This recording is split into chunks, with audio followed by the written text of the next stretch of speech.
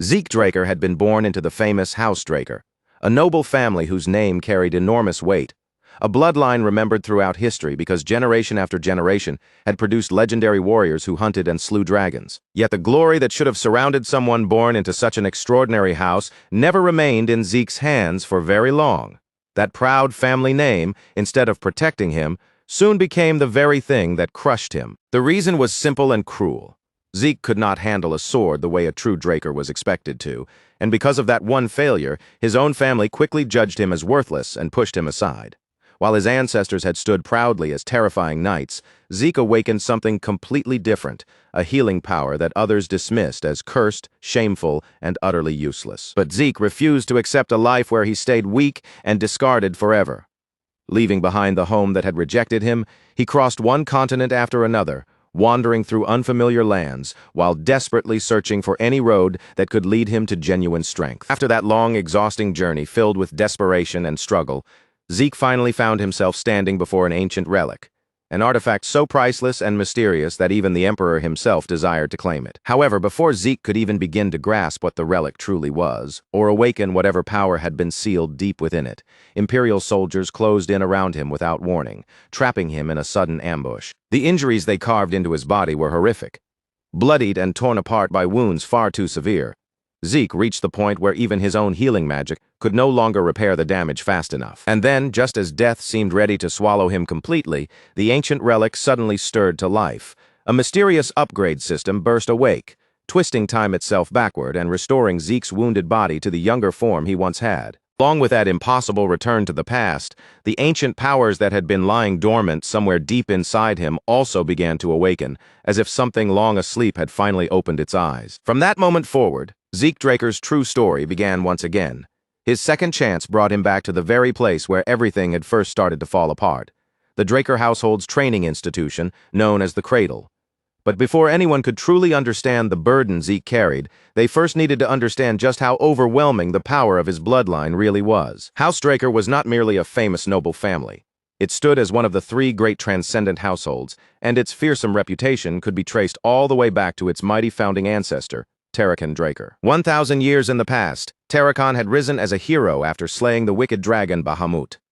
That single legendary achievement etched his name into history and secured the Draker family's authority for generations. From that era onward, nearly every descendant of House Draker inherited the blessing of Aura.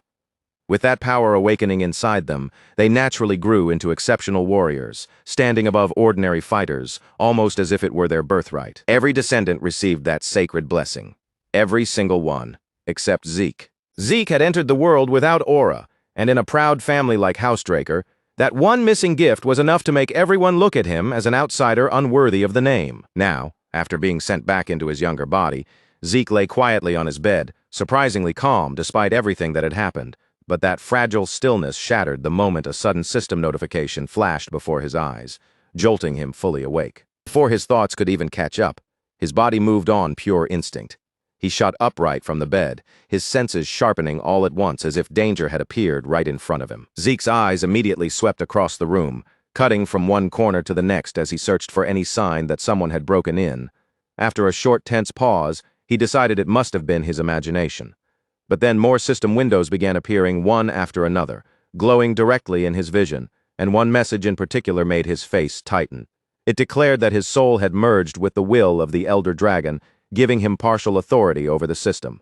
As the activation process completed, countless luminous panels flooded his sight, and the first window displayed his stats, his class, and a unique ability known as Draconian Skill, a power that could only be unlocked after he collected 10 karma points. The issue was that, right at that moment, Zeke had not gained a single one. His karma points were displayed clearly before him, sitting at an absolute 0. Once the first wave of confusion faded, curiosity began to take over. Zeke carefully tested the system, moving through the windows one function at a time, until he slowly started to understand how each panel reacted to his thoughts. Of everything listed inside the administration status window, there was one detail that caught Zeke's attention more strongly than anything else: his class skill. And there was a very simple reason why that specific term made him stop and stare. The word came from the ancient Draconic language, belonging to a classification system so old and forgotten that almost no one living in the present era could still properly understand it. Zeke remembered learning about it from his master.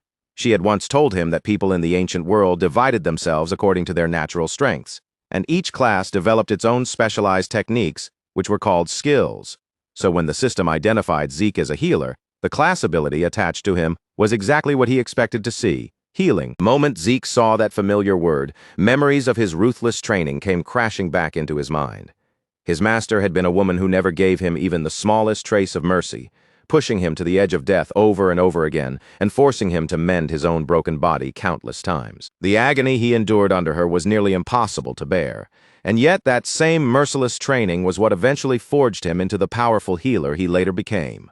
To see whether the system's display was truly accurate, Zeke gathered his focus and activated the ability himself. The answer came instantly, and it left him stunned. His healing power responded without the slightest delay. That should have been impossible. In his previous life, Zeke had not awakened as a healer until he was already in his 20s, after his Aether Hall had finally opened. Back then, the opening of his Aether Hall had been the decisive turning point, the moment that finally allowed his healing ability to surface properly. But in this new life, the meaning was clear. His Aether Hall was already open from the very beginning, long before it should have been. Zeke had not simply returned to the past with all the memories of his former life intact. His abilities had returned with him, too, placing a hidden advantage in his hands that no one around him could possibly anticipate. Just as Zeke was about to dig deeper into the system and test more of its functions, a voice suddenly called his name from outside the room, followed by a firm knock against the door. A flash of panic ran through him. Zeke hurried to shut every system window hovering before his eyes, desperate to erase them before anyone entered, and noticed something strange. But the person waiting outside showed no intention of waiting for permission. The door opened almost immediately, as if stepping into Zeke's room was already a natural right. The man who entered was Decker, Zeke's exclusive servant. Standing with his usual rigid posture and sharp, unforgiving expression, he had come to confirm whether his young master was ready for an important event. There was only one problem. Zeke had no idea what event Decker was talking about. Zeke's blank reaction instantly grated on Decker's nerves. The servant's gaze sharpened until it became almost piercing, the kind of look that could make most people instinctively lower their heads. To Decker, the idea that his young master had forgotten such an important day clearly pushed his patience to the breaking point. At the same time, Zeke's younger body began trembling without permission.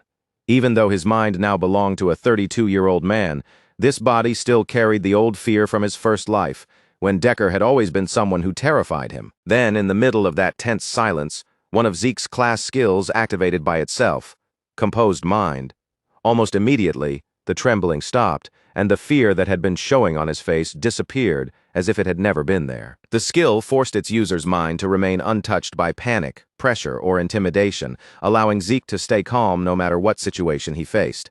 Seeing it trigger automatically, Zeke could not help but recognize just how useful that ability truly was. Meanwhile, Decker continued speaking in his stern tone, reminding Zeke again and again how important the upcoming event was. But Zeke simply stood there in silence, his face now composed and unreadable. Only after Decker repeated himself several times did Zeke finally answer. In a quiet, controlled voice, he admitted that he remembered what day it was. And the truth was, Zeke remembered it far too clearly. This was the day of the evaluation test, known as pancration. But to understand why that name carried such heavy meaning, one first had to understand how the Draker training system inside the cradle actually functioned. Starting at the age of 7, every child of House Draker was forced into 5 full years of harsh training, drilling the fundamentals of combat into their bodies until movement, defense, and attack became second nature. Every year, those students were put through severe evaluations, tests designed to measure how well they had developed their swordsmanship and their hand-to-hand fighting skills. Among all of those evaluations, pancration was the most important and the most brutal. It was a no-rules battle where almost anything was permitted. Most of the time, instructors decided who would fight whom, though students could also challenge each other if both sides agreed.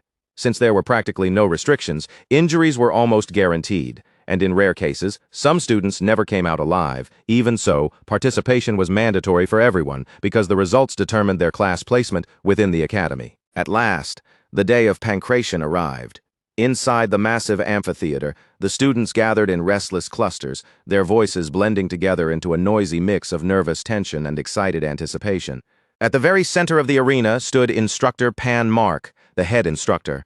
His sharp eyes moved across the gathered students before he reminded them that this was the final stage of their evaluation. Students responded with a thunderous shout, their voices crashing together and echoing throughout the amphitheater with such force that even the instructor's attention was drawn toward them. But among the crowd of gathered students, a few soon noticed Zeke standing there. Almost immediately, whispers began to spread. Some of them smirked openly and mocked him under their breath, laughing at the fact that he had actually dared to show up again after the humiliation he had suffered the previous year. Before long, the duels finally began for real, and the air inside the huge amphitheater seemed to tighten all at once as the first fighters stepped into the arena. The very first match was over almost as soon as it began. It ended so abruptly that several of the watching students barely even had time to understand what had just happened. A student named Aaron walked in, closed the distance without hesitation, and drove one sharp uppercut straight into his opponent's body. In a single clean motion, he knocked the other student unconscious before the fight could gather even the slightest momentum. The students around the arena stared at the scene in stunned admiration, clearly impressed by how easily Aaron had ended it. But Zeke Draker watched the whole thing with a calm, almost bored expression, completely untouched by the excitement around him. To Zeke, that kind of fight was not something worth reacting to anymore. He still remembered the time when pancreation had filled him with fear, when every match looked like a nightmare waiting to drag him under. But after all the brutal experiences he had survived in his previous life, the combat in front of him now felt almost immature. As the matches went on one after another, Zeke kept yawning, waiting for his own turn, with the lazy attitude of someone watching an event that barely concerned him. But across the arena, one student had been staring at him the entire time, Leon Conrad, whose eyes stayed locked on Zeke as if he had been waiting for this moment all day. Eventually, Zeke's name was called, and just as expected, the opponent announced with him was Leon. While Zeke casually rubbed at his sleepy eyes, Leon wasted no time closing in with both insults and clenched fists, dragging up the humiliation Zeke had suffered the year before. And of course, Zeke remembered it. That memory was still painfully sharp. The image of his younger self begging Leon for mercy. The helpless Zeke who had once trembled in front of Leon belonged to another time. That weak version of him had already been left behind in the past. Leon had been arranged as Zeke's opponent year after year, so Zeke knew him far too well. He knew Leon's petty tricks, his ugly arrogance, and the spoiled pride that came from having a rotten family standing behind him. In Zeke's mind, it was obvious that Leon had worked things out behind the scenes to make sure they would face each other again. Honestly, Zeke would have rather dealt with a loyal dog that might bite than a cousin like Leon. In his previous life, he had never even been given the chance to meet his 4 direct siblings. What he did have, though, was an endless supply of cousins, and most of them had never missed a chance to treat him like an easy target whenever he appeared in front of them. Leon called out to him again, his voice thick with mockery as he threw one insult after another, deliberately bringing up Zeke's disgraceful defeat from the previous year. With a sneer on his face, Leon even asked whether that humiliation still had not been enough to frighten Zeke away from pancreation for good. But no matter how much Leon kept talking, Zeke's face remained unchanged. Thanks to composed mind, his thoughts stayed steady, his breathing stayed even, and his emotions refused to be shaken. Still, being calm did not mean Zeke was willing to tolerate everything. He could let plenty of things pass, but even he had a limit to how much disrespect he would quietly endure. When Zeke finally answered in a short, icy tone, the response only poured more oil onto Leon's temper. His anger flared, and in the next moment, he crossed the line completely. Without warning, Leon reached out and grabbed Zeke by the head, trying to shove him down and make a public show of who was supposed to be standing above whom in that arena. That choice turned out to be a disastrous mistake. Before Leon could even grasp what had changed, Zeke's fist slammed straight into his face and hurled him backward, and in that single instant, the entire amphitheater went completely silent. That devastating hit was not just an ordinary punch thrown because Zeke had lost his temper. The blow had been enhanced by critical strike, a skill that greatly amplified the damage of an attack. But the skill was not without risk. If the strike missed or failed to land properly, it could leave the user open and give the opponent a chance to counterattack. This time, however, Zeke's fist connected perfectly. There was no opening for Leon to exploit, no chance for him to recover. He collapsed onto the ground, twisting in pain as he clutched his injured face. Zeke stood still for a brief moment and looked down at him, realizing that he had only intended to knock Leon unconscious. Activating critical strike by accident had not been part of his plan, but the punch had already landed, and there was no undoing it now. The instructor quickly rushed over to inspect the injured brat, scolding Zeke for attacking before the match had officially started. Zeke, however, did not appear even remotely troubled. Instead, he calmly asked why permission was necessary when both fighters had already stepped into the arena. After all, in an actual fight, the first person to move was the one who seized the advantage. So why would anyone willingly give that up? As Zeke spoke, a sharp and dangerous pressure began spreading from him, and the killing intent radiating off his body was intense enough to make the instructor visibly tremble. At that moment, Leon hurriedly forced himself to speak, insisting to the instructor that everything that happened was fair and pancration. If Leon backed away now, the humiliation would be impossible to endure. Desperate to reclaim even a small piece of his pride, he demanded that the match be officially started. The instant the signal was finally given, Leon rushed straight ahead without thinking, throwing his body toward Zeke in a reckless charge. It was yet another terrible decision. Zeke faced him head-on once more, stepping into the attack and driving another punch directly into Leon's face. But this time, Leon felt no pain at all. Just a second earlier, the memory of that first devastating hit had terrified him, making him dread taking another blow. Once Leon realized that Zeke's second punch had not hurt him, his foolish confidence surged back almost immediately. He convinced himself that the first hit must have been nothing more than lucky timing. As long as he stayed alert and guarded himself properly, Leon believed Zeke Draker would never be a real threat. Then Leon noticed a subtle shift in Zeke's stance, the slight movement of his body showing that he was preparing to strike again with his left hand. Reading that motion, Leon ducked at the perfect moment, slipping beneath the incoming attack before latching onto Zeke and trying to slam him down against the arena floor. But in the very next instant, Leon was hit by a strike so fast that even the spectators watching closely could not follow what had happened. His entire body jolted violently from the impact, the force rattling through him so hard that his face went blank with shock. Even the instructor, who had been certain Leon had just seized the advantage, froze where he stood with a stunned expression, unable to understand how the flow of the fight had reversed so suddenly. Zeke had slipped out of Leon's hold with frightening precision and struck him cleanly on the chin. Leon's mistake had been believing Zeke was trapped and lowering his guard for even the briefest moment. But Zeke had never lost concentration, not even once. The focus, timing, and accuracy needed to land such a perfect counter were already extraordinary by themselves. As the instructor watched the exchange unfold, the certainty he had always carried began to crack. He found himself wondering whether this was truly the same Zeke Draker everyone had dismissed for so long. Leon, on the other hand, was beginning to fall apart. That heavy blow had scrambled his senses, leaving his body swaying and his mind unable to properly process what was happening. Before Leon could even make sense of the shock, another strike slammed into him. The force sent him staggering backward, but Leon clenched his teeth, forced his unsteady body to hold its balance, and threw a desperate punch in return. At that exact critical moment, another one of Zeke's class skills activated on its own, heightened sense. The ability sharpened his perception to an unbelievable degree, making every movement in front of him appear dramatically slower, 960 frames per second. With Leon's punch crawling toward him as though it were dragging through thick air, dodging it became almost effortless for Zeke.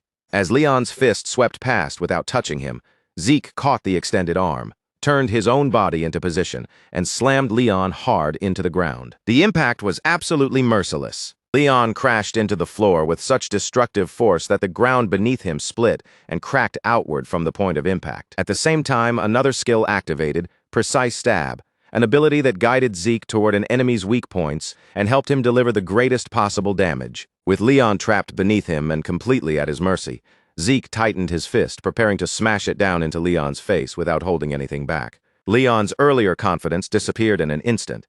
Panic flooded his face as he desperately begged Zeke to stop. But Zeke did not pause, not even for a heartbeat. Zeke's fist dropped straight down onto Leon's face, landing squarely with enough power to leave him utterly destroyed. The sheer brutality of that final blow left the instructor drenched in cold sweat, while every student seated around the amphitheater remained frozen in stunned, breathless silence. For Zeke Draker, that final punch brought a satisfaction so deep it almost washed through his entire body. After spending years being bullied, laughed at, and forced to swallow humiliation, he had finally turned the whole situation upside down with his own fists. And it was not only about crushing Leon Conrad. That brutal victory was also a message, one loud enough for every student in the amphitheater to understand. From this point on, the rest of his cousins would have no choice but to hesitate before trying to toy with him again. Of course, whether they actually learned from what they had just seen did not matter much to Zeke, because if any of them were stupid enough to step into his path anyway, Zeke was fully prepared to beat that mistake into their bodies so deeply that they would remember it for the rest of their lives. Even after watching Leon Conrad get crushed so miserably, there were still fools who failed to read the mood. One particularly arrogant punk, Jaken Wardek, stepped out from among the students and boldly challenged Zeke to a pancration match. Jaken was clearly burning to prove himself. His eyes carried that obvious hunger to overpower Zeke in front of everyone, as if defeating him by force would erase the shock spreading through the arena. Zeke, however, found the whole challenge almost laughable.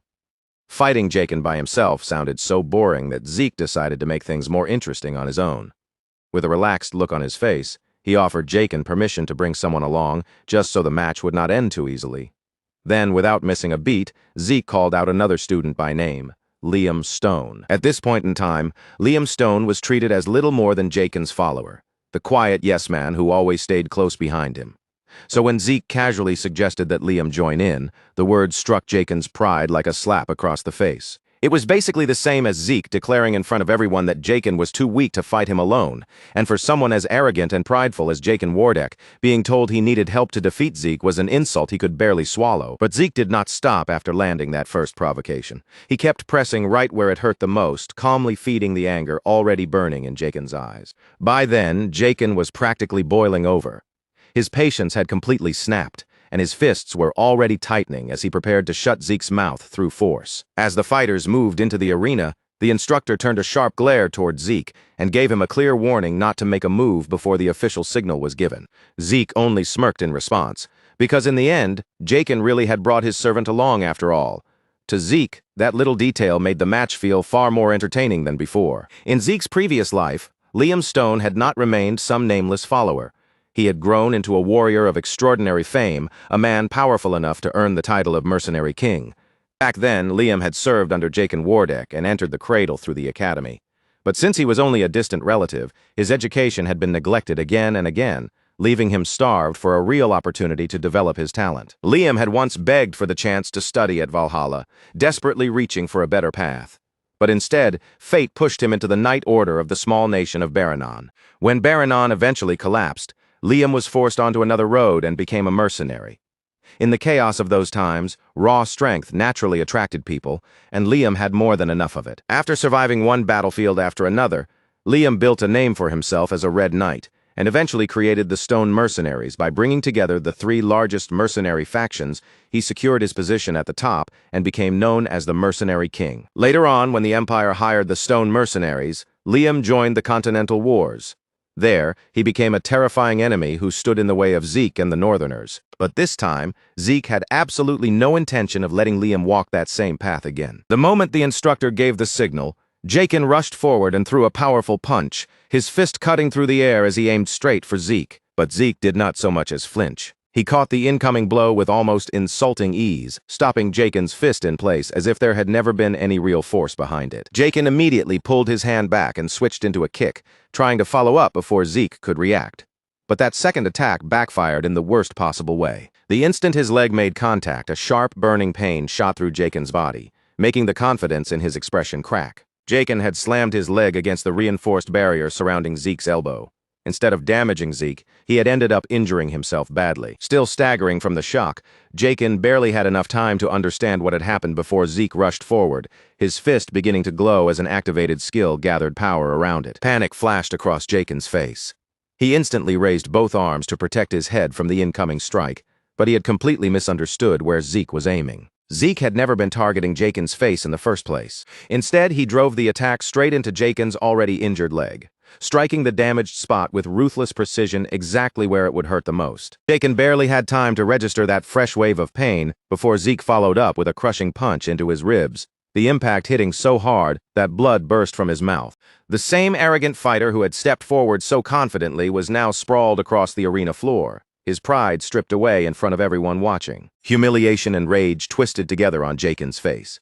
Unable to accept what had happened, he snapped at his sidekick and ordered Liam Stone to finish Zeke off immediately. And with that command, it was finally Liam's turn to step into the fight. As Liam moved forward, a heavy and unmistakable killing intent began to radiate from him, changing the air around the arena in an instant. The most dangerous thing about facing Liam was his ridiculous reach. If Zeke allowed him to make the first move, the entire rhythm of the battle could shift against him before he had a chance to recover. Understanding that clearly, Zeke chose to seize the initiative first, moving before Liam could fully take advantage of that reach. He shot forward in a rapid assault using a skill called Slash, his body moving so quickly across the arena that, for a moment, It almost seemed to blur. Then Zeke unleashed a fierce barrage of punches, striking over and over again without giving Liam even a small opening to breathe. The speed of Zeke's attacks disturbed Liam's vision and forced him to stay on the defensive. Even so, it was obvious from the atmosphere that the real fight had only just begun.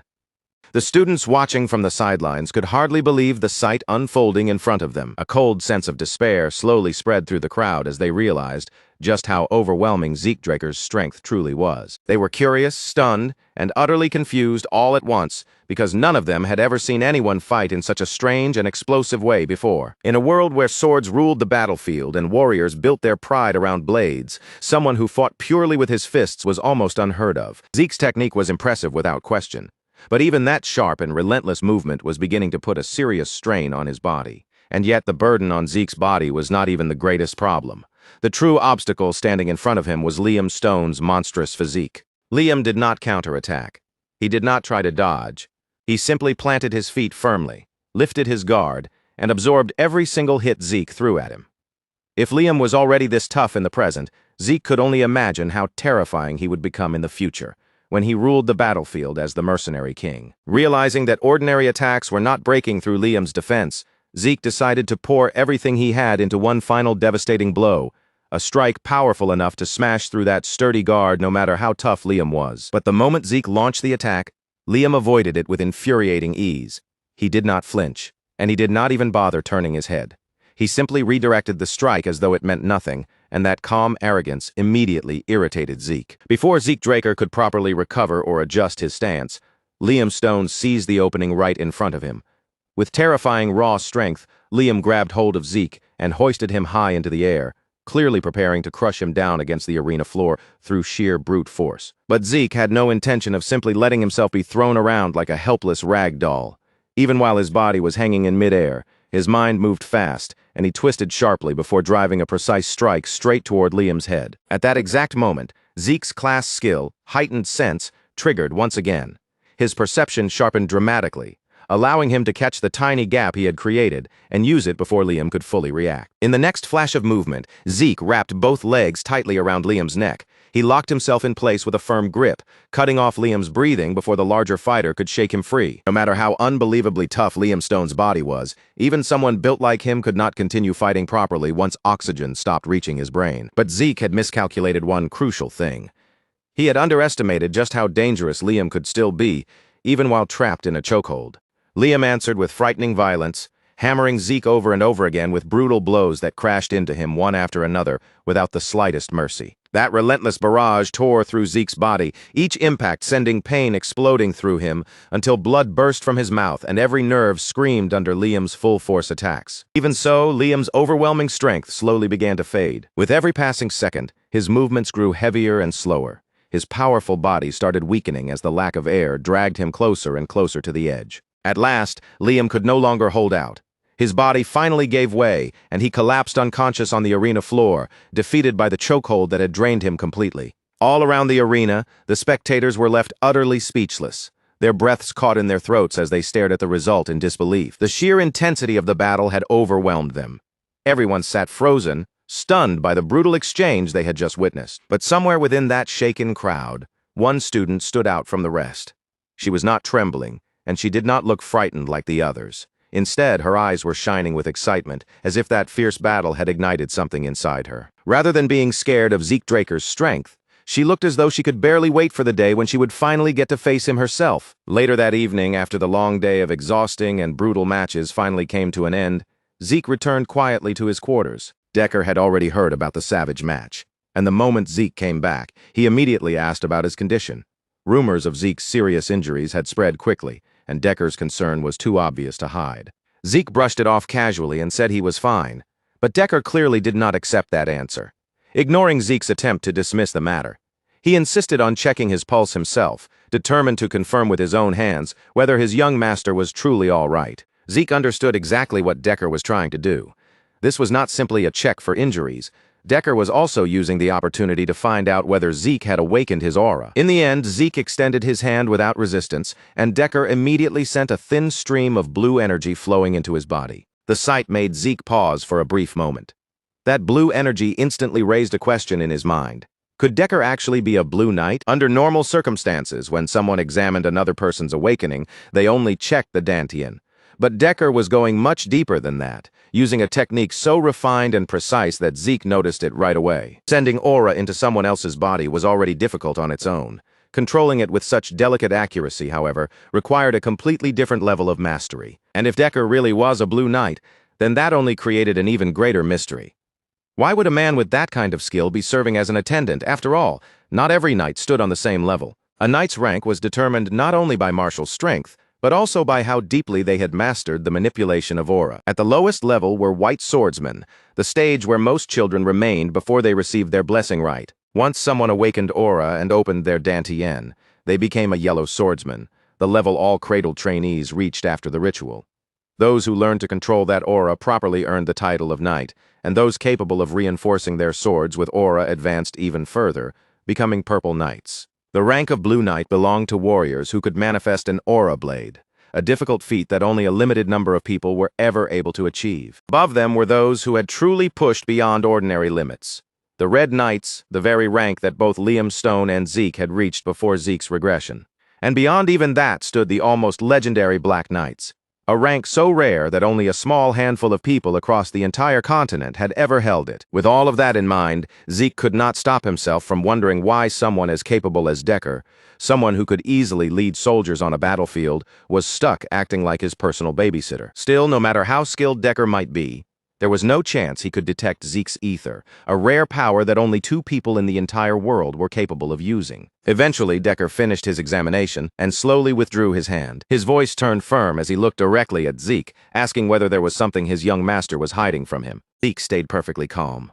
Without allowing even the smallest trace of panic to surface, he acted as if he did not understand the question and calmly turned it back on Decker, asking whether Decker knew something that he did not. For a brief moment, a heavy silence settled between them.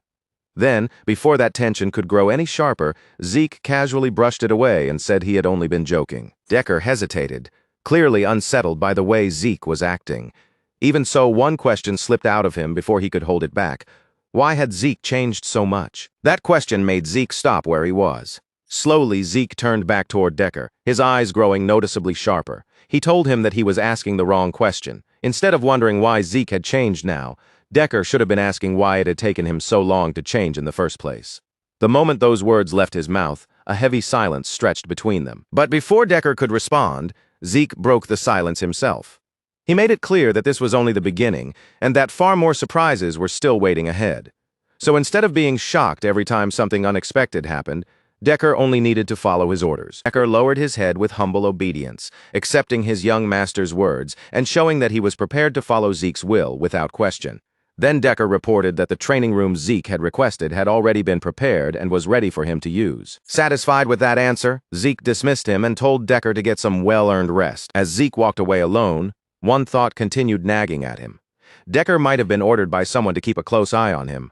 If that was true, then leaving Decker nearby would actually be the smarter choice. By keeping him close, Zeke could influence him and eventually draw out whatever information he needed. The real question was who had given the order. It was unlikely that anyone from his mother's side would dare make a move like that, which meant the command had most likely come from one of his siblings. When Zeke stepped into his personal training room, he paused for a moment, caught off guard by how extravagant the space was. The sheer quality of the room reminded him once again that Housebreaker truly deserved its powerful reputation and name. Before starting his training, Zeke decided to open the system and check his current status. With a single command, the system panel appeared in front of him. Right away, Zeke noticed that his slash skill had already reached proficiency. He did not know exactly how it had happened, but one likely explanation quickly formed in his mind. It had probably improved through repeated use. Unlike certain abilities, slash activated naturally through his movements, meaning he did not have to consciously trigger it every single time. If that was how the system worked, then any new techniques Zeke learned in the future might also be registered as skills. Still, one thing remained unclear: the difference between an ordinary skill and a class skill. They seemed similar on the surface, both activating almost instinctively, but Zeke was certain there had to be an important distinction between them. Then Zeke's eyes shifted toward another entry on the glowing panel, the Draconian skill. But even after opening the panel, Zeke Draker still could not use the Draconian skill. The requirement was clear. He needed 10 points to unlock it, yet his karma points remained stuck at 0. When he selected the option to check the details, a system message appeared before his eyes, explaining that karma points could be obtained by killing monsters. That information immediately sparked a new thought in Zeke's mind, because if there was one place where monsters gathered in large numbers, it was inside dungeons. The problem was that dungeons were not places just anyone could casually enter. Access was strictly limited, and only those who had reached at least the level of Purple Knight were permitted to step inside. Zeke had not reached that level yet, which meant the most important mysteries still remained unanswered.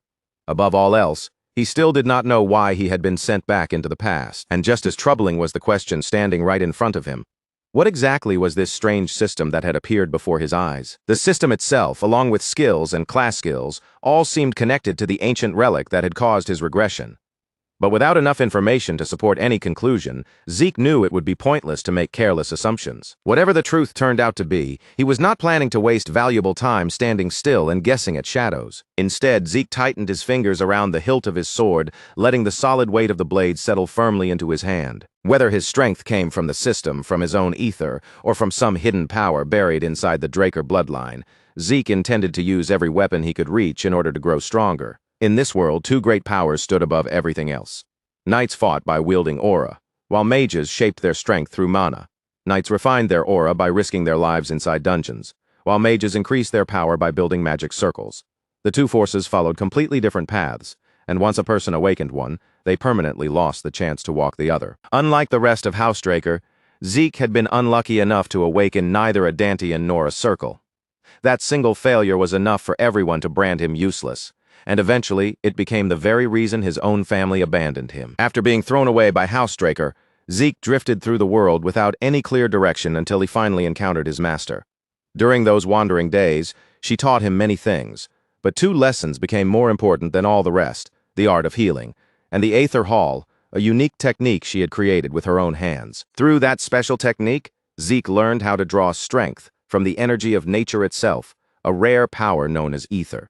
Even now, in the entire world, only two people were capable of using ether: Zeke and his master. After just 2 hours of relentless training, Zeke could already feel his body reaching its limit, as if his limbs were about to collapse beneath him.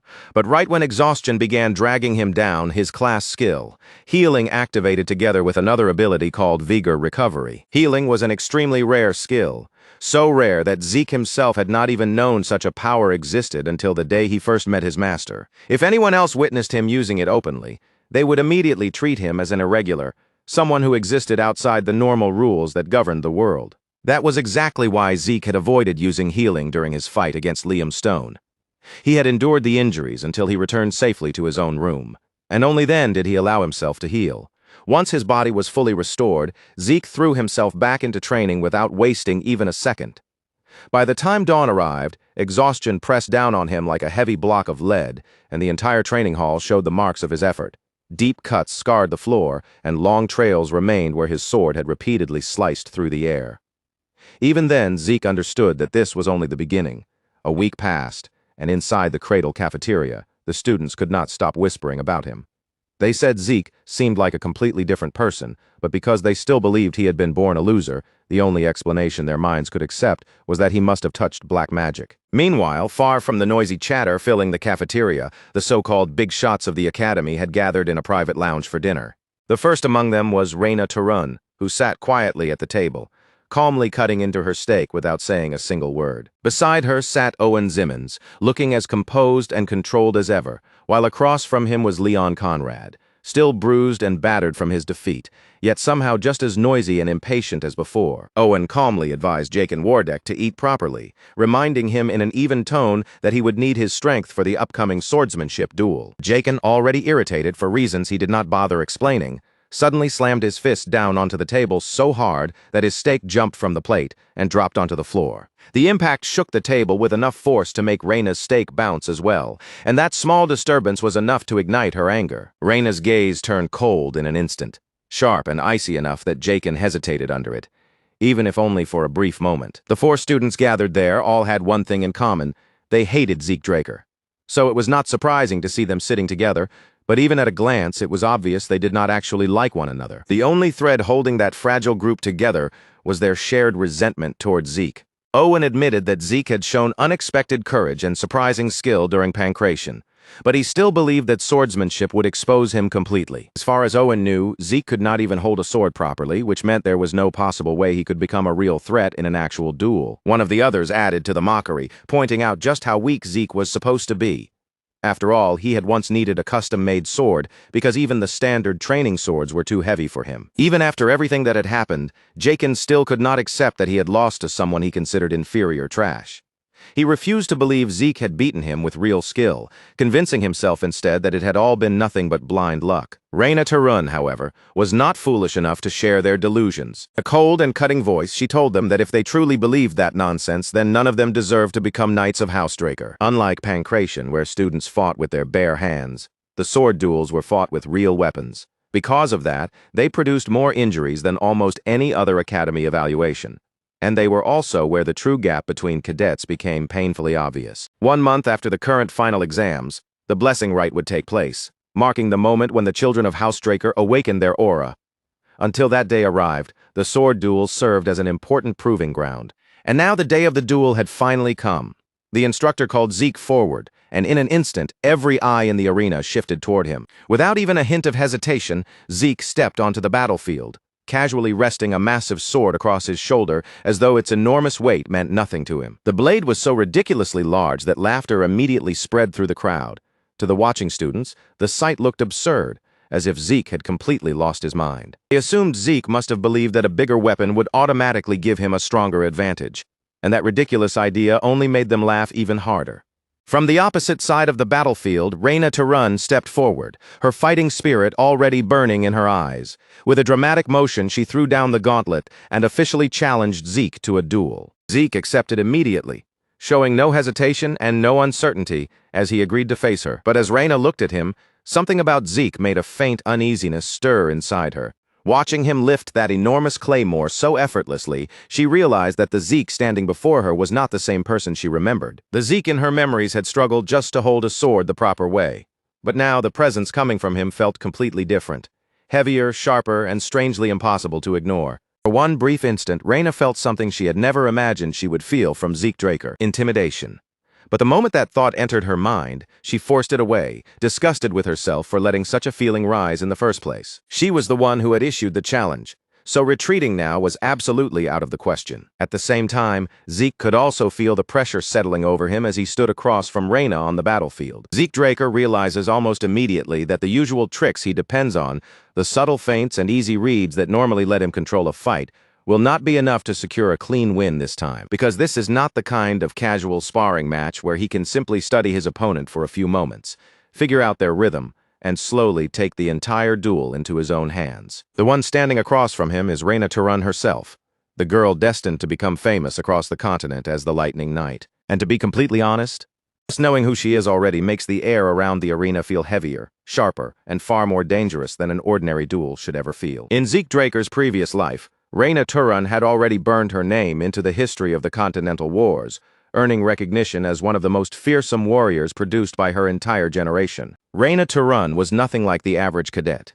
Years before she ever received the blessing rite, she had already awakened her aura, an achievement so rare that it placed her on a completely different level from everyone around her.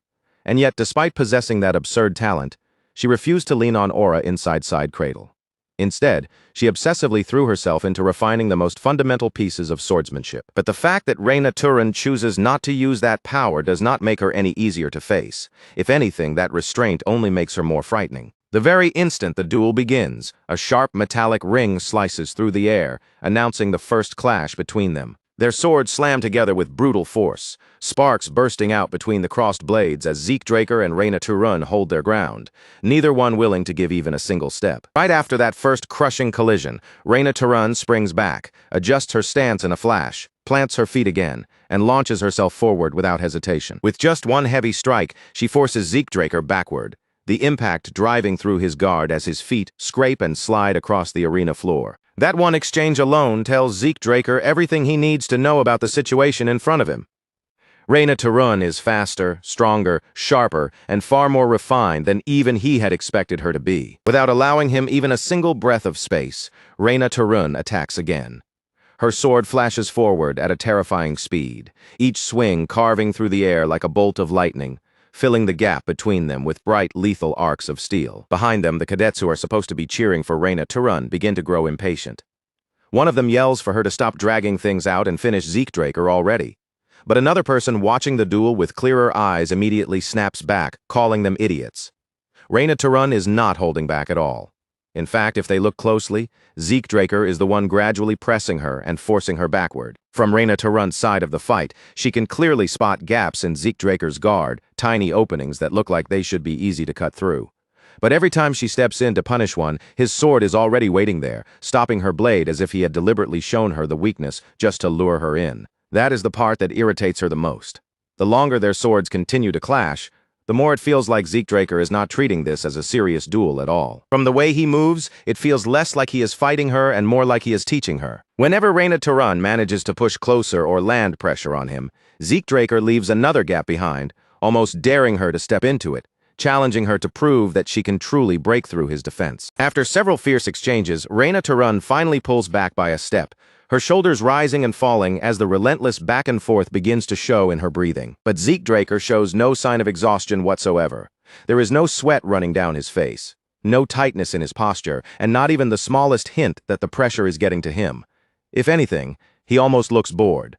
Reina to run is fighting honestly, refusing to touch her aura and relying only on pure sword technique, exactly as he expected from someone so obsessed with perfecting the basics. But now that the duel has reached this point, Zeke Draker decides it is time to push her even harder and help crack open that stubborn shell, lowering his entire body into a much deeper stance. From the way his weight settles and his posture tightens, it looks like he is preparing to close the distance in a single explosive burst. Reina to run, fully confident in her own speed, does not treat Zeke Draker's lowered stance as anything she needs to fear.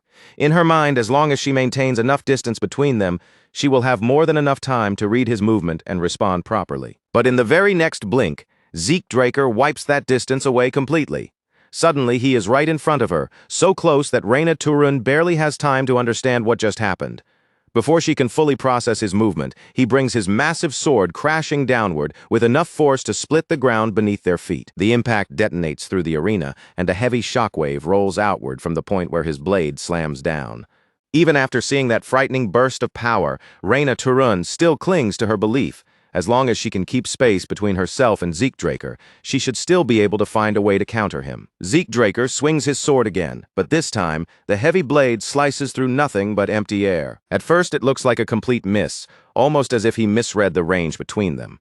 But that strike was never meant to land directly on Reina to run in the first place. The sheer force behind the swing rips fragments from the ground and sends debris shooting straight toward her face. The pieces smash into her nose, leaving it bruised, battered, and burning from the sudden hit. The moment Reina to run flinches from the impact, Zeke Draker closes in without the slightest hesitation, his sword already rushing toward her before she can recover. The shining edge comes to a stop just a few centimeters from Reina to run's neck, close enough for her to feel exactly how near defeat truly is. In that single frozen instant, Reina to run is absolutely certain the duel has ended, but then something no one in the arena expects suddenly happens. Zeke Draker's sword slips out of his hands and flies away, clattering down several feet from where he stands. The crowd bursts into noise immediately, and the cadets rush to declare Zeke Draker the loser. Cheers rise up for Reina to run, praising her supposed victory and celebrating the fact that she apparently won without using her aura. But not everyone watching is fooled by that final moment. The instructor's face goes deathly pale, his expression tightening with pure horror, as though he has just witnessed something far more serious than a simple duel result.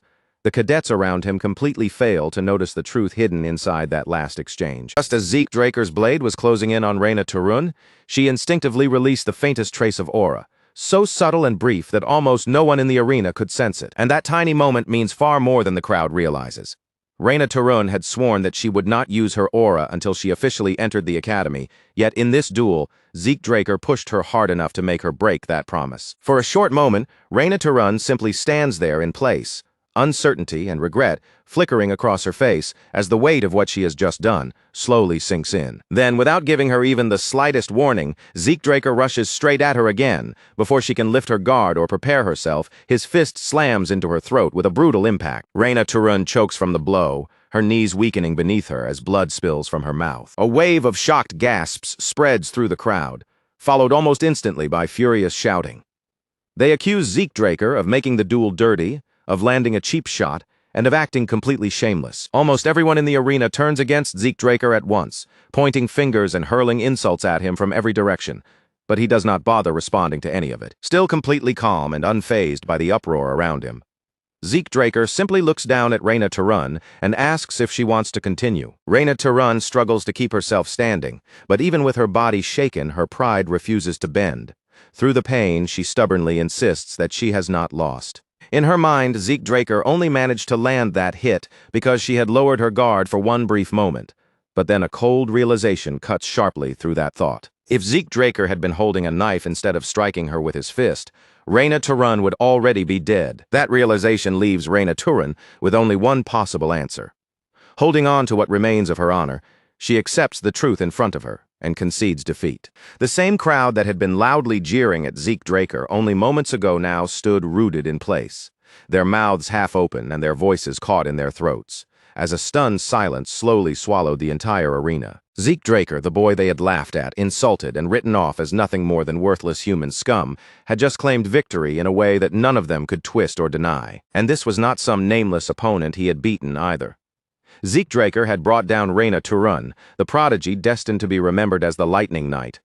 For most of the spectators watching from the side, the idea of Reina Turun actually losing felt almost impossible to accept. Meanwhile, far away from the cradle, at Abel Draker's castle, the aftermath of a merciless battle painted a much darker scene, with bodies strewn across the pit below like the remains of a brutal slaughter. William Zimmons stared down at the carnage with disbelief written across his face, unable to understand how Abel Draker could sit there so calmly, lifting his tea as if the bloody scene around them was nothing out of the ordinary. But Abel Draker's mind was not truly focused on the bloodshed scattered below him. His thoughts had already moved elsewhere, settling on the letter that reported Zeke Draker's victory over Reina Turun. After placing his cup down with quiet, precise control, Abel Draker calmly asked when the upcoming blessing rite was scheduled to take place. And when he was told that the full moon was still some time away, Abel Draker decided that this timing created the perfect opportunity for him to personally visit the Draker family. William Zimmons was visibly caught off guard by that decision. Abel Draker intended to go alone, but for a famed swordmaster like him, this was clearly far more than an ordinary family visit. What Abel Draker truly wanted was to see it with his own eyes, to witness exactly what kind of awakening the youngest Draker would reveal. Back at the cradle, while everyone continued buzzing with excitement and disbelief over Zeke Draker's victory, Zeke himself remained completely unmoved by all the attention surrounding him. Instead of celebrating, boasting, or soaking in the praise that had suddenly turned toward him, he quietly went right back to training, as if nothing particularly special had happened at all. The days passed one after another, then the weeks began to follow, and before anyone realized it, a full month had slipped by.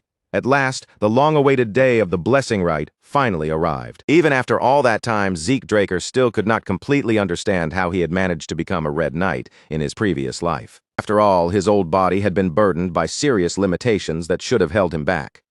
Once his training was finished, Zeke Draker quietly gave the command to open his status window, and just as he had expected, his mastery skill had risen all the way to the expert level. But what drew Zeke Draker's eyes even more was not just the improvement itself, but the strange pattern hidden behind that growth. Every time one of his skills climbed to a higher rank, its mastery level would reset, giving him another chance to sharpen, polish, and refine that same ability from the beginning all over again. His swift steps skill had also improved, the very technique he had used in that decisive moment to defeat Reina Turun. At the same time, Zeke Draker could feel Decker standing close by, quietly watching him with a careful and attentive gaze. A short while later, Decker stepped forward and informed him that it was time to begin preparing. They would be leaving for the blessing rite in 2 hours. It had been a long time since Zeke Draker had last gone anywhere near the Draker family's main estate, the great residence that stood within the Troy Duchy. Although the family's central home was located at the heart of the continent, the blessing rite itself was not held there, but at a legendary place known as the Dragon Slayer's Tail. When Zeke Draker finally arrived, he stepped down from the carriage and made his way into the lair of the dragon's nest. As he moved deeper inside, Zeke Draker quickly realized just how important the people gathered in that place truly were. The chamber was filled with powerful VIPs, each one carrying enough status and influence to make the atmosphere inside feel dense, heavy, and difficult to ignore. Zeke Draker was certain that some of them had come as envoys, sent there specifically to watch his awakening and judge the result with their own eyes. Even so, Zeke Draker remained confident. Once his true awakening was revealed, every expectation those people had brought with them would be completely shattered. That steady confidence wavered the instant his gaze landed on one particular man standing among the crowd. It was a man whose very presence alone was enough to make Zeke Draker's blood burn hot beneath his skin. Abel Draker was there, casually shaking hands with another guest, acting as though his sudden appearance at the ceremony was perfectly normal. From the calm look on Abel Draker's face, he did not seem especially interested in the ceremony itself. There was only one thing at this event that had truly caught his attention: his youngest brother, Zeke Draker. To the public, the Draker family's second son was known as the Lion Blade. But in Zeke Draker's memories from the past, Abel Draker was remembered by a far darker title: the Butchering Knight. Standing in front of his older brother, Zeke Draker forced his face to remain calm, locking every surge of anger and emotion deep behind a composed expression. For now, there was not much else Zeke Draker could do. In his previous life, Abel Draker had never come to the Blessing Rite to witness his awakening. That could only mean one thing: Zeke Draker's actions during the pancration competition had already begun changing the path of fate. Zeke Draker clenched his fists in frustration, but almost immediately, the meaning of this change struck him. This was not only a dangerous complication, it was also a rare opportunity. Before much more time could pass, the ceremony officially began, and the attention of the entire chamber shifted toward the ritual. Aaron was the first warrior to be called forward to undergo the blessing rite. Without showing even the smallest trace of hesitation, Aaron stepped up to the mystical pool and lowered his arm into its surface. Almost instantly, blue energy surged through Aaron's body, wrapping around him in a vivid pulse of power that made the ritual's presence impossible to ignore. An elder explained that every Draker descendant had their aura sealed until they graduated from the cradle at the age of 12. This ritual was the process that awakened that hidden power, separating them from ordinary warriors. Most knights only reached awakening in their 20s, but the Draker bloodline arrived at that stage with astonishing speed.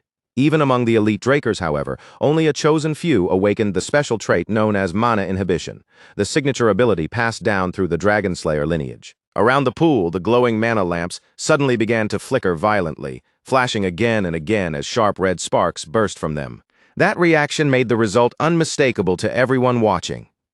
Aaron had undergone a pure-blood awakening. Knights who possessed mana inhibition could stand on equal ground with powerful red knights and even black knights, but that incredible strength came with a serious burden, because their bodies became so resistant to mana that even ordinary daily life could become difficult. In order to keep that effect under control, they needed to wear special gloves crafted by the Draker family. A clear example of that was standing right in front of them. Reyna Tarun, who had already completed her own awakening. She now wore gloves at all times, a visible sign of both the power and the burden carried by pure-blood knights. Once a candidate proved their pure-blood status, they were officially recognized as a true member of the Draker family, gaining access to enormous resources, greater authority, and the finest training the family could provide. The murmurs moving through the audience grew louder and more restless. Now, the most anticipated awakening of the entire ceremony had finally arrived. It was Zeke Draker's turn, and whispers filled the room, as many believed his awakening might surpass even Reyna Tarun's. As Zeke Draker walked forward, a strange and unsettling sense of déjà vu washed over him, as if the heavy air around the ritual site had dragged him straight back into a memory he had never been able to erase. He had stood in this exact place once before, facing this very same moment. Only back then, the heart beating in his chest had been completely different. In Zeke Draker's previous life, this day had not brought him glory or pride. It had left him with shame, bitterness, and a crushing disappointment that stayed with him for years. Back then, the blessing rite was the only reason he had been allowed to remain in the cradle at all. But instead of becoming a moment of hope, or something he could look back on with pride, that experience had marked him with humiliation. This time, however, everything was different. Zeke Draker was no longer the helpless boy from that life. He had learned how to heal, how to control ether, and how to fight in a way only he could. Through pain, relentless training, and desperate survival, he had forged resilience, strength, and the resolve to carve out a path that belonged to no one but himself. So as Zeke Draker stood before the bronze statue, a quiet anticipation began rising inside him. This time, more than ever before, he truly believed the ritual would give him something extraordinary. The moment Zeke Draker lowered his arm into the pool, the bronze statue responded instantly. It started to tremble violently, shaking, as though something buried deep inside it had suddenly been disturbed, and then, without warning, it froze completely still. Thick silence dropped over the entire room. No one moved and no one dared to speak. Across the long history of the blessing rite, nothing like this had ever happened before. Even Abel Draker, a man known for keeping his composure no matter what kind of monster or disaster stood before him, was left speechless for a brief moment. Zeke Draker slowly withdrew his arm from the pool, and in that instant he already understood what the result meant. Nothing had changed, no matter how desperately he had trained, and no matter how much stronger he had become. The outcome seemed to be exactly the same as it had been before. He realized then that Abel Draker's unexpected appearance had shaken his judgment. He had let himself believe, even for a moment, that this life might give him a different answer, even though somewhere deep inside he had always known the truth. The people watching soon began to whisper among themselves, and the awe they had been holding only moments earlier quickly twisted into mockery. The candidate everyone had waited for had failed to awaken, and sneers began spreading through the hall as they stared at a direct descendant of the Draker bloodline. And yet, there was not a single clear sign of awakening from him. To the crowd, it made absolutely no sense, and the murmurs surrounding Zeke Draker grew sharper, colder, and more openly cruel. Some of them even started questioning his victory over Reina Turan, convincing themselves that Zeke Draker must have won through dirty tricks, deception, or some hidden scheme. But Zeke Draker himself did not care about their doubts. He had no interest in wasting even a shred of energy on their judgment. Instead, Zeke Draker turned his focus inward, already searching for another path that would allow him to continue growing stronger. Just then, the system suddenly cut into his thoughts with an unexpected message, reporting an error and offering an apology. It stated that critical information had been missing from the class identification process. Zeke Draker's eyes narrowed in confusion. What was that supposed to mean? Before he could fully make sense of the message, the system continued speaking. The missing input was now complete. The system confirmed that terminal identification had succeeded, and that the user's talent had been recognized as healer. In that very moment, a powerful surge rushed through Zeke Draker's body. His class had finally unlocked, but the change was not finished yet. A second message appeared right after it, announcing that a rare class had been unlocked. Then the bronze statue suddenly erupted with light. A deep red glow flooded the chamber, revealing the unmistakable sign of a pure-blood awakening. Gasps broke out from every corner of the room. No one there could believe what they were witnessing. How could Zeke Draker jump straight into the status of a Red Knight? The system's connection to him deepened even further, reaching into something hidden within Zeke Draker's soul, and unlocking the ancient dragon's blessing. Abel Draker watched the entire scene unfold in silence, his expression unreadable as his sharp eyes studied his younger brother with cold, calculating focus. Then another change struck him. The system still was not done. Zeke Draker's existing talents began to merge together, twisting, reshaping, and fusing into something completely new. His screen refreshed once again, and this time it revealed a title unlike anything Zeke Draker had ever seen before. A unique class had been unlocked, the Immortal. A golden shimmer wrapped itself around Zeke Draker's body, pulling every gaze in the hall back toward him once more. The spectators had barely recovered from the red light, and now they were staring at an even greater mystery. Some people desperately tried to insist that the statue must have malfunctioned, but that excuse could not explain the way the mana lamps had reacted to his awakening, and at the same time no mana inhibition had appeared. So the onlookers tried to dismiss it as a false pureblood awakening, even though doubt was obvious in their own voices. None of them truly believed the explanation they were forcing themselves to say. And that was the moment Abel Draker finally moved. With slow, deliberate claps, Abel Draker cut through the suffocating tension that had settled over the room. A faint, mocking amusement colored Abel Draker's voice as he asked why no one had bothered to congratulate the newly awakened pureblood. Abel Draker's applause was not really a suggestion. It was a command, and with no room left to refuse, everyone else in the hall had no choice but to follow his lead. One by one, the harsh whispers died away, replaced by the stiff and reluctant sound of applause spreading throughout the chamber. Abel Draker did not hesitate before ordering that a pair of gloves be prepared for his younger brother. Zeke Draker accepted the gloves, but he barely managed to hold back a scoff. He already knew perfectly well that he had no need for something like this. Even so, Zeke Draker said nothing. He simply turned away and walked off, hiding every thought behind a calm, unreadable face. Abel Draker, however, looked strangely satisfied as he watched Zeke Draker leave. Zeke Draker felt anything but grateful. Out of every person in that room, Abel Draker was the one acting like he was helping him. Just thinking about it was enough to make Zeke Draker's blood boil beneath his skin. With the blessing rite now finished, the ceremony smoothly shifted into a celebration, giving the gathered guests a chance to mingle, talk, and enjoy the occasion. But Zeke Draker had no desire to take part in any celebration. He had not come here to socialize or entertain anyone. Just as he was about to quietly slip away, a voice suddenly called out his name. Zeke Draker stopped in place. This was not how things were supposed to unfold. He had never expected Abel Draker to approach him so suddenly. His older brother spoke in a casual tone, asking where Zeke Draker thought he was going. Then, to Zeke Draker's disgust, Abel Draker extended his hand toward him and offered his congratulations. Zeke Draker hated Abel Draker from the very bottom of his heart, but refusing that handshake in front of everyone would only create unnecessary trouble.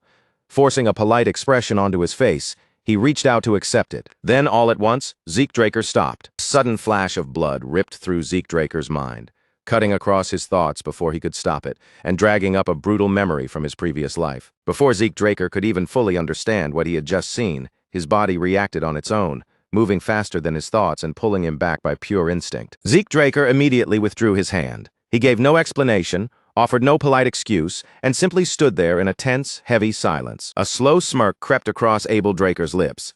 His voice remained light, almost casual, but there was a sharp edge buried beneath every word as he remarked how awkward this was, saying that his dear little brother had just embarrassed him. Zeke Draker clenched his jaw so tightly it nearly ached. No matter how many people were watching, he could not force himself to shake Abel Draker's hand. Not after everything he remembered. Not after knowing exactly what kind of monster his older brother truly was. Abel Draker, however, did not seem especially offended.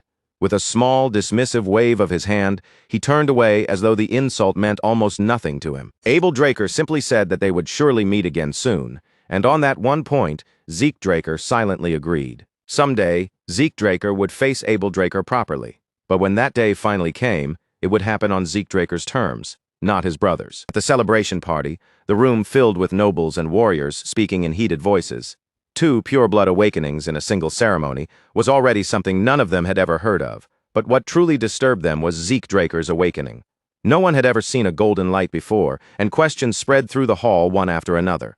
What did it mean? Was it some kind of awakening even greater than pure blood? And yet, even though Zeke Draker had become the center of everyone's curiosity and speculation, the person they all wanted to see was nowhere in sight. That was because Zeke Draker had already slipped away quietly, choosing silence and solitude over the empty chatter and probing stares of the crowd. Inside a quiet room away from the celebration, Zeke Draker sat down and released a slow breath, finally free from the suffocating pressure of all those watchful eyes. Even then, his mind refused to settle.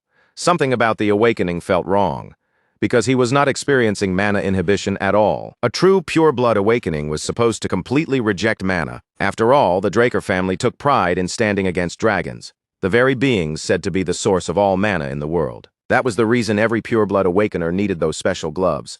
Their bodies could no longer interact properly with mana-based tools and devices, so the gloves existed to suppress that resistance and make daily life manageable. But Zeke Draker was sitting there without feeling any of those effects. He removed the gloves and slowly flexed his fingers, carefully testing the sensation for himself. There was nothing.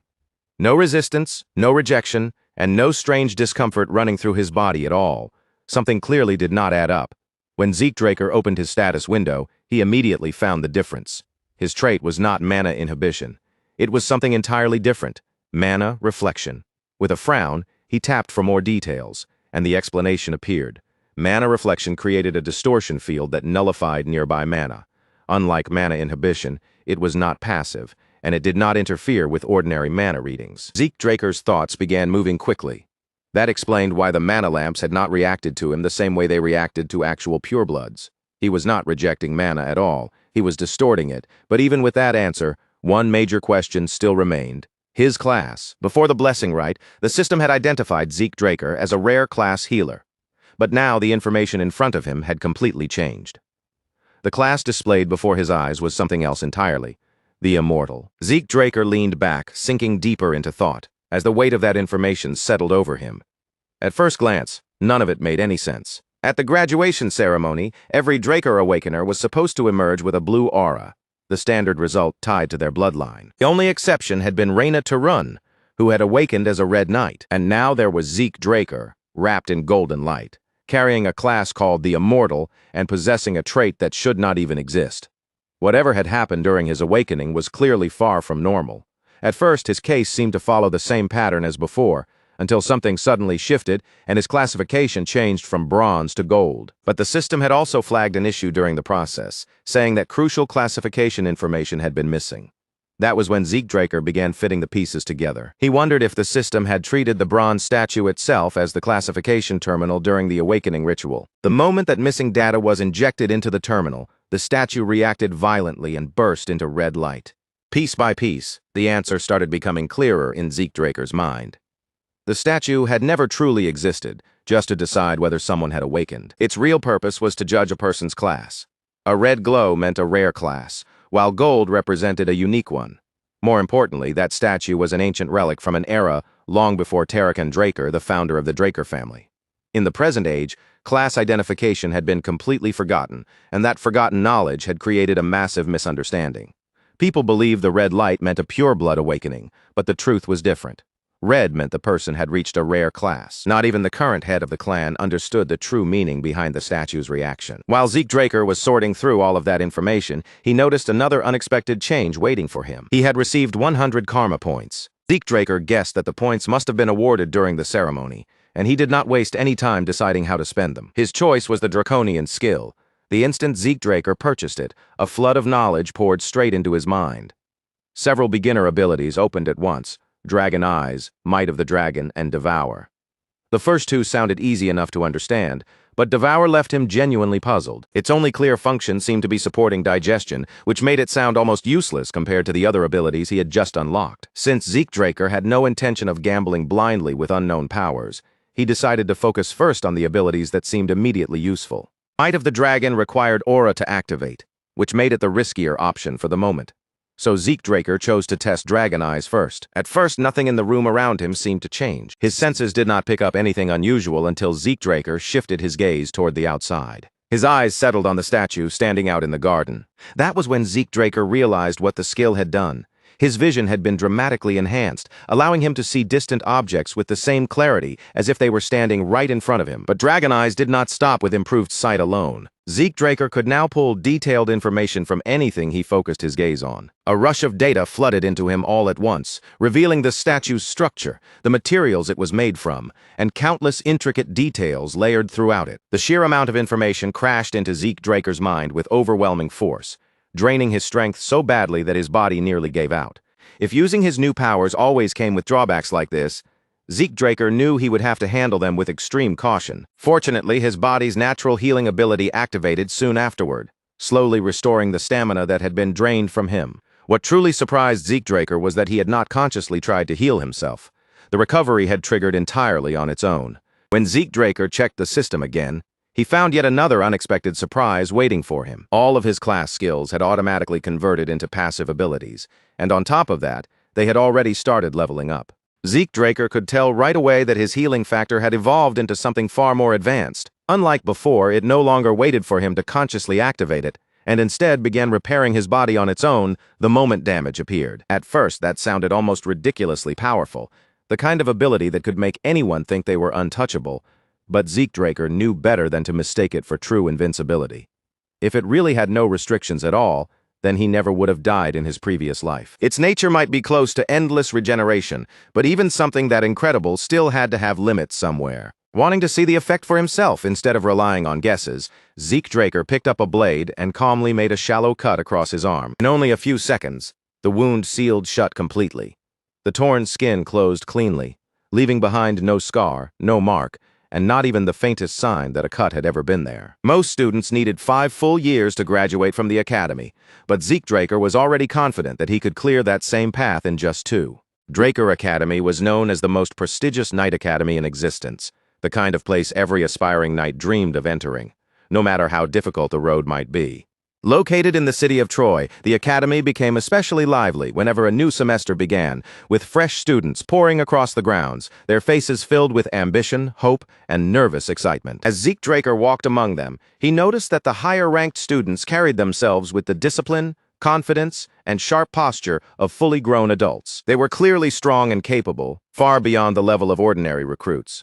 But compared to the brutal warriors raised inside the cradle, they still looked like sheltered children from privileged and powerful families. Watching them only made Zeke Draker think once again that his entire family was seriously twisted beyond belief. Among the influential branch families that supported the Draker bloodline, 3 names stood higher than all the rest. The first was the Turun family, a family famous for overwhelming physical strength, and of course for producing someone like Reyna Turun. The second was the Zimmons family, a house respected for its wisdom, strategic thinking, and razor-sharp minds. And finally came the Vardek family, masters of wealth, influence, and gold.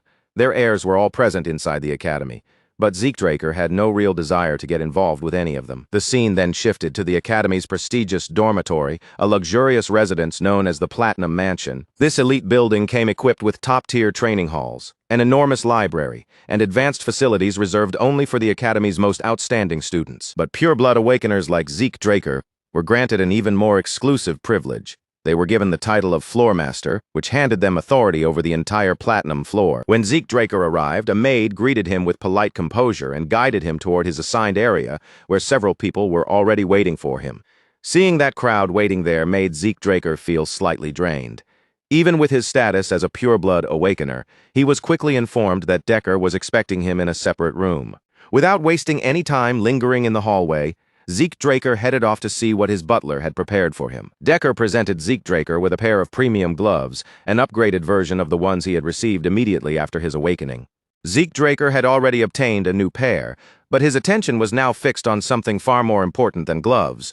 What he truly needed was a proper sword. Decker supported that decision without the slightest hesitation, as if he had expected Zeke Draker to bring it up sooner or later. Troy stood close to the mountain ranges, making it an ideal region for high-quality iron and skilled master craftsmen. Those artisans were essential to the Academy's knights, and Decker offered to find a capable craftsman for Zeke Draker. But Zeke Draker wanted to handle this matter personally. So instead, Zeke Draker asked Decker to arrange an appointment ahead of time, giving him the opportunity to meet the craftsman face-to-face. The name Galleon Halbert was unfamiliar even to Decker, which made Zeke Draker's request feel even more unusual. Even so, Zeke Draker was determined to secure a meeting with this mysterious craftsman, no matter how unknown the name seemed to others. At the same time, Decker reminded Zeke Draker to read through the Academy documents before attending his very first class the next day. Later that evening, while Zeke Draker was calmly going through his notes, an interesting realization crossed his mind. The entire Platinum floor belonged exclusively to him. That meant he now had the perfect private space to train, experiment, and develop his draconian skills without anyone interrupting him. Just then, a maid arrived with an unexpected message for him. Raina Turan had invited Zeke Draker to dinner. The sudden invitation caught Zeke Draker slightly off guard, but after a moment he decided to accept it. When Zeke Draker arrived at Raina Turan's floor, the sight waiting for him made him pause for a brief moment. Raina Turan had arranged the dinner in a way that looked less like a normal meal and more like something straight out of a gangster film. She welcomed Zeke Draker with a smirk and apologized for the strange atmosphere, but Zeke Draker did not seem especially bothered by the setup. He simply took his seat, and the two of them silently agreed to eat first and leave the serious conversation for later. As the meal continued, Zeke Draker quietly observed Raina Turan from across the table. Even in such a casual setting, Raina Turan was still channeling aura into her lower abdomen. It did not take Zeke Draker long to understand the likely reason. Raina Turan was probably aiming to become a purple knight. If that was true, then it also explained why her swordsmanship had already reached such an impressive and polished level. In Zeke Draker's eyes, however, talent like that had far better ways to be used. By the time the meal finally ended, Zeke Draker felt strangely exhausted, and at the same time, mildly impressed by just how much more Raina Turan had eaten compared to him. Now that their hunger had been satisfied and the plates had been cleared, Raina Turan was finally ready to bring up the true reason she had invited him there. Raina Turan offered Zeke Draker the full support of the Turan family. Zeke Draker immediately sensed that some kind of misunderstanding was taking place, so he reminded her that both of them were pure-blood awakeners. Raina Turan quickly cut off that assumption, telling him that he had the wrong idea. Being a pure-blood awakener certainly came with privileges, including access to the Platinum floor, but it also carried a serious disadvantage. Other students could depend on centuries of accumulated academic and combat knowledge, along with personal instructors who guided them, corrected them, and refined their abilities. Purebloods, however, were not given that same structured path for growth. Without proper support standing behind them, even someone blessed with extraordinary talent could eventually lose their lead and fall behind. To make sure her meaning landed properly, Raina Turan brought up a name that carried real weight: Abel Draker. He was a pure blood from House Draker, and on top of that, he had become the youngest person in history to ever earn the title of White Knight. Now, Abel stood as one of the most powerful Black Knights still alive. And yet, even someone blessed with that level of talent, bloodline, and status had still relied on the backing of the Zimmons family. Then, Raina Turan finally revealed just how serious this offer truly was. This was not some casual invitation she had decided on by herself.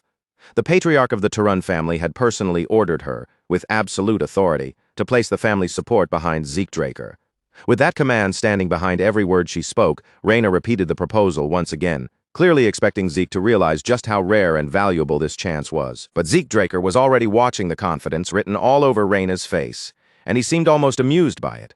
Instead of reacting the way she expected, he answered her in a calm, almost effortless tone. Without pausing, wavering, or showing even a flicker of temptation, Zeke rejected the offer outright. That quiet refusal struck Reyna Turun far harder than she had been prepared for.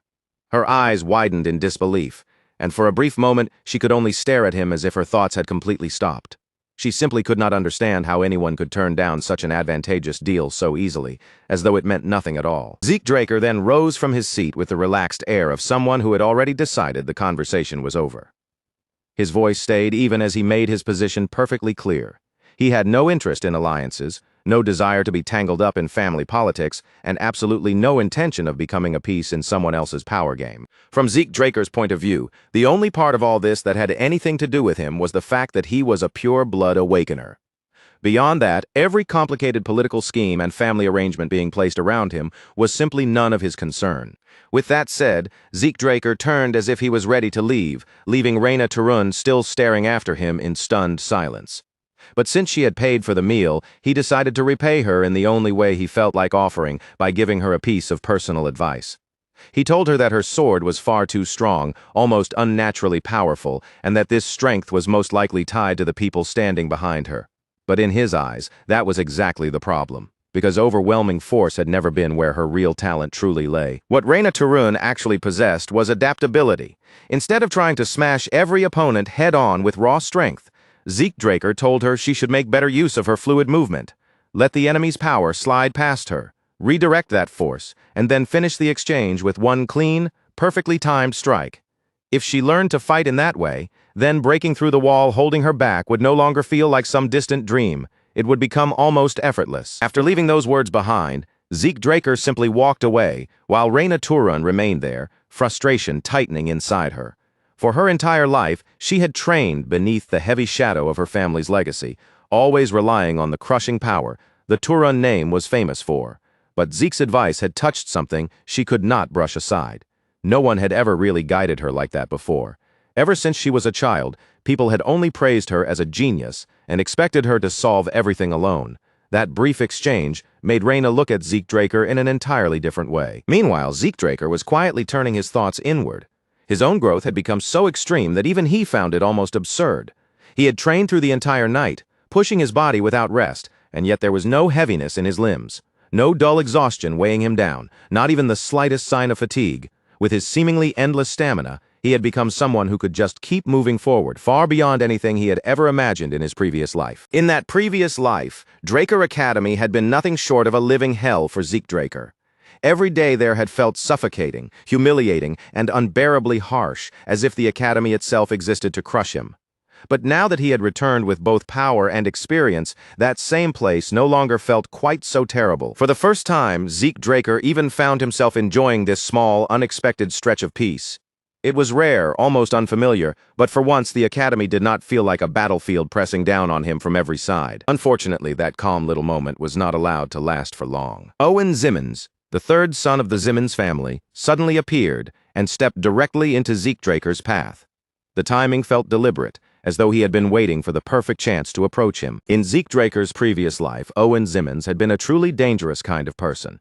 He was the type of manipulator who could smile gently in front of everyone, while behind the scenes he used blackmail and quiet cruelty to torment Zeke without mercy. And just like he had done back then, Owen Zimmons had sent Zeke a dinner invitation. This time, however, Zeke Draker had completely ignored it.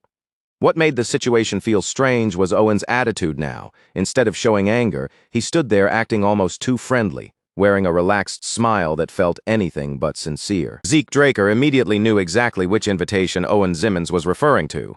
But instead of pretending not to understand or politely playing along, Zeke responded with a sharp remark that sliced straight through Owen's fake courtesy. Owen Zimmons asked why Zeke Draker had not even bothered to send a reply. Zeke merely looked back at him with a cool, unreadable expression and answered that he had no reason to waste his time responding to messages that meant nothing to him. That blunt response instantly drew the attention of the companion standing beside Owen Zimmons.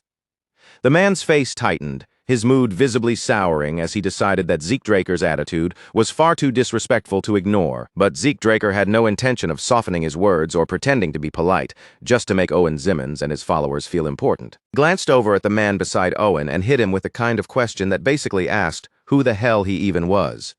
Zeke Draker had not bothered remembering his name at all, and in his eyes the man was nothing more than another bootlicker hanging around Owen Zimmons in hopes of gaining favor. Apparently, being dismissed that casually was enough to make the guy completely lose his temper. Without giving any warning, the enraged man lunged forward, throwing himself straight at Zeke Draker and launching an attack with all his anger behind it. But Zeke Draker was not surprised in the slightest. His body reacted instantly, moving with sharp precision as he blocked the incoming strike head-on, even though the attack had been strengthened with aura manipulation. Durbin Roswell then roared out his own name and proudly declared himself the mightiest of them all. But with his huge, bulky frame planted there so dramatically, he looked less like the mightiest warrior and more like the mightiest refrigerator someone had dragged into the academy. Zeke Draker could not help laughing at how ridiculous the whole scene had become. In his eyes, this man was not even close to being a proper knight. He barely qualified as a cadet, and even that felt generous. Not wanting to waste another second dealing with him, Zeke Draker suddenly shot forward with terrifying speed. In the next instant, he drove a brutal hook straight into Durbin Roswell's abdomen, burying the punch deep with devastating force. It was the kind of punch so clean and vicious that even Mike Tyson might have paused for a second and taken notice. The impact crushed Durbin Roswell's confidence in an instant. His body folded from the blow, and before he could recover, he went crashing face first into the ground, all of his earlier bravado disappearing with that single strike. Without missing a beat, Zeke Draker casually turned his gaze toward the next Zimmons follower. With an almost lazy confidence, he invited the man to step forward as well, if he also wanted to be taught a lesson. Owen Zimmons, however, did not rush in or lose his composure. He simply walked forward with a calm expression and said that he was not impressed by Zeke Draker showing off his strength like that. In the end, Owen Zimmons and his group chose to withdraw. But as Zeke Draker watched them leave, they did not look like serious opponents to him at all. If anything, they seemed more like some traveling circus act that had accidentally wandered into Draker Academy. Draker Academy itself was separated into two main classes. The first was the normal class, where cadets without much natural talent had no choice but to polish themselves through discipline, endless repetition, and sheer stubborn effort. It was a hard and unforgiving path, but at the very least it was simple, direct, and easy to understand. Second was the special class, which was set aside for the more capable cadets. Those students were allowed to choose specialized subjects beyond the basic curriculum, meaning this was the place where the academy gathered the people it considered its elite talents. Naturally, Zeke Draker had expected a fair amount from the kind of people who would be placed in a class like that. But the moment Zeke Draker looked around the room, those expectations dropped almost immediately. None of the students seemed especially impressive. Most of them were simply familiar faces from the cradle, people he already knew far too well. He could not help joking to himself that this was not really a special class at all. It was just the cradle class with a new name slapped on it. Before long, the lesson began, and the instructor standing at the podium announced that they had a special guest for the day, a man who had once held the title of Commander-in-Chief of the Empire. That man was the same legendary war strategist who 20 years earlier was said to have stopped an imperial invasion through unmatched tactical brilliance, and now he was also the one standing at the very top of Draker Academy as its dean, Howard Draker. The moment Howard Draker entered the room, the entire atmosphere changed. The cadets burst into excitement, their faces lighting up with admiration as they welcomed him with open enthusiasm. To everyone else in the world, that kind of reaction probably seemed completely natural. After all, Howard Draker was viewed as a war hero, a symbol of hope, and a genius tactician whose name was praised all across the empire. But Zeke Draker knew what was hidden behind that shining reputation. To him, Howard Draker was no hero at all. He was a fraud. The only reason Howard Draker had survived long enough to be praised as the Empire's savior was because he had leaked critical information to the enemy in order to protect himself. Pure luck had let him escape without being harmed, and ever since then, he had been bathing in glory he had never earned. Zeke Draker despised him from the bottom of his heart. After all, Howard was the very man responsible for Zeke being expelled from the academy in his previous life. After that expulsion, Zeke Draker had been left with nowhere to go, cut off and directionless. He wandered through the streets of Troy until slave traders eventually captured him and sold him away to the Southern Cartel. Just seeing Howard Draker standing there was enough to pull Zeke Draker back into the darkest chapter of his life. One day, he would make that man pay for everything. But for now, Howard finished his speech, and once the room settled, the teacher stepped forward to begin the actual lesson. Soon after, the cadets were called over to the arena for an indoor training session. the wide training space filled with the sound of footsteps, shifting bodies, and the quiet buzz of anticipation. Zeke Draker was not exactly excited about it. What awaited him was a lesson on the fundamentals of dragon slaying, the very same basic material that had once frustrated him endlessly in his previous life. Back then, because Zeke Draker had been unable to use aura, he had spent 2 long years struggling with material that an ordinary cadet should have been able to understand in only 3 months. Their instructor stepped forward in front of the cadets and introduced himself with a composed presence as the Rose Knight Andre Draker. Most of the students did not look particularly impressed, mainly because the name meant nothing to them. They simply did not recognize who he was. Zeke Draker, however, knew exactly what kind of person Andre Draker truly was. Andre Draker had not been born from an Awakener bloodline, and he did not have the advantage of that kind of inherited power. Even so, he had graduated from Valhalla Academy as the valedictorian. His talent had been so overwhelming and undeniable that he was granted the prestigious Draker name, despite having no blood connection to the family at all. In other words, Andre Draker was precisely the kind of person no one should ever look down on. Zeke Draker also remembered one important detail about the instructors assigned to the special class. Their actual ability could be wildly inconsistent, with some being impressive and others falling short. But when it came to Andre Draker, there was one thing everyone seemed to agree on. His skill was real, and his personality was absolutely terrible. Andre Draker did not bother easing the cadets into the lesson with a friendly introduction or some long, polished speech. He simply stepped out in front of them, swept his sharp gaze across the entire class, and gave a direct command for every single student to draw their sword. The cadets quickly followed his order, the sound of blades being drawn spreading through the arena. But as Andre Draker looked over them, his eyes suddenly came to a stop on the weapon in Zeke Draker's hands. Compared to the swords carried by the other cadets, Zeke Draker's blade was almost ridiculously large. It stood out immediately, heavy and intimidating, yet Zeke held it with complete ease, as if the massive weapon had no weight at all. There was no shaking in his arms, no stiffness in his posture, and not the slightest hint of strain on his face. Andre Draker clearly did not take that sight in a positive way. To him, Zeke Draker's oversized sword did not look like confidence or proper preparation.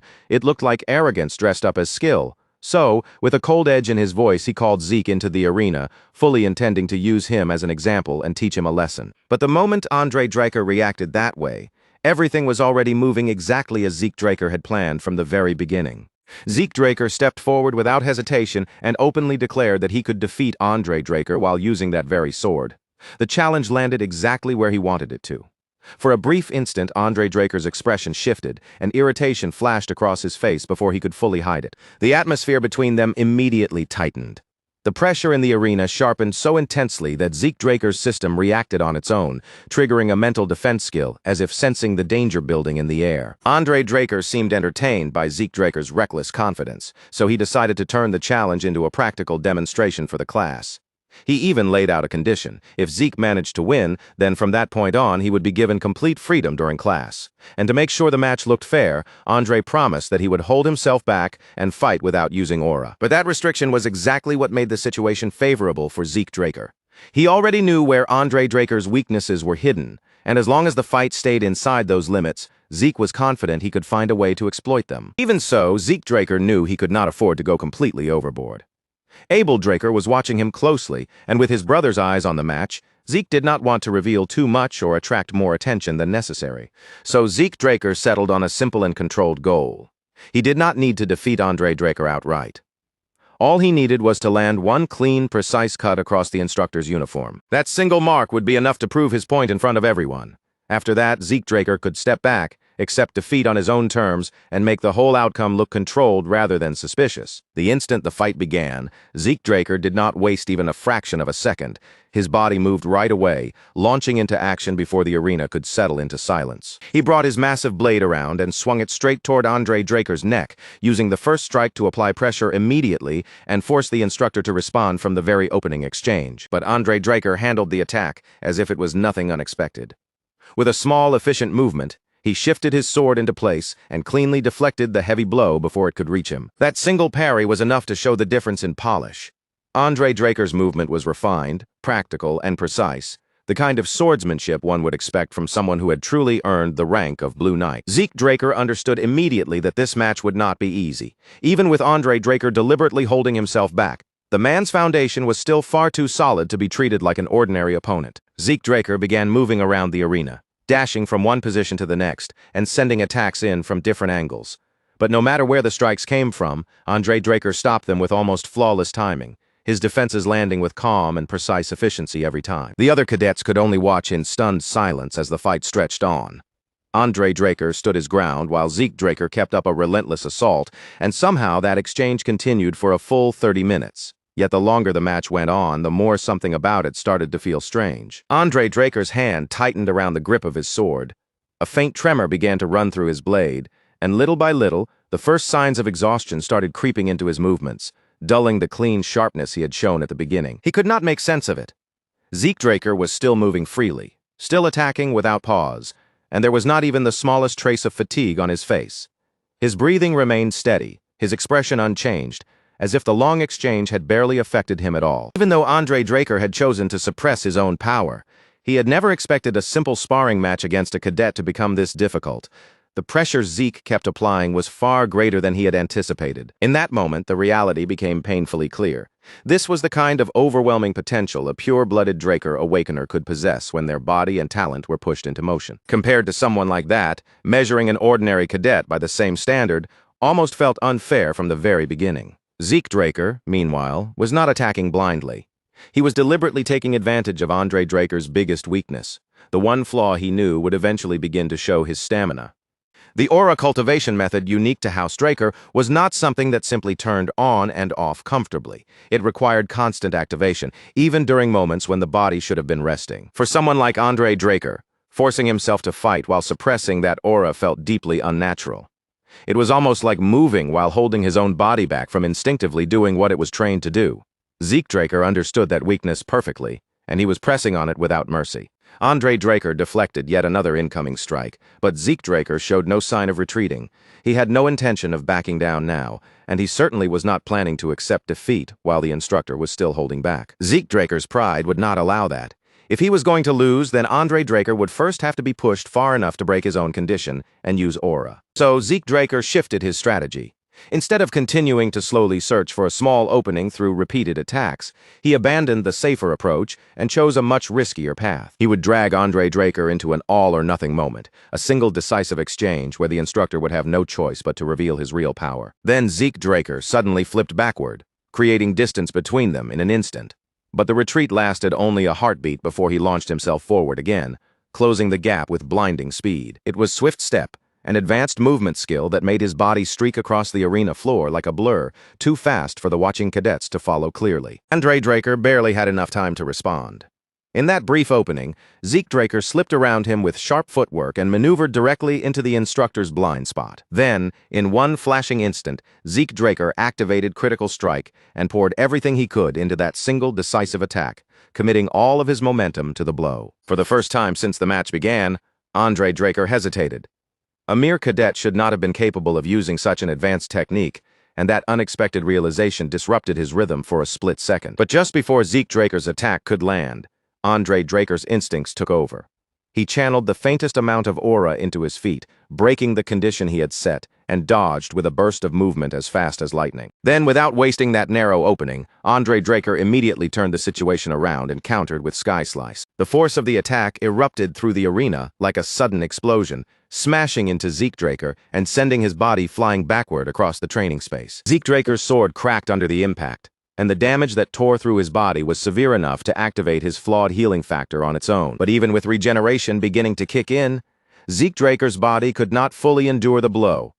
His strength finally gave out, and he collapsed heavily onto the arena floor. Andre Draker quietly slid his sword back into its sheath and turned away from the fallen cadet. But his expression did not carry the satisfaction of victory. Instead, his face was tight with clear frustration. Then Andre Draker formally announced that, from that point forward, Zeke Draker would be exempt from participating in the class. After that, he looked across the rest of the cadets and asked whether anyone else had the courage to challenge him. But after watching Zeke Draker get blasted away so violently, not a single student dared to move forward. With that, the lesson continued for the remaining cadets as if nothing more needed to be said. Zeke Draker, however, was carried off to the infirmary, where he lay resting while quietly replaying every moment of the fight in his mind. His original goal had been to slice Andre Draker's uniform and leave behind a clean, visible mark. That part of the plan had failed. But forcing the instructor to use aura was an even greater victory than the one Zeke had first intended. By pushing Andre Draker that far, Zeke Draker had forced the instructor to acknowledge his strength. In the end, he had proven himself in a way that even he had not completely expected when the match began. That final attack, Sky Slice, was actually the most basic technique found within the dragon-slaying arts. But when even a basic technique was amplified by the power of a Blue Knight, it transformed into a devastating strike capable of crushing almost anyone who faced it. And despite that, Zeke Draker had still managed to endure the exchange and hold his own against it. Zeke Draker's bottomless stamina and imperfect healing factor had been the only reasons he could keep enduring against someone as skilled as Andre Draker. Those advantages had let him stay in the fight far longer than a normal cadet ever could.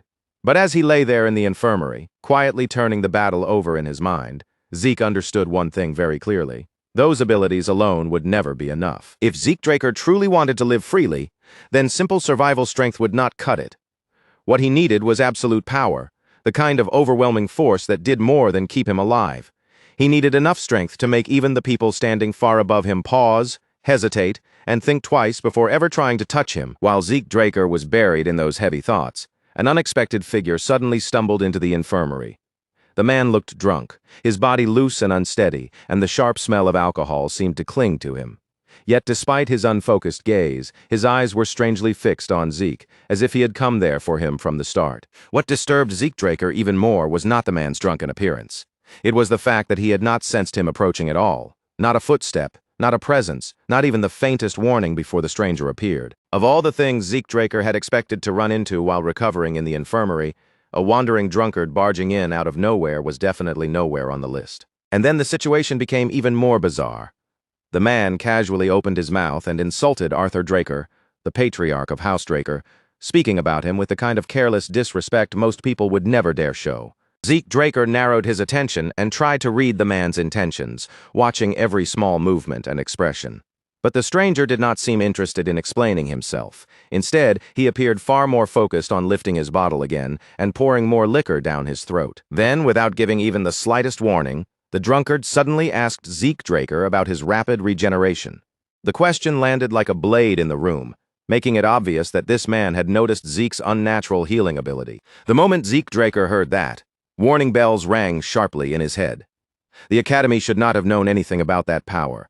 And yet this drunken stranger had pointed it out, as if he had seen straight through him. At that exact moment, Zeke Draker's system responded on its own, activating mental defense as if recognizing the threat hidden beneath the man's casual tone. Zeke Draker kept his face completely blank, refusing to let even a hint of alarm show. He played dumb, acting as though he had no idea what the man was talking about. But the stranger did not buy that performance for even a single second. Without warning, the man suddenly lunged forward. His palm shot out with terrifying sharpness and force, slicing clean through the infirmary bed as if the solid frame had been nothing more than paper.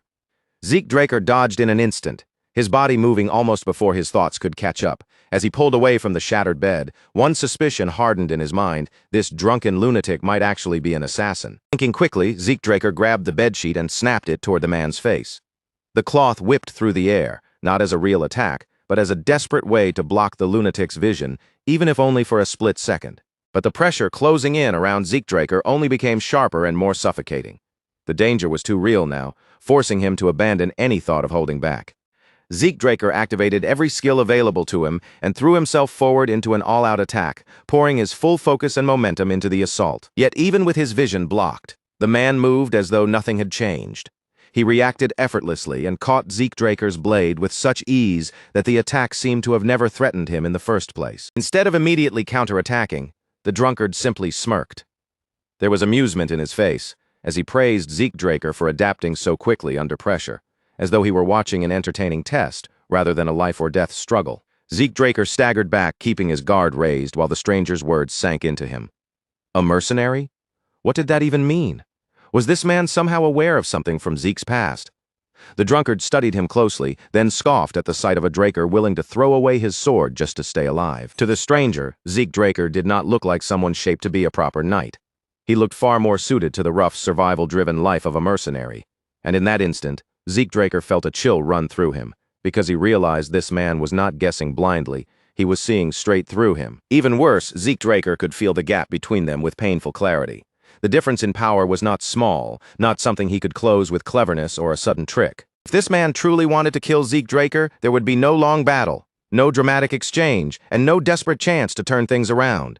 He was at least on the level of a red knight, and that alone made him terrifying. Then the man casually gestured toward Zeke Draker's heavy claymore, as if dismissing it with a glance.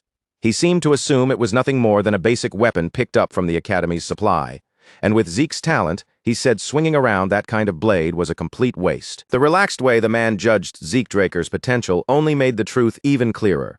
This drunkard was far more powerful than he had first appeared. But before Zeke could think any deeper about who he really was, a familiar voice suddenly cut through the tense air of the infirmary. Andre Draker had arrived. To Zeke Draker's shock, Andre Draker did not treat the stranger like some random intruder. Instead, he called him by name, Dexter. Zeke Draker could barely believe what he had just heard.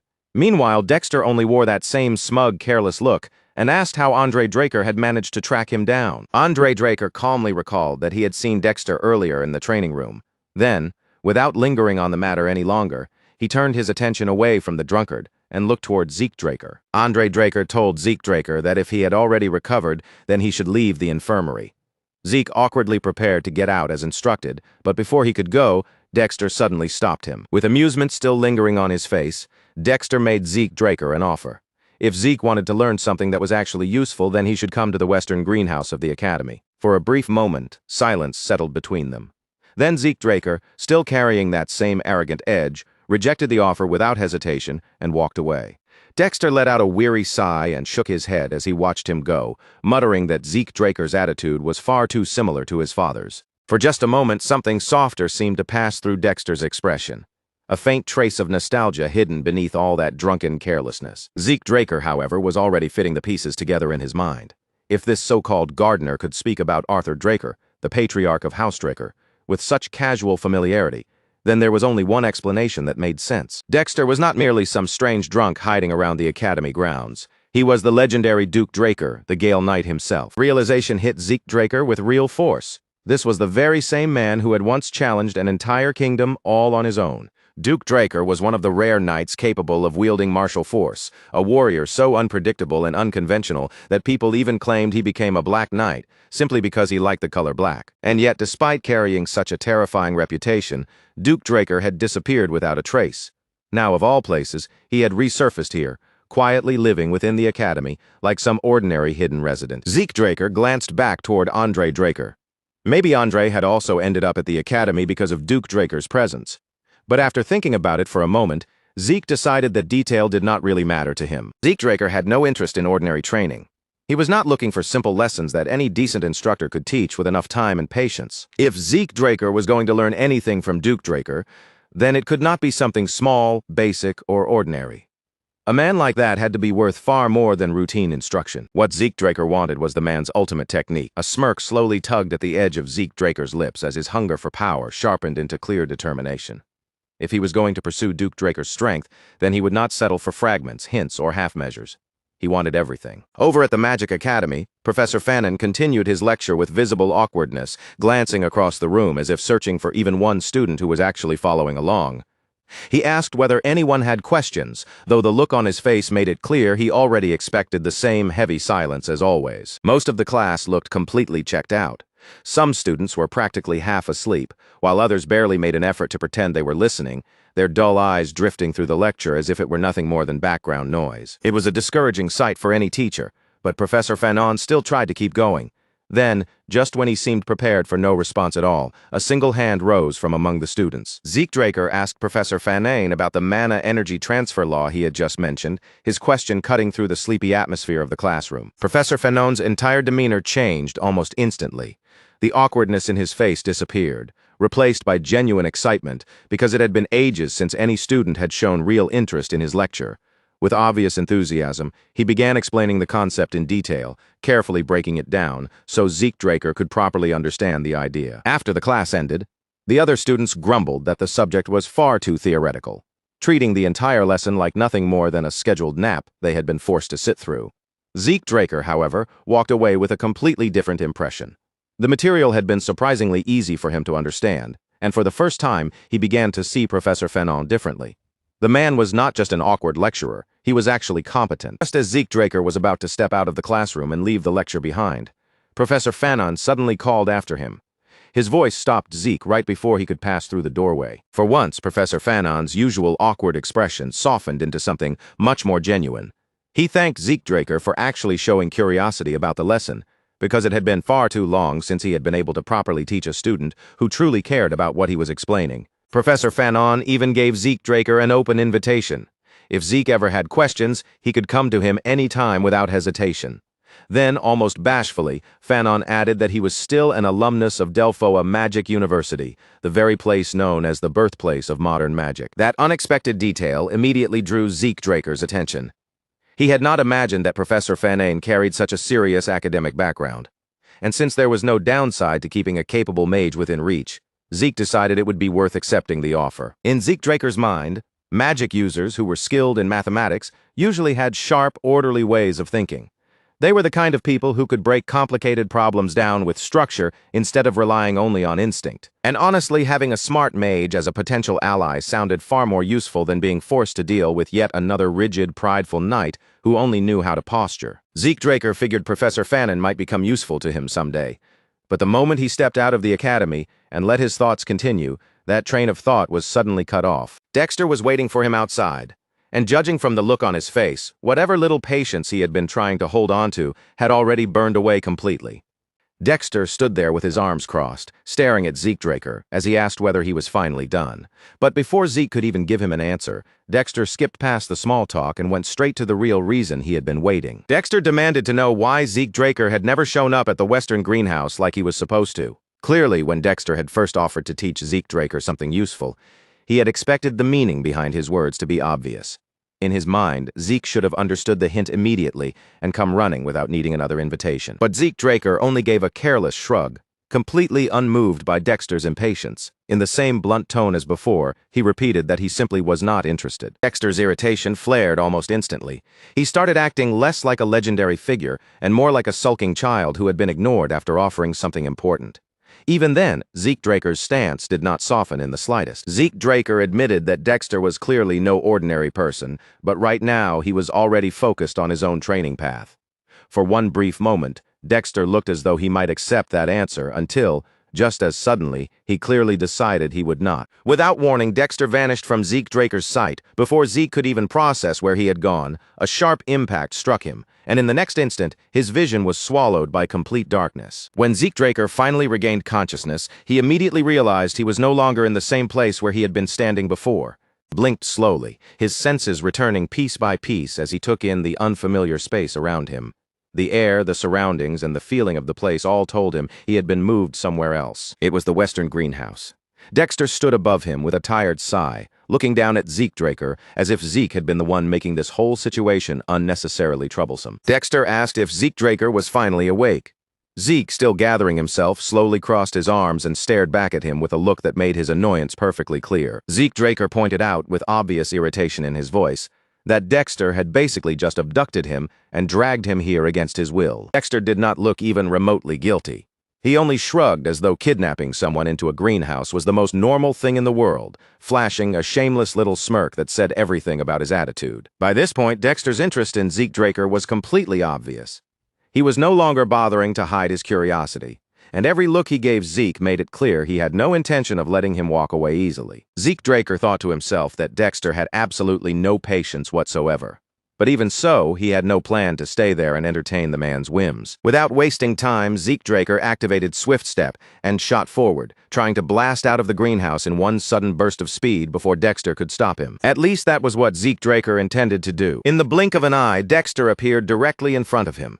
He blocked Zeke Draker's path with effortless timing, cutting off the escape before Zeke could even reach the exit. Annoyed but still refusing to give up, Zeke Draker tried to break away again. Yet the moment he moved, Dexter intercepted him a second time, stepping into his path as if he had predicted it from the start. No matter which direction Zeke Draker tried to run, Dexter matched him with ease and shut down every possible escape route like it was nothing.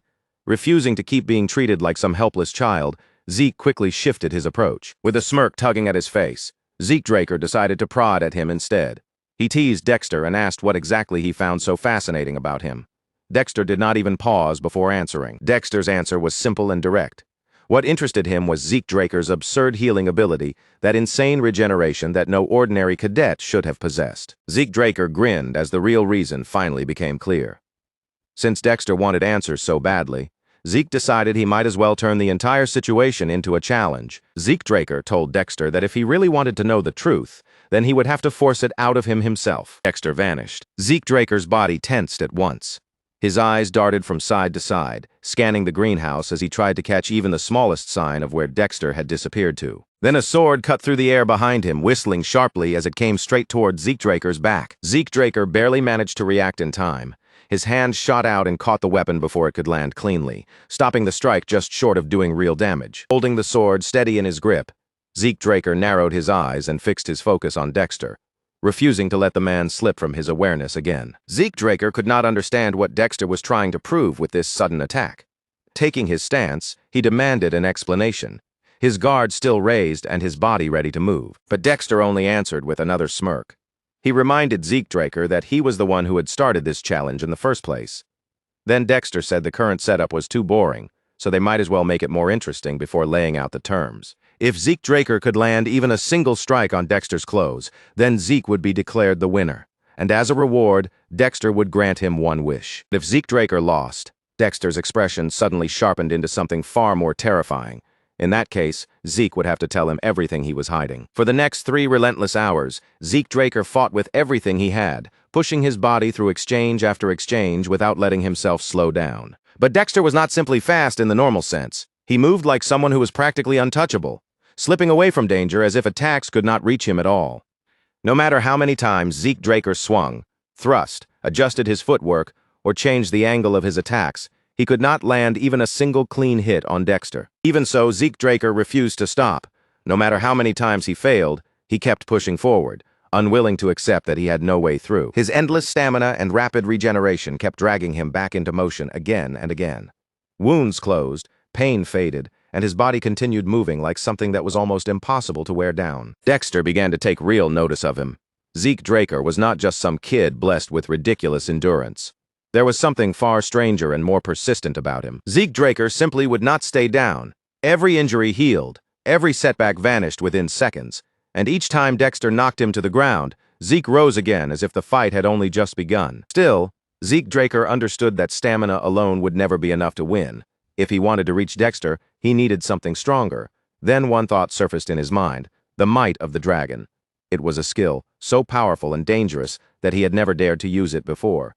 But against someone like Dexter, holding back would only leave him trapped in the same hopeless cycle. His gaze hardened, and this time, Zeke Draker decided he would not restrain himself. As Zeke Draker rose back to his feet, his entire presence began to change.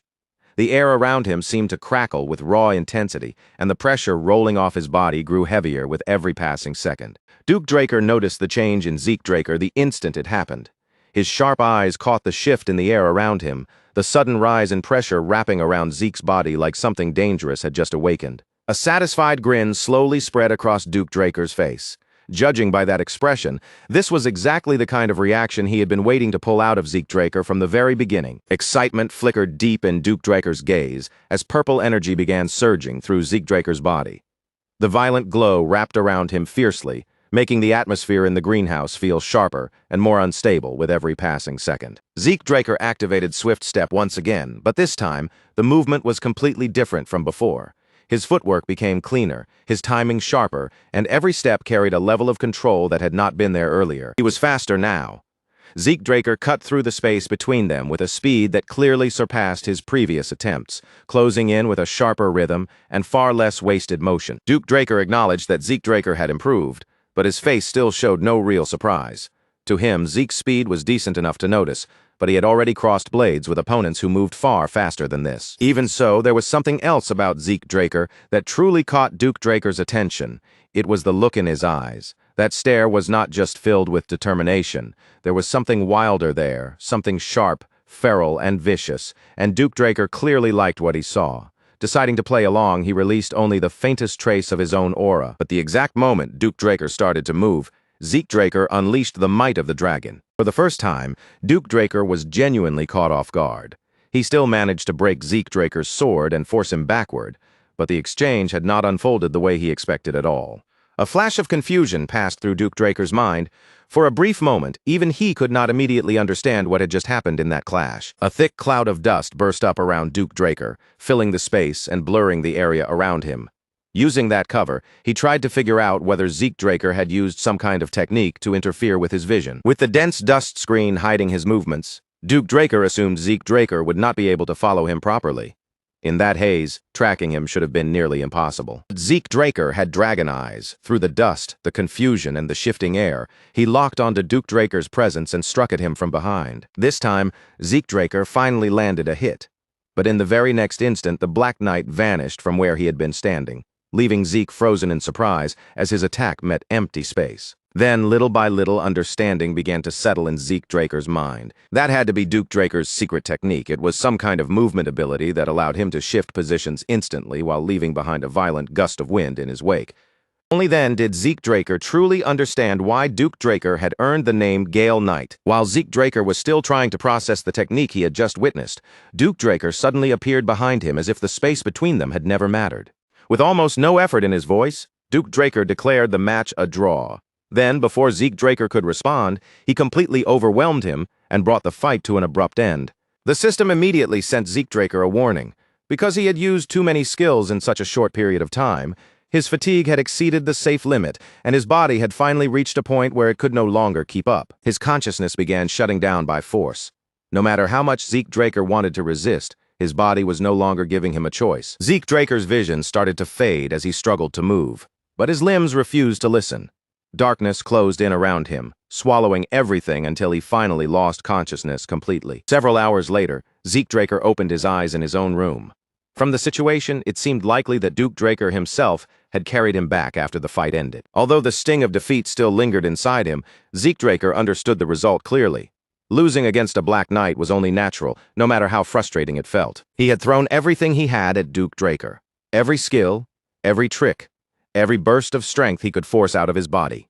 And even after all that, it still had not been enough. Zeke Draker looked back over his strategy, remembering how he had repeated the same attack pattern again and again on purpose.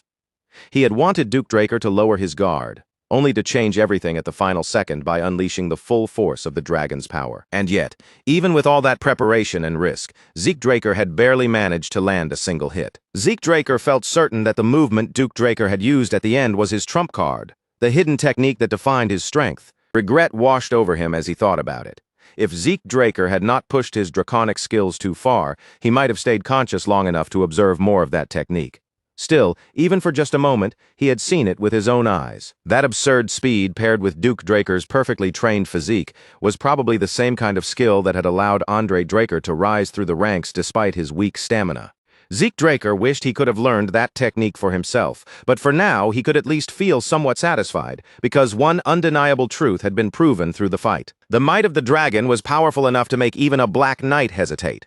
If Zeke Draker ever unleashed it against weaker opponents, most of them would have almost no chance of standing against him. Just then, a system notification appeared before Zeke Draker. Curious about what had changed, Zeke Draker checked his status and discovered that Swift Step had leveled up, and that was not the only change. His soul had developed even further, unlocking new system functions that could now be accessed through karma points.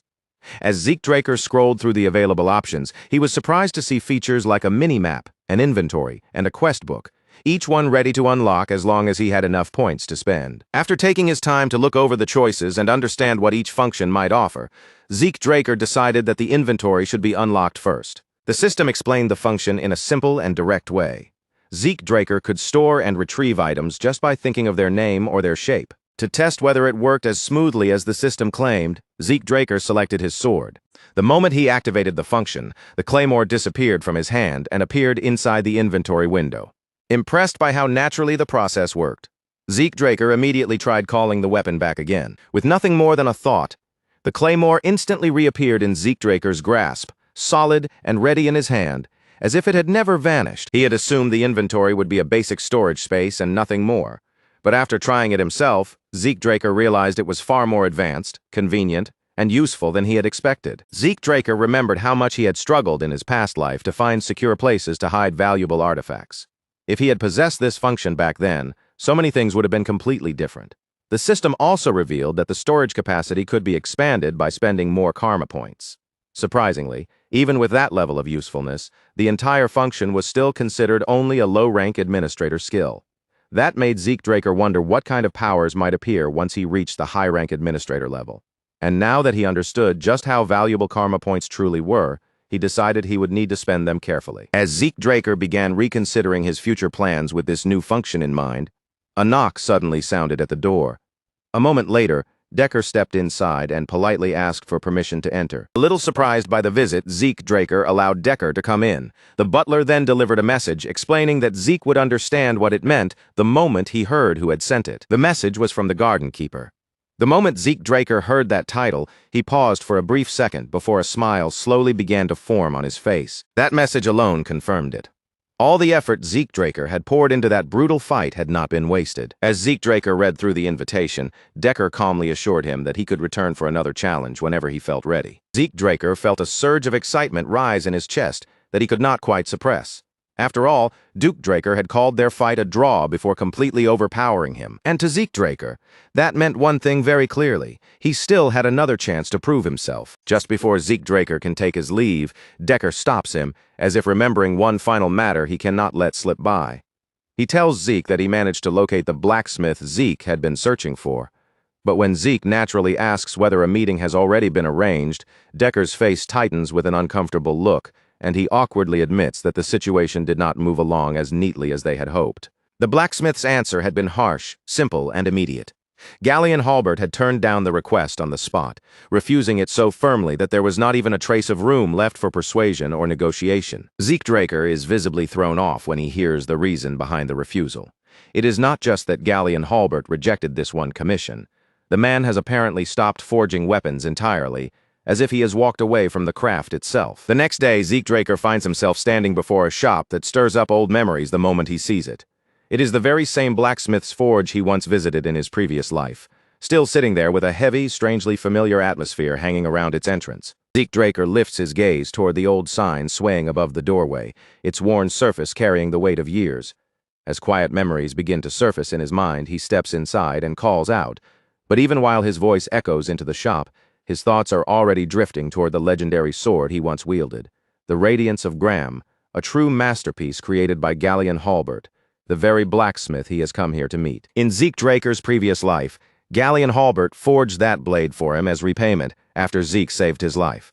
But Galleon had never been the kind of craftsman who could be described as ordinary. Across the continent, people whispered about him as the blacksmith of the soul, claiming he could peer into a person's very essence and forge the single weapon that suited them best. Zeke had never once dismissed those rumors as exaggeration. Back then, Galleon truly had given him exactly what he needed, a sword that could replace ether with aura, a power so extraordinary it could shift the outcome of battle itself. For someone who had once been celebrated as the greatest blacksmith on the entire continent, Galleon Halbert's current condition is almost painful to witness. Seeing him fallen this far leaves Zeke Draker with a bitter, unmistakable sense of disappointment. Inside the shop, Galleon Halbert is clearly drunk. His body is slumped, his eyes are hazy and unfocused, and he barely bothers to raise his head when Zeke enters. Instead, he snaps at Zeke Draker in a rough voice, telling him to get out and grumbling that a place like this is no place for a child. Zeke Draker had already expected Galleon Halbert to be a difficult, rough-tempered man, but this open hostility is far beyond what he had imagined. As he takes in the blacksmith's behavior, Zeke realizes that something serious must have happened to him before the fateful meeting they shared in Zeke's previous life. Zeke Draker does not waste his breath trying to reason with a man drowning in alcohol. Instead, he stays calm, reaches for a nearby bucket of water, and without hesitation, pours the entire thing straight over Galleon Halbert's head. The shock strikes instantly. Galleon Halbert jerks upright with a violent sputter, coughing as cold water runs down his hair, face, and beard. Across from him, Zeke Draker watches the reaction with a faint, sharp-edged smirk, clearly satisfied that the blacksmith is finally alert. Zeke Draker looks down at the drenched blacksmith and taunts him, asking if he is finally awake now, but the teasing edge in his voice quickly fades. His tone turns firm and direct as he demands to know exactly why Galleon Halbert rejected the request. But the instant Galleon Halbert's clearing eyes settle on Zeke Draker's face, the atmosphere shifts. His expression changes completely. as if recognition has struck him all at once. Panic flashes through Galleon Halbert's eyes almost immediately. He drops his head into a deep bow, apologizing over and over again with frantic urgency, like a man who has suddenly realized just who he was speaking to. Still visibly shaken, Galleon Halbert confesses that he no longer believes he has the right to forge weapons for anyone. If he cannot even complete the weapon he truly longs to create, then how could he dare accept commissions from others? That humiliation, that sense of failure, is the reason he stopped taking work altogether. For a short moment, Zeke Draker is honestly taken aback by what he has just heard. The confession is heavier than he expected, and it leaves him briefly silent. Even a blacksmith as famous as Galleon Halbert has clearly been dragged into a painful downward spiral. Zeke Draker suddenly recalls that in his previous life, Galleon never once mentioned any of these struggles. Most likely, the shame of his failure had been too heavy for him to put into words. But Zeke Draker has no intention of letting Galleon Halbert sink any deeper into his own self-pity. As the blacksmith starts to collapse, further into despair, Zeke cuts through the heavy mood with firm, uncompromising words, forcing him to face reality again. Galleon falters, clearly shaken by the sudden pressure. After a brief, tense silence, Galleon Halbert lowers his head once more. This time his voice is quieter as he apologizes again for the rude and disgraceful way he treated Zeke earlier. Zeke Draker simply waves off the apology, refusing to dwell on it. Instead, he tells Galleon to show him the weapons he claims he failed to forge. Galleon Halbert hesitates for a moment, then releases a weary sigh before guiding Zeke toward the back of the shop. Seeing Galleon Halbert in such a broken, defeated state, Zeke Draker understands that he cannot just walk away and leave him like this. If he wants the legendary blacksmith he remembers to return, then he will have to help Galleon find his way back to the path he lost. When they step out into the backyard, Galleon Halbert awkwardly apologizes for the messy state of the place. Tools, scraps of metal, and unfinished works are scattered all around. But Zeke Draker only sweeps his eyes over the chaotic scene and casually says that, honestly, it looks pretty cool. Galleon Halbert gives a quiet word of thanks, while Zeke Draker begins inspecting the weapons laid out across the yard. The blacksmith warns him to handle them carefully since the blades are still sharp. But as Zeke studies one sword after another, his eyes narrow with interest because he quickly notices something unexpected. These weapons are not failures at all. In truth, the craftsmanship is nearly the same as the weapons Galleon Halbert forged in the days when he was praised as the finest blacksmith on the continent. The shape, balance, and finish all carry the skill of a true master. Zeke Draker activates Dragon Eyes, allowing his gaze to pierce beyond the surface of the blades and examine their deeper structure. Almost immediately, the true problem reveals itself before him. He turns his attention back to Galleon Halbert and asks the question directly, without softening it or circling around the issue. The real problem, he says, is with the brazier, isn't it? Galleon Halbert can only stare at him in stunned silence, clearly shocked that Zeke Draker has identified the issue so quickly. But Zeke does not give him room to look away, dodge the question, or pretend otherwise. Zeke Draker presses him for a clear answer, then points out another detail already visible in the weapons before them. He has noticed something specific about the way Galleon is trying to forge these blades. Galleon Halbert is using a rare smelting technique, one that blends different metals together to create a new material. If done correctly, that material should be lighter than ordinary steel while also being stronger and more reliable. To show that he understands exactly where the process has gone wrong, Zeke Draker picks up one of the so-called failed swords. Then, with almost insulting ease, he snaps the blade cleanly in half. Zeke Draker looks down at the broken sword in his hand and comments coldly that its durability is pathetic. For a weapon made with such an advanced method, it is far too weak. Then he explains the true flaw behind the failure. The technique itself is not the issue at all. The real problem is that Galleon Halbert has not been removing the impurities properly, and those impurities are spreading weakness through the blade's entire inner structure. Galleon Halbert is left utterly speechless. With what seems like a single glance, Zeke Draker has seen through his whole forging process, understood the rare method he was using, and pinpointed the exact defect as though it were obvious from the start. After a long, heavy silence, Galleon Halbert finally calls out to him. His voice sounds hesitant and almost embarrassed, and he admits that what he is about to say may seem strange, but he has a request to make. Back inside the shop, Galleon Halbert pulls out a blueprint and carefully spreads it open in front of Zeke Draker. He does not try to conceal even the smallest part of the design, laying every detail bare before him. The moment Zeke Draker's eyes land on the page, he recognizes it instantly. There is no mistaking what he is looking at. It is the blueprint for the magic brazier. Zeke Draker remembers this design with perfect clarity from his previous life. This exact brazier was the key that allowed Galleon Halbert to perfect his craft and rise all the way to the peak of blacksmithing. Back then, Galleon Halbert had trusted Zeke Draker enough to reveal this greatest secret to him. And now, in this life, it feels as if that same moment is unfolding before him once again. Zeke Draker studies the blueprint in silence, his eyes tracing over the structure, the markings, and the symbols drawn across the page. It does not take him long to understand what the design is meant to accomplish. If Galleon Halbert can complete this magic brazier, then the flaws in his smelting process will vanish. The impurities weakening his weapons will no longer remain, and his forging will become flawless. But even as Zeke Draker understands the purpose of the design, one part of the situation feels odd. Something about it does not quite add up. Zeke Draker looks up from the blueprint and fixes his gaze on Galleon Halbert. If the design is already in his hands, he asks, then why has he not built it yet? The question lingers in the shop's heavy air. Zeke Draker waits calmly, watching Galleon Halbert for the answer that must explain everything. Galleon Halbert lets out a deep, exhausted sigh before finally explaining the problem. He is missing the most critical component needed to complete the brazier, the magic core, and just commissioning that one part would cost 10,000 gold coins. Zeke Draker's eyes widen slightly at the sheer amount.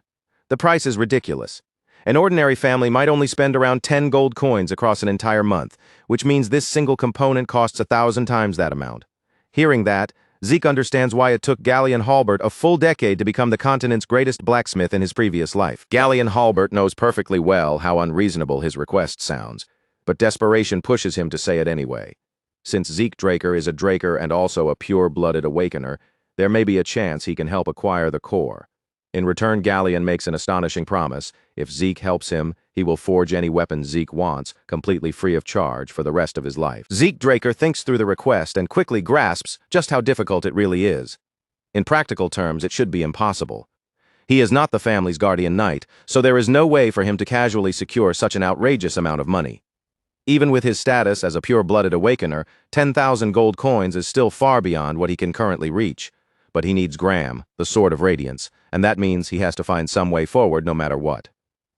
The real issue is connected to the laws of mana energy, and then, all at once, a reckless idea flashes through his mind. Zeke Draker does not drag out the decision any longer. Once the idea takes shape, he accepts Galleon Halbert's request and takes the blueprint into his own hands. Galleon Halbert still looks uncertain, unable to fully believe that Zeke Draker might actually solve a problem this impossible. But Zeke speaks with calm confidence, telling him that he knows a mage who may be able to help. If everything goes well, he will contact Galleon Halbert again with the results. As Zeke Draker turns away from the workshop and prepares to leave, he stops for just a brief moment at the doorway. Without even fully looking back, he throws one final command over his shoulder, telling Galleon Halbert to stop wasting himself by drowning in alcohol. But Galleon Halbert does not snap back, argue, or try to defend himself. Instead, he suddenly drops to his knees with a heavy thud and clutches tightly onto Zeke Draker's leg. Tears stream down his face as he clings to him in desperation, swearing with a trembling voice that if this plan truly succeeds, he will dedicate himself to Zeke for the rest of his life. Galleon Halbert keeps pouring out his gratitude again and again, his voice shaking so badly that the words almost blur together. But Zeke Draker does not let the emotional scene continue any longer. He simply shakes the man off, steps away, and walks out of the workshop as if the matter has already been settled. Later, at Draker Academy's professorial research building, Zeke Draker arrives at the research facility with a dark, stormy expression on his face.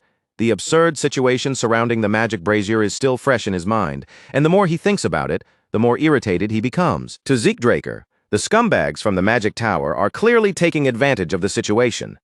They have inflated the price to a ridiculous level, even though the work itself does not appear difficult enough to justify such an outrageous fee. In his eyes, it is nothing more than shameless greed disguised behind the name of professional expertise. As Zeke Draker moves through the quiet halls of the research building, he remembers that Fanon's specialty happens to be closely connected to this very field. If he can locate Fanon's research lab, then there might be a way to avoid dealing with the Magic Tower's absurd demand entirely. While Zeke Draker searches through the area around the building, something off to the side suddenly catches his attention. From a nearby alley, an unpleasant scene begins to unfold right in the corner of his vision. There, hidden away from the main path where fewer people would notice, a young boy is being brutally beaten by a group of bullies. The narrow alley makes the scene feel even more cruel, with the boy trapped and surrounded. The boy cries helplessly, his voice breaking as he begs them to stop. But surrounded by several attackers and with no way to fight back, he is completely powerless against the group pressing in around him. Zeke Draker grits his teeth as the sight lands in his chest with an unpleasant, familiar sting. He has seen this exact kind of scene before. Memories from his past life flicker through his mind, dragging back the same bitter disgust he felt back then. His fists tighten at his sides, frustration hardening across his face. Without hesitating for even a second, Zeke Draker changes direction and walks straight toward the alley. At the center of the group, Leon Conrad looks down at the battered boy with a cruel sneer spreading across his face. He spits out that the kid is worthless, using the helpless boy as nothing more than a target for the anger boiling inside him. But Leon Conrad's rage is not truly directed at the boy trembling on the ground. Beneath all that cruelty, the real source of his bitterness is still the humiliation of losing to Zeke Draker. By crushing someone weaker than himself, Leon Conrad is desperately trying to feel strong again. It is as if tormenting a helpless target can somehow restore the pride that Zeke Draker shattered in front of everyone. Leon Conrad drives his foot down, stomping the boy's head against the ground. His face twists with frustration, and through clenched teeth, he snarls as though he is trying to crush his own humiliation along with the boy beneath him. He insists that his fight with Zeke Draker was never a proper fight to begin with. In Leon Conrad's mind, it was nothing but a cheap trick, a lucky strike that should never have been counted as a real defeat. Leon Conrad refuses to accept the idea that Zeke Draker deserves to be called a pure-blooded awakener. To him, admitting that would mean admitting his own defeat was real. But the moment Zeke Draker steps into the alley and speaks, Leon Conrad's expression shifts instantly. The arrogance on his face freezes, as if the very sound of Zeke's voice has cut through the scene. At first, Zeke Draker wears a cocky, almost playful smirk. But in the next instant, that faint warmth disappears from his face, and his eyes turn frighteningly cold. His voice drops low, sharp, and commanding, slicing through the tense air of the alley. Every word lands with enough force to make the bullies feel the pressure behind it. Zeke Draker tells Leon Conrad that if he values his life, he should get down on his knees. Leon Conrad scoffs at the threat, trying to laugh it off, still refusing to believe that Zeke's awakening could possibly be genuine. But Zeke Draker does not waste time entertaining Leon Conrad's denial. His voice grows even colder as he orders him to bow immediately, warning him that if he refuses, this will be where it ends for him. Chilling pressure suddenly spreads through the alley, like a wave of ice. Leon Conrad shudders as his entire body stiffens, locking up before he can even decide how to move. Cold sweat begins to slide down Leon Conrad's face, as fear grips him from deep inside his body. He cannot understand what is happening. He cannot make sense of why Zeke Draker feels so terrifying all of a sudden. Only a few months ago, Zeke Draker had been nothing in Leon Conrad's eyes, someone he could easily look down on, but now, standing before them in that alley, Zeke feels like an entirely different beast. Leon Conrad clenches his teeth, his body trembling with frustration, as the pride he has been desperately clinging to begins to crack apart. He can feel his confidence slipping, and it only makes him angrier, desperate to reject the fear crawling through him. Leon Conrad snarls and calls Zeke Draker an inferior. Then, in a reckless attempt to seize control of the situation again, he orders his goons to rush Zeke all at once. Zeke Draker does not even flinch as the first attack comes flying toward him. He slips away from the incoming punch with effortless ease, and while moving, he gives them one final warning. Then, without showing even the smallest sign of strain, Zeke Draker begins dismantling the entire group. His movements are calm, precise, and far too fast for them to properly follow. The first attacker goes down almost instantly. One clean counter is all it takes, and the bully collapses before he can even understand how badly he has misjudged his opponent. The next one barely has enough time to react before Zeke Draker brings him down as well, and just as that body falls, another attacker comes hurtling toward Zeke from the side. Zeke Draker simply catches the incoming attacker as if stopping him requires no effort at all. Then he hurls him backward with ease, tossing him aside like he weighs almost nothing. In only a few short moments, the entire gang is scattered across the ground. They are beaten so quickly and completely that none of them even have time to understand what just happened. Leon Conrad watches the scene unfold in pure horror. Sweat pours down his face as the confidence he tried so hard to maintain collapses completely in front of Zeke's overwhelming strength. He cannot believe what his own eyes are showing him. The reality standing in front of him feels too impossible to accept. This is supposed to be the same Zeke Draker he once looked down on so easily. Yet now Zeke Draker walks toward him with a cocky smirk and mockingly tells him to relax, because the pain will only last for a second. Terrified, Leon Conrad staggers backward and yanks out his sword. He holds the blade out in front of himself like a shield, using steel to hide the fear he can no longer control. Leon Conrad shouts for Zeke Draker to stay away, his hands trembling around the hilt of the sword. In a panicked voice, he warns that he will cut Zeke if he takes even one step closer. Zeke Draker's expression darkens the moment he sees the blade. Calmly, he reminds Leon Conrad of the Academy rules, making it very clear that drawing a weapon inside the training area is not something that can be brushed aside. Leon Conrad's breath catches hard in his throat. In his panic, he has completely forgotten that rule, and now the weight of his own reckless decision crashes down on him all at once. Zeke Draker has no intention of letting Leon Conrad escape the consequences of what he just did. The moment the sword was drawn, the situation had changed. Zeke Draker draws his own sword in response and declares that, according to the Academy's laws, this fight can only end when one of them is dead. The person who pulled his blade first must take full responsibility for everything that follows. No matter how the battle ends, no one will have the right to blame the other side afterward. To make the duel official, Zeke Draker turns his attention toward one of the beaten boys, Liam Stone. He names Liam as the witness, ensuring that the situation cannot be denied or twisted later. Just as Zeke Draker prepares to begin the fight, Leon Conrad's remaining composure finally breaks apart completely. The arrogance he had been clinging to vanishes in an instant. Leon Conrad stammers in terror, his voice cracking as his knees give out beneath him. Throwing away every last shred of pride, the bully drops to the ground and desperately begs Zeke for mercy. Zeke Draker glares down at him in silence, and for a brief moment, sharp memories from his past life flash through his mind. The scene in front of him overlaps with the bitterness he remembers all too well. How pathetic. Zeke Draker coldly says exactly what Leon Conrad is: a filthy, trashy scumbag. There is no sympathy in his voice, only disgust. Then, in a sudden flash of movement, Zeke Draker swings his blade, but instead of taking Leon Conrad's life, he cuts off only his ear, leaving him alive with the consequence of his own cowardice. Leon Conrad lets out a sharp scream as pain explodes through him. His face contorts horribly, and both hands fly to the side of his head, desperately clamping over the wound while fresh blood slips between his trembling fingers. But Zeke Draker has not finished dealing with him yet. His gaze remains icy and unmoved, and when he speaks again, his voice carries such a deadly warning that the entire alley seems to fall into silence around them. Zeke Draker tells Leon Conrad not to even consider having the severed ear reattached. Then, with the same cold stare, he warns him that if they ever meet again, he will not be generous enough to stop with only an ear next time. The boy who had been beaten is still lying weakly on the ground, barely able to raise his head after everything that happened. In a faint, shaking voice, Liam Stone calls out to Zeke Draker and asks why he bothered stepping in to save him. Zeke Draker does not respond as though he performed some grand, righteous rescue. Without showing any sentimental softness, he coolly tells Liam Stone that he was not helping him at all. He was simply helping himself. As Zeke Draker turns his back on the alley and begins walking away, a strange thought quietly rises in the corner of his mind, slipping in before he can ignore it. Could it have been Gallion Halbert? Maybe the blacksmith's words, along with that broken, wounded look in his eyes, had reached Zeke Draker more deeply than he wanted to admit. Perhaps something about that despair had lingered with him, but Zeke Draker quickly pushes the thought aside. He shakes it off before it can settle any deeper, refusing to waste time dwelling on feelings he does not care to examine. At last, Zeke Draker reaches the place he had been searching for from the beginning.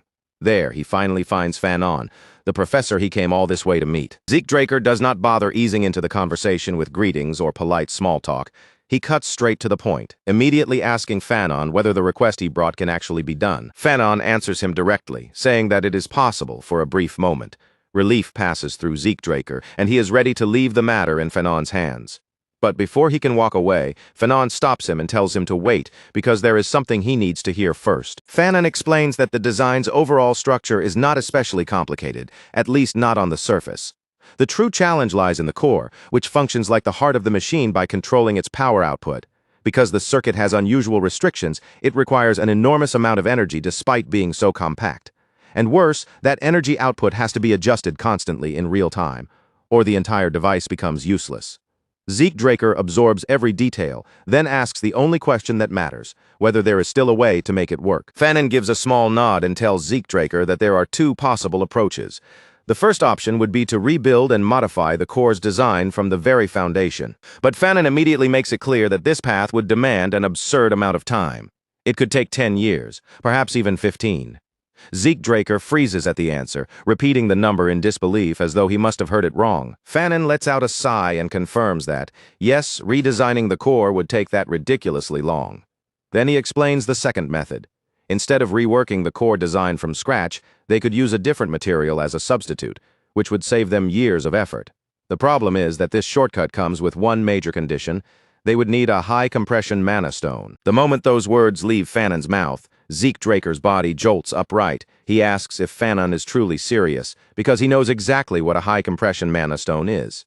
It is an ancient artifact so rare and advanced that even modern technology cannot reproduce it. Fanon confirms Zeke Draker's suspicion without any hesitation. That is precisely the item they would need if they wanted the device to function properly. And as if that answer were not already troublesome enough, Fanon adds another harsh detail. Finding one inside an old ruin would be close to impossible. Fanon continues by explaining that if they want a stone compatible with this specific design, the cost alone would be around 3,000 gold. Zeke Draker falls silent when he hears the number. 3,000 gold is still an enormous sum, especially when he has only just finished trying to process the 10,000 gold needed for the magic brazier. And now another impossible expense has been placed directly in front of him. For a moment, Zeke Draker can only stand there, weighed down by the sheer scale of the problem. Waiting 15 years is completely impossible. But 3,000 gold is not some small amount Zeke Draker can simply pull together whenever he wants. Neither option is easy, and neither can be ignored. The danger becomes even greater because if anyone discovers that Zeke Draker is not actually an aura user, he will be expelled from Draker Academy without question. Everyone believes Zeke Draker can wield aura because of what they witnessed during the blessing ceremony. But the truth is something else entirely. That display was only an illusion created through his aether and healing abilities. And no matter how hard he tries, he still cannot use aura. Aether is a power ordinary humans cannot control at all, but aura is different. Most warriors can access aura far more easily, which is exactly why Graham, the Sword of Radiance, is not merely helpful to Zeke Draker. For him, it is absolutely necessary. Without that sword, Zeke Draker's entire future could fall apart. Still lost in thought, he keeps turning the problem over from every angle, convinced that somewhere, somehow, there has to be another path forward. Meanwhile, Fanon remains absorbed in the blueprint, studying it with open fascination. He murmurs to himself that whoever created this design must have been a genuine genius. Fanon continues marveling at how incredibly efficient the structure is, saying that even among relics from the Golden Age, craftsmanship of this level would be extremely rare, and at that exact moment something suddenly clicks inside Zeke Draker's mind. Zeke Draker's eyes widen slightly as a new idea begins forming. The scattered pieces of the problem start coming together in his head. Without wasting another second, Zeke Draker rises to his feet and tells Fanon to focus only on refining the design.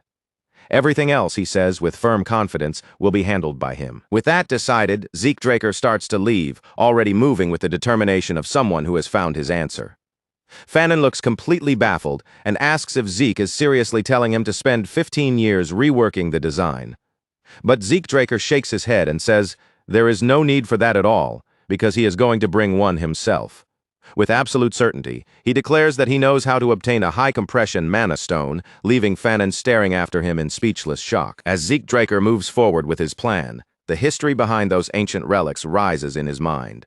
The Golden Age, the era when magic reached its greatest heights, eventually came to an end during the Liberation War. That was the war where humanity rose up and fought to free itself from the rule of the dragons, struggling to take back its own future. The war finally ended when Bahamut, the evil dragon, was slain by Tarakan Draker.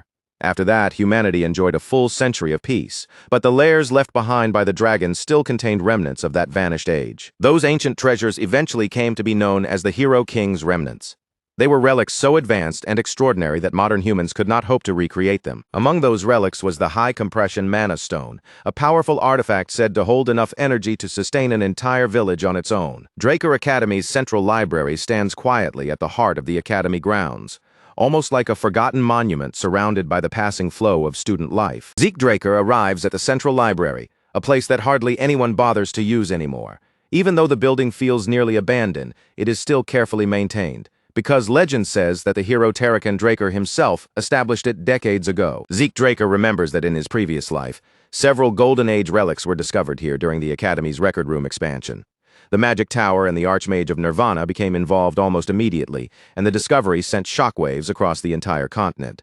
But in this life, those relics should still be hidden here, untouched by anyone. Zeke Draker begins searching through the vast library, but just as he expected, nothing reveals itself right away.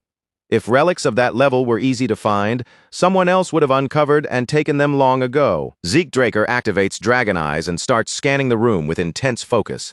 His enhanced gaze sweeps carefully across every wall, every bookshelf, and every tile beneath his feet. At last, his eyes catch on something out of place. One tile looks subtly different from the rest, strange enough that it draws his attention despite the quiet darkness of the library. Zeke Draker approaches the tile and taps it carefully, testing it for some kind of hidden mechanism. Then he activates Spirit of the Soul, recalling the lessons his master once taught him. Aether has the ability to materialize, allowing its user to give it different properties depending on how it is shaped. It can become a cutting force, a blunt impact, or something else entirely. But Aether also comes with a severe drawback. The moment it is used, it begins consuming energy at a terrifying speed. Even keeping it active for a short time drains Zeke Draker's stamina heavily, and he can already feel fatigue starting to settle into his body. Still, this is not a moment where he can afford to stop and rest. He has come too far to turn back now. Without hesitation, Zeke Draker steps through the opening revealed behind the tile. Beyond it, he finds himself entering a hidden cave beneath the library. Zeke Draker lights a fire to push back the surrounding darkness and reveal the space around him. But as the dim glow spreads across the cave walls, his expression tightens and a deep frown forms on his face. In Zeke Draker's previous life, these ruins were not supposed to be found until almost 10 years later, and he certainly does not remember them being buried this deep beneath the academy. Just then, a faint sound of movement echoes from somewhere farther inside the darkness, making his heart beat harder. For one tense moment, he wonders if someone else has already discovered this place before him. But when he looks ahead, what he finds is not another explorer. It is a group of skeletons, undead workers, not lifeless remains, gripping shovels and pickaxes as they continue digging endlessly, as though they are searching for something buried in the depths. Zeke Draker immediately scans them with dragon eyes and confirms one important thing. They are not being controlled by a lich. That is good news. If there is no lich commanding them from behind the scenes, then these undead workers are nothing more than enemies that can be destroyed without hesitation. Zeke Draker reaches that conclusion instantly. Zeke Draker activates Critical Strike and launches himself forward like a blade cutting through the dark. In a single burst, he closes the distance before the undead workers can even properly sense him, then strikes with full force, smashing their brittle bones apart and crushing them one after another. As the final skeleton crumbles into scattered fragments across the ground, a system notification suddenly appears in front of Zeke Draker, cutting through the silence of the ruins. Zeke Draker has earned 2 karma points. A grin slowly spreads across Zeke Draker's face.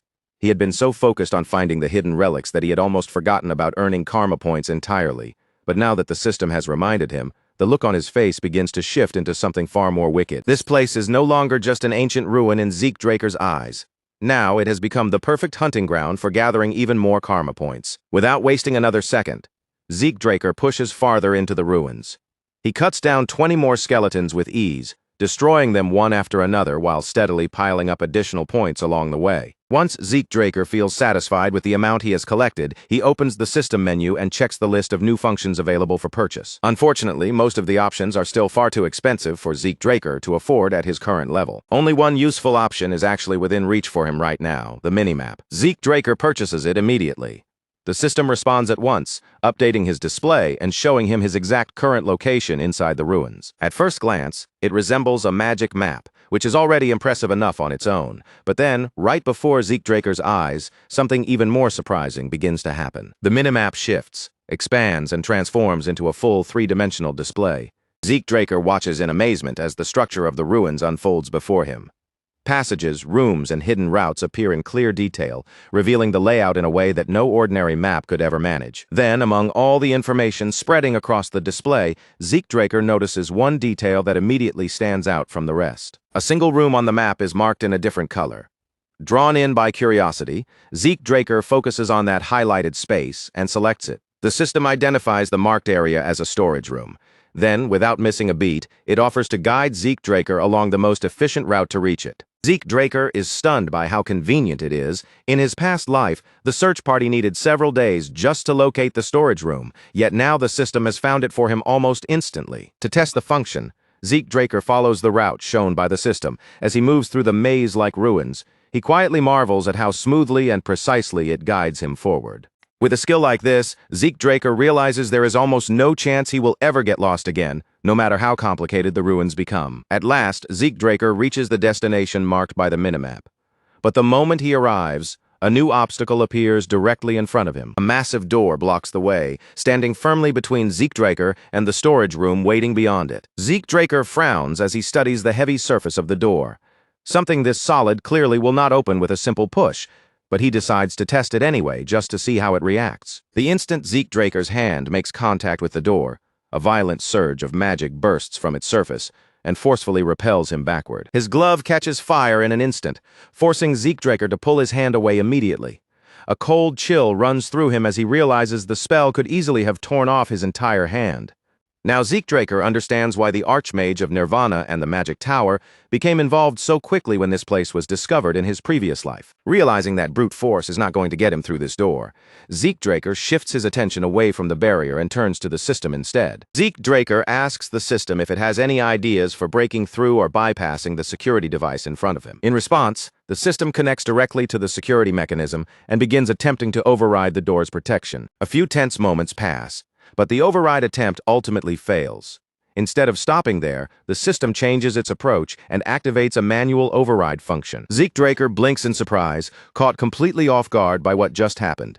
He asks, almost unable to believe it, whether the system has actually responded to him. The system answers clearly, confirming that it has indeed responded. Zeke Draker's eyes widen at the reply. He had never expected the system to give him an actual answer like this. And in that instant, a dangerous but hopeful thought flashes through his mind. If the system can answer him, then maybe, just maybe, it can also answer the questions that have been haunting him. Without hesitating, Zeke Draker asks why he was regressed. No answer comes back. Zeke Draker's expression hardens. He changes the question and asks who is behind the administrator system. Once again, there is no response. Frustration begins to rise inside him. But Zeke Draker tries one final time and asks who created the system in the first place. Silence. Nothing returns to him at all. Annoyed by the complete lack of answers, Zeke Draker finally gives up on questioning it for now. Instead, Zeke Draker tells the system to forget the questions for the moment and just open the damn door. The system confirms the request, and a low, heavy rumble rolls through the ruins as the entrance to the Dragon Slayer storage room finally unlocks. The moment Zeke Draker steps inside, his eyes widen in disbelief at the sight waiting before him. Just as he remembered from his previous life, row after row of chests filled with priceless relics and treasures stretch out across the storage room. Finding even one relic of this level inside ordinary ruins would already be close to impossible. Yet here, an entire collection is sitting right in front of Zeke Draker, almost as if it has been waiting all this time for someone to claim it. Zeke Draker moves carefully through the room, searching through chest after chest. At last, his eyes finally settle on the very item he came here to find. High compression mana stones. There are 4 of them in total, resting there like treasures left behind by another age. Without hesitation, Zeke Draker spends 1 karma point to expand his inventory. Then he safely stores one of the high-compression mana stones inside. Unfortunately, Zeke Draker's storage space is still far too limited for him to take everything in the room, so he makes a firm mental note to return later, once he has enough capacity to claim the rest. Just as Zeke Draker is about to leave the storage room behind, an eerie sensation suddenly crawls across his entire body. It feels like the darkness itself is brushing against his skin, warning him that something hidden has just noticed him. Moving purely on instinct, Zeke Draker glances back over his shoulder. And in that exact instant, glowing magic circles burst to life around him, flaring up from every side and locking around his body before he can take another step. Before Zeke Draker can even react properly, the spell completes itself. The light swallows him whole, and in the blink of an eye, he is forcibly teleported away from the storage room. The sudden shift throws Zeke Draker off balance. His feet hit solid ground, and he stumbles for a moment before quickly steadying himself, his eyes sharpening as he scans the unfamiliar space around him. This place is completely unfamiliar.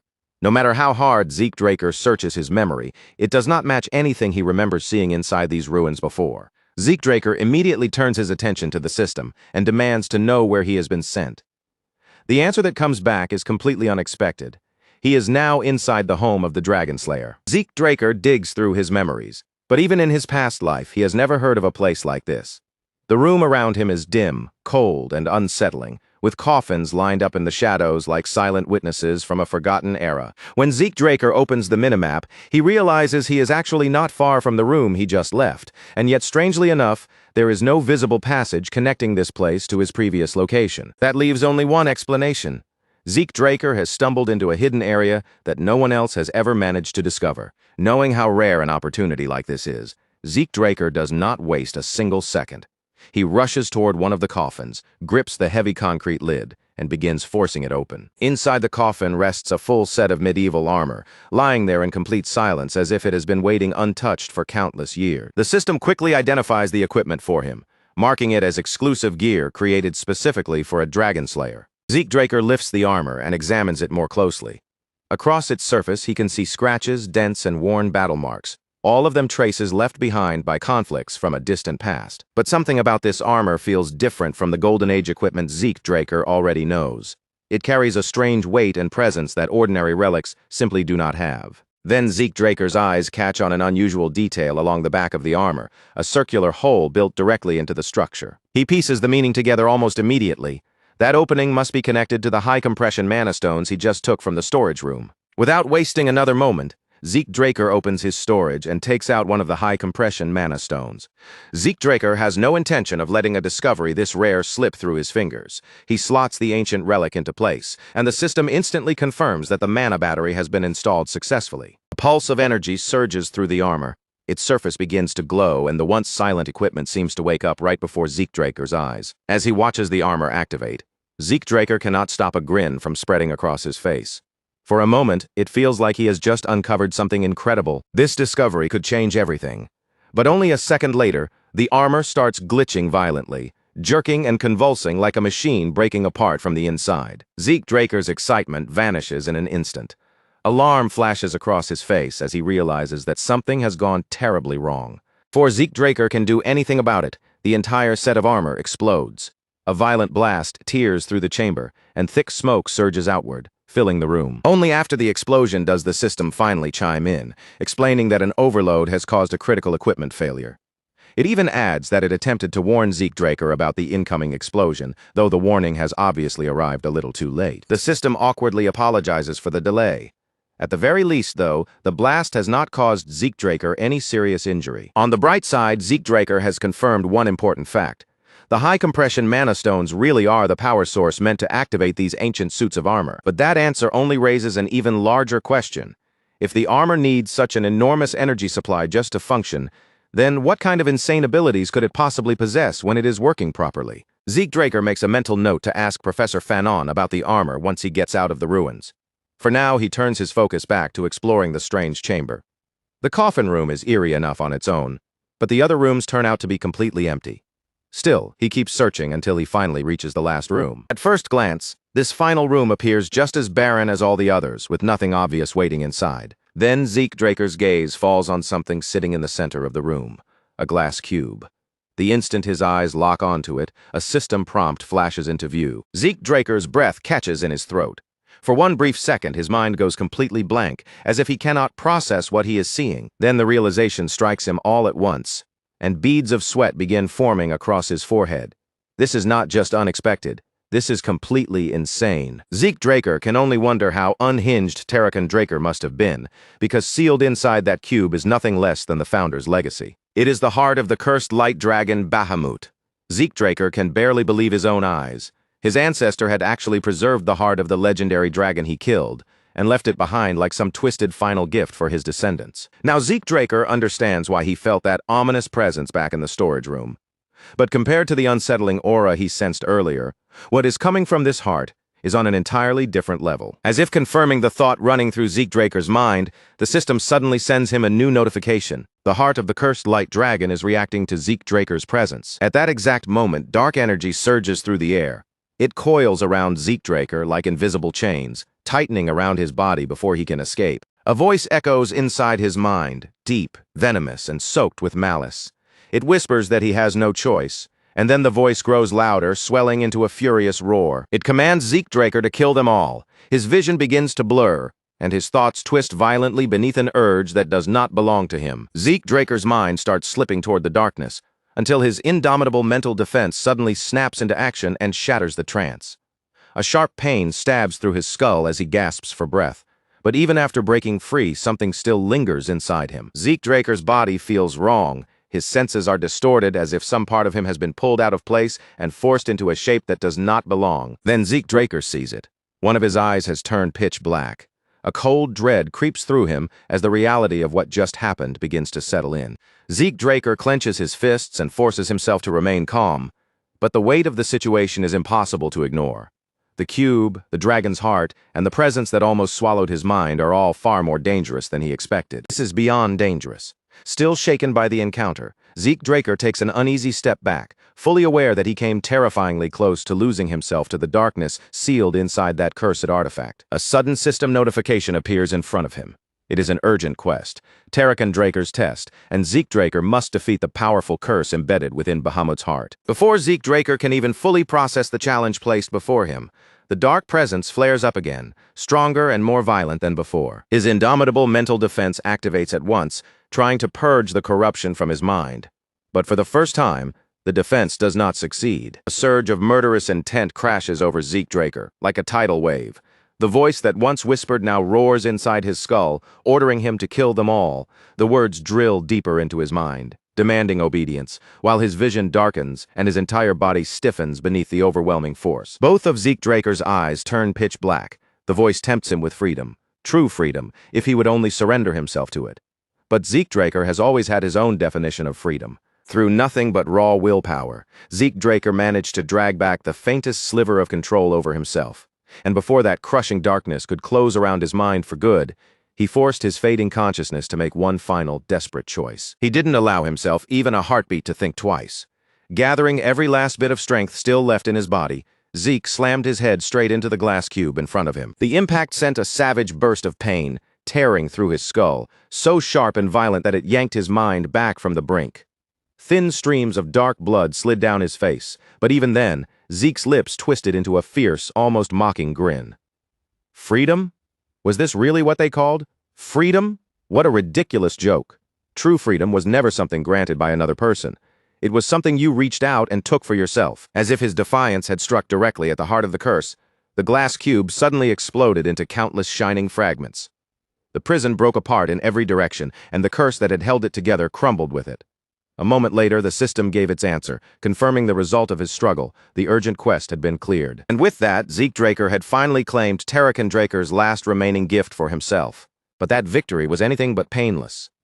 The instant the tension inside him finally snapped, an overwhelming wave of mental exhaustion crashed down on him, heavy enough to feel like a mountain had fallen onto his shoulders. If his determination had wavered for even a single second, everything could have ended in a completely different way. His battered body seemed to recognize just how close he had come to death, and on its own, his healing factor and infinite stamina activated, racing through him to repair the damage from the inside. Then, right before Zeke's eyes, something beyond belief began to unfold. The heart of Bahamut, freed at last from the prison that had sealed it away, began to stir as though it had awakened from an ancient, endless sleep. Slowly, it lifted into the air, surrounded by a fierce and otherworldly radiance that spilled across the ruined chamber around it. Then, bit by bit, it began drifting toward Zeke's chest, moving as if it had known its rightful destination from the very beginning. The moment it made contact, a massive surge of raw, overwhelming power burst through Zeke's entire body, flooding every part of him at once. And right behind that power came pain, an unimaginable scorching agony that burned through him from the inside out. A source of mana so dense, so pure, and so far beyond anything Zeke had ever encountered before poured into his body, forcing itself deep into every single cell. But there was one horrifying problem Zeke could not ignore. He had no mana circles strong enough or even capable at all of containing such an enormous torrent of energy. With no proper place to settle, that violent power began rampaging through him from within, ripping at his body as though it might tear him apart at any second. There was no time left to hesitate. If Zeke wanted to live, he had to act immediately. In one desperate, high-risk gamble, Zeke summoned his purple ether through the spirit of the soul. He poured everything he had into that single move, creating a tiny black hole in the palm of his hand and using it as a makeshift seal to contain the monstrous mana. It was reckless, dangerous, and almost insane. But with the abilities Zeke had right now, it was the only possible path to survival. Zeke clenched his jaw so hard it began to ache, forcing every remaining shred of focus into keeping that ether hole from collapsing. But the power inside him resisted like a living beast, thrashing violently against his control. The pressure kept building, swelling higher and higher inside his body, until at last it erupted all at once.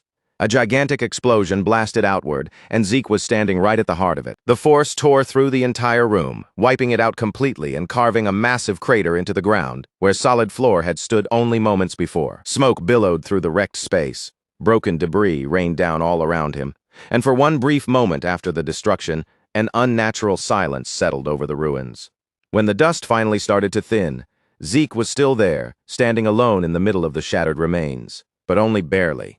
His entire body felt as if it had been thrown into fire, and every nerve screamed in protest from the unbearable strain. He released a sharp, ragged breath, and as the worst of the pain slowly began to recede, a wave of relief finally washed through him. He had lived. His uniform was hanging from his body in torn, ruined strips, but across his chest, something entirely new had appeared. A mark had formed there, the unmistakable mark of Bahamut. The broken remnants of the glass cube had disappeared completely, leaving not even the smallest trace behind. Bahamut's raw mana was far from something anyone could take lightly, and the fact that Zeke had managed to endure it at all was nothing short of a miracle. In the end, it was his quick thinking that had kept him alive. As his eyes lowered toward the shattered pieces scattered across the floor, a faint reflection flashed back at him, revealing the mark now engraved on his chest. It looked like sealing away Bahamut's rampaging energy had left Zeke with more than just survival.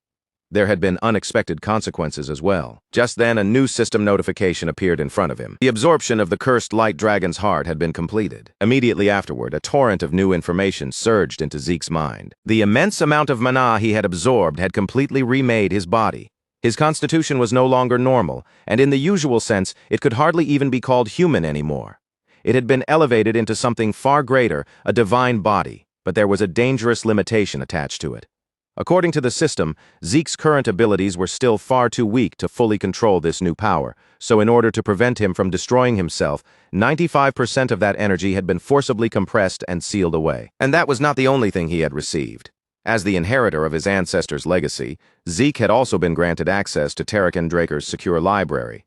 Along with that authority, a beginner quest book had been unlocked, and a low-level administrator tutorial had become available as well. Zeke raised one hand and scratched his head, staring at the flood of information with open disbelief. A divine body, a hidden secure library, and now even a tutorial? What the hell was he supposed to do with all of this? The sheer amount of new information pressing into his head was almost too much for him to process all at once. So for now, Zeke shoved most of the notifications aside, deciding that he would deal with them later. There was only one exception. Apparently, the first Dragon Slayer had been feeling especially generous in his final moments. A fresh system prompt appeared before Zeke's eyes, asking whether he wanted to open Terrakan Draker's second dying gift. Just when Zeke thought there was no possible way anything else could surprise him, yet another hidden secret was placed directly in front of him. After barely surviving the cursed chamber and escaping death by the thinnest margin, Zeke finally made his way back to his mansion. Once he returned, he carefully secured every treasure he had managed to bring back with him. Even then, his gaze kept drifting back to the system prompt, still floating before his eyes. His title had changed. Zeke was now recognized as the one who had received the blessing of the ancient dragon, as well as the inheritor of Terrakan Draker, and those titles were not empty decorations meant only to look impressive. They carried benefits so powerful that they almost sounded ridiculous. Among those rewards, Zeke had obtained draconic control, along with the constitution of a divine body. But out of all the new abilities displayed before him, one stood out more sharply than the rest: incantation. Its description was brief, yet terrifyingly straightforward. This locked skill would allow his words to carry power. Just that much was enough to make it sound absurdly dangerous. Still, no matter how unbelievable these rewards were, one harsh reality had not changed at all. Zeke was still too weak to properly wield most of them. Draconic control meant that Zeke had the authority to command dragonkin. Any dragons placed under his rule would follow his orders without hesitation or question. The divine body, on the other hand, raised his combat potential to a completely different level. His ability to learn combat techniques had increased dramatically, and the efficiency of his ether circulation had improved by an enormous margin. But seeing those effects written inside a system window and actually experiencing them in combat were two very different things. If Zeke wanted to understand what this new power could truly do, he would need to test it with his own body. And just as he began considering what his next step should be, another system window appeared before him. This new message was still connected to Terrakan Draker. Zeke had already been granted access to the secure library, but before he could actually use it, the system required an information update. Just like always, the system answered as though it had already been sitting there waiting for Zeke Draker to ask the right question. In that same strangely polite manner, it offered to mark the exact location of the required update directly on his minimap. Zeke Draker was not exactly happy about being given yet another task so soon after barely surviving that nightmare. His body and mind had only just escaped one crisis, and now another errand had been dropped into his lap. But because this was connected to Terracon Draker's legacy, he knew he could not simply ignore it no matter how troublesome it seemed. Then Zeke's gaze sharpened. The longer he stared at the shape displayed on the map, the more something about it pulled at his memory. The arrangement of the paths and structures felt oddly familiar, as if he had seen this layout somewhere before. And after a moment, one particular place came to mind: Valhalla. Valhalla was known as the greatest knight training institution in the entire world, a place reserved only for warriors who possessed extraordinary talent, bloodline, or status. Ordinary people were not even allowed to gaze upon its grounds without administrator clearance, let alone walk inside. And under the current circumstances, even someone like Zeke Draker would not be able to enter without difficulty. The biggest issue was that Zeke Draker had never intended to enroll in Valhalla in this lifetime. He had already been moving according to his own plans, but now that something tied to Terracon Draker's dying gift was hidden somewhere inside those walls, those carefully arranged plans might need to change, whether Zeke liked it or not. It was almost as if fate itself had grabbed Zeke Draker by the collar and was pulling him deeper into his ancestors' legacy, refusing to let him walk away on his own chosen path. For the moment, Zeke Draker pushed that uncomfortable thought to the side and shifted his focus back to the beginner quest book waiting in front of him. The low-level administrator tutorial was about to begin, and once Zeke Draker managed to clear it, he would be allowed to access a quest built specifically to speed up his growth. And of course, wherever there were quests, there were always rewards waiting at the finish line. The whole structure felt strangely familiar to Zeke Draker. It reminded him of the mission boards used by adventurer guilds or the paid assignments that mercenaries accepted before heading out into danger. Eventually, curiosity won out, and Zeke Draker asked what exactly the tutorial required of him. But before he could steady himself or prepare for an explanation, the answer arrived in the bluntest way possible. The tutorial activated by itself. The space around Zeke Draker suddenly twisted and warped with violent force, and reality seemed to bend apart right in front of his eyes. Within only a few seconds, the entire world around him had changed completely. Beneath his boots, glowing grid lines spread out in every direction, stretching farther and farther until they disappeared into the distance. Beyond those bright lines, everything was swallowed by a deep, bottomless darkness. Even with that unreal space pressing in around him from all sides, Zeke Draker remained calm, carefully moving his eyes across the area as he tried to figure out where the system had brought him. This did not feel like the kind of teleportation Zeke Draker had experienced in the past. It was not as simple as being moved from one physical location to another. Instead, it felt as though the very rules of the world had been altered around him. And before Zeke Draker could fully organize that thought, a dangerous presence suddenly surged up from behind his back. Zeke Draker reacted without the slightest delay, twisting his body sharply and spinning around toward the incoming threat. From inside the darkness, a group of orcs came bursting forward with brutal momentum, their massive spiked clubs already raised overhead as they charged in to smash him down. Only then did the system finally decide to explain the situation, almost as if it had intentionally waited for the most dangerous possible timing. The tutorial quest had officially begun. Zeke Draker was given 60 minutes to defeat the monsters, and he had to use 2 or more different skills while doing it. If he succeeded, he would receive system points and unlock access to the system store. That reward was not bad at all. Zeke Draker's instincts as a fighter took control immediately, and just as the first wave of attacks came crashing toward him, a sword formed solidly in his hand. So this tutorial was meant to show him how to properly use the advantages provided by the system. Zeke Draker could not help but think that having something this useful earlier would have made things much easier. First 3 orcs rushed him together, their heavy weapons descending from separate angles at almost the same time. But every one of those vicious strikes met nothing but empty air. Zeke Draker had already slipped out of their range. The force of the missed attacks was so heavy that even the tutorial space itself seemed to ripple from the impact. And before the orcs could process where he had gone, Zeke appeared again, moving at a speed far beyond normal human limits. Swift steps. Continuous slash. With smooth, precise movements that looked almost effortless, Zeke Draker cut through them before the monsters could even track his path with their eyes. Monsters at this level could no longer be considered true threats to him. At this point, they were little more than practice targets placed in motion. The claymore in Zeke Draker's grip felt unbelievably light, almost as if its weight had vanished completely. That sudden, explosive increase in physical strength had to be one of the effects of his newly awakened divine body constitution. With this kind of power moving through his body, Zeke Draker felt certain that even a purple knight would not be difficult for him to defeat. After cutting down the tutorial orcs without any real struggle, Zeke Draker returned to the same spot where he had first appeared, and the separate dimensions surrounding him slowly began to fade away. Had everything that just happened been nothing more than an illusion? No, that could not be right. It had felt far too clear, too vivid, and too physically real to be brushed off as a simple trick of the mind. Whatever the truth was, clearing the tutorial had given Zeke Draker a very generous reward. With both the critical bonus and the time bonus added together, he received a total of 400 points, and access to the shop was finally unlocked. A spark of excitement rose inside him, and Zeke Draker opened the shop tab without wasting even a second. The moment he saw what was listed there, he was genuinely stunned.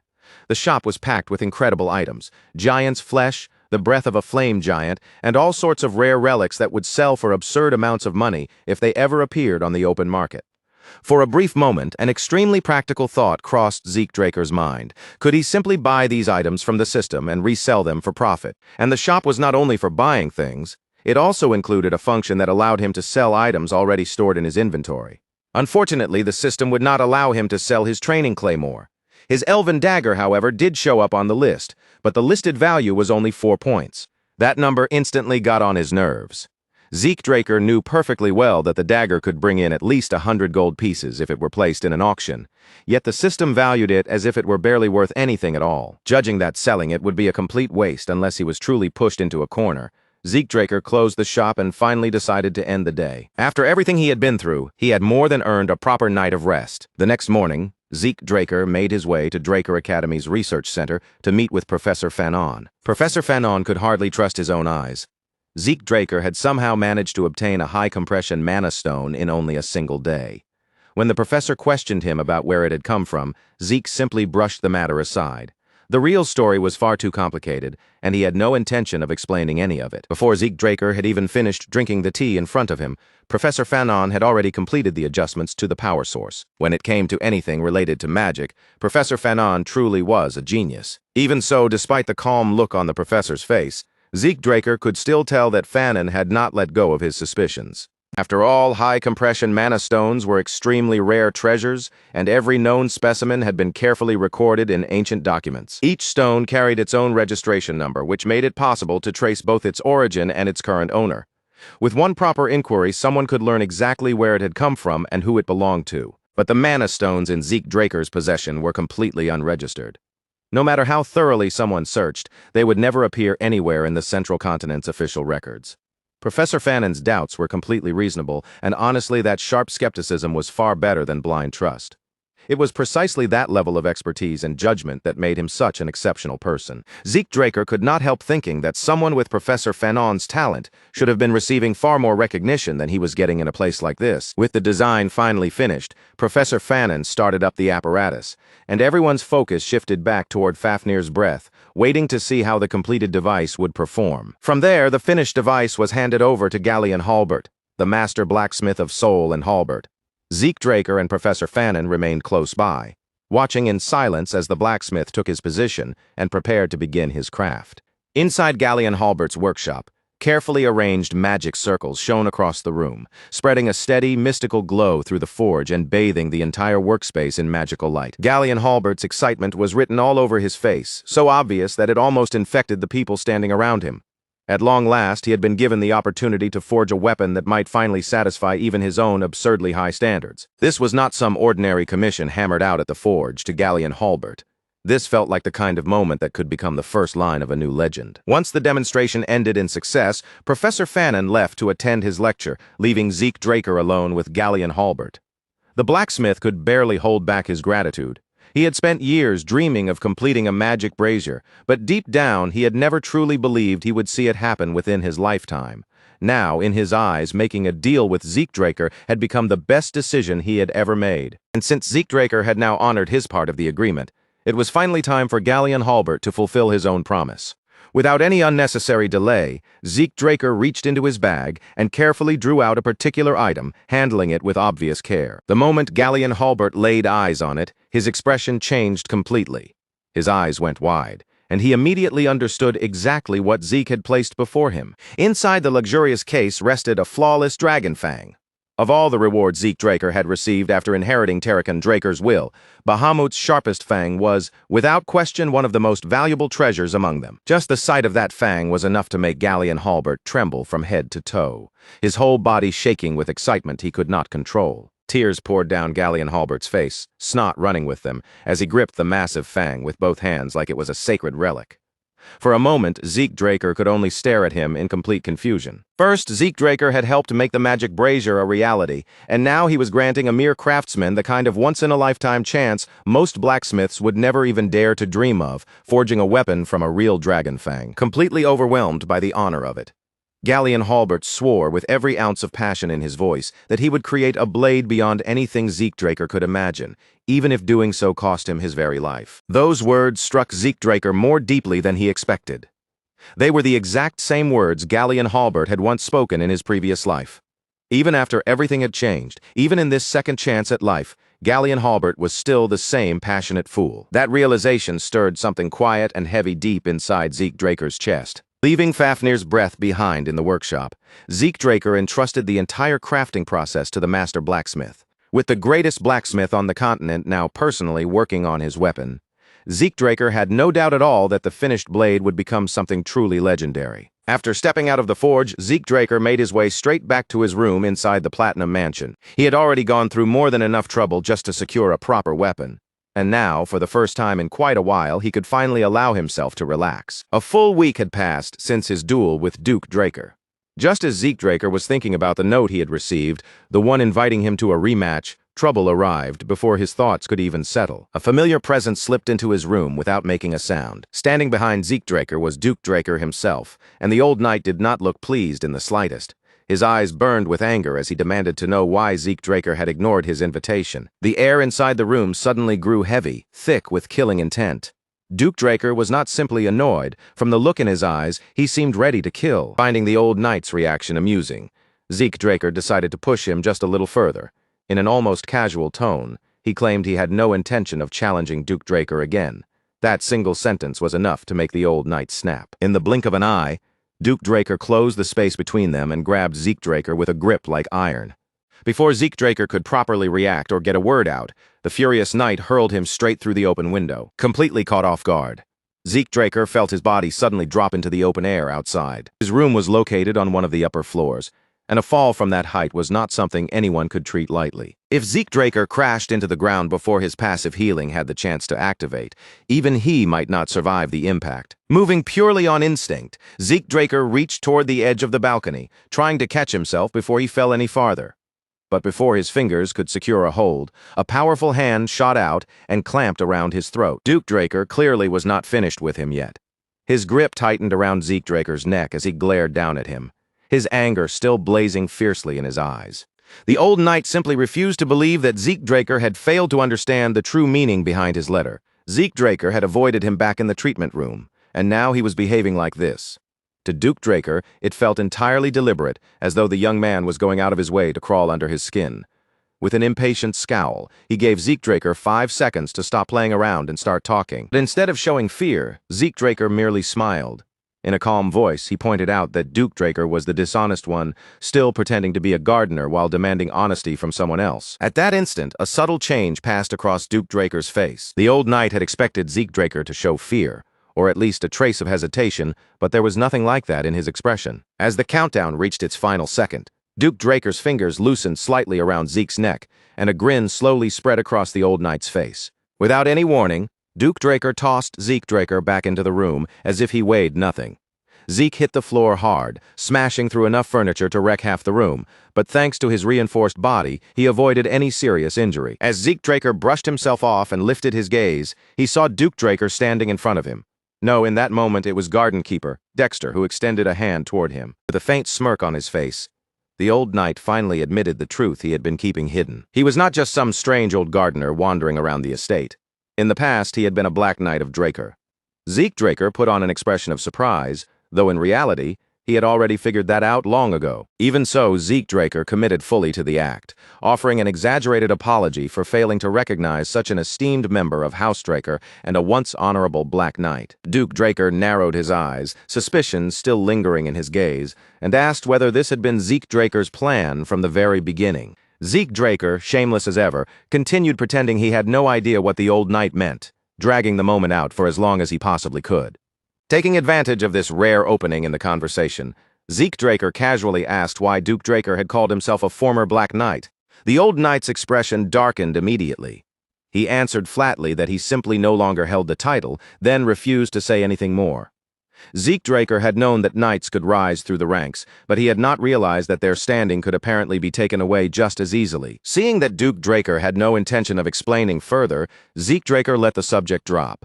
Even so, he did not fail to notice the faint tremble in the old man's hand. Perhaps Duke Draker's past carried far more weight than Zeke Draker had first assumed. And since the old knight had been willing to reveal his true identity, Zeke Draker decided it was only fair to answer that honesty with some of his own. Zeke Draker lowered himself before the knight and confessed the truth directly, holding nothing back. Zeke Draker admitted it plainly.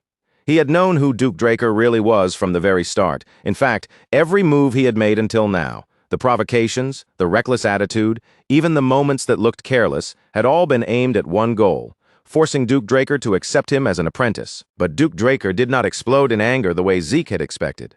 Instead, the old knight's mouth slowly curved into a smile, as though the sheer audacity of the boy in front of him had genuinely amused him. And in that moment, the Gale Knight finally made his decision. "Fine," Duke Draker said at last. From that moment forward, Zeke Draker would officially become his apprentice. For a brief second, Zeke Draker froze where he stood. That was all it took. He had braced himself for impossible trials and brutal tests, expecting Duke Draker to force him to prove his worth the hard way. And yet somehow, through nothing but stubbornness, perfect timing, and relentless persistence, Zeke had managed to secure a legendary master for himself. Not wanting to waste even a single breath, Zeke Draker immediately lowered his head in a deep, formal bow. With sincere resolve in his voice, he gave the apprentice's vow, swearing as Zeke Draker to bring honor to his master's name, follow his teachings, and pursue both wisdom and strength under his guidance. Duke Draker lifted an eyebrow, clearly caught off guard. Zeke Draker actually knew the old apprentice's vow. Most young knights these days had already forgotten traditions like that completely. But to Zeke Draker, those traditions still carried weight. Culture, discipline, and respect were not just empty decorations used to make knights look noble. They were virtues that every true knight should hold on to. Still, before they could move forward, there was one last question Zeke Draker wanted answered. He raised his eyes carefully and began by asking permission to speak to his master. The instant Duke Draker heard that word, his face twisted into a deep frown, and he snapped at Zeke Draker not to call him that. Zeke Draker smirked faintly at the old knight's reaction, but he continued as if nothing had happened. What he truly wanted to know was simple. Why had Duke Draker decided to accept him as an apprentice? After all, Duke Draker was infamous for turning away almost everyone who approached him. Even Andre Draker, the genius praised as the talent of the century, had been forced to beg for years before Duke finally took him in. Zeke Draker already had a few guesses of his own, but he wanted to hear the reason directly from Duke Draker's mouth. The old knight let out a low chuckle, then casually threw the question right back at him, telling Zeke Draker to try guessing for himself. Zeke Draker grinned without the slightest hesitation and answered that maybe it was because he was the family's genius. Duke Draker burst into loud laughter at that, clearly entertained by the confidence in his answer. Duke Draker quickly made it clear that talent had nothing to do with it. If raw talent was all he cared about, he would have chosen the girl from the Turun family instead. Then his expression grew firm, and he gave Zeke the real answer. The reason he chose him was tenacity. Talent alone, Duke Draker said, could never carry someone to the level of a Red Knight, much less all the way to a Black Knight. In reality, people blessed with extraordinary talent often shattered the moment true hardship blocked their path. Their potential was extinguished before it ever had the chance to fully bloom. Hearing that, Zeke Draker could not help but agree. He had already lived through an entire lifetime filled with struggle and disappointment. Time and time again, he had seen so-called geniuses, people everyone believed were destined to become Red Knights, fail to meet those dazzling expectations. Most of them never even advanced beyond the level of Blue Knight. The moment they ran into a wall they could not climb through talent alone, their growth came to a dead stop. With that, Duke Draker ended the conversation and rose to his feet. They had talked more than enough. Now it was time for Zeke Draker's very first lesson. Zeke Draker followed the old knight all the way to the empty western greenhouse. only to find something completely unexpected waiting beneath the quiet structure. Hidden underground below the greenhouse was an entire gymnasium. Zeke Draker had not even known a place like this existed. Duke Draker gave no explanation whatsoever and simply ordered him to start running. So Zeke Draker ran for 3 straight hours. He circled the track over and over again while Duke Draker stood there watching him in complete silence. There was no advice, no correction, and not a single proper instruction. Only Duke Draker's sharp eyes followed him, studying every step he took, every breath he drew, and every small shift in his movement. Zeke Draker could not stop himself from wondering what exactly his new master was trying to measure. Then, after what felt like an endless series of laps, Duke Draker finally called out and told him to stop. Zeke Draker halted immediately, relieved that the meaningless running had finally come to an end. But before he could even properly catch his breath, Duke Draker was already behind him. The old knight moved like a phantom, appearing without warning as his hand shot toward Zeke Draker's wrist with frightening speed. Zeke Draker's instincts moved faster than his thoughts. At the very last instant, he twisted his body away, narrowly slipping out of Duke Draker's grasp. Every fiber of his body screamed the same warning at once: create distance, and do it immediately. Duke Draker narrowed his eyes and looked down at his own hand. He had failed to grab Zeke Draker properly, but even that brief contact had nearly damaged the special glove the young man was wearing. That small exchange was enough to confirm Duke Draker's suspicion. His voice grew sharper as he asked whether Zeke Draker had some kind of problem with letting his pulse be checked. Zeke Draker knew better than to believe that a simple pulse check was all Duke Draker had been after. This sly old fox had been suspicious of him from the very beginning. It had started during their clash in the infirmary, and those doubts had only deepened during their fight in the greenhouse. And now, even after making Zeke Draker run 500 laps, Duke Draker still had not sensed even the faintest trace of aura coming from his body. On top of that, the moment Duke Draker reached for his wrist, Zeke Draker had pulled away on instinct. Duke Draker was finished circling around the truth.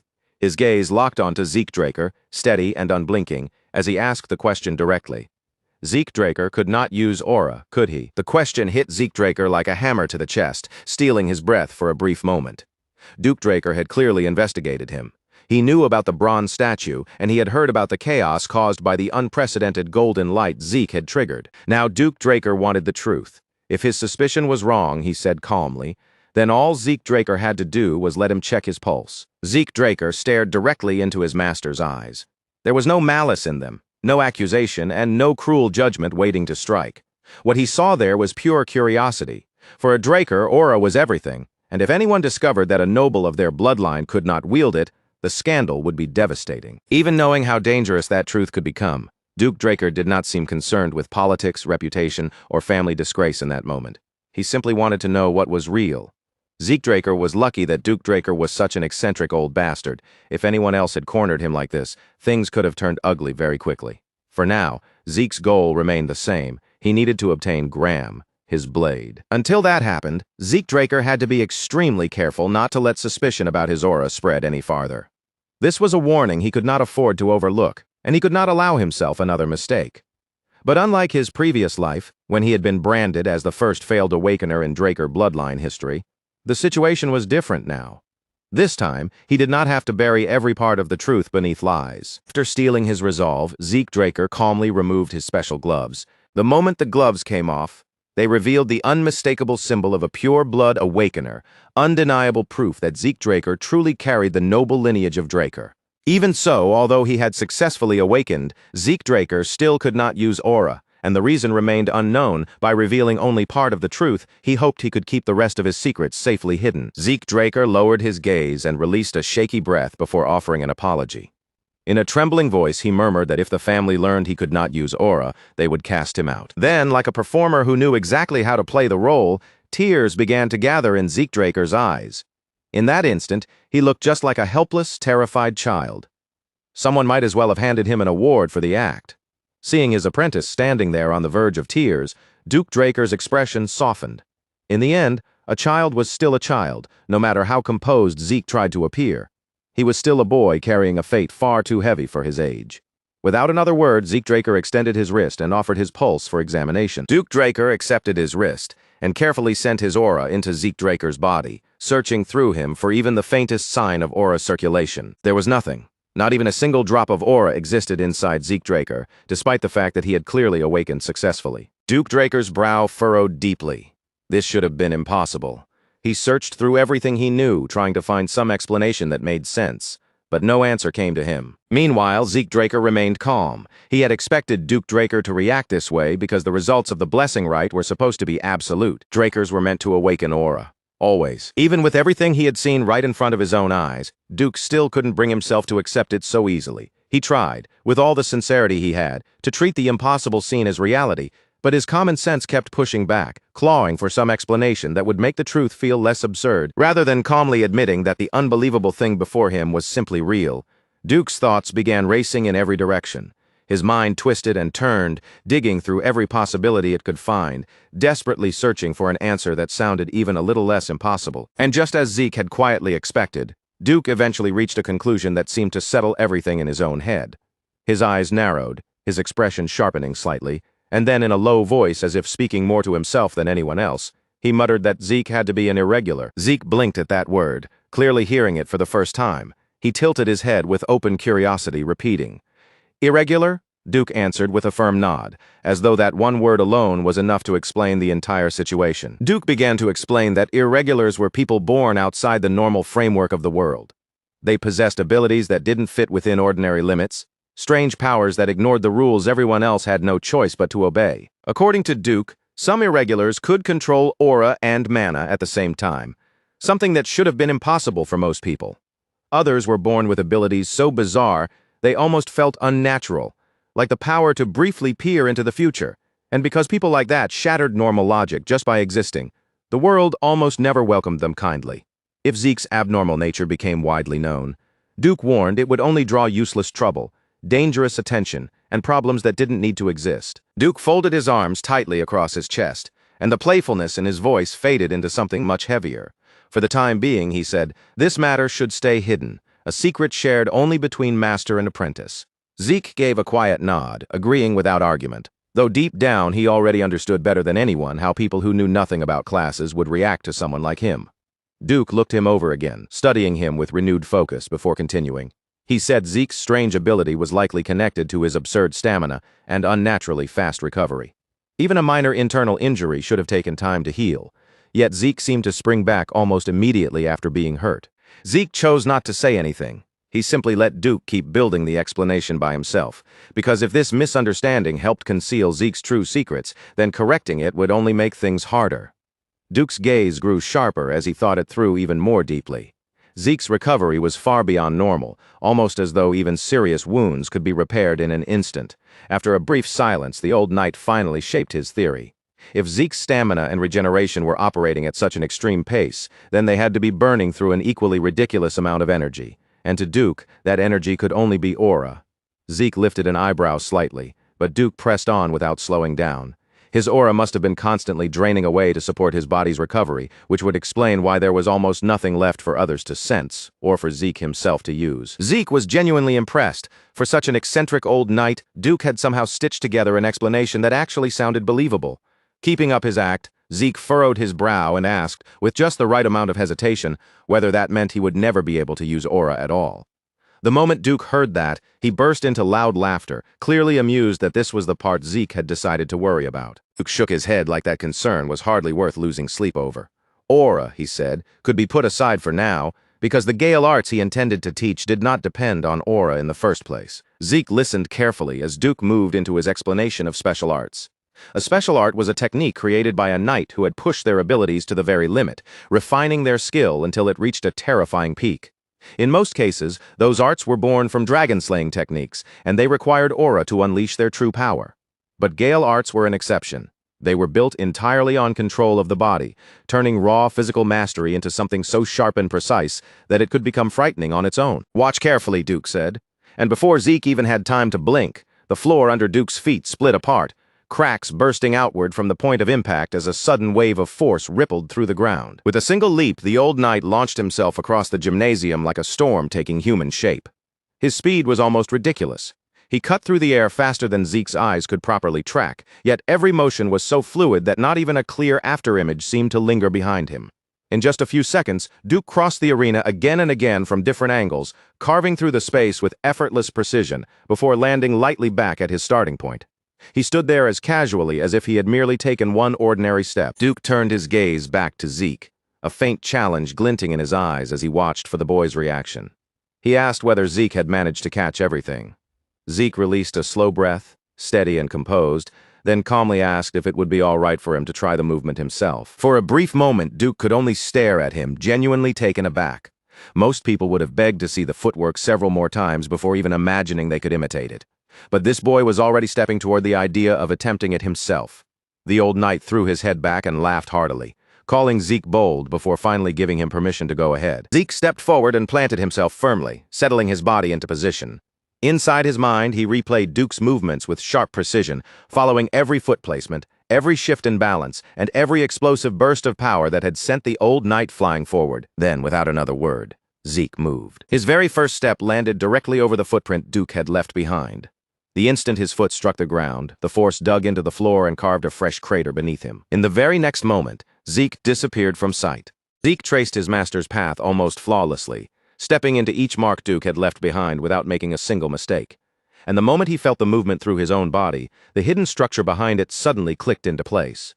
These weren't random steps thrown together just to create speed. Every movement had a reason, and every shift carried a specific purpose. Some steps were designed to launch the body forward into an attack, while others existed to slip cleanly out of danger. Certain movements closed the distance in an instant, and others created space before an opponent even had the chance to react. After completing the final step, Zeke slowly brought his momentum under control and came to a smooth stop. Across from him, Duke stood completely frozen, staring in silence, too stunned to immediately find his voice. Duke had already known that this boy carried a frightening level of talent. But what he had just witnessed was on an entirely different level.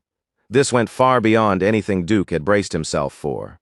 Only a week earlier, Zeke had not been anywhere close to moving like this, and yet now his growth was so drastic that it felt like Duke was watching a completely different person. Duke had never seen anyone improve at such an absurd speed, especially not someone who already possessed Zeke's overwhelming natural potential from the beginning. Of course, just when the old knight was ready to sincerely admire him, Zeke's confidence had to show itself and spoil the moment. If only that arrogance of his could be pulled back even a little, Duke thought, then the boy would be close to flawless. Duke reached out, grabbed Zeke, and dragged him into a playful headlock, roughing him up with the clumsy affection of a master teasing his apprentice. He joked that Zeke had gone from crying his eyes out to perfectly copying a technique this difficult in what felt like no time at all. Some time had passed since that training began, and on this particular day, Zeke sat in the academy dining hall with a mountain of food piled in front of him. Meat, seafood, bread, anything he could get his hands on had somehow ended up stacked across his tray. Ever since becoming the Gale Knight's apprentice a month earlier, Zeke had been pushed through training so intense that even his appetite had changed completely. The harder Duke trained him, the more food his body demanded. While Zeke was focused on eating, Instructor Andre walked up to his table and asked whether he could spare a moment to talk. With his schedule already packed tightly from morning until night, Zeke barely even pulled his attention away from his meal. Still chewing through the moment, he told Andre to say whatever he needed to say right there. As it turned out, Andre only had one question. He wanted to know how Zeke had managed to convince Duke Draker to take him in as a disciple. Still more interested in his food than the conversation, Zeke answered in an even casual voice. He said he hadn't done anything special at all. Duke had simply chosen him on his own. Andre's expression darkened almost immediately. A flash of irritation crossed his face before he could fully hide it, making it painfully clear that Zeke's answer had not satisfied him at all. The resentment in his eyes was too obvious to miss. Inside Andre's mind, there seemed to be only one explanation that made sense. Zeke must have been picked simply because he was a pure-blood awakener. That assumption did not sit well with Zeke in the slightest. After finishing his meal, Zeke turned the conversation back on Andre without the slightest hesitation and delivered a sharp dose of reality. He pointed directly at the inferiority complex Andre had been carrying deep inside himself, exposing a truth the instructor clearly had not been ready to hear out loud. Andre's hands began to tremble with anger as he fought to keep his composure from cracking. Trying to force Zeke back into his place, he snapped that Zeke was still nothing more than a cadet. But Zeke had no intention of backing down there. He challenged Andre's words head-on, asking whether he truly believed someone like Duke Draker would choose a disciple for such a shallow reason. And even if his bloodline had helped him stand in that position, Zeke asked, didn't that still prove he had strength of his own? After all, the fact that Zeke could take the lineage he had been born with and turn it into a foundation for climbing even higher only made his worth more obvious. And he did not end the exchange there. Instead, he He gave Andre advice that was blunt, painful, and impossible to brush aside. Rather than wasting his energy protecting his pride and clinging to that inferiority complex, Andre would be better off working hard enough to become someone worth choosing. The words cut deep, but even Andre could not deny that there was a harsh truth buried inside them. Later that same day, at the Western Greenhouse Arena, the usual training session between Zeke and Duke had unexpectedly gained a third person. Someone had arrived ahead of both of them, and was already running around the track with desperate intensity, sprinting as though every single lap carried more weight than the last. Confused by the sight, Zeke turned toward his master, silently asking for an explanation. But Duke looked just as puzzled as he did, clearly having no idea what had suddenly gotten into the man either. As it turned out, instructor Andre had reached the arena before them and had practically begged Duke to let him train under him. Andre had been willing to begin from the absolute bottom, even if that meant being treated as nothing more than a servant. Amused by the sudden desperation in front of him, Duke decided to give him a test. If Andre could run 300 laps around the track without using aura, Duke told him, then he would at least consider accepting him. Now, right there in front of them, Andre was forcing his body forward one lap after another, driving himself closer to his limit through sheer determination alone. Duke could not completely hide his surprise at Andre's sudden resolve, and even Zeke had to admit that the instructor's effort was genuinely impressive. Andre Draker, as it turned out, was not merely a bitter scholar clinging to his position and pride. Beneath all that resentment, beneath the wounded ego he carried so openly, there was a stubborn core of real grit that refused to bend. And on that same day, while Andre was still driving himself forward in the arena, something much larger began to ripple through Draker Academy, pulling the attention of the entire institution in a completely different direction. Every student had been ordered to assemble at the training grounds, and the reason behind the summons was serious enough to place the whole academy on edge. The patriarch himself was about to arrive. From beyond the campus gates, the deep, heavy sound of hooves thundered through the air. A moment later, an elegant carriage bearing the proud insignia of Housedraker rolled into the academy, and almost instantly, every gaze turned toward it. The first to react was the academy dean, Howard Draker, a round, heavy-set man whose entire body seemed to jolt into motion the instant that carriage came into view. Howard quickly began issuing orders to his men, making sure the preparations for the Supreme Leader's arrival were flawless. Then he hurried to place himself at the very front, clearly determined to be the first person there to offer his greeting. When the carriage finally came to a stop and the door opened, Howard immediately bent into a deep, respectful bow. His plump face was filled with open reverence, as though the man before him stood far beyond the reach of ordinary people. Behind Howard, the knights moved with perfect discipline. One after another, they dropped to a knee and raised their blades in a formal salute. Right on time, exactly as noon arrived. The patriarch had entered the academy. At that exact moment, the academy bell rang out over the grounds, its sharp toll cutting through the air, with a clarity that felt stronger and heavier than usual. The sound seemed to spread to every corner of the academy, announcing to students, instructors, and knights alike that this was not an ordinary day. Then the man everyone had been waiting for stepped forward. Arthur Draker, the head of the Third Transcendent Household and the living symbol of the Dragon Slayer name, finally appeared before them. His presence alone carried a crushing sense of authority, the kind of weight that made people instinctively lower their heads before he had even spoken a single word. Arthur placed one firm hand on Howard's shoulder, standing over the dean with effortless dominance, and gave him a rare word of praise for all the work he had done. Arthur looked less like an ordinary man and more like a force of nature wrapped in human form, someone whose posture alone radiated power, control, and unquestioned command. Still bowing respectfully, Howard hurried to suggest that they move inside, using the fierce midday sun as a convenient excuse. But Arthur Draker was not the sort of man who allowed anyone else to decide the speed or direction of his steps. Meanwhile, several students gathered near the gates managed to catch sight of him.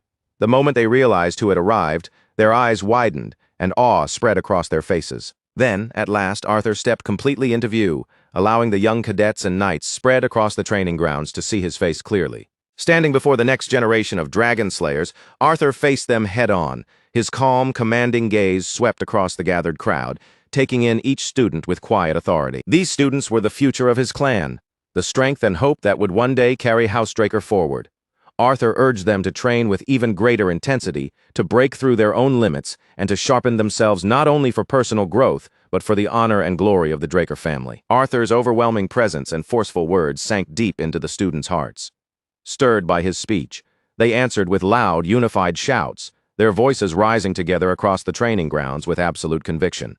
With the blazing sun still hanging high above them, Arthur finally turned away from the crowd and gave Howard the order to escort him inside. Behind closed doors, Zeke Draker was called before the leader of all knights, the guardian of the Dragon Slayer name, and more than anything else, his own father.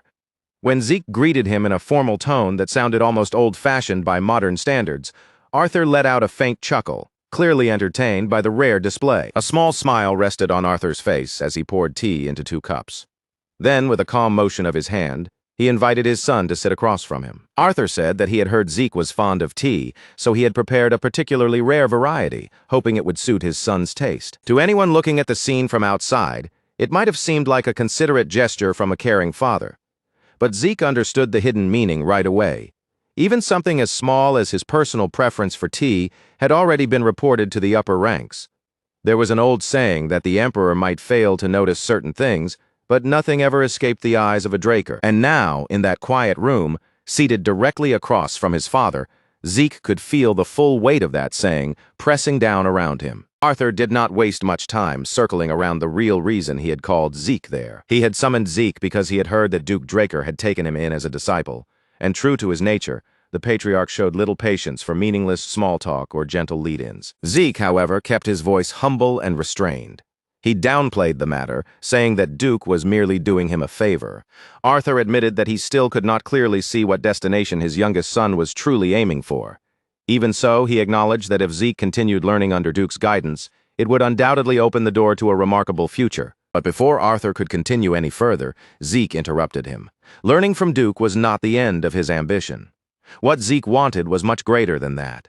He intended to become the strongest man on the entire continent. The instant Arthur heard that declaration, his eyes sharpened with interest. But Zeke had not finished speaking yet. Zeke declared that he would rise above everyone, climbing to a height of power so overwhelming that no one would ever be able to restrain the way he chose to live. That was the ambition burning fiercely inside him, and no matter what kind of obstacle stood in his path, Zeke had no intention of stopping until he reached that distant peak. Arthur studied his son in silence, his expression unreadable. Then, without warning, and without uttering a single word, he let the faintest trace of his aura slip into the room, just enough to make his message clear. In an instant, the air itself seemed to grow heavy. Zeke's body stiffened as invisible pressure closed around him from every side. It pressed down on him like a force he could not see, but one his body could feel with terrifying clarity. Cold shiver crawled down Zeke's spine, sharp enough to make his entire body tense. This was not ordinary aura. This was the astral sword, a power said to grant its wielder control over every living being caught within its range.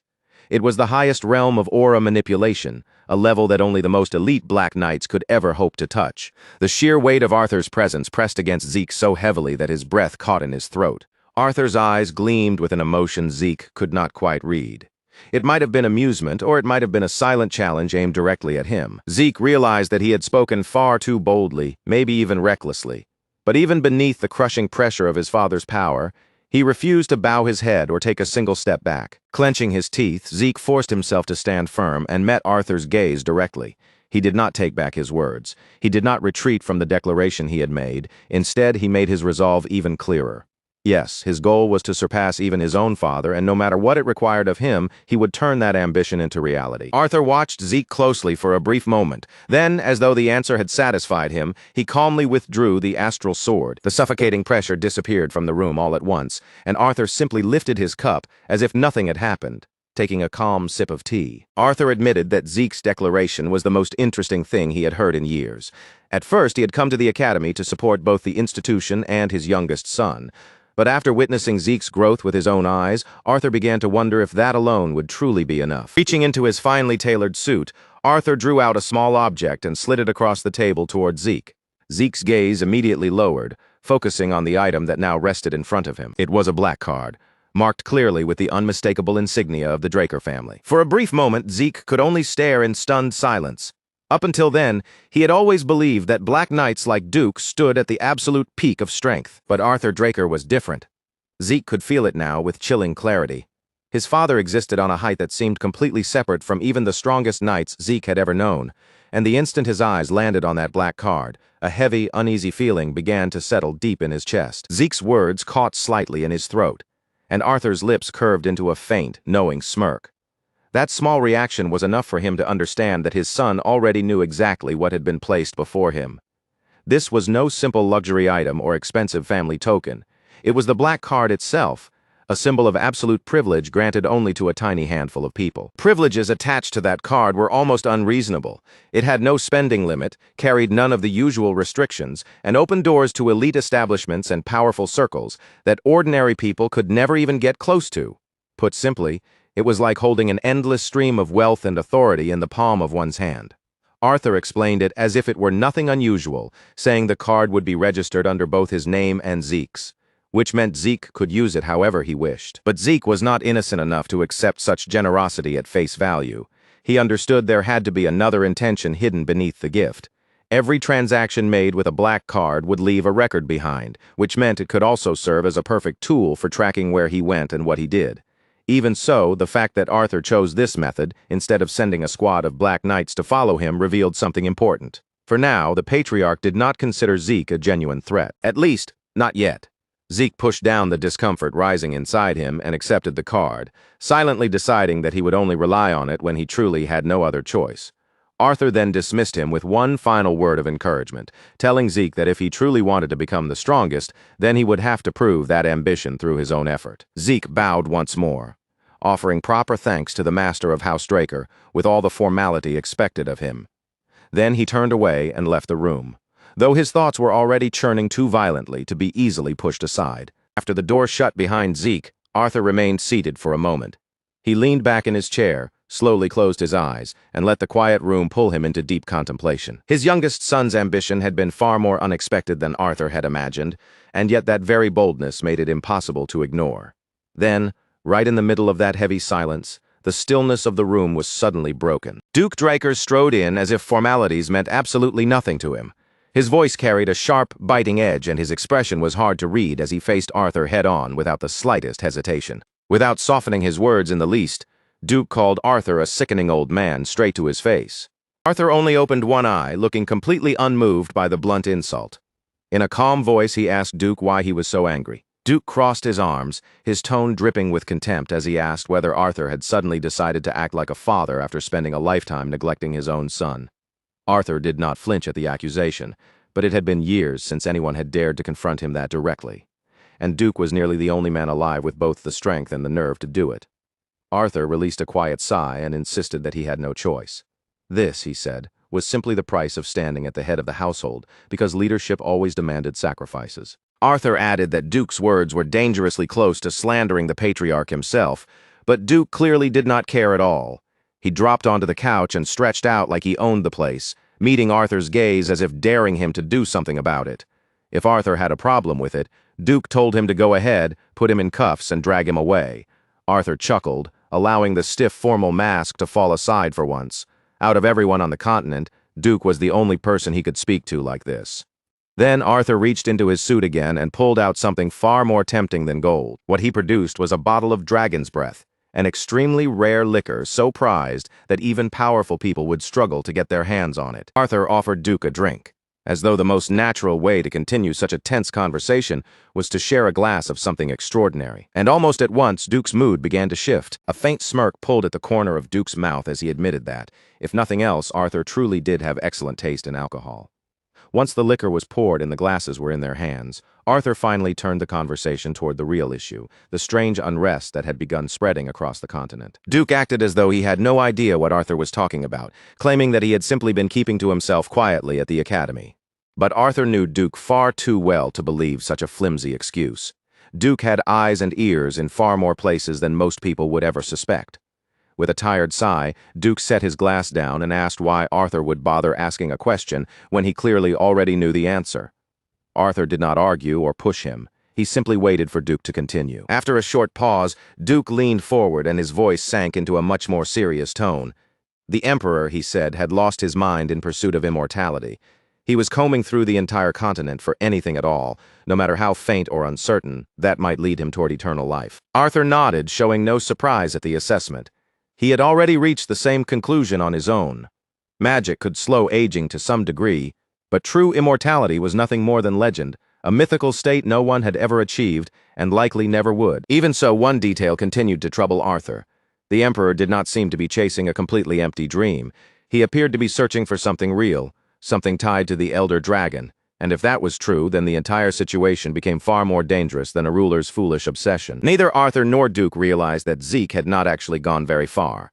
In the room next door, he stood leaning casually against the wall, with his hands tucked in his pockets, silently catching every word. Using soul manifestation, Zeke absorbed the entire conversation from beyond the wall, while continuing to refine his aura at the same time, forcing himself to endure the heavy strain because the information was simply too valuable to miss. To Zeke, every word he was hearing was priceless. Arthur suspected that the Emperor's search had most likely brought him close to a relic connected to the Elder Dragon.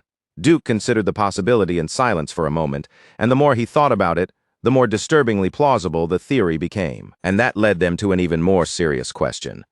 What if the Emperor had already found it? Arthur slowly turned his glass in his hand as he weighed the possibility. It was not impossible. His personal unit, the Order of Black Knights, had been gathering intelligence, and every clue they had found pointed toward a single place, the northern continent. Duke's eyes sharpened the moment he heard that name.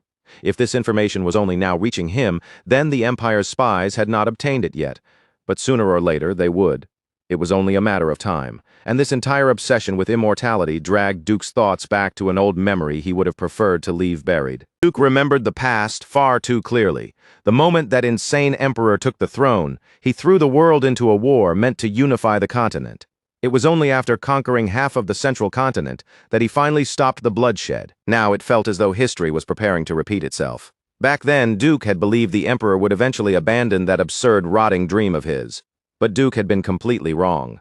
If that madman truly got his hands on an artifact capable of granting immortality, the whole continent could be dragged into a war unlike anything it had ever seen, a catastrophe so massive it might leave nothing behind but flames, corpses, and ruin. Arthur Draker had no intention of sitting quietly while a disaster like that unfolded.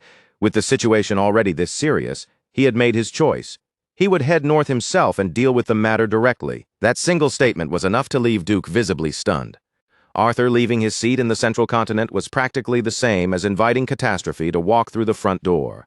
If the patriarch was not there to keep the emperor in check, that power-hungry bastard could run wild without anyone restraining him.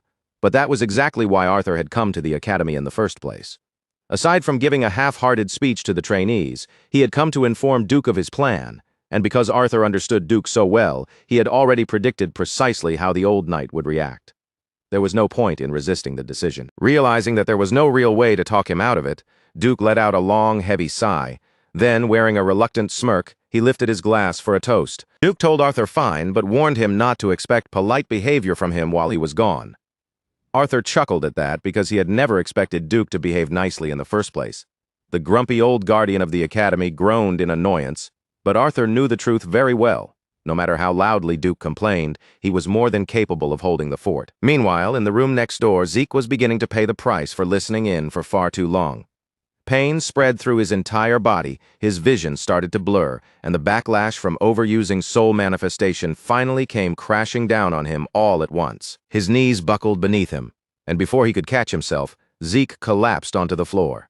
His breathing turned rough and uneven, and his bloodshot eyes made it painfully clear just how far the technique had pushed him. Even after absorbing the heart of Bahamut, Zeke still could not fully escape the side effects of soul manifestation.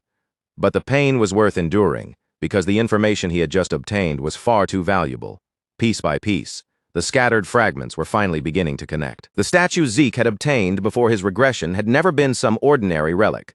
It was an artifact tied to the Elder Dragon, the mysterious voice he had heard moments before his death, and the strange system messages that appeared after he awakened in his younger body. Now all of it was starting to make at least a little more sense. Without ever realizing it at the time, Zeke's past self had stolen the very artifact that the Emperor had been obsessively searching for. No wonder Zeke had been hunted down like an animal. That crazed dictator had mobilized his elite unit, the hunting dogs, and sent them after him, chasing him all the way to the ends of the world. Back then, Zeke had been so swallowed by revenge that he never stopped to question why the pursuit had been so relentless. His attention had been locked completely on the enemies in front of him, leaving him blind to the true reason behind everything. But now, at last, he had a concrete clue about his regression and the administrator system that had thrown him back through time. It was connected to the Elder Dragon's artifact, but that answer only led him into even deeper mysteries. Who could have created something capable of that? How much power would such a being have to possess? And most importantly, Why had something like it been made in the first place? Sitting there on the floor, Zeke drew in a deep breath and forced his mind to settle. He had chased after one answer, only to discover that even larger questions were waiting beyond it. Once the drinks were finished and their business had been settled, the two highest figures of Housedraker prepared to go their separate ways. Duke assured Arthur that he would make his move soon, and Arthur entrusted the matter to him without the slightest hesitation. But just as Arthur was about to leave, his steps suddenly came to a halt. In an instant, the atmosphere in the hallway changed. Arthur's sharp gaze locked onto the closed door of the room where Zeke was hiding, as though the wood itself meant nothing, and he could sense the presence waiting beyond it. Inside, completely unaware that danger was now moving closer, Zeke remained lost in his thoughts, turning over the mysteries of immortality and time travel. If he really had stolen the Emperor's artifact, then what exactly had convinced them it was tied to eternal life? Then he heard it, the heavy sound of footsteps approaching. The moment that sound reached Zeke's ears, every instinct in his body screamed a warning. Arthur Draker was getting far too close. In the very next instant, the door was thrown open, and Arthur Draker stepped into the room. His sharp, unreadable gaze swept from one corner to the other, scanning the entire space with the calm precision of a man who missed almost nothing. But the room was empty. Zeke Draker had felt the danger closing in and moved at the very last possible moment, slipping away before Arthur could catch him there. By the time Arthur crossed the threshold, Zeke was already sliding out through the window, escaping by such a narrow margin that even a breath of hesitation would have exposed him. Arthur silently looked over the empty room for a moment, then allowed that strange sensation to fade from his thoughts and turned away. Later that same day, Zeke returned to the Western Greenhouse Arena and threw himself back into his usual brutal training. It should have been one of those sessions where no one dared to bother him, but Decker, the ever-diligent old servant, ignored that unspoken rule for a reason. Decker bowed with an apologetic look and explained that a fellow student had come to see Zeke. Zeke's brows immediately pulled together in confusion. Who in the academy would go out of their way to visit him? He barely had anyone there he could honestly call a friend. Still, curiosity got the better of him, and he told Decker to let the visitor in. Zeke had not expected the person to be Liam Stone. The moment the large, sturdy student stepped into the arena, he lowered his head in complete submission. Zeke's eyes narrowed at once, suspicion rising immediately as he wondered what this guy was trying to pull. Then Liam opened his mouth, and his voice came out filled with raw, unfiltered sincerity as he pleaded for Zeke to accept him. Zeke let out a sharp breath, already regretting that he had not simply ignored Liam back when he had been humiliating Liam's so-called master. With irritation creeping into his tone, Zeke asked if Liam was seriously saying he wanted to become his subordinate. Liam lowered his head even further, keeping his voice steady despite the tension in the air, and swore his loyalty to Zeke. That answer was not what Zeke had expected at all. Raising an eyebrow, he asked what had happened to Liam's loyalty toward Jaken Wardek. The moment that name came up, Liam's face darkened. Anger flickered across his expression before he forced out the truth. Jaken Wardek had abandoned him. And without a powerful Draker standing behind him, Liam had no realistic chance of entering Valhalla as a trainee. Zeke's thoughts immediately drifted back to his previous life. Liam had been exactly the same back then, too. Zeke had never learned why Liam was so obsessively determined to enter Valhalla. But one thing had always been painfully obvious. Liam Stone would beg, crawl, and throw away every last scrap of pride if that was what it took to get inside. Clicking his tongue in annoyance, Zeke rejected him on the spot, calling him an idiot. If Liam was that desperate, Zeke told him to go chase after the Turan family or the Zimmons family instead. With a dismissive wave of his hand, Zeke made his position perfectly clear. He was not some convenient pillar for desperate people to cling to whenever they had nowhere else to go, and more importantly, even Zeke himself had no way to help Liam enter Valhalla. Zeke had no reason to believe anything coming out of Liam's mouth. For all he knew, this brute could have been sent by Jaken Wardek as a spy, waiting for the perfect chance to take revenge. The distrust in Zeke's voice was obvious, but Liam did not waste time arguing his case. Instead, he chose to prove it through action. In one quick, decisive motion, Liam reached down and pulled a knife from his waistband. Zeke's eyes sharpened instantly, and his body prepared itself for an attack, but Liam did not charge toward him. Instead, that fool turned the edge of the blade toward himself. Then, without even a flicker of hesitation, Liam made one vicious slash, cut off his own left ear. Blood burst across the arena floor, splattering down in dark, ugly drops beneath him. Zeke said nothing. He simply watched in silence as Liam let the severed ear drop to the ground, treating it as though it were nothing more than a useless object he had thrown away. Liam drew in a shaky breath, but the look on his face did not collapse. He admitted that Zeke had every reason to doubt him, then swore that he would do whatever it took to prove himself. And then he went even further, speaking with such frightening sincerity that the air itself seemed to grow colder. If Zeke wanted him mute, Liam would cut out his own tongue. If Zeke wanted him crippled, Liam would sever his own foot. Zeke could not deny what was right in front of him. This was an extreme, almost deranged display of loyalty, and Liam was not bluffing. The desperation in his voice and the blood streaming down the side of his face made that painfully clear. As Zeke watched Liam tremble while gritting his teeth through the pain, a different memory suddenly rose from the depths of his mind. It was the memory of another severed ear, one Zeke would have preferred never to think about again.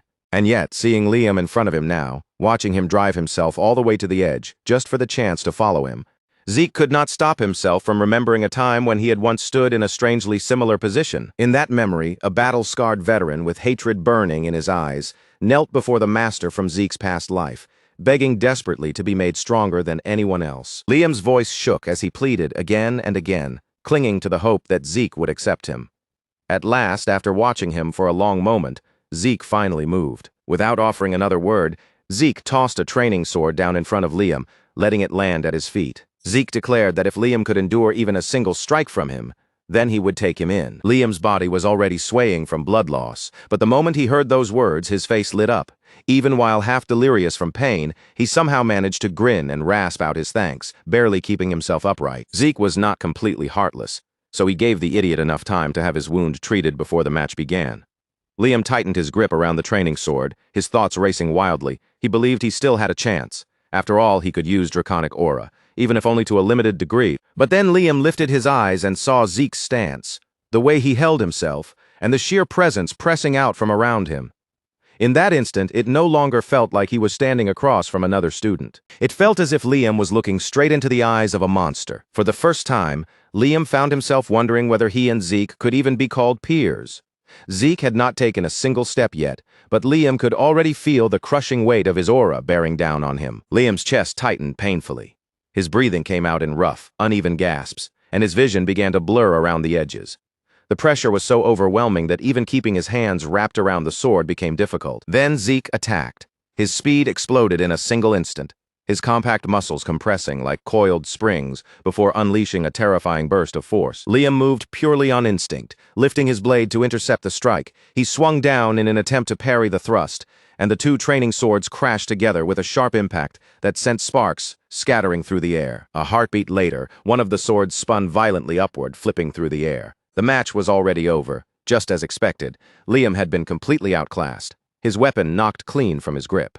If this had been a real fight instead of a test, Liam would have been dead before he even had time to understand what happened. Zeke exhaled slowly, disappointment clear in his voice as he looked down at Liam, who had collapsed flat against the ground. He asked if that was truly all Liam had to offer. Even Zeke felt a faint flicker of pity at just how miserable the sight looked. Even so, Zeke could still see stubborn determination burning in Liam's eyes. With a sigh, he offered him a piece of advice. Forget Valhalla and find some other path. But Liam refused to let go. He understood his situation better than anyone. After Zeke humiliated that spoiled brat Jaken Wardek, Liam had been discarded without a second thought. He came from a distant branch family, meaning that without his role as Jaken Wardek's attendant, he never would have been permitted to step foot in the cradle in the first place.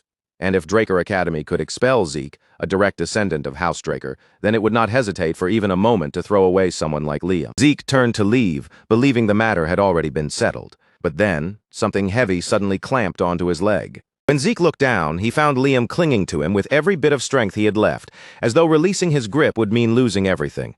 Zeke could not help wondering why this guy was so unbelievably desperate. In the previous timeline, Liam had been expelled from the academy, and the order he served had eventually collapsed as well. Yet through nothing but raw willpower, brutal battle experience, and a stubborn refusal to die, Liam had clawed his way upward until he eventually became a Red Knight and earned the title of Mercenary King. Now, with tears streaming down his face, Liam begged Zeke to give him one more chance to prove himself. Zeke narrowed his eyes as the last of his patience began to thin.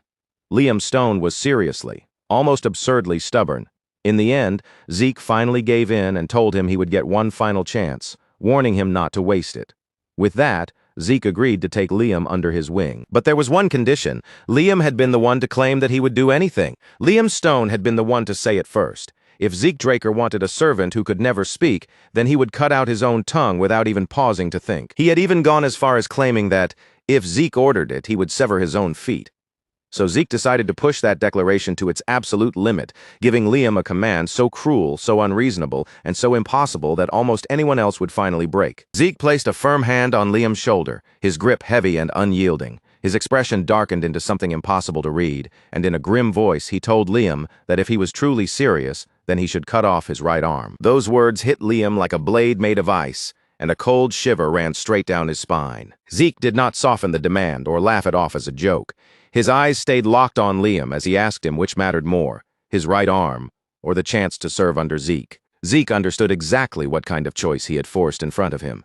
For Liam, losing that arm would mean throwing away almost every chance he had of ever becoming a proper swordsman. Any ordinary person, anyone with even the smallest trace of sanity left, would have backed down the moment they heard that condition. After saying his piece, Zeke turned away and slipped back into his training stance, fully expecting Liam to finally face reality, give up on this madness, and walk out of the arena on his own. But Liam did not head for the exit. Instead, without saying a word, he began walking silently toward a sword.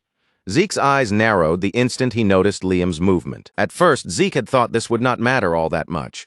Even if Liam was expelled, the future would still keep moving forward.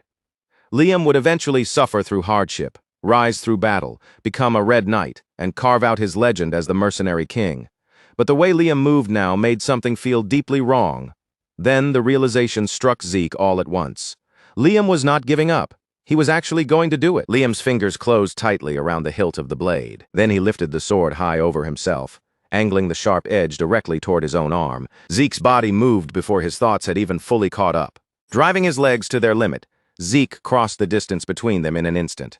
And just before Liam could bring the weapon down, Zeke's sword flashed through the air, cutting Liam's blade cleanly in half. The sharp clang of snapping metal rang across the arena, echoing through the open space. Liam stared blankly at his right arm, which was still attached to his body, as though his mind could not quite understand why it had not been cut away. Zeke, however, was absolutely furious. He grabbed Liam by the collar and yanked the big fool up from the ground, barking at him like he was dealing with someone who had completely lost his mind. Yes, Zeke's condition had been extreme, but that did not mean Liam should have treated it like an absolute command. What if Zeke had been the kind of bastard who made promises lightly and then threw them away afterward? If that had been the case, Liam would have destroyed his future for nothing. But Liam's hesitation had never been about the condition itself. In his eyes, there was something in this world worth even more than keeping his own arm. Zeke dropped Liam back onto his feet and fixed him with a cold, warning stare. If Liam ever pulled something that stupid again, Zeke told him he would be thrown out immediately, no matter how loudly he talked about loyalty. Liam had better remember that. For the first time, the tight, desperate tension on Liam's face finally began to loosen. Zeke's words were harsh, even brutal, but hidden beneath them was the answer Liam had been begging to hear. He was being allowed to stay. Still, there was another problem they could not simply ignore. Zeke told him they needed to get him to the infirmary right away, because he had absolutely no intention of letting his new subordinate walk around looking like a one-eared freak.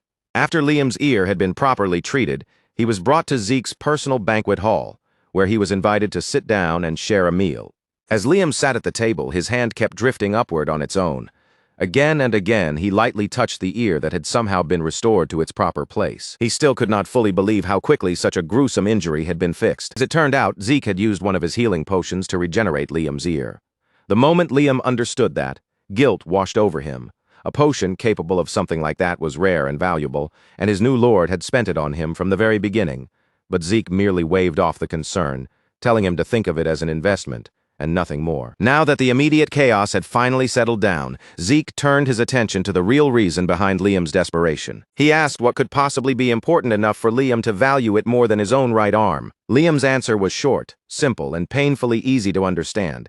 It was his mother. After Jake and Wardeck cast him aside, Liam received word that his mother had suddenly collapsed from an unnaturally high fever. She had managed to recover from that first collapse, but that was only the beginning of the nightmare. Soon after, strange markings shaped like red roses began spreading across her body, draining more of her strength with every passing day. Zeke's expression grew darker as he listened. Those symptoms sounded far too familiar to ignore. Liam had gone to such extreme lengths because he truly had no other choice. The village healers did not even know what illness she had, let alone how to cure it. The only hope Liam could still hold on to was Valhalla. Students of the academy, along with their families, were eligible to receive some of the finest medical treatment available anywhere on the continent. If Liam could somehow enter Valhalla, Then maybe his mother would still have a chance to survive.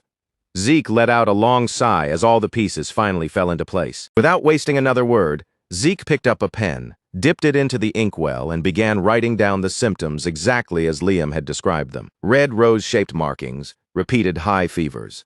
Zeke knew that disease far too well. 5 years from now, the entire central continent would be ravaged by the Rose Plague, a highly contagious illness that would leave behind an unimaginable number of deaths. Countless people would lose their lives before a radical treatment was finally discovered, a medicine powerful enough to wipe the disease out completely. After finishing his notes, Zeke leaned back in his chair for a moment, his mind already racing through everything he remembered from the future. Then Zeke held out the sheet of paper and handed it to Liam. Written on that paper was the formula for a medicine capable of treating Liam's mother's illness. The method was not especially complicated, and the necessary ingredients were not rare either.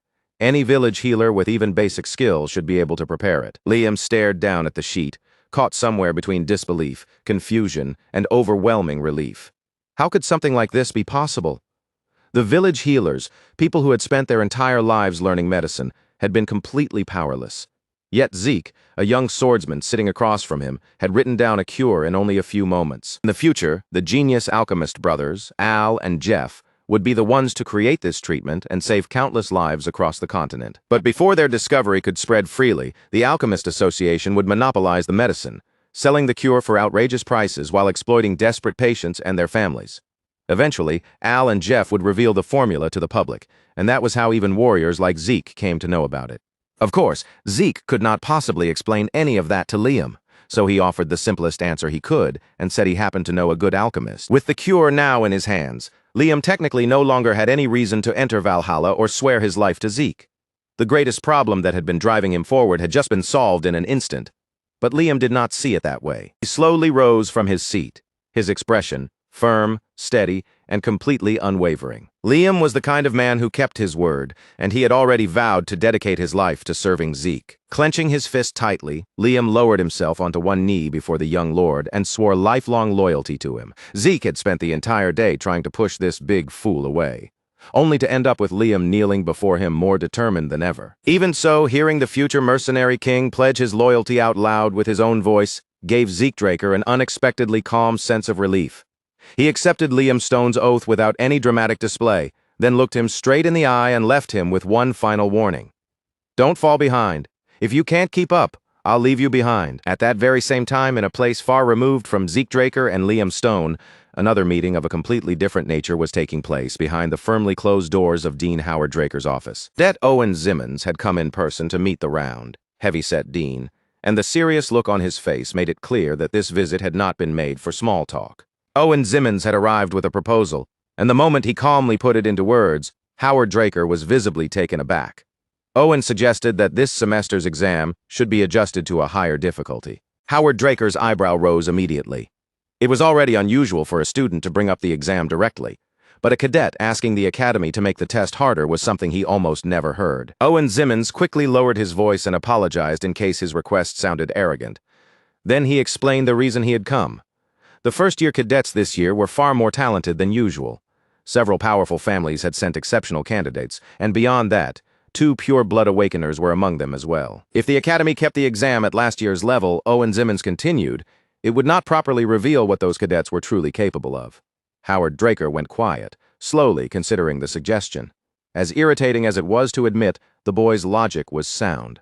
After a brief silence, the dean gave a small nod, accepting the reasoning behind Owen's request. With the matter now decided, Owen Zimmons bowed with polished manners, stepped back without breaking his composed expression, and quietly left Howard Draker's office. After Owen was gone, Howard Draker leaned back into his chair, his eyes drifting toward the window.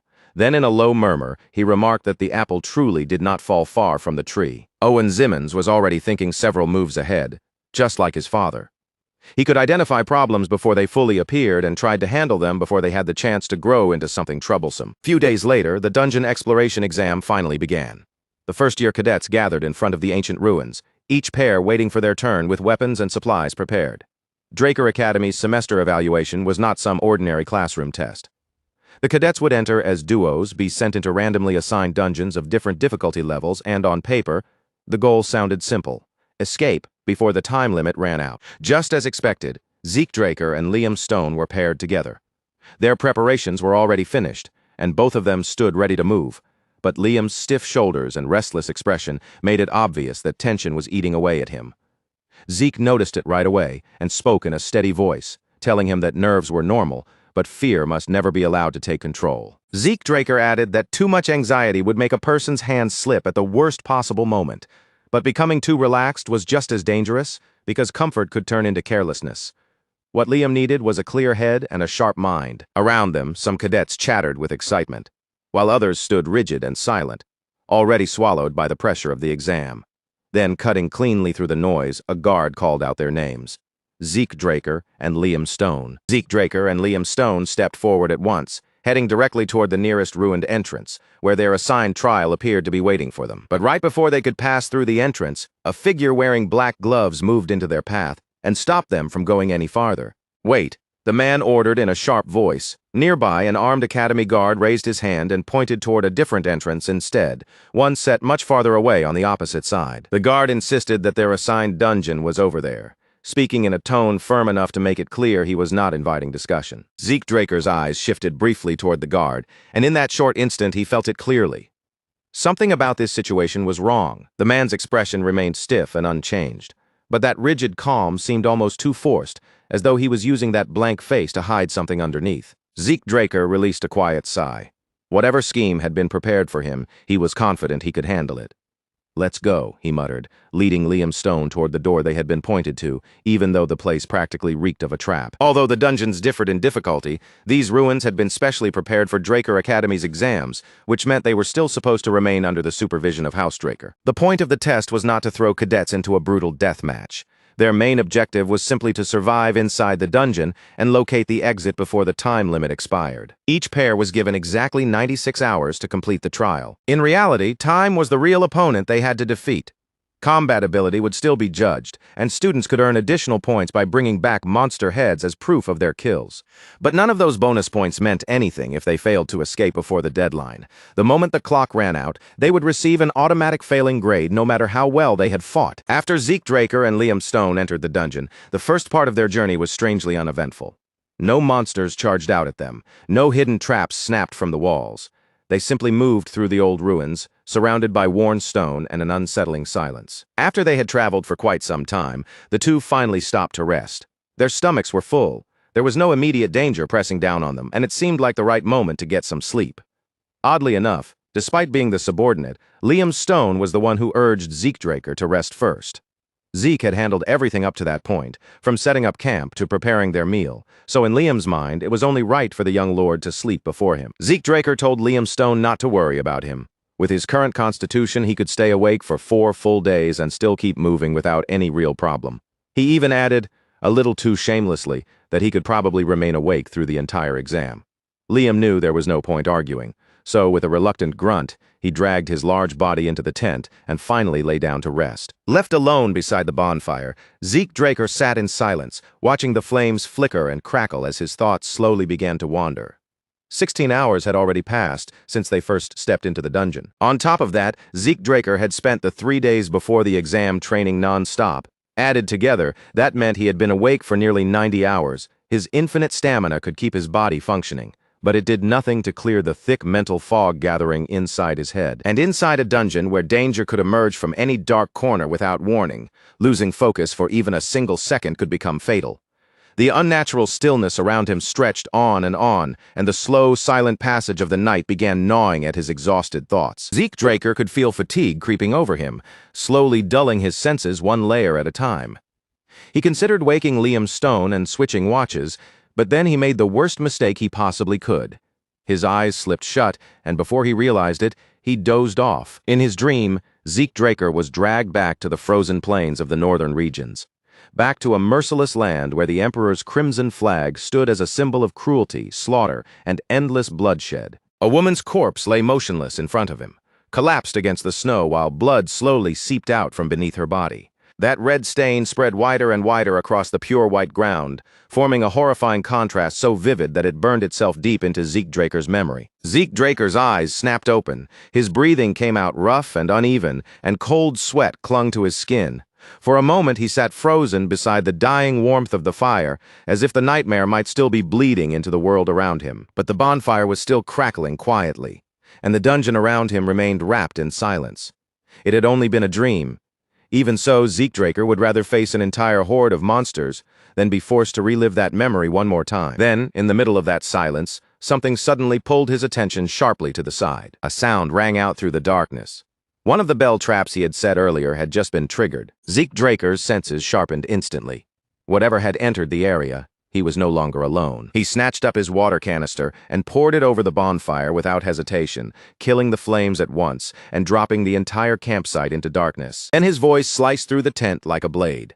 "Liam, wake the hell up." As Liam Stone began stirring inside the tent, Zeekdraker pressed his back against the nearby wall, positioning himself close to the direction where the disturbance had come from. He read the situation carefully without rushing.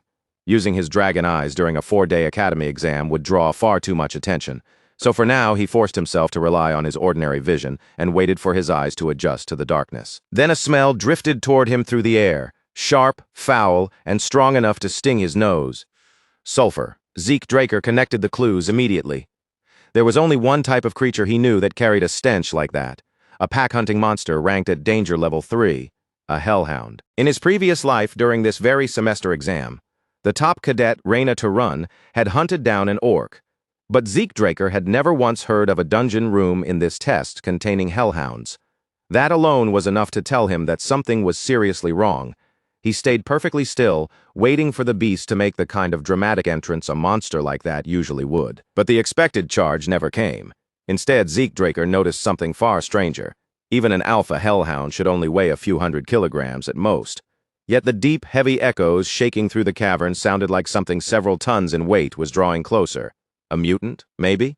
Holding his breath, Zeke used the polished surface of his blade like a mirror and carefully angled it around the corner. Quick decision saved him. In the reflection of the blade, Zeekdraker caught sight of an enormous monster barreling straight toward them like a runaway freight train. With terrifying brute force, the beast smashed through the door and tore apart the surrounding walls, crashing into the ruins as if Fafnir itself had come charging through. The force of the hit burst outward like a violent shockwave, blasting Zeekdraker straight off his feet and sending him flying backward through the dungeon air. But even while his body was being thrown away, Zeke twisted with frightening control, turning smoothly in midair before dropping down and landing on both feet, steady as if the impact had barely moved him at all. Liam Stone immediately rushed to Zeekdraker's side, his face drained of color and his eyes stretched wide with alarm after that sudden ambush. But Zeke wasn't looking at the monster with fear or hesitation. His gaze had gone sharp and heavy, and as his expression darkened, he muttered a curse through clenched teeth. The Zimmons. Right before the clash happened, in that tiny instant, where most people would have missed everything, Zeekdraker had caught sight of one small detail. Tucked away on the Academy Guard's uniform was a trinket, and the symbol carved into it was unmistakably tied to the Zimmons family. So this was the kind of game they wanted to play. Zeke had already expected them to rely on schemes, traps, and dirty methods, but this crossed far beyond ordinary interference. This was not just a matter of passing the exam anymore. From this moment on, Zeke had another objective: break apart the enemy's plot and drag the hidden hands behind it into the light. That was when Zeekdraker finally took in the true danger standing before him. The hellhound he had been prepared to fight was already dead. Its head had been severed cleanly from its body, lying apart as its empty, lifeless eyes stared into the darkness. It looked almost as if the creature had died before it could even understand what kind of monster had killed it. And behind that brutal corpse stood the real culprit. A huge green-skinned figure loomed there, its white beard hanging beneath a savage face, its thick limbs packed with swollen muscle that twitched with violent strength. It looked less like a living creature and more like pure rage given flesh and bone. A troll. The instant Zeekdraker recognized it, his eyes narrowed with cold understanding. Their enemies hadn't simply released hellhounds into the exam dungeon. They had gone much further than that, sending in trolls as assassination tools. Liam Stone, however, could only stand there frozen, his entire body locked in terror. Trolls were rank 1 monsters, terrifying creatures with so much raw power that beasts like hellhounds and orcs were treated as nothing more than prey beneath them. Their blood was also famously precious, used as a key ingredient in healing medicine. The reason was simple. Trolls possessed an absurd level of regeneration, allowing their bodies to recover even from wounds that should have been fatal. Finally, Liam Stone forced himself out of his dazed fear. He clenched his jaw, tightened both hands around his sword, and stepped forward until he stood directly in front of Zeekdraker, putting his own body between his lord and the monster. "I'll hold it off," Liam Stone said, pushing as much strength as he could into his trembling voice, even though fear was still obvious in his eyes. "My lord, you need to get out of here." Zeekdraker released a short breath, almost like he found the situation ridiculous despite the deadly monster in front of them. This idiot. For a moment, he didn't even bother giving Liam a proper answer. Instead, Zeekdraker simply reached out and gave Liam Stone a light tap, nudging him aside as though he were correcting a child who had stepped into the wrong place. "Don't ever say something that pathetic again." Zeekdraker kept his eyes locked on the approaching troll, his gaze sharp, calm, and completely untouched by fear. "Besides, I'm not the kind of lord who abandons his subordinate when things get dangerous." Then, still watching the monster instead of turning back, he left Liam Stone with one final command. "Don't believe in me. Believe in your own strength," because the truth was simple. Liam Stone was not weak at all. In fact, he was nowhere close to being weak. To prove that belief, Zeekdraker chose to pull himself away from the front line. He would step back and let Liam Stone face the battle with his own hands. The moment Zeekdraker moved out of the way, the crushing tension sitting on Liam Stone's shoulders seemed to ease. It was as if some invisible weight had finally been lifted from him. Confidence slowly returned to his eyes, and after fixing his focus on the troll, Liam gave Zeke a grateful nod. Then Zeekdraker and Liam Stone moved at the same time, rushing toward the troll from opposite sides and forcing the massive creature to divide its attention between two incoming blades. For a brief moment, the oversized brute just stood there in confusion, unable to properly react as their swords cut into its body from two separate angles. Zeekdraker was deliberately restraining himself, adjusting his pace to Liam Stone's rhythm instead of simply overpowering the monster on his own. And as he watched Liam fight up close, Zeke found himself quietly impressed. Even against the troll's absurdly tough hide, Liam Stone was already landing clean strikes that actually mattered, his blade biting into the monster instead of just glancing off. What impressed Zeekdraker even more was Liam Stone's choice of targets. He kept aiming for the joints, cutting toward the places where the monster's movement could be weakened, which proved he had studied monster anatomy seriously on his own time. He was sharp, diligent, and much more thoughtful than his appearance suggested. As a subordinate, Zeke could hardly ask for someone better. Still, that did not mean Liam had finished growing. One of Liam Stone's flaws almost turned deadly in the next instant. The troll swung its enormous spiked club down with terrifying force, aiming to crush Liam into the dungeon floor as if he were nothing but paste. Zeekdraker moved the very second danger appeared. His footwork shifted in a flash, and before the troll's blow could land, he closed the distance and parried the attack with clean, effortless precision. Without even giving the troll his full attention, Zeekdraker's blade flashed through the air and cut straight through its weapon, splitting the huge club neatly in half. Liam Stone stumbled back, shaken by how close it had been, but still unharmed, then lowered his head in shame. "I'm sorry, my lord. I should have handled that better." Zeekdraker only shook his head, his voice calm and steady. "There's no need to apologize for your first real life or death battle. You did well." The troll, now robbed of its weapon, threw its head back and released a furious roar, its anger spilling out in a blind, bestial scream. The muscles beneath its green skin bulged grotesquely as it lifted both of its massive arms, preparing to rip into them using nothing but its bare strength. Before Liam Stone could be pulled into another dangerous mistake, Zeekdraker took full control of the fight. "All right," he said, raising his blade with a calm finality. "Time to wrap this up." Then his body blurred forward, and in the next breath, his sword strikes came down like a storm, ripping through the troll again and again so quickly that the monster had no chance to even catch its breath. The beast barely had enough time to understand what was happening before its enormous body gave out. With a heavy crash, it collapsed onto the dungeon floor, reduced to a mangled, blood-soaked heap. By killing the troll, Zeekdraker earned 30 karma points, a reward large enough that the danger they had just faced almost felt worth it. And on top of that, bringing down a troll during the academy exam would absolutely earn them a massive amount of bonus points. Once the battle was over, Liam Stone immediately moved to dismantle the corpse, cutting away whatever useful materials could be salvaged. While Liam worked, Zeekdraker's attention shifted elsewhere, focusing on a new message that suddenly appeared in front of him. Sudden quest. The mission itself was simple but intense. Within 72 hours, he had to hunt 100 monsters from 10 different species. Every kill would grant double karma points, and the final reward also included 2 random boxes. As Zeekdraker read the details, a smirk slowly formed on his lips. Things had become much more entertaining all at once.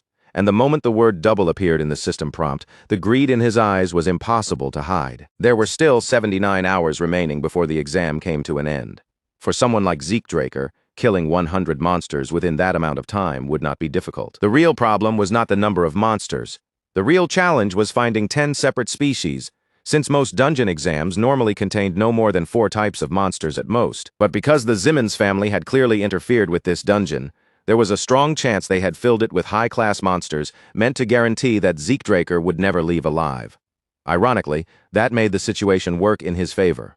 Managing the sudden quest, the academy exam objective, and the pursuit of a high score all at the same time would be demanding, but it was nothing Zeke couldn't handle. By the time Liam Stone finished dismantling the troll's corpse, their loot bag was already beginning to fill.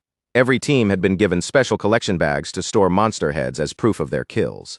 It was far less convenient than having a subspace pocket, but for the purposes of the exam, it was good enough to get the job done. With their first enemy defeated and their goal suddenly growing much larger than before, Zeke Draker and Liam Stone had no reason to stay where they were.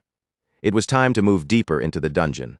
From here on, the hunt had truly begun. After that, time seemed to start slipping away faster and faster, each hour disappearing beneath the rhythm of battle and movement. A pack of burning wolves soon appeared in their path, flames flickering around their bodies, but they were wiped out before they could do anything to slow the two down. Before long, the remaining time had already dropped to 56 hours. Next came a nest of goblins, swarming in as another obstacle, but Zeke Draker turned them into easy prey. Their kill count climbed rapidly, their loot bag grew heavier after every fight, and eventually only 39 hours remained. After that, a giant bat appeared, a troublesome monster that attacked with devastating sonic waves powerful enough to shake the air around them. But even that dangerous creature was eventually brought down. For the past 2 days, their routine had become harsh, simple, and brutally repetitive. They killed monsters, set up camp when they had to, took whatever brief rest they could manage, then packed up and moved on to repeat the same cycle again. By the time the final day of the exam arrived, Zeke Draker and Liam Stone had already defeated more than enough monsters to secure an excellent score. As the two sat near the campfire, its light flickering across their faces, Zeke Draker glanced toward Liam Stone and asked, "So how does real combat feel?" Liam, still as humble as ever, scratched the back of his head and answered with honest uncertainty, "I'm not sure. It still feels like I have a long way to go." His reaction was perfectly natural after all. No one became comfortable with bloodshed after just 1 or 2 days. But at that moment, Zeke Draker had something far more urgent occupying his thoughts. The remaining time was slipping away quickly, and every passing moment mattered now. So far, Zeke Draker had subjugated 99 monsters in total, spread across 9 different species. But no matter how far Zeke Draker searched, that last species simply refused to appear. He had combed through every reachable corner of the dungeon, even lowering himself to hunting leeches and tiny insects barely bigger than a finger. Yet none of those pathetic creatures were accepted by the quest. At that point, Zeke Draker's patience finally started to crack. Those damn Zimmons had gone out of their way to rig the dungeon with powerful monsters, just to make sure he died in here, and yet somehow, they had failed to prepare enough monster variety for his quest. The thought alone was enough to make his irritation boil over. Then, without the slightest warning, a cold sensation crept down Zeke Draker's spine. His body reacted before his mind could fully explain it. Danger. Something deep in his instincts was screaming that a real threat was approaching. The ground beneath their feet began to shake, sending loose pebbles hopping and skittering across the cavern floor. Liam Stone, who had been seated near the campfire, lifted his head in confusion and glanced around as the strange vibrations rolled beneath him. A heartbeat later, the trembling became far more violent. Long cracks spread across the rocky floor like black spiderwebs, and the whole cavern began to rumble as if something enormous was forcing its way through the earth below. Zeke Draker's eyes sharpened the instant he felt it. He knew this sensation in one swift movement. He rushed toward Liam Stone while drawing his sword from its sheath. "Drop the bag and move, now!" he shouted. But Liam Stone was just 1 second too slow to react. Before Liam Stone could even fully process what was happening, Zeke Draker crashed into him and shoved him out of the danger zone. At that exact moment, something massive ripped up through the ground right where Liam had been standing. Blood burst through the cavern in a violent spray, splashing across the stone floor and painting the shattered earth in a deep crimson stain. For one terrifying second, Liam Stone's mind went completely empty. Panic surged through him so intensely that his body almost forgot how to move. Then Liam Stone's gaze snapped toward Zeke Draker's arm. The young lord's sleeve had been torn to ribbons, and his left arm looked horribly mangled, drenched in blood from the shoulder all the way down to his hand. With his heart pounding in his chest, Liam rushed toward him. "My lord, Liam Stone shouted in horror, but before he could spiral any further, Zeke Draker calmly raised a hand and waved him back. Relax, it's not my blood. Even with the ambush striking so suddenly, Zeke Draker had still managed to shove Liam Stone out of danger and counterattack at the same time. But now, whether that blood belonged to him or not was the least important problem in front of them. From the enormous hole torn open in the cavern floor, a gargantuan nightmare began to crawl out. Its grotesque body writhed and twisted through the broken rock as it searched hungrily for fresh prey. The moment Liam Stone recognized it, his throat went dry. A dungeon worm. An insanely dangerous monster. The kind of beast that normally required 8 properly trained purple knights working together just to bring it down. So this was the Zimmons family's final trap. This was no longer just interference with the exam. It had turned into a full-blown fight for survival. Liam Stone stood rooted in place, watching the burrowing giant rip through the cavern like a living freight train made of twisting flesh and rows of fangs. His hands curled into tight fists at his sides. He wanted to help Zeke Draker more than anything, but the painful truth was obvious. If he rushed into a battle like this without thinking, he would only become another obstacle in Zeke's way. Even so, Liam Stone refused to simply stand there and watch. He dropped down near their supplies and started rummaging through them in desperation, searching for anything, no matter how small, that might help Zeke Draker survive this fight. Meanwhile, Zeke Draker had already locked his entire focus onto the battle. His sword flashed again and again in front of him, deflecting hundreds of razor-sharp fangs as they lunged toward his body from every angle. This time, Zeke Draker's true battle instinct rose fully to the surface, becoming sharper, colder, and far more merciless under the crushing pressure. Even a blue knight would hesitate before facing a dungeon worm, inside such a narrow, unstable cavern. The creature devoured the earth as it moved, chewing through stone and soil with terrifying ease, as if the cavern itself were nothing more than soft flesh. That meant every second that passed pushed the situation further against them. If Zeke Draker failed to finish this quickly, then he and Liam Stone would either be buried alive beneath the collapsing cavern or torn apart by the monster's endless rows of fangs. The dungeon worm lunged again, its enormous body carving through the rock as it shot straight toward him. Zeke Draker slipped aside at the very last instant, ducking away with only inches separating him from that crushing mass. What Zeke Draker needed most was space to move, and now at last he had found it. The moment the dungeon worm surfaced again, he kicked off the ground and launched himself forward. His blade plunged deep into the monster's grotesque, pulsing abdomen. The attack struck solidly and sank into its flesh. But even a wound like that was still not enough to bring the dungeon worm down. Clenching his teeth, Zeke Draker dragged his sword through the creature's body, tearing the wound open wider and wider. Purple bile mixed with dark blood exploded from the dungeon worm's mouth, splattering across the cavern walls as its huge body convulsed in agony. But Zeke Draker had no intention of stopping with just that. His killing intent climbed to its peak, sharp enough to fill the air around him. If he had to slice the creature in half to end this, then that was exactly what he would do. But just as he prepared to deliver the finishing blow, the ground beneath his feet suddenly gave way. He had stepped onto a section of rock that had already been hollowed out from below, and the sudden drop shattered his balance. That single brief opening was all the dungeon worm needed to turn the fight back in its favor. Zeke Draker barely stopped himself from falling, hanging in place with his sword as the broken ground continued to crumble beneath him. But the monster did not let that chance slip away. It lunged at once, its long, sinuous body whipping forward and wrapping around Zeke Draker like an enormous constrictor. In the next instant, the pressure clamped down on him with suffocating force. Zeke Draker felt his bones creak under the strain, and his organs were squeezed together inside his body. A sickening surge of pain shot through him, forcing blood up his throat and into his mouth. The dungeon worm continued tightening its grip, its crushing power threatening to snap Zeke Draker in two. Then, from out of nowhere, a sword drove into the monster's hide. It was Liam Stone. Ignoring Zeke Draker's order to stay back, his desperate subordinate had charged in and stabbed the worm, trying to pull the monster's attention away. The strike wasn't enough to kill it, but it loosened the beast's hold just enough to matter. Zeke Draker's automatic healing activated immediately, rapidly mending the internal damage tearing through his body.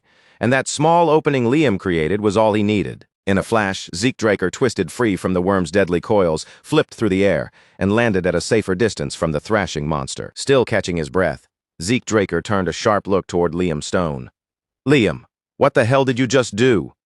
Liam raised his sword slightly and quickly explained the move he had made. "I coated my blade with anesthetic before I struck it," Liam Stone said, his hands still gripping the weapon tightly. Zeke Draker's eyes widened as the meaning of those words clicked into place. The main ingredient in that anesthetic was belladonna against humans. It merely numbed the senses and dulled their reactions. Against worms, even one as enormous and monstrous as this dungeon worm, belladonna worked as a deadly poison.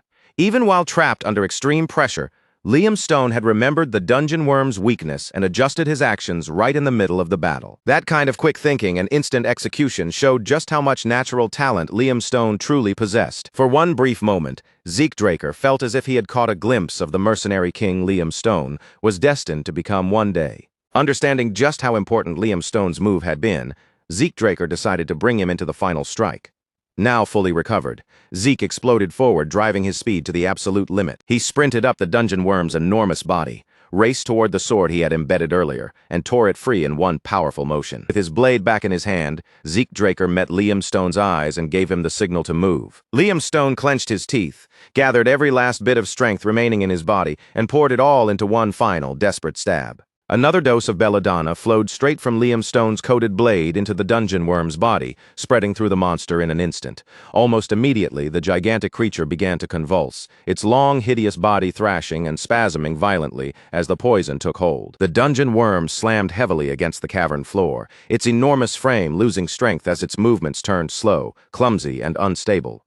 The moment Zeke Draker saw that opening appear, he didn't hesitate for even a breath. He activated soul manifestation at once. Misty purple aura ignited around Zeke Draker's sword, wrapping along the blade like a dangerous haze and coating its edge in a strange, lethal glow. And just as he had said he would, Zeke Draker stepped in with a single, smooth, precise slash.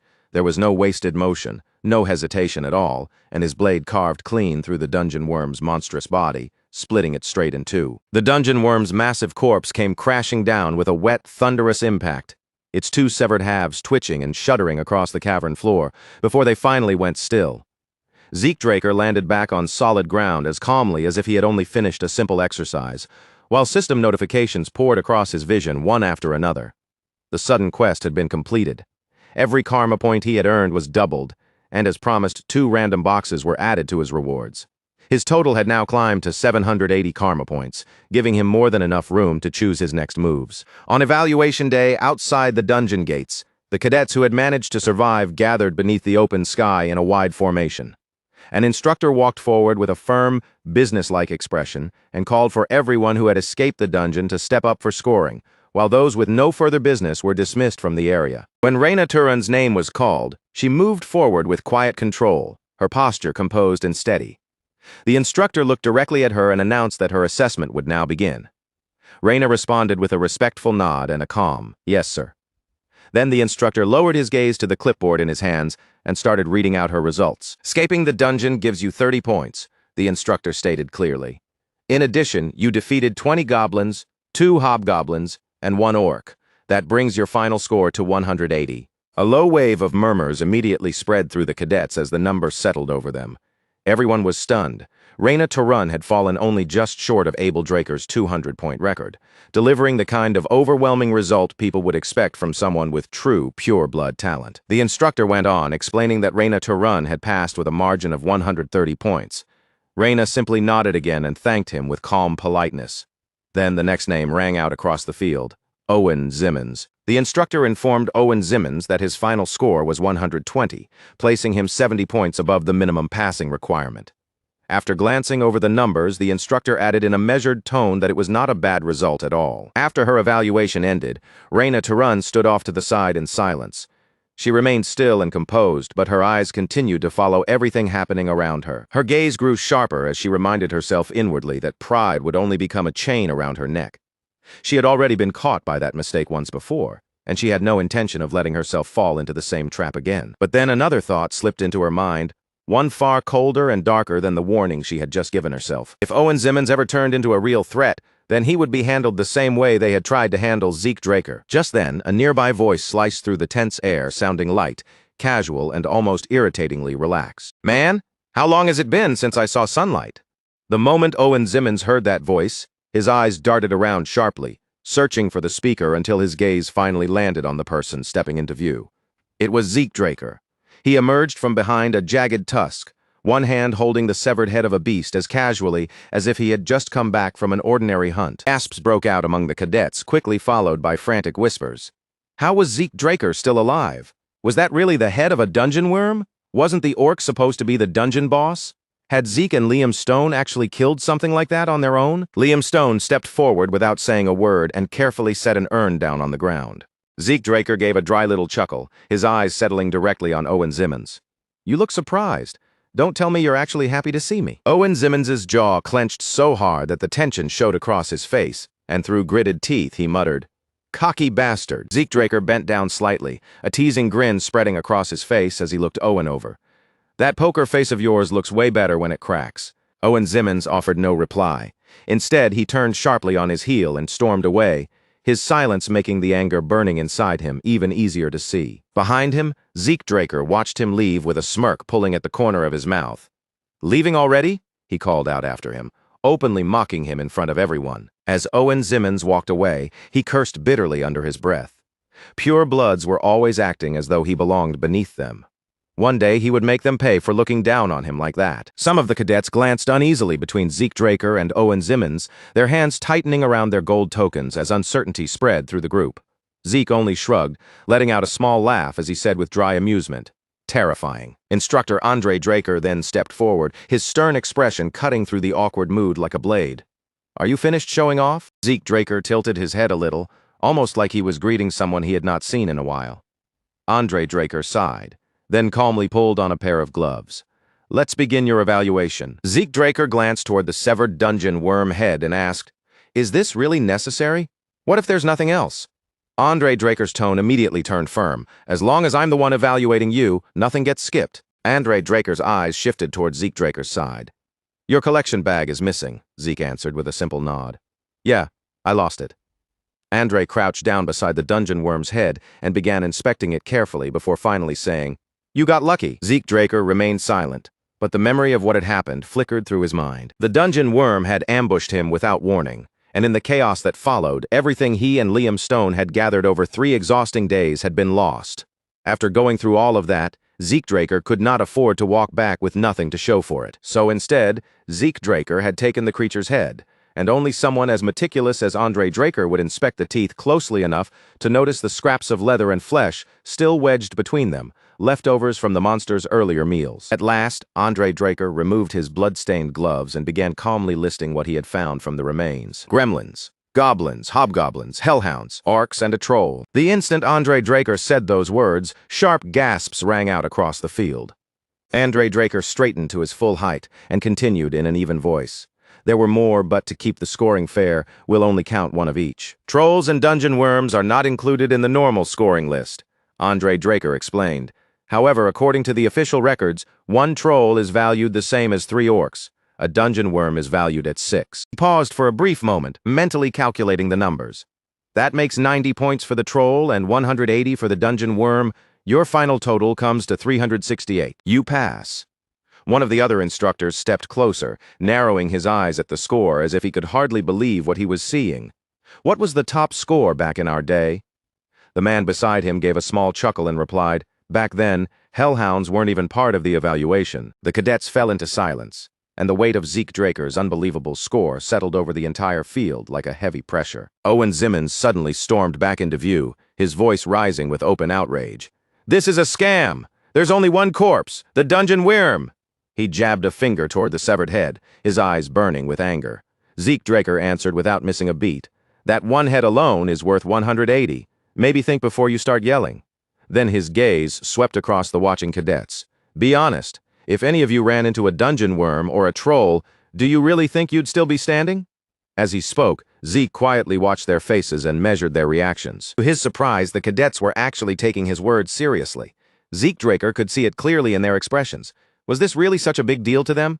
They were not laughing at him this time, and they were not dismissing him like some joke either. Not bad. Maybe for once, he had done something even they could not ignore. The Zimmons family had gone so far as to tamper with the final trial itself, all for the purpose of removing Zeke Draker from their path. Zeke Draker gave Owen Zimmons a brief sideways glance. Owen was involved somehow, that much was obvious. But there was no way he had acted alone. A trap of this scale required far more backing than one cadet could provide. The Zimmons family had power, influence, and eyes spread in places most people would never notice. Zeke Draker could almost feel that invisible pressure surrounding him. They were watching him. They were waiting for him to make a move, and if Zeke Draker behaved too cautiously, they would realize he had already seen through more than he should have. So for now, the smarter choice was to stay in character and keep playing the role they expected from him. Zeke Draker's thoughts were suddenly interrupted when Raina Turun stepped forward. Her quiet movement pulled his attention away from Owen Zimmons, and from the unseen gazes that still seemed to be watching from somewhere in the shadows. Raina Turun faced him with her usual composure, her voice calm and steady as she said, "This time, you win." Zeke Draker raised one eyebrow, studying her face as if trying to read what was hiding behind those words. What's that supposed to mean? Later, the scene moved away from the noisy evaluation grounds and into the stillness of the training hall. There, without the Academy's eyes fixed on him, Zeke Draker could finally turn his attention back to his own growth. A glowing status window appeared before Zeke Draker, its pale light hovering in the air, like a panel of floating glass. The words displayed clearly, Dragonkin Skill, Level 1, Gluttony. It allowed him to consume and digest massive quantities. The cost to unlock it was 50 points, and his current karma balance stood at 780. As Zeke Draker read through the description, the corners of his mouth slowly lifted into a grin. In his previous life, he had brushed this skill off as worthless trash, something not even worth considering. But now, 50 points was practically pocket change to him. Without wasting another second, he made his decision. Activate Dragonkin Skill, Gluttony. The moment the skill activated, a strange pulse rippled through Zeke Draker's body. It spread beneath his skin like a current of unfamiliar energy, and in front of him, the status window shifted again, updating with new information. A fresh description appeared before his eyes. Gluttony mode, anything Zeke Draker consumed would be transformed into raw energy, and if whatever he consumed possessed bloodline powers, there was even a chance he could absorb that ability for himself. Zeke Draker's eyes gleamed with sudden interest. So now he could absorb the powers of monsters. The realization made his grin widen even further. Looking at it now, he should have tested this skill much earlier. He reached into his bag and pulled out a strip of dried meat, holding it up between his fingers as he examined it. Let's see how well this energy conversion actually works. The instant Gluttony activated, the dried meat jolted out of Zeke Draker's hand and vanished into a swirling black void. It disappeared as if something like a bottomless swamp had opened for just a moment and swallowed it whole. Zeke Draker's eyes narrowed as he stared at the bizarre phenomenon hanging in front of him. What was that? Almost immediately, a new message flashed before his eyes, informing him that his missing energy had been replenished through absorbed energy. Zeke Draker steadied himself and blinked as the pressure lingering behind his eyes slowly faded away. The dull headache that had been sitting there disappeared, replaced by a strangely refreshing clarity, almost as if he had just woken from a proper nap. No, it felt even better than that. His arms and legs were lighter. The heavy exhaustion dragging on his body had vanished. His thoughts felt sharper, and even his ether had recovered slightly. The effect was not massive, but it was definitely there. Another message appeared before him, officially confirming the activation of the Dragonkin skill. Gluttony. Zeke Draker clenched his fists as a deep wave of satisfaction spread through his body. This skill had absolutely been worth unlocking. With Gluttony, Zeke Draker could now manage the energy cost of his abilities far more efficiently. There would be no more sudden mental crashes, and no more moments where fatigue made his entire body feel like it might break apart. And if Gluttony worked together with his infinite stamina, then the possibilities became dangerous. A fierce light burned in Zeke Draker's eyes, and a grin spread across his face. He could train endlessly now. No food, no sleep, no limits. From this point forward, everything would be different. His grin grew sharper, taking on a darker and more intense edge. If he wanted to, he could push his body for 24 hours straight without stopping for even a single break. Zeke Draker turned away without another word, and began quietly channeling the energy he had gained from consumed monsters, focusing inward as that power settled deeper through his body. Decker approached him carefully, but he stopped short when he saw Zeke Draker concentrating. Sorry, but it's urgent," he said, his voice cautious. Zeke did not bother turning around. "What is it?" Decker quickly answered. "Your sword? It's ready." That finally drew Zeke Draker's attention. A sly smile tugged at his lips as he turned his head. At last, the wait was over, and without delay, he headed straight to Galleon Halbert. "Is it finished?" Zeke Draker asked. The moment he arrived, Galleon Halbert gave him a simple nod and told him to wait there for a moment. While Zeke Draker waited, his mind drifted back to his previous life. Back then, Galleon Halbert had forged a sword for him as well. That blade had carried the name Graham. Graham had been a legendary weapon, forged from mithril and pure iron, a blade worthy of the reputation it carried. But this time, Zeke Draker had handed Galleon Halbert something on an entirely different level, a dragon's fang. With a material that extraordinary, the finished sword should have been incredible. In fact, Zeke Draker expected it to be every bit as impressive as the weapon from his previous life, maybe even greater. For a brief moment, Zeke Draker wondered whether the new blade might resemble Graham once again. But when the sword was finally brought before him, he froze. His brows pulled together, and suspicion sharpened in his eyes. "What the hell is this?" he muttered under his breath. The moment Zeke Draker took the sword into his hand, one detail immediately stood out above everything else. The weapon looked plain, almost unfinished. At a glance, it seemed as if it had been taken from the forge before anyone had bothered adding the final touches. Zeke Draker turned his gaze toward Galleon Halbert, raising his eyebrows in obvious doubt. "Did you leave the blade unsharpened on purpose?" Galleon Halbert gave a calm nod, completely unfazed by Zeke Draker's reaction. "That's simply the form this sword was meant to take." Zeke Draker slid the blade back into its sheath and exhaled slowly, as if turning the answer over in his mind. "So this is the shape you believe suits me best?" Galleon Halbert answered without even a trace of hesitation. "Yes." Zeke Draker fell silent. His hand moved slowly over his face, and something heavy, quiet, and certain began to settle deep inside him. Most people would have looked at a weapon like this and felt confused, maybe even disappointed. But because it came from Galleon Halbert, Zeke Draker knew there had to be a reason behind every part of it. Without Zeke Draker needing to explain a single thing, Galleon Halbert had understood something about him. Then Galleon spoke again. "It still doesn't have a name. I tried to give it one, but nothing fit. Perhaps you should name it yourself." Zeke Draker blinked, genuinely surprised by the suggestion. "Me? You want me to name it?" As the words left his mouth, his thoughts began drifting back once more. In his previous life, the name Solar Point Graham had also been given by Galleon Halbert. For a while, Zeke Draker had thought this new sword was simply Graham reborn, a familiar weapon reforged from the fang of a dragon. But now that he actually held it in his hands, he understood the truth. This was not Graham. This blade was something entirely new. "A name," Zeke muttered softly, almost without realizing he had spoken. Then he drew the blade across his own palm, slicing into his flesh without hesitation. Blood immediately welled from the wound and began running freely over his hand. Galleon Halbert's eyes widened in shock at the sight. But Zeke Draker did not flinch at all. He could already feel the familiar spark of regeneration stirring inside his body, ready to close the wound. Then, all at once, that healing came to a sudden stop. A message appeared before Zeke Draker's eyes. Administrator request confirmed.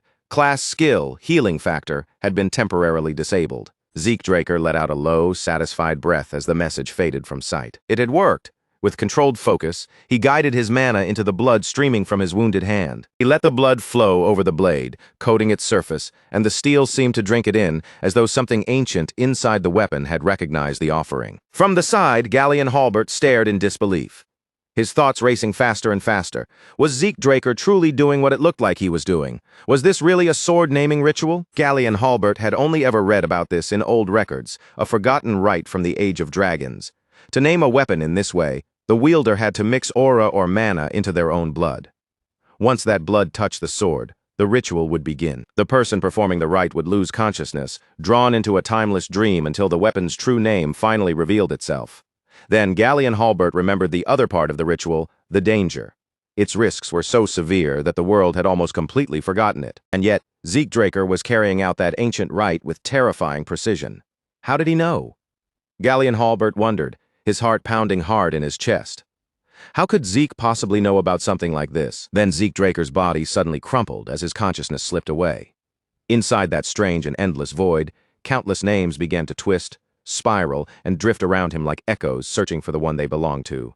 An endless storm of words, meanings, and half-formed impressions swirled around Zeke Draker from every direction, surrounding him like a boundless sea with no shore in sight.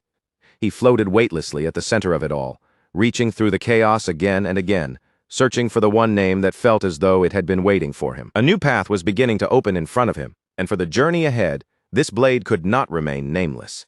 It needed a title worthy of what it had become, something that could carry the weight of its power. Then, from within that overwhelming flood of countless possibilities, a single name cut cleanly through the noise. It rose above everything else, sharp, clear, and impossible to ignore. Black Sword, Bahamut. A system message formed before him, its words appearing with crisp, unmistakable clarity. Black Sword Bahamut had been registered as equipment. The very instant Zeke Draker saw those words, his eyes snapped open. Zeke Draker had returned to himself. As he lowered his gaze to the blade resting in his hand, red mana began curling around the weapon, flickering along the metal and twisting through the air, like embers that had come alive. Then the meaning of the name truly settled inside his mind all at once. Bahamut. Out of every possible name, that was the one he chose. That dragon had been nothing but pure evil. What was wrong with him? While Zeke Draker questioned himself in silence, Galleon Halbert stepped closer, his eyes widened with open admiration. "Truly incredible," he murmured, his voice low and filled with respect. Even among dwarves, hardly anyone remembers the sword-naming ritual anymore. Zeke Draker kept his face calm and answered in a steady, even voice. "I happened to come across it while studying ancient dragon history." Then his gaze lowered to the bandage wrapped around his palm. "It has been a long time since I actually needed one of these." Galleon Halbert gave him a small, respectful bow. "My lord, please rest for a moment. There is something I have been meaning to give you." Zeke Draker tilted his head slightly, curiosity flickering in his eyes. "All right, take your time, and thanks." What was he planning? Zeke Draker wondered as he watched Galleon Halbert step away.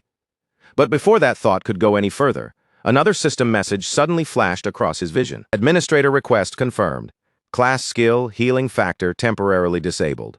Zeke Draker blinked as the meaning of the message sank in, so even passive skills could be switched off. That changed everything. It meant he no longer had to reveal every ability he possessed. When necessary, he could hide them. Even if he were standing in front of Duke Draker himself, Zeke Draker realized he would not have to show every card in his hand all at once. His eyes drifted back down to the bandage wrapped around his palm. He could remove it later, he decided, leaving it in place for the moment. But right then, something far more important had taken hold of his attention completely: the sword. The moment Zeke Draker focused on it again, a fresh system screen appeared before his eyes. Black Sword Bahamut. Certain features were currently sealed, and they would only be released as the user became stronger. Zeke Draker stared at the message without moving, genuinely stunned by what he was reading. Sealed abilities that unlocked as he grew stronger? He had never heard of a weapon like that before. And on top of everything else, it was indestructible? It may have begun as a dragon fang, but now this blade had become something entirely beyond its original material. Then, without warning, blue mana began spiraling into the air, weaving itself together with the red energy already flickering around the sword. Even with that strange and beautiful swirl of power dancing around the blade, Zeke Draker's mind fixed on one thing above all else: aura conversion. He thought back to everything he had done to persuade Galleon Halbert to forge this sword. It had not been only because Galleon was a master blacksmith. It was also because he carried the legacy of Graham. Aura conversion, the rare ability to take ordinary raw mana and transform it into pure aura.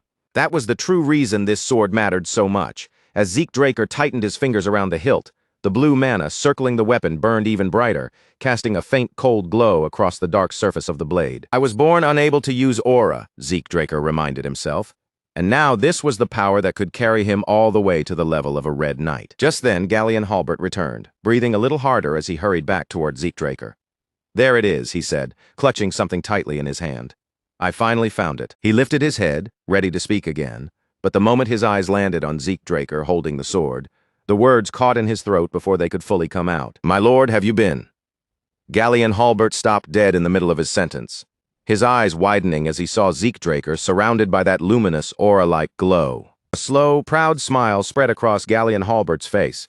"You have already surpassed the Purple Knights." Zeke Draker looked down at the sword in his hand and muttered quietly, almost as if he could not believe it himself. "This thing is ridiculous." Galleon really outdid himself. Galleon Halbert gave a short, modest laugh. Compared to building that furnace, forging this was the easy part. Then his expression changed, becoming a little more serious as he added, "But I brought something even more important. Would you take a look at this?" He held out a small metallic object carefully in both hands. It was shaped like a scarab, delicate and intricate, with a polished surface that caught the light and revealed the unmistakable touch of master craftsmanship. Zeke Draker studied the object closely, his curiosity sharpening as his eyes traced over its details. "What is this?" Galleon Halbert lowered his voice and answered quietly, "My master made it." Zeke's brow lifted slightly, and a low hum escaped him as the meaning of that answer began to settle in. Even in his previous life, Zeke Draker had never once heard Galleon Halbert's name mentioned. But Gulrin Yober was different. That name struck him like a heavy drumbeat. The Golrin Yober, a legend among blacksmiths, a craftsman spoken of with more awe than even the most famous dwarves. Every creation Golrin Yober left behind was said to be incomparable. Each piece carried properties that no ordinary craftsman could ever reproduce, and some of his works were valued higher than entire territories. Zeke Draker looked back at Gallion Halbert, his voice lowering with genuine surprise. "You were Golrin's apprentice?" Gallion grinned, clearly pleased by the reaction. "I knew you could read Dwarven." Zeke Draker turned his attention back to the scarab resting before him. If this had truly been made by Golrin Yober, then there was no way it was just a simple ornament. Gallion Halbert puffed up a little, looking proud to confirm that suspicion. "Of course it is not. Turn the dial near its arms," Gallion Halbert instructed. Zeke Draker watched closely as Gallion placed his fingers on the tiny mechanism and carefully twisted it. With a smooth chain of mechanical clicks, the scarab unfolded piece by piece, expanding outward until it became a sleek, gleaming shield. "Mithril and wyvern bone," Gallion Halbert explained. "It can block almost anything. And if you turn the dial on the handle like this," he continued, demonstrating once more, the shield folded neatly back into itself and returned to its compact scarab shape. "It folds right back." Holding it out with both hands, Gallion Halbert lowered his head slightly. "It is not enough to repay your kindness, my lord, but I hope you will accept it." Zeke Draker stared at him for a moment before answering slowly. "You know you could have sold this and built yourself an entirely new furnace." Gallion's expression turned serious at once. "There is no way I could sell something my master made, not to just anyone." Zeke Draker blinked, genuinely taken aback by that answer. "You do understand this thing is worth tens of thousands of gold, right?" Gallion Halbert paused, visibly surprised by the number. "It is?" Then he let out a soft chuckle and gave a small shrug. "Then that is all the more reason I would be honored if you accepted it." Zeke Draker accepted the scarab from Gallion Halbert's hands and carefully turned it over, feeling its weight and texture against his palm. It was small compared to Blacksword Bahamut, but if it truly came from Golrin Yober, then it was anything but ordinary. Slowly, he placed the scarab on top of the blade. The instant the scarab touched the sword, a powerful surge pulsed through Zeke Draker's body. A rush of unmistakable energy flooded into him, confirming his suspicion. Just as he thought. This object was far more than it appeared to be. Zeke Draker closed his fingers firmly around the scarab, feeling the rare power hidden inside it. This was not some ordinary keepsake. It was precious. It was real. "Thank you, Gallion," he said quietly. Gallion Halbert's face brightened with a wide, heartfelt smile. "I'm just glad you like it." Back at the training hall, Zeke Draker opened the box placed in front of him and lifted out a pair of heavy, dark gauntlets. They were made from meteoric iron, a rare and powerful material so difficult to refine that most craftsmen would never even dare attempt it. As Zeke Draker looks down at the gauntlets resting in his hands, turning them slightly as if trying to read every detail in the metal, a system window abruptly flashes into existence before his eyes. The message is blunt and unmistakable. The special ability is still locked. To activate it, he needs the full meteoric iron set equipped, not just this single piece. Zeke's expression sharpens, his eyes narrowing as he reads the notice again with far more attention than before. These gauntlets clearly are not just some ordinary equipment drop. His thoughts drift back to the moment he first obtained them, when those two random containers appeared under the label of Surprise Quest rewards. Back then, he had dismissed them as nothing more than another pair of mysterious treasure boxes. Now, with the system's warning still glowing in front of him, it is painfully clear that his first assumption had missed the mark completely. The more Zeke thinks about it, the more his curiosity begins to rise. Slowly, he shifts his focus away from the gauntlets and toward the second box sitting beside him. Zeke reaches out, lifts the lid, and peers inside. The instant his gaze lands on the contents, his eyes widen just a little, caught off guard by what he finds there. For a brief moment, all he can do is stare and wonder what exactly he is looking at. Inside the box lies a map, carefully resting in place as if it had been waiting for him all along. But before Zeke can even make sense of its markings or understand why it was included among his rewards, another system message appears right in front of him. The system identifies the map and reveals that it is connected to a figure known as Grandmaster Gezer, making the item feel far more important than it first appeared. The moment that name appears, something stirs in the back of Zeke's mind. His brow tightens as he searches his memory, trying to place where he has heard it before. Could it possibly be tied to Hero King Kaiser, the legendary hero from that famous ancient tale? The story of Hero King Kaiser and the Knights of the Clock Tower, the group said to have founded the Kingdom of Kronos, is a legend known across the entire continent. Even so, most people have always treated that story as nothing more than a beautiful fantasy. It sounds too magnificent, too perfectly heroic, and far too polished to be taken as serious history. Since there has never been any solid evidence to support it, scholars never placed much trust in the tale. But standing there now with this strange map in front of him, Zeke can no longer be completely sure. What if Kaiser had not been just a legend after all? What if he had truly existed somewhere in the past? The thought barely finishes forming in Zeke's mind before another system notification flickers into view. The system announces that the examination of the map has been completed, confirming that it has finished analyzing whatever secrets were hidden within it. At the same time, the final coordinates are transferred directly onto Zeke's mini-map, marking a destination he can now clearly track. A new image opens before him, revealing the Gain Mountains, a distant region known for being remote, rugged, and dangerous, far removed from ordinary civilization. Zeke studies the image for only a moment before recognition settles in. He knows this place. Those mountains lie deep within barbarian territory, yet strangely, instead of filling Zeke with unease, that fact gives him a small but noticeable sense of confidence. If that is the location, then perhaps this journey will not be as difficult or troublesome as he first assumed. Before Zeke can dwell on it for long, more system notifications begin appearing in rapid succession, one after another. One message declares that the tutorial has ended due to the skills Zeke has accumulated, while another informs him that he has obtained a potential quest item, causing new achievement quest data to unlock. As Zeke calmly reads through each message, the meaning behind the entire process starts to become clear. This tutorial was never just a simple introduction or a harmless warm-up. It had been deliberately structured to build him up piece by piece, sharpening his abilities and preparing him for whatever challenge was waiting beyond this point. Then the final message appears, tying everything together. The tutorial for a low-tier administrator is about to begin. Zeke reads it without the slightest tremble in his face, remaining completely steady. Now he understands exactly what this means. The real trial begins here.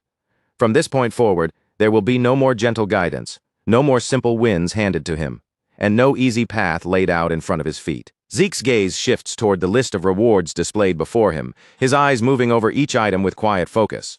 Compared to the rewards he had received earlier, these are in a completely different class. Their value is obvious at a glance, and this time, Zeke has no intention of letting even a single one slip away. He is ready to claim them all. Zeke opens his status screen and finally makes up his mind. The points he has been holding back until now are no longer going to sit unused, and he begins spending them with a clear purpose. The system responds immediately. 50 points are consumed, and with that payment made, Zeke successfully unlocks level 2 draconian skills. Another message follows almost instantly, confirming that the newly unlocked skills have now been activated and are available for Zeke to inspect. Zeke looks over the updated skill list, scanning each new option carefully. But as his eyes move farther down the screen, he notices that the next stage still remains sealed away. According to the system, opening that next tier will require 80 points, making it clear that advancing further will demand an even bigger investment. Zeke still has plenty of points left to use, but he knows better than to throw them around carelessly. Chances like this will not come often, and every point could matter later.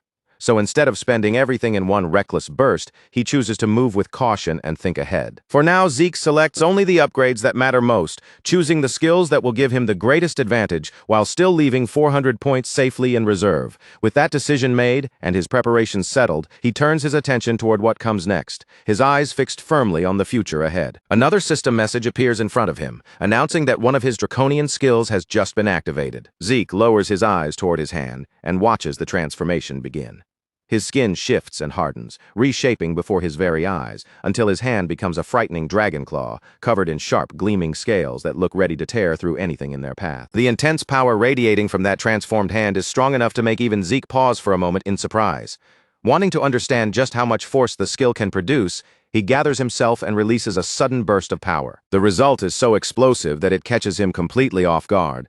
The attack's strength is far beyond what Zeke had expected from the skill, making it clear that this ability is not merely impressive on paper. A small grin slowly appears on Zeke's face as he looks at the aftermath. He has to admit it to himself. The power of this skill has surpassed his expectations by a wide margin. After testing the claw, Zeke moves on to the next ability. He reaches for his sword and activates another draconian skill, Dragon Scale Armor. In the next instant, scales spread across his body like a wave, forming a smooth yet sturdy layer of protection over him. Zeke grips his blade and swings with full force, but instead of cutting through, the sword rebounds harmlessly from his own armor. He had not even infused aura into the strike. It was simply a clean, serious blow made with real strength, and still it failed to leave even the smallest scratch. To Zeke, the durability feels no different from wearing reinforced plate armor, except now he can gain that level of protection even while fighting barehanded. He commits the lesson to memory. Dragon Claw will serve as his offense, while Dragon Scale armor will become his defense. With this new power flowing through him, Zeke can feel that the situation has completely changed. The true game is finally beginning, now fully prepared. He gives himself a firm nod as if sealing his resolve. All right, it is time to move. The scene shifts to the center of Draker Academy, where the main training hall is packed with cadets standing in neat, disciplined rows.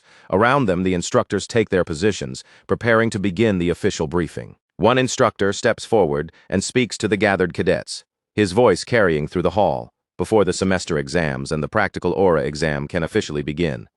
He explains that every student must first understand the rules. He motions toward a row of humanoid training dummies lined up behind him. At first glance, they may look like simple practice targets, but these are anything but ordinary. They have been specially built to endure tremendous punishment, and basic physical attacks will not so much as dent their surfaces. To demonstrate, the instructor gathers aura around his fist, the energy tightening as he prepares his strike. Then he drives a clean punch straight into one of the dummies, and the target breaks apart under the force of the impact. The instructor turns back to the cadets, making sure every one of them understands the warning. With proper aura control, destroying one of these dummies is not difficult. But if a cadet cannot even leave a single mark on their assigned target, they fail immediately. There will be no second attempt, no chance to continue to the other exams, only an instant return to basic training. The seriousness of those words settles heavily over the training hall. A low wave of whispers begins spreading among the cadets, because none of them wants to picture the shame of being sent all the way back to the very beginning. Then the instructor calls out the first name, Aaron. Aaron steps forward, a hint of nervousness showing on his face, but he still moves without hesitation, off to the side. Owen Zimmons watches him closely, quietly noting that the first few cadets in these kinds of tests always tend to look a little shaken. As Owen observes them, he cannot help comparing their training to the education he received back at home. After all, the very foundation of aura instruction at Draker Academy was created by his own family, the Zimmons family. Because of that, Owen is convinced that even someone born as an awakener would still struggle to match the level of aura control he possesses. And Owen Zimmons hears his own name called. He steps forward with absolute confidence, draws his sword from his shield, and begins channeling aura through the blade with smooth, practiced control. The cadets watching from nearby immediately begin murmuring among themselves, their eyes drawn to the energy gathering around his weapon. Some of them can hardly believe what they are seeing. Is that sword resonance? One of the instructors raises an eyebrow, clearly impressed by the display. For a 13-year-old to show that level of control is rare. Another instructor nods knowingly, as if the explanation is obvious.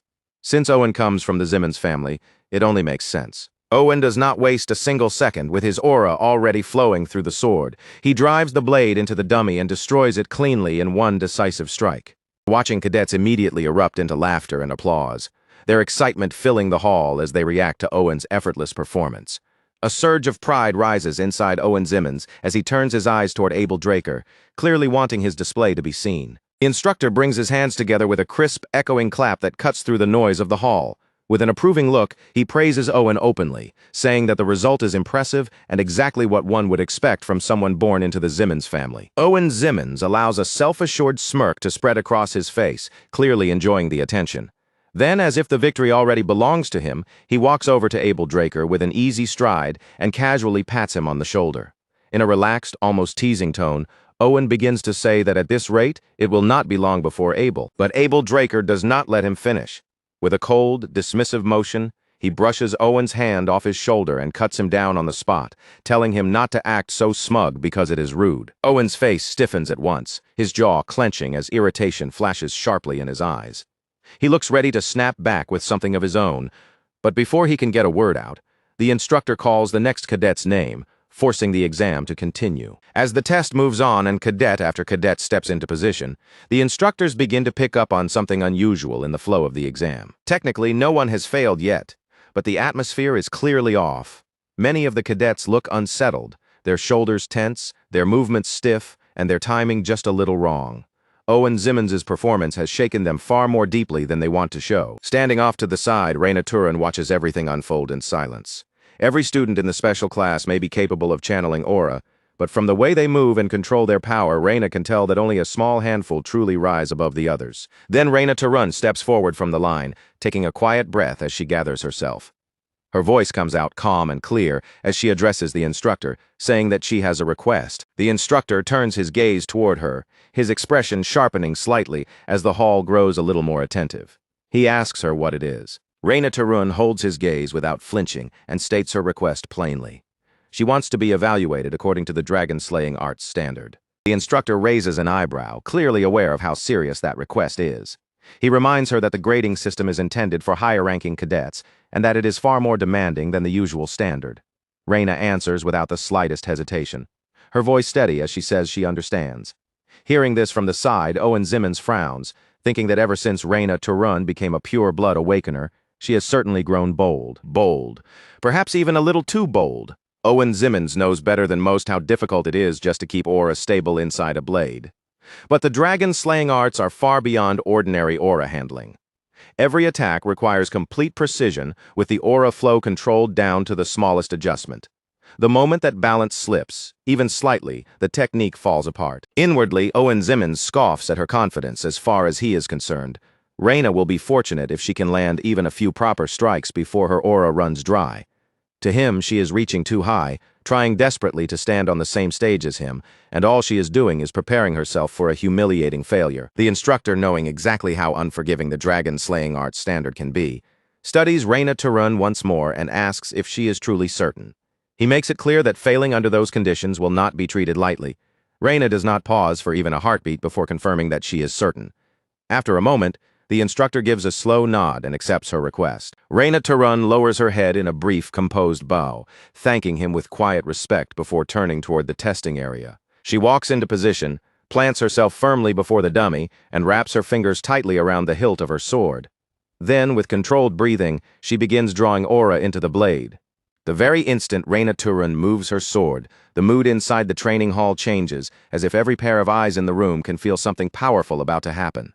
Her strike lands against the dummy, and a destructive wave surges forward from the impact, tearing through the target with frightening force. It is not just a rough burst of power.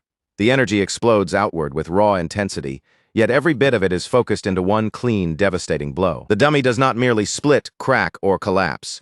It is completely demolished, blown apart so thoroughly that shocked gasps immediately burst through the training hall. For a moment, the cadets can only stare at the wreckage in stunned disbelief. Then whispers begin racing through the crowd like sparks catching dry grass. Reina Tarun is not simply competing with Owen Zimmons at all. Her aura control stands on an entirely different level. Everyone had been treating Owen Zimmons as the aura prodigy of the room. But what Reina Tarun just revealed is far beyond what most of them ever imagined. Owen Zimmons hears the whispers spreading around him, and every single word seems to dig deeper beneath his skin. His hands curl into tight fists at his sides, and his jaw locks as he struggles to contain the anger rising inside him. He mutters quietly under his breath, trying to force down the fury boiling in his chest before it can spill out in front of everyone. Reina Tarun remains where she is, her sword still extended in Owen Zimmons' direction, silent and unmoving. Owen narrows his eyes at the sight, convinced that her silence is not accidental, that it is a challenge aimed at him, maybe even a quiet taunt. But behind Owen Zimmons, Zeke Draker watches the whole scene with quiet amusement. A sly grin tugs at his lips. Because from the beginning, Zeke knows Reina Tarun was never paying Owen the slightest attention.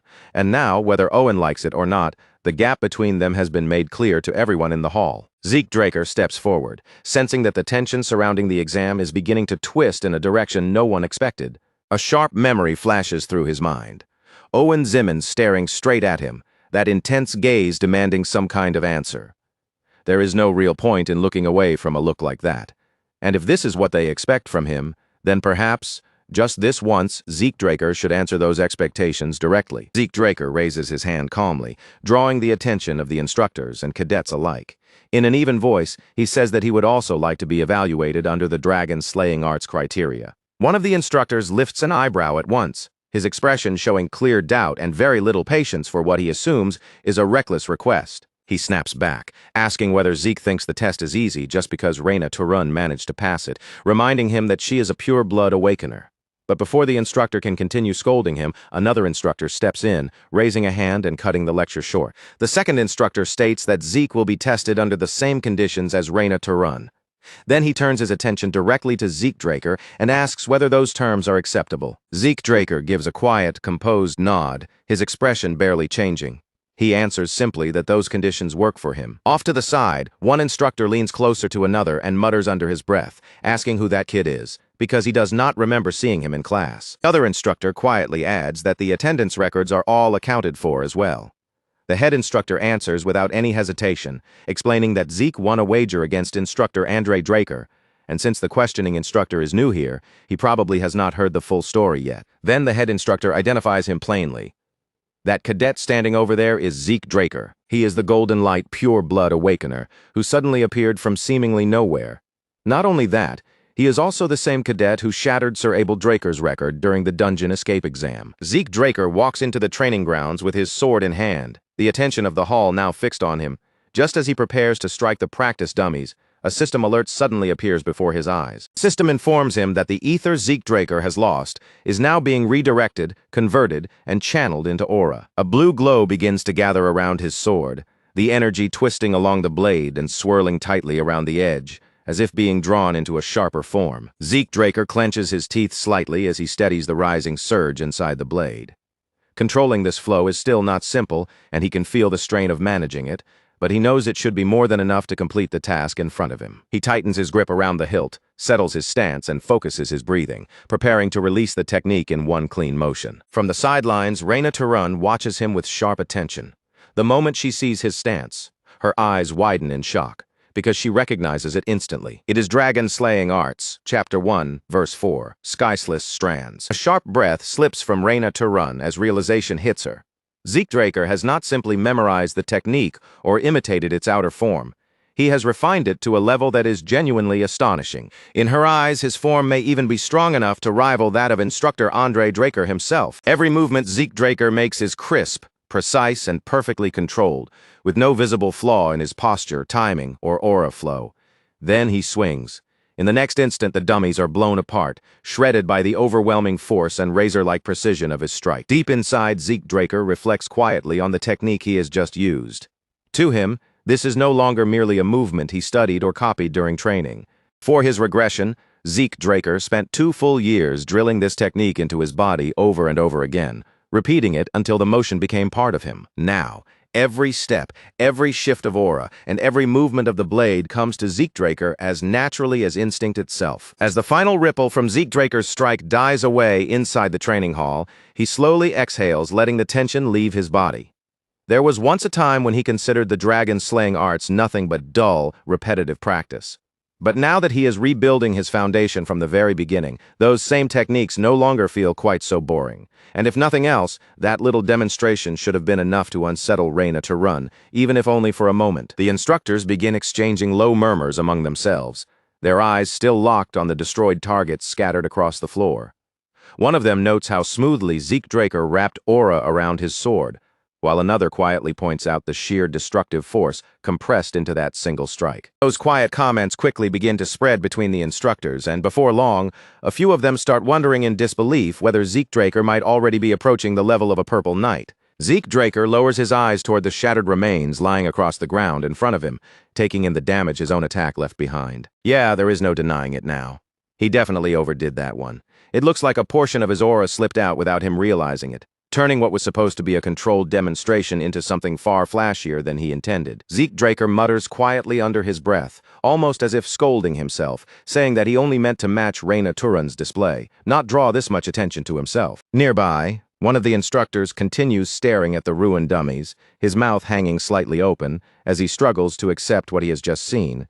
In a stunned murmur, he says that a first-year cadet has already reached the level of a purple knight. At the edge of the training field, Owen Zimmons stands completely silent, watching the scene with his fists clenched so tightly that tension gathers across his knuckles. Reyna Turun remains nearby without saying a word, but the faint curve forming at the corner of her lips gives her expression a dark and unreadable edge. The scene shifts to the headmaster's office, where the atmosphere is far calmer.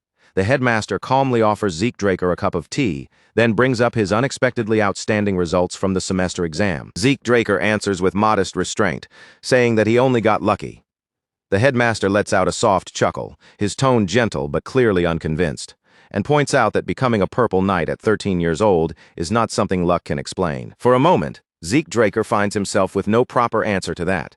But before he can search for the right words, the headmaster continues, giving him no real chance to deflect. The headmaster watches Zeke closely and asks how he would feel about taking the grade advancement exam. Zeke blinks, clearly caught off guard by how suddenly the proposal is placed in front of him. Zeke Draker repeats the words in his mind, wondering if the headmaster is talking about skipping a grade. The headmaster leans back slightly and explains that Draker Academy does allow advancement when a cadet's ability clearly proves they are ready. It could mean moving ahead by one grade or perhaps even more, depending entirely on Zeke's performance. Zeke Draker thinks over the offer in silence, measuring the meaning behind it. The headmaster is moving much faster than Zeke expected, but the decision itself is not unreasonable. After all, Zeke has already attracted far more attention than he originally meant to. With a polite smile, Zeke Draker accepts the offer.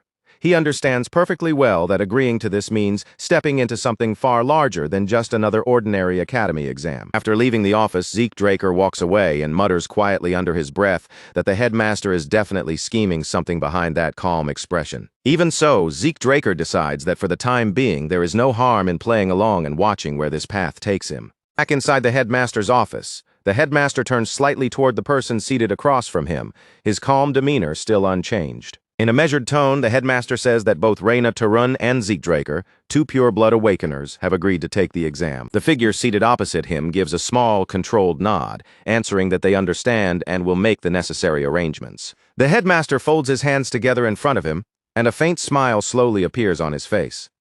From the look in his eyes, things are about to become very interesting. Inside the upper-class aura training hall of Draker Academy, Zeke Draker and Raina Tarun stand side by side, both waiting quietly for the grade advancement exam to begin. A tense silence fills the hall, so heavy and still that even the smallest shift of posture or breath feels impossible to ignore. Raina Tarun keeps her eyes fixed on Zeke Draker without blinking, staring at him as though she is trying to read something hidden beneath his calm face. Zeke Draker lets out a quiet sigh, silently wishing that Raina Tarun would stop staring at him with such intensity. But before that silence can drag on any longer, a voice suddenly calls out from the far end of the hall. The voice offers an apology for keeping them waiting, cutting cleanly through the stillness of the training hall. A tall man strides into the room, his armor catching the light as he moves with the steady, composed presence of someone who has spent years on the battlefield. The man is Sir Owl Draker, the official examiner assigned to the Great Advancement exam, and a knight who belongs to the Draker main family. The moment Zeke Draker sees him, his expression shifts ever so slightly. He murmurs the name Owl Draker under his breath, wondering if this man could really be the same person once known as the Dieback Blade. Almost immediately, Zeke's thoughts begin drifting backward. A memory flickers through his mind, carrying with it the chill of night air, the heavy weight of a lifeless body in his arms, and the rough scrape of fingers digging into the earth to make a grave. In that memory, Zeke Murray approaches the scene and gradually slows his steps, his attention drawn to the unfamiliar man standing near the corpse. His voice turns sharp and cold as he mutters the words Empire's Mutt, clearly recognizing what the man represents. Zeke Murray then moves toward the corpse, kneels down beside it, and presses the shovel into the soil as he prepares to help with the burial. In a quiet voice, Zeke Murray says that even if he had been told not to do it, he would still have gone through with it anyway. Then he introduces himself in a steady tone, giving his name as Zeke Murray from the Northern Allied Forces. Zeke Murray looks up at the man and asks if he is a Draker. The man shakes his head and says that life is already behind him. Zeke lets out a short laugh and says he walked away as well, before asking what he should call him now. The man meets Zeke Murray's eyes directly, his gaze calm and unwavering, and answers with quiet certainty. He calls himself the Dieback Blade.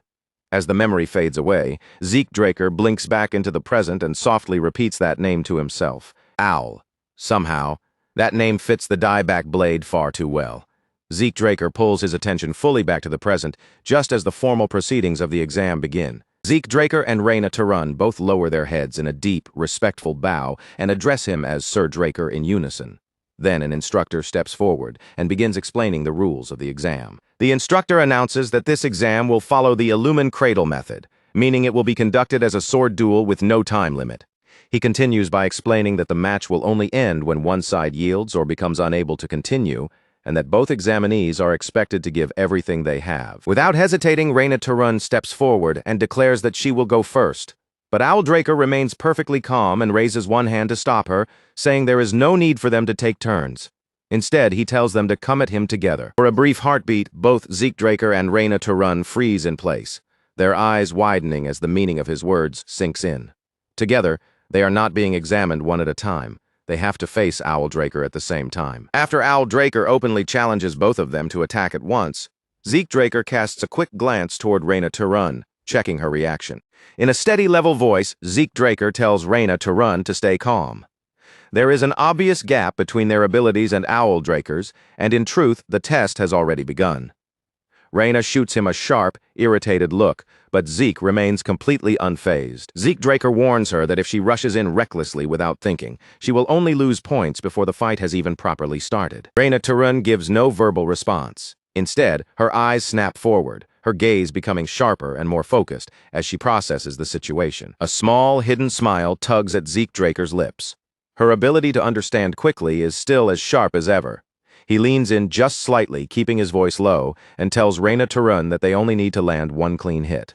And there is a way to make that happen. Zeke Draker and Reyna Turun both sink into position, their feet settling against the floor as their bodies lower just enough to prepare for the first strike.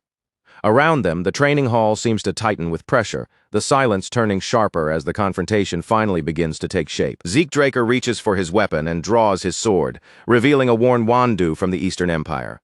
The blade is clearly old, its surface weathered by time, but the moment it rests in Zeke's grip, it fits him so naturally that it almost looks like part of his own arm. Zeke Draker can feel it right away. Reyna Turun's pride has been struck hard and the wound is still fresh. But no matter how bitter that humiliation feels, wounded pride will not help either of them survive this exam. Right now, there is no room for emotion, ego, or personal resentment. They already decided on a plan, and at this point, the only thing that matters is whether they can follow it through without hesitation. Zeke Draker turns his eyes toward Reyna Turun, silently checking if she is ready. Then, in the next breath, both of them move. The clash erupts instantly, their blades driving forward with explosive speed, the force of the opening exchange cutting through the tension like a thunderclap. Steel shrieks through the air as Zeke Draker and Reyna Turun attack Owl Draker together, pressing him from opposite sides and trying to trap him between their blades before he can slip away. Reyna Turun clenches her jaw as the pressure crashes down on her from every direction. In that moment, she finally understands what true strength feels like when it is standing directly in front of her. Just as Zeke Draker instructed her, Reyna Turun aims carefully for weak points, tiny gaps, and the briefest openings in Owl Draker's movements. But no matter how sharply she strikes, she cannot land even one solid hit, let alone deal damage that would actually matter. Then Zeke Draker hears the words resound inside his mind. Dragon Slaying Arts, Chapter 3, Verse 1. Blue mana begins gathering along the edge of his blade, pulsing with dangerous intensity. This technique demands more than strength. It requires the will to kill. With that intent locked firmly in place, Zeke launches himself forward, his sword carving a sharp path through the air. But Owl Draker moves aside with terrifying smoothness, his body shifting just enough to let the attack pass him by.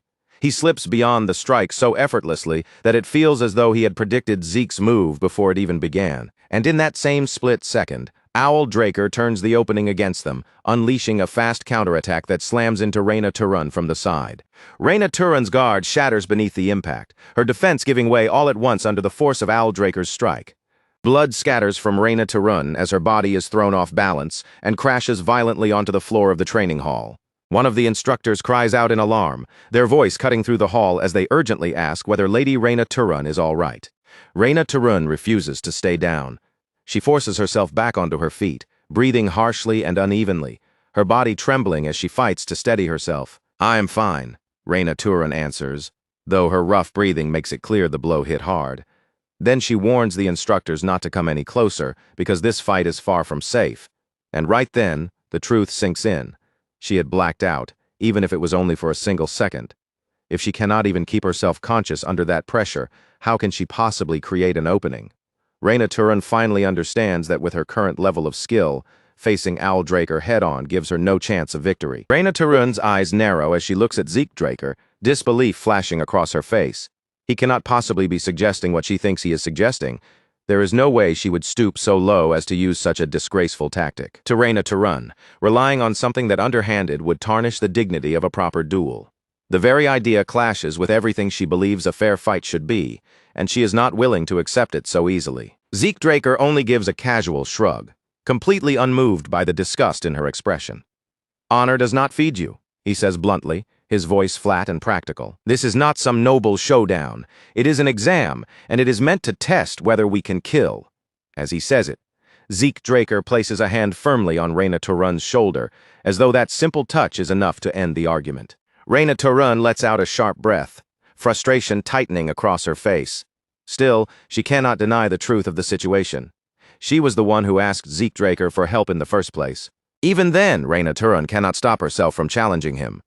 Does Zeke Draker really believe that strategy alone can take down someone on Owl Draker's level? But Zeke's confidence does not shake for even a moment. We are not overpowering him, he tells her. We are just opening a crack. One clean chance. That is all we need. Zeke Draker leans in a little, keeping his tone steady and controlled, then reminds Reyna Turun of the match they fought back at the cradle. Why did you miss the rope? Zeke Draker asks. Reyna Turun's expression twists into a scowl as that memory rises back to the surface. I did not expect you to use something like that.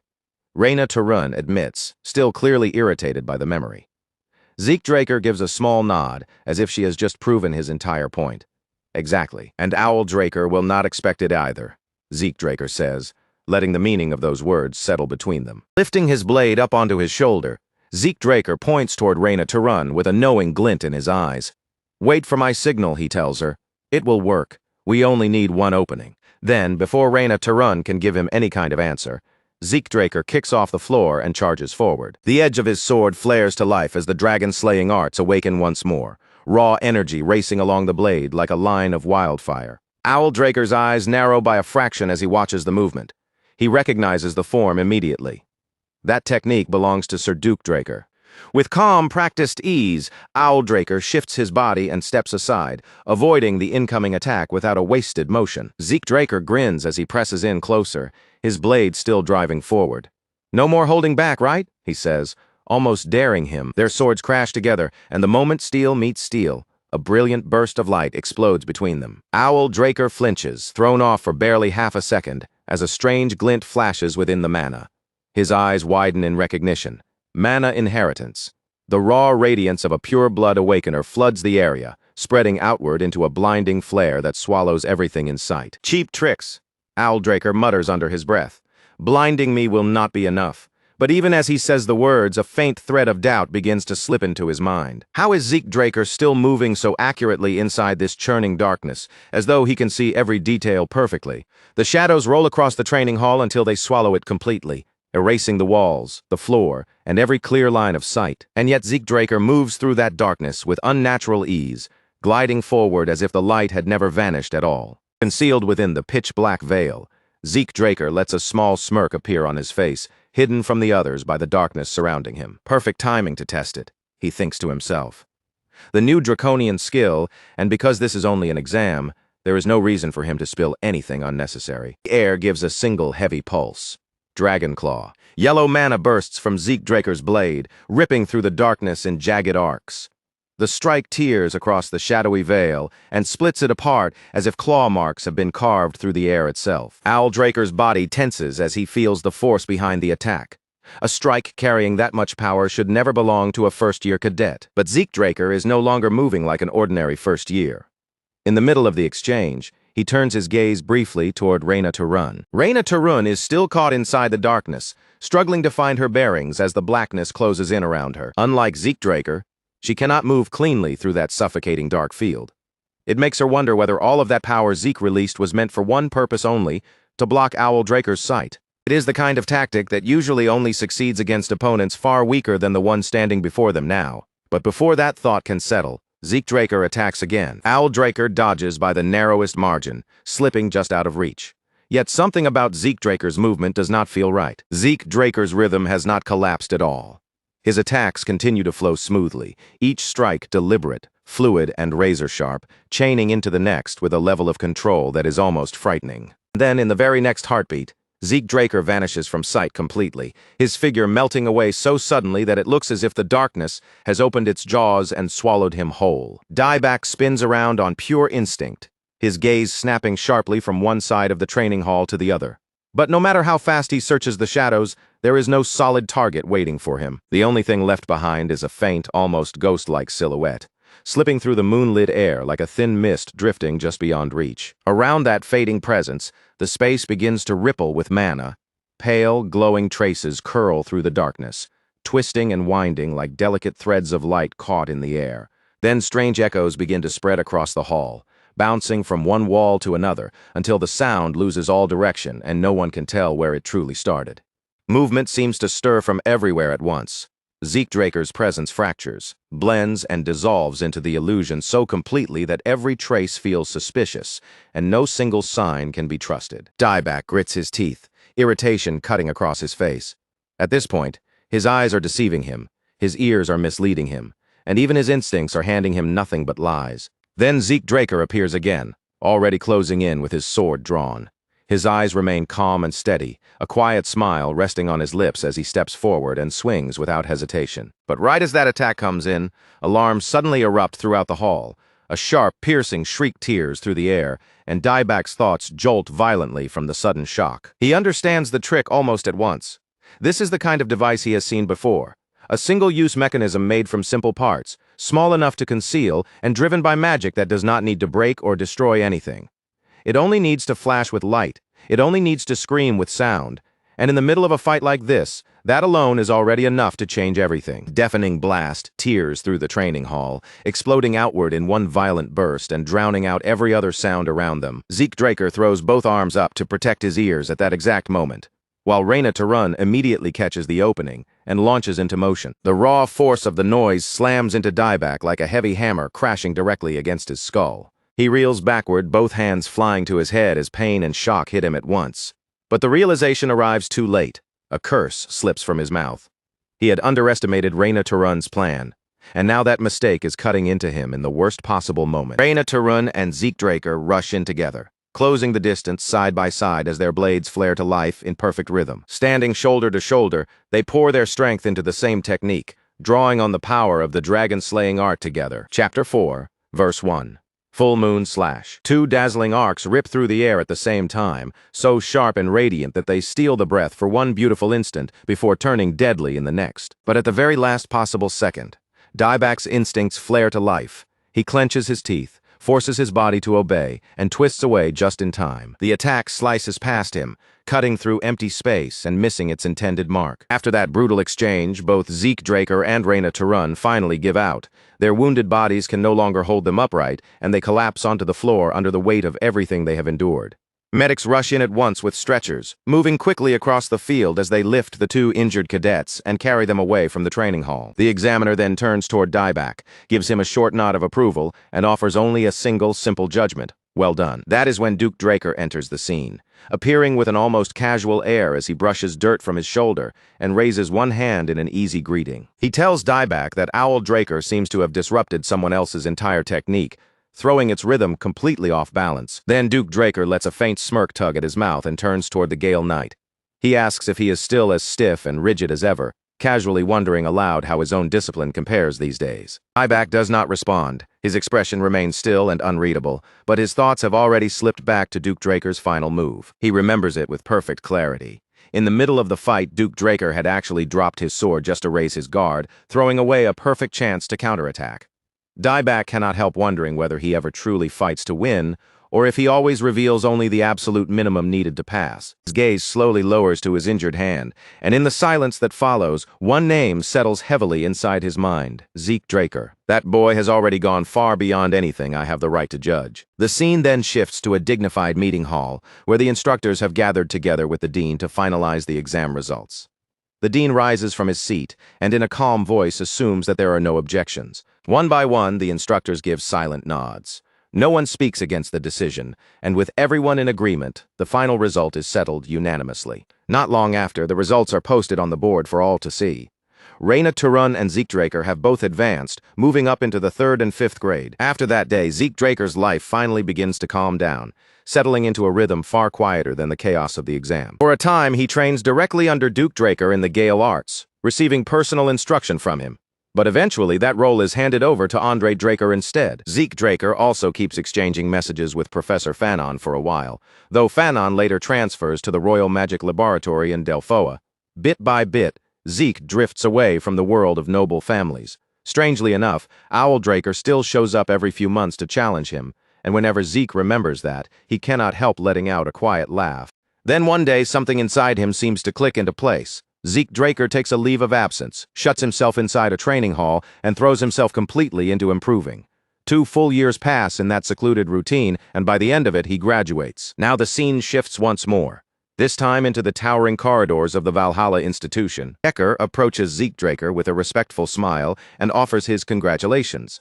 Zeke Draker has just become the youngest person ever admitted, and Decker remarks that the patriarch must be delighted by the news. On the screen, his name appears clearly, Zeke Draker, 15 years old. Then Decker adds, with a hint of genuine surprise, that even the dean personally wrote him a letter of recommendation. Zeke simply answers with a faint smile and a small nod. And with that, the quiet 2 years Zeke Draker spent in seclusion finally come to an end. Since there are still 3 months left before the entrance ceremony, Zeke tells Decker to go ahead to Atlas without him. Decker begins to speak, but Zeke Draker lifts one hand and gently cuts him off with a small wave. He says he wants to spend some time alone, with no visitors and no interruptions. Surely Decker understands exactly what he means. Decker lowers his head respectfully and answers, "Yes, young master." Zeke Draker closes his eyes, and his thoughts drift toward the Gate Mountains, where Gezer's remains are hidden away. This vacation gives him the perfect excuse. He can enter the mountains through the Argos Adventurers Guild without reporting it to anyone. But just as that plan settles in his mind, a knock sounds at the door. The person at the door is Liam Stone. Liam Stone steps inside the room, bows with polite formality, and greets him in a respectful voice. "Greetings, Zeke Draker." Zeke Draker raises an eyebrow at the stiff greeting and lightly reminds him not to be so formal, just as he has already told him before. Liam Stone immediately straightens his posture. But before the conversation can go any further, Decker excuses himself from the room. Zeke Draker gives him a small nod and reminds him not to forget about the Blackheart issue at Valhalla. As Liam Stone reaches the doorway, he pauses and asks why he was called all the way to the Platinum Mansion. Zeke Draker walks over and places a notebook directly into his hands. He explains that he heard Liam has been transferred into the special class, and that is not something he can simply overlook. Inside the notebook is everything Liam Stone is going to need. Likely exam topics, training methods, and even a checklist of essential equipment. Zeke Draker tells him that if he brings it to Fafnir's Breath, they will prepare everything for him. And by the time Liam Stone reaches his 4th year, he will need a sword of his own. Fafnir's Breath will forge that blade for him, and Zeke Draker has already handled the cost in advance. Tears start to well up in Liam Stone's eyes as he clutches the notebook with both hands, holding it as if it is something precious. His voice shakes with emotion while he looks at Zeke Draker and promises, with all the sincerity he can gather, that he will never disappoint him. Zeke Draker lets out a quiet sigh, his expression showing a faint hint of exasperation as he watches Liam Stone grow so emotional. Instead of accepting the promise dramatically, he tells him to relax a little and stop treating every single word like some life or death oath. But Liam Stone only stiffens even more. His back snaps straighter until he is standing like a board, and with complete seriousness, he earnestly promises that from this moment on, he will correct that behavior as well. Time continues to move forward, and the story slowly leaves the quiet halls of the mansion behind, opening out toward a new land and the beginning of a very different journey. At the far northern border of the central continent lies the kingdom of Argos, a powerful nation counted among the 4 great kingdoms, standing alongside Delphoa, Thebia, and Alencia. Across Argos, the enormous giant mountains rise like a massive stone wall, stretching over the land with countless dungeons hidden deep within their rugged depths. Those dungeons attract adventurers from every direction, all chasing wealth, fame, and a chance to change their lives.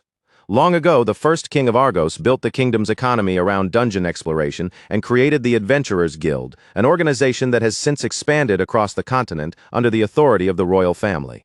Inside one of those crowded guild halls, the noise of adventurers fills the air until a clerk's voice suddenly rings out clearly over the commotion, calling for number 546. When that number is called, Zeke Draker steps forward with calm, unhurried movements, blending into the line of applicants as if he is nothing more than another ordinary newcomer. The clerk hands him a registration certificate and congratulates him under the name Zeke Murray, officially welcoming him into the guild before asking him to provide the rest of his documents. Zeke Draker takes the certificate without showing much reaction, offering a quiet word of thanks while keeping his expression composed and difficult to read. For him, using a false name is not just convenient. It is the safest choice he can make in this situation, If he were to walk around openly under the Draker name, he would be practically announcing his identity to every enemy, spy, and greedy opportunist lurking anywhere in the region. Once the registration is finished, he boards a caravan headed for the mountains, slipping into a loud crowd of adventurers and passing himself off as just another traveler hoping to earn rewards from the dungeons. All around him, the caravan is packed with restless noise, rough laughter, endless chatter, and adventurers raising their voices as they brag over one another. One of the adventurers leans closer with a grin, nudging Zeke Draker as he studies that calm, unreadable face. Then he asks, in a familiar tone, whether this is Zeke's first time entering a dungeon. Another adventurer quickly joins the conversation, acting overly friendly as he offers to let Zeke Draker travel with their party, claiming their group is made up of decent, trustworthy people. He goes on to say that the dungeons have been especially brutal lately, warning that one careless step could turn a rookie into monster food. Zeke Draker only lets a silent smirk tug at the corner of his mouth. Trash like this exists everywhere, and anyone familiar with dungeons knows the first party to enter gets half the loot. And when rookies are involved, some are thrown forward as bait, while others simply vanish, sold into the slave trade before anyone even has the chance to ask what happened. Zeke Draker remains quiet for a moment, his eyes narrowing slightly as the men continue running their mouths. Then his voice cuts cleanly through the noise, cold enough to kill the mood in an instant. "Shut up." The man sitting beside him flinches at the sudden chill in Zeke Draker's tone, his grin faltering as he nervously asks whether he said something wrong. Zeke Draker does not bother giving him an answer. Instead, he turns his attention away and fixes his gaze toward the front of the caravan. He calls out to the driver, warning him that monsters are approaching from 500 meters behind them, off to the left side. But the driver only laughs it off, insisting that the road ahead is perfectly clear. Another adventurer speaks up with easy confidence, saying these roads are protected by kingdom patrols, so there should not be any beasts anywhere nearby. Then he accuses Zeke Draker of being far too jumpy. Zeke Draker simply lifts one hand and points toward the trees lining the side of the road, his voice calm as he asks them to explain what is coming through there. A massive ogre bursts through the underbrush with terrifying force, tearing into view from the trees, and in an instant the entire caravan is thrown into chaos. Screams ripple from one wagon to the next as panic erupts, and the adventurers finally realize the danger has already reached them. Blood splashes across the dirt road while people scatter in every direction. Some desperately try to run, while others fumble for their weapons and attempt to fight back. But before they can regain control of the situation, they are struck down one after another. Zeke Draker slips behind a tree and remains completely untouched, watching the slaughter unfold with sharp, steady eyes. An ogre showing up this deep inside a secured zone makes no sense at all. Something is clearly wrong, and the defense perimeter must have failed. But Argos soldiers are not careless amateurs. They are elite troops, and a breach like this should not happen so easily. Judging by the level of the adventurers gathered here, no ordinary monster should have been able to push this far into protected territory. Then, through the screams, blood, and chaos, Zeke Draker notices what is really going on. This is not a simple monster attack. A human hand is controlling the situation from somewhere behind the scenes. The realization settles into his mind all at once, sharp and clear, fitting the pieces together with disturbing ease. If this carnage is not truly the work of a monster, then there is only one answer left. A person must be behind it. Someone has deliberately gone through the bodies afterward, damaging them just enough to make the scene look like a wild beast tore through the caravan. But the more carefully Zeke Draker studies the wounds, the more obvious the deception becomes. The cuts are far too clean, too accurate, and too controlled to have been made by any creature's claws or teeth. He crouches beside one of the corpses and murmurs under his breath. There are no signs of a real struggle, and every victim was killed in a single strike. That combination of precision and power points to only one conclusion: the killer has to be at least a purple knight. Zeke Draker slowly rises back to his feet, his voice low as he decides that he cannot afford to remain here any longer. If someone finds him standing alone on this blood-soaked road, the entire situation could be misunderstood.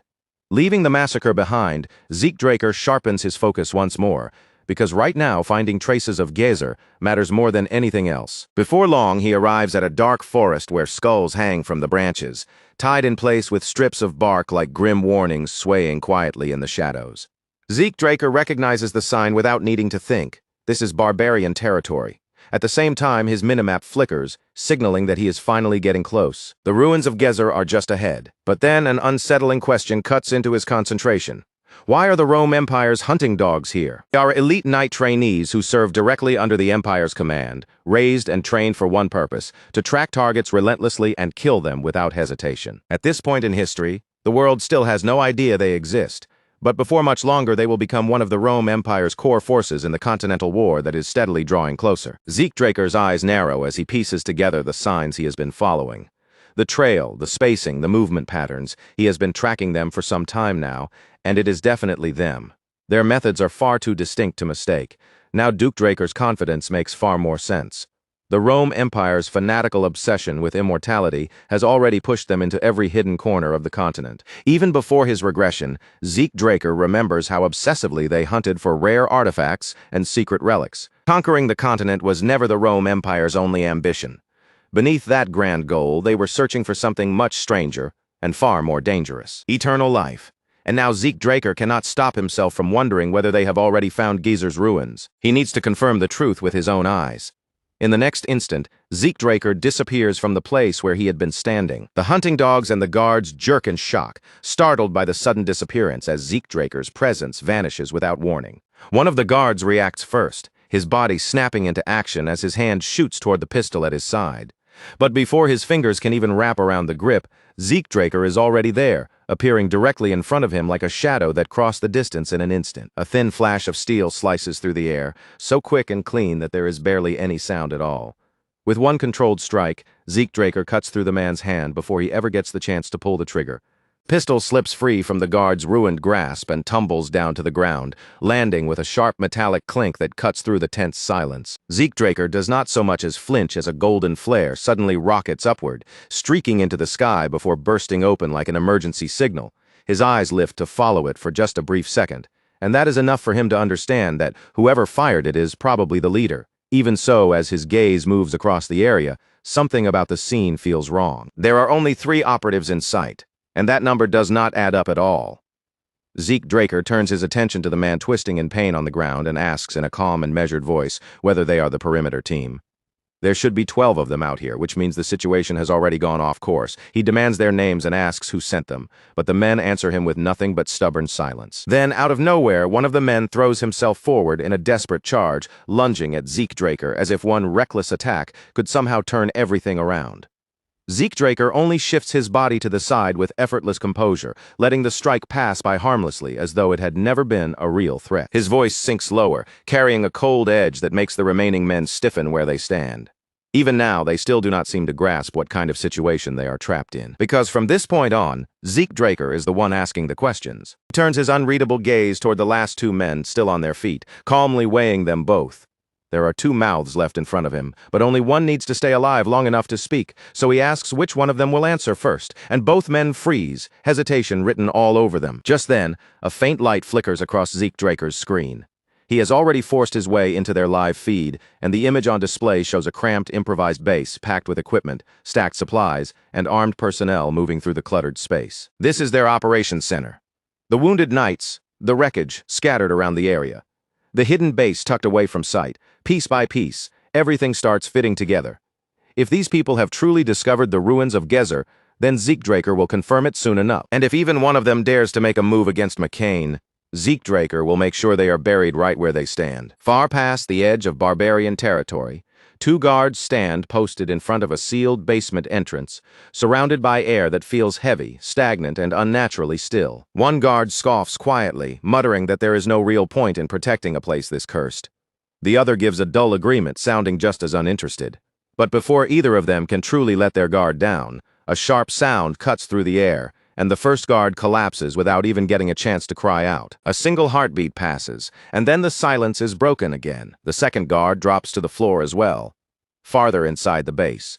Another man calls out in confusion, asking where the others have disappeared to. He stops for a moment, listening into the quiet, wondering if that strange noise from just now was something he actually heard. Another voice answers that it was nothing, but before he can finish speaking, Zeke Draker steps out from the darkness in front of them. In the dim light, steel flashes. One man is cut down instantly. Another tries to shout for help, but Zeke Draker's blade reaches him before the warning can escape, slicing the sound off in the middle of his breath. For a brief moment, the sight drags an old memory back to the surface. Another raid, another night choked with the same suffocating tension and that same ruthless precision behind every movement. It feels almost exactly like the operation against the Pabella cartel. That was the assault that brought a 5-year war to an end in a single night. The rhythm of the killing feels the same now, and even the thick scent of blood hanging in the air is painfully familiar. Then a new figure steps into view, the boss of this hidden base. He studies Zeke Draker's movements carefully, his eyes narrowing as he tries to recognize the technique being used. He mutters that the knife work looks southern, then starts throwing out names like McCain and Pabella, as if he is trying to place which faction Zeke Draker belongs to. In the end, he dismisses the question as meaningless. Zeke Draker has already come too far to leave alive, so the boss orders him to surrender, promising that if he does, his death will be quick. Zeke Draker calmly looks the so-called commander over from head to toe and reaches his judgment almost immediately. At best, this man is still a rookie. He might barely be considered Blue Knighthood material, and even that assessment feels generous. Compared to the true hunting dogs Zeke Draker remembers from his previous life, this man is nowhere near their level. And yet this same man has the arrogance to offer him mercy. If these people truly cared about the comrades who had just fallen, they would already be rushing at him in a blind rage. But they are not. That single detail tells Zeke Draker everything he needs to know. These are not locals fighting to protect their homeland. They are agents from the central continent, and he accepts that fact without the slightest flicker of emotion. Another enemy charges in, driven by desperation and fear, throwing himself forward in the hope that he can land even one hit before the entire situation falls apart. Zeke Draker slips through the darkness like drifting smoke. With one fluid turn of his wrist, the first man falls, then another drops, and then another after him, each one brought down by a single clean movement. When he finally comes to a stop, Zeke Draker looks over the bodies with quiet disbelief. Is this truly all they are capable of? Have the hunting dogs declined this much, or has he simply climbed so far beyond them that they no longer feel like threats? Either way, the answer does not matter anymore. A notification flashes across his interface, confirming the kills and alerting him that mana reflection has been activated. Then, in a single instant, everything is swallowed by darkness. The entire base loses power. One by one, the lights flicker out. Panic begins rippling through the room, and the commander's body goes rigid as his thoughts are suddenly cut off. He struggles to make sense of what just happened. Could this be some kind of interference caused by a dragon slayer? But Zeke Draker did not come in carrying any obvious weapon of power. There is no visible aura surrounding him, no traceable mana trail, and nothing that clearly explains the collapse. There is only a blade, a shadow moving through the dark, and perhaps, just perhaps, a failure somewhere inside the system itself. The commander shouts to steady his men, ordering them to stay alert and hold their positions. The power should come back soon, he tells them, so no one is to break formation. Then, in the darkness, something starts to glow, a faint, pulsing light rising from the fallen bodies scattered across the floor. The commander can only stare at it, frozen in place and unable to look away. So the rumors are true. The Rome Empire is not simply interested in this location. They are desperate for it. They are searching for the ruins of hero King Gezer. Low murmurs spread through the room, and several of the soldiers glance around in confusion, clearly having no idea what ruins are even being talked about. By then, Zeke Draker is already standing behind the commander, his blade drawn and ready. He does not need any more proof, and he does not need to keep guessing. He will find the ruins himself. The commander senses the danger too late and begins to plead. With his voice shaking, he swears that he knows absolutely nothing, but at this point, his excuses carry no weight. Zeke Draker's blade comes down, and in the next instant, the commander's life is cut short. Zeke Draker steps away from the body, his expression calm, and mutters quietly under his breath. McCain will be the one blamed for everything that happened here. The thought settles in his mind with cold certainty. McCain, the cartel that rose from the ruins left behind by the fallen Cusco kingdom. It was a force born out of chaos, held together by sharp blades, spilled blood, and the weight of gold.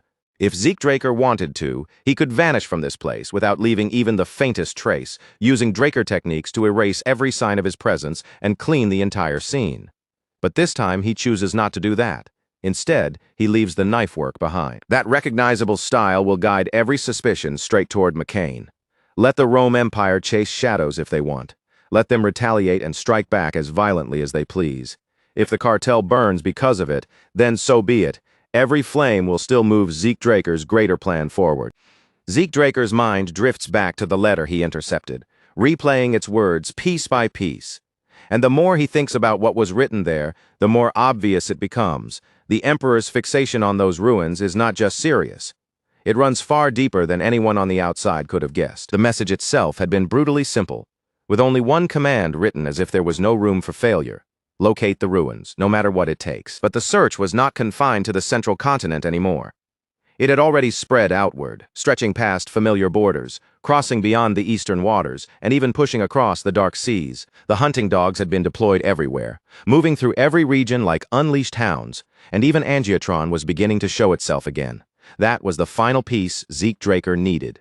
His worst fear had been right. The hunting dogs had returned, and this time they were moving at full strength. Even so, there was one thing they still had not accomplished. They had not found Gezer yet, and as long as the ruins remained hidden, Zeke Draker still had a chance to reach them before anyone else. Then, without warning, a crimson streak tears across the sky, blazing against the freezing air like a red gash suddenly opening above the forest. Zeke Draker's head snaps upward immediately, his eyes locking onto the light.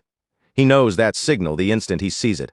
A disaster flare. Zeke Draker charges through the snowy jungle, weaving between frozen trees while his sharp gaze scans every gap, every shadow, and every narrow route that might give him a way to slip out. But by the time he searches for an escape, it is already too late.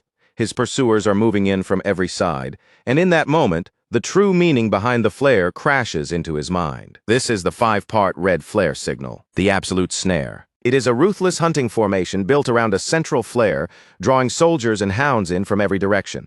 Once the signal goes up, the net tightens step by step around the target, leaving no room to run and forcing them toward only two endings: capture or death. Zeke Draker remembers that tactic all too well, because he once used the exact same method after stealing an artifact in the past.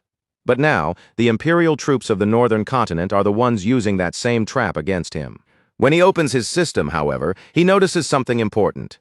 He has a trap of his own waiting there, one that can respond to their encirclement with a danger every bit as deadly. So Zeke Draker stops running without another moment of hesitation and turns back toward the approaching chase. One after another, his enemies close the distance, spreading out through the snow and trees as they begin to form a ring around him. Among them, a man with a scar carved across his forehead surges forward first, lifting his sword high as he rushes straight at Zeke Draker. Zeke Draker does not retreat or even blink. With a blade gripped in each hand, one held back behind him and the other poised to respond, he plants himself in place and waits for the attack. He meets the incoming blow directly, and the impact rings sharply through the trees as their swords collide and lock together in a bright crossing flash of steel. Above the center of the fight, a man dressed in yellow glides through the air, watching the clash below from overhead with careful eyes. From that angle, Zeke Draker understands the formation almost immediately. His gaze shifts toward the scarred man, who subtly covers his mouth as if passing along a hidden signal.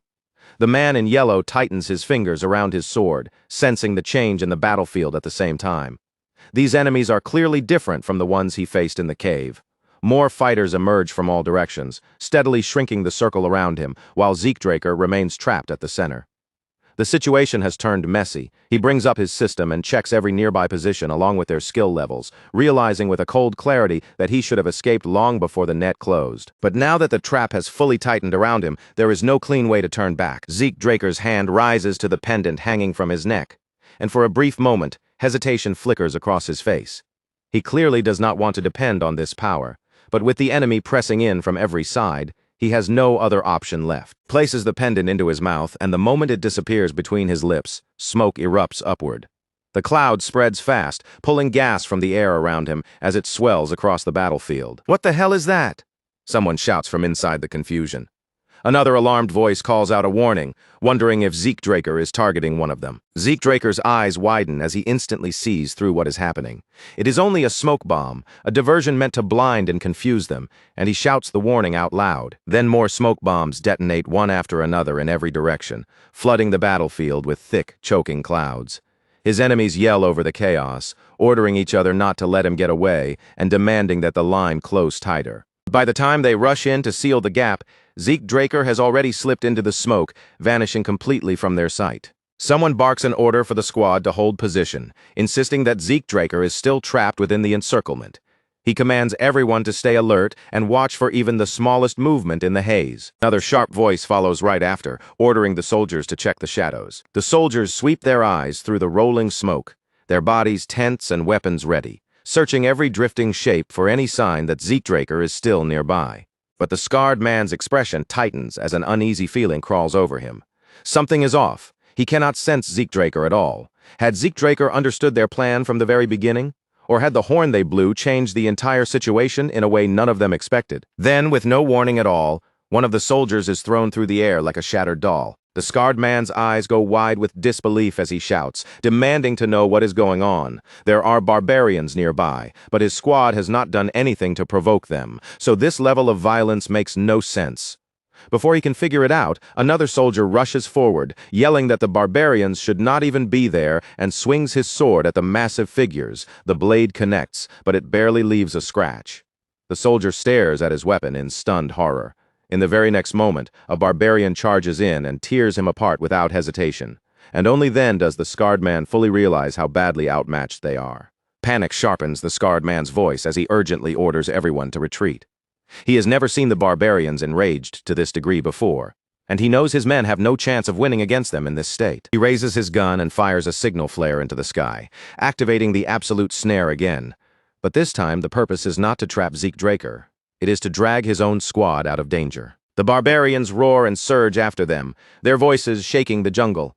Some shout for their own tribesmen to pull back, while others thunder through the trees in pursuit of the fleeing soldiers. After the soldiers disappear into the trees, the man in yellow lowers himself to one knee in silence, his eyes fixed on the broken ground beneath him. It worked even better than expected.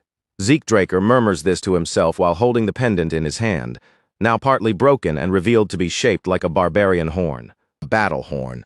Only now does Zeke Draker truly understand that the object was never just some ordinary trinket hanging from his neck. Fragments of old memories begin flickering through his mind, one after another. He remembers the days he spent with the Mohawk tribe, their customs, their warnings, and the way they treated certain sounds not as simple noise, but as something sacred. The sound produced by that horn had never been ordinary at all. It was a sacred call. A warning signal meant to rouse the tribe whenever outsiders or invaders set foot on holy ground. Outsiders may have called them savages, but their traditions carried a depth most people never bothered to understand. Zeke Draker quietly observes that this fake horn probably has only one use left before it breaks completely. He pushes farther into the jungle, brushing thick leaves and heavy branches out of his way, as he mutters that it is finally time to find the real ruins. The path eventually brings him to ancient stone walls half buried beneath the jungle's overgrowth, and the moment he reaches them, his system suddenly reacts to something hidden inside.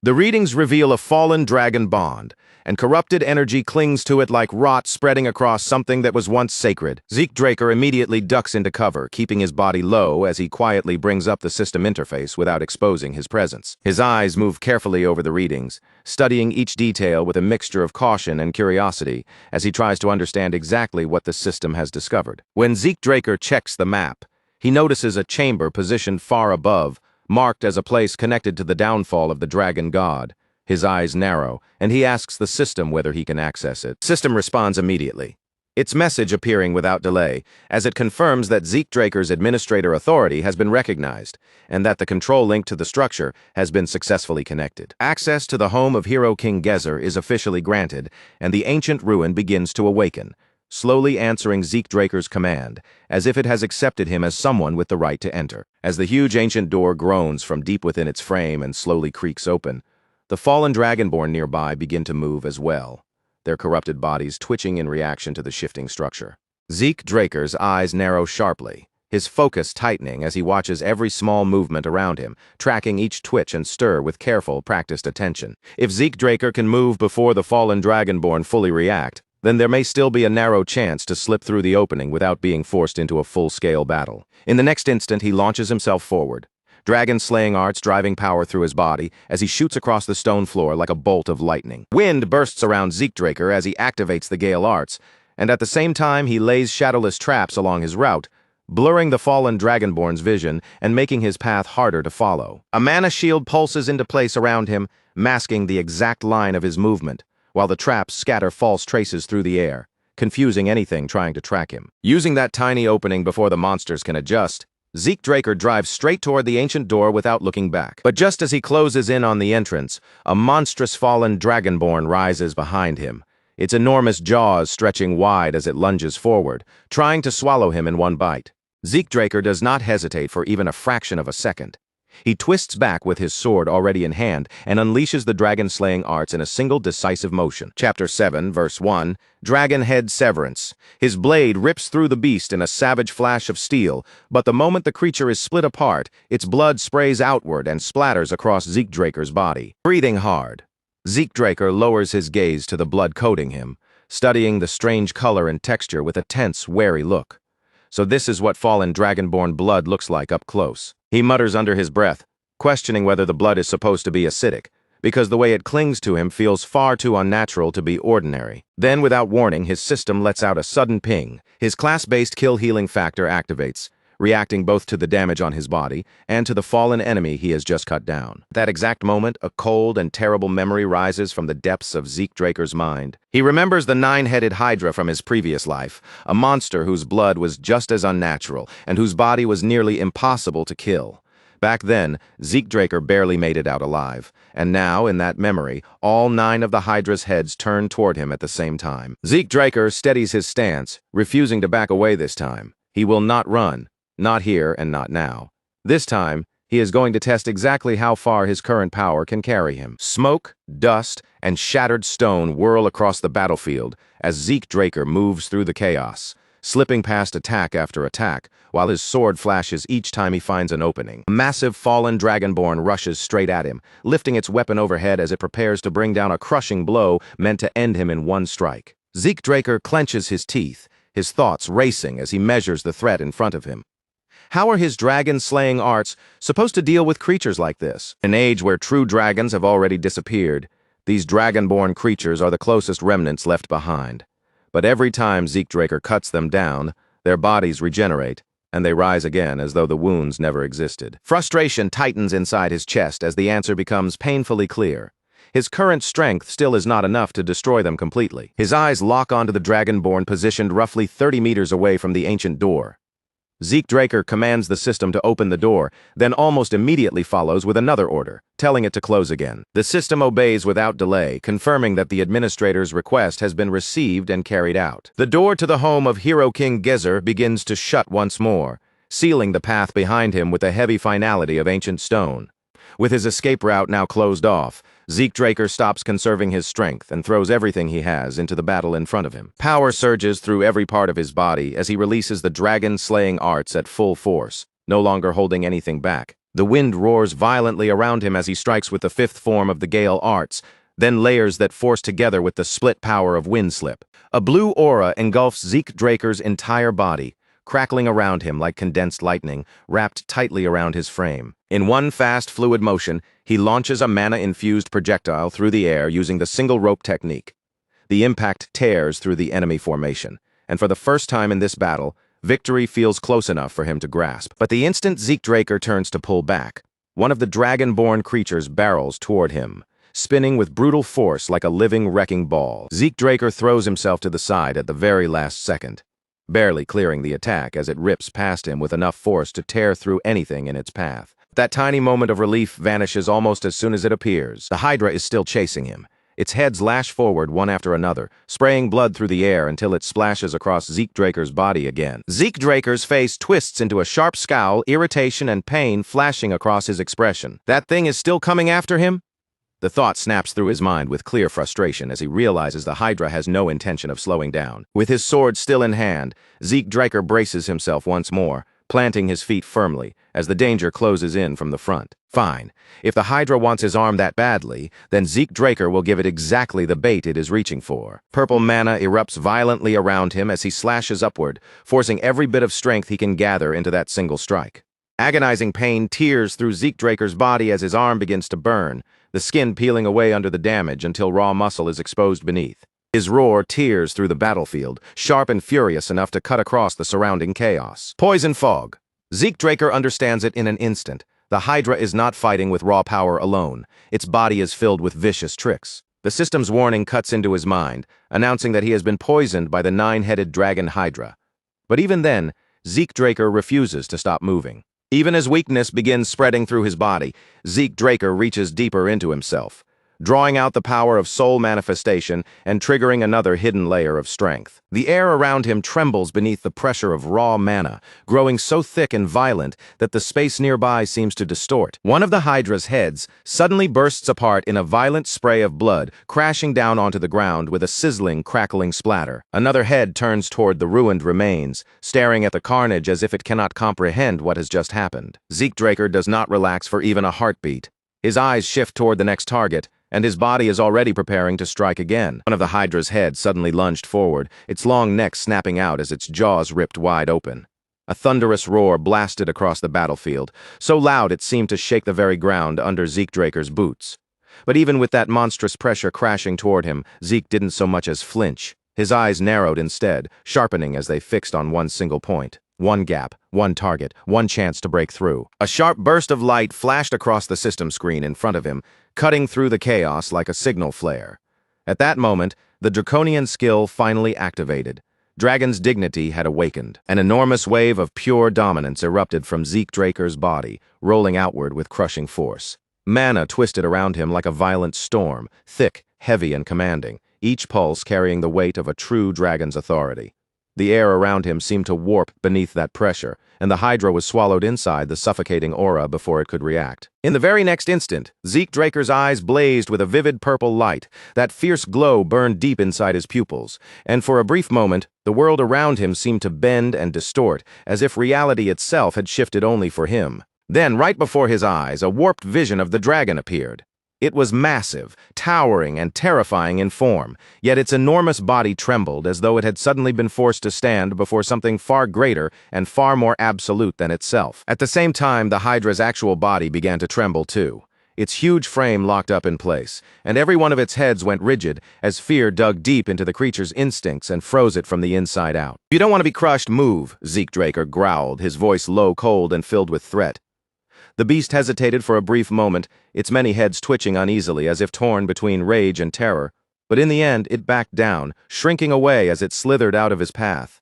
Zeke Draker didn't waste even a single heartbeat after that. He forced his body forward and reached the door, though his steps were unsteady and his exhausted frame swayed with every breath. Barely managing to keep himself upright, he panted heavily and muttered under his breath.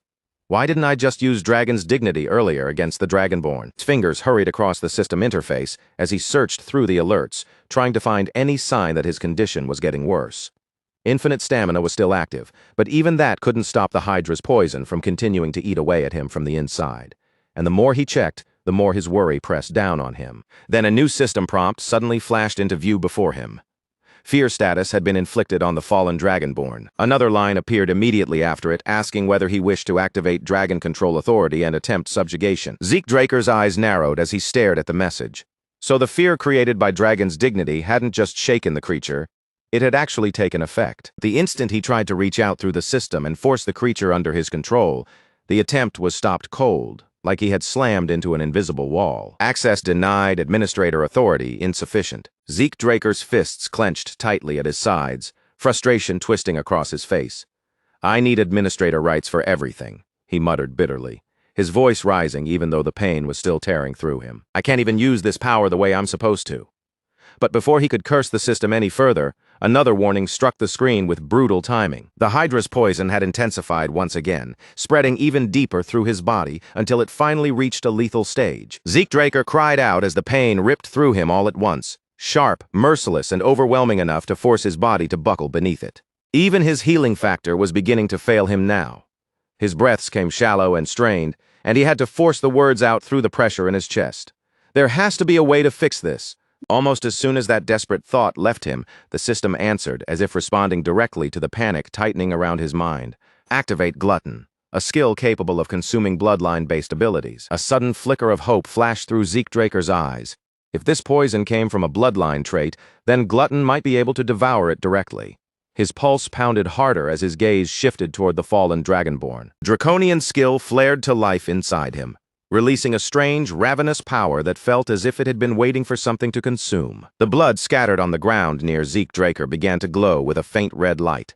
Tiny crimson sparks shimmered across the floor like dying embers, flickering weakly in the darkness around him. Dragon stared in shock as that energy was pulled away from the blood and drawn toward Zeke.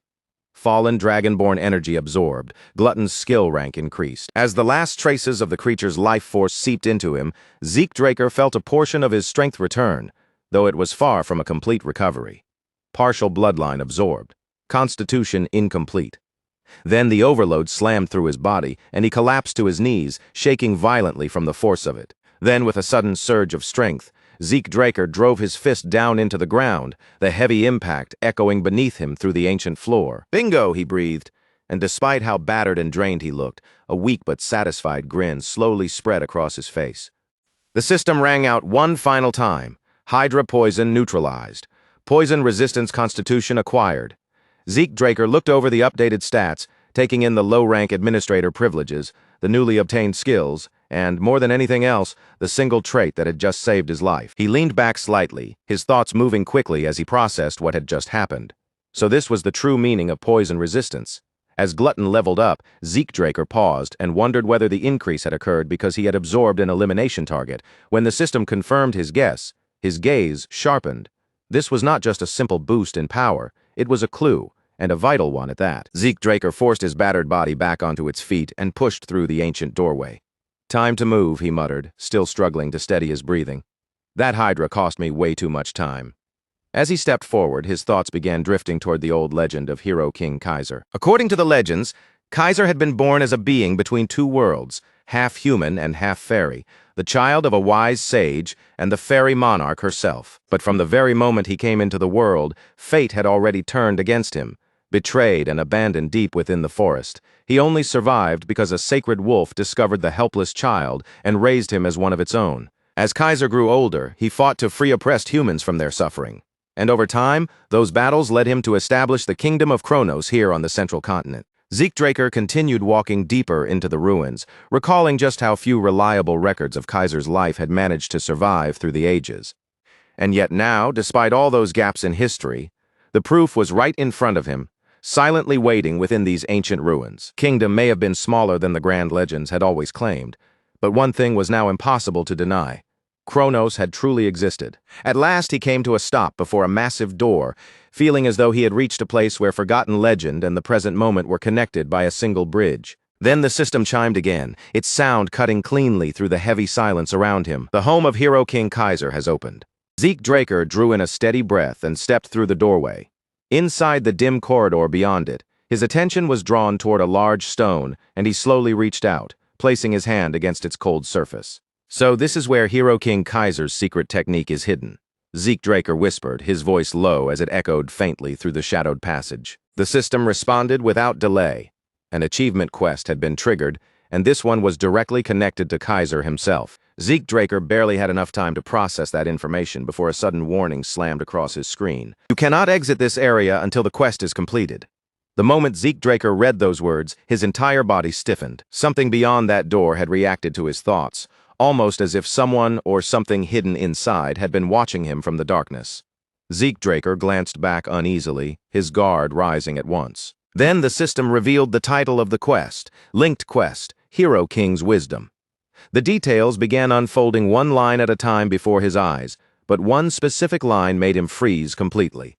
Reward, the Fairy Monarch's Tear. Zeke Draker's breath caught in his throat, and for a moment he could only stare. It was a relic said to grant wishes, and it was directly connected to the Fairy Monarch, Kaiser's own mother. The meaning behind that reward hit him immediately, sending his thoughts racing in every direction. A wish-granting item with the power of the fairy lineage.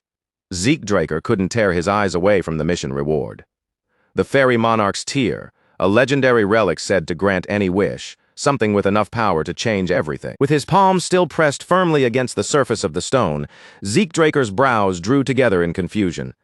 "I have no idea how this thing works," he muttered under his breath, his eyes studying the strange object closely. "But there's no way it's anything normal." The mystery only made his curiosity grow stronger, so he turned to the system and asked how he was supposed to proceed.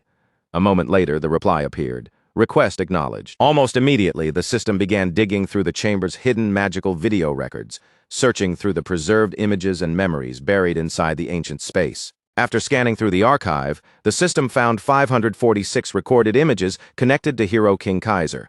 But out of all those records, only 12 met the exact conditions Zeke Draker needed to move forward. The first recording shimmered, then flickered to life before him. The system identified the ancient language of Kronos the moment it appeared, and before Zeke Draker could miss a single word, it translated everything instantly into a language he could understand. On the glowing screen, Hero King Kaiser stood there with the blunt confidence of someone who had never doubted himself for even a second. Then he spoke, declaring simply, "A sword is just a sword." A frustrated voice answered from somewhere within the recording, complaining that he couldn't even swing the weapon properly. Kaiser's response came sharp and immediate. "Stop whining," he snapped, cutting through the complaint without mercy. Then, within the image, Chaton Draker appeared. The moment Chaton Draker came into view, Kaiser turned his attention straight toward him.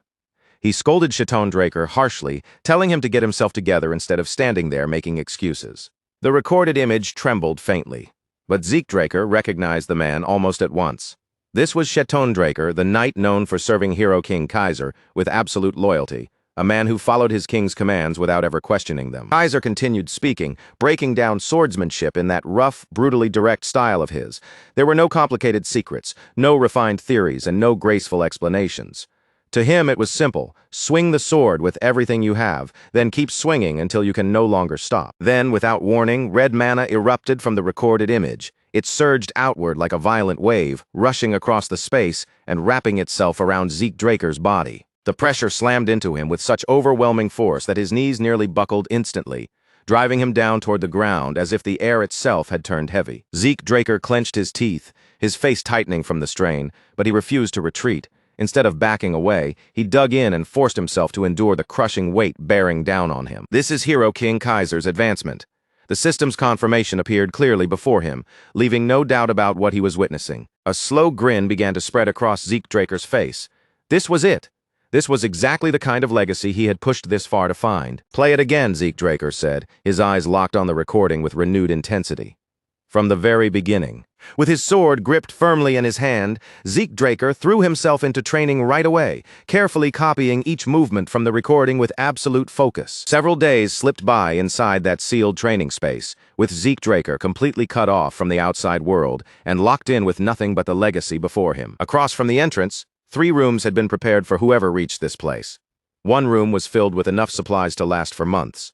Another was arranged for rest and everyday needs, and the final room held both a library and training equipment. After looking over the setup, Zeke Draker guessed that this place had most likely been built as a legacy chamber for the successor Kaiser had chosen. Everything about the arrangement fit that purpose. So he returned to his training, raised his sword again, and repeated the same motion over and over until he had swung tens of thousands of times. He eventually managed to reproduce the outward form of the technique almost perfectly. But the deeper sensation hidden behind each movement, that core feeling Kaiser carried in every swing, still continued to slip beyond his grasp. Then a notification appeared in front of him. Advancement acquired. Hero King Kaiser's technique. The word elemental flashed across the system screen, drawing Zeke Draker's attention at once.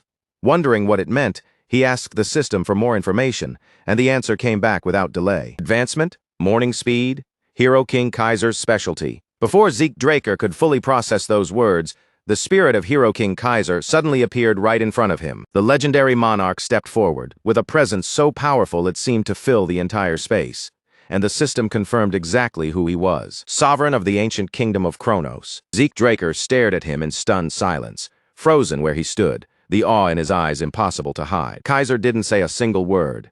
He simply drew his sword in one smooth motion and lunged forward, launching an attack before Zeke Draker could even prepare himself. Zeke Draker barely dodged in time, twisting away by instinct, but the force behind Kaiser's strike still exploded past him and blasted him backward, slamming his body hard into the wall. "Get on your feet," Kaiser barked, his voice sharp and merciless. Zeke Draker clenched his jaw and forced himself back up, feeling as though he had just been thrown into a fight against a battle-hardened master from a forgotten age. Kaiser, watching him rise, grumbled under his breath. He might actually have a talent for swordsmanship. The old knights would die all over again if they saw this. The raw power radiating from Kaiser was almost ridiculous. Zeke Draker steadied his breathing, trying to calm the shock in his body, while one question rose in his mind. Was this some kind of trial? Kaiser charged again, crossing the distance in an instant. His sword came slicing down with terrifying speed, leaving Zeke Draker almost no time to react. Zeke Draker slipped away by the narrowest margin, barely keeping pace with the attack. As the blade flashed past him, a sharp thought cut through his mind. Was the Hero King actually trying to kill him? His grip tightened around his weapon, knuckles tense against the hilt, and the doubt he had been holding back slipped out of his mouth. Can I really face a Hero King head-on? Kaiser laughed at him, the sound sharp, rough, and openly mocking. Just from that laugh alone, it was clear he had no patience for Zeke Draker's hesitation. For a brief moment, Zeke Draker stopped moving.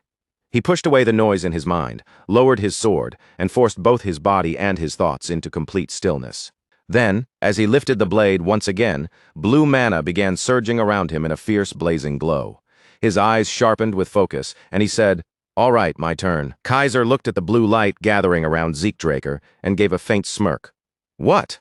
Are you some trainee under Chaton Draker?" he asked, amused by what he saw.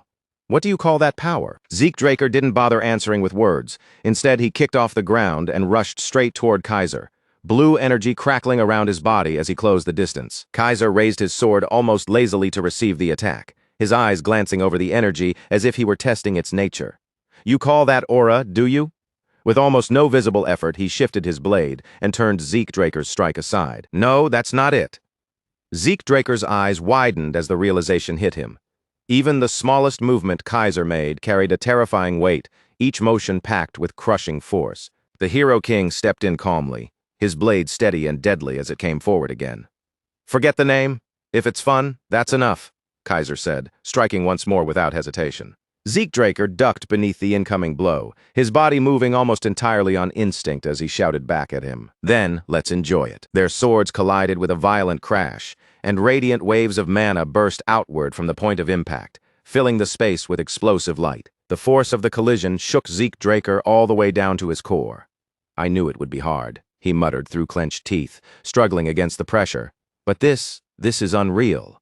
The gap between them felt less like a difference in strength and more like an endless void opening right in front of him. "I'm nothing," Zeke Draker whispered, the crushing weight of that difference settling over him for a single, dangerous moment. No, he couldn't allow himself to sink into that thought.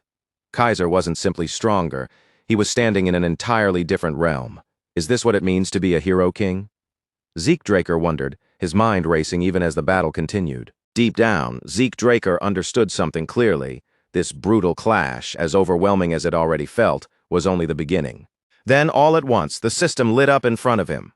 Multiple skills activated at the same time. One-hit kill, high-speed movement, rapid slash, and dragon claw from the Dragon King set. Kaiser's gaze swept over Zeke Draker from head to toe, cool and unreadable, as if he were measuring every trace of power leaking from him. "So you're using Dragon King techniques without actually being one?" he said, his voice edged with curiosity and contempt. But before Zeke could even gather a response, the Hero King stepped in again, closing the distance between them with terrifying speed. Kaiser's eyes narrowed sharply as he watched the energy gathering around Zeke Draker's body. The look in his eyes changed, like he had noticed something hidden beneath the surface. "Elemental power, is that what this is?" He asked the question right in the middle of his attack, as if even striking Zeke down wasn't enough to interrupt his observation. Zeke Draker flinched under the pressure bearing down on him, but he gritted his teeth, forced his body to respond, and swung back with every bit of strength he could summon. Zeke Draker unleashed his counterattack with full force, driving all of his power into the motion of his blade. Their swords flashed across the space between them, each slash carving a bright streak through the air as the battle accelerated. Sparks exploded every time their blades collided. Each impact struck harder than the last, and the air around their swords shuddered as if the room itself was trembling from the force. Zeke Draker kept pushing back with everything he had, refusing to give Kaiser even a single easy opening. But the longer their exchange dragged on, the more painfully obvious the gap between him and the Hero King became. When the clash finally came to a halt, Zeke Draker slowly opened his eyes. His body was still tense, his breath unsteady, and the overwhelming force of the battle continued to ring through him. Kaiser was sitting nearby as if the entire fight had barely mattered, calm and composed like he had only been passing the time. "You're still weak," he said flatly, not bothering to soften the truth. "But at least now you've finally started to wake up." Faint grin pulled at the corner of Kaiser's mouth. "And I wasn't even fighting seriously," he added almost casually. "I turned off my skills, my Dragon King powers, and my elemental force. I didn't use any of them against you." Then Kaiser seemed to notice something unusual. His expression shifted, and he stepped closer to Zeke Draker, his gaze sharpening as though he were looking directly into something ordinary eyes could never see. "Your soul is partially merged with the spirit realm." Zeke Draker repeated the words with clear confusion in his voice. "The spirit realm?" Kaiser gave a small nod, his face calm, as if he had just stated something completely obvious. You've brushed against the edge of death more than once while still trapped inside a mortal body, Kaiser explained. That's probably the reason you can touch elemental power in the first place. Zeke Draker tried to follow what he was saying, but the explanations were piling up faster than he could sort through them. He shook his head and said, You keep throwing around things like Chaton's skills, the spirit realm, and elemental power. I don't understand any of it. Can you explain it in a way I can actually follow? Kaiser frowned, his eyes narrowing as they pierced straight through Zeke Draker's act of confusion. Quit pretending, he said firmly. You're not nearly as clueless as you're trying to make yourself look. He stepped even closer, lowering his voice as the question became heavier. What is it you're really chasing?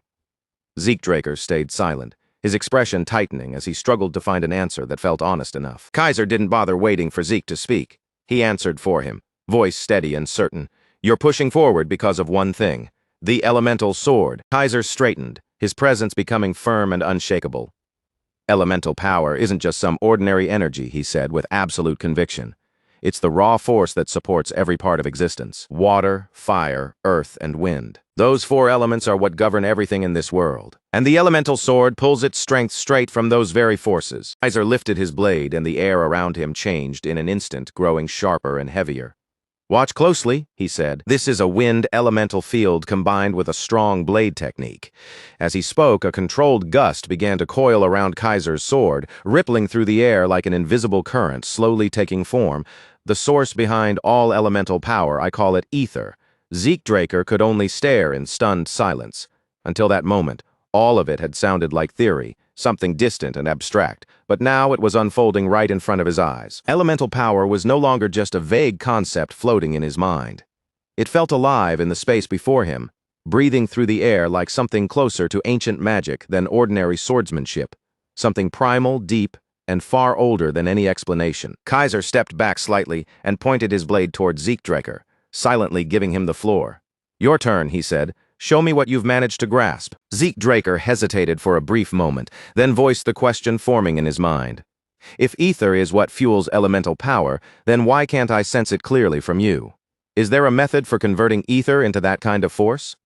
Kaiser's eyes narrowed a little, and for the first time, genuine surprise flickered across his face. Kaiser drew out more energy, and the wind circling around his sword grew even stronger. The current tightened, sharpening around the blade until the air itself seemed to coil under his control. But when Kaiser finally opened his mouth to answer, the words did not come cleanly. He paused, then admitted with visible reluctance. I can't really explain it. Zeke Draker watched him closely, noticing the hesitation right away. That feeling was familiar.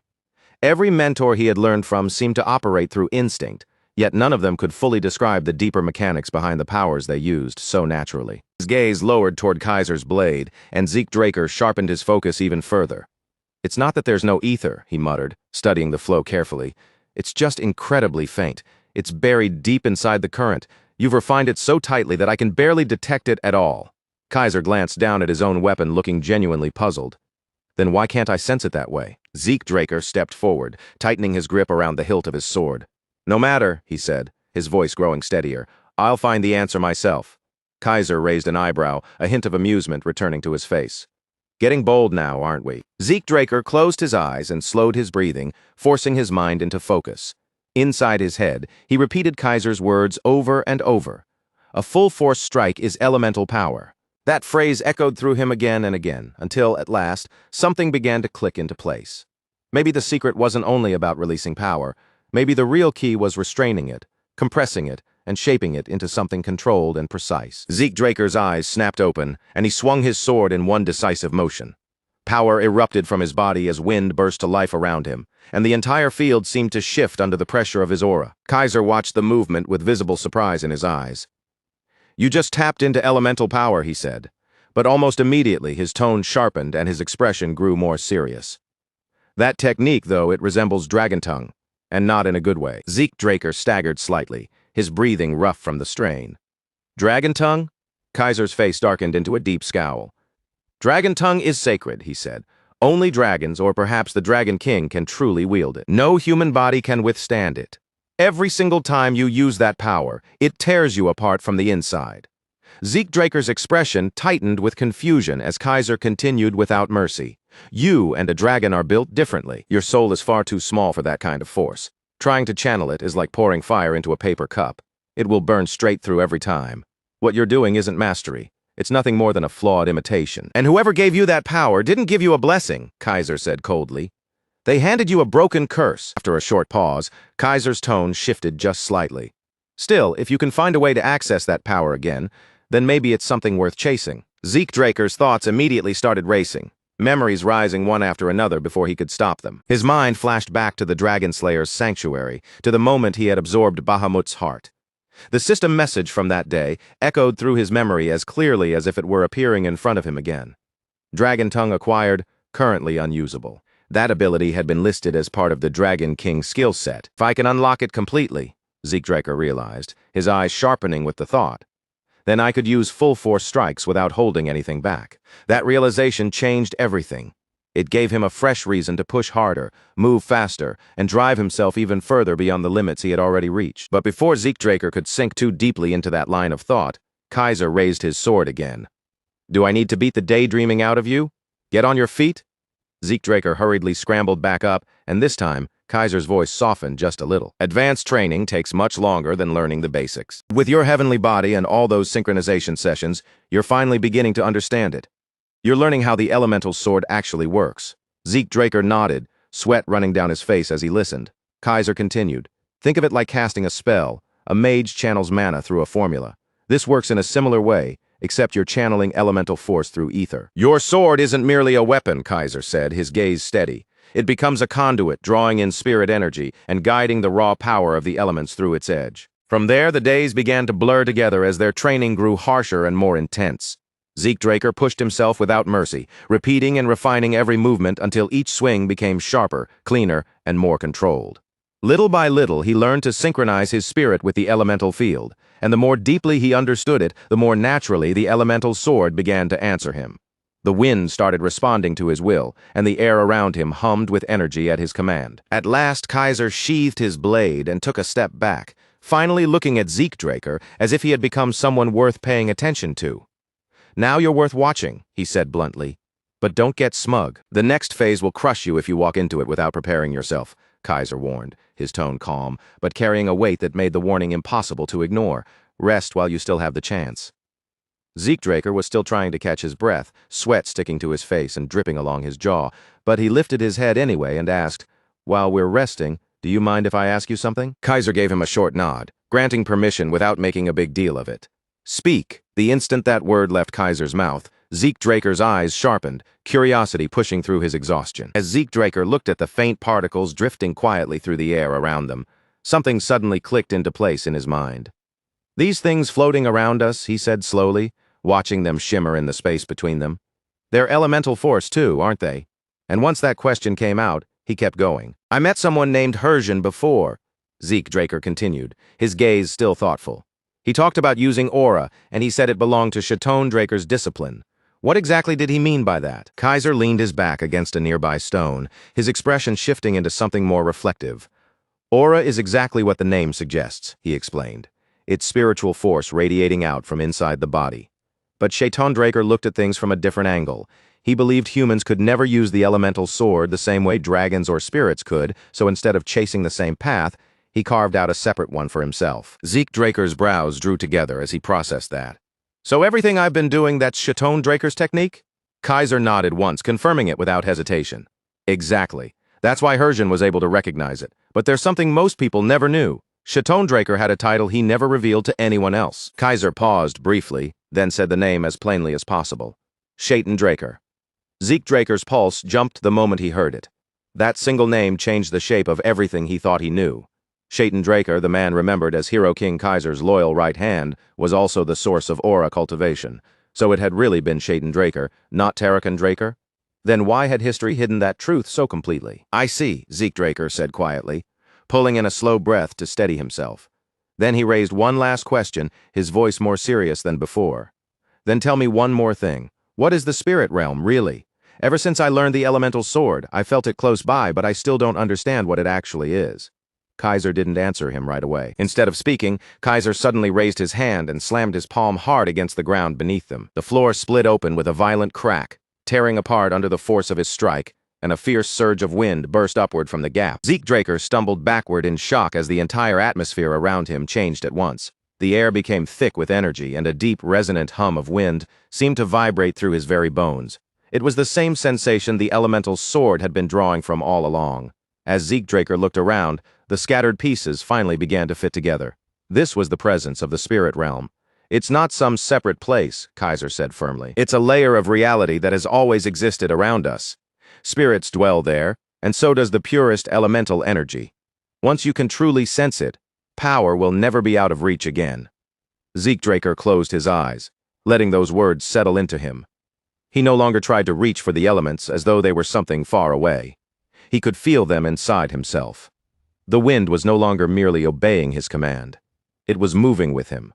He wasn't just using it anymore. He was beginning to become one with it. Kaiser continued, speaking more carefully now, as if he wanted Zeke Draker to understand the shape of it rather than cling to the exact wording. Technically, they aren't the same thing, but you can think of it this way. The spirit realm is like the afterlife, while the material realm is the place where the living exist.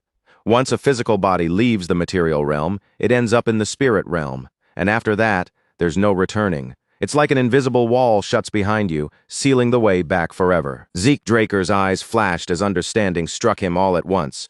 My master said my soul was partly linked to the spirit realm, he said, staring ahead as the meaning sank in. And now I'm standing here in front of you, actually experiencing it. Kaiser's voice dropped lower, becoming more serious. I've never seen another case like yours, but there are still ways to pass through that barrier. He lifted his hand and cut a path through the swirling wind, parting the current as easily as if it were cloth. In my case, a dragon helped me. Zeke Draker hesitated for a beat, then blurted out. A dragon? Wait, you're serious? Kaiser looked genuinely confused by his reaction. Is there a problem with that? Zeke Draker frowned. Dragons don't exactly go around helping humans. Kaiser folded his arms, looking as if Zeke had said something absurd. Where did you hear that nonsense? No creature cherishes humans more than dragons. Zeke Draker stiffened, disbelief spreading clearly across his face. What kind of twisted logic is that? He snapped, unable to hold back his reaction. Since when do dragons care about us? His thoughts drifted immediately to Bahamut, the dragon once known for destruction and annihilation. Maybe dragons really had been different in the ancient past. But if that was true, then what had changed? Why had such a deep distance formed between dragons and humans? Kaiser straightened his posture, his eyes firm as he looked directly at Zeke Draker. Do you really need me to spell it out for you? You're standing here right now because of that bond? Reached out and tapped Zeke Draker on the chest with one finger. That heart beating inside you, and my sword forged from a dragon's fang. Bahamut didn't hand over things like that for no reason. Zeke Draker froze where he stood. He didn't give them willingly? Kaiser answered with a slow nod. Bahamut has a foul temper. Sure, Kaiser said, speaking as if he knew the dragon all too well. But he also has a heart. He can't turn away from someone who speaks from the soul. Zeke Draker's thoughts spun wildly at that revelation. So Kaiser and Bahamut, the dragon remembered as a destroyer, had actually been allies. That truth felt far too heavy to say out loud, at least for the moment. Zeke Draker rubbed the back of his head, trying to play off the shock before it showed too clearly. Yeah, my clan has always served Lord Bahamut, he said, forcing his tone into something casual. We offered those things to him as part of our duty. Then he pushed a grin onto his face. I guess people just get the wrong idea about me. Kaiser burst into hearty laughter, clearly amused by the answer. You've still got that fierce loyalty running through your blood. Then his voice softened just a little, turning more nostalgic. Bahamut's temper has gotten him into trouble more than once. I had my fair share of clashes with Kronos because of it. Zeke Draker immediately perked up. Kronos? You mean the dragon? His gaze narrowed. Wait? Or are you talking about the kingdom? Old stories passed down through Zeke Draker's ancestors flickered through his mind one after another. Bahamut mentioned him often. Was the kingdom of Kronos really named after Lord Kronos? Kaiser gave a soft chuckle, as though the memory still amused him after all this time. Kronos was my contractor. I couldn't think of a good name for the kingdom, and there he was, lounging around and sipping tea. So I named the kingdom after him. Zeke Draker's eyes widened again. A dragon drinks tea. That has to be one of those shape-shifting things, right? Kaiser smiled faintly, his gaze drifting far into the past. Kronos never seemed surprised by how humans behaved. Honestly, I think he just wanted to make sure his name lived on. Zeke Draker started to respond, But before he could get the words out, Kaiser suddenly went quiet, and in that brief silence, another thought clicked into place inside Zeke Draker's mind. Thousands of years ago, dragons and humans must have lived peacefully side by side. But if dragons openly used their full strength to help people, that overwhelming power would have thrown the balance of the entire world into chaos. To prevent that from happening, dragons had likely suppressed their own power, taken on human forms, and formed sacred contracts with chosen individuals who could act in their place. People like King Kaiser had not been ordinary rulers. They had been contractors bound to dragons through something far deeper than simple alliance. Zeke Draker's thoughts began to tumble forward even faster. Could that be why ancient artifacts were so absurdly powerful? Had they been created through cooperation with dragons? But then, what had gone wrong? Why had that bond disappeared from the world? Kaiser abruptly lifted his hand, cutting straight through Zeke Draker's spiraling thoughts. If you think any harder, my head's going to fall off from waiting. Zeke Draker snapped back to the present and let out a quiet sigh. Maybe it really was time for him to properly read through those old records. He walked up to Kaiser with a faint smirk tugging at his lips. You waited 2,000 years for someone to inherit your place? A few more minutes won't kill you? Kaiser grinned right back at him. You really do have that attitude. Kaiser's gaze sharpened again as he studied Zeke Draker closely, as if measuring how far that confidence could truly carry him. Let's see how long that confidence lasts, he said. It's time for your final training. With that, he lifted his sword. We're going to spar. The air around them grew heavy the moment Kaiser raised his blade, its edge catching the light with a dangerous gleam. But this won't be like our usual fights. There's a twist. A strange stillness settled across the field, as if even the wind had stopped to hear the rules. From noon onward, no food and no rest. The match ends only when I say it ends. Kaiser leveled the sword directly at Zeke Draker, making the restriction impossible to misunderstand. And you'll be limited. You may use only the elemental sword. No other techniques are allowed. Zeke Draker tilted his head slightly, testing the boundary with a hint of defiance in his voice. And what happens if I decide to break the rules? Kaiser's smirk deepened at once, sharpening into the kind of smile that felt less like amusement and more like a warning. In one swift motion, Kaiser unleashed the elemental sword and ignited a field of fire all around him. Flames exploded outward in wild, chaotic waves as flame dance roared to life. The temperature spiked instantly, and the air turned thick with scorching heat and raw, oppressive force. Kaiser stepped forward through the flames, fire trailing behind him as his eyes locked directly onto Zeke Draker. Want to break the rules? His grin widened, fierce and merciless. Then I hope you've got a few lives to spare because you're going to need them. Sunlight poured down from above as Zeke Draker slowly opened his eyes, finding himself lying flat on his back beneath the brightness. He blinked against the harsh light, his thoughts still groggy and sluggish as they tried to piece together what had happened. Did he black out during the test? That question drifted through his mind for a moment, and then the realization hit him. This was already the second time he had collapsed like this. The first time had been back when he was partnered with Duke Draker. A clear chime rang in his ears, and the system delivered its warning. Excessive skill usage has breached the fatigue threshold. Emergency shutdown of consciousness has been triggered for user safety. Zeke Draker sighed inwardly as the message sank in. Last time he had pushed the Dragon King's abilities too far, and the system had knocked him unconscious by force. But this time was different. This was not backlash from borrowed power. This was pure physical exhaustion. Since his regression, it was the first time his body had been pushed so completely to its limit that he had fainted from sheer bodily strain. Zeke slowly forced himself back upright, his body still heavy as he blinked and took in the dead silence pressing in around him. He turned his head through the ruined space and called out, "King Kaiser!" His voice echoed across the broken remains, but no reply came back. Everywhere Zeke looked, there was only destruction. Shattered stone covered the ground, collapsed walls leaned in jagged piles, and the place that should have been filled with life now felt painfully hollow and empty. There was no one beside him, no sign of movement, and no presence answering his call.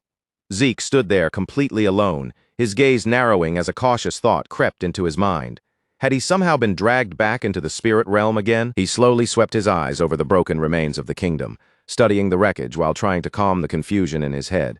As he steadied himself, his thoughts drifted back to the trial, and especially to those final moments when he had finally managed to use the field of water much more smoothly than before. Right at that moment, a system message flickered into view before him. The instant Zeke saw it, his eyes lit up. The linked quest had officially been completed. Another line of text appeared immediately after, informing him that extra rewards had been issued because he had cleared everything within the required time limit. A slow, satisfied grin tugged at Zeke's face. Somehow, after all of that, he had really pulled it off. Then the notifications began pouring in one after another. Rewards confirmed. Fairy King's tier obtained. 500 karma points awarded. 3 random skill cards received. Achievement quest complete. Additional rewards granted. Victory officially acknowledged, and on top of all that, his system authority had been upgraded to Intermediate Administrator, unlocking new system functions. Zeke stared at the flood of glowing messages, his lips parting slightly in disbelief. This was far more than he had expected to receive all at once, but the system still wasn't finished. It announced that the Wagner quest book had been raised to the intermediate tier. Item shortcut slots were now available. Minimap portal travel had been activated. The administrator's soul had been partially unsealed. As for Bahamut's heart, it was still sealed, but the seal's condition had dropped from before and now sat at 90%. After that, even more information rushed into view, stacking across the air like a waterfall of glowing windows. Skills, menus, newly available functions, and administrator privileges appeared all at once, leaving barely any room for Zeke to process them. For a moment, Zeke could only stand there and stare at the floating windows, stunned by the sheer volume of information filling his vision. It was immediately obvious that sorting through all of these changes was not going to be a quick job. He brought a hand to his chin and rubbed it slowly, sinking into thought. Back when he had first absorbed Bahamut's heart, the seal had been fixed at 95%. Now, after everything that had happened, it had fallen to 90%. Suddenly, another system message flashed before him, warning that the detected power was still beyond the host's current capacity. 95% of the acquired power had been compressed and sealed away.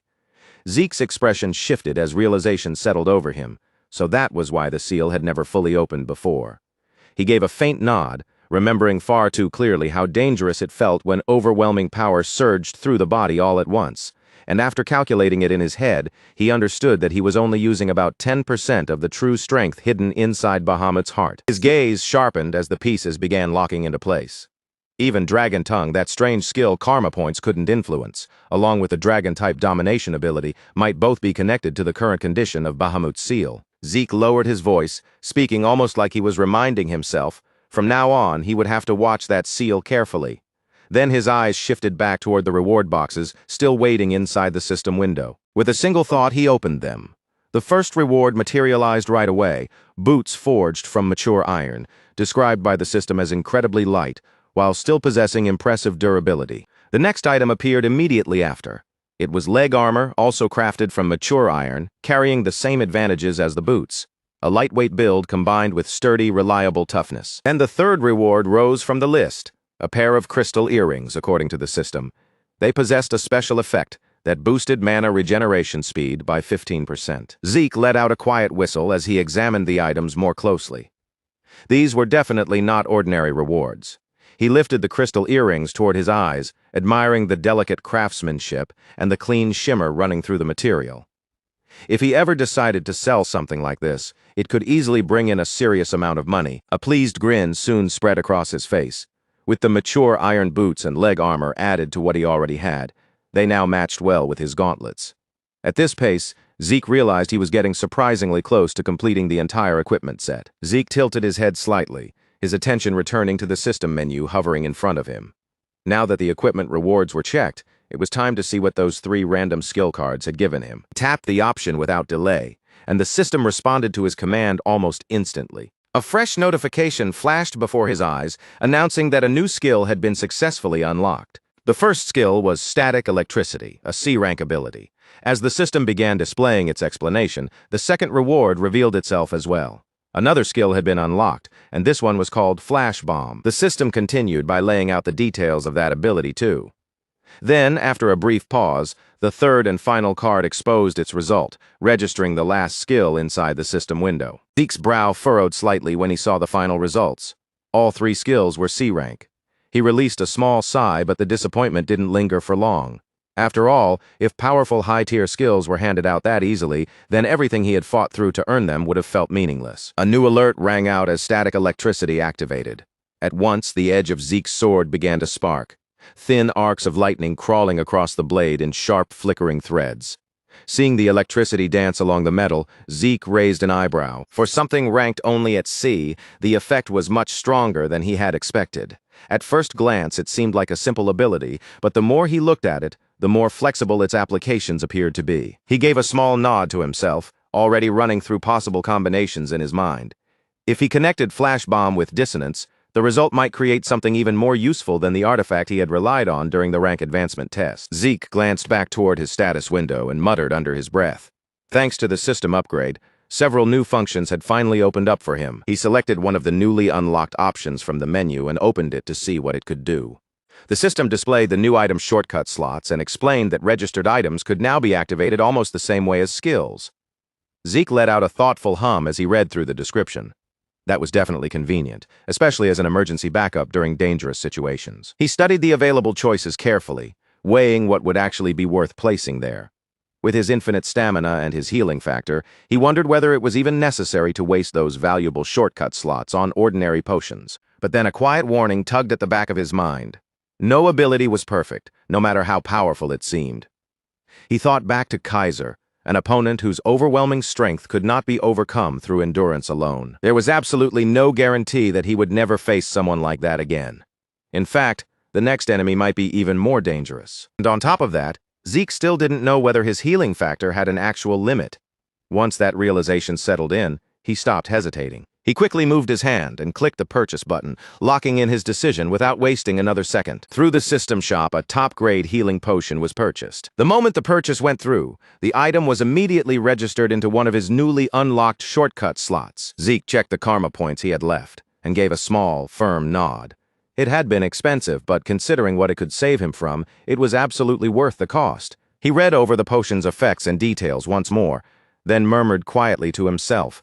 This would be his failsafe, his final backup when things truly went wrong, something even more reliable than infinite stamina in the worst possible moment. While the system continued flashing alerts in front of him, Zeke's gaze was caught by one message in particular: the Fairy King's tear. He took out the small bottle and held it carefully in his hand as the system brought up its description. According to the message, this tear had been shed when the hero king fell victim to a treacherous shortcut scheme. The system explained that by using the bottle as a medium, he could summon the Fairy King from the spirit realm one time. Zeke's fingers tightened slightly around the small bottle. Out of every reward he had received, this one might actually be the most valuable. Then he blinked, the meaning suddenly hitting him. The Fairy King he had encountered earlier that day, this item was connected directly to him. Zeke stared down at the tiny bottle resting in his hand. According to legend, the Fairy King was said to grant wishes to humans. And if that old story was true, then this bottle might give Zeke one single wish, maybe even any wish he wanted. His grip tightened just a little more around the bottle. But there was only one chance to use it, and something this precious could not be wasted on a careless impulse. As he looked at the tear inside, Zeke quietly made up his mind. He would keep it with him until the moment truly mattered. With that decision settled in his heart, Zeke turned away from the ruins and started walking forward. When the right time finally came, he was certain he would know exactly when to use it. Not much time had passed before the world around Zeke suddenly warped and changed. He blinked once, then found himself surrounded by familiar counters, familiar walls, and that unmistakable atmosphere. After a brief look around, realization settled in. He had arrived at the Adventurers Guild. Zeke's eyes moved quickly from one side of the room to the other, checking every corner and every detail of his surroundings. It only took a moment for him to understand the situation clearly. He hadn't walked here. He had been teleported. A faint look of interest appeared on Zeke's face as he processed it. This new portal travel function from the system was not just some flashy bonus with no real use. It worked exactly as promised, and almost as if responding to his thoughts, the system chimed again. A system message appeared in front of his eyes, calmly asking whether he wanted to use system portal travel. Before he could fully react, another prompt followed right behind it, instructing him to select the destination he wanted to travel to. Zeke began scrolling through the minimap, his eyes moving over the marked locations as his curiosity grew stronger. So this meant he could simply choose a place from the map and appear there directly. One notification after another began to pop up, showing the required point costs for locations such as King Kaiser's Sanctuary and the Argos Kingdom's 8th Adventurer's Outpost. Zeke nodded slightly as he understood the rule behind it. The farther the destination was, the more points it consumed, but aside from that, there didn't seem to be many harsh restrictions. If he had enough points stored up, then in theory he could even cross between continents in the blink of an eye. Just imagining that possibility made the corner of Zeke's mouth lift into a small smirk. This function was more than just convenient. For someone like Zeke, it was practically the perfect tool for cutting off anyone trying to track him or follow his movements. It would be incredibly useful for the plans he had from here on out. But just then, something nearby pulled his attention away. Zeke glanced back, and his expression changed slightly. Flowers were blooming there, even though the winter air should have made that impossible. As he studied the area more carefully, recognition slowly settled over him, and his brows drew together. There was no doubt about it. This place was Valhalla, the most elite night training academy on the central continent. Before Zeke could continue thinking through the situation, a man's voice broke through the silence. The speaker said that in all 10 years he had served as principal, he had never once dealt with a case like this. Zeke turned his gaze toward the man who had spoken. The principal let out a weary sigh, and the displeasure on his face was obvious.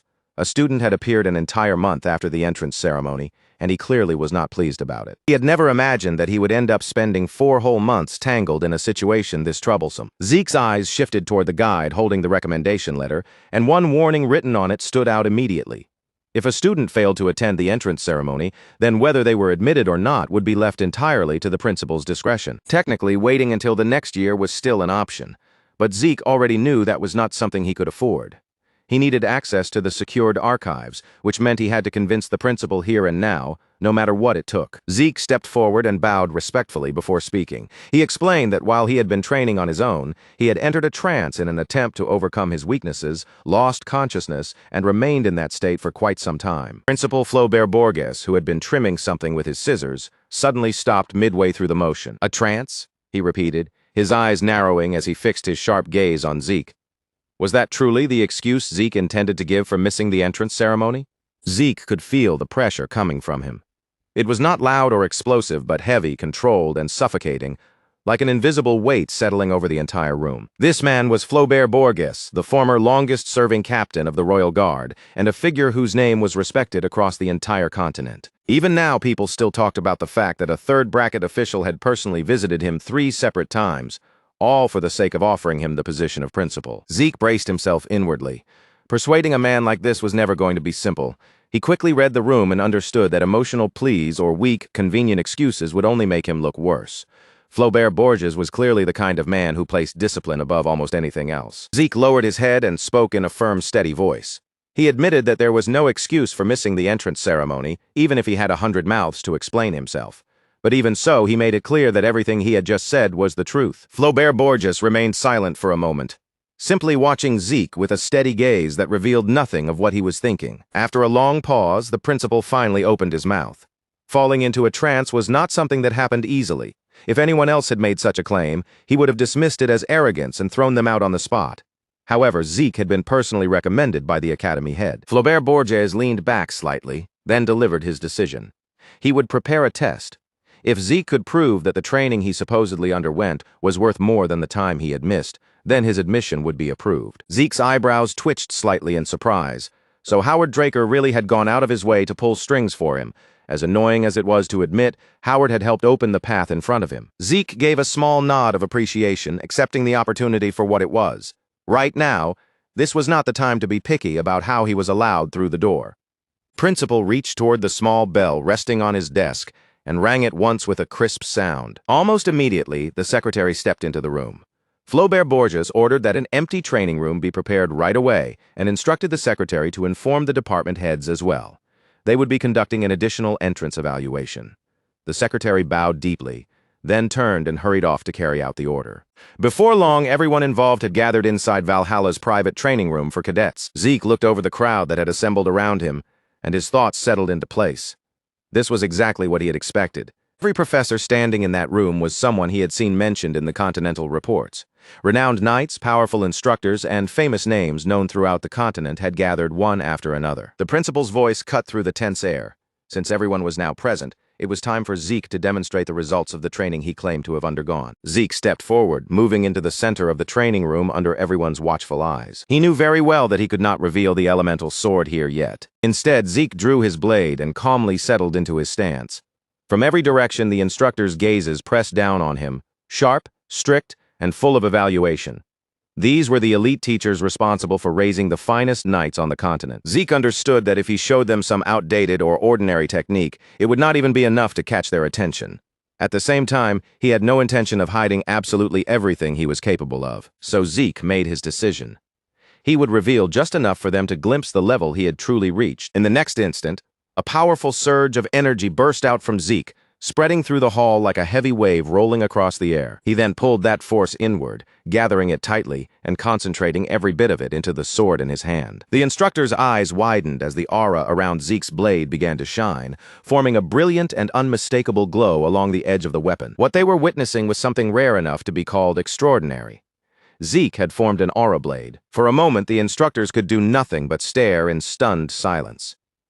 Zeke had already reached the level of a Blue Knight, and he was only 15 years old. Until now, the previous record had belonged to Abel Draker, who had reached that stage at 19. Compared to that, Zeke's achievement was so absurd that it almost felt impossible to accept. The instructors quickly began whispering among themselves, assuming that such an unbelievably early breakthrough must have been possible because Zeke was a Golden Awakener. That was when Zeke realized he had made a mistake.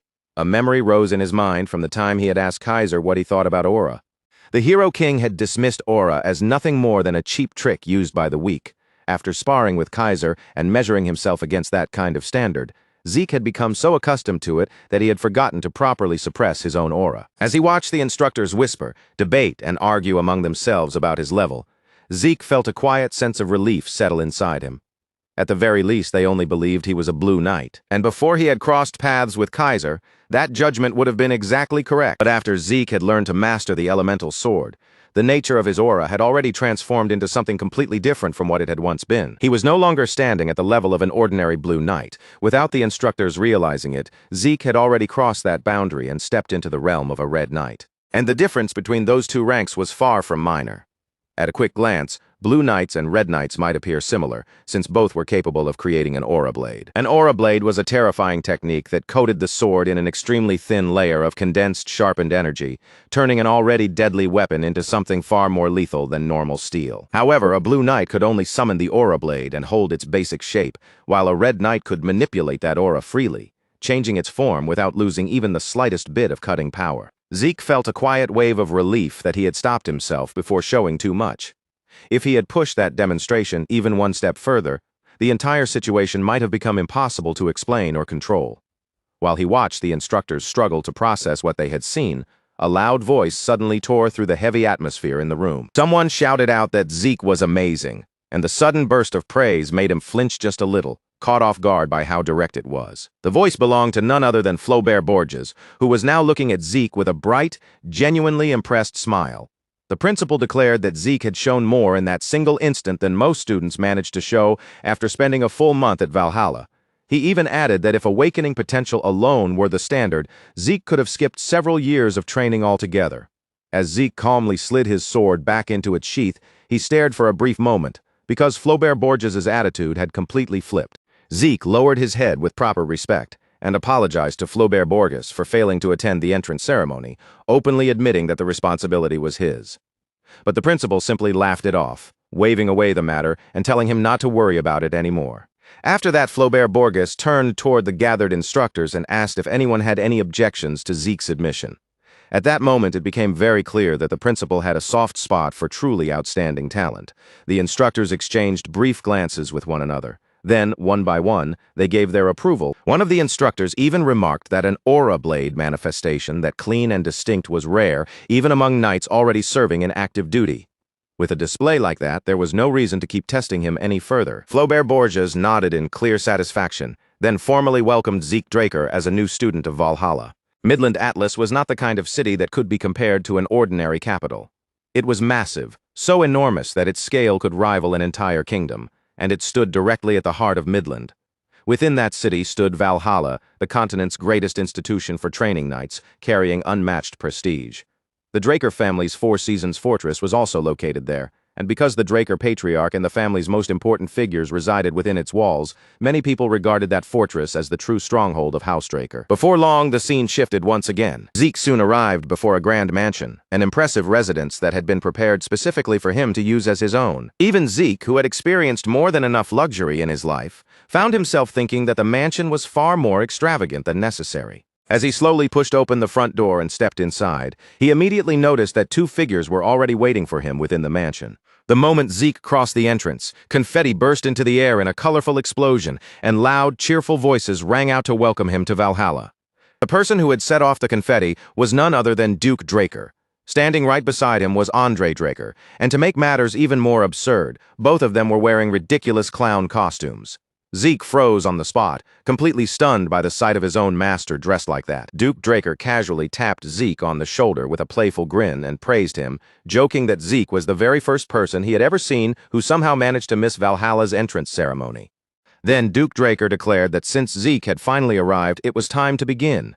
Zeke could only stare back at him in confusion, with absolutely no idea what his master was talking about. As it turned out, after arriving in Atlas, Duke Draker and Andre Draker had gone ahead and prepared a surprise enrollment party for him. Zeke, however, couldn't help wondering why the two of them were inside his mansion at all, instead of being at the academy where they belonged. Apparently, Duke Draker had been called to the Four Seasons Fortress by the Patriarch. Then, roughly a month earlier, he had decided entirely on his own to become Zeke's personal housekeeper at the mansion. Andre Draker then explained that he had taken up a position at Valhalla as an assistant professor. With an apologetic look on his face, he told Zeke he was sorry for appearing so suddenly without any warning. To Zeke, though, this felt far less like coincidence and far more like Andre Draker had simply followed him all the way here. He was not exactly pleased by the situation. All he had wanted was a little peace and quiet. Yet these two had marched straight into his private space without asking him anything. After drinking several bottles of liquor throughout the celebration, Duke Draker and Andre Draker eventually collapsed where they were and passed out. By that point, the night outside had already grown deep, dark, and quiet. The scene shifted again, this time toward a dimly lit bar hidden away in the darkness. A coin dropped onto the counter with a sharp clink as someone placed an order for a beer. The bartender's eyes widened the instant he noticed the Draker emblem marked on the customer's gloves. The person standing in front of him was Zeke.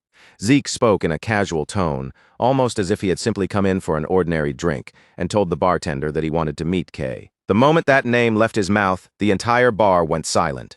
Every head turned towards Zeke, and from every direction, weapons were drawn in a flash. Zeke did not flinch in the slightest. He merely raised one hand, calm and completely unshaken, then asked if they really wanted to test him. The moment the men noticed the Draker symbol, the dangerous tension in the bar immediately began to fall apart. They quickly lowered their weapons, sat back down in their seats, and returned to their drinks as though nothing unusual had happened at all. The bartender, now visibly nervous, hurriedly apologized to Zeke for failing to stop the others before the situation escalated. Then he reached up toward the shelf, pulled down a bottle, and revealed a hidden door concealed behind it. The bartender told Zeke that he would personally guide him to the branch manager. As they made their way through the tunnel, Zeke noticed that the passage was covered in multiple layers of protective magic, including both second and third-tier enchantments.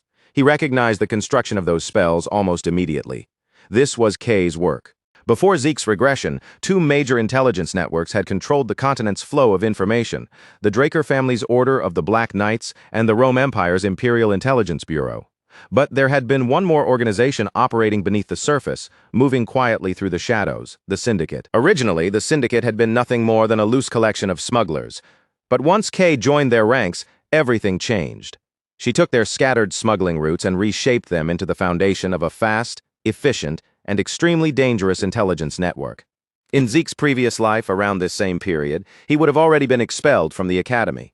After that, he would have ended up under McCain's command, desperately struggling just to stay alive, before eventually clawing his way up and becoming one of their hitmen. Back then, Kay had only been a branch leader. She had approached Zeke with a job, asking him to clear out an important transportation route. Her real goal had been to expand her influence and rebuild the Syndicate into an organization powerful enough to stand against both the Order of the Black Knights and the Imperial Intelligence Bureau. Through her skill, persistence, and ruthless efficiency, Kay eventually achieved exactly that. Over time, the Syndicate came under her control and became hers in every meaningful sense. Later, after Zeke had lost everything to the Empire, Kay appeared before him once again. She gave him information about the artifact the Emperor had been chasing. At the same time, she warned him that reaching it would be anything but easy and told him to be careful. Kay had thrown the full weight of her support behind Zeke's revenge, saying it was simply her way of repaying him for helping her transform the Syndicate into what it had become. Zeke knew better than anyone just how valuable that support had been. Without Kay's information, he never would have been able to get anywhere near the artifact. He would not have even had a real chance. One truth was painfully clear to him now. Information itself was a weapon, and with the future no longer guaranteed to follow the path he remembered, securing the right information was the strongest advantage he could obtain. The bartender stopped in front of a door, knocked, and then opened it for Zeke. As Zeke stepped forward, he thought to himself that maintaining a connection with Kay through this deal would only work in his favor from this point onward. Zeke stepped through the doorway. The darkness inside swallowed him for a moment. His eyes slowly adjusted to the dim room, and only then did he notice a single figure sitting quietly in the shadows. A match suddenly sparked to life in the gloom, its tiny flame flaring bright for an instant before touching the end of a cigarette. Even after all the time that had passed, the person before him was exactly the same as Zeke remembered.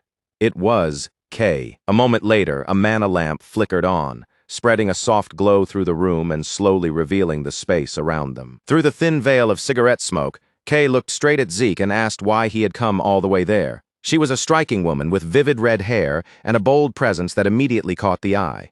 But the sharpness in her gaze made one thing clear: she had no patience for useless conversation. Kay told Zeke to skip the small talk and get straight to the reason he was here. Zeke did not bother dressing up his answer or circling around the subject. He stated plainly that he wanted to establish a trade arrangement with the syndicate. Kay raised one eyebrow, her eyes narrowing with sharp curiosity as she studied him. A 15-year-old prodigy, a noble, a pure-blooded awakener from Housedraker, and already someone who had reached the level of a Blue Knight. Why would a person like that want to work with a criminal organization? Zeke was quietly impressed by how fast she had gathered that much information. What had happened at Valhalla had only just taken place, and yet Kay already knew the details well enough to use them against him. Still, Zeke did not let even the slightest hint of surprise show on his face. He simply reached into his coat. It was obvious that Kay was testing him, and just as obvious that she had not accepted the idea of cooperation yet. So Zeke placed something on the table between them and told her to judge the matter only after seeing it for herself. Kay's gaze dropped to the pair of earrings resting on the table. Zeke explained that they were not ordinary pieces of jewelry but artifacts, and then calmly urged her to put them on and test them herself. Kay asked if they were meant to help with mana recovery, her voice sounding more doubtful than impressed. Artifacts with effects like that were not especially rare, so she clearly was not expecting anything remarkable. Even so, she decided to humor him. With a casual motion, Kay picked up the earrings and slipped them on. The very next instant, the cigarette dropped from her lips. In that single moment, Kay felt it clearly enough that there was no room for doubt. The artifact's power flowed directly into her mana circulation, accelerating her recovery rate by 15%. For someone who truly understood magical items, that number was not just impressive, it was outrageous. Most mana recovery artifacts only improved recovery by about 1%. Even high-end pieces, the kind most people would call exceptional, usually struggled to reach 3%. And yet this pair of earrings was operating 5 times beyond that already rare standard. Kay stared at Zeke in stunned silence. There was no way an artifact like this could have reached the market without her hearing even a whisper of it, which left only one possible explanation. Either Zeke had discovered it through a hidden channel even Kay herself did not know, or he had obtained the artifact directly on his own. As that realization sank in, Kay's expression grew far more cautious. Zeke, still wearing a relaxed smile as if everything was going exactly as expected, asked her casually whether she was finally ready to have a proper conversation. Kay could not help but wonder what kind of person Zeke Draker truly was. After that, Zeke began explaining the arrangement in detail. With the sealed personal statement in Kay's possession, she would be able to open a new account. He had already prepared a representative to handle the process, so all she needed to do was visit the Northern Atlas Bank and deal with the item there. Kay understood that Zeke intended to sell the earrings, but she had not expected him to involve her in moving such mysterious artifacts. Then Zeke laid out his conditions. She would receive 10% from each sale, plus an additional bonus for every 10,000 earned. For Kay, this was exactly the kind of offer she had been waiting for, and honestly it was about as favorable a deal as she could have hoped to receive. At the same time, Kay quickly realized that Zeke was not making reckless guesses. Somehow, he already knew that she was a mage. Kay took the contract into her hands and told Zeke that she accepted the deal. She then offered a brief wish for success, saying she hoped everything would go well for both of them. But just as Kay turned as if to leave, Zeke stopped her with one final question, a faint smile still lingering on his face. He asked whether her ghost ship was doing all right. Kay's eyes narrowed immediately. In the blink of an eye, several men appeared behind Zeke, each of them holding a dagger at the ready. Kay's voice dropped into something cold and sharp as she demanded to know where he had heard about that. Zeke only chuckled, brushing off the danger as if it were nothing more than a harmless question. He teased Kay for reacting so tensely and even invited her to go ahead and threaten him, if that was what she wanted. Then, in the next instant, the entire atmosphere of the room changed. Zeke released his dragon fear. Pressure crashed down over everything like an invisible force, smothering the room and overwhelming everyone within reach. To Kay, it struck as though something had clenched her very soul, forcing her to stare into a bottomless abyss. Despite herself, Kay's body began to tremble. The men standing behind Zeke started shaking as well. their hands no longer steady around the daggers they had drawn. In that moment, Kay understood something with chilling clarity. The information she had on Zeke was nowhere near enough. Even if she used the full strength of the syndicate, she could no longer be certain they would be capable of touching him. Zeke then calmly suggested that they move somewhere more appropriate for a real discussion. The setting shifted to the syndicate's Atlas branch office.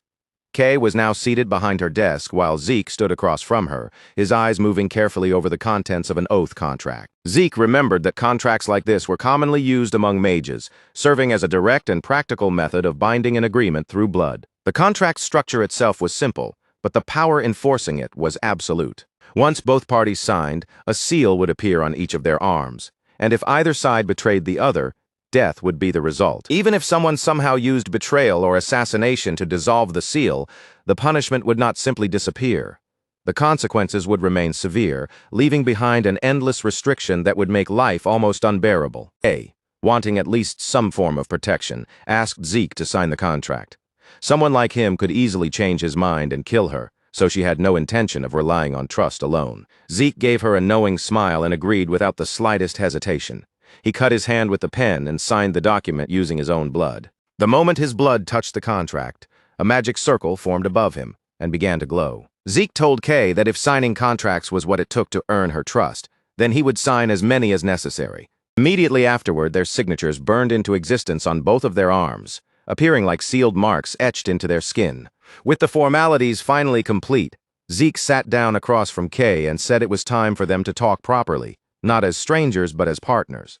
Zeke looked across the desk at Kay and went straight to the point, asking if someone was using her ghost ship to move Soma into the market. Kay released a long, slow sigh, and the tension that tightened across her face told Zeke everything he needed to know. Somehow, he had already found the truth, so trying to deny it now would only be pointless. In the end, Kay admitted it. The ghost ship was indeed being used to distribute Soma throughout the market. Soma was a forbidden drug, and ever since the Civil War caused the Old Kingdom to collapse, the southern region had become a refuge for the people producing it. Zeke quickly sorted through the pieces in his head, then guessed that the reason behind this situation had to be connected to one of the transcendent households. Ki confirmed his suspicion without hesitation. Her clients wanted to avoid clashing with them no matter what. The only land route that connected the central region to the southern region cut across a massive desert controlled by Ishtar, one of the transcendent households. But several years earlier, Ishtar had sealed the entire area off from outsiders, completely cutting off land trade. With the land route blocked and most of the sea routes already under Pabella's control, Zeke understood why Kay had turned to the syndicate's hidden maritime routes for transportation. Kay admitted that she had been lucky enough to find a buyer willing to pay for that service. Markin and Pabella were the two massive criminal organizations that ruled over the lawless South. The Central Forests split their territories in two, with Markin controlling the northern side while Pabella dominated the south. Up until now, Markin had depended heavily on land routes to keep its operations moving. But once those routes were no longer available, Markin had no choice but to push its business out toward the sea. After Ishtar shut the region down, Markin was left frantically searching for new maritime paths it could use. The problem was painfully simple. Pabella already had the seas under its control. Kay brushed aside the broader explanation and returned to the question that mattered most to her. What she really wanted to know was how Zeke had learned about the ghost ship in the first place. The syndicate had hidden that vessel beneath a complete invisibility spell, specifically so it would never draw unwanted attention. Concealed from both the Navy and pirates, the ghost ship had become one of the syndicate's most valuable assets, and they guarded the secret of its existence with extreme caution. Zeke obviously couldn't tell Kay the real reason that he remembered it from his past life. So instead, he dodged with a smirk, asking if someone in her line of work was really trying to get information from him for free. Then, without giving her time to press further, he shifted the conversation to Pabella's offer. Kay froze for a brief moment, clearly thrown off by the fact that Zeke knew about that as well. At that point, pretending otherwise was useless, so she admitted he was right. Pabella had offered twice the amount Markin was currently paying, but there was one condition attached. The syndicate would have to cut every tie it had with Markin. Kay told Zeke they were still weighing the proposal. Zeke immediately told her to refuse it, explaining that staying connected to Markin was the best way for the syndicate to keep both factions in balance. If they abandoned Markin now, they would lose an important Soma client. Then Zeke revealed a truth so shocking it landed like a bomb. Pabella, he said, had originally been made up of pirates defeated by the White Silver Knight. Kay shot up from her seat in disbelief, unable to accept what Zeke had just said. Pabella had a reputation for being organized and principled, not reckless and crude like old pirate crews. Kay insisted that they were nothing like those people, but Zeke cut straight through her argument. That reputation, he told her, was nothing more than a polished mask. Zeke explained that what Pabella truly wanted was the Syndicate's greatest secret, the ghost ship and the hidden sea routes connected to it. Markin wanted the operation to keep running, but Pabella would tear everything apart the moment they uncovered how it worked. Even after hearing that, Kay still insisted that Zeke had to be mistaken. In her mind, the Southern Pirates and Pabella were completely separate groups. Zeke slammed his hand down on the table, cutting off the argument in an instant. He told Kay that information always came with a price, and now it was her turn to pay. He only had one request: set up a meeting with Don Juan, the head of Markin. If she could do that, Zeke would make her the new boss of the syndicate. Kay was left completely speechless, unable to form a response.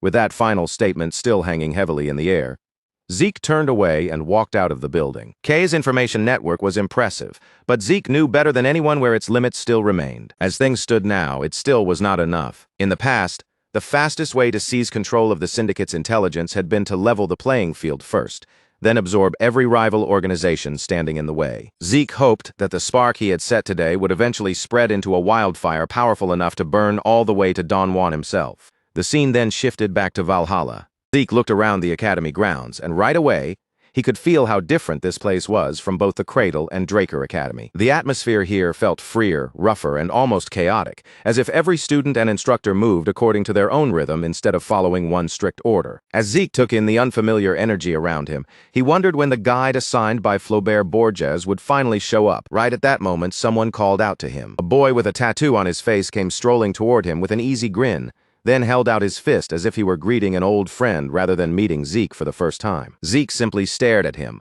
unable to understand why this complete stranger was acting so familiar. The boy gave Zeke a playful tap on the shoulder and joked that he still had that stiff academy attitude clinging to him. Zeke brushed the boy's hand away without hesitation and asked bluntly if he was supposed to be the guide. The boy copied Zeke's serious tone in a teasing voice, then immediately broke into another grin and told him to relax. Throwing up a rock and roll hand sign, the boy told Zeke to loosen up a little.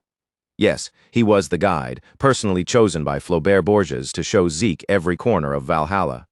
And judging by the way he kept talking, he clearly loved the sound of his own voice. Halfway through his rambling, he suddenly realized he had not even introduced himself yet. With dramatic flair, he finally announced his name, Diego Villa. The moment Zeke heard that name, he was caught off guard. Diego Villa introduced himself as the evangelist of New Age fusion, a style that mixed Southern percussion with central melodies. Then he stuck out his tongue in a playful gesture and said he hoped they would get along. Zeke turned his gaze away from Diego and replied flatly that he hoped so too. Surprised by that answer, Diego leaned in closer and asked if Zeke was already starting to warm up to him. Zeke answered in a dry tone that it would depend entirely on his mood. What Zeke had not expected was to meet Diego Villa here of all places, the man who would one day become known as the Metered Knight, one of the legendary 5 Divine Knights. Those 5 would later rise into major figures during the Great Continental War. The first among them was Bishop Kastek, the Silent Knight. The second was Jeffrick Solma, the Haze Knight. Then there was Asta Elidolf, who would later be known across the continent as the Illusory Knight. After them came Reyna Tarun, the Lightning Knight.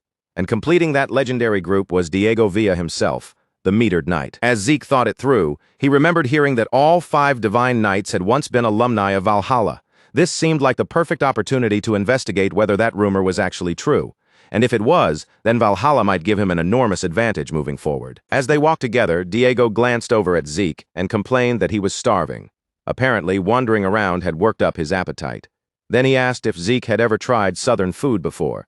Zeke answered that he could not exactly say he had pleasant memories of it. Diego chuckled and told him that he must never have tasted the real thing. A short while later, Zeke took a bite of a taco, paused as he tasted it, and then admitted that it was not bad at all. Diego's face lit up with a proud, satisfied grin, like Zeke Draker had just praised the finest dish in the entire world.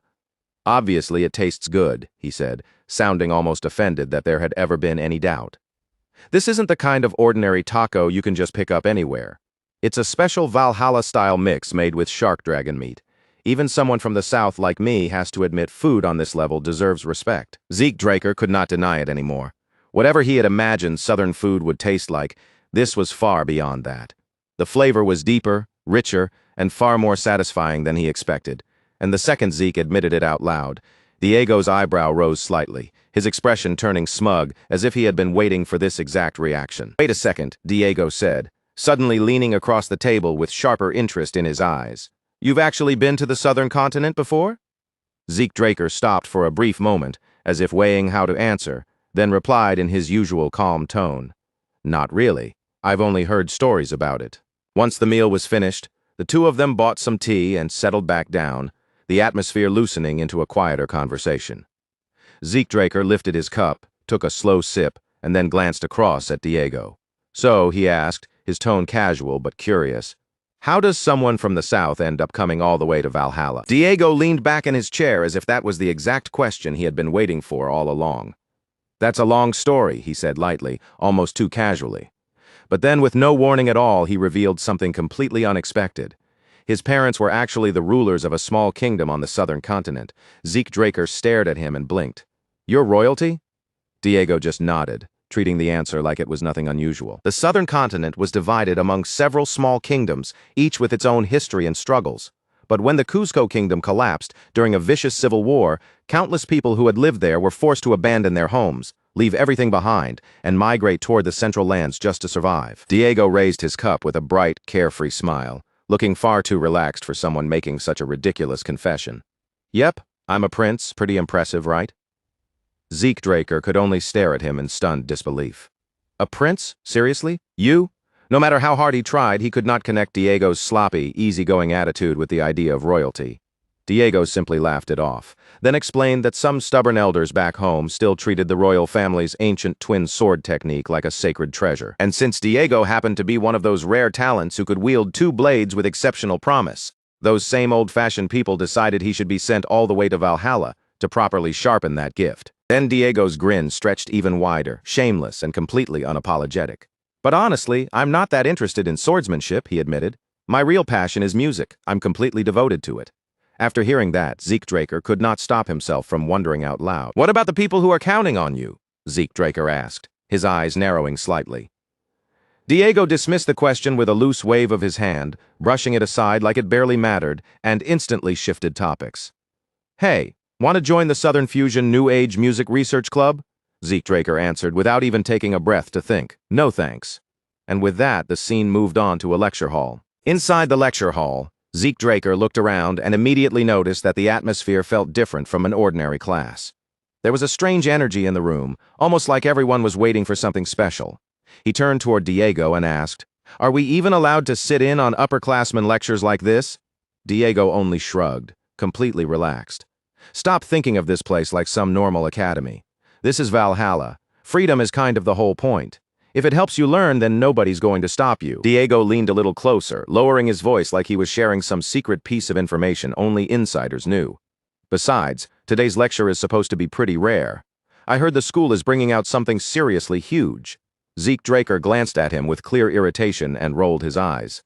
"Do you ever get tired of running your mouth?" Zeke Draker tried to block Diego's voice out and focus on anything else, but as he sat there, the low murmurs spreading through the lecture hall slowly drifted into his ears. The nearby students were whispering about him.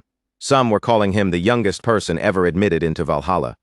Others were talking about how he was a direct descendant of House Draker, a terrifying prodigy who had even managed to defeat an instructor. Diego suddenly twisted toward Zeke Draker, his eyes going wide as if the obvious truth had only just slammed into him. "Wait, you're a Draker?"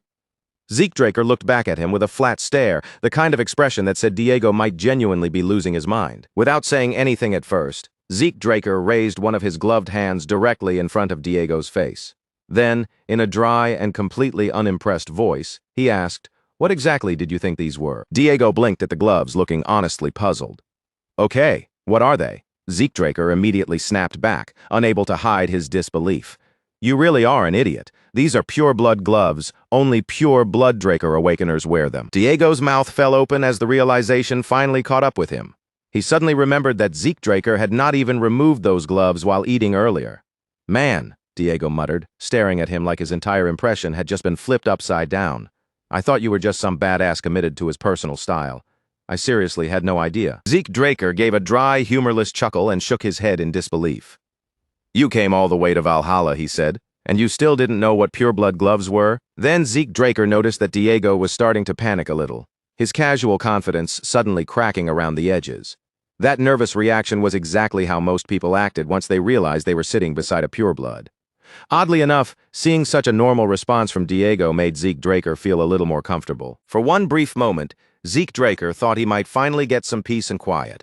Diego had gone silent, and the lecture hall noise seemed to settle around them. But right as Zeke began to enjoy it, Diego opened his mouth again. "Now it all makes sense. No wonder you act like such a snob." Zeke Draker let out a tired groan under his breath, his shoulders almost sinking from exhaustion. At that point, he truly had no idea how he was supposed to respond to Diego anymore.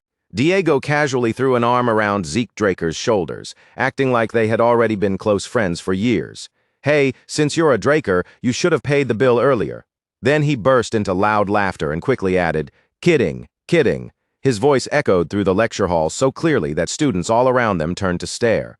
Zeke Draker could barely believe how much louder and more shameless Diego was getting. Just then, from the front of the room, Dean Flaubert sharply clapped his hands together, the crisp sound cutting through the scattered chatter and signaling for everyone to settle down. Almost instantly, the entire lecture hall went quiet, the students falling silent as if the room itself had been placed under command. Zeke Draker looked across the room again, taking in the packed rows of students around him. With that many people gathered in one place, it was obvious that everyone had come specifically for Dean Flaubert's special lecture. Dean Flaubert looked over the crowded lecture hall with a pleased smile. "It seems everyone is looking forward to today's lecture," he said. Meanwhile, Diego had already pulled out a book and slid it towards Zeke Draker, completely ignoring the mood in the room. "Check this out. What do you think of these lyrics? The rhyme scheme is insane, right?" Zeke Draker gave him a sharp sideways look. "Didn't you say we came here to listen? At least pretend to pay attention." Up at the podium, Flaubert skipped over any long greeting and moved straight into the main point. "Let's get straight to it," he announced. It was not easy to invite today's guest. "Please welcome a returning Black Knight of House Draker," Dean Flaubert continued, his voice carrying clearly through the hall, someone who has only just come back from the battlefield. The moment Zeke Draker saw the person stepping forward, his expression immediately brightened with recognition. He remembered that this man had only recently returned to the Four Seasons Fortress. So this was the moment he was finally stepping out onto the wider stage. Zeke Draker thought around him. The entire lecture hall seemed to sink into stunned silence. The man standing before them was none other than Duke Draker. Whispers broke out almost immediately, spreading from row to row. "The Gale Knight," someone breathed in disbelief. "He disappeared for so long," another student murmured nearby. "I heard he'd been spotted near the fortress, but I didn't actually believe it." Duke Draker stood calmly at the podium, and even without raising his voice, his presence alone was enough to seize control of the entire hall. "It is good to see that so many of you still remember me, even after my time away from the front lines," he said. "Make sure you carve today's lesson deep into your soul." Then he revealed that he had once begun as an ordinary academy student, just like all of them, before climbing all the way to the rank of Black Knight. To Zeke Draker's surprise, the lecture turned out to be much more interesting than he had expected at first. The students did their best to stay focused, sitting upright and keeping their eyes forward. But as the minutes stretched on, the weight of exhaustion slowly started pressing down on the room. One after another, students began to lose the battle against sleep, their heads dipping forward as they struggled to keep their eyes open. Diego, however, was not even making the effort to pretend anymore. He had completely disappeared into his own world, absorbed in his lyrics as he scribbled into his book and stared at the page. Beside him, Zeke Draker sat in silence, mentally counting every passing minute. He's been bragging for 2 hours straight, Zeke thought. Is he ever going to stop? Just then, Dean Flaubert stepped forward with a microphone in hand and addressed the tired lecture hall. "For those of you who are actually listening, I understand your pain," he said. "Unfortunately, we are out of time." Zeke Draker quietly released a breath of relief, glad that the lecture had finally reached its end. Flaubert glanced down at his watch before continuing. "Next, we have someone all of you should know, so she hardly needs an introduction. Even with her busy duties as a guardian knight, she still made time to come here today." Zeke Draker's eyebrows lifted slightly at those words. That announcement had caught him off guard, and his attention sharpened almost immediately. Within House Draker's hierarchy, knights were ranked step by step, beginning with normal knights, then rising to intermediate knights, advanced knights, and finally the elite guardian knights at the very top. There were fewer than 10 guardian knights in total. So whoever this next speaker was, she had to be a figure of enormous importance. Flaubert checked his watch again, and this time his expression tightened faintly. Under his breath, with a hint of impatience, he muttered, "What is keeping her?" At that exact moment, a woman with striking platinum blonde hair stepped into the lecture hall, instantly drawing attention toward the entrance. She wore gleaming white full-plate armor from head to toe, And as she moved forward, every polished surface caught the light, making her presence feel bright and impossible to ignore. Even with that unmistakable appearance, Zeke Draker did not recognize her right away. For a moment, he simply watched her enter, trying to place who she was. The students around him, however, reacted instantly. Their excitement rose all at once, spreading through the lecture hall like a sudden wave. One student whispered in barely contained awe, his voice trembling with excitement. "Man, I'm so glad I chose Valhalla. I never thought I'd actually get to see the White Silver Knight in person." The moment Zeke Draker heard that title, his head snapped toward the woman, White Silver Knight. The name hit him all at once, and recognition finally struck. Of course, this woman was the first direct descendant of House Draker, Carly Draker, Zeke Draker's own older sister. Carly Draker was already spoken of like a legend, especially in the port town of Isen, one of the most important trade hubs on the central continent. In the present day, Isen served as a crucial connection point for major trade routes leading to the Dolta Republic, the southern continent, and even the distant eastern lands. But Isen had not always been the prosperous, orderly town people knew now. Not so long ago, it had been a haven for southern pirates, a lawless and dangerous place where criminals gathered freely and danger waited around nearly every corner. But everything began to change after Carly Draker officially became a knight of House Draker. Once she turned her attention toward Isen, she started cutting through the darkness that had settled over the port town, driving out every outlaw and criminal who had taken root there. And in just 5 years, Carly Draker achieved what so many others had tried and failed to do. The pirates who had once controlled Essen from the shadows were hunted down and pushed out completely until even the trace of their influence disappeared from the town. From that moment forward, Isen was reborn as the greatest port under House Draker's protection, no longer a lawless den of criminals, but a safe, powerful, and respected trade center standing proudly on the coast. As for the few pirates who somehow survived Carly Draker's purge, they had no choice but to abandon Isen and flee for their lives, scattering toward the dangerous southern waters near the Dolta Republic. Because Carly Draker had secured those essential trade routes and restored order to Isen with her own strength, she earned the title of the youngest Guardian Knight in history.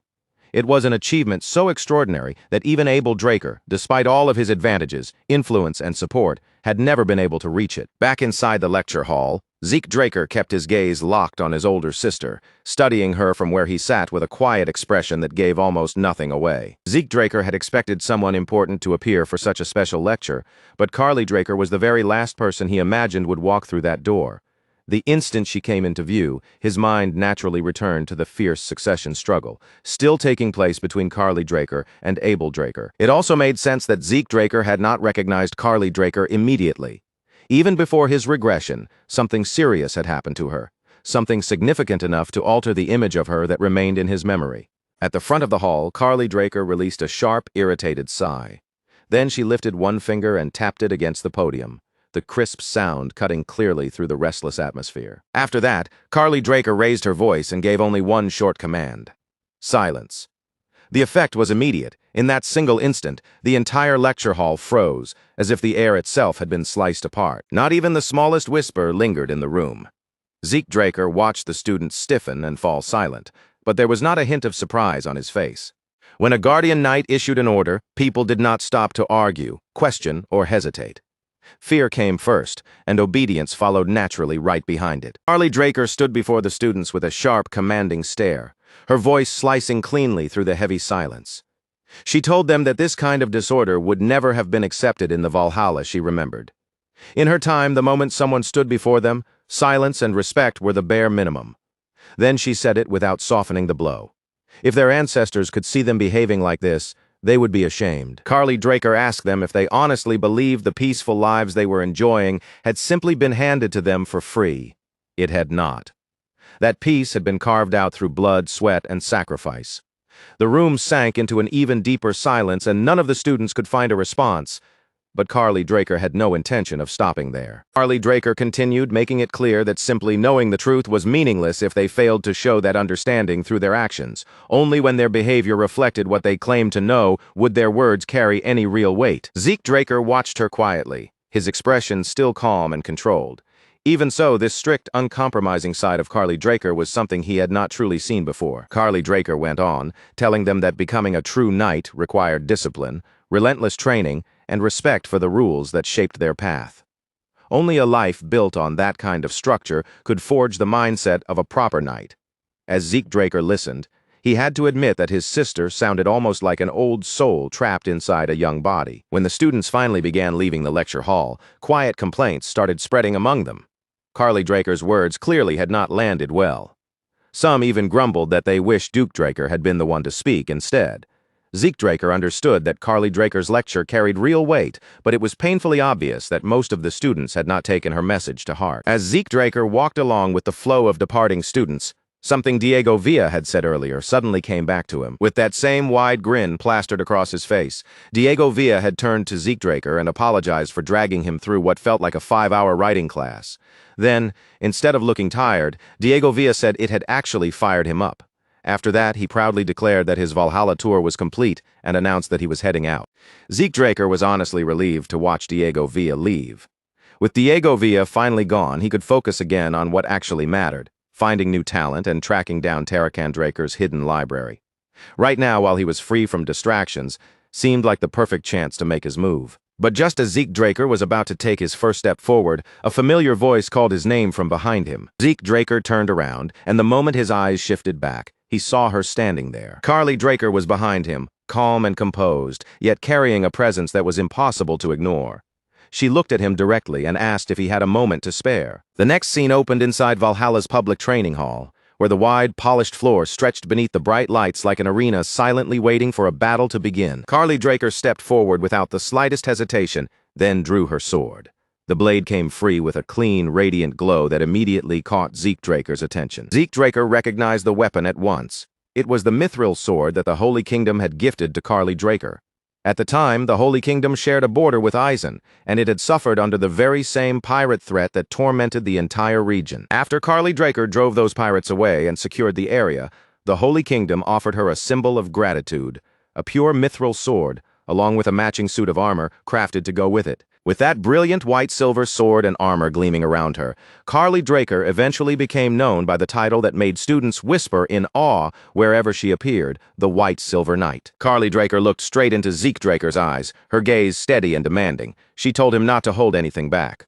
What she wanted was to see the full extent of what he could truly do. Zeke Draker laced his fingers together and stretched out his arms, still unsure why Carly Draker had approached him in the first place. A duel was not what he had expected from this sudden invitation. Then the reason clicked into place. She must have heard the rumors claiming that he had reached the level of a Blue Knight. Without showing any unnecessary reaction, Zeke Draker calmly lowered his sword sheath to the floor. Then he drew his blade, preparing himself for the match in silence. Carly Draker's words echoed through Zeke Draker's mind. She wanted to see his real skill, and he accepted that request without argument, ready to show her exactly what she had asked to witness. But deep inside, Zeke Draker also understood one thing very clearly. No matter what Carly Draker wanted from him, he could not reveal everything he was truly capable of. Carly Draker was not the only person who might be paying attention. If Zeke Draker exposed the full depth of his strength here and now, the trouble it created could become far more dangerous than the duel itself. House Draker lived by one brutal rule: only the strong survived. Reaching Blue Knight level at Zeke Draker's age was already shocking enough to shake people. If anyone discovered that he had actually stepped into Red Knight territory, the consequences could become deadly. Abel Draker's faction, already entangled in the succession battle, would not hesitate to eliminate him. And as for the Patriarch, Arthur Draker would do everything possible to drag Zeke Draker under his control. No, Zeke Draker could only show his true power after he had surpassed his father. For now, what he needed was the support and protection that came from a transcendent family's legacy. But that did not mean he planned to follow the path they had prepared for him. The instant that thought passed through his mind, Zeke Draker and Carly Draker launched themselves at each other. Their blades collided with a sharp metallic crash, and the force of the impact sent bright sparks scattering through the air between them. Carly Draker pressed down hard against Zeke Draker's sword, forcing weight into the clash. Then, without wasting even a breath, she shifted her momentum and swung fiercely toward his head. Zeke Draker twisted his body away from the attack, trying to slip past the incoming blade. But his movement was just a tiny fraction too slow. Carly Draker's blade grazed across Zeke Draker's face, leaving a clean mark behind as it passed. Without showing the slightest hesitation, Zeke Draker gave a silent command inside his mind to stop his healing. Against a guardian knight like Carly Draker, he could not risk letting anyone notice his regenerative ability. Zeke Draker had already learned that lesson once before during his time with Duke Draker, and he had no intention of repeating the same mistake. Carly Draker's attacks grew faster and more ruthless with every exchange. She drove Zeke Draker backward step by step, then closed the distance in an instant and unleashed a heavy strike that sent him flying. Another slash followed soon after, cutting into Zeke Draker again, this time carving across his shoulder. Zeke Draker began to wonder if restricting himself to Blue Knight's strength was putting him at too much of a disadvantage.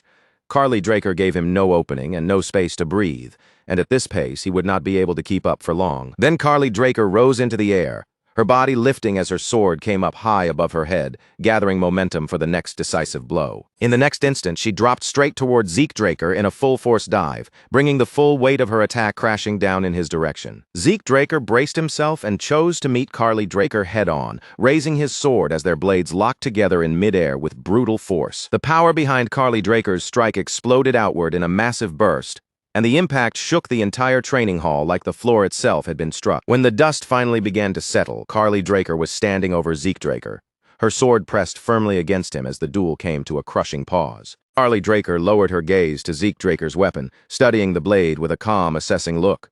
Then she said that after taking an impact like that, most swords would have already shattered or snapped clean in two. A faint trace of approval entered her voice as she added that Zeke Draker had somehow managed to obtain an excellent blade. Zeke Draker was still trapped beneath the crushing weight of Carly Draker's sword, his arms tight with strain as the pressure forced down on him. Even with his muscles trembling under the force, he managed to pull a small smile onto his face. Then, in the very next instant, Zeke Draker gathered a quick burst of strength and shoved back. The sudden force pushed Carly Draker away just far enough to open a little space between them and give him room to breathe. Zeke Draker lifted one hand to his cheek and wiped away the blood trailing from the cut.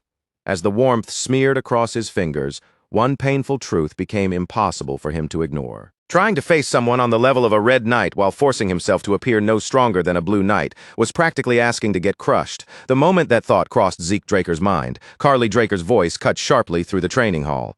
She asked if he truly believed that creating distance would make him safe. Zeke Draker did not grasp the meaning right away, but when he turned his head to the side, the realization hit him all at once. Zeke Draker had misjudged the situation. Before Carly Draker became famous as the White Silver Knight, she had carried another name, one that was just as fearsome, if not more so. She had once been called the Giant's Blade. Carly Draker's aura blade was nothing like the ordinary techniques other knights used. It was massive, broad, and overwhelming, a sweeping edge of power so enormous it looked less like a sword technique and more like a blade forged for a giant. By the time Zeke Draker turned his head, that huge blade of aura was already rushing directly toward him. He clenched his teeth and braced his body for the collision, but even before it landed, he could feel that the force behind it was far beyond something he could simply endure with ease. The attack slammed into Zeke Draker with crushing power, blasting his body backward and sending him flying straight into the wall. Zeke Draker's sword was driven hard into the ground, and Carly Draker's attack tore through the space ahead of it, ripping apart everything in its path and carving destruction across the training hall floor. Carly Draker paused for a moment after the impact, her eyes narrowing as a brief flicker of concern crossed her face. For an instant, she wondered whether she had failed to hold back enough. But right then, from within the broken wreckage and drifting dust, Carly Draker noticed something moving. Zeke Draker slowly stepped out from the rubble, his figure emerging through the dust as fragments slid off his battered body and fell around his feet. He pressed one hand against the damaged wall to keep himself steady, then looked toward Carly Draker and showed her a faint smirk, even though his body clearly looked like it had taken a brutal hit. On the inside, however, Zeke Draker felt quietly satisfied. The way he had taken the attack looked convincing, and the injuries covering him only made the performance feel even more believable. Now all Zeke Draker could do was hope that Carly Draker had accepted what she had seen at face value and had not noticed the truth hidden beneath his act. Carly Draker finally slid her sword back into its sheath and began walking toward him, the sharp tension from the duel gradually fading with each measured step. "You're incredible," Carly Draker said, and this time the surprise on her face was genuine. She could hardly believe that Zeke Draker had actually managed to block that attack at all. Carly Draker studied him carefully for another moment, then admitted that Zeke Draker had exceeded her expectations by far. After that, she let out a quiet sigh and said there was something she needed to talk to him about. But before Carly Draker could continue, the strength suddenly drained from Zeke Draker's body, and he collapsed without warning. Carly Draker rushed to his side immediately, reaching him before he could hit the ground completely. She caught him and pulled him up, supporting his weight against her. When Carly Draker checked Zeke Draker's condition, her expression quickly turned serious. His internal injuries were worse than they appeared from the outside, and she wondered if he had pushed his aura further than his body could safely endure. Carly Draker reached into her pocket without delay, took out a small vial, and carefully poured the medicine inside into Zeke Draker's mouth. "This is the highest grade recovery potion in our family," Carly Draker told him, keeping her voice steady as she supported him. "Drink it slowly." The moment Zeke Draker swallowed the potion, a soft, gentle glow began to spread across his body. At the same time, he gave a silent command to his system, temporarily activating his healing factor. In a situation like this, using his healing would not look suspicious at all. Every move Zeke Draker had made so far had been part of a much larger plan. Zeke Draker was concealing his true strength while carefully acting like someone who had only recently reached the level of a Blue Knight. So when Carly Draker, the giant's blade, unleashed her attack, Zeke Draker deliberately met it with only the bare minimum defense required, allowing himself to take the hit in a way that looked natural. But just before the impact landed, Zeke Draker noticed something strange. For the briefest instant, a tiny opening appeared inside Carly Draker's strike. Zeke Draker did not know why that opening had appeared. He had taken Carly Draker's aura head-on, not by skillfully manipulating aura himself, but by relying on pure resistance. Since his body could not channel aura normally, it naturally pushed back against the force instead. Carly Draker, however, believed that Zeke Draker was capable of using aura. Because of that misunderstanding, she assumed his injuries came from forcing himself to go beyond his current limits. As Zeke Draker slowly lifted his head, he brought one hand up to it, acting as though he was pushing through a sharp headache. Carly Draker leaned in closer and asked if he was feeling any better. Zeke Draker gave Carly Draker a tired but sincere smile. Then he addressed her respectfully as Dame Carly, and thanked her from the heart for helping him. Carly Draker gently shook her head, correcting him in a softer tone than he expected. She told Zeke Draker that he should call her sister instead. Zeke Draker blinked, caught completely off guard by her response. That was not the kind of answer he had expected to hear from Carly Draker at all. The scene then shifted to the outskirts of Atlas, where a carriage rolled quietly along a calm road, moving away from the noise and movement of the city. Inside the carriage, Carly Draker poured a cup of tea for Zeke Draker, and told him she had prepared it especially for him. She explained that it had been airshipped all the way from the eastern continent because she had heard he liked that particular variety. Zeke Draker thanked her, though the gesture clearly left him a little surprised. Her words immediately reminded Zeke Draker of something Arthur Draker had once said. He could not help wondering just how far the rumor about his preference for tea had actually spread. Zeke Draker glanced around the inside of the carriage, taking in the unexpected comfort and carefully arranged interior. Then he admitted that he never would have guessed it looked like this from the outside. From the exterior, the carriage had looked plain and unremarkable, the kind of vehicle most people would pass without a second glance. Carly Draker explained that it was covered with camouflage magic, because a guardian knight's carriage attracted far too much attention otherwise. Zeke Draker found the situation strange. They had left the training hall and traveled all the way to the outskirts of Atlas by carriage, which meant this conversation was clearly not meant for public ears. He looked at Carly Draker and asked whether what she was about to tell him was something others should not hear. Carly Draker nodded. Then, with a serious expression, she told Zeke Draker that this was about the butchering knight, and that she needed more power if she was going to stop Abel Draker. Zeke Draker was completely caught off guard by that answer. He asked if she meant Abel Draker, the second son. Carly Draker answered calmly that she would explain everything from the beginning. Carly Draker told Zeke Draker that one of House Draker's most important principles was the oath of neutrality, a rule meant to keep the family from interfering in conflicts between nations. But Abel Draker had already violated that principle. He was now supporting the Rome Empire in its conflict against the Kingdom of Valencia. Only then did Zeke Draker realize that Abel Draker had been putting his plans into motion for quite some time. His eyes sharpened as he asked whether the Four Seasons Fortress truly had no idea what Abel Draker was doing. Carly Draker answered in a flat, blunt voice. They knew the problem was that they had chosen to look the other way. Carly Draker explained that the Four Seasons Fortress was no longer standing as one united force. A divide had already formed inside it, and some of the elders in the assembly were now supporting the Rome Empire by backing Abel Draker. Zeke Draker narrowed his eyes as he listened, then asked if every elder had already sided with the Empire. Carly Draker shook her head and replied that some of them were still trying to remain neutral. Zeke Draker was stunned by that response. The assembly had always been known for its rigid pride and lofty ideals, yet now some of those elders were simply sitting on the fence. Something about that did not make sense. At this rate, Zeke Draker said, his voice low with concern, it's only a matter of time before the rest of them fall in line too. Carly Draker nodded quietly, admitting without argument that she saw the situation the same way. Carly Draker admitted that she had been searching for a way to stop Abel Draker before the situation passed the point of no return. Waiting around and hoping he would make a mistake was no longer something she could afford to do. If Abel Draker was allowed to continue moving freely without anyone stopping him, the matter would no longer stay confined to a simple dispute within the family. Sooner or later, the tension would break past every limit, spiral completely out of control, and ignite into a full-scale war. Zeke Draker knew that Carly Draker's warning was right. 3 years had already passed since his regression, and in only 7 more years the continent would be swallowed by a war unlike anything it had ever experienced.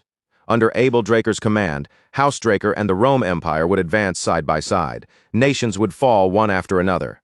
The sky would seem to darken under the weight of chaos, and blood would stain the entire continent. Carly Draker said her choice had already been made. She would obtain the strength needed to stop Abel Draker with her own hands. At the moment, Abel Draker held influence over the upper ranks of House Draker, and he believed the lower-ranking knights would simply follow wherever those in power led them. But Carly Draker rejected that idea completely. True knights, she told Zeke Draker, did not lower their heads just because authority demanded it. They followed justice. That was exactly why Carly Draker had started gathering knights from across the Four Seasons fortress, searching for those who still valued honor over comfort and convenience. Then she looked at Zeke Draker and made her position clear. She would not force him to join her cause.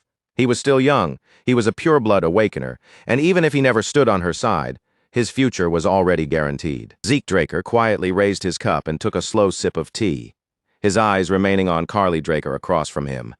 As he watched her steady expression, he felt as though he was finally beginning to understand what kind of person his sister truly was. Carly Draker was not merely stubborn, and she was not moving because of pride alone. She was resolute, someone who lived according to the convictions she carried.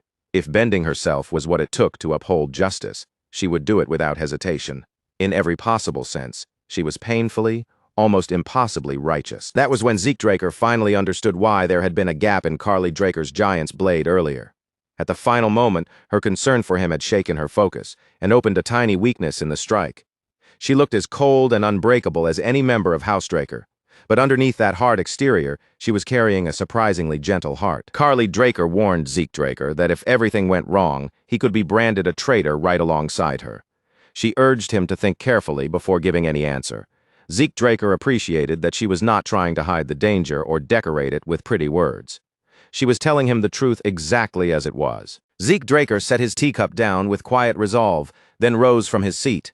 A moment later, he lowered himself onto one knee in front of Carly Draker. Without showing even the slightest hesitation, Zeke Draker told Carly Draker that his decision had already been made. Even if he was not yet worthy of walking that road, he wanted to follow the same path of chivalry she had chosen. For a short moment, Carly Draker could only look at him in silence, visibly stunned by the answer he had given her. Then her expression slowly softened and a quiet smile appeared on her face. With genuine warmth in her voice, Carly Draker thanked Zeke Draker from the bottom of her heart. The scene shifted to the Valhalla research facility, where Zeke Draker stood in front of a glowing status window in his previous life. He had learned about House Draker's secret movements through Kay, but he had never imagined that corruption had already taken root inside the family, long before the Continental War ever began. Zeke Draker's original plan had been simple. He would leave House Draker early, keep himself outside Abel Draker's reach, and quietly build up his strength for the war that was certain to come. But now that Carly Draker shared part of his vision, staying inside the family began to look like the more powerful move. In truth, Zeke Draker actually preferred this new direction. Remaining close to House Draker would let him monitor Abel Draker's movements far more closely. And with Carly Draker standing at the front, Zeke Draker could avoid taking the full force of the backlash himself. But to make that plan work, he needed to become an official knight and help gather public support behind Carly Draker. Even though Carly Draker was the eldest child and had already climbed all the way to the rank of Guardian Knight, she still had a serious weakness in the eyes of House Draker. She did not possess the bloodline of an awakener, and she did not come from one of the great houses. In Zeke Draker's past life, that very weakness had cost Carly Draker the struggle over the family's future, and in the end she had been defeated by Abel Draker's power. But if a pure-blood awakener like Zeke Draker openly declared his support for Carly Draker, the balance inside the family could shift. Even so, the idea of acting like a proper, upright knight felt strangely awkward to him. It simply did not fit his nature. While Zeke Draker continued turning the entire plan over in his mind, he checked the map in front of him and realized that he had nearly reached his destination. Zeke Draker arrived at Valhalla's enormous central library, a towering building packed with knowledge from end to end, and stepped inside without wasting any time. His purpose was clear from the beginning. He had come here to locate Tarakan Draker's hidden library. Deep between the towering rows of shelves, Zeke Draker entered a restricted section where ordinary students were not supposed to wander. Then a system prompt suddenly flashed before his eyes, confirming that he had arrived at the target location. Zeke Draker could barely believe that this ordinary-looking place was supposed to be the legendary secret library. Zeke Draker slowly scanned his surroundings, but disappointment settled over him almost immediately. Nothing stood out. Nothing seemed mysterious, and nothing about the room gave off the feeling of an important hidden place. Since the system had guided him all the way here, Zeke Draker had expected something far more dramatic. He had even imagined finding some kind of clue connected to Bahamut's heart, or perhaps one of Bahamut's fangs. For a brief moment, Zeke Draker wondered if coming to this place had been nothing more than a complete waste of time. But just as that doubtful thought passed through his mind, Zeke Draker took one more step forward. The system immediately chimed in, notifying Zeke Draker that it had detected a data storage point nearby. The moment that message appeared, an enormous bookshelf suddenly materialized right in front of him. Zeke Draker froze on the spot, stunned not only by the shelf appearing out of nowhere, but also by the new message now glowing across his system screen. The system confirmed that Zeke Draker had discovered the hidden library of none other than Tarakan Draker, a figure who had once held the role of an administrator. Zeke Draker could hardly believe what he was seeing. Tarakan Draker had possessed access to the same kind of system that Zeke Draker was using now, and that realization struck him with tremendous force. This bookshelf must have been designed to reveal itself only through system recognition.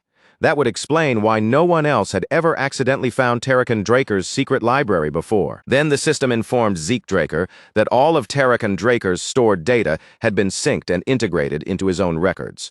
From that point forward, Zeke Draker would have permanent access to this hidden collection of knowledge. To make the enormous contents easier to search through, the system sorted everything into 4 major categories: an organization management manual, dragon slaying manual version 5.21, reference materials, and a collection of proverbs for personal growth.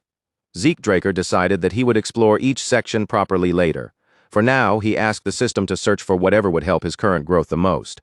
The system responded almost instantly, informing Zeke Draker that it had located a suitable match for his request. On the massive bookshelf, one book began to glow, separating itself from the countless other volumes around it. A moment later, the book appeared directly in Zeke Draker's hand.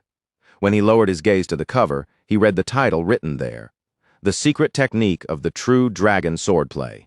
Zeke Draker had never come across this sword technique before. Curious, he turned the book over to check the author's name, and the instant his eyes landed on it, his entire body froze. That name hit Zeke Draker like a sudden bolt of lightning, stopping his thoughts for a moment. The book had been written by none other than Sheltern Draker, the trusted advisor who had served the hero King Kaiser. The next scene opened with Sheltern Draker seated inside his study, a pen held carefully in his hand as he began writing down his thoughts. Sheltern Draker began by explaining the reason he had felt compelled to create the true dragon swordplay in the first place. He started by looking back on how the bond between dragons and humans had first begun through the great hero King Kaiser. Because of Kaiser, even ordinary humans became able to form contracts with the supreme beings known as dragons. But Sheltern Draker understood something important. Dragons did not lend their strength to humans out of kindness. The truth was that the dragons pitied humanity. In their eyes, humans were fragile creatures, weak beings without the natural gifts and overwhelming power that other races were born with. Even so, because of Kaiser's influence, more and more humans became dragon contractors. Those people spread across the world, using the borrowed power of dragons to build thriving civilizations. But the more quickly humanity advanced, the more uneasy Sheltern Draker became. He simply could not bring himself to trust the dragons. If beings with that much power were only helping humans out of pity, then what would happen if that pity disappeared one day? What would humanity possibly do if the dragons suddenly turned against them? In Sheltern Draker's eyes, if such a day ever arrived, humans would have no real way to resist. They would be wiped out in an instant. Driven by that fear, and by the heavy sense of responsibility pressing on him, Sheltern Draker began searching for a method that would allow humans to fight back against dragons. The first possibility that came to Sheltern Draker's mind was magic. But that path carried one fatal flaw. Magic itself had originally come from dragons. Dragons had etched magical circles directly into human hearts, granting people the ability to handle mana, a force their own bodies were never naturally capable of producing. Because of that, trying to turn magic against dragons was almost laughable. It was no different from trying to smother a blazing fire with a sheet of paper. Then Sheltern Draker thought of the elemental sword wielded by the hero King Kaiser, a power so extraordinary that even dragons had recognized it with respect. But that strength was not something anyone could simply learn or inherit. It was a unique gift connected to the bloodline of the fairy monarch, and when Kaiser died, that power disappeared from the world with him. With every obvious road blocked off, Shelturndraker threw himself deeper into research, desperate to uncover a strength that truly belonged to humanity. He studied the rough and practical sword techniques of the North, then turned his attention to the strange and mysterious martial arts of the East. No method was too crude, no theory too strange, and no possibility too small for him to examine.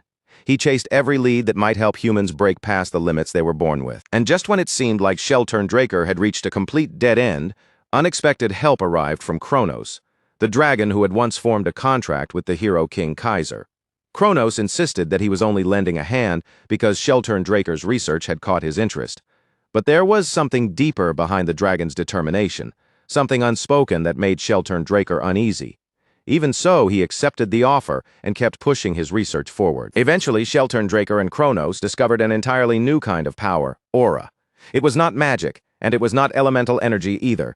It was something separate from both, a force that only humans could truly control. After Kaiser left for the spirit realm, Shelturndraker continued refining everything he had learned about aura. Before long, he succeeded. He uncovered its principles, figured out how it could be used, and even created a sword style meant to draw out its full potential. Shelturndraker gave that sword style a name, the True Dragon Swordplay.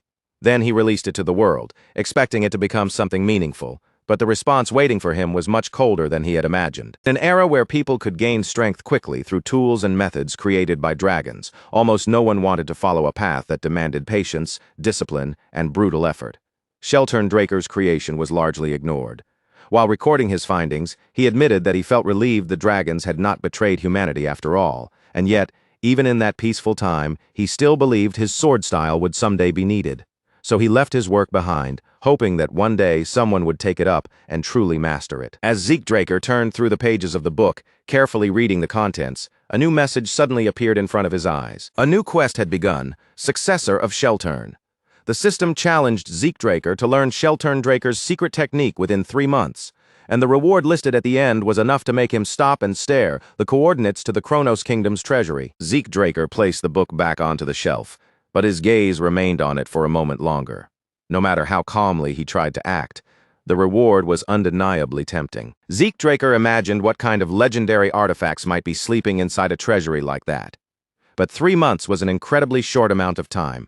He could not help wondering if this true dragon swordplay might be even more difficult to master than the elemental sword. Even so, Zeekdraker made up his mind to fully commit himself to learning the true dragon swordplay, and in a bitter twist of fate, Shelturndraker's old fears had ultimately proven to be correct. The dragons had eventually betrayed mankind, and that betrayal became the spark that led to the outbreak of the Liberation War. As that grim truth settled in his mind, Zeekdraker asked the system if there were any other valuable records hidden inside the secret library. Something like Draker's personal journal. The system began processing Zeekdraker's request, searching through the stored data one record at a time. Soon, it found something that matched exactly what he was looking for. Then the system announced that a magical video log would begin playing. At the same moment, the secret library surrounding Zeekdraker started to blur, fade, and dissolve from sight. Zeekdraker froze in place, stunned by the sudden transformation unfolding all around him. The sensation was strangely familiar. It felt almost exactly like the moment the tutorial had first begun. In the very next instant, Zeekdraker found himself standing in the middle of a vast desert, surrounded by nothing but endless stretches of sand. Confused by the sudden shift, Zeekdraker slowly turned his head, scanning the barren landscape that seemed to stretch endlessly in every direction. But the space around him did not feel natural. It felt artificial, like an environment constructed by the system for the sole purpose of replaying a stored record. Then Zeekdraker turned again, and the sight waiting for him made his entire body go still. Something enormous and terrifying was rising from beneath the desert ground, its presence so overwhelming that the air itself seemed to tighten around it. Zeekdraker could not move, not even by a single step. His mental defense skill activated at once, trying to protect his mind from the fear crashing over him like a wave. But even with that protection, it could not completely stop the tremors running through his body. The creature standing before Zeekdraker felt far too real. It did not seem like a simple illusion or a harmless playback at all. Zeekdraker could barely process what was happening. He was standing face to face with a being once hailed as the king of all creation, a dragon. Just as fear began tightening around him, a voice rang out across the desert, calling the monstrous being by name, Bahamut. Zeekdraker froze all over again. That was Bahamut, the evil dragon. Zeke Draker whipped his head toward the direction of the voice, and what he saw left him stunned. Until the man spoke, Zeke had not sensed his presence at all. Standing behind Zeke Draker was a figure wrapped in overwhelming power, someone who felt less like an ordinary man and more like a monster in human form. The blurred figure walked forward without stopping and passed straight through Zeke Draker's body. That was when Zeke Draker finally understood. He was not truly standing in that moment.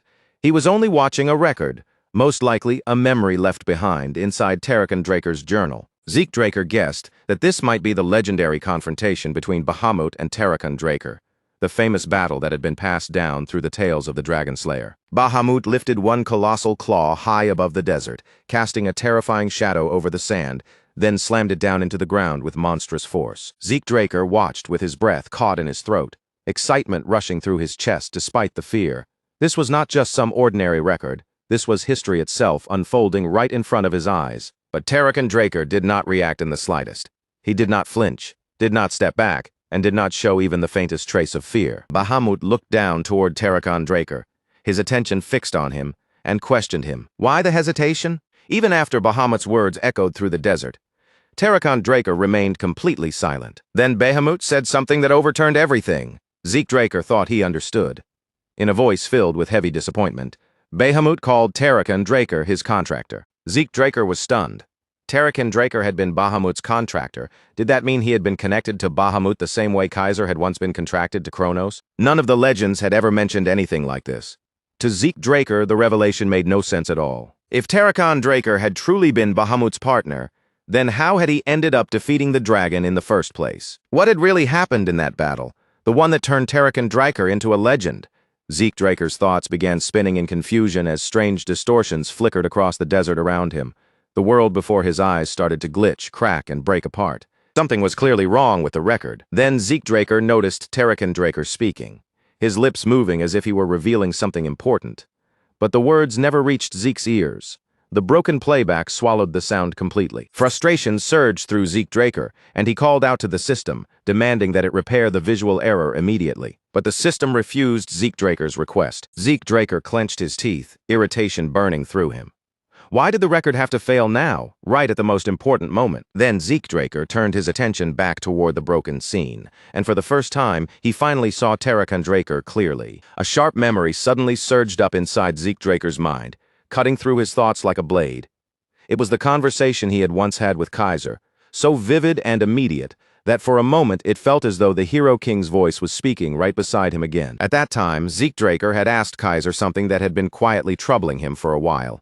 He wanted to know whether a dragon, after forming a contract with a human, could ever turn against that person and betray them. Kaiser's reaction had been almost dismissive. He had simply laughed, as if the question itself was so ridiculous that it barely needed an answer, brushing the possibility aside without even giving it much thought. According to Kaiser, if betrayal ever occurred between dragons and humans, it was always the humans who abandoned the dragons first.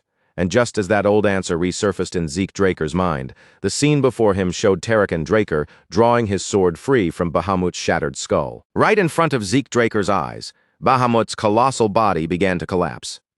The once overwhelming dragon slowly broke apart, its flesh and form crumbling piece by piece into gray ash until there was nothing left of its massive body at all. Zeke Draker could do nothing but stare, rooted in place by disbelief. Then, after the last trace of Bahamut's remains vanished into ash, two objects appeared before Tarakan Draker, Bahamut's heart and Bahamut's fang. Zeke Draker's breath caught the instant he recognized them.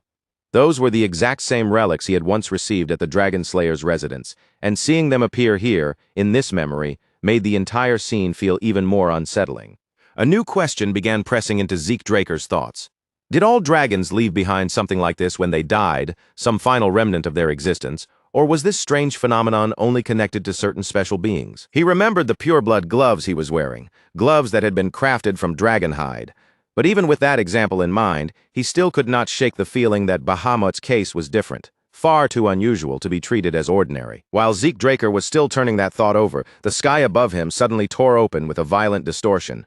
The world itself seemed to warp and glitch, shaking the memory apart, and that force dragged him out of the scene. For one brief second, he wondered if the recording had finally reached its end. Now, sitting on the ground, Zeke Draker stayed still for a moment, forcing himself to breathe and gather his scattered thoughts.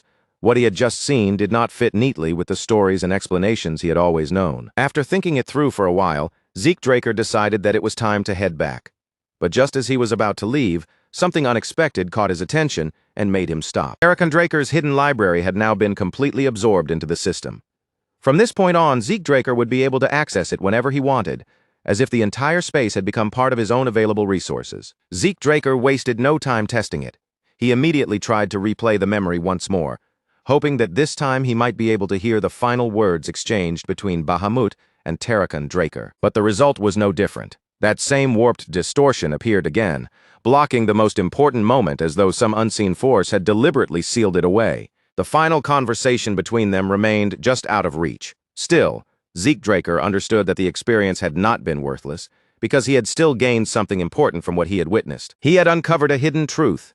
The famous dragon-slaying arts were not truly an original combat style.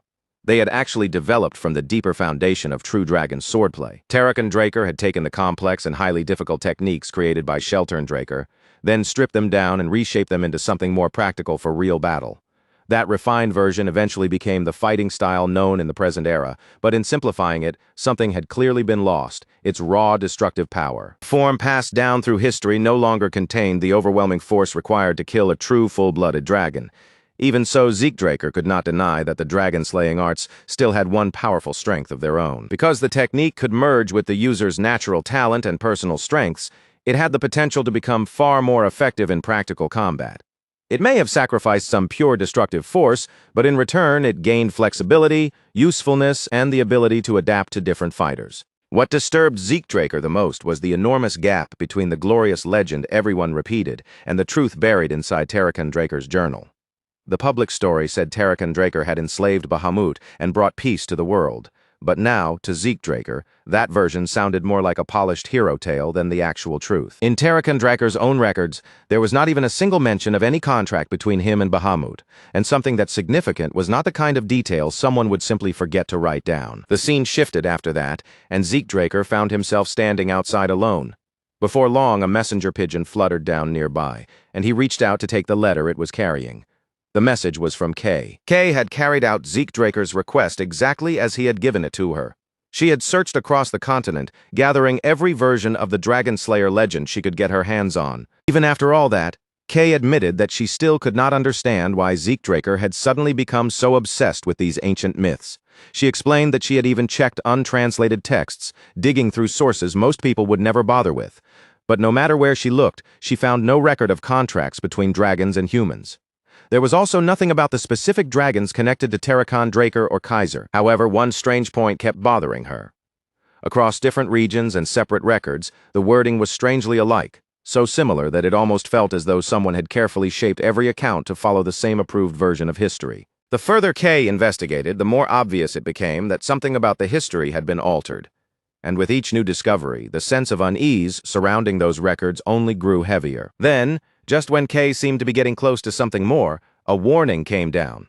The Draker family had stepped in, and the syndicate immediately pulled back, unwilling to provoke one of the most powerful bloodlines on the continent. Zeke Draker read the entire message in silence, his expression unreadable. Then, without even a moment of hesitation, he set the letter on fire and watched as the flames consumed it completely. A cold, heavy sense of alarm settled deep in his stomach, the kind of warning feeling that could not be ignored no matter how calmly he tried to think. The Drakers, his own family, were actively suppressing information about Terrakan Draker, but the question that kept clawing at Zeke Draker's mind was simple: why would they do that? After all, the entire prestige of the Draker family had been built on Terrakan Draker's legend, on the name and glory of the so-called first Dragon Slayer. For the Draker family to hide the truth about Terrakan Draker or about Bahamut did not make sense at all when viewed from the surface, and yet Zeke Draker could not shake the pressure tightening in his chest. Somewhere out there, someone was deliberately keeping something hidden from him. Determined to uncover that missing piece with his own hands, Zeke Draker turned away and headed back toward the house. As he stepped inside, his mind was already focused on the system, preparing to call it out and give his next command. But before the words could fully leave his mouth, a strange feeling struck him. Something was wrong. Wrong enough that Zeke Draker stopped immediately. He paused near the door, quietly closed it behind him, and swept his gaze across the room with calm, sharpened caution, taking in every corner as if the air itself had changed. Everyone should have been gone that day. Decker and the rest of the staff were off duty. while Duke Draker and Andre Draker were both occupied with their own matters elsewhere. So if nobody was supposed to be inside the house, only one question remained in Zeke Draker's mind. Who exactly was watching him? Zeke Draker moved carefully and started up the stairs, keeping each step quiet while his senses sharpened to a dangerous, razor-like edge. Inside his mind, he gave the system a silent order to bring up the mini-map, needing a clear reading on anything or anyone hidden nearby. The system answered immediately. Two unfamiliar presences appeared in his awareness, one inside the house itself, and another positioned outside. For a brief moment, Zeke Draker considered the possibility that the hunting dogs from the giant mountains had somehow tracked him all the way back here. But he dismissed that idea almost as soon as it appeared. He had not drawn his sword, and he had not used any dragon-slaying techniques, so even they should not have had any trail to follow. No, this situation felt different. Whoever these intruders were, they had not come by chance. Someone else had clearly sent them, and Zeke Draker intended to find out exactly who was behind it. In fact, as he moved forward, one particular person was already beginning to surface in his mind. When Zeke Draker drew closer to his room, the intruder inside remained focused entirely on the door, staring at it with fixed attention as he waited for Zeke Draker to come in. That narrow focus was exactly where the intruder made his mistake. Because Zeke Draker had no intention of entering through the door. Instead, he slipped silently through the window behind the intruder, clinging to the wall like a shadow that had peeled itself away from the darkness. From behind the intruder, Zeke Draker's voice cut through the silent room like a cold blade. His tone was low, steady, and merciless as he asked, "Did Abel Draker send you?" The intruder's shoulders jolted the moment he heard that voice behind him. In the very next instant, he spun sharply toward the window, his body moving on instinct before his mind even had time to understand what had happened. But Zeke Draker was not truly waiting for an answer. In his head, the explanation had already taken shape. Abel Draker must have discovered his connection with Carly Draker and decided to send an assassin before Zeke could become an inconvenient loose end. Zeke Draker landed lightly inside the room, almost without a sound, and with one smooth motion of his hand, he pulled a dagger from his inventory. His eyes remained calm and unreadable as he said, "You don't need to answer." Then, before the intruder could fully brace himself, Zeke Draker shot forward in a blur, closing the distance instantly and slashing straight toward him without warning. The dagger was stopped at the very last moment, halting just before it could carve into the intruder's throat. But Zeke Draker did not retreat even a step, keeping the pressure locked on him with ruthless control. His gaze narrowed, cold and sharp, as he warned the man in an unnervingly calm voice. "I have plenty of ways to make you talk." Their weapons collided over and over again, filling the room with the piercing ring of steel. Each impact threw out quick flashes of sparks, briefly lighting the tense space between them. Zeke Draker pressed forward with relentless speed, forcing the battle to move at his pace. But the intruder was no easy opponent either, matching every strike with clean, controlled blocks that showed real skill. When Zeke Draker shifted his footing and drove in a heavier attack to break the exchange, the man read the motion immediately. He countered without delay and shoved Zeke Draker back with a level of force that was far from ordinary. Zeke Draker planted one foot against the ceiling, kicked off with precise control, and twisted his body through the air. A moment later, he landed smoothly back on the floor, as if that acrobatic movement had taken no effort at all. As the clash continued, Zeke Draker's eyes grew sharper. While his body kept moving, his mind began piecing together the intruder's identity from the details hidden inside each exchange. No matter how thoroughly someone covered their face or concealed their name, the habits engraved into their swordsmanship were not so easily erased. The rhythm behind the man's attacks, the angle of his blade, and even the way his feet shifted across the floor all pointed to one unmistakable origin. This was a combat style from the northern Gorkha kingdom. The rangers of that region were famous throughout the continent. As elite scouts and warriors from the northern lands, they were known for carrying their distinct kukri blades and were often praised as guardians who protected the continent itself. Because their skills were so specialized, Gorkha Rangers were treated as valuable assets even in the central lands, especially when a mission required stealth, discipline, and flawless precision. That realization instantly changed Zeke Draker's understanding of the situation. This was not Abel Draker's doing. He adjusted his stance and struck again, all while questioning why a Gorkha Ranger would be here in the first place, because assassination did not fit their code, and they usually avoided jobs that could spark blood feuds. Zeke Draker steadied his blade and began watching the man more closely. The Ranger was clearly holding back, and Zeke had already created several openings on purpose, gaps that any skilled fighter should have taken immediately. The man ignored every one of them. He had more than enough skill to push the offensive, yet whenever a chance appeared, he deliberately let it slip by. That was when Zeke Draker finally understood the true shape of the situation. These intruders had not come here with the intention of killing him.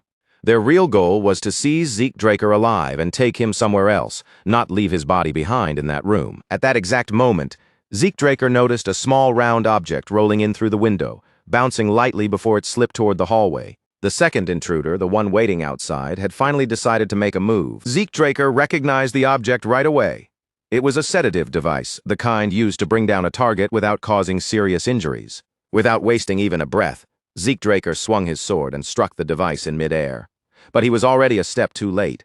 The mechanism inside had been triggered. A dense cloud of gas exploded outward, spreading through the room almost instantly and swallowing the surrounding space in a thick haze. The moment that sharp, earthy smell reached his nose, Zeke Draker identified it at once. It was mandragora rootlets, a common ingredient often used in sleep-inducing mixtures. Zeke Draker let the dagger slide from his fingers and allowed his body to slump forward, deliberately choosing to play along with the trap they had prepared. As soon as the system detected the mandragora compound spreading through the air, it activated Zeke Draker's poison resistance on its own. Even so, Zeke Draker dropped to the floor as though the sedative had taken effect. He kept his breathing slow, his muscles loose, and his body completely limp while pretending to lose consciousness. The ranger moved closer and lifted Zeke Draker's body from the floor. Not long after, the second figure climbed in through the window as well, joining him to help carry Zeke away. While they began securing Zeke Draker for transport, he remained perfectly limp and silent. Behind that fake unconsciousness, however, his mind kept turning, wondering who had sent them and why they wanted him alive badly enough to go this far. The scene then shifted to a secluded house on the outskirts of Atlas, standing far away from the city's noise, crowds, and constant movement. Inside that isolated house, Zeke Draker sat bound in heavy iron chains. Around him, armed Gorka Rangers stood positioned on every side, watching him closely with weapons ready. Zeke Draker's eyes passed over the guards and their weapons without lingering for long. Instead, his attention settled on the man seated directly across from him. To Zeke Draker's surprise, the person in front of him was not some local authority from Atlas. It was Cliff Reinhardt, the head of the Reinhardt Merchant Group, and when Cliff noticed recognition flicker in Zeke's eyes, he seemed to think the conversation would become easier from that point on. Zeke Draker did know Cliff Reinhardt. In fact, this was not the first time their paths had crossed, even if Cliff himself had no way of knowing that. In Zeke Draker's previous life, Cliff Reinhardt had been an important figure. The Reinhardt Merchant Group had been counted among the 10 greatest trading powers based in the Kingdom of Valencia. But the war started by Abel Draker and the Rome Empire had eventually consumed everything, dragging both the Reinhardt Merchant Group and the Kingdom of Valencia down into ruin. During that chaotic period, Zeke Draker and Cliff Reinhardt had fought on the same side. What remained strange in Zeke's memory was that Cliff had once handed him crucial information about the Empire, only to vanish afterward and return to his doomed homeland. After that, Zeke Draker never saw Cliff Reinhardt again. And now the very same man who had once risked everything to escape was sitting before him once more. Whether Cliff had gone back out of loyalty to his homeland or for some other reason, Zeke could not say. But from his point of view, it had always seemed like a sacrifice without meaning. Cliff Reinhardt began by apologizing, his voice calm as he acknowledged the rough and forceful manner in which Zeke Draker had been brought to this place. At Cliff Reinhardt's signal, one of the Gorka Rangers stepped forward, the same man who had captured Zeke Draker and unlocked the heavy chains around him. Cliff then promised that he would compensate Zeke for the trouble, saying that he wanted to speak with him properly. Once the restraints came off, Zeke Draker simply rolled his wrists, showing no fear, panic, or discomfort. Then he looked at Cliff Reinhardt and told him to get straight to the point. Cliff Reinhardt was visibly taken aback by how composed Zeke Draker was. In a situation like this, most people, especially someone so young, would have shown at least some tension, but Zeke did not reveal even the smallest trace of uncertainty. Cliff Reinhardt had clearly intended to lead the conversation and control its pace, but Zeke Draker had already seized the initiative. Realizing the balance had shifted, Cliff quietly handed him a stack of papers. Cliff Reinhardt explained that the documents contained information about a new disease spreading quickly through the southern regions of the central continent. Zeke Draker lowered his gaze to the reports now resting in his hands and asked why Cliff Reinhardt was showing him something like this. As Zeke Draker flipped through the pages one after another, his eyes suddenly stopped on a specific report buried among the documents. Cliff Reinhardt noticed the subtle shift right away, catching the exact moment Zeke Draker's calm expression tightened, and his gaze became noticeably sharper. The report Zeke Draker had stopped on was focused on Elena Stone, Liam Stone's mother, and written plainly within it was the fact that she had once been infected with the Rose disease. The only reason Elena Stone was still alive was because Zeke Draker had given Liam Stone exact instructions on how to treat her. stepping in before the disease could take her life for good. Without offering any reaction, Zeke Draker tossed the document onto the table and demanded to know what Cliff Reinhardt was getting at. Cliff answered in a calm voice, confirming that the sickness now spreading through the region was indeed the Rose disease, a cruel illness, infamous for killing every single person it infected. And yet Elena Stone had not just escaped death. She had recovered completely, as if the absolute fate tied to that deadly disease had somehow been overturned. Cliff Reinhardt explained that he had already questioned Elena Stone's attending physician, but the doctor had refused to say a single useful word. So Cliff turned his attention straight to Zeke Draker, watching him carefully as he asked whether Zeke knew something about it. Zeke Draker let a faint smile touch his face.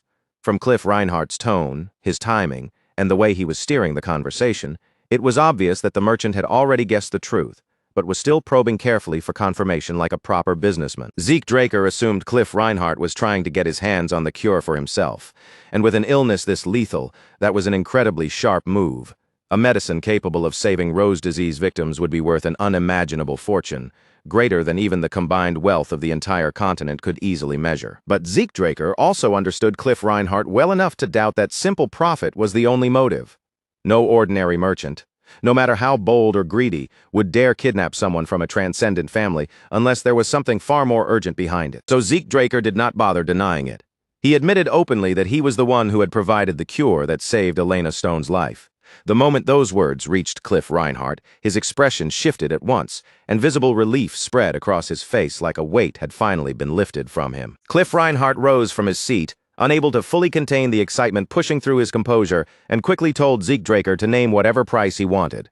Whatever amount Zeke Draker demanded, Cliff Reinhardt made it clear that he was willing and ready to pay it. But Zeke Draker only raised one hand slightly, wearing an amused grin as he asked why Cliff Reinhardt was suddenly getting so worked up. Then Zeke Draker pointed out with a calm edge in his voice that Cliff Reinhardt did not sound like a merchant at all in that moment. That comment clearly hit a sensitive spot. Irritation flickered across Cliff Reinhardt's face, and that tiny reaction was enough to tell Zeke Draker what he needed to know. This was not about making money. Cliff Reinhardt was trying to save someone who mattered to him. Zeke Draker leaned back in his seat, his posture loose and relaxed, and suggested that the two of them make a deal. Cliff Reinhardt sat down again, his eyes fixed carefully on Zeke Draker. Zeke offered to hand over the formula in exchange for 3 favors to be paid later, and Cliff immediately asked what kind of favors he meant. Zeke Draker answered that he had not decided yet, but when the time came, he would let Cliff Reinhardt know. He also assured him that none of the favors would go beyond what the Reinhardt Merchant Group could handle, so there was no reason for Cliff to look so alarmed. Even after hearing that, Cliff Reinhardt remained cautious. He asked whether they could establish some limits ahead of time, just to make the terms of the agreement clear from the beginning. Zeke Draker simply smiled at that request. After letting the silence hang for a moment, he wrote down the treatment instructions for the cure and slid the paper across the table toward Cliff Reinhardt. Told Cliff Reinhardt that every step had to be followed exactly as written, but just as Cliff reached out to take the paper, Zeke Draker drew it back slightly, keeping it just out of his grasp. There was still one thing Zeke Draker wanted answered before he handed it over. Who was this medicine really meant to save? The instant Cliff Reinhardt heard that question, his body went stiff, and the change in his posture was impossible to miss. After hesitating for a short moment, Cliff Reinhardt answered in a nervous voice that it was merely a business decision, a way to secure a valuable product before anyone else could. But Zeke Draker did not buy that explanation. He calmly pointed out the obvious holes in the story. Cliff had gone so far as to hire Northern Rangers to abduct someone from a transcendent bloodline. On top of that, Cliff Reinhardt's reactions were far too emotional for a cold, profit-driven merchant. Zeke Draker told him plainly that this was not how the Reinhardt Merchant Group usually operated, and Cliff understood immediately that Zeke had already seen through him. With a quiet sigh, Cliff Reinhardt lowered himself back into his seat, the resistance leaving his shoulders, and finally admitted that the cure was meant for someone connected to the royal family of Valencia. That answer caught Zeke Draker by surprise. He asked at once who the person was, but Cliff Reinhardt shook his head and refused to reveal the name. Zeke Draker narrowed his eyes, unable to hide his puzzlement at that level of secrecy. Did Cliff Reinhardt understand just how many people belonged to Valencia's royal family? Then Zeke Draker noticed something in Cliff Reinhardt's eyes, a firm, heavy resolve that felt strangely familiar, as if he had seen that look somewhere before. He remembered Cliff Reinhardt once saying that he intended to return to Valencia. Back then, Zeke Draker had warned him to think carefully, because both the kingdom and the Reinhardt Merchant Group were already moving toward ruin, and going back would only lead Cliff straight to his death. Zeke Draker had urged him to flee north and preserve his own life instead. Cliff Reinhardt had quietly thanked him for the warning, but then said he was done running away.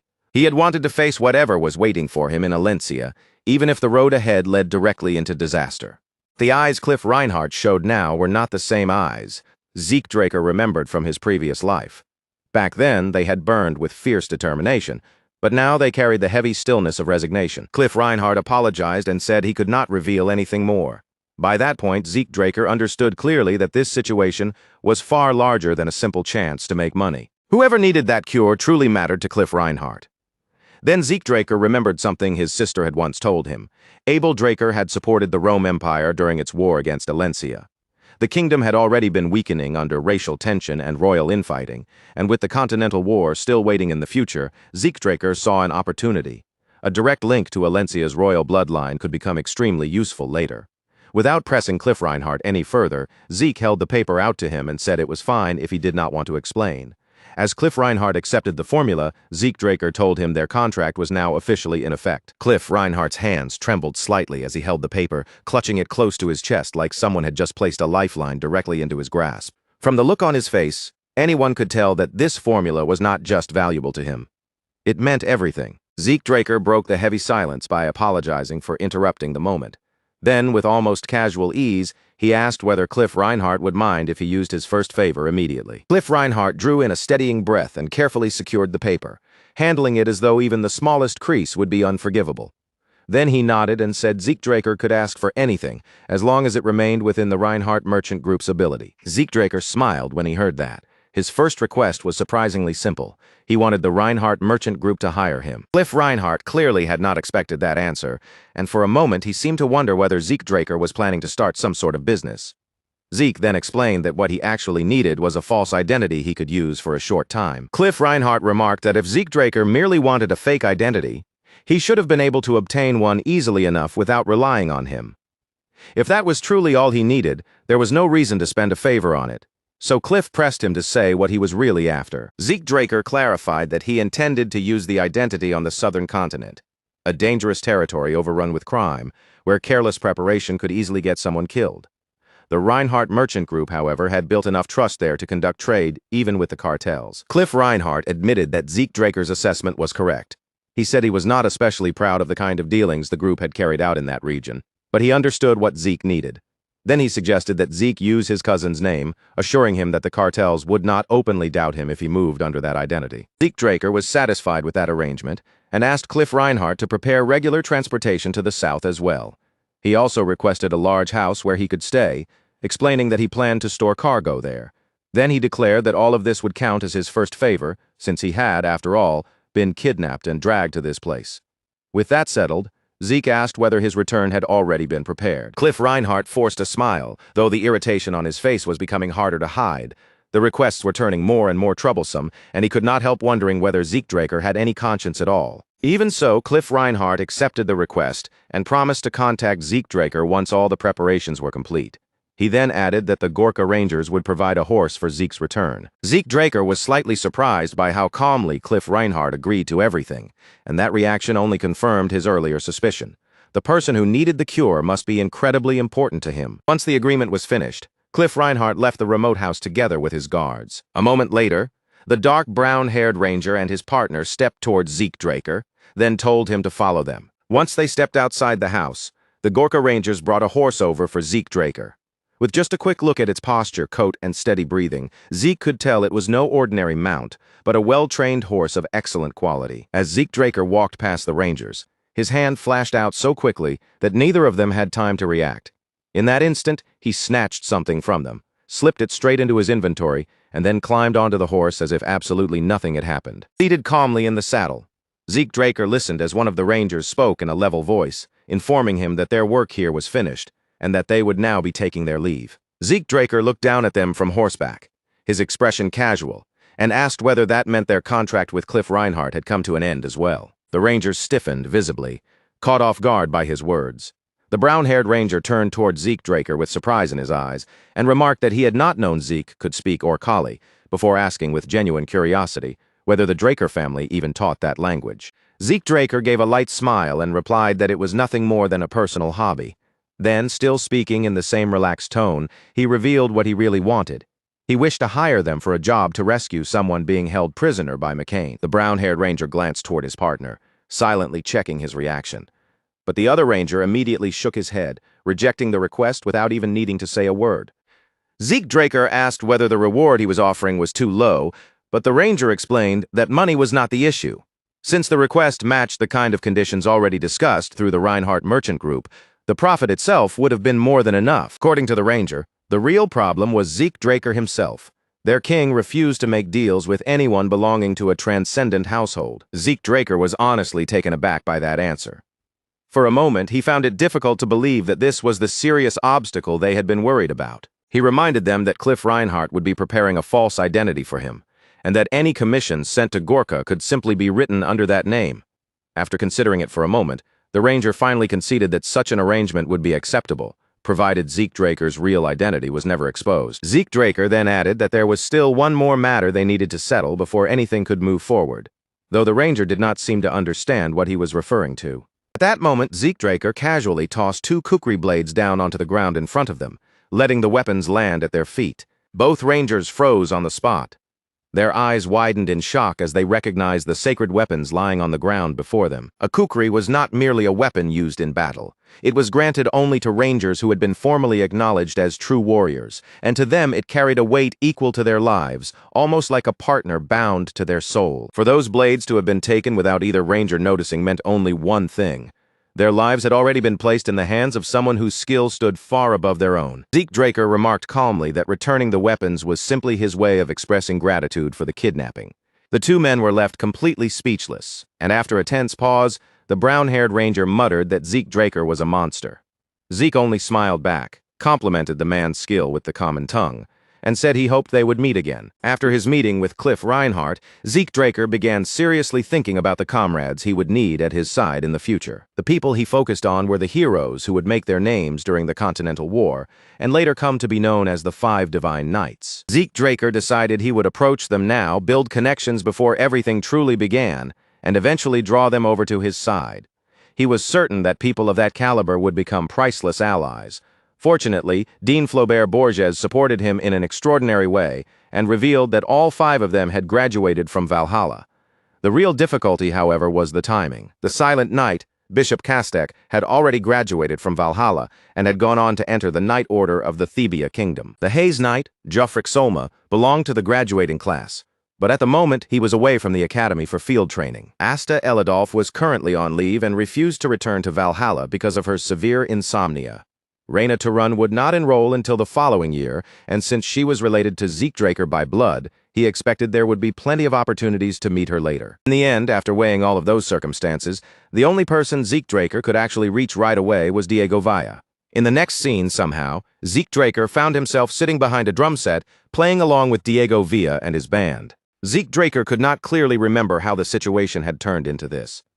All he knew was that he had visited Diego Villa's club because he wanted to get closer to him. Diego Villa had immediately thrown an arm around Zeke Draker's neck, grinning brightly as he declared that Zeke had arrived at exactly the right time because the band desperately needed a drummer. First, Zeke Draker had no idea what Diego Villa was talking about, but Diego insisted that he wanted to jam, then cheerfully pushed Zeke toward the drum set while congratulating him on joining the Southern Fusion New Age Music Research Club. Still confused by the sudden turn of events, Zeke Draker began striking the drums anyway.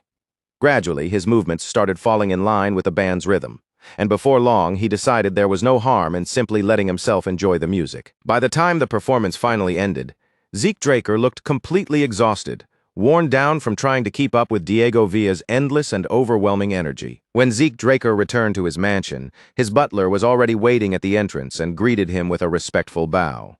Zeke Draker informed him that he was going to train, then ordered the servants not to disturb him for the time being. Inside the training chamber, Zeke Draker planted his sword firmly into the ground and sat down, turning all of his attention toward studying True Dragon's swordplay. The text instructed him to gather and concentrate the flow of aura until it pierced through his blood vessels, allowing him to move beyond the microcosmic orbit and enter the macrocosmic orbit. Zeke Draker had never come across terminology like that before, but once he studied the book himself, He finally understood why Draker had reworked the original style into the dragon-slaying arts. Every technique demanded an extreme level of aura compression and release. This was not ordinary swordsmanship meant for fighting humans. It was a style created purely to battle dragons, and its killing power reached the same level as an elemental sword. Draker rose to his feet, drew his weapon, and settled into a firm stance, his gaze fixed straight ahead with steady concentration. He released his energy and pushed himself to create a sword art that could surpass even the dragon-slaying arts he already knew. The method required him to compress his aura until it became so dense that it could not be compressed any further, building enough force to cut through a great dragon with a single strike. Following those instructions, Draker swung his blade. At that moment, Decker stepped into the training ground and saw his master's sword moving at a speed so astonishing that it immediately caught his attention. A smile spread across Draker's face as he continued performing each slash. His divine body allowed him to move at an exceptional level almost naturally, speeding up the way he absorbed and learned combat techniques. It also allowed ether to travel through his body at remarkable speed, making every movement sharper, smoother, and more fluid than before. The divine body seemed to show Draker the exact steps he needed to follow, as though the completed form of the technique had been laid out before him like a clear path. Draker followed that guidance without hesitation, and with each repeated motion, his understanding and mastery deepened faster and faster. At last, Draker raised his sword and unleashed a clean, flawless strike, refined to the point that it looked almost perfect. In that instant, he felt something shift inside him. It had not been long since he broke through his previous barrier and reached the level of a red knight. Yet now Draker realized that he was already approaching the threshold of the next stage, drawing close to the realm of a black knight. Under normal circumstances, Draker would never chase such rapid advancement because he believed that reckless growth could leave behind weaknesses that would limit him later. But the heart of Bahamut resting inside his Aether Hall resonated fiercely with true dragon swordplay, pulsing as if it had been waiting for this exact moment to arrive. That violent resonance drove Draker onward, pushing him to swing his sword again and again as he chased the strange sensation pulsing through him before it could fade from his grasp. While his body kept moving through the motions, a brilliant symbol suddenly spread across Draker's chest. Along with it, unfamiliar letters appeared, glowing with an eerie, almost otherworldly light that did not belong to any ordinary language. Draker's body stiffened in surprise as a mysterious energy surged over him all at once. It wrapped around him from head to toe, and before long even his eyes darkened completely, turning black as though something ancient had awakened inside him. Before Draker could even begin to understand what was happening to his body, a system message appeared clearly inside his mind. Bahamut's heart had reacted to Draker's true dragon swordplay, and now the memories carved deep within that heart were about to be revealed before Draker's eyes. The instant Draker understood the meaning behind those words, shock ran through him. Then, his surroundings collapsed into darkness, and his consciousness was pulled away into a place he had never seen before. At first, there was nothing around him but pitch-black emptiness. Then, from somewhere within the dark, the sound of footsteps began to approach, and when Draker lowered his gaze, he saw an enormous dragon standing before him. A figure addressed the massive beast as the Lord of Dusk, Bahamut. The man said he had come with a request, and at the sound of those words, Bahamut slowly opened his eyes. The man then took out a book and asked Bahamut to protect the true dragon swordplay he had created. Only at that moment did the identity of the mysterious figure become clear. This man was Draker. Bahamut rose to his feet, his enormous body filling the cavern with a suffocating presence. He told Draker that he had always known him to be detestable, but he had never once imagined the man was actually insane. At that moment, Draker finally understood without any doubt.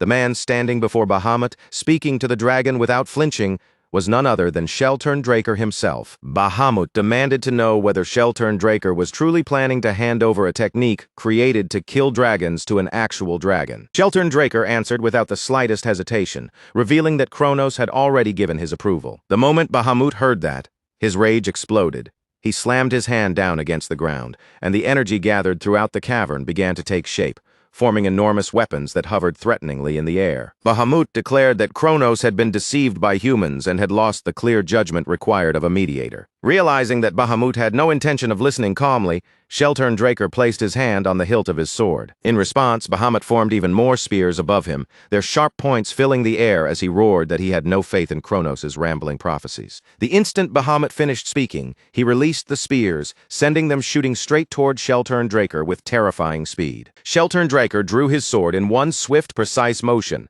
He met the first massive spear head-on and deflected it aside with such smooth control that it looked almost effortless. But that was only the beginning. Countless spears still remained in the air.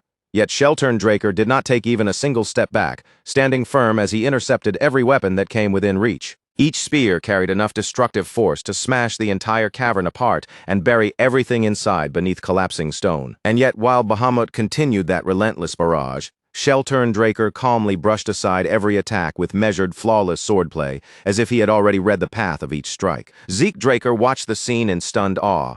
For the first time, he felt like he was truly witnessing the pinnacle of creation itself, the overwhelming power of draconic magic. The pressure radiating from those spears was so intense that it almost felt unreal, as though attacks of that scale should not be able to exist in the world. Draker admitted inwardly that, at his current level, he would barely be able to knock down one or two of those spears. Yet Shelturndraker endured the entire storm without faltering, and in that moment, Zeke understood that his ancestor was a monster on a completely different level. Bahamut then ordered Shelturndraker to leave his lair, warning that his next attack would be aimed at the Kronos kingdom itself. Shelturndraker remained calm and asked whether Bahamut was truly prepared to go that far, reminding him that even he would face karmic sanction. As soon as Shelturndraker spoke those words, the countless spears hanging in the air began to fade away one after another. Bahamut scoffed, dismissing karmic sanction as nothing more than a joke, and withdrew the energy he had unleashed. Raising one hand, he absorbed the remaining power scattered through the cave, then mocked Shelturndraker, asking what a mere human could possibly understand about karmic sanction.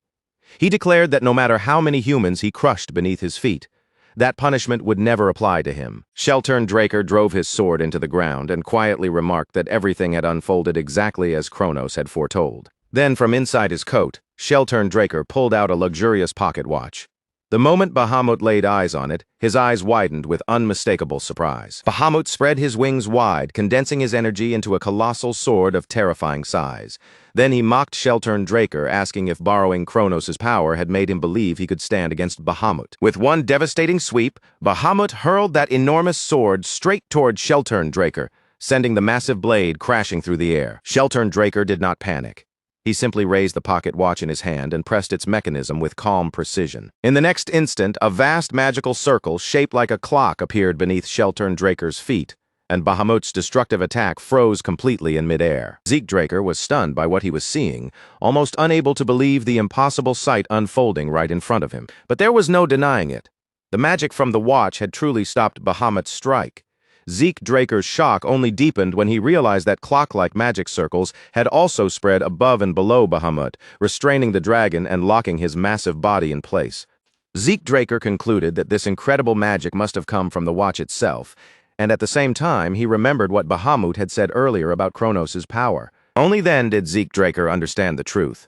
That pocket watch was not an ordinary artifact. It was an item infused with Kronos' essence. As Draker studied the watch, Bahamut roared in frustration.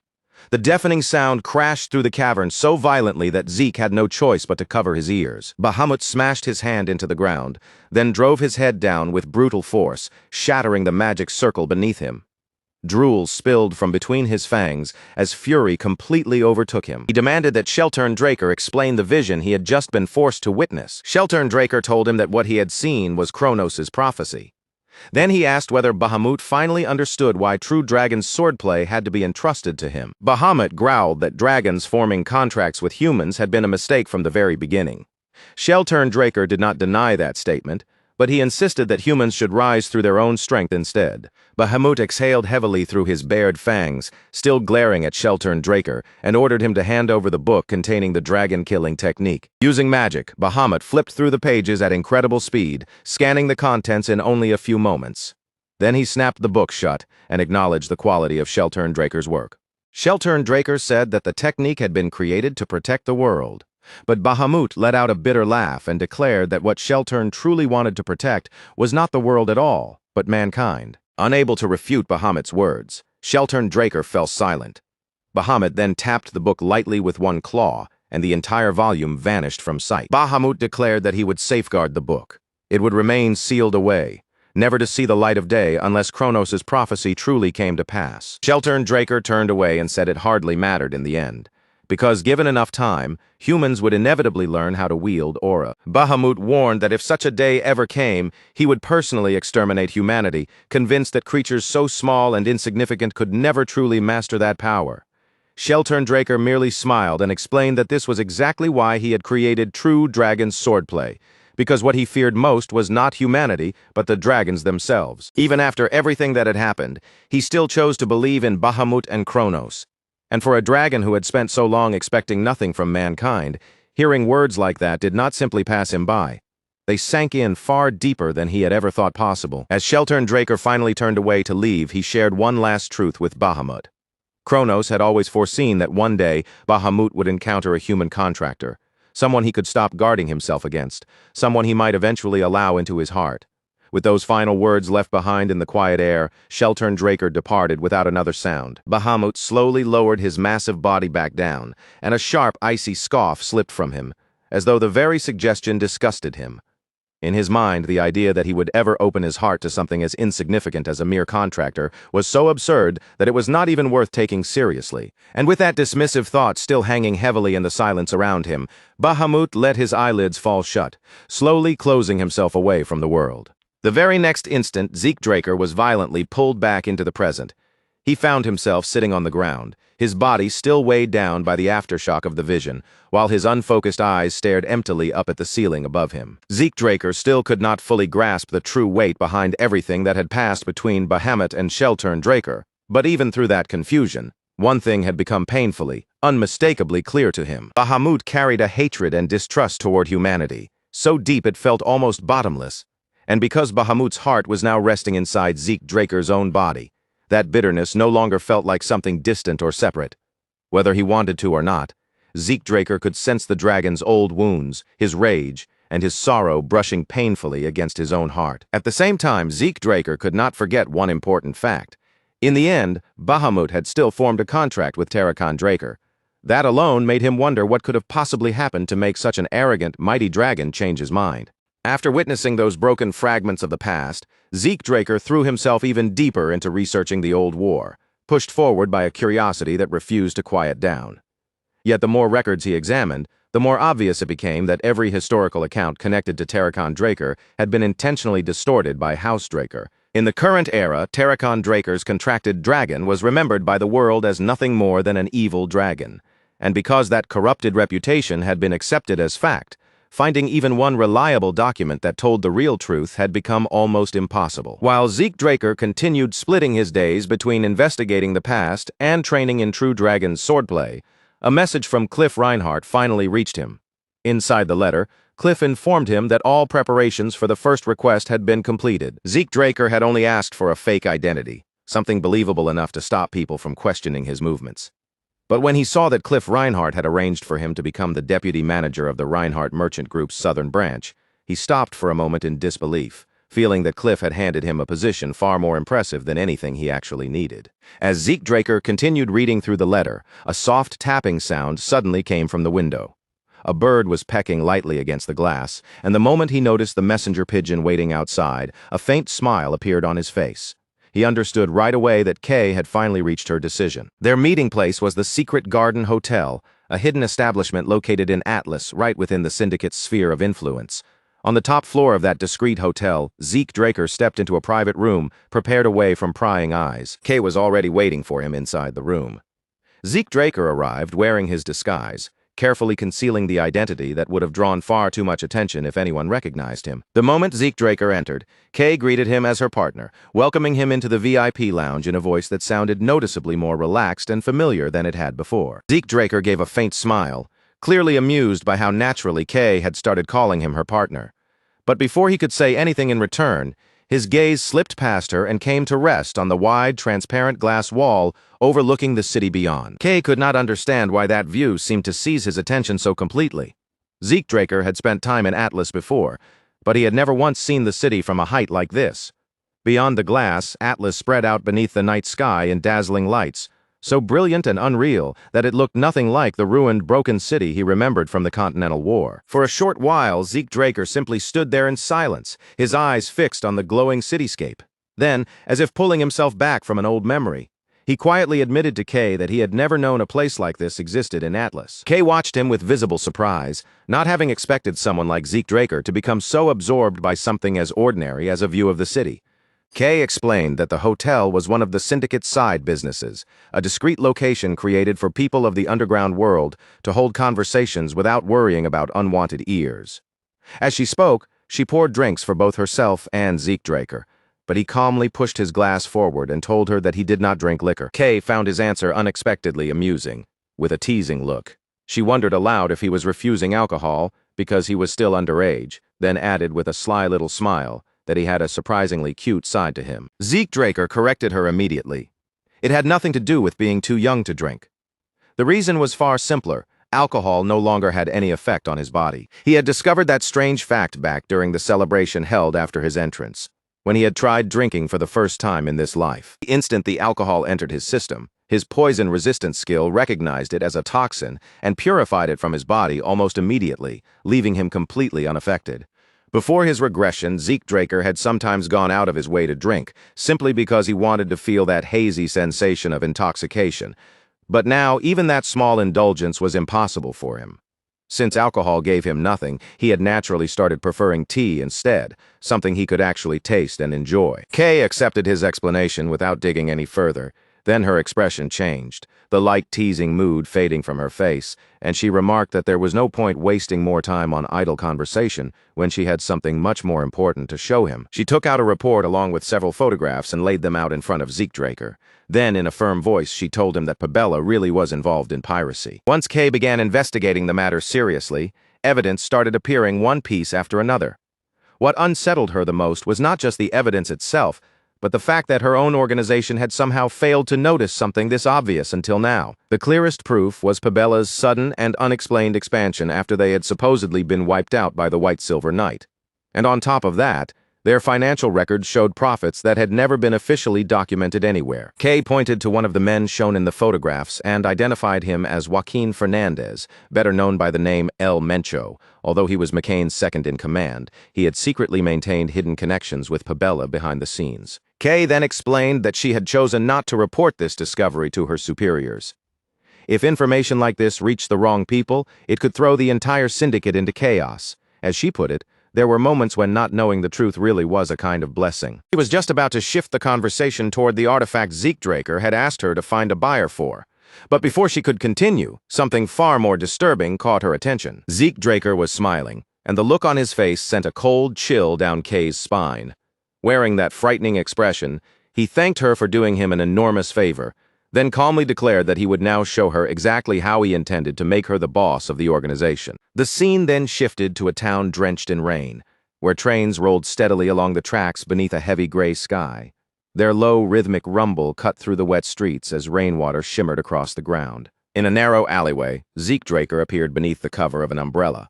Standing quietly in the rain, he opened his system interface and checked his status, where the system confirmed that a portal had successfully opened at the designated location. He had accomplished this using the Minimap's portal function. It cost him a large amount of karma points, but in exchange, it allowed him to move in a way no one would even think to question.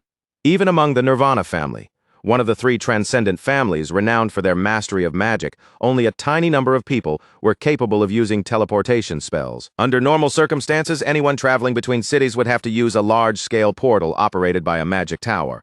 But thanks to his unique system function, Zeke Draker could make his sudden movements appear as though they were nothing more than ordinary coincidence. A dark smile slowly spread across Zeke Draker's face as he imagined how certain elders would react once his next moves were set in motion.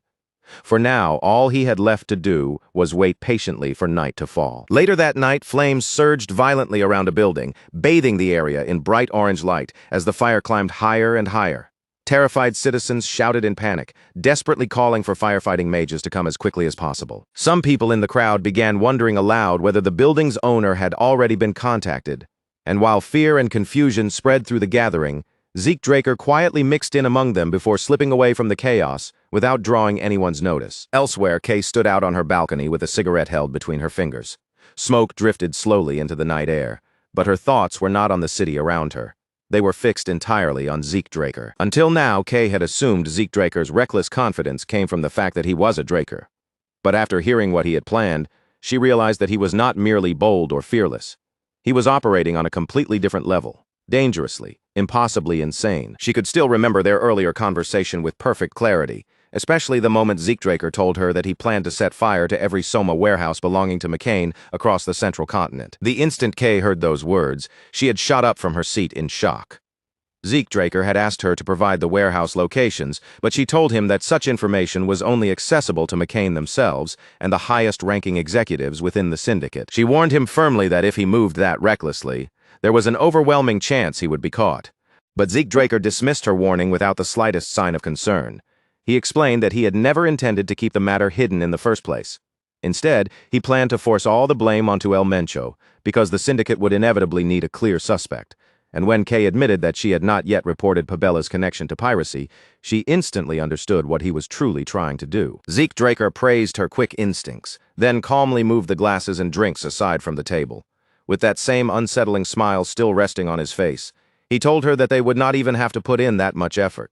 All Kay needed to do was gather every syndicate executive connected to McCain and Pabella, neatly tie the entire matter together, and then report everything directly to Don Juan. Kay could only stare at him in horror as the full scale of Zeekdraker's plan settled over her all at once, leaving her frozen beneath the weight of what he intended to unleash. Kay's body trembled under the sheer weight of Zeekdraker's confidence. Her face tightened with fear as she stared at him and asked if he truly understood what would happen if this plan collapsed. But Zeekdraker did not waver for even a heartbeat, calmly telling her that he understood the consequences better than anyone. Still shaken, Kay forced herself to speak, her voice strained as she reminded him that traitors inside the syndicate were not simply executed and forgotten. They were turned into examples, broken in ways so cruel that even death would feel like mercy compared to what awaited them. Before Kay could push the warning any further, Zeekdraker suddenly reached for a wine bottle on the table. In one violent motion, he slammed it down with enough force to shatter it against the surface, and the sharp crash burst through the room, making Kay flinch back in shock. Then Zeekdraker's voice exploded through the tense silence. Burning with anger, he demanded why any of that should matter when, in the end, every single one of those executives was going to be swept away anyway. He drove the point into her even harder, asking if she really planned to spend the rest of her life as nothing more than a low-ranked dog crawling beneath the syndicate's orders. After all, she had already accepted his proposal, the plan to rise all the way to the top and seize control of the organization itself. Zeekdraker's eyes bore into Kay like a sharpened blade as he told her there was no longer any space left for fear or hesitation. She had already set foot on this road, and from now on, her only choices were to raise the stakes and keep moving forward, or fold completely. He demanded that Kay decide, right then and there, what kind of future she wanted to claim for herself. His words hit her hard and left her visibly shaken, but somewhere deep down, Kay knew that he was not wrong. Kay reminded herself that she had never entered the syndicate just so she could spend her whole life doing the dirty work other people shoved onto her. And the man standing before her was anything but ordinary.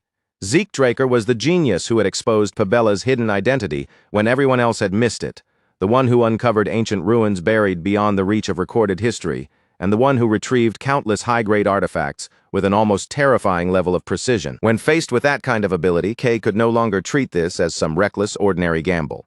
If she chose to follow Zeekdraker, then she had to accept that she was placing every last thing she had on the line. Then, without warning, Kay reached for the wine bottle, pulled it toward herself, and drank it down in one swift motion, as though she were burning her hesitation away and sealing her decision with fire. For a brief moment, even Zeekdraker looked surprised by her sudden action.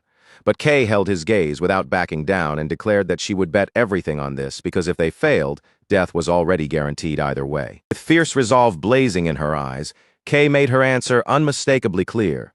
She was no longer hesitating, she was going all in. Zeekdraker's expression softened into one of satisfaction, pleased by the determination she had finally shown.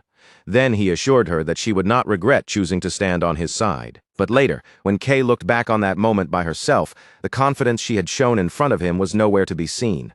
Her hands trembled so violently that she could barely keep them steady. She gripped her own arm tightly, forcing herself to breathe and calm the shaking in her body. Then, in a quiet whisper, meant only for herself, she said she would believe in Zeekdraker and place everything she had on the line. On her desk lay a newspaper reporting that sudden fires had broken out almost simultaneously across the central continent. Investigators were still debating whether the incidents were coincidence or deliberate arson, but the official conclusion had already written them off as negligence. At that very same time, in a grand mansion far away from Kay's balcony, another man sat behind an expensive desk, reading the exact same newspaper with a heavy silence around him. With a drink clenched tightly in his hand, the man cursed the unknown culprit under his breath. He swore that whoever had dared to burn down his warehouses would be made to suffer a slow, agonizing death. That furious man was none other than Don Juan, the feared and powerful head of the McCain cartel. Meanwhile, inside another mansion, Zeke Draker sat at a table, anxiously tapping his fingers against the surface in a restless rhythm. He muttered to himself that the semester was almost over and that half a year had already passed since he revealed he had reached the level of a Blue Knight. Zeke Draker had always expected that something would eventually come to him after making that revelation. Still, he had not imagined that it would arrive quite this quickly. The invitation to the promotion celebration banquet left him feeling uneasy. Among young Drakers, this kind of banquet was held when someone crossed the wall from being a yellow swordsman and officially stepped into the rank of a true knight. Even within House Draker, reaching the level of a purple knight or a blue knight usually happened around the age of 20. Because of that, the promotion celebration was treated almost like a Draker-style debutante, a formal occasion where one's name and status were announced to the world. Zeke Draker thought back and realized that it had been nearly 3 years since he had last stood face-to-face with the Patriarch. At this point, all he could do was hope that the entire event would pass without trouble. Before long, the scene shifted to the central banquet hall of the Four Seasons Fortress, where the celebration was about to unfold. There, the Patriarch stood, dressed in white, his presence calm and dignified as he spoke with the honored guests who had gathered for the occasion. In the middle of the gathering, Abel Draker approached him and offered a respectful greeting. The Patriarch turned toward his son, and his expression warmed as he welcomed him. Abel Draker glanced across the banquet hall, taking in the crowd of prominent faces, before remarking that this was the first time he had ever seen so many distinguished figures gather for a promotion celebration banquet. His father agreed without hesitation and explained that such attention was only natural. After all, everyone's eyes were now fixed on Zeke Draker, the youngest person on the entire continent to reach the rank of Blue Knight. Abel Draker immediately understood the quiet sting hidden beneath his father's words. Before Zeke Draker had appeared and shattered expectations, that record had belonged to him. The Patriarch then reminded Abel Draker that he needed to prepare for the rite, since Zeke Draker would be arriving very soon. He added that it was a shame they could not talk longer, especially after being apart for so much time. Abel Draker bowed with controlled respect and told his father not to worry, while the Patriarch smiled and instructed him to enjoy the evening. But as Abel Draker watched his father walk away, the polite expression on his face slowly faded. Deep within his eyes, a dark flicker of hatred began to burn. Outside the banquet hall, Zeke Draker walked beside his master, Duke Draker.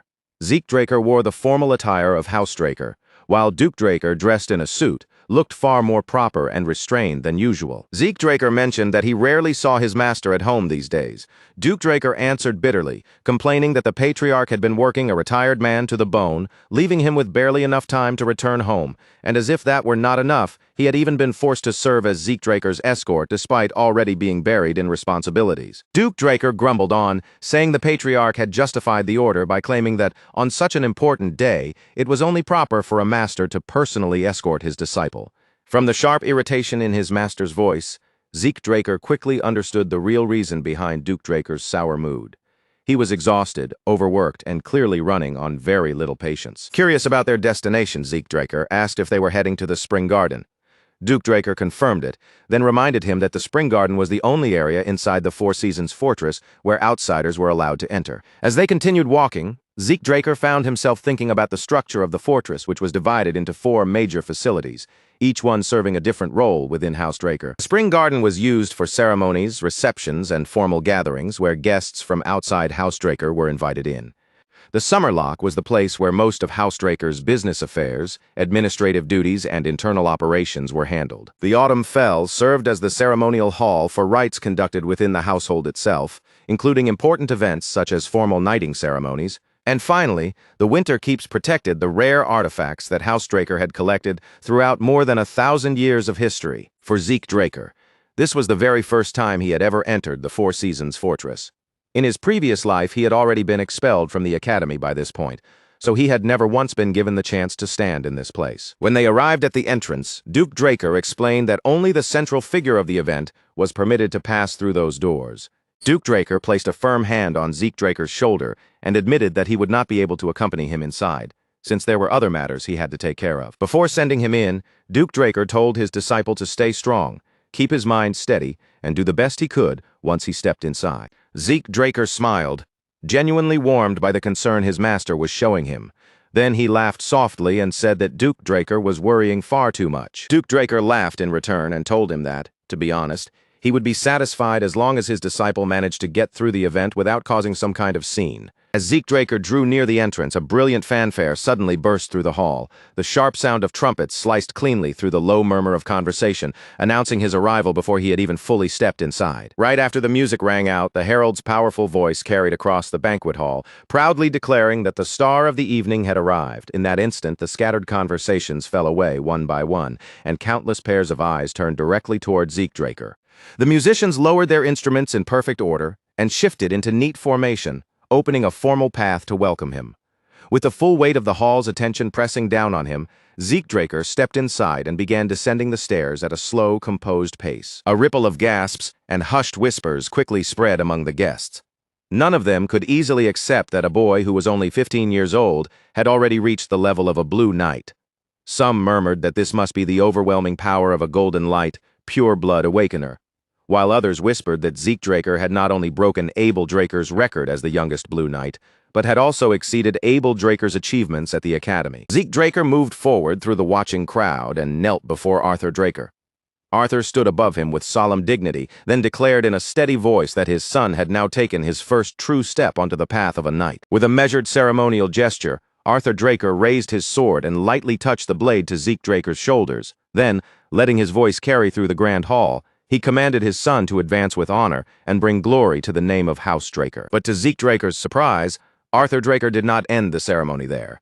The patriarch continued speaking, announcing to everyone present that from that day onward, Zeke Draker would be recognized as a formal knight of House Draker. The moment those words left Arthur Draker's mouth, shock swept through the entire banquet hall.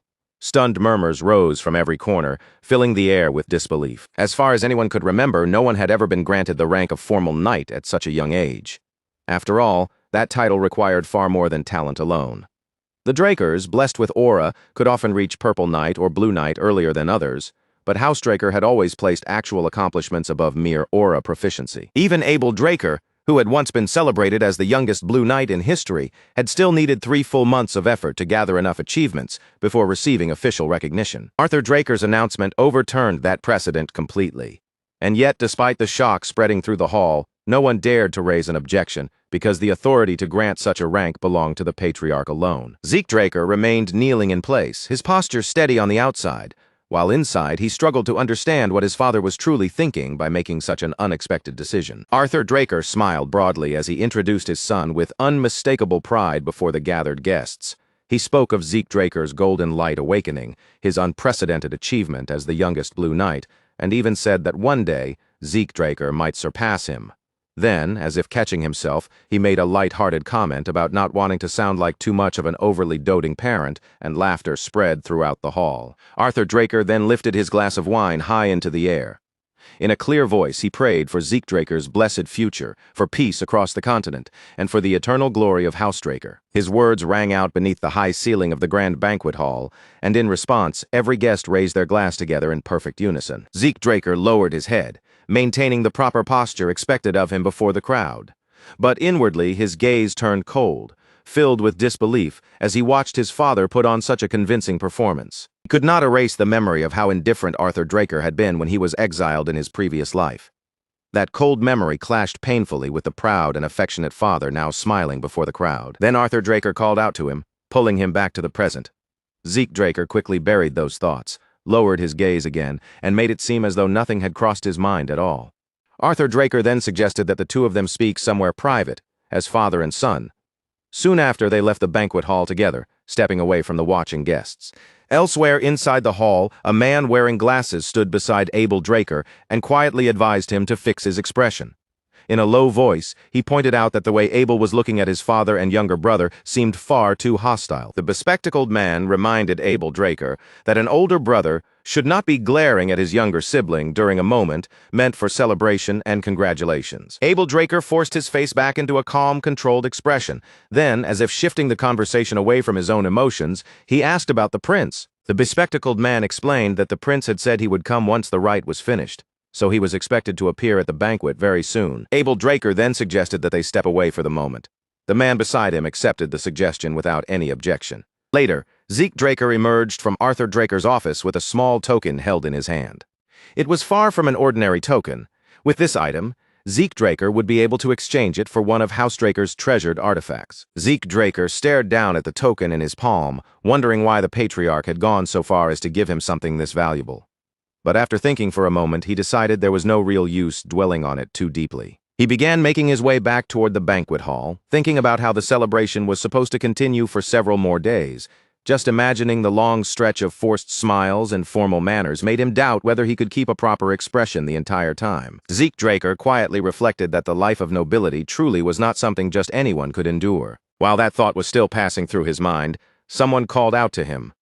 Zeke Draker turned slightly to the side, and a gentle voice spoke up, saying that this was her first time meeting him in person. Standing before him was a beautiful young woman with striking blue hair. She placed one hand gracefully over her chest, bowed with refined elegance, and introduced herself as Melissa Alencia, the first princess of the Kingdom of Alencia. Zeke Draker's brows tightened ever so slightly as he silently studied the girl before him. This was Melissa Alencia, the leading candidate to inherit the throne of Alencia. At present, Melissa Alencia was already acting in place of the sick and ineffective king. She had pushed forward bold policies meant to improve the lives of common citizens, and those reforms had earned her overwhelming support from the public. But those very reforms had also placed her in constant conflict with the deeply entrenched nobility of Alencia. Zeke Draker thought grimly that once Melissa Alencia officially rose to the throne, those same aristocrats would almost certainly scramble to win her favor. A vivid memory from Zeke Draker's previous life surfaced in his mind. That once promising princess had mysteriously vanished, just as tensions with the Rome Empire began to escalate. Rumors spread across the continent that she had been assassinated by imperial forces, and when Alencia eventually fell in the war, the truth vanished along with it. Zeke Draker observed Melissa Alencia even more carefully, his caution growing stronger behind his calm face. In this life, she had been keeping a low profile, but if she was willing to appear at such a formal gathering, then perhaps the flow of fate had not shifted as much as he wanted to believe. A sharp glint flashed through Zeke Draker's eyes as he remembered something Cliff Reinhardt had once told him about the royal family of Alencia. His gaze returned to the blue-haired princess, who continued smiling kindly at him. But beneath Zeke Draker's composed expression, quiet suspicion began to stir. Zeke Draker placed one hand over his chest and bowed with polished respect. Wearing a dignified smile, he stepped forward and told Melissa Alencia that it was an honor to meet her, extending his hand with practiced grace. He spoke smoothly of her reputation and of the privilege of having her attend the banquet. His composed voice blended naturally into the soft hum of conversation moving around them. But Zeke Draker's words were not simple flattery. He acknowledged her reforms as something far beyond shallow gestures of goodwill, speaking as though he understood the careful budgeting, planning, and execution required to make those policies a reality. Melissa Alencia was caught off guard for a brief moment. She seemed nearly speechless, surprised by how clearly Zeke Draker understood the hidden difficulties behind the work she had been carrying. She gently covered her mouth with a faint smile, quietly realizing that the rumors describing Zeke Draker as someone unlike anyone else had not been exaggerated. In a soft and sincere voice, Melissa Alencia admitted that she was genuinely touched to meet someone who understood just how difficult her position truly was. After offering him another elegant bow, Melissa Alencia excused herself with graceful restraint. She said she could not monopolize the guest of honor for too long, then prepared to take her leave. Zeke Draker's eyes narrowed slightly as he noticed the subtle, uncomfortable glances being directed toward the two of them from around the hall. Most of the guests continued chatting as if nothing unusual had happened, but a few lingering looks remained fixed on Zeke Draker and Melissa Alencia, watching them more closely than before. Melissa Alencia gently reassured him before leaving, saying that she was certain they would meet again someday under better circumstances. Zeke Draker offered her a polite farewell and watched as she walked away with calm, elegant steps. Only after Melissa Alencia had disappeared from his side did he let out a quiet sigh of relief. Although Zeke Draker had maintained a calm and composed expression throughout the evening, the exhaustion was already pressing heavily down on him. Banquets like this had never suited him. Honestly, he would have much rather been sparring with Kaiser instead. All at once, heavy footsteps began echoing across the floor, each one landing with sharp, deliberate weight. A second later, the unmistakable clatter of metal armor rang through the banquet hall, cutting through the elegant atmosphere like a warning bell. Zeke Draker's expression darkened the instant that sound reached his ears. Someone had entered a formal banquet, dressed in full armor, and that single detail was strange enough to make him sharpen his guard. Then a loud, booming voice rolled across the hall. powerful enough to seize the attention of every guest in the room at once. At the same time, a crimson cape swept through the air with dramatic flair, turning the entrance into something far more theatrical than a simple arrival. A man in gleaming armor strode forward with absolute confidence, a long sword hanging at his hip. Around him, a group of knights followed closely, making his appearance even harder to ignore. Everything about him was bold, exaggerated, and impossible to overlook, with confidence written plainly across his face. He addressed Draker directly, acknowledging him as the youngest Blue Knight in history. The man was Callus Nerva Constantinus, the fourth prince of the Rome Empire. And in Draker's previous life, he was the very person who had joined hands with Draker and helped set the Great Continental War into motion. Callus Nerva Constantinus introduced himself with grand, overflowing bravado, each word dripping with imperial pride and an almost unbearable sense of self-importance. But Draker did not allow even the slightest crack to appear in his composure. He placed one hand over his chest and bowed with proper respect. Yet he deliberately left the prince's extended hand untouched. For just a brief moment, Callus Nerva Constantinus's face stiffened at the quiet rejection.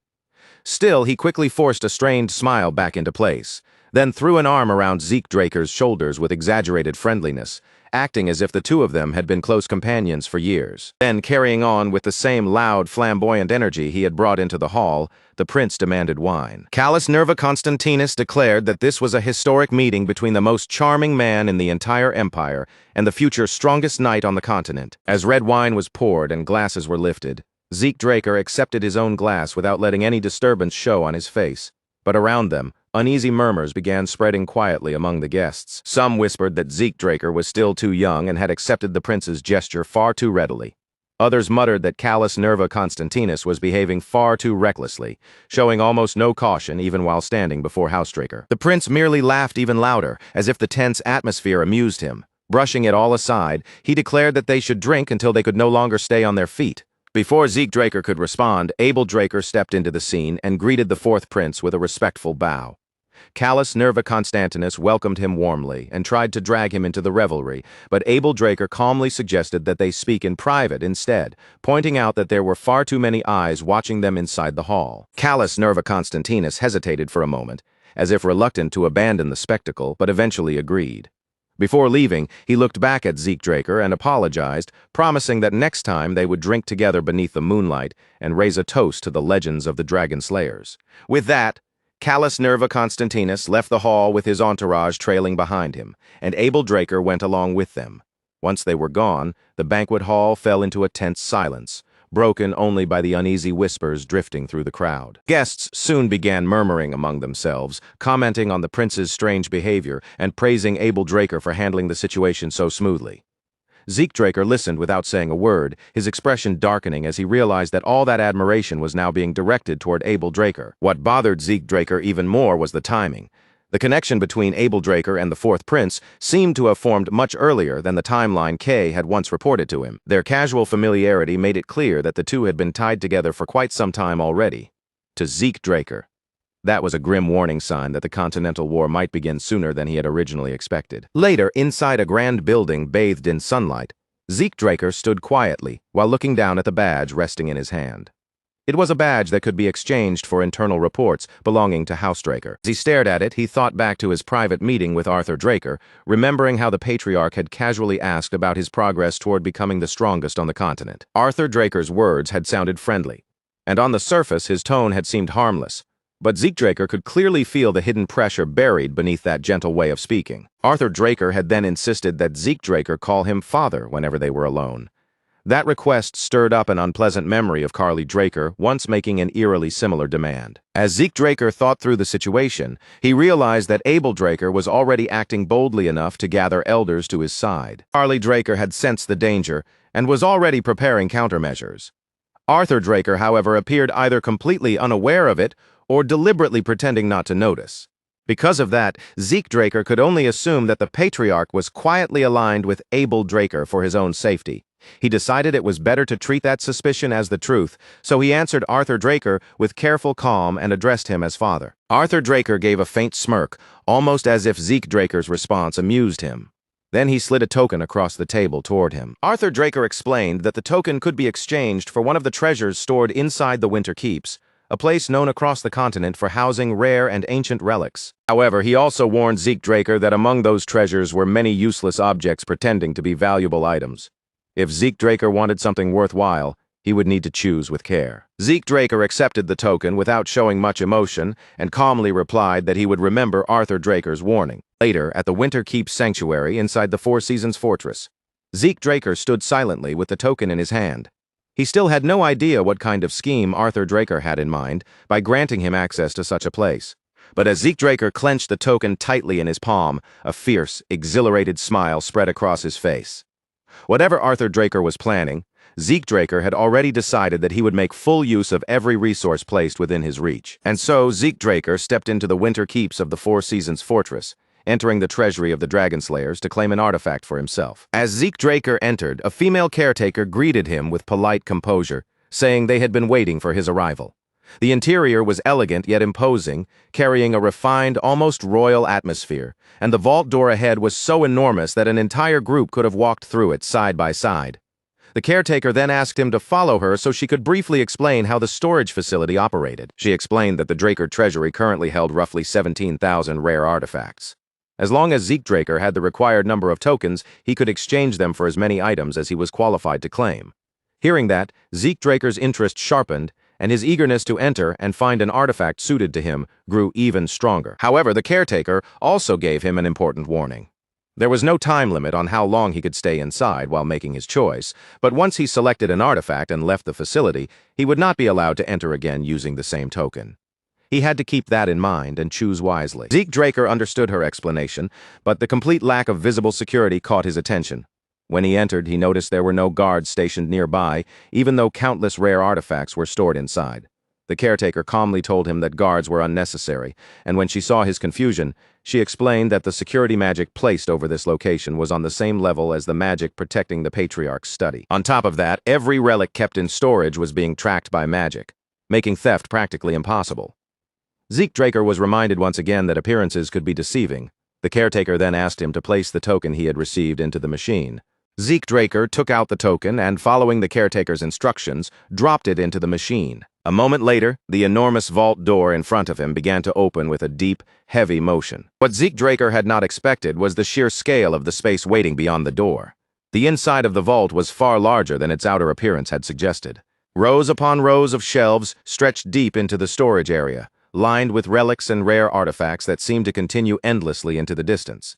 Zeke Draker looked around with fascination, then stepped inside to begin searching for the artifact that would suit him best. From outside the vault, the caretaker told him that she would leave him to look around on his own. Facing the endless rows of relics, Zeke Draker imagined that it would take hours just to figure out what each item was capable of doing. So, rather than wasting his time examining every single object one by one, Zeke Draker asked the system whether it could arrange or filter the relics according to the exact criteria he wanted. The system responded at once, stating that the administration request had been confirmed, and that the relevant function had now been linked to Dragon Eyes. It then instructed Zeke Draker to select a target item by using Dragon Eyes. At first, Zeke Draker felt confused when he heard the system mention Dragon Eyes, but after a brief pause, the meaning of the instruction clicked into place. Dragon Eyes was originally a skill that allowed the user to view detailed information about a person after observing them carefully, and now, through the administrator's request, that same ability could also display information about detected objects. Without wasting a single second,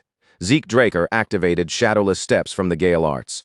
His body blurred through the treasury at incredible speed, his eyes sweeping over relic after relic, so the system could register and identify everything stored inside. Once Zeke Draker finished scanning the entire storage room, the system gathered the information and neatly organized it.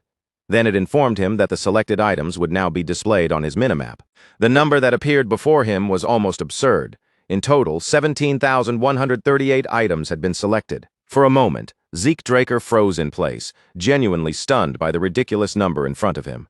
He had never imagined there would be that many possible candidates, but since he could only choose one item, he quickly told the system to remove anything that was not a true artifact, including ordinary objects and consumable items. The system responded immediately to his command, sorting through the massive list exactly according to Zeke Draker's instructions. Even after that first filter, 9,032 items still remained. The number was still far too overwhelming, and Zeke Draker could already feel exhaustion creeping over him just from looking at the list. So Zeke Draker issued another command to the system. This time, he ordered it to exclude every sword that was inferior to the Stygian blade. In almost no time at all, the list changed again, and when he checked it, it looked as if every sword had vanished from the selection. That alone told Draker just how exceptional the Stygian blade truly was. Even when measured against the countless artifacts stored inside Draker's treasury, that weapon still stood above the rest. As Draker continued scrolling through the remaining items, one particular artifact suddenly pulled his attention. Unlike the others, no information appeared for it at all. Curiosity immediately stirred inside him. Following the coordinates shown on the minimap, Draker moved toward the shelves to see the mysterious item with his own eyes. When he reached the marked location, he found a bracelet resting quietly on the shelf. Its information still refused to appear, and at first glance it looked like nothing more than a plain accessory. Draker stared down at the bracelet with a puzzled expression. Then the system responded, explaining that the item had reacted to the title heir of Draker. That answer only made Draker even more curious. If the bracelet had reacted to a title connected to Draker, then there was a strong chance that this object had once belonged to Draker himself. Even so, no additional information about the bracelet appeared before him. But the moment Draker slipped it onto his wrist, the seemingly ordinary item suddenly began to react. The system explained that the bracelet contained an embedded guardian stone, and that this stone possessed the ability to call forth a summon suited to the user's soul. It then announced that Draker had now taken possession of the sacred guardian stone, and could summon a compatible being through its power. The instant he heard that, unease crept across Draker's face. Realizing that the bracelet had already been registered as his possession, he wondered if there was still a way to remove it before things became irreversible. But the system rejected his administration request. It explained that because the item had entered his possession through its connection to the heir of Draker title, it could no longer be removed. Draker cursed the bracelet under his breath. Because of this unexpected development, he could no longer properly inspect the other items, and all the careful plans he had made seemed to have gone up in smoke. Still, after forcing himself to think it over, he decided that this outcome might not be as terrible as it first appeared. Looking at it more positively, the bracelet was part of Draker's legacy, which meant it was likely far more valuable than most ordinary artifacts. With that thought in mind, Draker asked the system to activate the bracelet's properties, and the system replied that it was activating the sacred guardian stone and searching for a summon suited to the user's soul. Suddenly, lightning flashed through the storage room, filling the quiet treasury with crackling blue light. The system announced that the summoning process had begun, and because the blessing of the fairy monarch was ranked even higher, a holy beast had also been included in the search parameters. Draker stood still and waited as the gathering energy swirled around him.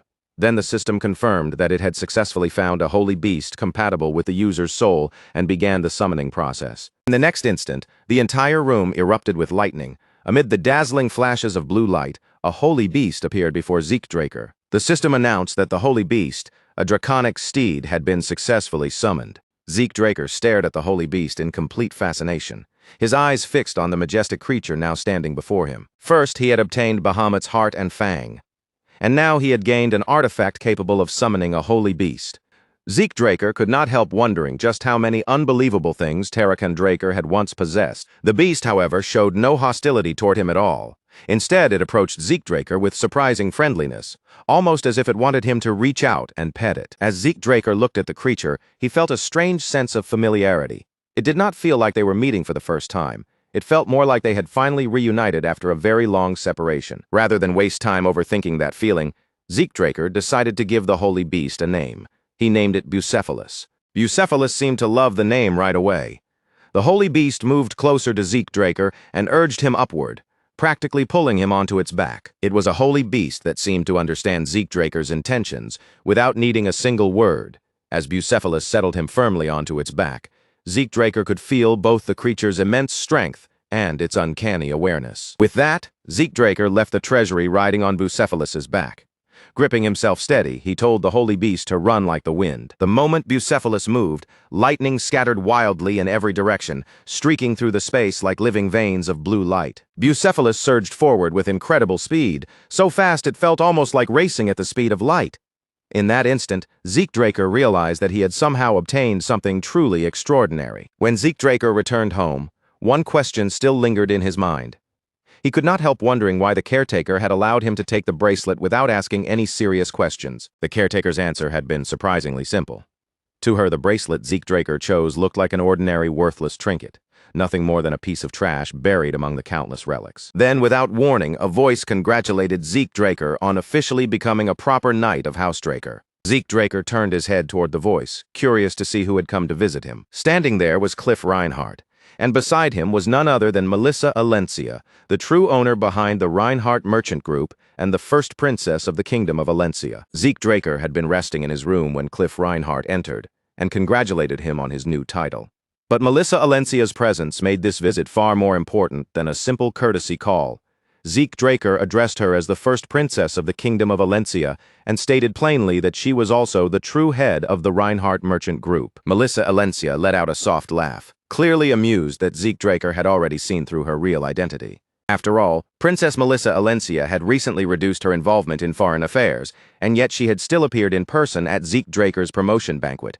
Unfortunately for her secrecy, that timing lined up almost perfectly with the moment the Rose disease patient was completely cured after Cliff Reinhardt received Zeke Draker's medicine. Those clues connected far too neatly.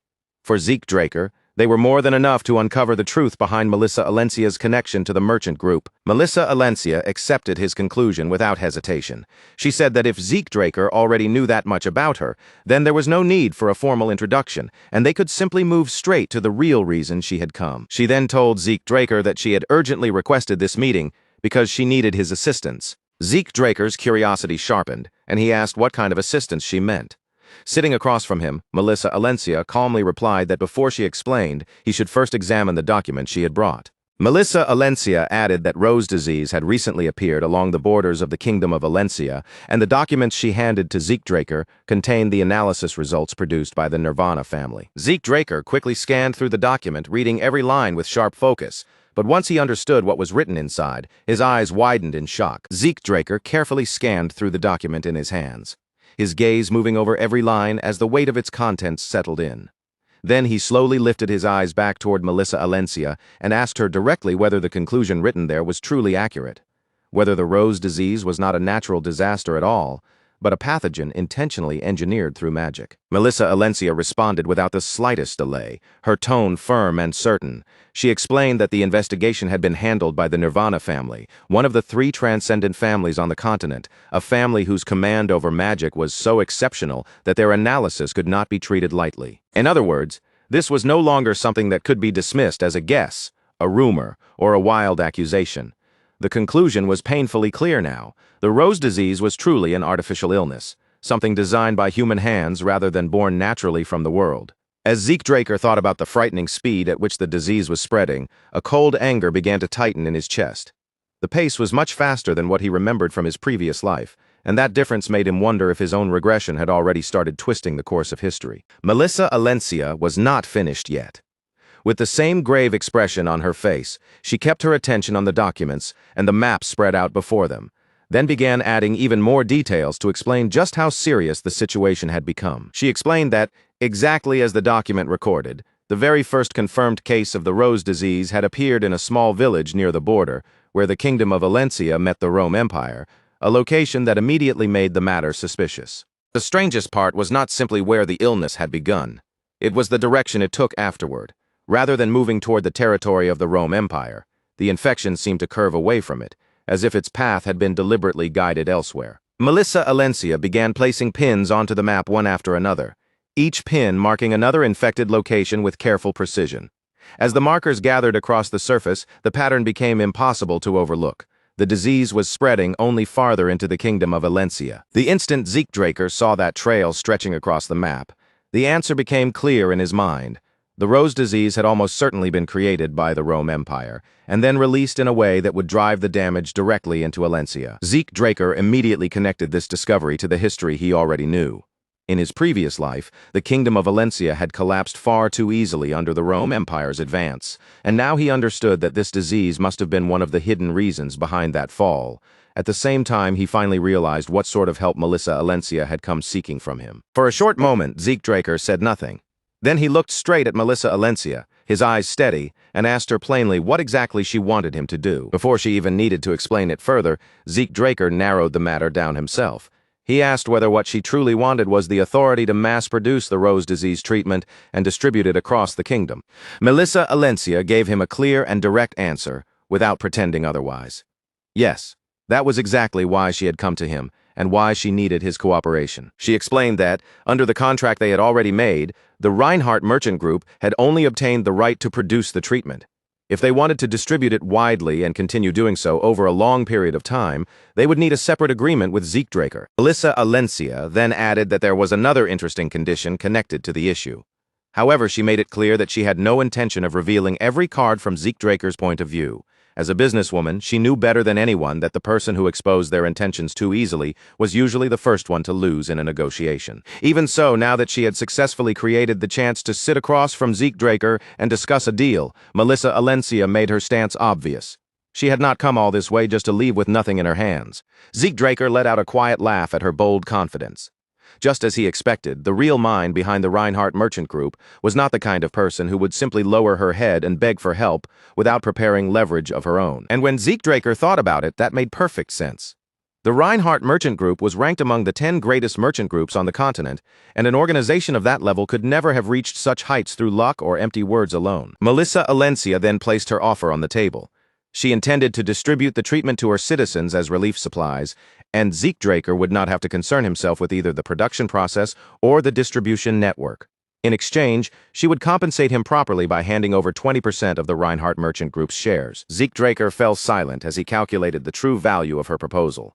The Reinhardt Merchant Group was already one of the continent's top 10 merchant groups, and if it avoided collapsing alongside Alencia during the Continental War, as it had in his previous life, its future growth would be almost unimaginable. Even based on its current value alone, converting 20% of the Reinhardt Merchant Group's shares into money would easily be worth several million gold at the very least. And if the war could be prevented, allowing the Reinhardt Merchant Group to survive and continue expanding, that same 20% stake could eventually grow into an asset worth nearly $1 billion gold. Zeke Draker could not deny that the offer was extremely tempting, but he still found himself questioning her judgment. What if he had secretly been aligned with the Rome Empire? She had revealed her plans to him without truly confirming where his loyalty stood. On top of that, she was offering him an enormous 20% share of her merchant group as compensation. From Zeke Draker's perspective, the amount of trust and risk involved in that decision was hard to fully understand. Melissa Alencia smiled faintly, as though she had already expected that exact question from him. Then, with calm confidence, she answered that she already knew Zeke Draker was not someone standing on the Rome Empire's side. She explained that living as a princess while also building and managing a merchant group had given her one particular advantage. It had sharpened her ability to read people and notice the subtle signs others often missed. To be honest, ever since their conversation at the banquet, Melissa Alencia had been quietly watching Zeke Draker from a distance. His behavior had been subtle, but to her the pattern was clear. He treated anyone connected to the Rome Empire with a coldness that could not be ignored. And when Zeke Draker refused to shake hands with Callus Nerva Constantinus, the fourth prince of the Rome Empire, her suspicion turned into certainty. To everyone else, it might have seemed like Zeke Draker was simply being courteous by bowing instead of extending his hand. But Melissa Alencia saw something else in that gesture.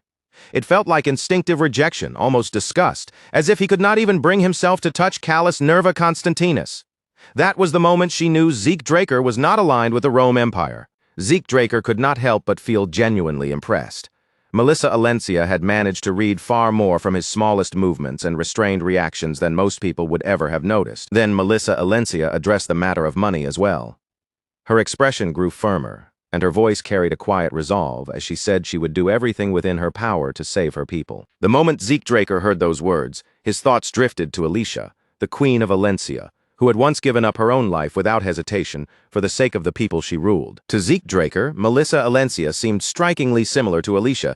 Even the unwavering determination behind her words felt almost identical, as though the same sense of duty burned within both of them. After weighing everything carefully in his mind, Zeke Draker finally made his decision and accepted Melissa Alencia's offer. Before the matter ended, Melissa Alencia gave him one final warning. There was only one thing he absolutely had to be careful about. He must never reveal her true identity to anyone. 2 weeks later, deep beneath the estate, Zeke Draker stood alone inside the basement training hall with his sword in hand, continuing his silent training in the heavy stillness of the underground room. Everything that had been placed in his path had already been smashed apart, broken into pieces as he pushed himself to test the limits of his strength, his control, and the abilities he had gained. A bright magical glow wrapped around Zeke Draker's sword, pulsing along the length of the blade as if the weapon itself had absorbed his power and was now radiating it back into the air.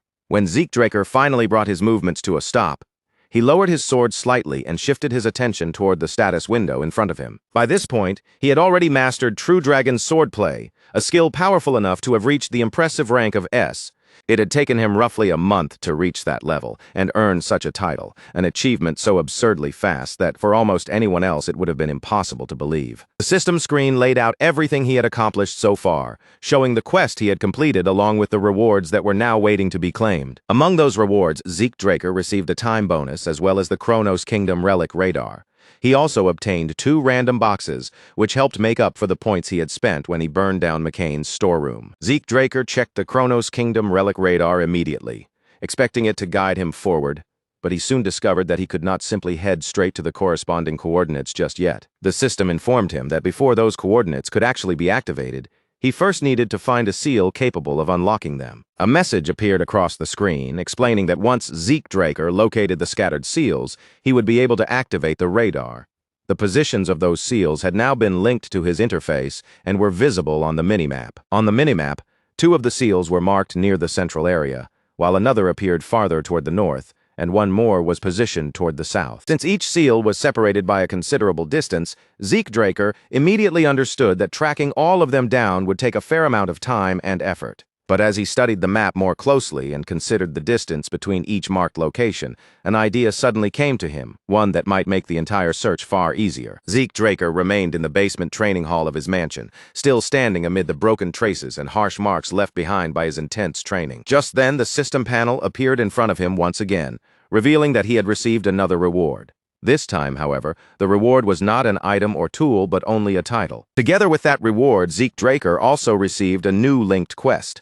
The goal was to track down the scattered seals of the Chronos Kingdom and restore each one to its original condition. But what really made him pause was the strange note about treasures from the treasury being treated as part of the reward once the seals were restored. Even so, Zeke Draker remembered that there were artifacts in the world capable of reacting to certain titles, which meant this new title might also be hiding some special function he could not see yet. Since the quest had no time limit pressing down on him, he chose not to rush, quietly setting the matter aside for now. For the moment, Zeke Draker decided it was better to keep his attention on the problems already standing right in front of him. The Chronos Kingdom seals could wait. He could track them down gradually, one by one, after the more urgent matters were dealt with. After leaving the training hall behind, Zeke Draker received a reply from Kay. It had already been some time since he had last dealt with the troublesome people waiting for him in the south, so he decided that now was the right moment to head back there. Zeke Draker changed into a different set of clothes and soon arrived at Port Golfa, a port town located on the southern continent. There, he blended into the surroundings under the identity of Zeke Murray, carefully wearing that role as naturally as possible. As the guards escorted him through the bustling port, the salty scent of the sea drifted in on the wind and brushed past him. But beneath that familiar ocean air, Zeke Draker also caught the sharp, unmistakable smell of blood, and that alone told him the South had not changed one bit. The guards lowered their heads and saluted him with visible excitement, clearly honored by the rare opportunity to walk beside the vice branch manager of the Reinhardt Merchant Group's southern branch. Their faces practically shone with pride as they escorted him forward. They warmly cheered him on and even said they hoped they would have the chance to meet him again someday. But Zeke Draker had no desire to attract attention. All he wanted was to move through the area normally, without revealing anything unnecessary about himself. While continuing along the port, Zeke Draker quietly compared the South he remembered before his regression with the South now standing before him. Then, from somewhere ahead, the Northern Rangers began approaching him. One of the Northern Rangers commented that the merchant outfit suited him better than expected. But Zeke Draker did not bother reacting to the compliment. Instead, he went straight into the matter at hand and asked whether they had followed his instructions and carried out the plan properly. One of the Rangers answered at once, saying everything had been handled exactly as ordered. He then added that on the day of the operation, they would use the confusion to slip in and rescue the girl McCain was keeping imprisoned. Zeke Draker seemed confident that his men had already studied the plan in detail. Even so, he reminded them that whether they were guarding the target or escorting her out, not even the smallest mistake could be allowed, and they had to remain alert until the very end. The Ranger promised that they would do exactly that, but then admitted there was something they still could not stop wondering about. Perhaps it was to prevent any information from leaking, but they still had not been told what would create the chaos during the operation. All they knew was that some major incident was supposed to happen in the South soon. Zeke Draker told him plainly that it would not be anything festive, like a celebration or a festival. What was coming would be far more disorderly than anything the ranger was imagining, because in Zeke Draker's mind, that day would be the day McCain vanished. While they were still speaking, a guide approached with polite caution and asked the vice branch manager whether he was interrupting their conversation. He then explained that he had been assigned to guide him throughout his stay. Zeke Draker answered in a calm voice that their conversation had already come to an end. Then, without lingering any longer, he told the guide to lead them to wherever they were supposed to go next. The guide asked him to follow him to the carriage prepared by the merchant company. Just before Zeke Draker walked away, one of the rangers threw out one final question, asking whether they were going to war with McCain. Zeke Draker simply replied that they were not, said it had only been a joke, and left without another word. Inside the carriage, Zeke Draker sat with Kay beside him, the two of them being taken toward Don Juan's birthday party as the wheels rolled steadily along the road. Zeke Draker asked whether the house provided by the merchant group had already been inspected. Kay replied that it had, explaining that while the outside looked rather worn down, the interior was still in decent shape. It also had plenty of storage space, and they had already adjusted the inside so it could meet the standards of a proper hotel. From there, the two of them began reviewing the plan they had prepared. Kay explained once again that today was Don Juan's birthday, which meant all of McCain's executives would be gathering for business. Because of that, Kay, as the center of the deal, and her supporter, Zeke Murray, would attend the meeting properly. Zeke Draker asked why they were repeating the same plan for the 5th time already, even teasing her that by this point a Soma addict would have memorized it.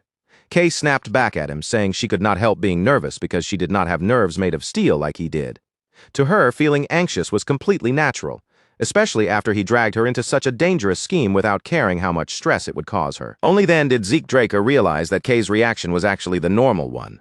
He had become so accustomed to danger that he had barely considered how terrifying this whole situation would feel to someone standing in Kay's position. Kay even asked what would happen if their enemies somehow discovered that they were the ones responsible for burning down McCain's Soma warehouse. Rather than comforting her, Zeke Draker chose to tease her even more. He said that McCain usually paralyzed traitors first, then abandoned them in Shock Dragon Swamp to die. The second Kay heard that, fear spread across her face, and she began panicking over the possibility that they might still be caught despite all their careful preparations. Zeke Draker did not give her any chance to calm herself. Instead, he pushed the joke further, saying things would be even worse for a mage. If a mage were caught, they might be cut into pieces, with their organs and body parts sold on the market. In the South, there was even a common belief that keeping a mage's corpse nearby could help ward off curses. Kay listened to every single word, and with each horrifying detail, her face grew paler and paler, as though her soul itself was trying to float out of her body from pure shock. All of a sudden, Kay could no longer tell whether the necklaces worn by McCain members were fake decorations or made from actual remains. Even the finger-like ornaments hanging from them started to look disturbingly real in her eyes. Kay told Zeke Draker that if she died, he had better gather all of her body parts and bury them somewhere nice. Then, still visibly shaken, she asked how he knew so much about these things in the first place. Zeke Draker heard her question clearly, but the answer only passed through his mind. Once he had known the South better than anyone else. He had been the one who helped lift McCain into prosperity, and he had also been the one who dragged it down into destruction. Before his regression, after being expelled from the academy, he had been captured by a slave trader and sold to a Soma plantation owned by McCain. From there, he was thrown onto the battlefield again and again as a human shield. Yet somehow, every time, he alone survived and came back. He had no choice but to keep enduring, moving forward with nothing but his will. And after surviving as a human shield for the 6th time, Don Juan himself finally noticed him and brought him in as a hitman. Looking back on it now, Zeke Draker even thought that Don Juan had possessed a sharp eye for talent, no matter how twisted and brutal the path had been when he pulled Zeke into McCain. Later, Zeke Draker was sent out on missions, and during those assignments, he eliminated a Purple Knight along with many other enemies who stood in his way. He had even faced Blue Knights, warriors known for their terrifying strength, and still managed to defeat them using his own skills and abilities. After Zeke Draker killed a dozen Blue Knights, his place within the McCain cartel became something no one could ignore anymore. Before long, Zeke Draker had climbed all the way up through McCain's bloody hierarchy, rising higher and higher until he reached the very top. Eventually, Don Juan tried to name Zeke Draker as his next heir. But on the very day that announcement was supposed to be made, Zeke Draker killed everyone in that room, the top executives and Don Juan himself, before turning his back on the organization and walking away from it all. A faint, almost gentle smile touched Zeke Draker's face as he thought that everything from those days belonged to the past now. But just then, Kay's voice cut sharply through his thoughts as she shouted at him, pointing out that he had been avoiding her question for quite a while. With a stern expression fixed on her face, Kay demanded an answer from him again. If Zeke Draker knew that much about McCain, then was he actually one of their spies? Zeke Draker replied casually, his expression not changing in the slightest, and said that no, he was not. Kay continued pressing him for a real explanation, but Zeke Draker merely laughed it off, clearly enjoying just how easily he could tease and unsettle her. Soon after, their carriage arrived at Don Juan's mansion, where a lively birthday party was already unfolding in full swing. From there, they were guided away from the public celebration and led deeper behind the mansion, eventually entering a secret meeting room hidden from the eyes of the ordinary guests. Kay stepped forward and introduced herself to Don Juan, placing one hand over her chest in a respectful gesture. Then she bowed politely and said it was an honor to meet him. Meanwhile, Zeke Draker quietly studied the atmosphere inside the room. Every detail around them carried a clear sense of wealth, but beneath that luxury was a dangerous pressure that could not be ignored. It seemed that every important hitman had gathered there, and among them were infamous outlaws, rogue rangers, and other dangerous figures from across the South. Zeke Draker observed the scene with interest. All the top executives were seated around the oval table, and the secret meeting had already begun before them. Don Juan looked at Kay and said he had not expected her to be a girl, his gaze lingering on her as he openly commented on her appearance. He then told her that a beautiful mage was more precious and rare than any jewel. Since he had no intention of stopping her from speaking, he wanted to hear what sort of wisdom she had brought before him. Kay did not waste time with greetings or unnecessary flattery. She went straight to the core of the matter and brought up the Soma warehouse that had burned down several months earlier. The moment those words left her mouth, shock rippled through the room. Everyone there seemed to wonder why she would dare to mention such a sensitive incident in this place. Don Juan himself fixed his gaze on Kay and said that he could never forget what had happened that day. Then he asked her why she had chosen to bring up that incident now. Fear flickered across Kay's face as she stood before Don Juan and the dangerous men gathered around him, but she forced herself to keep speaking. With her voice held steady as best she could, she told them that someone sitting in that very place had been working with Pabella and that the same traitor was the one who had set the Soma warehouse on fire. After Zeke Draker and Kay entered Don Juan's grand banquet hall, and once Kay had finished her formal introduction, she did not waste even a second circling around the reason for her visit.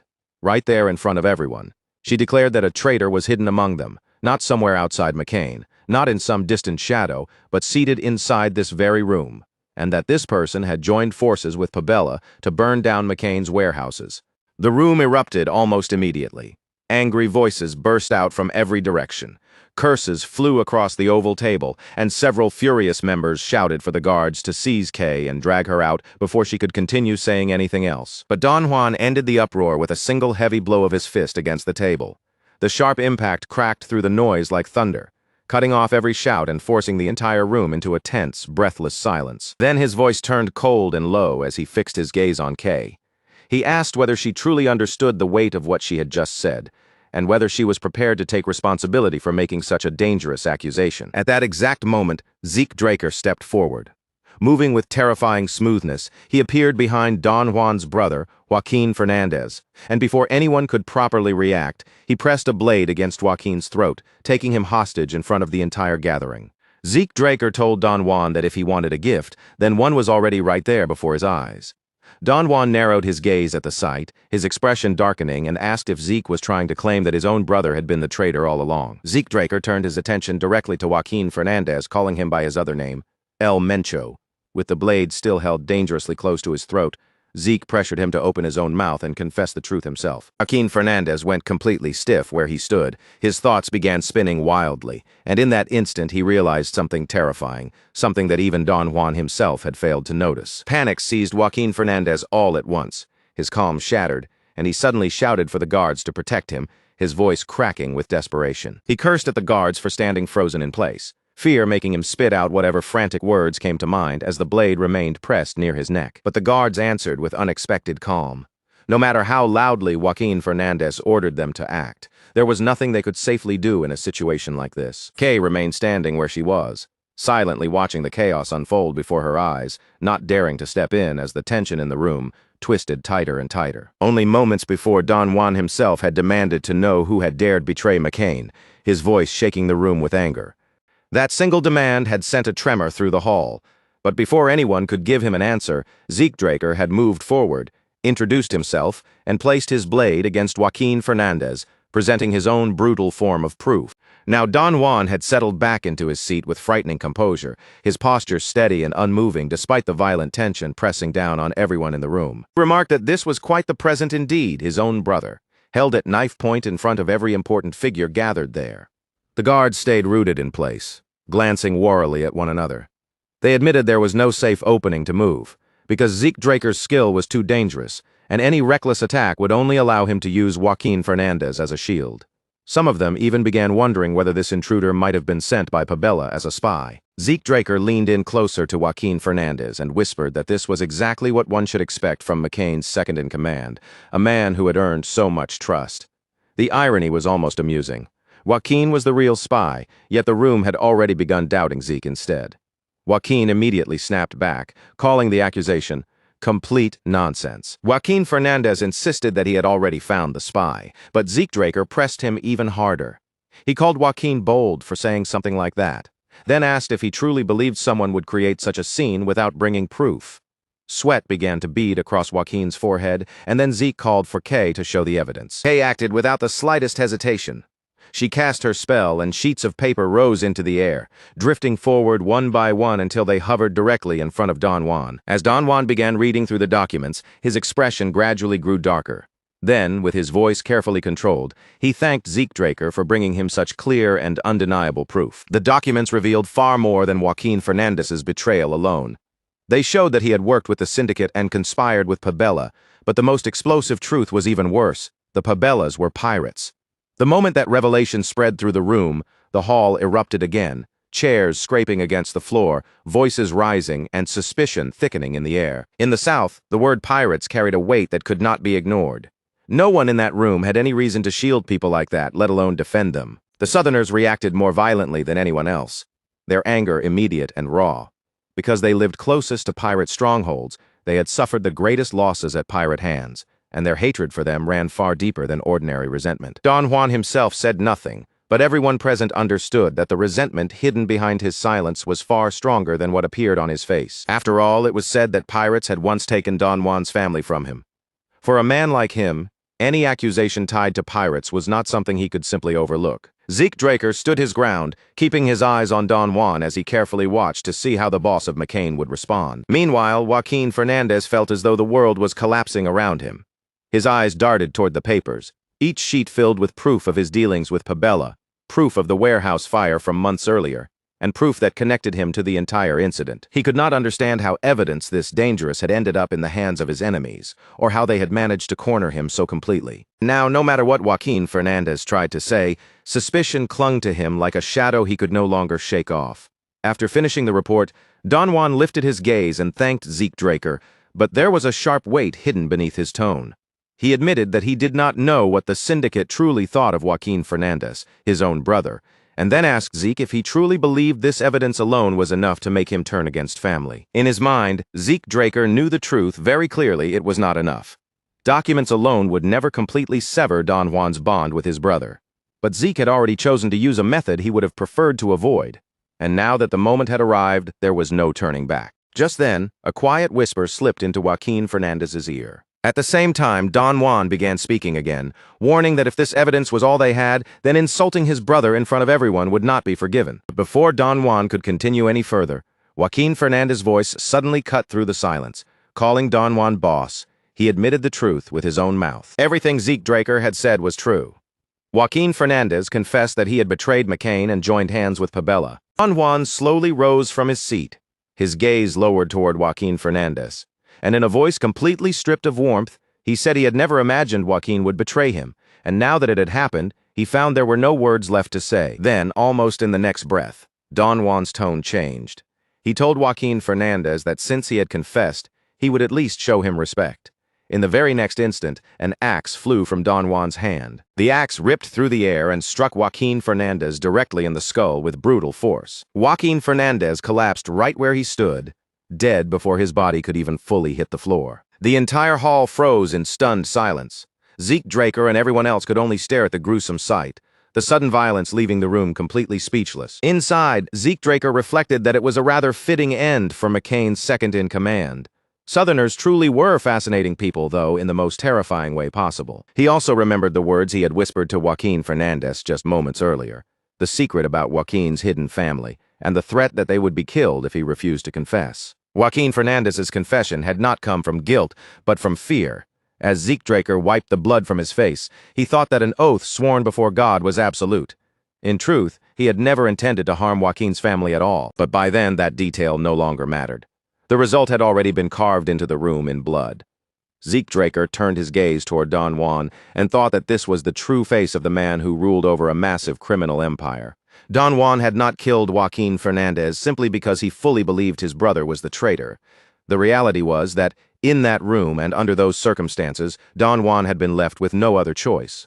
The Soma warehouse fire from months earlier, the devastating losses McCain had suffered, and the presence of Pabella's spy inside their ranks all pointed back toward a single culprit. Kay's testimony had only added more fuel to a fire that was already burning out of control. But Zeke Draker's decisive move in exposing Joaquin Fernandez, together with the shocking revelation that the Pabellas were pirates, had narrowed Don Juan's options down to only one path. And even in the middle of that bloody chaos, Don Juan remained perfectly calm, his eyes reading the room and his mind analyzing the situation with a steady, practiced hand. But unlike Don Juan, the men beneath him could not keep themselves composed so easily. Around the table, faces hardened one after another, jaws clenched tight, and a heavy tension in the room grew thicker with every passing second. And now that Joaquin Fernandez had confessed with his own mouth in front of everyone, the matter was already settled. No one in that room could treat the accusation as a baseless rumor or pretend it was nothing more than suspicion anymore. Zeke Draker quietly reflected that whether Joaquin Fernandez had truly committed the betrayal or not had already become irrelevant. If Don Juan allowed him to live after a public confession like that, the discipline holding McCain together would crumble from the very roots. Don Juan had not swung his axe because he lost control, nor because grief or shock had overtaken him. His choice had been cold, deliberate, and necessary for someone who ruled over a criminal empire built on fear and order. Then, with the room still drowning in silence, Don Juan slowly shifted his gaze toward Kay. Since Joaquin Fernandez had confessed exactly as Kay's report had claimed, Don Juan began to consider a darker possibility, that this betrayal might not end with just one man. He suggested that perhaps the entire syndicate had already rotted from within, filled with traitors waiting to turn against McCain, and those words struck the room like a sudden bolt of lightning. Don Juan reminded every person present that the first sign of McCain, shifting away from them and toward Pabella, had been the burning of the Soma warehouses. Then his voice dropped even colder, carrying a threat sharp enough to make the air feel frozen. He announced that if anyone else confessed the way Joaquin Fernandez had, he would at least grant them the mercy of dying without pain. The room fell into complete silence, so still and suffocating that it was almost as if every person there had forgotten how to breathe. Don Juan did not need to shout for his fury to be felt. It radiated from him in silence, while a dangerous, murderous light burned deep behind his eyes. Then, all at once, one of the members shattered the silence by pointing straight at Kay. He shouted that none of them had anything to do with the betrayal, accused her of being a witch who twisted lies with sorcery, and demanded that she be interrogated until the real truth was dragged out of her. In the very next instant, Zeke Draker threw an axe through the air. The weapon struck the man down where he stood, killing him on the spot, and before Kay could even process what had happened, blood splashed across her face. Kay froze completely. Her eyes stretched wide, and her lips parted in shock, unable to squeeze out even a single word as the warmth of blood remained on her skin. Don Juan's gaze snapped toward Zeke Draker at once, sharp and heavy, and he demanded to know why Zeke had done such a thing. Zeke Draker answered without the slightest trace of panic. His posture remained relaxed, and his voice stayed calm and steady, as if he had merely done something obvious. He said that he had simply helped Don Juan punish a traitor. After all, Joaquin Fernandez had already confessed that the syndicate had worked together with him, and in Zeke Draker's eyes, that alone was enough reason to act. Don Juan stared at him without speaking, his eyes quietly measuring the man standing before him. For the first time, he seemed to be wondering just what kind of person Zeke Draker truly was. Perhaps this stranger could be useful. Perhaps he could become the very blade Don Juan needed to finally cut McCain loose from the syndicate. At last, Don Juan opened his mouth again.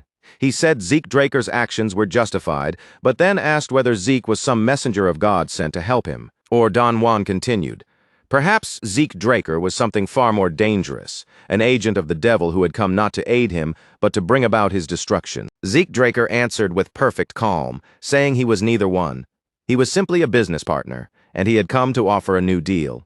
After exposing Joaquin Fernandez as the traitor and watching Don Juan execute him without hesitation, Zeke shifted the room toward his real objective. Standing before the boss of McCain, Zeke Draker made it clear that revealing a betrayal had never been his only purpose.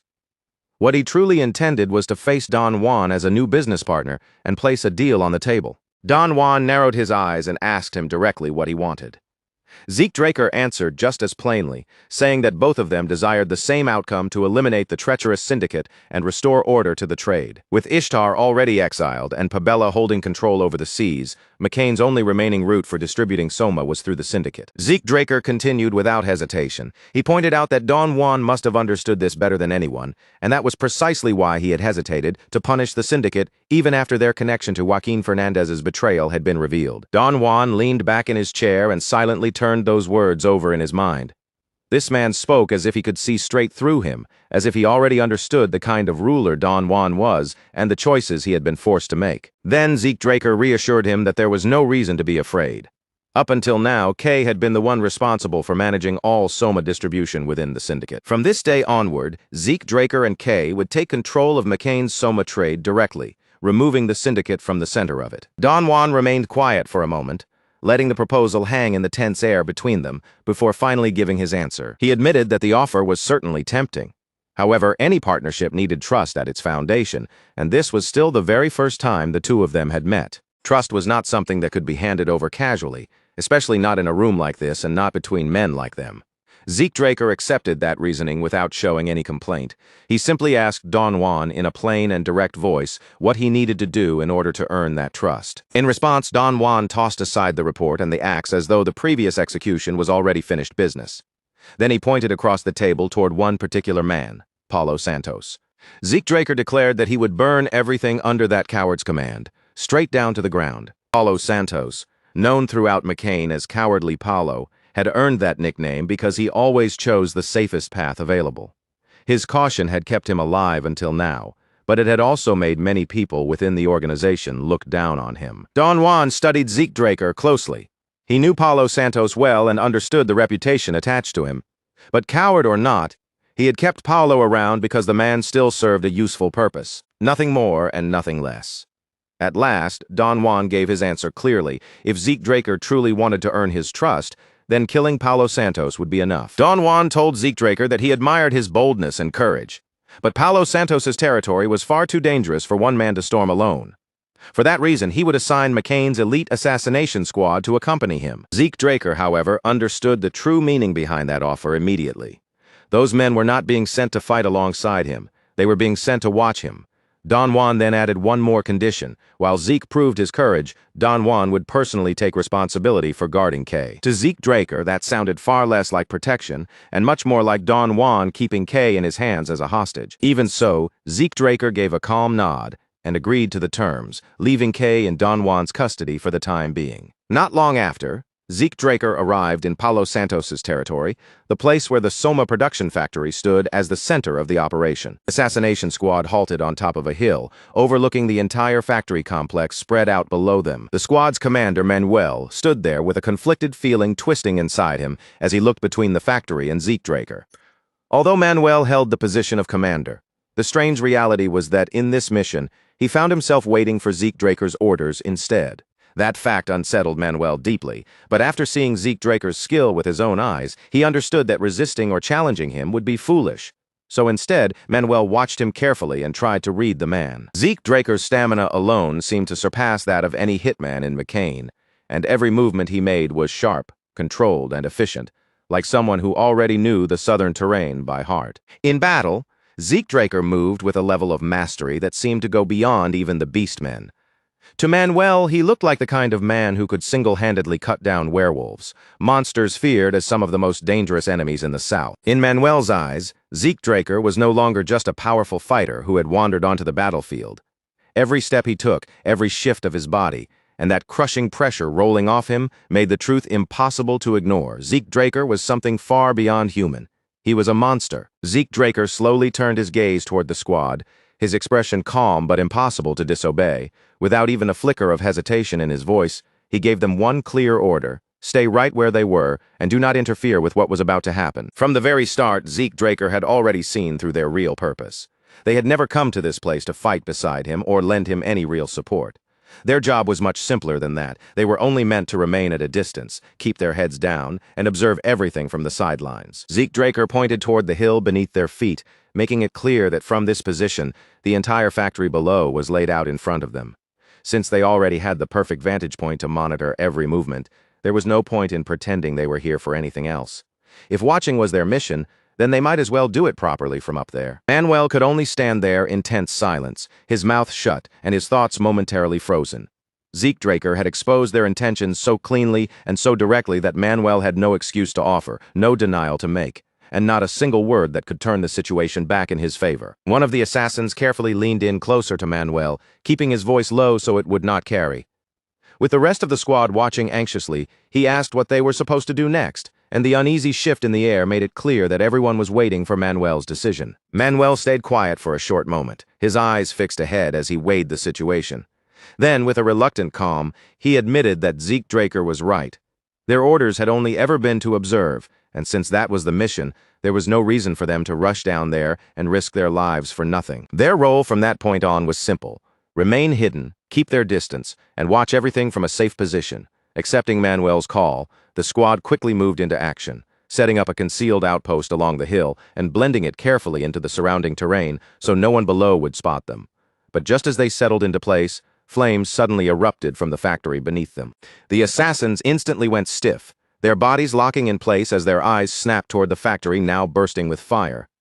There was no doubt anymore. Zeke Draker had already begun his assault, and the real operation down below had finally started. The fire tore through the factory grounds with terrifying speed, spreading from one structure to the next as if the entire place had been soaked in fuel. Roaring flames twisted upward into violent spirals, forming blazing tornadoes that swallowed everything they touched in waves of unbearable heat. Panic broke out almost immediately among the people trapped inside the factory. Shouts, screams, and frantic warnings rang through the smoke-filled air as they realized an intruder had broken in, and the raging fire spreading around them was far beyond anything they could hope to control. Desperate commands echoed from every direction as the defenders called for reinforcements and shouted for the magic weapons squad to be deployed at once. But to Zeke Draker, their panic was nothing surprising. Anyone witnessing the elemental sword's power for the first time would be shaken badly enough to lose their composure. Through the smoke and the shifting curtains of flame, one of the defenders finally spotted Zeke Draker's figure. His voice cracked sharply with alarm as he pointed straight at him and shouted out his position to the others. Their reaction was quicker than Zeke Draker had expected. But that speed changed nothing, fast or not. These were the very people who had helped drive a wedge between McCain and the South, and now the price for that debt was finally coming due. For them, the outcome had already been decided. As enemies began rushing toward him from every side, Zeke Draker calmly lifted the elemental sword in his hand and activated one of its terrifying abilities, Flame Field. In the very next instant, a hellish wave of fire exploded outward and devoured the area around him. The attackers who had been charging straight at Zeke Draker were swallowed before they could even reach him. Their bodies burned away completely until only drifting ash remained in the scorched air. Compared to Zeke Draker, those men were almost painfully weak. The clash was so one-sided that calling it a battle felt generous. But as he continued moving forward through the burning factory, something huge suddenly rolled into his path and cut off his advance. A magic tank pushed its way through the smoke and flames, its heavy frame grinding across the ground as it emerged in front of him. Zeke Draker gave a cold scoff at the sight. So this was where cowardly Paulo Santos had poured his fortune, not into true strength, but into expensive weapons like this. Zeke Draker muttered under his breath that hiring an actual mage would have been far cheaper than wasting so much money on awkward, oversized toys. From where he stood, the whole display looked less intimidating and more ridiculous. Then, with one clean and effortless swing of the elemental sword, Zeke Draker struck the magic tank head-on. The machine could not withstand the force for even a moment, crumpling under the blow before collapsing into a useless heap of shattered metal and broken rubble. As Zeke Draker continued cutting down the enemies swarming around him, another thought passed through his mind. Cartels like this had never cared about honor, morals, or dignity. If Paulo Santos had been capable of hiring a mage, he definitely would have done it. The only problem was obvious. No mage with even a shred of self-respect would ever choose to stand beside trash like him. Next, Zeke Draker summoned his wind field. A massive tornado roared into existence in front of him, tearing through the factory with brutal force and carving open a violent path through everything ahead. Somewhere deep inside, he almost found it funny. In his previous life, the sight of a magic tank would have been enough to make him turn and run in fear. But that version of him was long gone. The Zeke Draker standing there now had no reason to tremble before weapons like that, and no machine Paulo Santos owned could make him feel even the slightest fear. Zeke Draker pressed deeper into the factory, moving through the smoke, fire, and wreckage like an unstoppable force. Every enemy who dared to step into his path was cut down almost immediately, and none of them lasted long enough to truly slow him. Bodies kept dropping around him, leaving a growing trail in the wake of his advance. As the slaughter spread further through the factory, Zeke Draker knew that Paulo Santos would not be able to keep hiding forever. Sooner or later, he would have no choice but to show himself. Then, without any warning, a poison-tipped arrow shot out from somewhere unseen. It sliced through the smoky air with a sharp whistle, flying straight toward Zeke Draker. Zeke Draker did not bother dodging. He simply raised his hand at the last possible moment and caught the arrow between his bare fingers, stopping it cleanly before the poison tip could pierce his body. Right then, a warning screen appeared in front of Zeke Draker's eyes, flickering into view like a sudden alert. Its message hung there sharply, letting him know exactly what kind of threat had just been fired at him. The system identified the toxin as black mamba venom, but almost immediately Zeke Draker's body began fighting back on its own, resisting the poison, and breaking most of it down before it could spread properly or take hold inside him. From somewhere above the battlefield, a furious voice suddenly thundered down into the chamber of chaos. The shout was harsh and enraged, aimed directly at the men gathered below. The voice roared, demanding to know how they had allowed a single intruder to break so deeply into their territory. Zeke Draker slowly lifted his eyes toward the source of the shout, and at last the person he had been waiting for appeared. Paulo Santos had finally shown himself. The moment Zeke Draker stepped into the underground chamber, a hidden trap sprang into motion. An arrow shot toward him from the darkness, and although he caught it without any trouble, poisonous gas immediately hissed out from the mechanism and spread through the air around him. From within the shadows of the chamber, Paulo Santos stepped forward and revealed himself. A smug, self-satisfied look spread across his face as he told Zeke Draker that the gas he had just breathed in was not some common poison. Paulo Santos claimed the toxin was lethal enough to kill even an Ori user. Then he lifted a small vial between his fingers and dangled it where Zeke could clearly see it, offering him a deal.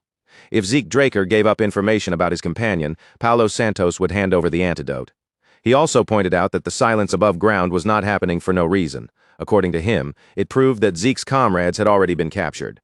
So, with Zeke's life supposedly slipping away, Paulo urged him to accept the offer while he still could. Zeke Draker stared at Paulo Santos in quiet disbelief, as if the entire situation was almost too absurd to take seriously.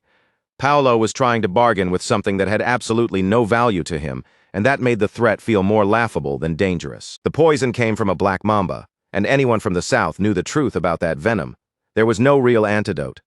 A normal person would collapse and die within minutes, while even a blue knight could be left with damage, severe enough to haunt them for the rest of their life. But Zeke Draker was not an ordinary man, and he was not like the victims Paulo Santos was used to intimidating. His resistance had already pushed the venom back, suppressing it and breaking it apart before it could become a true threat to his body. Without showing even the slightest hesitation, Zeke Draker suddenly hurled his blade straight toward the vial in Paulo Santos's hand. The weapon flashed through the air and shattered the bottle in an instant, destroying it before Paulo could react. Paulo Santos let out a horrified scream, his face twisting in disbelief as he stared at the broken vial. He shouted that Zeke Draker had completely lost his mind, because in his eyes, Zeke had just destroyed the one antidote that could have saved his life. Zeke Draker remained perfectly calm, his expression not changing in the slightest. He looked straight at Paulo Santos and spoke the truth in a steady voice, without fear, panic, or even a trace of concern. Poison had never worked on him to begin with, and the real reason everything above ground had fallen silent was not because his allies had been captured. It was because Zeke Draker had already killed every last one of Paulo Santos's men up there. Paulo Santos froze in place as those words sank in, his body visibly shaken.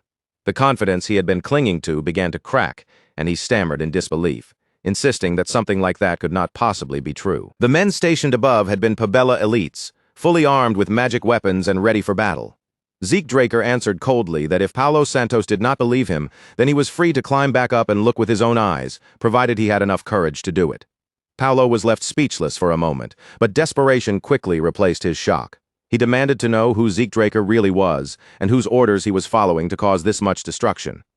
Zeke Draker's answer was flat and simple. He was not acting under anyone's command. For a brief moment, Paulo Santos went completely still.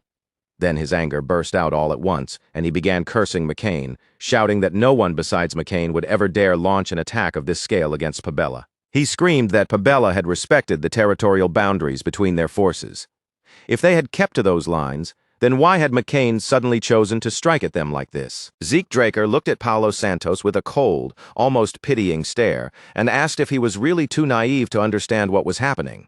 Confusion flickered across Paulo's face, and he snapped back, demanding to know what Zeke was talking about. Zeke Draker explained it plainly, leaving no room for excuses. Pabella had tried to plunder yet another one of McCain's distribution routes, and because of that greed, they had finally crossed a boundary they should never have touched. That alone was already more than enough reason for Don Juan to move against them. And now, the order had been given with absolute certainty. Pabella would be crushed, burned to ash, and wiped completely from the south. Don Juan had sworn to purge those filthy pirates from the land once and for all. The color drained from Paulo Santos's face as the full meaning of Zeke Draker's words settled over him. In that instant, he finally understood. McCain had uncovered the truth, and they now knew that Pabella's roots were tied to piracy. Without saying another word, Paulo Santos spun around and ran.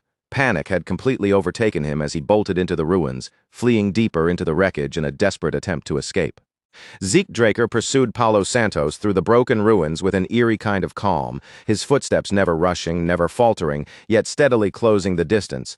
In a voice so flat it almost sounded like a verdict, he told Paulo there was no use running anymore because escape had never been an option. But as the chase continued deeper and deeper through the underground passageways, Zeke Draker's patience slowly began to wear thin. Paulo Santos kept slipping farther into the ruins like a cornered rat, and the seemingly endless path ahead only made the whole pursuit feel more irritating. Zeke Draker moved forward with a frown tightening across his face, silently questioning where this passage was even supposed to take him. The walls, the layout, and the atmosphere around him were different from the underground mines he had explored before, and that subtle difference immediately sharpened his attention. Soon, troops began flooding into the passage ahead, rushing in to block Zeke Draker's advance. Traps had also been placed throughout the ruins to slow him down. But the strange thing was how unnatural they felt, scattered in a way that seemed out of place with the ancient structure around them. It was clear these traps did not belong to the original ruins. They had been installed far more recently, and that single detail told Zeke Draker something important.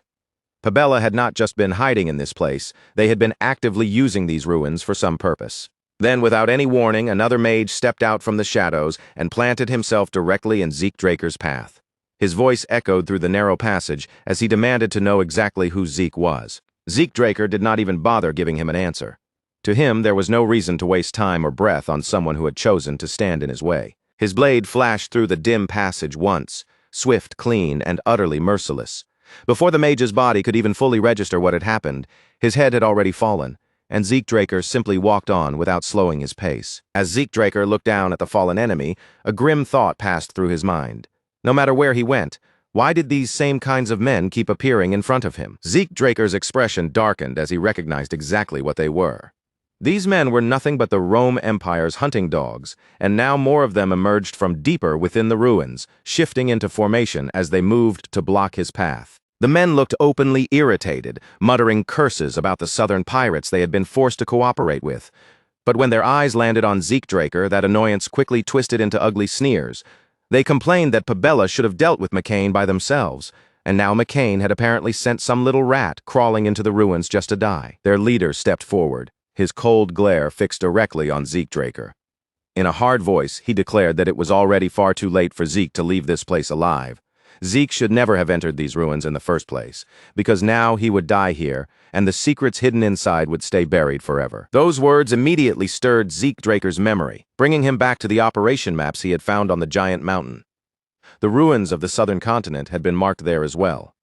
If that connection truly meant what he thought it did, then this place was not just another concealed stronghold. Somewhere within these ruins, one of the very artifacts the Emperor had been desperately searching for was likely hidden away. The commander of the hunting dogs narrowed his eyes as his attention locked onto the dagger in Zeke Draker's hand. At first it appeared to be nothing more than an ordinary weapon, but when Zeke moved it, the commander was certain he had seen something unusual, like wind curling and gathering around the blade. An artifact.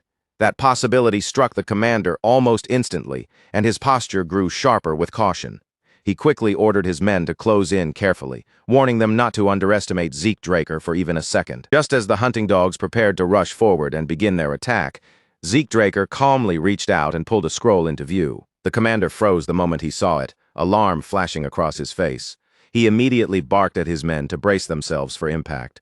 But Zeke Draker's calm voice cut through the rising tension, telling them there was no need to panic. After all, it was only a simple scroll. It was nothing more than a soundproof barrier, with no killing spell sealed inside it and no direct attack waiting to be unleashed. The scroll activated, and an invisible barrier spread out, sealing the space around them from the rest of the ruins. Zeke Draker told them plainly that for the next 30 minutes, no matter what happened within this enclosed area, the outside world would hear and know absolutely nothing. His tone grew even colder as he continued speaking. No one here was going to be captured, and no one would be allowed to escape. Then, with a faintly mocking edge, he added that he rarely got a proper chance to test out new abilities, so they could think of this as their entertainment. Zeke Draker reached into the empty air beside him, and a sword appeared in his hand as though he had pulled it straight out of nothingness itself. The commander's breath caught in his throat at the impossible sight. This was not the ordinary use of a subspace pocket. Zeke Draker had drawn the weapon directly from empty space, without any visible medium, container, or magical tool to explain it. First, there had been that strange dagger, then the scroll that looked like something only a mage would casually use, and now a sword had appeared out of thin air in his grasp. The commander could not stop the question from rising in his mind. Just what kind of man was Zeke Draker? With every passing second, the commander's unease grew heavier. Then Zeke Draker lifted the sword, his stance settling into place as he prepared to strike. Brilliant aura began to shimmer along the length of the blade, wrapping it in power. It was no longer just a sword in his hand, it had become an aura sword. The commander's heart sank the moment that realization hit him. Zeke Draker was no ordinary intruder who had stumbled into the ruins. The man standing before them was a blue knight. Zeke Draker had no intention of wasting another word on them. The talking was finished, and the only thing left now was the result. Using the dragon's swordplay, Sky Slice, Zeke Draker swung his blade in a devastating arc.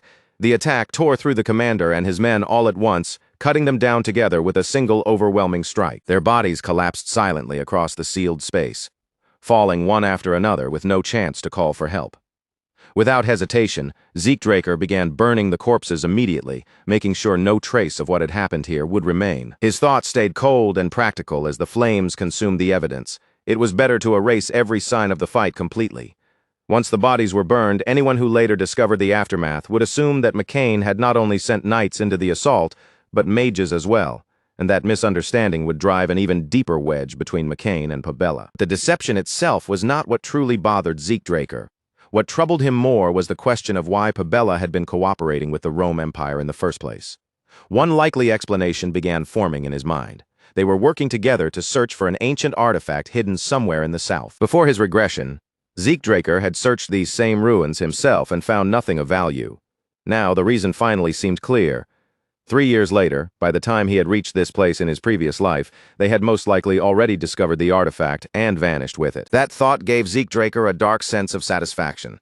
Whether it had happened by pure coincidence or because of the changes he had caused, this time he had managed to interfere with the Emperor's plans. Zeke Draker turned to leave the ruined passage behind, ready to move on from the sealed space. But at that exact moment, a voice echoed out from somewhere behind him. The unknown figure calmly remarked that this had turned into quite a terrible situation, his voice carrying through the darkness with an unsettling composure. The stranger explained that he had sensed a surge of chaotic energy coming from this place. Then, just as suddenly, that presence had disappeared, almost as if it had been erased by magic. Curiosity had drawn him here to see exactly what had happened. As the figure stepped forward into the light, his appearance finally became clear. He was covered from head to toe in a massive suit of crimson armor, the heavy plating concealing even his face from sight. His voice lowered as he stared at Zeke Draker from within that armor, declaring that Zeke was nothing more than an uninvited guest. The instant Zeke Draker sensed the armored stranger's presence, the atmosphere around him changed. A suffocating aura pressed down over the ruins, making the air feel thick, heavy, and dangerously difficult to breathe. Zeke Draker glanced toward the crimson-armored figure, and for a brief moment, the sight struck a familiar chord in his memory. His expression hardened as recognition began to settle over him. That armor looked remarkably similar to Hersian, the enchanted plate once granted to the Crimson Knight of the Rome Empire. Fragments of information surfaced in Zeke Draker's mind. Hersian was known as one of the Great Relics, a suit of armor engraved with countless auxiliary enchantments, including weight reduction, self-repair, and several other powerful functions. But as Zeke Draker observed the armor more carefully, he realized something did not quite match. The crimson armor worn by the opponent in front of him was similar to the Empire's Hersian, but it was not exactly the same. Zeke Draker turned his full attention to the armored man and questioned who he really was, pointing out that the armor resembled Hersian and asking whether he was a Crimson Knight of the Empire. But before Zeke could take another step, cold steel was already pressed against his throat. The knight had moved like a shadow, his blade drawn before the motion could even be seen. Forced to respond instantly, Zeke Draker swiftly unsheathed his sacred sword. Their weapons collided right in front of him, locking together with a sharp, ringing clash that echoed through the chamber. Battle erupted without warning, turning immediately into a violent contest of raw strength and endurance. Every blow crashed with brutal force, testing just how much punishment each of them could withstand. Beneath the crimson armor, the knight's eyes glowed with a murderous blue light. Zeke Draker braced his entire body against the relentless assault, holding firm as the crushing pressure bore down on him again and again. Then the momentum suddenly shifted. The crimson-armored knight unleashed a ferocious strike, and Zeke Draker was forced to dodge with everything he had just to avoid being cut down on the spot. The shockwave from that attack exploded outward with terrifying force and slammed straight into Zeke Draker. His body was blasted backward through the ruins, flying across the broken space until he crashed hard against a stone wall. The impact sent a brutal wave of pain ripping through Zeke Draker's entire body, burning through his bones as if fire had been poured into them. Still, even with the shock rattling him from the inside, he clenched his jaw hard and refused to drop, forcing his legs to keep him standing. The Crimson Knight suddenly sprang high into the air, raising his weapon overhead for a crushing blow meant to finish Zeke Draker off. Zeke lifted his own blade and met the attack head-on, and the instant their weapons slammed together, violent tremors burst through the ground beneath their feet. Neither of them yielded even the smallest step.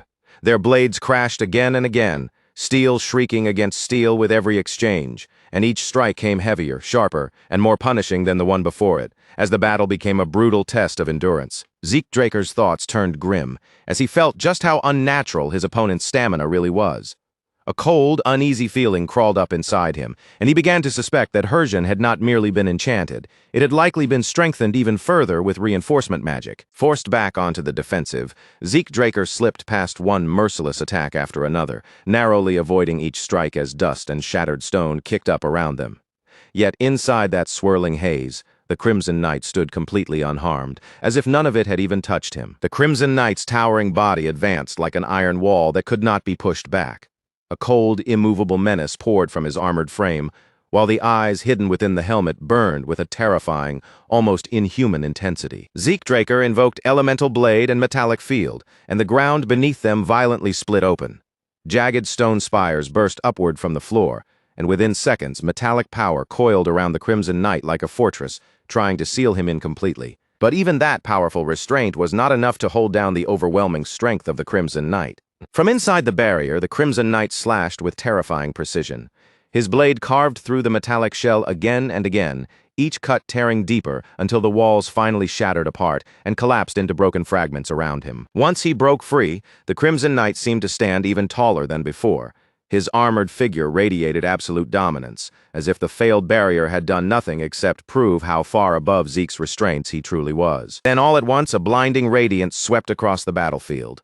For the briefest heartbeat, the Crimson Knight's movements faltered, his massive body stiffening beneath that sudden and mysterious burst of light. Zeke Draker seized that instant and triggered his counter-skill, Blinding Cataclysm. Huge boulders formed above and around the Crimson Knight before crashing down with merciless force, smashing against his armored body one after another. Using that tiny opening, Zeke Draker surged forward with his sacred sword gripped tightly in his hand.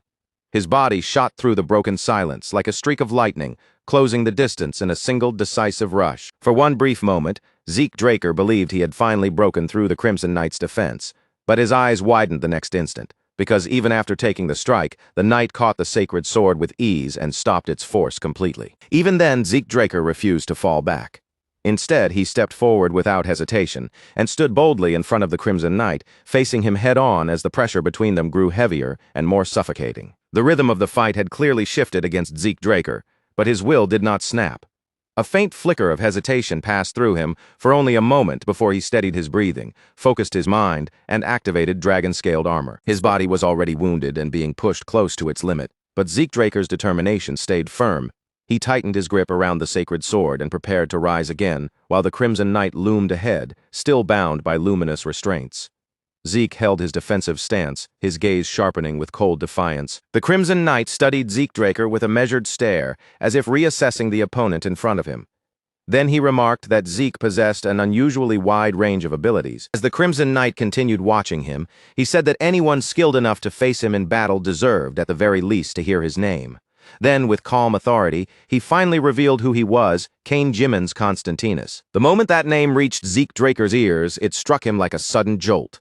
Shock flashed through his mind, and suspicion immediately began rising beneath the surface. The name Constantinus was not something an ordinary person could carry. It belonged to a bloodline recognized as part of the royal family of the Rome Empire, and there was more to it than that. Within that lineage, middle names were reserved for the elector families, the noble houses that held the right to choose the emperor. As Zeke Draker pieced those facts together, a startling realization took shape in his mind. The Jimmins family, a great house tied to House Draker, was actually one of the elector families of the Rome Empire. Before Zeke Draker could fully absorb that discovery, the system's voice echoed inside his mind.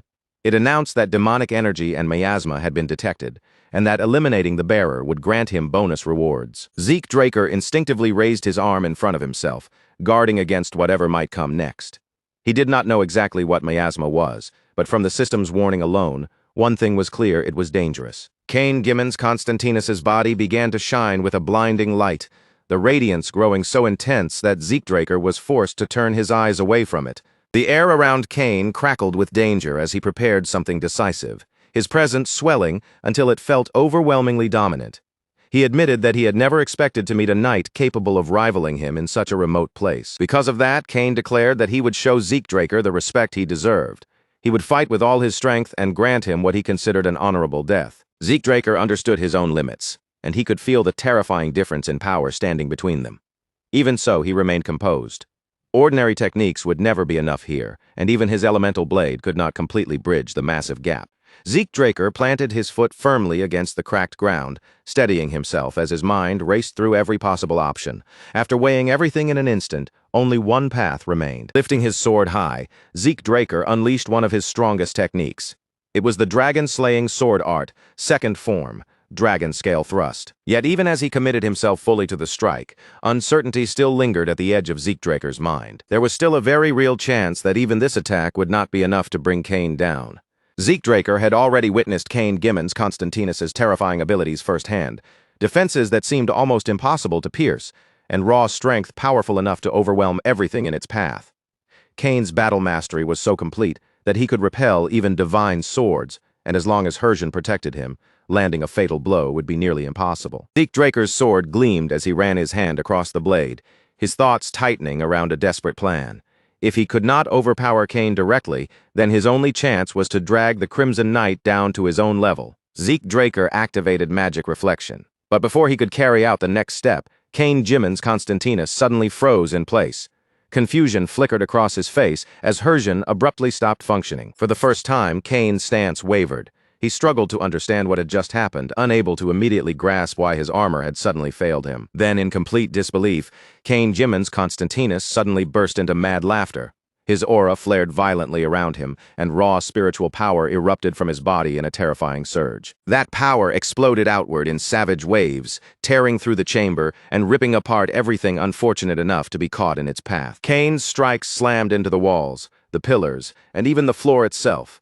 Each blow crushed stone with terrifying ease, as if the entire chamber had become the target of his fury. Every impact left glowing scorch marks carved across the shattered surfaces, burning brightly against the broken stone in the aftermath of his attacks. His rampage was no longer controlled, measured, or calculated. Cain Jimmins Constantinus now fought like a beast consumed by pure fury, his movements swallowed by chaos and violent instinct. Zeke Draker stood his ground and faced the onslaught directly, bracing himself as Cain hurled wave after wave of overwhelming force at him. Each surge was meant to crush him completely. The chamber around them was torn apart piece by piece. Walls collapsed, the ground split open beneath their feet, and debris rained down from every direction like a violent storm of destruction. The once grand hall had been reduced to a devastated ruin, buried beneath clouds of dust, piles of shattered stone, and the brutal aftermath of Cain's uncontrollable rampage. Zeke Draker staggered where he stood, his body battered from the relentless assault. Blood poured heavily from his wounds, staining him as he struggled to remain upright. System notifications appeared in front of him, warning that the concentration of demonic energy inside Cain Jimin's Constantinus had exceeded safe limits. Because of that overwhelming contamination, even healing-type elemental skills were beginning to lose their effectiveness. Clutching at his wounds, Zeke Draker forced himself back onto his feet. His face twisted with pain as his body screamed in protest, but he still dragged himself upright. The situation had become dangerously grim. Cain Jimin's Constantinus loomed in front of him, bloodlust still burning around his armored figure, though a faint trace of admiration now colored his gaze as he acknowledged the strength expected from a descendant of the Draker bloodline. Zeke Draker narrowed his eyes and asked how Cain knew that. Cain Jimin's Constantinus revealed the answer without hesitation. Only the Draker family's sealing magic could interfere with Hersian's functions, and the sword technique Zeke Draker had just used closely resembled the ancient Dragon Slayer style. Zeke Draker's eyes widened as the weight of Cain Jimin's Constantinus's words struck him all at once. The meaning behind them settled over his mind like a crushing stone, and along with that realization came the bitter, burning sting of betrayal. The dragon-slaying sword art had originally been derived from the ancient Dragon Slayer style, so the two arts naturally shared the same roots. But the move Zeke Draker had just used, Dragon Scale Thrust, came from the later chapters of the Dragon Slayer style, a hidden technique that should have remained sealed within the Draker family alone. For Cain Jimin's Constantinus, a knight serving the Rome Empire, to identify that technique so precisely meant there was only one possible answer. The Jimin's family had turned their backs on their own heritage and handed the Dragon Slayer style over to the Rome Empire. Rage and disbelief surged through Zeke Draker's battered body, and the shock hit him so hard that blood rose in his throat, forcing him to cough violently as red splattered across the broken floor. Cain Jimin's Constantinus began walking toward him, each step calm and heavy, while his voice remained disturbingly gentle despite the overwhelming pressure surrounding him. He observed that the corruption had already spread deep into Zeke Draker's body, and that the pain tearing through him must have been almost impossible to endure. Cain said that allowing Zeke Draker to suffer any longer in such a state would be discourteous. In his eyes, letting a warrior who had faced him with honor continue writhing in agony would not be mercy at all. It would be an insult. Cain Jimin's Constantinus lifted his blade, preparing to deliver what he believed was a merciful end. Before him, Zeke Draker gathered every last fragment of strength left in his ruined body and faced the incoming strike without dropping his gaze. Cain Jimin's Constantinus thrust his sword forward, driving the blade straight through Zeke Draker's chest in one decisive motion. As the battle appeared to reach its final moment, Cain gave him a quiet farewell, wishing him peace in death. After confirming that Zeke Draker had been finished, Cain Jimin's Constantinus slowly drew his blade back and wiped the blood from its edge with controlled, deliberate movements. Cain turned away, his voice steady as he admitted that, although Zeke Draker had stood against him as an enemy, he had still been a worthy opponent. He added that it had been a very long time since anyone had managed to push him that far in battle. But those words had barely left Cain Jimin's Constantinus's mouth when a dagger suddenly sliced through the air behind him, flying straight for his throat. Cain snapped his head aside on pure instinct, avoiding a fatal hit by the narrowest margin. Even so, the blade still grazed his skin, carving a thin red line across him. He spun back immediately, and the sight before him made him freeze. Zeke Draker was standing again, no longer lying broken on the ground and no longer dying where Cain had left him. Zeke Draker was already positioned behind Cain Jimin's Constantinus, his massive sword raised high above him and ready to come crashing down. At that moment, a system message flared sharply before Zeke Draker's eyes. Salvation had activated. The top-grade healing potion surged through Zeke Draker's body like an explosive breath of life, restoring his wounds and stamina almost instantly. Cain Jimin's Constantinus had no time left to react. Zeke Draker's sword descended in one clean, decisive slash. Cain Jimin's Constantinus's head was severed from his shoulders. The instant the fight ended, Zeke Draker dropped to his knees, coughing violently as his body nearly collapsed under the aftermath. If Zeke Draker had not placed salvation in his shortcut slot ahead of time, that single fatal moment would have been the end of him, with no chance of recovery. Jav Hassan's masterpiece was powerful enough to instantly restore mortal wounds and recover devastating exhaustion, but it came with one harsh limitation. It could only be used once, and whoever received its miracle would never be able to benefit from it again. Even that kind of salvation had a limit. Zeke Draker planted his sword against the ground and used it to force himself upright, only to immediately feel the truth inside his body. His internal injuries were still burning deep within him, untouched by the potion's healing, as if something far deeper had been damaged. His system warned him that he had already gone far beyond the limits his body could safely endure. His fatigue had crossed a critical threshold. For the sake of protecting him from further collapse, the system would forcibly shut down his consciousness. The sword slipped from Zeke Draker's weakening fingers. His entire body felt hollow, as if every last trace of strength had been drained out of him, leaving him with no time and no energy to spare. But Zeke Draker could not allow himself to collapse there. Not here, not now, and especially not in the middle of enemy territory. As his body sank downward, his fading eyes drifted toward the shattered bottle lying near Kane Jimin's, Constantinus's corpse. Then Zeke Draker's gaze shifted to Kane's body itself. Desperation tightened painfully in his chest. No matter what method he had to use, he needed to recover somehow. Before his head could strike the ground, Zeke Draker activated one of his draconian skills, gluttony. A strange, ominous energy burst out from Zeke Draker's body, spreading like a dark current through the ruined chamber before wrapping itself around Kane Jimin's, Constantinus's corpse. The system announced that Zeke Draker had consumed a demonic human corrupted by miasma. Power rushed back into Zeke Draker all at once. His stamina, mana, and mental strength began pouring into the emptiness inside him, restoring what had been completely drained away. Then came the blood. It coated Zeke Draker as the system declared that he had absorbed a demonic bloodline ability. His C-rank skill, Static Discharge, broke apart and evolved. A new name burned itself into his system in its place: Lightning. From that moment on, Zeke Draker was no longer exactly the same as before. Once Kane Jimin's Constantinus had been completely devoured, the strange energy faded from the chamber, and gluttony disappeared as though it had never existed. Zeke Draker's eyes snapped open. He pushed himself upright and pressed a hand against his head, half expecting death to still be waiting for him. He had truly believed everything was over, and only now did he realize just how close he had come to dying, and how fortunate he had been to activate gluttony in time. When Zeke Draker looked ahead, his body went still. Kane Jimin's Constantinus's armor was floating in the air, slowly rotating in place as if it had a will of its own. A system message appeared before Zeke Draker, informing him that he had obtained an unknown armor and asking whether he wished to register himself as its user. But something about it felt wrong. Even after everything that had happened, the armor's true name still refused to appear. After a brief pause, Zeke Draker accepted the registration. The moment the process completed, the armor dissolved into light and flowed around his body, equipping itself instantly. Another message followed right after, telling him that the armor's form could be changed according to his will. Of the 28 great magic circles engraved into the armor, only 3 were currently active. Zeke Draker lifted his arm in disbelief, testing the armor's weight. It was far lighter than it looked, almost impossibly light, as though it had been designed perfectly for movement. Its functions alone proved that this was equipment far beyond anything ordinary, and that was exactly why he chose to remove it. If Zeke Draker walked around wearing armor like this, the Rome Empire would recognize the danger immediately. He would alter its form later and only use it when the right moment came.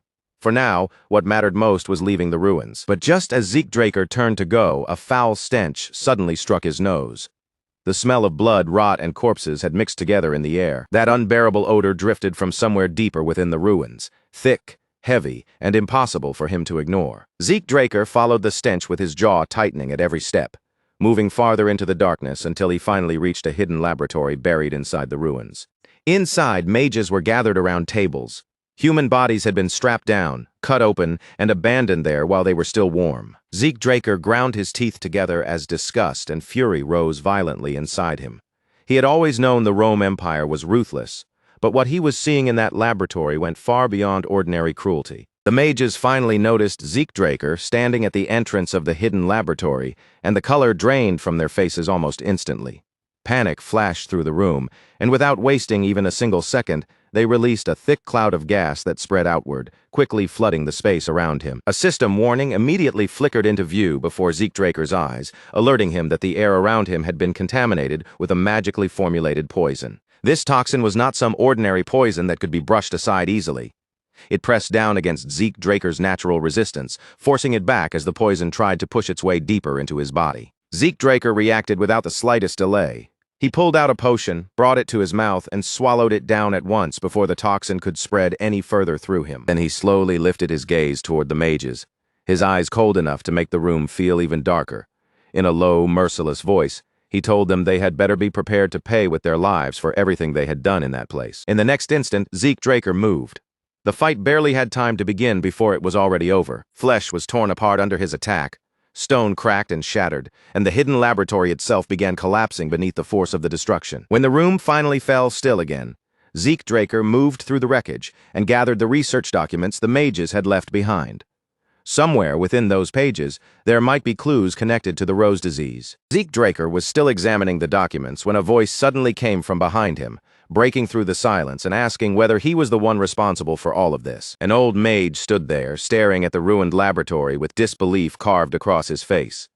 His eyes swept over the collapsed tables, broken equipment, and scattered remains before he demanded to know if Zeke Draker had destroyed his lab. Zeke Draker did not answer him with words. Instead, he wrapped his sword in aura and charged straight toward the old mage without giving him another moment to speak. The old mage's eyes widened in horror the instant he felt the pressure pouring from Zeke Draker's blade, an aura weapon.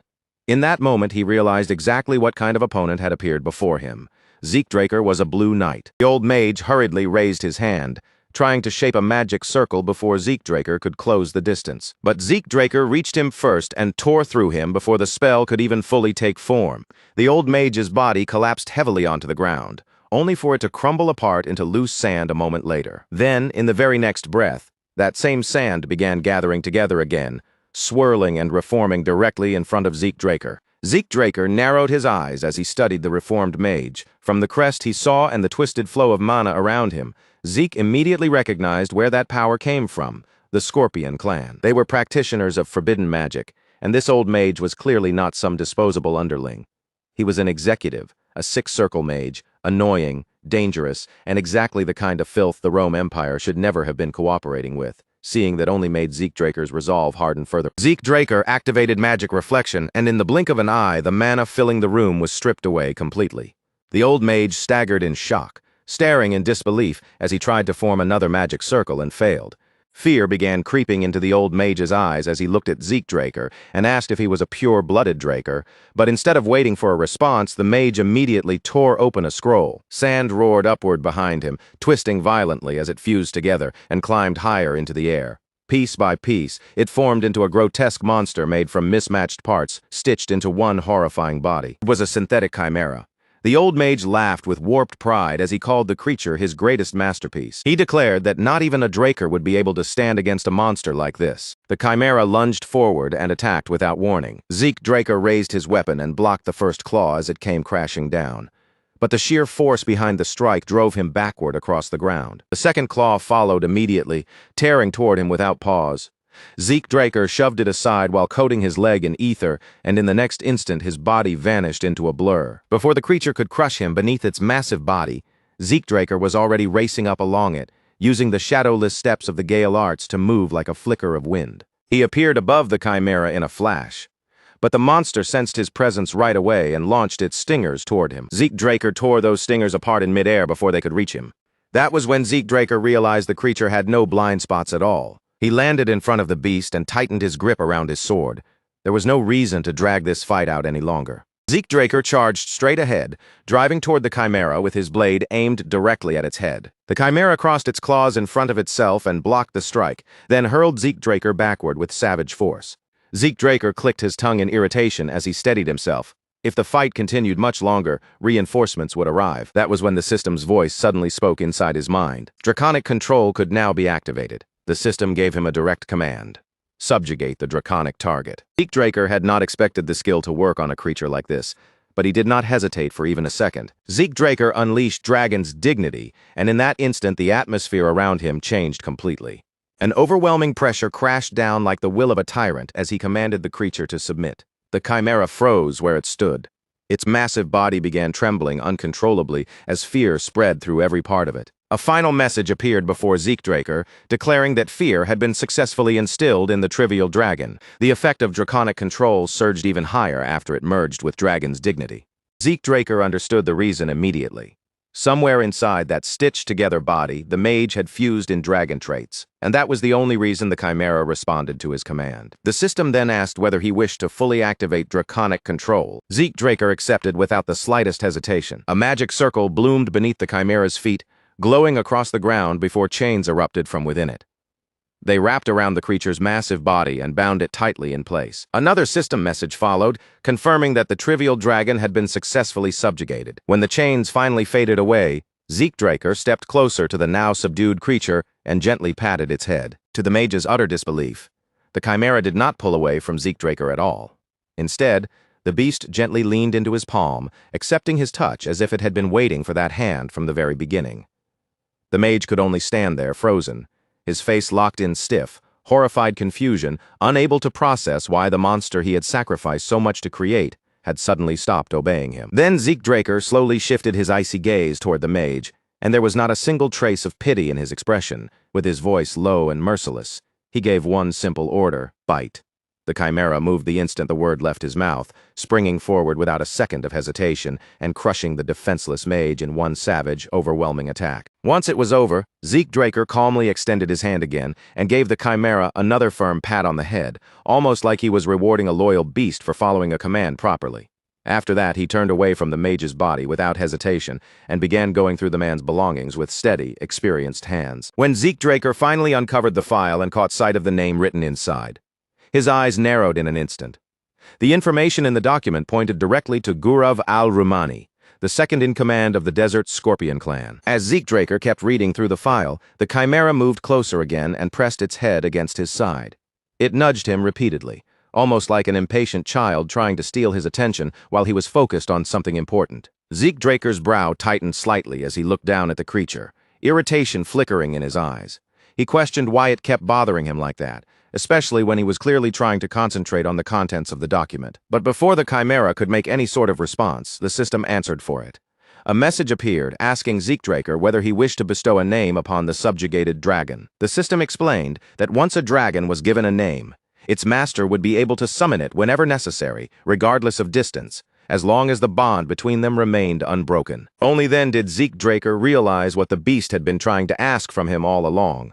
It wanted a name. He looked directly at the chimera, paused for a beat, and finally spoke one aloud. Gurav.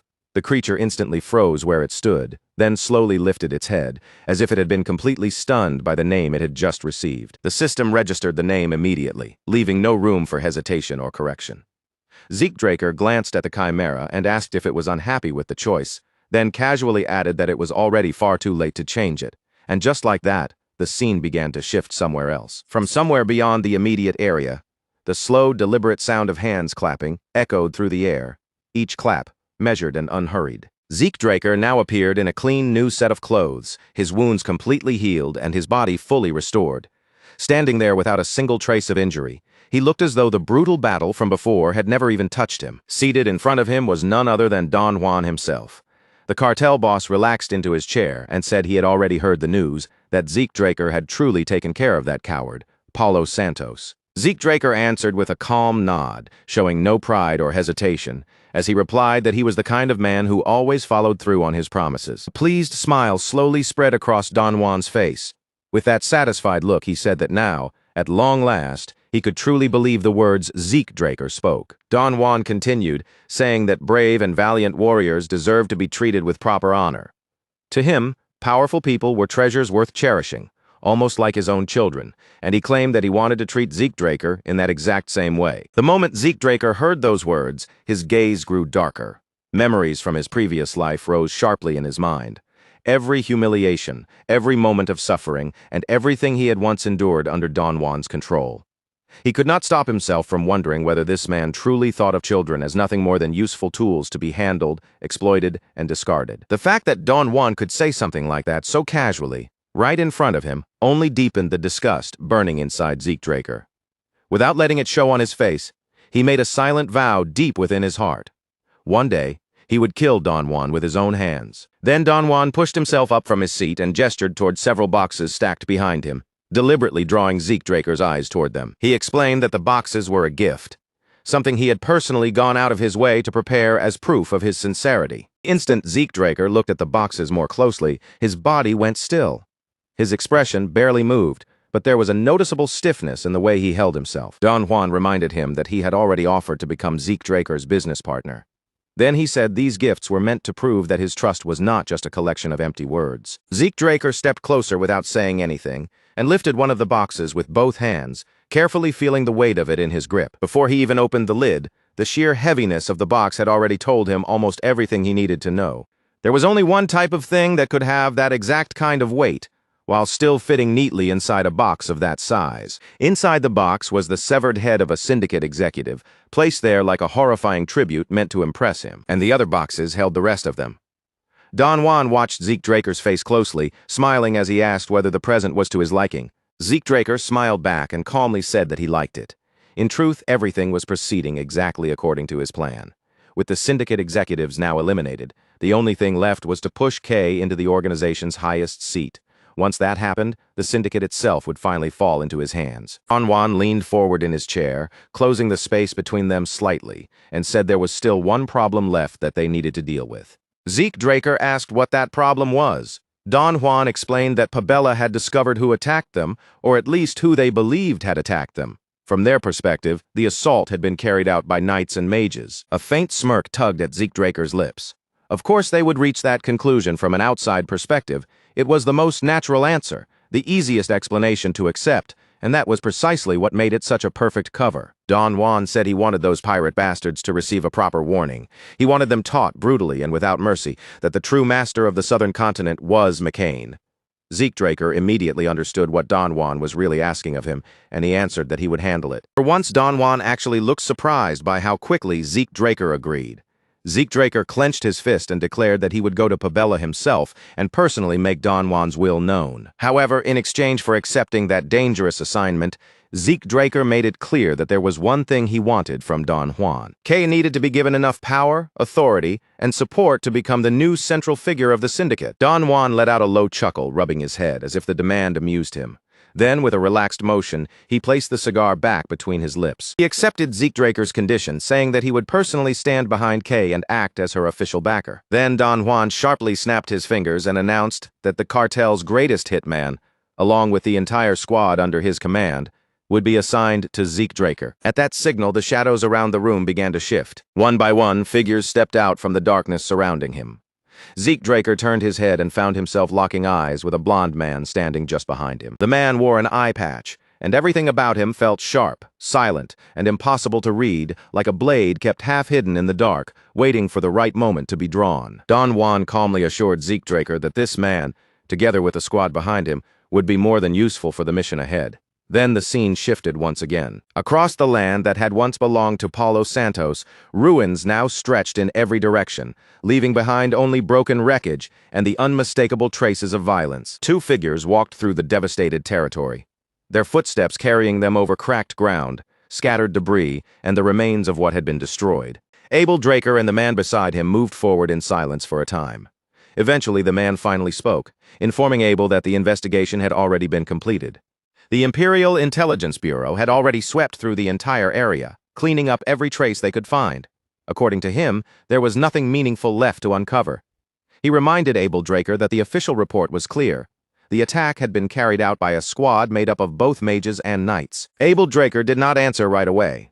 Instead, he lowered himself down to one knee and pressed his fingers against the ground, focusing carefully on whatever faint traces still remained there. A soft glow pulsed beneath Abel's fingertips as he drew out the lingering remnants of energy from the scene.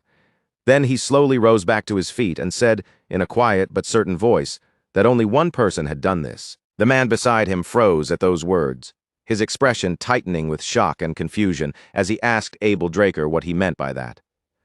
Abel Draker explained that there were both magical traces and sword traces left behind at the scene, but those signs had not come from a group of attackers. Every single trace, whether magic or blade, led back to one source alone. Whoever had launched this attack, Abel Draker could tell one thing with certainty. This was not the work of some ordinary warrior. At the very least, the attacker had to possess strength on par with a Red Knight, the kind of power needed to wipe out every person in this territory alone and leave behind nothing but ruins. William Zimmons stared at Abel Draker in confusion, unable to understand how he could draw such a sharp conclusion from traces so faint they were nearly gone. As the last glow of residual energy faded from Abel Draker's fingertips, Abel added that the marks scattered across the battlefield had obviously been cleaned up in a rush. The Imperial Intelligence Bureau had not merely come here to investigate. They had deliberately erased something they did not want anyone else to discover. With that thought settled in his mind, Abel Draker began walking deeper into the shattered ruins, his eyes fixed forward as he moved through the wreckage. In a low, steady voice, he said he needed to find out exactly what the Empire was trying so desperately to hide. William Zimmons hurriedly called out after him, his voice carrying clear concern as he asked if Abel Draker was truly planning to dig into the Imperial Intelligence Bureau itself. Then he pressed further, asking what Abel intended to do if that reckless decision ended up bringing serious trouble down on them. Abel Draker stopped in his tracks and turned his head slightly, glancing back at William Zimmons with an expression that remained calm, yet carried a heavy seriousness. He said there was something here, buried in this place, that he simply could not pretend not to see. His instincts were already warning him, tugging at him from deep inside, almost as if they were forcing him toward the hidden truth and refusing to let him simply turn around and walk away. Then Abel Draker's mouth curved into a faint, unsettling smile. With that quiet intensity in his eyes, he asked whether William Zimmons truly had no idea what his ambition was, to claim both House Draker and the Rome Empire as his own. The scene shifted again, and now the port under the control of the Pabella cartel appeared in view. Its docks stretched out beneath the heavy, tense atmosphere of the southern continent, the entire harbor feeling like a place waiting for violence to break out. A guard standing watch noticed a small boat slicing across the water toward the port. The moment he spotted it, he shouted sharply, demanding to know who the people on board belonged to. Zeke Draker stood up from the boat without giving the guard any answer. In one fluid motion, he drew his dagger, kicked off from the deck, and launched himself forward like a dark shadow darting over the surface of the water. In the very next instant, Zeke Draker tore through the guard with terrifying speed. Before the man could even let out a proper cry, Zeke had already destroyed him and hurled the broken body backward. But before the corpse could fall and splash into the water, the man with the eye patch was already moving. He drew his sword with clean, practiced precision and threw the blade straight after the falling body. The sword flew true, piercing the guard directly through the chest and pinning him hard against the wall. The body was stopped in place before it could crash down and alert anyone in the port. Zeke Draker understood the purpose of that move immediately. Simon Zapatero had not just killed the silence around them. He had even silenced the corpse before it could hit the water and make noise. Without wasting a breath, Zeke called for him to come up. Simon Zapatero responded with a brief nod, accepting the order quietly and without the slightest need for extra words. This man was Simon Zapatero, the very person who had once taught Zeke Draker the martial arts and assassination techniques of the southern continent. Even in the rotten depths of the McCain cartel, where trust was almost impossible to find, Simon Zapatero had been the only person Zeke Draker could truly rely on. And now, even after Zeke's regression, their movements in battle still matched perfectly, as if the rhythm between them had never been lost. That was precisely why Zeke Draker had wanted Simon Zapatero at his side for this mission. Once Simon Zapatero and his subordinates climbed up from the boat, the group immediately slipped into the city. They blended into the port's shadows, moving quietly and swiftly like assassins swallowed by the night. Simon Zapatero scanned the surrounding area and noted that Pabella forces were positioned almost everywhere. Then he asked whether there was any route that could take them all the way to the central district. Zeke Draker answered calmly that there was. Zeke Draker reminded him that this land had once been part of the Holy Empire. Because of that history, he said, it was almost certain that underground passages still existed somewhere beneath the city. Simon Zapatero frowned, clearly unconvinced by the idea. He pointed out that even if those tunnels really existed, they would be tangled like a maze, making it nearly impossible to find the right path blindly. Zeke Draker simply told him to watch carefully because there was a way through. Before long, Zeke Draker was sprinting through the underground passageways beneath the city, his body moving quickly through the dim tunnels. The mini-map guide function laid out a clear route in front of him, directing him toward Mateo's room. Without that guide, navigating those underground tunnels would have been almost impossible. When Zeke Draker noticed enemy forces waiting up ahead, he immediately shifted his path, choosing a safer route and continuing forward with sharper caution. But there was still one serious problem. Red Knights, along with anyone stronger than that level, did not appear on the minimap at all, just like Cain Jimmins Constantinus back in the ruins. That meant a truly dangerous enemy could already be nearby without showing up. Zeke Draker turned toward the assassins and gave them a direct order. They were to split up through the tunnels and plant bombs wherever they found a suitable spot. He made it clear that Mateo was his responsibility alone. The assassins followed his command immediately, scattering without a sound into different passages until each of them disappeared down a separate path. Eventually, Zeke Draker arrived at the city's waterways. Ahead of him, 3 separate channels extended into the darkness, and each passage was sealed off by thick iron bars. He walked straight toward the channel where no water was flowing. Gripping the iron bars with both hands, he tore them free with raw strength, ripping open the sealed path by force. Zeke Draker already knew exactly what this move would trigger. Once Mateo was dead, the boss of Pabella would lose all sense of restraint, and a full-scale war between McCain and Pabella would finally begin. As he slipped into the empty waterway, Zeke Draker found himself wondering whether Don Juan had truly sent him here because he wanted to ignite that war. But almost as soon as the thought appeared, Zeke Draker rejected it. No, that explanation did not fully match the kind of man Don Juan was. A man cautious enough to kill his own subordinates just to prevent unrest would never casually take such a dangerous gamble. More likely, Don Juan had sent everyone on this mission expecting them to die. This was never meant to be a genuine attack meant to succeed. It was supposed to be a warning, a bloody message delivered directly to Pabella. Don Juan wanted to show that no matter how many bodies he had to throw away, he would not hesitate to make his point. In the darkness of the waterway, Zeke Draker smiled quietly to himself. He had no intention of letting things play out exactly according to Don Juan's plan. Because no matter what Don Juan expected, Zeke was still going to kill Mateo. At the end of the channel, Zeke Draker kicked the iron bars open with a violent crash. The guards waiting on the other side stared in shock, their bodies freezing for a brief moment before they could even react. Zeke Draker shot out from the shadows immediately, cutting through the guards before any of them had the chance to raise an alarm. Without losing momentum, he pushed forward and stormed straight into the building. As Zeke Draker moved through the interior, his senses sharpened. The Rome Empire and Pabella were clearly cooperating, yet he had not seen a single Imperial soldier anywhere. Even his minimap showed no sign of them. Then, without any warning, a burst of light exploded directly in front of him. Zeke Draker lifted his arm just in time to guard himself, instantly realizing that this was where they had been hiding. Squad leader immediately barked out a command, ordering the soldiers to capture Zeke Draker alive. A swordsman rushed in first, charging straight toward Zeke Draker with his weapon raised and ready to strike. Zeke Draker slipped to the side at the very last moment, avoiding the attack by a hair. Then he stepped onto the swordsman's shoulder as if the man were nothing more than a temporary foothold beneath him. In that same smooth movement, Zeke Draker tossed his dagger upward into the air, then kicked it forward with a sharp and perfectly controlled strike. The dagger shot forward like a projectile and pierced cleanly through the swordsman's neck. The squad leader reacted without hesitation, forming a magic circle in front of him, while shouting for the mages to fire all at once. Zeke Draker activated Swift Step, his feet moving so lightly and quickly that they almost seemed to skim over the ground. He slipped through the barrage and closed the distance in an instant. Another dagger flashed into his hand. Then the wind field of the elemental sword erupted through their formation, tearing across the soldiers and scattering their ranks apart. Zeke Draker frowned as he watched the enemies collapse around him. They were weak, far too weak to be considered proper Imperial forces. Maybe the Rome Empire had only sent them here so they could claim, on the surface, that they had participated. Zeke Draker slowly shifted his gaze toward the few survivors who were still on their feet. His eyes settled on them one by one, and when he spoke, his voice dropped into something cold and final, as if he was offering them their last chance to make the right choice. Dragon's dignity poured out from Zeke Draker's body like an invisible wave, filling the room with crushing pressure. The surviving soldiers felt it pressing down on their shoulders and lungs, as he told them plainly that if they wanted to live, they should run right now. But if they chose to remain in his path, then they needed to be prepared to die where they stood. Remaining mages understood the threat the moment it touched them. That terrifying presence crawled across their skin like death itself had brushed past them, and their faces drained of color. One after another, their courage collapsed, and they turned away from Zeke Draker before fleeing for their lives. A short while later, the room had gone quiet. Zeke Draker stood alone in the middle of the aftermath, surrounded by fallen soldiers, his eyes lowering toward the bodies scattered across the floor. As he looked down at the corpses, a heavy question settled in his mind. Why had the Rome Empire bothered to come all the way out to the southern continent?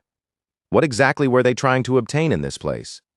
The thought slipped through him like a cold chill, sharpening his suspicion even more. Then, from somewhere above him, a thick surge of dark energy suddenly began to swell, spreading through the air like an ominous shadow gathering overhead. Zeke Draker snapped his head upward and saw a mage floating above him, completely wrapped in that sinister power.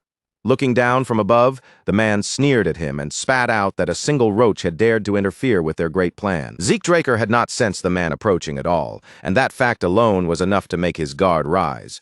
His eyes narrowed sharply as he stared up at the mage and demanded to know who he was.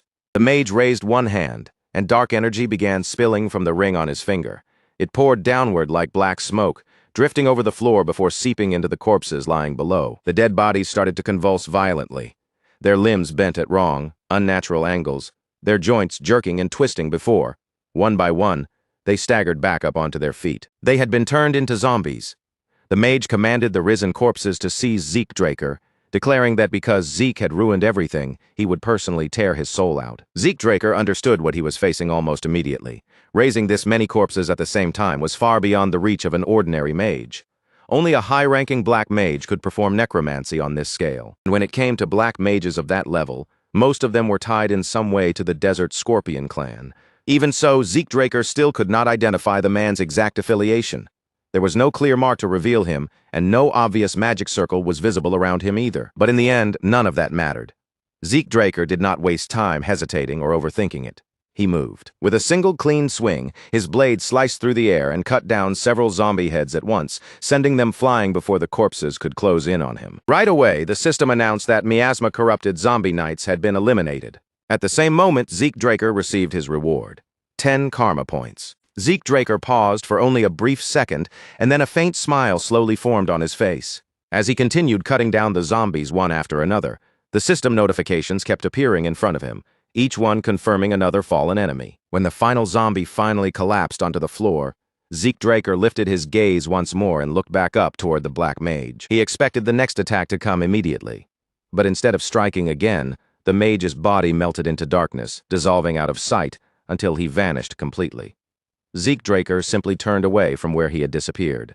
That one could be turned into karma points later. Zeke Draker continued moving down the corridor, already sensing that Mateo's office was somewhere farther ahead. And at the same time, he knew someone would appear before much longer. A blade suddenly slid in close and pressed against Zeke Draker's throat. Zeke Draker did not flinch even slightly.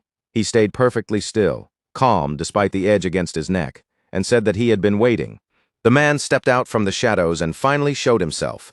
The one holding the blade was Simon Zapatero. Zeke Draker's brow tightened slightly, his eyes narrowing as he looked at him. Simon Zapatero was not the person he had expected to encounter in this place. Zeke Draker asked whether Don Juan had ordered Simon Zapatero to kill him before the situation became any more troublesome. Simon Zapatero shifted the dagger into his other hand and leaned closer, keeping the blade dangerously near Zeke Draker's throat, without giving him even a small open. In a low, controlled voice, Simon Zapatero said that Don Juan's true objective was the destruction of the Pabella cartel. Then he made it clear to Zeke Draker that there was no place in that plan for an outsider from the central continent. Zeke Draker reminded him that without his intervention, Pabella would have already swallowed their entire distribution network by now. Simon Zapatero answered without warmth, saying they would use K to take control of the syndicate, and once that was done, everything could continue without Zeke Draker being involved at all. At that exact moment, just as Zeke Draker had arranged in advance, his system suspended his healing ability. Without warning, Zeke Draker grabbed Simon Zapatero's wrist and pulled the blade even closer to himself, deliberately letting the sharp edge cut into his own throat. Then Zeke Draker called Simon Zapatero by another name, the Shadowless Ghost, and asked why he still had not made a real attack. Simon Zapatero froze where he stood. His expression hardened instantly, and his voice turned dangerous as he demanded to know how Zeke Draker knew that name. Zeke Draker told him that he knew about his past, and more than that, he knew the real reason Simon Zapatero still continued to serve Don Juan. Simon Zapatero's breath caught for a moment, his composure cracking as he struggled to understand how Zeke could possibly know something so hidden. Zeke Draker said it was all for the sake of the last remaining bloodline of the Cuzco kingdom. The instant those words left Zeke Draker's mouth, the color drained from Simon Zapatero's face. Simon Zapatero's eyes sharpened with clear killing intent, as he demanded to know how Zeke Draker had uncovered that secret. But Zeke Draker had already expected the attack before it came. Zeke Draker retreated immediately, drawing himself back while summoning a dagger from his inventory in the same motion. Zeke Draker forced Simon Zapatero's blade downward, but Simon instantly brought his weapon back up and pressed him again, demanding to know exactly how much Zeke truly knew. His questions grew sharper as he asked for Zeke Draker's real identity. Zeke pushed back and finally revealed the truth that he was a direct descendant of House Draker. The moment Zeke spoke his name, Simon Zapatero's body stiffened. He asked if Zeke was the rumored youngest Blue Knight, fully aware that if the Drakers made a move, the entire southern continent would shake. Zeke Draker told him this had nothing to do with his family. He had come here by his own choice, so Simon Zapatero had no reason to worry about House Draker interfering. But Simon Zapatero then asked why Zeke would expose such a dangerous secret now, when he could have kept it hidden until the very end. Zeke Draker knocked the dagger out of Simon Zapatero's hand, then reached his own hand out toward him. Zeke Draker asked Simon Zapatero to become his ally. He promised that he would help protect the surviving bloodline of Cuzco, and that one day He would even help rebuild the kingdom that had fallen.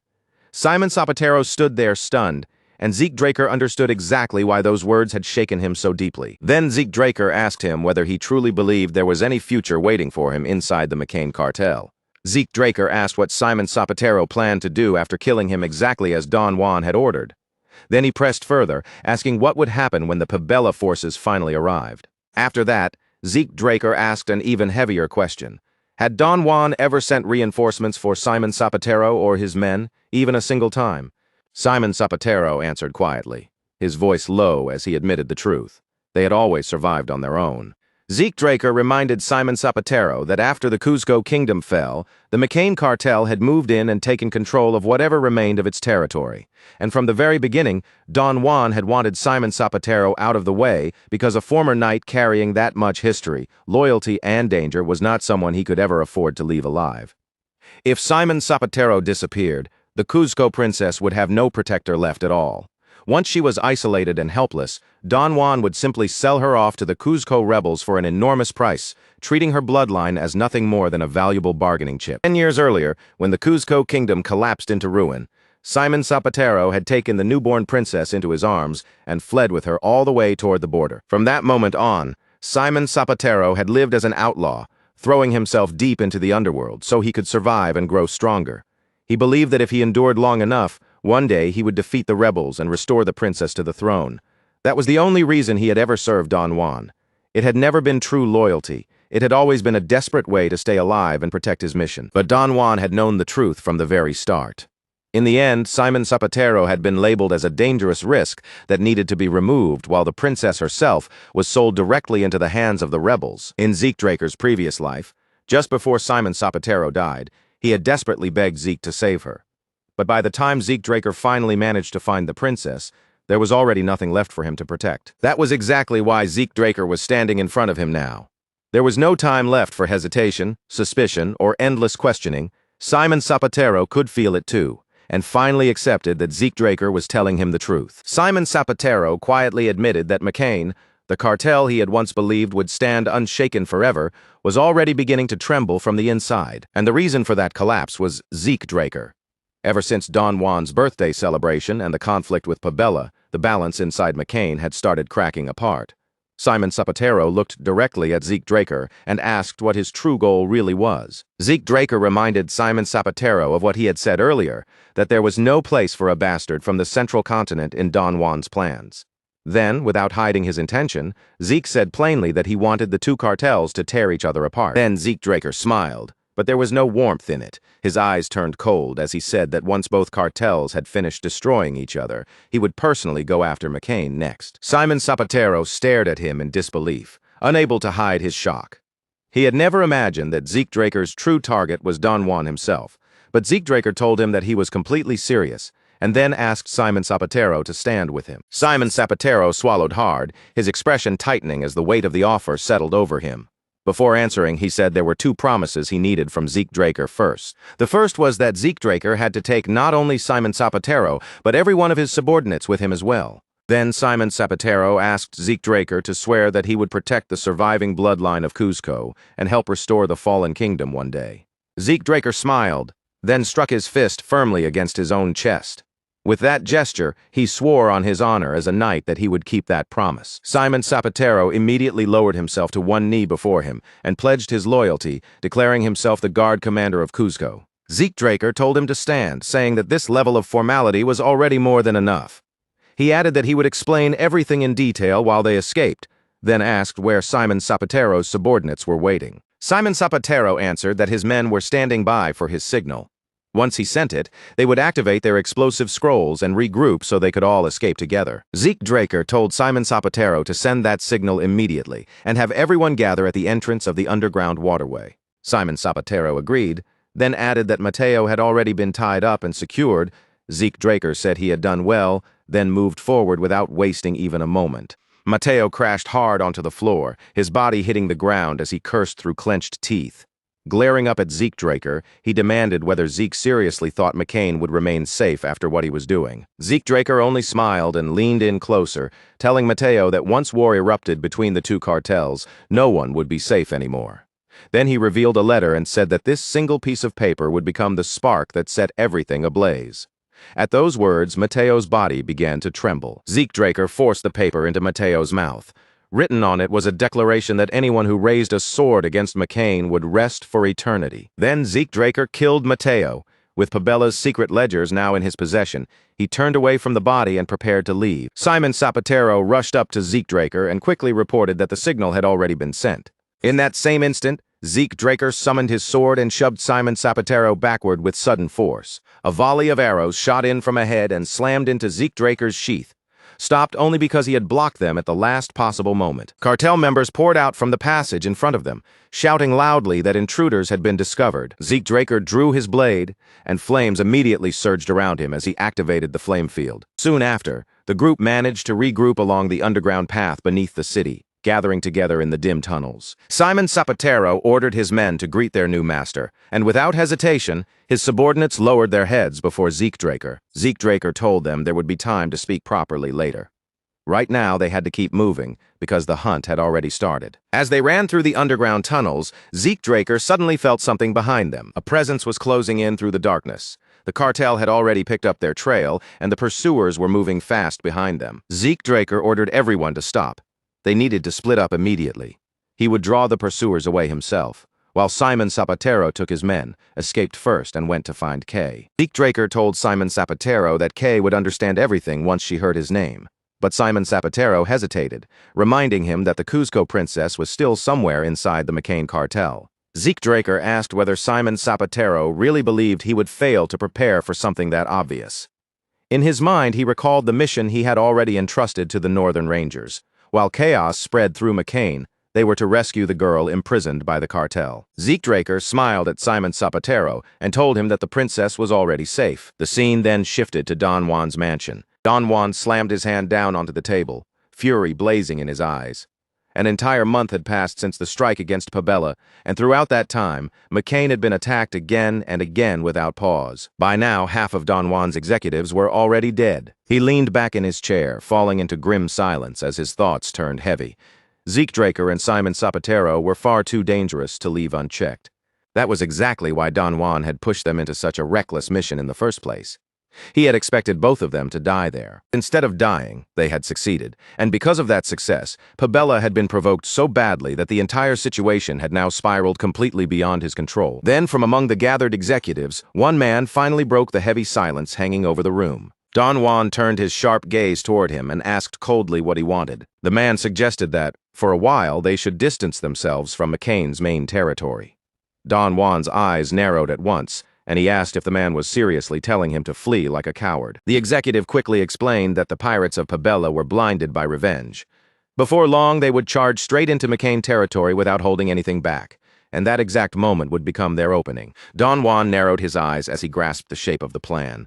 Lure Pabella deep in, then crush them all in one decisive strike. The executive nodded and added that Don Juan could continue issuing orders safely from his villa in Tawani. Don Juan gave his approval, and as the plan took shape in his mind, his expression hardened with cold resolve. Then Don Juan swept his gaze across the other men gathered in the room and reminded them that every crisis McCain had endured had only forged the cartel into something stronger. This situation, he declared with absolute confidence, would be no different. The men immediately rose from their seats, voices lifting together as they loudly swore loyalty to Don Juan. Their confidence sounded forceful, almost desperate, as if they were trying to convince themselves as much as him. When the meeting finally came to an end, the executives left the room one after another. But the man who had proposed the plan stayed behind, lingering alone in the suddenly quiet space. The moment that man rose from his seat, Zeke Draker stepped out from his hiding place and entered the room as if he had been waiting there the entire time. Zeke Draker pressed a dagger against the man's throat and told him he had spoken beautifully. The man shook in fear, his voice trembling as he insisted that he had only followed the instructions he had been given. He reminded Zeke that he had successfully lured Don Juan to Tawani just as planned, then desperately begged to be spared. Zeke Draker slit the man's throat without the slightest hesitation, then calmly told him that he had done well. As blood spilled from the wound and the man collapsed, Zeke Draker looked down at him with cold eyes and said that now he could finally enjoy the main dish. The scene shifted to Tawani, where Don Juan arrived at his villa and slowly looked across the surrounding grounds, taking in the place he had retreated to. As Don Juan stepped down from the carriage, he could barely accept the fact that Pabella had pushed him this far, forcing him all the way to Tawani, his face twisted with rage, and he swore that he would erase them completely. That night, Don Juan sat alone inside the villa, surrounded by silence when the door behind him opened quietly. Without even bothering to turn around, Don Juan said he had not called for anyone and ordered the intruder to leave. But the figure ignored his command and continued walking toward him. Only then did Don Juan turn his head.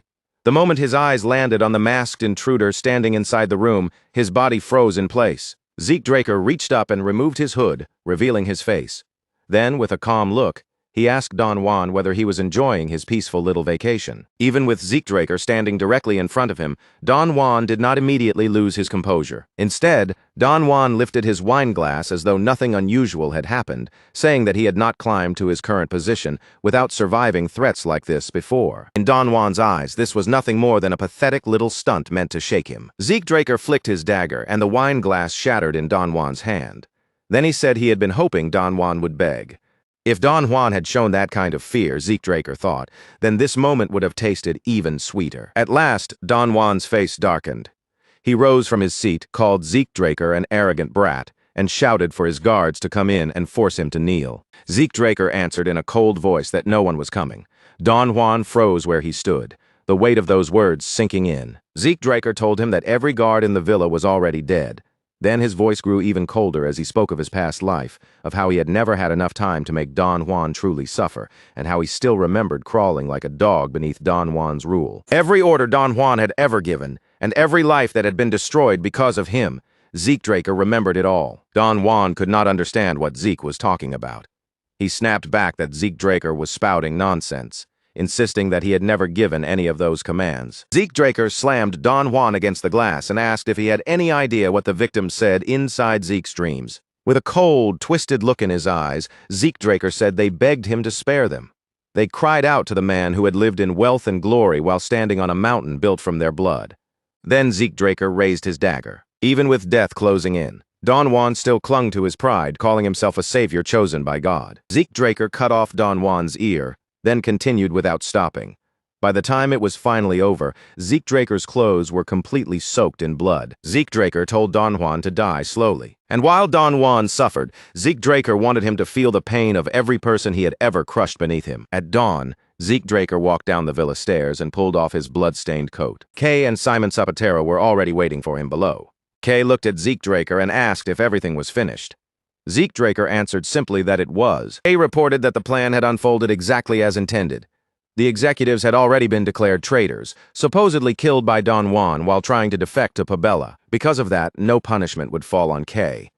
She had already been handling field operations, so her position remained secure and untouched. Zeke Draker handed his coat over to Simon Zapatero, then passed a document to Kay. It was a contract connected to the Reinhardt Merchant Group. Zeke Draker removed his disguise and told Kay that the Reinhardt Merchant Group was preparing to establish a pharmaceutical company. They would produce high-quality soma and manage the supply themselves. Zeke Draker explained that once soma was properly processed, it could be transformed into countless kinds of medicine. Then he told Kay that the syndicate would take charge of transportation. Kay noticed that Zeke Draker was already heading toward the door and quickly asked where the production would take place and who would control it. She reminded him that soma could not be moved openly under the syndicate's name without causing trouble. Zeke Draker told her that after they helped the Cuzco Kingdom, they would secure cultivation permits. He said he already had plans prepared for everything, even though he could not explain every detail just yet. Then Zeke Draker told Kay that he would see her later. She called after him, but by then he had already vanished into the woods, still wearing his uniform, because there was another urgent matter he had to deal with. As he moved through the trees, Zeke Draker reached into his pocket and took out a letter. It was a personal invitation from Prince Callus Nerva Constantinus. Decker had already informed Zeke Draker that the prince had never returned to the Rome Empire after the banquet. Instead, Prince Callus Nerva Constantinus had remained in Atlas. Zeke Draker knew that, under normal circumstances, traveling from the southern continent to the central continent would take several days. If Zeke Draker arrived too late, the prince, or at least the people close to him, would inevitably begin to suspect something. They would start searching for a reason behind his delay, and if they looked closely enough, they might even connect Zeke Draker to McCain's collapse. Zeke Draker believed that Prince Callus Nerva Constantinus was already suspicious of him. That meant he needed a convincing alibi, something solid enough to close off any doubts. Zeke Draker opened his system and activated the portal function. A bright magic circle suddenly unfolded beneath Zeke Draker's boots, spreading across the floor in sharp, glowing lines like a spell being drawn by an invisible hand. As the light gathered around him, the system window appeared in front of his eyes and calmly asked him to choose the destination he wished to travel to. Zeke Draker did not stand there weighing his options or second-guessing himself. The place he needed to reach had already been decided in his mind, so without even a flicker of hesitation, he chose the Atlas Ruins. The transfer required 600 points, but Zeke Draker paid the price immediately, as if it meant nothing at all. The moment the cost was accepted, his body blurred out of existence, vanishing from the spot where he had been standing only seconds before. When his vision finally steadied, everything around him had changed completely. Instead of the place he had just left, Zeke Draker now stood inside the Sky Lounge of the Atlas Hotel, looking out from high above the city below. No sooner had Zeke Draker entered the lounge than a familiar voice rang out from deeper inside the room. The voice called his name with ease, almost as if the person had known exactly when he would arrive. On the other side of the lounge, Prince Callus lifted one hand into the air and waved him over. A calm, friendly smile rested on his face as he called for Zeke Draker to come closer. But Prince Callus was not the only person waiting there. Beside him stood another man Zeke Draker recognized far too well, someone whose presence instantly changed the atmosphere. Abel Draker. Zeke Draker walked toward them with slow, controlled steps, keeping his expression composed. Once he reached them, he dipped his head in a polite greeting and asked why he had been summoned here on such short notice. Prince Callus simply answered with a smile, saying that the matter was serious. Yet even as he said that, he held a bottle of wine in one hand and casually hooked his other arm around Zeke Draker's neck, acting more like an old drinking buddy than a prince. With a mischievous grin, Prince Callus finally confessed that the so-called serious matter was actually the wine. William Zimmons and Abel Draker might be reliable men when it came to business and politics, but according to him, the moment alcohol was involved, neither of them could properly keep up. But Zeke Draker, Prince Callus claimed, had the rough and untamed look of someone who could survive a serious drinking session. That completely unexpected assessment left Zeke Draker momentarily stunned, as if he had no idea how to respond. Even so, the sight of Abel Draker, William Zimmons, and Prince Callus gathered in the same room already told Zeke Draker more than enough. No one had to explain it to him directly. He could roughly imagine what kind of discussion had been taking place before he arrived. At the same time, Zeke Draker felt Abel Draker's eyes resting quietly on him. That silent, unwavering stare carried a weight of its own, making it obvious that Abel Draker had something to say to him privately. Prince Callus poured wine into a glass for Zeke Draker and slid it across the table toward him. Then he told him not to keep standing there stiffly like a statue. Although an uneasy feeling still lingered somewhere in Zeke Draker's chest, he accepted the glass without making a fuss. He lifted it toward Prince Callus, and the two cups met with a light, clear clink. After some time had passed, William Zimmons ended up supporting the heavily intoxicated prince and guiding him out of the lounge. Zeke Draker watched them leave, only then realizing that the wine had not affected him in the slightest. The explanation was simple. The system had judged the alcohol as a poisonous substance, and before it could dull his senses or cloud his thoughts, Zeke Draker's resistance had quietly neutralized it inside his body. Being the only one in the room who remained completely sober felt strangely uncomfortable. Once Prince Callus had disappeared from view, Abel Draker finally rose from his seat and apologized for taking up Zeke Draker's time. Abel Draker said he had heard that Zeke Draker had shut himself away in closed training. Zeke Draker brushed the matter off in a casual tone, saying he had only been irritated because his own progress had felt slower than he wanted. When Abel Draker heard that, a faint smile crossed his face, almost as if he had been relieved by the answer. Then he picked up the wine bottle himself and suggested that the two brothers have a drink together. Zeke Draker paused for a brief moment, his gaze following Abel Draker's hand as the wine filled the cup. This was not the kind of conversation he had expected, and the heaviness in Abel Draker's voice made it clear that something important was about to surface. Then Abel Draker asked him something unusual. He wanted to know what Zeke Draker thought of House Draker.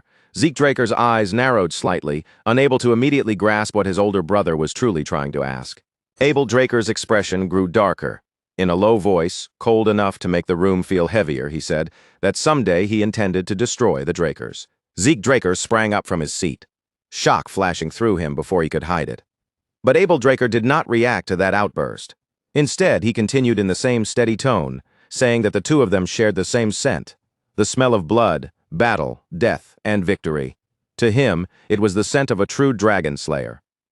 Abel Draker called Zeke Draker the perfect example of it, saying he smelled like a predator, and that only another predator could recognize that nature for what it was. A cold shiver ran through Zeke Draker from head to toe.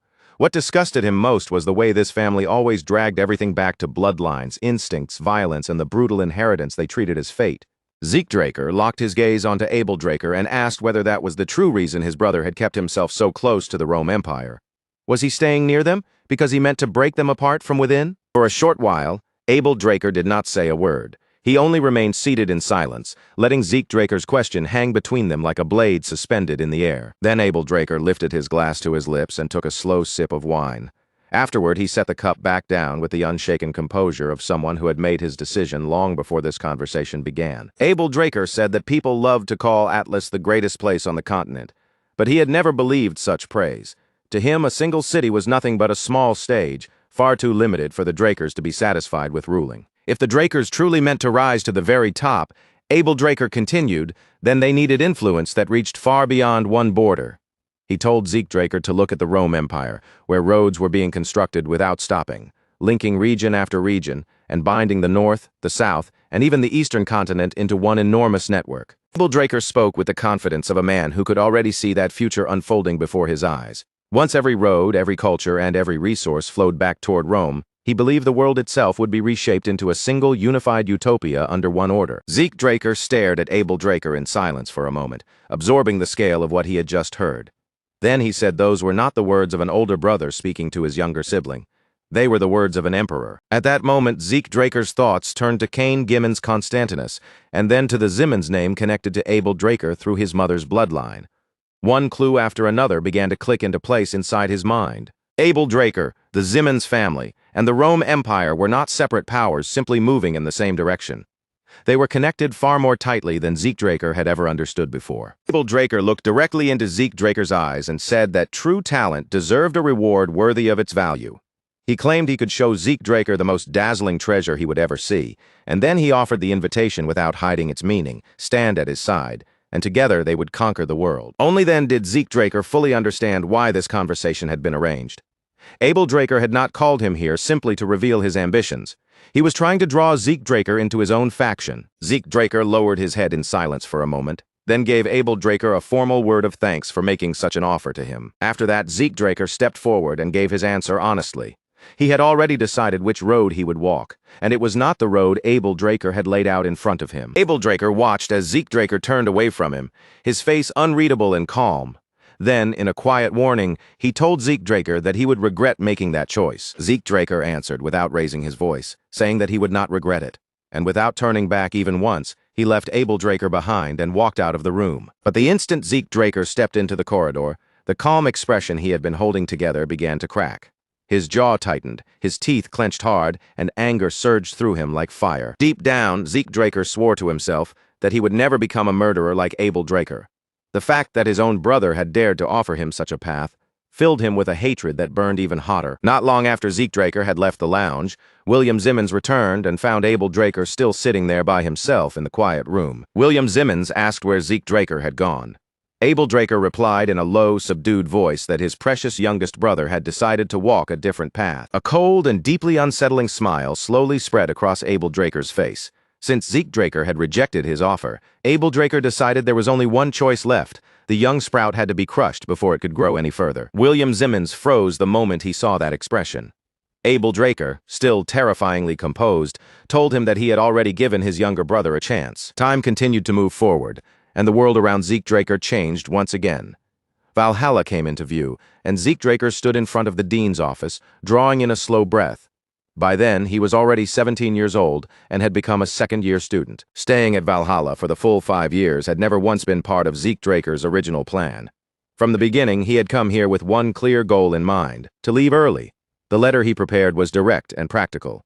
Now that he had officially become a knight, he needed to support his family, and remaining tied down as a student made it difficult for him to move freely or act openly. Because of that, Zeke Draker asked the dean to help settle the situation, and an interview was arranged almost right away. As he waited outside the office, standing there with his thoughts drifting, a voice suddenly called out and asked whether he was also there to meet the dean. Zeke Draker turned his head toward the voice and saw Diego standing nearby.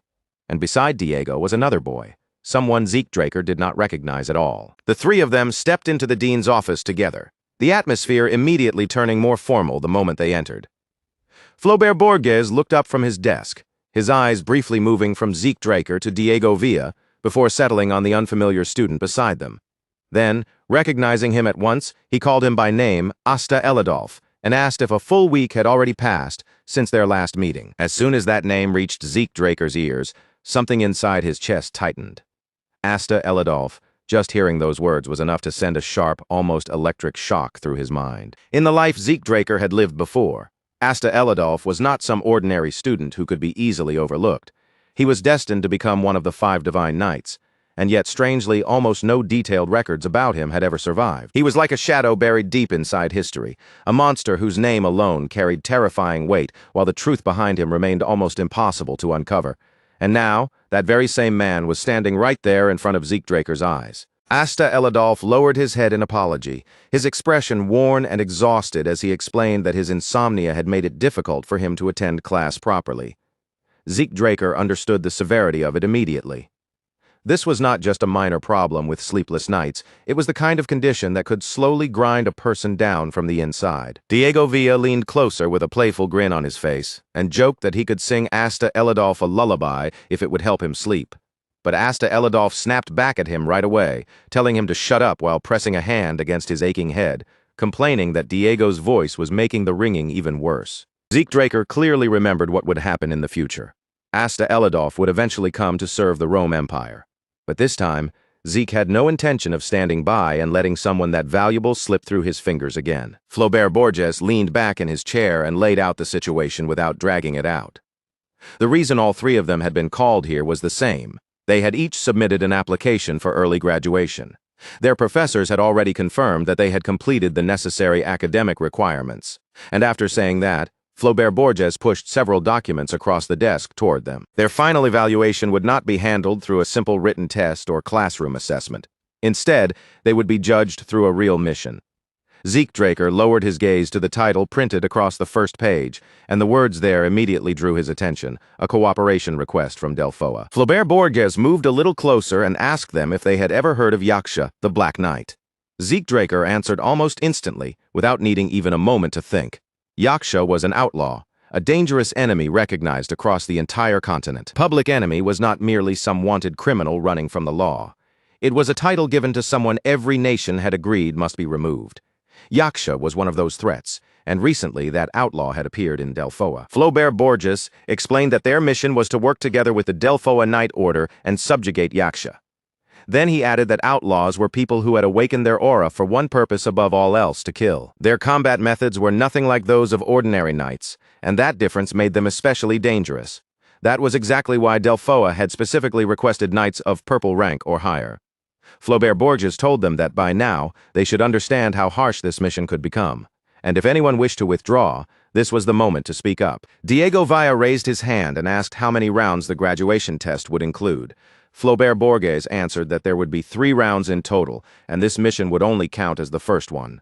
Hearing that, Diego Villa simply nodded, accepting the explanation without pushing the matter further. Flaubert Borges swept his gaze across the 3 students and asked if any of them had more questions. The room stayed silent. Taking their lack of response as agreement, he told them to return and make every preparation they needed before the mission began. After they left the building, Asta Elidolf pressed one hand against his head again, his face twisting with discomfort. He muttered under his breath about the pain, looking as though even standing upright was wearing him down. He had only managed to walk a short distance away when a voice suddenly called out from behind him, stopping him in his tracks. Asta Elidolf turned back toward the sound and saw Zeke Draker standing there. Zeke's expression was calm, almost unreadable, and his eyes were fixed quietly on him. Then Zeke Draker asked, in a quiet voice, whether Asta Elidolf needed medicine for his insomnia. With that one simple question, the air between them shifted, and the course of their relationship began to change. Asta Elidolf froze where he stood, clearly caught off guard. He stared at Zeke Draker with surprise in his eyes, then blurted out that it was just insomnia medicine, as if he could hardly believe Zeke might actually have something that could help him. Zeke Draker casually slipped a hand into his pocket and answered with complete confidence that it was exactly what Asta thought it was. As luck would have it, he said he happened to be carrying an especially powerful remedy with him. Asta Elidolf hesitated for a moment, then awkwardly waved off the offer. He said he appreciated the thought, but it would not make a difference. By this point, he had already tried every so-called miracle cure he could get his hands on, and not a single one had worked. Zeke Draker only smiled and held the pouch out toward him anyway. He told Asta Elidolf to try it just once, and if it really worked, then all Asta needed to do was sign a contract afterward. In exchange, Zeke would continue supplying it to him. Asta Elidolf answered in a tired, defeated voice that it would probably be useless in the end, clearly expecting this to become just another disappointment like all the others. But the moment a faint scent drifted out from the pouch, Asta Elidolf's entire body reacted before he could even think. His eyes flew wide open, his back arched sharply, and he stumbled backward as if a wave of sudden relief had slammed straight through him. Then, without warning, his legs gave out beneath him. Asta Elidolf collapsed straight to the ground, kicking up a burst of dust around his body as he fell into a deep, overwhelming sleep so fast that it almost looked unreal. Hours later, Asta Elidolf suddenly jolted awake with his eyes shining, excitedly announcing that he had used every last bit of it. Zeke Draker took the paper from his hands, lifted an eyebrow, and asked if he was really signing that quickly. He reminded Asta that this was basically a master-servant contract, and questioned whether he had even read it properly. Asta Elidolf answered without the slightest pause. If signing that contract meant he could finally sleep properly, then nothing else written inside it mattered to him at all. Zeke Draker could only smile awkwardly and say that if Asta Elidolf had already made up his mind, then there was no reason to stop him. Leaning back with quiet satisfaction, Zeke inwardly thanked the system shop once again, amazed by just how ridiculously convenient it could be. He thought back to the system interface he had seen earlier, where rare relics could be exchanged for points as easily as buying something from a store. The item he had handed to Asta Elidolf was Sandman's sleep dust, a high-grade sleeping drug, and thanks to that single pouch, Asta would remain firmly on Zeke Draker's side, even after graduation. Zeke Draker could not help thinking that none of the five-star knights seemed completely normal, though Reyna Turun, at least, still looked relatively ordinary compared to the rest. Meanwhile, not far away, Asta Elidolf was practically shining with happiness, cheering about how unbelievably clear his head felt, and even wondering aloud if he had somehow reached Valhalla. Zeke Draker rubbed his chin, feeling that one more thing still needed to be confirmed. Since the chance was right in front of him, he decided he might as well test Asta Elidolf's abilities. When Zeke called out to him, Asta responded immediately, sounding confused at first, before quickly correcting himself and properly addressing Zeke Draker as his master. Zeke Draker drew his sword from its sheath and told him they should find out exactly what Asta Elidolf was capable of before the mission began. Before long, Asta Elidolf planted the butt of his spear firmly against the ground. Then, with the ease of someone who had handled the weapon countless times, he lifted it, spun it smoothly through the air, and thrust it forward with sharp, precise control. As Zeke Draker watched him move, his expression tightened just a little.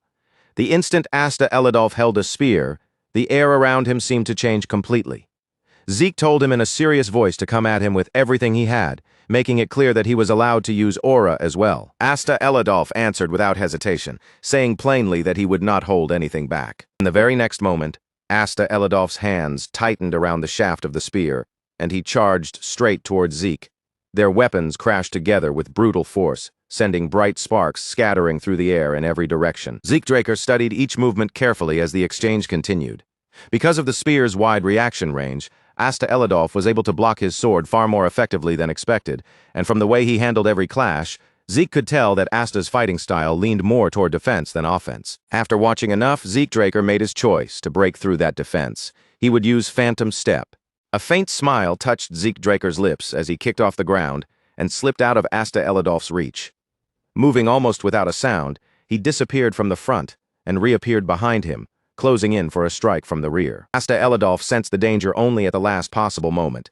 For the briefest split second, his body stiffened in shock, as if instinct had warned him just before the attack landed. But by that point, Zeke Draker's blade was already coming down, its edge descending straight toward Asta Elidolf's back. Asta Elidolf reacted by twisting his hands around the spear in a subtle, practiced motion. In an instant, the weapon split cleanly apart, separating into two distinct sections. With one hand, Asta Elidolf used part of the spear to knock Zeke Draker's sword off course. At the same time, with the weapon in his other hand, he launched a fierce thrust straight forward. For the first time since their spar began, Zeke Draker was truly caught by surprise, his rhythm broken by the unexpected counter. Asta Elidolf did not let that opening slip away. He immediately pressed the advantage, driving forward as his spear flashed through the air again and again in a relentless chain of attacks. Zeke Draker stabbed his sword down into the ground and used it like a pivot point. With a sharp, acrobatic movement, he flipped his body upside down and barely slipped past the incoming strike. Even while avoiding the attack, Zeke Draker stared in disbelief. That split spear technique was the kind of unpredictable trick more commonly seen among outlaws, and that only made Asta Elidolf seem even more fascinating in his eyes. A flicker of excitement sparked in Zeke Draker's gaze. Without missing a beat, he pulled out a dagger and hurled it straight toward Asta Elidolf. Asta Elidolf reacted instantly, drawing his spear back before sweeping it upward to knock the dagger aside. At that exact moment, Zeke Draker landed on the ground, pushed forward with force, and launched a powerful kick directly toward him. Asta Elidolf responded with impressive speed, bringing the spear across his body in a firm horizontal guard. Then, with a controlled twist of the shaft, he snapped the separated parts back together, restoring the weapon into one complete spear as smoothly as if the transformation were second nature. Zeke Draker's eyes narrowed slightly as he followed every detail of that movement. There it was again, the strange mechanism hidden within Asta Elidolf's spear, shifting and reconnecting so fluidly that it almost looked like the weapon had always been meant to move that way. Zeke Draker drove his sword hard into the ground and rushed forward without slowing down, dragging the blade through the earth as he charged. Dirt, stone, and broken fragments tore upward in his wake, and this time Zeke was certain that Asta Elidolf would not be able to stop the attack so easily. Asta Elidolf felt the crushing pressure bearing down on him, and his lips tightened into a tense line. Even before the attack reached him, he could clearly sense just how dangerous Zeke Draker's incoming strike really was. Even so, Asta Elidolf did not step back. He lowered the point of his spear, forced every bit of mana he could gather into the weapon, and swung straight forward, choosing to meet Zeke Draker's attack head-on. The two attacks slammed into each other with a thunderous impact. The force erupted between them in a violent burst, shaking the space around them so fiercely that it felt as if the very air itself might split apart under the pressure. A moment later, Asta Elidolf clutched his trembling arm, his face twisting with frustration and pain. Unable to hold it in, he shouted at Zeke Draker, demanding to know whether he was some kind of monster. Asta Elidolf rubbed his aching head, still clearly shaken, and complained that people had always called him a certified genius. So how could Zeke Draker overwhelm him this easily? Zeke Draker answered without even changing his expression, saying that someone who survived only on the praise of being a genius would eventually let the sharp edge of his spear become dull. Then Zeke Draker's lips curved into a cold smile as he added that Asta Elidolf was still nowhere near good enough. Until the mission began, Zeke made it clear that he would train him relentlessly, without the slightest hint of mercy. Asta Elidolf's expression immediately collapsed into despair. His face darkened with a grim look as he admitted that he already had a very bad feeling about what was waiting for him. When they returned to the mansion, Decker stepped forward with his usual composed posture and formally announced that young Master Zeke Draker had arrived. Seeing him there made Zeke Draker call out in surprise. Decker then calmly informed him that a guest had already arrived ahead of him and was waiting inside the mansion. Before long, Galleon Halbert came walking down the hallway, his eyes wide as he looked around at every corner. The overwhelming luxury of Zeke Draker's mansion clearly left him stunned, and he could not hide his amazement at all. Zeke Draker greeted Galleon Halbert and said that it had been a long time since they last met. Then, without wasting words, he explained that he had called him over because there was something specific he wanted Galleon Halbert to examine. Galleon Halbert reacted with visible shock, pointing at himself as if he could not believe Zeke Draker really meant him. His mind immediately jumped to the black sword, and he asked if something had happened to it, insisting that a weapon forged with a magic furnace should not have even the smallest scratch on it. Zeke Draker quietly thought that Galleon Halbert must have gained a fair amount of fame by now, thanks to the magic furnace he had created, the very same type of furnace Zeke remembered from his previous life. If that was the case, then Galleon Halbert was probably already producing high-quality weapons far earlier than expected, which meant Zeke needed to secure him as his exclusive craftsman before anyone else managed to reach him first. Zeke Draker shook his head and made it clear that Bahamut was perfectly fine. The problem, he explained, was not the black sword at all, but something entirely different. Then Zeke Draker summoned the armor, letting it appear over his body piece by piece until the mysterious equipment fully formed around him. Zeke Draker looked down at the armor wrapped around him with a puzzled expression and said that somehow he had ended up obtaining something like this. The instant Galleon Halbert laid eyes on the armor, his entire body froze. His mouth fell open in disbelief, and for several moments he was so stunned that he could not even form a proper sentence. After stammering in pure disbelief, Galleon Halbert finally cried out. Zeke Draker could only respond with a helpless look, saying that he did not know what the armor was either. That was exactly why he had called Galleon Halbert here, because this was not the kind of thing he wanted to investigate somewhere public. Zeke Draker handed the armor over to him and asked whether Galleon Halbert would be able to inspect it properly. Galleon Halbert hesitated for a short moment, still visibly shaken by the object in front of him.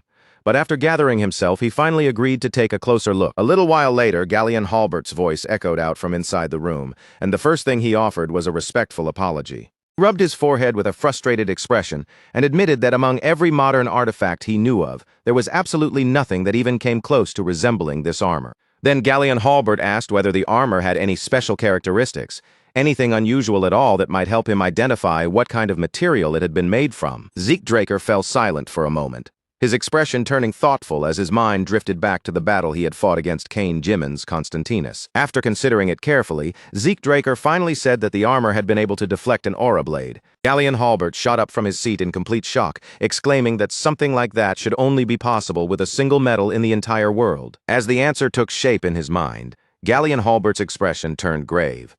Then he spoke the name with weight in his voice, the metal of the gods, auriculum. Still stunned by the possibility, Galleon Halbert muttered that it was almost impossible to believe. He recalled that he had only ever seen auriculum once before, back when his master was still alive. Zeke Draker immediately turned his attention toward him and asked if auriculum was truly that valuable. Galleon Halbert answered with intense seriousness, saying that simply calling it precious did not even begin to describe its worth. Auriculum, he explained, was said to be the most perfect substance ever created by the gods. Its ability to conduct mana surpassed every other metal, which meant far more magical arrays could be engraved onto it than any ordinary material could ever endure. Zeke Draker nodded slowly, absorbing that explanation, then asked how many large-scale magic circles could usually be carved into normal metal armor. Galleon Halbert answered carefully, making it clear that large-scale magic circles could not be engraved into ordinary metal armor in the first place. Zeke Draker stroked his chin as the realization settled in. He had already known the armor was special, but he had never imagined that its value and potential would be this overwhelming. Then Zeke Draker asked whether it would be possible to change the armor into another form. Galleon Halbert immediately raised both hands in alarm, declaring that altering auriculum was absolutely out of the question. Galleon Halbert explained that, although auriculum was a divine metal and could technically be worked with, the real issue was that this armor had already reached a completed perfect state. If they interfered carelessly and damaged the magical arrays hidden inside, the entire armor might lose its function and become useless. After pausing briefly, Galleon Halbert added that his master might still be capable of doing it. Zeke Draker looked at him in surprise and asked if he was referring to Master Golrin Yober. Galleon Halbert turned his gaze toward the window, where the world outside was already colored by dusk, and calmly confirmed that Golrin Yober could alter the armor's form without ruining its functions. When Zeke Draker asked where Golrin Yober was, Galleon Halbert replied casually that, as usual, he should be in Hymonus. Zeke Draker's eyes widened slightly at that answer. Galleon Halbert continued gently, saying that Zeke might not even know where Hymonus was, before explaining that it was a land located far to the north. Zeke Draker replied calmly that the land belonged to the Northern Grand Duke. The moment Galleon Halbert heard that, he was visibly shaken and blurted out that people from the central continent rarely knew anything about the Northern Grand Duke, so how could Zeke possibly know of it? Zeke Draker clenched his fist, paused for a moment, and awkwardly answered that it was only a coincidence. Even so, a familiar face surfaced in his mind, and he quietly added that he had only learned about it recently. Then Zeke rose from his seat, thanked Galleon Halbert for everything, and told him that if he wanted to continue researching the metal, he was free to stay there and examine it as much as he liked. Galleon Halbert became noticeably wary at those words, letting out a confused sound as if he was not sure how to respond. After a brief stammer, he finally managed to thank Zeke Draker. Soon after that, Zeke Draker left the room without saying anything more. Left alone with the armor, Galleon Halbert remained puzzled, wondering why Zeke had suddenly become so deeply interested in everything connected to it. As Zeke Draker walked away, he quietly made up his mind. There was still time when it came to Hymonus, so there was no need to rush toward the north right away. For now, another matter demanded his attention first. At the moment, Zeke Draker's focus needed to shift toward the Reinhardt Merchant Group. Inside one of the Reinhardt Merchant Group's rooms, Cliff Reinhardt considered the matter carefully before speaking. He said that producing the medical supplies Zeke Draker had mentioned should not present any major problem. After a short pause, Cliff Reinhardt added that, at least on the central continent, building a factory capable of processing soma would be extremely difficult. Zeke Draker replied that he already understood that issue. If word ever spread that the princess was supporting the processing of soma, then Melissa Alencia's reputation would suffer a serious and very damaging blow. Zeke Draker then shifted the question slightly and asked what would happen if the ingredients were already processed before they ever reached the central continent. Cliff Reinhardt answered in a calm, businesslike tone that in that case, the goods would simply be treated as medicine, and as long as they passed the safety inspection of the Delphoa Magic Tower, distributing them should not cause any major problem. The moment Zeke Draker heard that answer, the path forward became clear in his mind.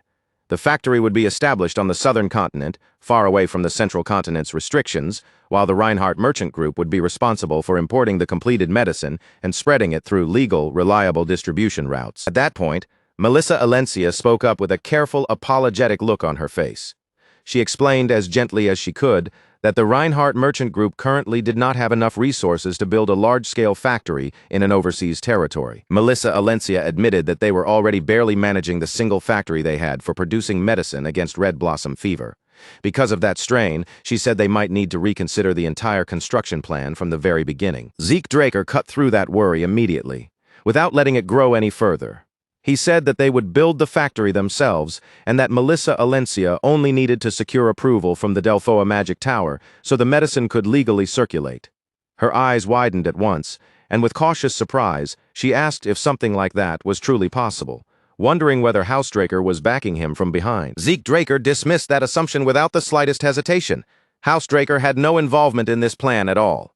Every cost, every expense, and every burden would be paid entirely from his own funds. Then Zeke Draker slid an envelope across the table, the paper moving quietly between them as the conversation took a heavier turn. In a calm voice, he said that the real reason he had come was inside and asked Melissa Alencia to read it. Melissa Alencia opened the envelope and began scanning the documents, but almost immediately, the blood drained from her face. The papers revealed that the Rome Empire had joined forces with the Scorpion clan to conduct live experiments using synthetic poison, and her breath caught as the proof lay there plainly in front of her. Zeke Draker frowned and quietly pointed out what those documents truly meant. If red blossom fever had indeed been created artificially, then the Rome Empire had essentially used Alencia as a testing ground for clinical trials. Melissa Alencia's body trembled with barely contained rage. She admitted that she had suspected something was wrong, but she had never imagined they would go so far as to commit such a thing against their own people. Zeke Draker said nothing, allowing the full weight of that truth to settle heavily in the room. After a short silence, Zeke Draker finally spoke again and told Melissa Alencia something difficult to accept.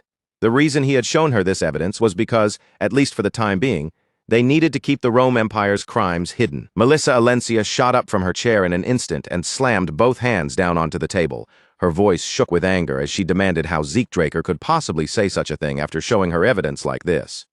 To Melissa Alencia, crimes this horrific had to be exposed at once. If the truth were made public, she believed, then something so monstrous could never be allowed to happen again. Zeke Draker answered in a quiet, controlled voice that he understood exactly how she felt.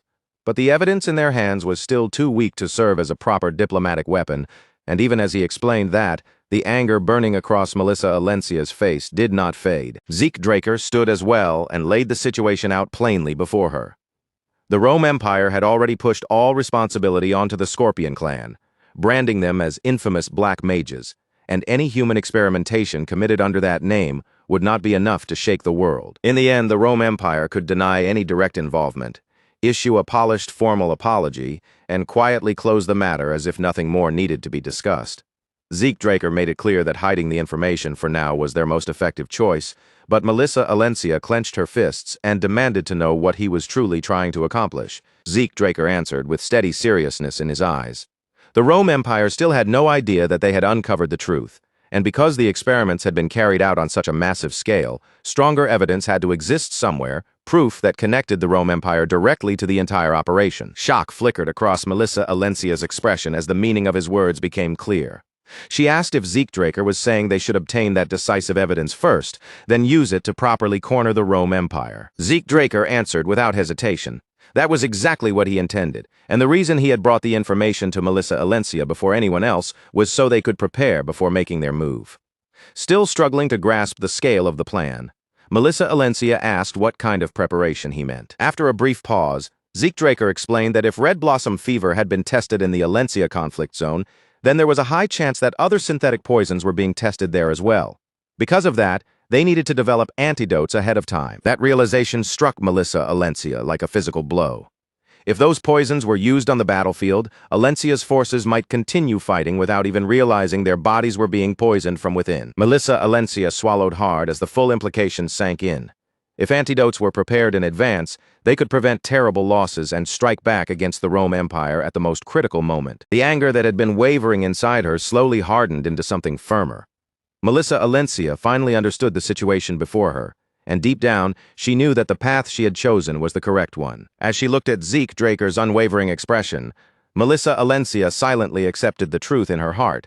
Bringing Lord Zeke Draker into the Reinhardt Merchant Group had truly been the right decision. At last, Zeke Draker spoke again, calmly telling them that he would not be able to attend meetings for a while because his schedule at Valhalla was already packed. Melissa Alencia released a small breath of relief, then said that if the opportunity ever came, she would like to invite him to Alencia. The name Alencia made Zeke Draker pause for a brief moment. In a softer voice, he remarked that it was said to be a land blessed with beautiful mountains and lakes. Melissa Alencia looked surprised and asked whether he had ever visited before. Zeke Draker gave her a faint, gentle smile and said that he had only heard stories about it. But when he finally did visit, he hoped Melissa Alencia would personally guide him through every beautiful place worth seeing. Touched by his words, Melissa Alencia placed one hand over her chest and promised that she would do exactly that. Then, with sincere warmth in her voice, she wished Zeke Draker a safe journey. After the meeting ended, Melissa Alencia and Cliff Reinhardt respectfully saw Zeke Draker off. They watched him leave while the heavy meaning of everything they had discussed still lingered in the air behind him. Asta Elidolf lay sprawled across the ground, completely exhausted, his body stretched out as though every last bit of strength had been wrung from him. Diego Villa had collapsed beside him, gasping for breath as he whined that he might actually die before the mission even started. Zeke Draker rested his sword across his shoulder and told him to stop complaining, adding that if Diego still had enough energy to talk, then he had enough energy left to swing his sword one more time. That only made Diego Villa flare up even harder. He snapped back at Zeke Draker, calling him a devil and swearing that Draker blood was truly terrifying, before forcing himself up and charging in with an angry slash. Zeke Draker deflected Diego Villa's attack with effortless control, the corner of his mouth lifting ever so slightly. Watching him struggle forward, Zeke thought to himself that these two only seemed to show their real fire after their pride had been properly wounded. As the training continued day after day, Zeke Draker quietly noticed the changes taking root in them. After spending a week under his harsh guidance, Asta Elidolf and Diego Villa had begun to influence each other, and Diego especially was no longer just the carefree joker he had once been. The repeated drills and brutal sessions had sharpened Diego Villa's discipline far more than before. Then, right in the middle of their exhausting training, a voice from nearby suddenly praised them for their hard work. Diego Villa spun around with a startled sound, still catching his breath, but the moment he saw Andre Draker standing there, his face lit up, and he greeted him brightly as Professor. Zeke Draker, however, looked at Andre Draker with unmistakable caution in his eyes and asked what Professor Andre Draker was doing there. Andre Draker answered in his usual calm tone that there was something important he needed to tell all three of them. When Zeke Draker pressed him to explain, Andre Draker revealed the matter plainly.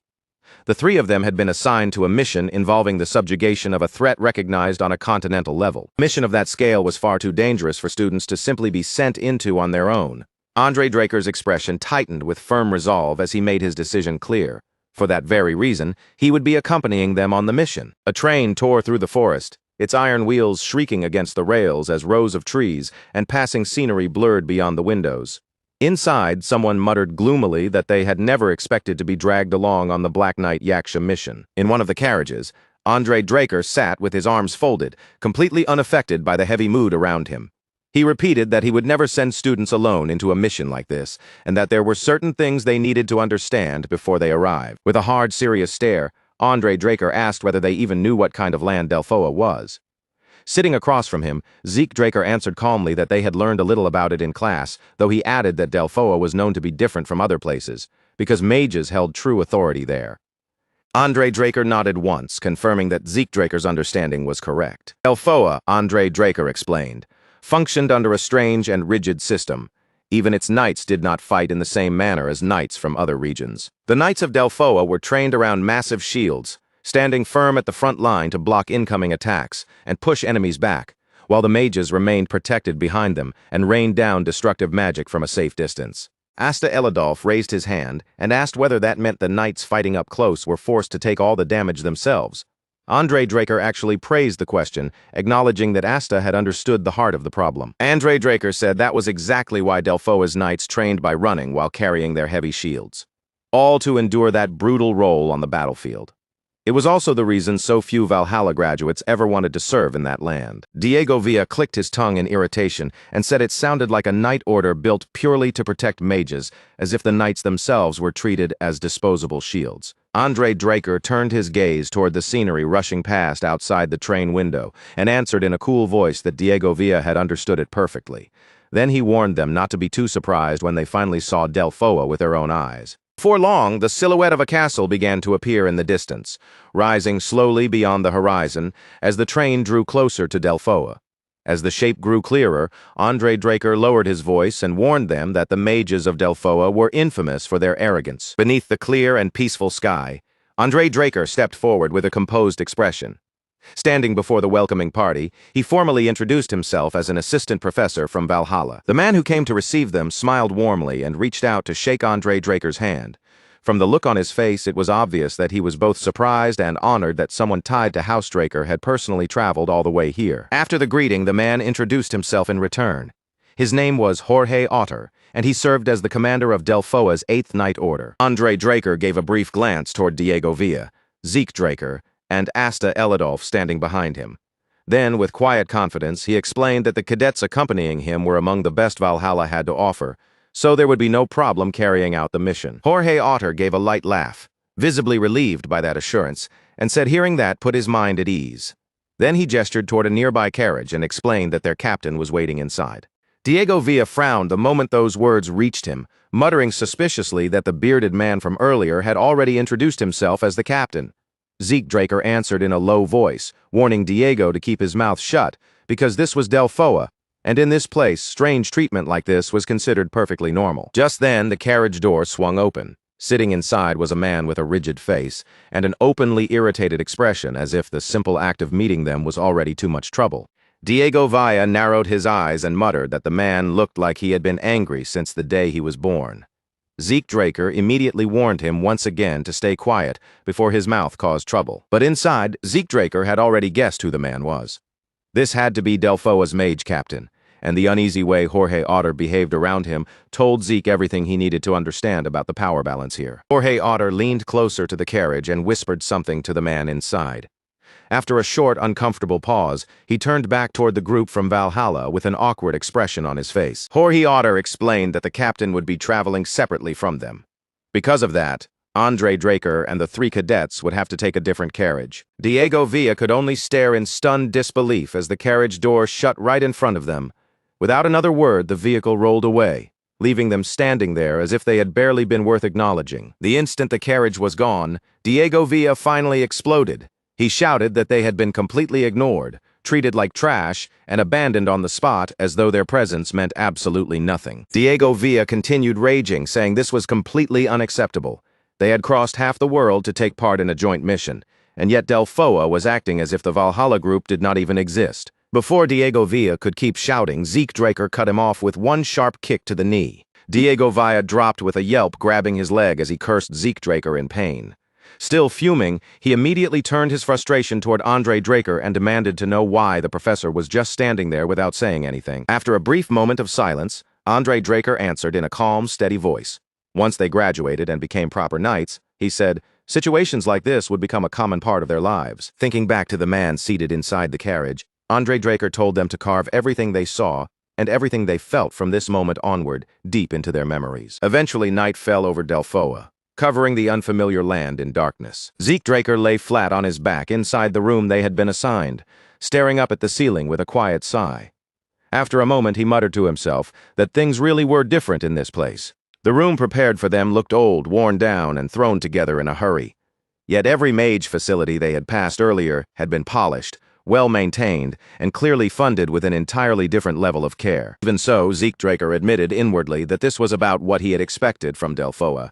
He had never truly believed they would be welcomed with proper treatment here. With a tired expression settling over his face, Zeke Draker pushed himself up and said he was going outside to get some air. As Zeke Draker walked down the quiet corridor, he thought that this kind of treatment did not truly bother him. After everything he had endured in his previous life, being looked down on was hardly enough to shake his composure. What actually weighed on Zeke Draker's mind was not Delfoa's arrogance, but the mission involving Black Knight Yaksha. He recalled the strategy meeting, where Jorge Otter and the other knights had stood stiffly like statues, while the mages spoke over them without hesitation.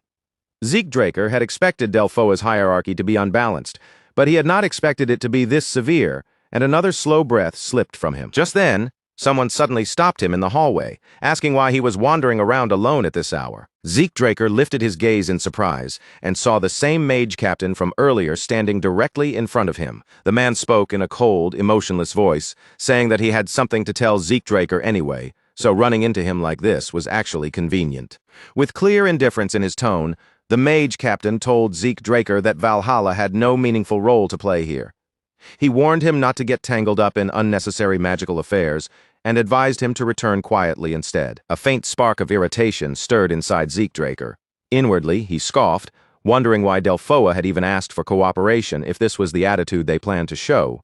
Of course, no matter how tempting it felt, he could not simply punch the man in the face. Then the mage captain's eyes caught the emblem on Zeke Draker's glove. The moment he noticed it, his expression tightened, as if he had recognized something deeply unpleasant. The mage captain's voice sharpened as he asked whether Zeke Draker was a pure-blood Draker awakener. Zeke Draker answered without hesitation that he was. Then, meeting the man's gaze directly, he asked whether that was supposed to be a problem. The mage captain's face darkened with anger at that response.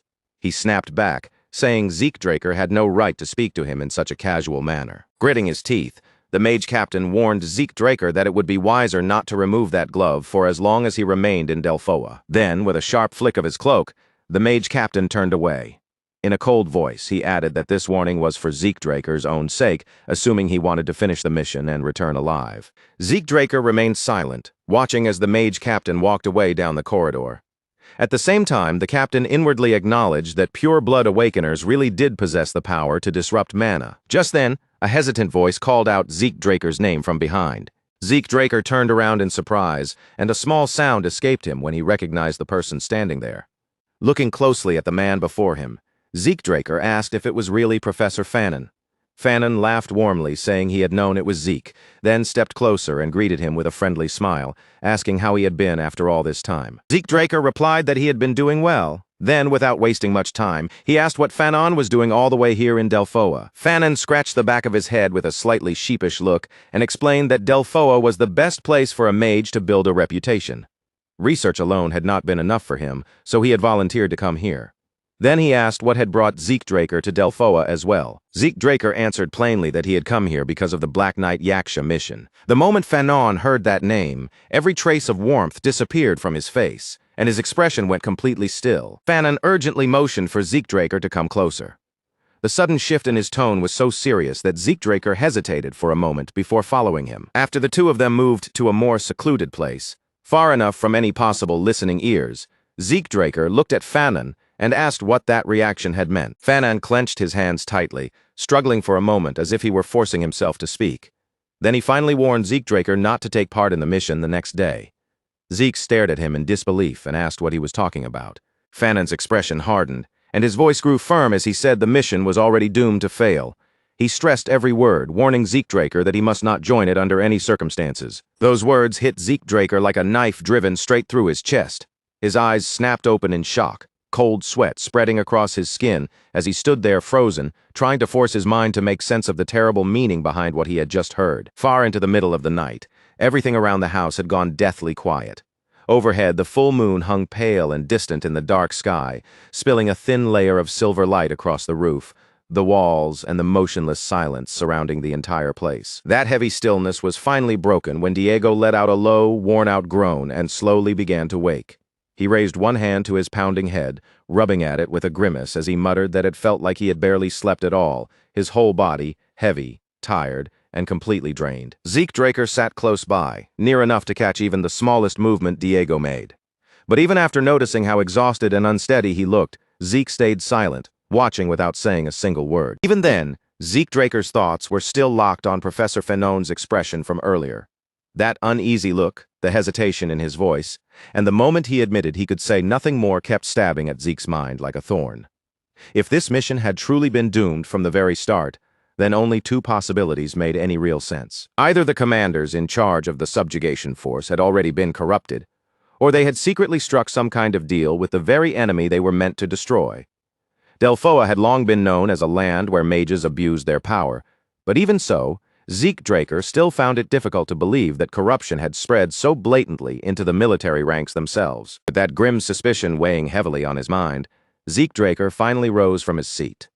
If there really was something rotten hidden beneath the surface of this mission, then to him, a secret connection with the target seemed far more believable than mere carelessness or incompetence. By the time the group reached the mountaintop, the air around them had grown sharp, cold, and wide open. Up ahead, the captain stood before the gathered troops with his arms folded across his chest, handing down orders in a calm, practiced tone that made it clear he was used to being obeyed. He ordered squads 1 through 3 to move along the mountain slope, spreading out across the side terrain, while squads 4 through 6 were told to advance from the front and begin pushing directly toward the target. Jorge Otter slowly swept his eyes over the assembled force, checking the soldiers one by one as though searching for any sign of doubt or hesitation. After seeing no one step forward, he quietly confirmed that there were no objections. Just as the captain shifted his attention toward the remaining units, a voice suddenly cut through the tense mountain air. Zeke Draker stepped forward, his expression serious and unshaken, and asked exactly what role his own group was supposed to take in the operation. The captain's face immediately twisted with irritation. Without even trying to hide his annoyance, he snapped back at Zeke Draker, reminding him that after yesterday's explanation, he had already been told to stay out of the operation entirely. But Zeke Draker did not let the captain brush him aside. His voice turned cold and steady as he stated plainly that he himself was a Blue Knight, while Diego and Asta Eladolf standing with him were both Purple Knights. Then, without lowering his eyes or backing away from the commander's stare, Zeke Draker asked whether a force of their level had truly been summoned for cooperation, only to be deliberately ignored and treated like disposable pieces on the battlefield. For a moment, the captain went completely still. He stared at Zeke Draker, as if the words had caught him entirely off guard, and after a tight, tense pause, he demanded to know whether Zeke really held the rank of a Blue Knight. A ripple of whispers spread through the gathered soldiers almost immediately. They murmured about how young Zeke Draker looked, about the 2 Purple Knights beside him, and about what kind of place Valhalla must be if it could produce people like them. The captain's jaw tightened until it looked as though his teeth might grind together. Finally, unable to argue openly in front of everyone, he barked an order at Jorge Otter and told him to assign Zeke Draker's group to scouting duty. Jorge Otter visibly flinched when the order was thrown at him so suddenly. He quickly lowered his head and agreed, hurrying to follow the command before the captain's anger had any chance to shift toward him instead. Before Zeke Draker could move away, Professor Andre Draker stepped directly into his path and stopped him. His gaze sharpened as he questioned why Zeke had chosen to provoke the captain so openly, making it clear that he knew Zeke was not someone who acted without a reason. Zeke Draker answered without raising his voice, calmly saying that something about the mission felt wrong. To him, it was as if the entire operation was being guided forward in secret by an unseen hand. When Professor Andre Draker pressed him for an explanation, Zeke Draker revealed the suspicion forming in his mind. The subjugation force and Black Knight Yaksha might be working together behind the scenes. For the briefest instant, tension flashed across Professor Andre Draker's face, but he quickly composed himself and admitted that Zeke would not make that kind of claim without a reason. With a firm wave of his hand, Professor Andre Draker made his decision. He declared that they would carry out a scouting operation toward Black Knight Yaksha's camp, ordered everyone to prepare at once, and then turned his gaze toward Zeke Draker, assigning him to lead the vanguard. Zeke Draker accepted the order in silence. He offered no complaint, showed no hesitation, and simply took the responsibility as if he had already been ready for it. As more time slipped by, night completely swallowed the forest. The trees rose around them like black walls, and the only sound that moved through the darkness was the faint rustling of leaves stirred by the wind. A small group advanced carefully along a narrow forest trail, each step slow and restrained. At the front, one man held a flickering torch in his hand, its weak, trembling light barely stretching far enough to reveal the path ahead. Then, without warning, the man at the front slowed his pace. His face tightened with sudden alarm, and he quickly raised one hand in a sharp signal, ordering everyone behind him to stop moving immediately. Keeping his voice low, he warned the others that trolls were somewhere nearby. He told them to move with absolute caution because if those monsters noticed them, none of them would be able to escape alive. But before anyone could even respond to that warning, a blade suddenly flashed out from the darkness, cutting through the air with terrifying speed. The man's eyes bulged in horror as the sword drove deep into his thigh. The pain hit him so suddenly that he had no time to understand where the attack had come from before his leg was already giving way. He crashed hard onto the ground, screaming in agony as his wounded leg failed beneath him. That scream tore through the quiet forest, and almost instantly, something massive began moving closer through the darkness. A monstrous figure stepped out from the shadows, releasing a low, bone-chilling growl. The sound alone froze the wounded man where he lay, draining the strength from his body as fear overtook him. Then the attacks came crashing down one after another, heavy blows hammering into his helpless body. Panic exploded through the rest of the group, and the others spun around in terror, screaming for help as they fled blindly into the forest darkness. At that exact moment, two figures shot forward from the shadows with incredible speed, cutting into the scene before the monsters could continue their rampage. Asta, Elidolf, and Diego threw themselves straight into the fight. Their movements were quick, sharp, and decisive as they struck the monsters down before the creatures could keep slaughtering the helpless patrol. One by one, the monsters were brought down around them. Nearby, the wounded man shook violently on the ground, clutching at himself in desperation, as though trying to hold his battered body together through sheer fear. Zeke Draker landed beside him with a cold, steady look in his eyes. Staring down at the trembling man, he asked whether they were part of Black Knight Yaksha's patrol. Then Zeke Draker's voice dropped even colder. He told the man that if they really were connected to Black Knight Yaksha, then he had better start talking and reveal exactly where the group was hiding. Not long after, Zeke Draker, Asta Elidolf, and Diego crouched low behind cover, keeping their bodies hidden as their eyes fixed on a distant fortress rising out of the darkness ahead. Asta Elidolf frowned as she carefully examined the structure from afar. The fortress had been built from thick, natural stone, and just from looking at it, she could tell that forcing their way through would be anything but easy. Zeke Draker shifted his attention toward Jorge Otter and asked where the Mage Corps had been positioned. With a fortress like that standing in front of them, he pointed out that a small group alone would never be enough to handle whatever was waiting inside. Jorge Otter hesitated, his expression turning stiff and awkward before he finally admitted the plan. Once the surrounding area had been secured, the mages were supposed to begin bombarding the fortress with support fire from the rear, and the moment he said it, disbelief spread through the entire group. Zeke Draker immediately spun toward Jorge Otter, his voice cutting through the tense air like a blade. He demanded an explanation, accusing Jorge of sending such a small force against a fortress as though he were trying to have everyone massacred. Before Jorge Otter could even form a response, Diego suddenly lifted his head. Terror flashed across his face as his eyes locked onto something above them in the night sky. Diego screamed out a warning, throwing his arm upward and pointing toward the sky at something that was plunging down toward them with terrifying speed. Zeke Draker turned sharply in the direction Diego was pointing, and the instant he saw what was falling, his entire body went rigid with alarm. They were shells. Zeke Draker immediately shouted for everyone to scatter, ordering them to get away from the impact zone as fast and as far as they possibly could. In the very next instant, the night exploded around them. Fire burst across the area, shock waves tore through the battlefield, and screams of pain and panic erupted from every direction at once. Jorge Otter stood frozen in the middle of the chaos, his face drained pale as he whispered in disbelief, unable to accept or even process what had just unfolded right before his eyes. Zeke Draker seized Jorge Otter by the collar and roared at him to pull himself together, demanding to know if he was seriously trying to get them all killed. Jorge shook his head desperately, swearing over and over that he had nothing to do with it. Zeke Draker clenched his teeth as a cold, grim certainty settled deep inside his chest. Whatever was happening on that battlefield, one thing was painfully clear: it was no accident. The enemy had known exactly where they were from the start by now. Zeke Draker could no longer brush it off as rotten luck, or some impossible coincidence. Someone inside their own side had been leaking information, quietly guiding the enemy straight to them. A sudden roar tore across the battlefield, snapping Zeke Draker's focus back to the chaos in front of him. As he turned his head, he saw a mass of figures surging through the darkness, swords lifted high as they charged directly toward the group. Zeke Draker cursed under his breath, his gaze turning razor-sharp as he watched the attackers rush closer. Their movements had none of the control or discipline of trained soldiers. They were hurling themselves forward like madmen, as if death meant absolutely nothing to them. As the attackers closed the distance, Zeke Draker narrowed his eyes and focused on their faces.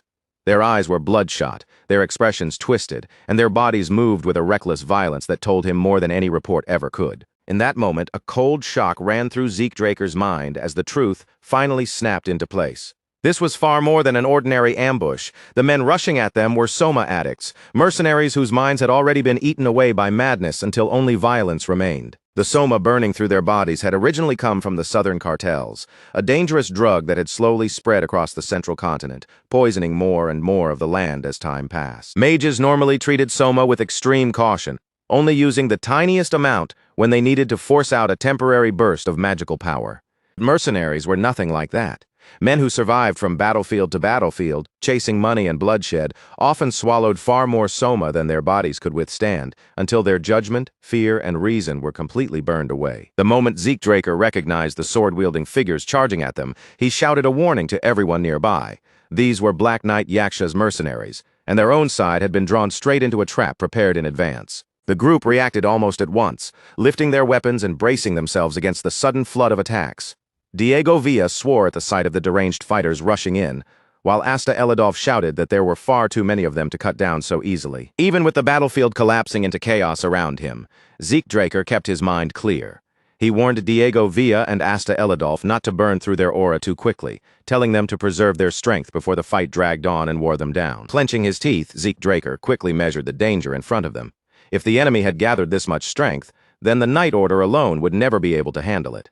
Scouting mission or not, wiping out everything between them and the fortress might be the only way forward. At that very instant, a sharp golden light flashed through Zeke Draker's pupils. An explosion thundered across the battlefield, followed immediately by a scream that tore through the smoke and noise. Zeke Draker spun toward the sound without hesitation, feeling magic stir in the air and realizing the situation had just taken another dangerous turn. When Zeke Draker noticed a formation gathering not far from them, a small flicker of relief passed through his mind. Delphoa Mage Corps had finally reached the battlefield. On the other side of the field, the mage captain furrowed his brow and poured even more power into his spell.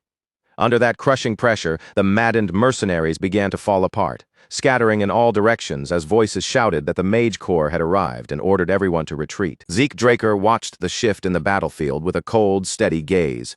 The Mage Corps may have arrived late, but their power was undeniable. If they pressed the attack now, there was still a real chance to seize the momentum and turn everything around. But right then, someone stepped forward and called for everyone to stop. Zeke Draker turned in disbelief, unable to understand why they would abandon such a perfect opening at the exact moment the enemy formation was breaking. The captain's face hardened as his eyes locked onto Zeke Draker in a sharp, accusing tone. He blamed Zeke for ruining the entire mission and demanded to know whether he even understood the damage he had caused. For a brief moment, Zeke Draker's expression went completely blank, as if the sheer absurdity of what he was hearing had made the whole situation feel unreal. Then his jaw tightened. He ground his teeth in silent fury, cursing inwardly at the unbelievable nonsense being thrown at him in the middle of a battlefield. The captain continued without letting up, accusing Zeke Draker of provoking the enemy when, according to him, Zeke's only assignment had been a simple scouting mission. With a sharp turn of his back, the captain ordered Professor Andre Draker to take the cadets and withdraw at once. He declared that everything that had happened here would be reported directly to Valhalla. Zeke Draker's fist slowly tightened at his side. His voice dropped cold as he asked whether that meant their cooperation with Delphoa was officially over, and the captain visibly stiffened as the weight of that question settled over him. Zeke Draker continued, making his meaning clear. If they no longer had an assigned role in Delphoa's operation, then they were no longer obligated to follow Delphoa's commands. From that moment on, they would continue the mission according to their own judgment. Anger flared across the captain's face. He snapped that this was Delphoa's territory, then demanded to know who Zeke Draker thought he was, acting as if he could simply move wherever he pleased. Professor Andre Draker stepped in with a calm voice, not showing the slightest trace of panic. He stated that Black Knight Yaksha was an enemy of the entire continent, and as official knights of House Draker, both he and Zeke Draker had the authority to act independently when the mission took priority. They could make their report after everything was finished. Captain clicked his tongue in clear irritation, turned away, and coldly told them to do whatever they wanted, but his warning was just as clear.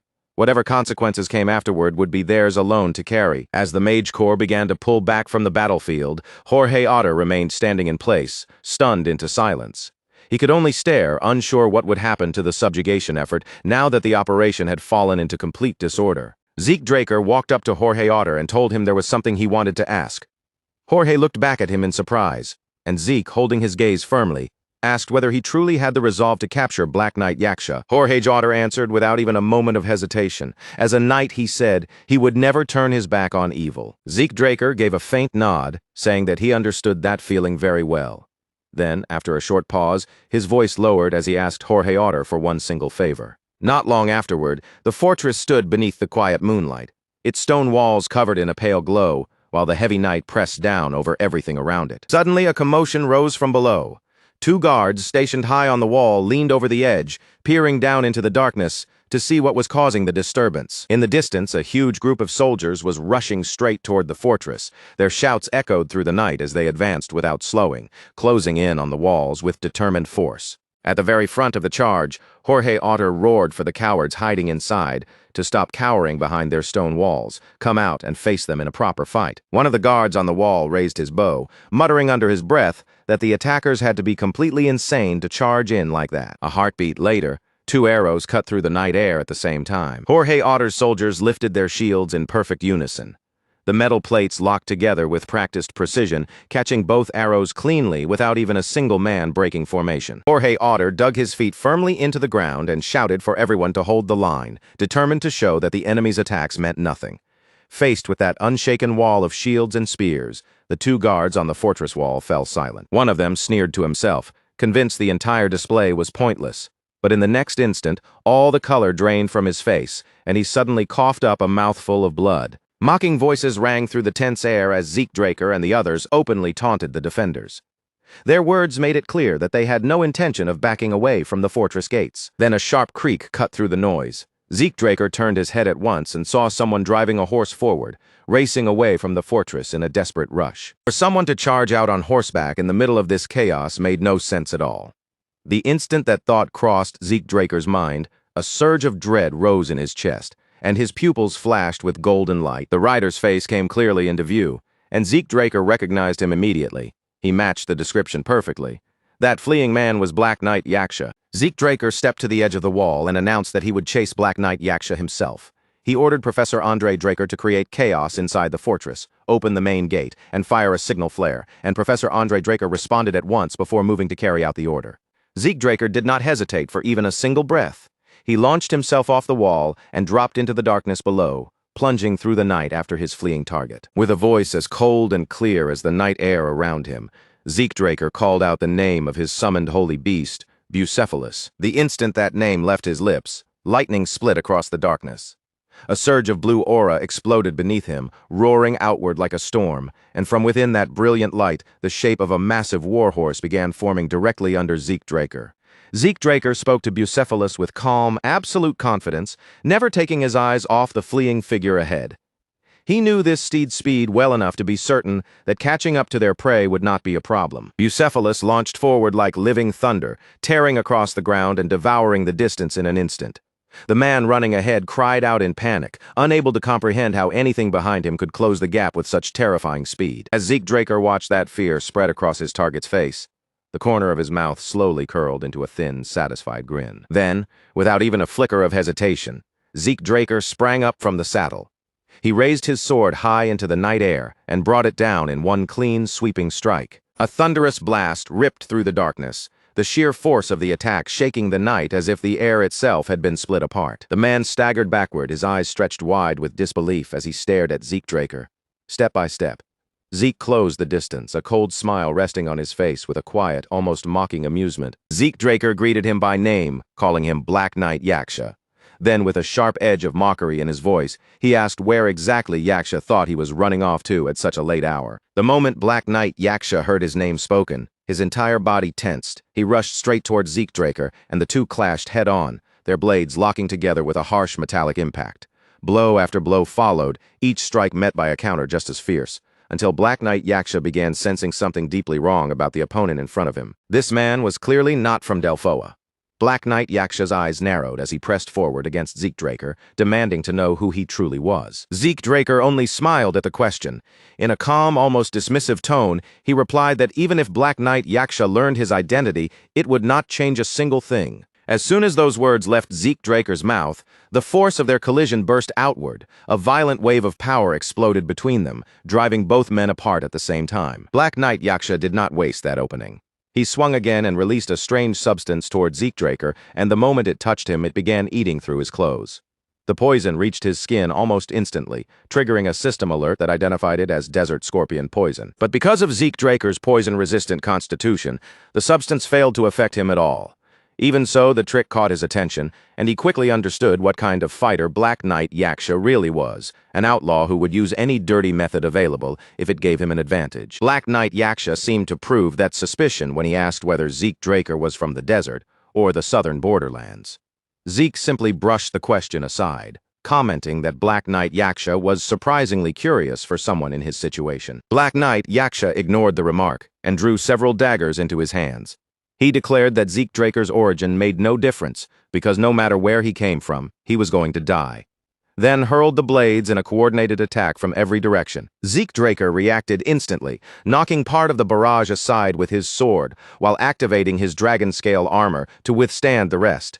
Even as the daggers struck around him, he could tell from their timing and angles that the attack had been launched with frightening precision. But in that same split second, Zeke Draker's senses sharpened even further, and he noticed something far more dangerous hidden inside the assault. Black Knight Yaksha was using an aura blade. That one detail told Zeke everything this man had been concealing his true strength from the very beginning. Declaring that the fight was finished, Black Knight Yaksha shot forward with incredible speed.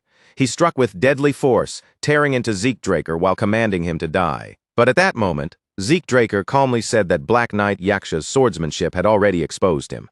From the way he fought, Zeke could tell that he belonged to the Imperial Intelligence Bureau, and that revelation left Black Knight Yaksha completely stunned. Before Black Knight Yaksha could properly respond, a searing pain suddenly spread through his entire body. His strength drained away, his knees buckled beneath him, and his sword slipped from his hand as he collapsed. Zeke Draker closed in with his own aura blade ready, standing over the fallen man with an unwavering gaze.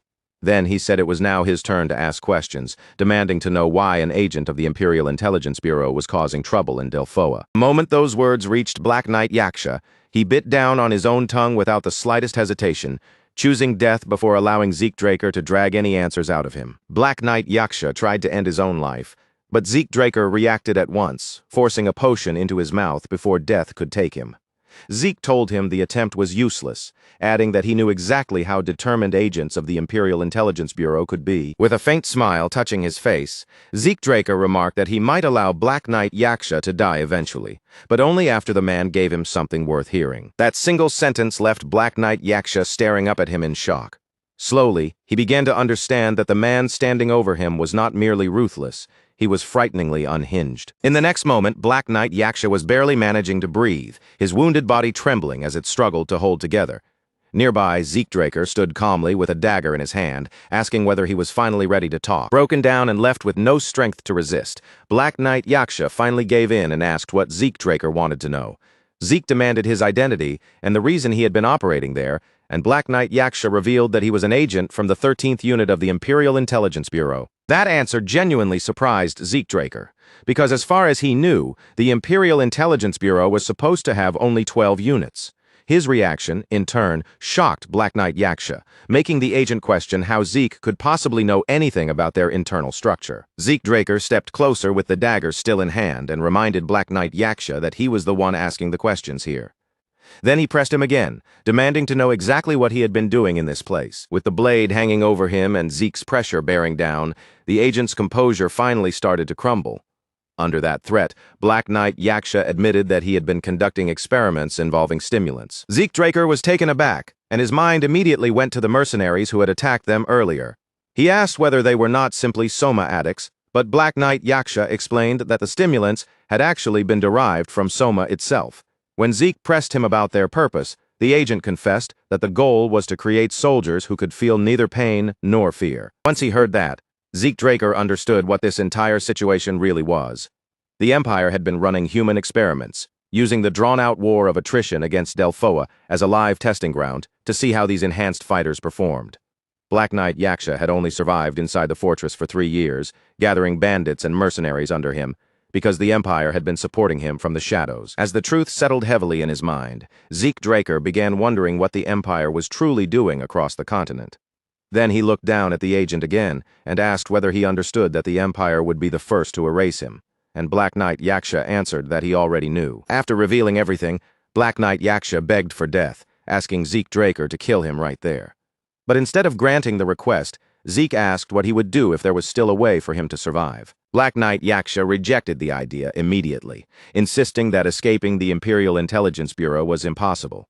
Zeke Draker answered without hesitation, saying that it could be done through the power of House Draker, and those words visibly shook the agent. Then Zeke Draker removed his glove and cleared the surrounding mana from the air around them. In that instant, Black Knight Yaksha finally understood exactly who was standing before him. Zeke Draker was a pure-blooded awakener of House Draker. Faced with that truth, Black Knight Yaksha no longer wanted to throw his life away in a place like this. After countless dirty assignments, whatever loyalty he had once held was already worn thin, and he knew that even if he returned alive, the Empire would silence him for security reasons. His best chance was to become a witness under House Draker's protection, so he asked Zeke Draker whether a complete change of identity could truly be guaranteed. Zeke Draker replied that he had an even better option, catching Black Knight Yaksha completely off guard. With a slight smile, Zeke explained that he could arrange a new line of work for him, because there were plenty of places that would value someone with experience from the Imperial Intelligence Bureau. Later, Zeke Draker ran swiftly through the forest, only to realize that the fortress still had not been captured. That made no sense to him at all. Professor Andre Draker's group should have had more than enough strength to take it on their own, so Zeke began to suspect that something had gone wrong and redirected his path toward the night camp. As Zeke Draker moved toward his destination, he noticed a group of mages standing together and speaking among themselves. The sight immediately struck him as strange, and just as he wondered why they were gathered there alone, one of them suddenly spotted him and raised his staff, aiming it straight at Zeke. Caught off guard by the sudden hostility, Zeke demanded to know what the man thought he was doing. Before Zeke Draker could question the mage any further, a voice rang out across the area, accusing him of allowing Black Knight Yaksha to escape, and declaring that Zeke would be transferred to the barracks. The one making that accusation revealed himself as the mage captain, claiming that Zeke Draker had committed a serious offense. Anger flared inside Zeke as he tried to understand what this man was attempting to pull, but he quickly forced himself to remain calm and asked for an explanation. The captain insisted that their target had been lost because of Zeke's reckless attack plan. The mage captain argued that they never would have lost track of Black Knight Yaksha if Zeke Draker had not interfered. But Zeke pushed back at once, asking whether the captain had actually confirmed that Yaksha was alone inside the fortress. The captain answered that the enemy's defenses were still too strong for them to make that kind of claim, then abruptly ordered Zeke Draker to be quiet. He added that he had seen someone escape from the fortress earlier, but Zeke countered that the rider could have been a messenger sent to call for reinforcements. Then Zeke pressed even harder, asking how the captain could be so certain that the person was Yaksha himself. The mage captain clenched his teeth in frustration, and that reaction alone told Zeke Draker enough. Zeke became certain that this man had been the one who ordered Black Knight Yaksha to flee, secretly communicating with the enemy for the past 3 years. The worst part was that the captain likely did not even understand he had been helping the Empire all along. But to Zeke Draker, that detail changed absolutely nothing. Whether the captain knew the full truth or not, Zeke still saw him as utterly worthless. Captain Ingrid Haxon snapped at Zeke Draker, telling him to stop talking nonsense and follow him without saying another word. Then he turned his back as if the matter had already been decided, declaring that he would personally testify to Zeke's crimes. Zeke only let out a quiet sigh, choosing for the moment to go along with him and see where this would lead. Not long afterward, Zeke Draker returned to the base together with the mages. But the instant he stepped inside and saw what was waiting there, the air around him seemed to shift, and the atmosphere turned heavy in a way he had not expected. Jorge Otter and his men were kneeling on the ground, their hands tied tightly behind their backs, forced into the posture of criminals who had already been judged and sentenced. Zeke Draker immediately called out to the wounded Jorge Otter, and Jorge lifted his head in surprise the moment he saw him.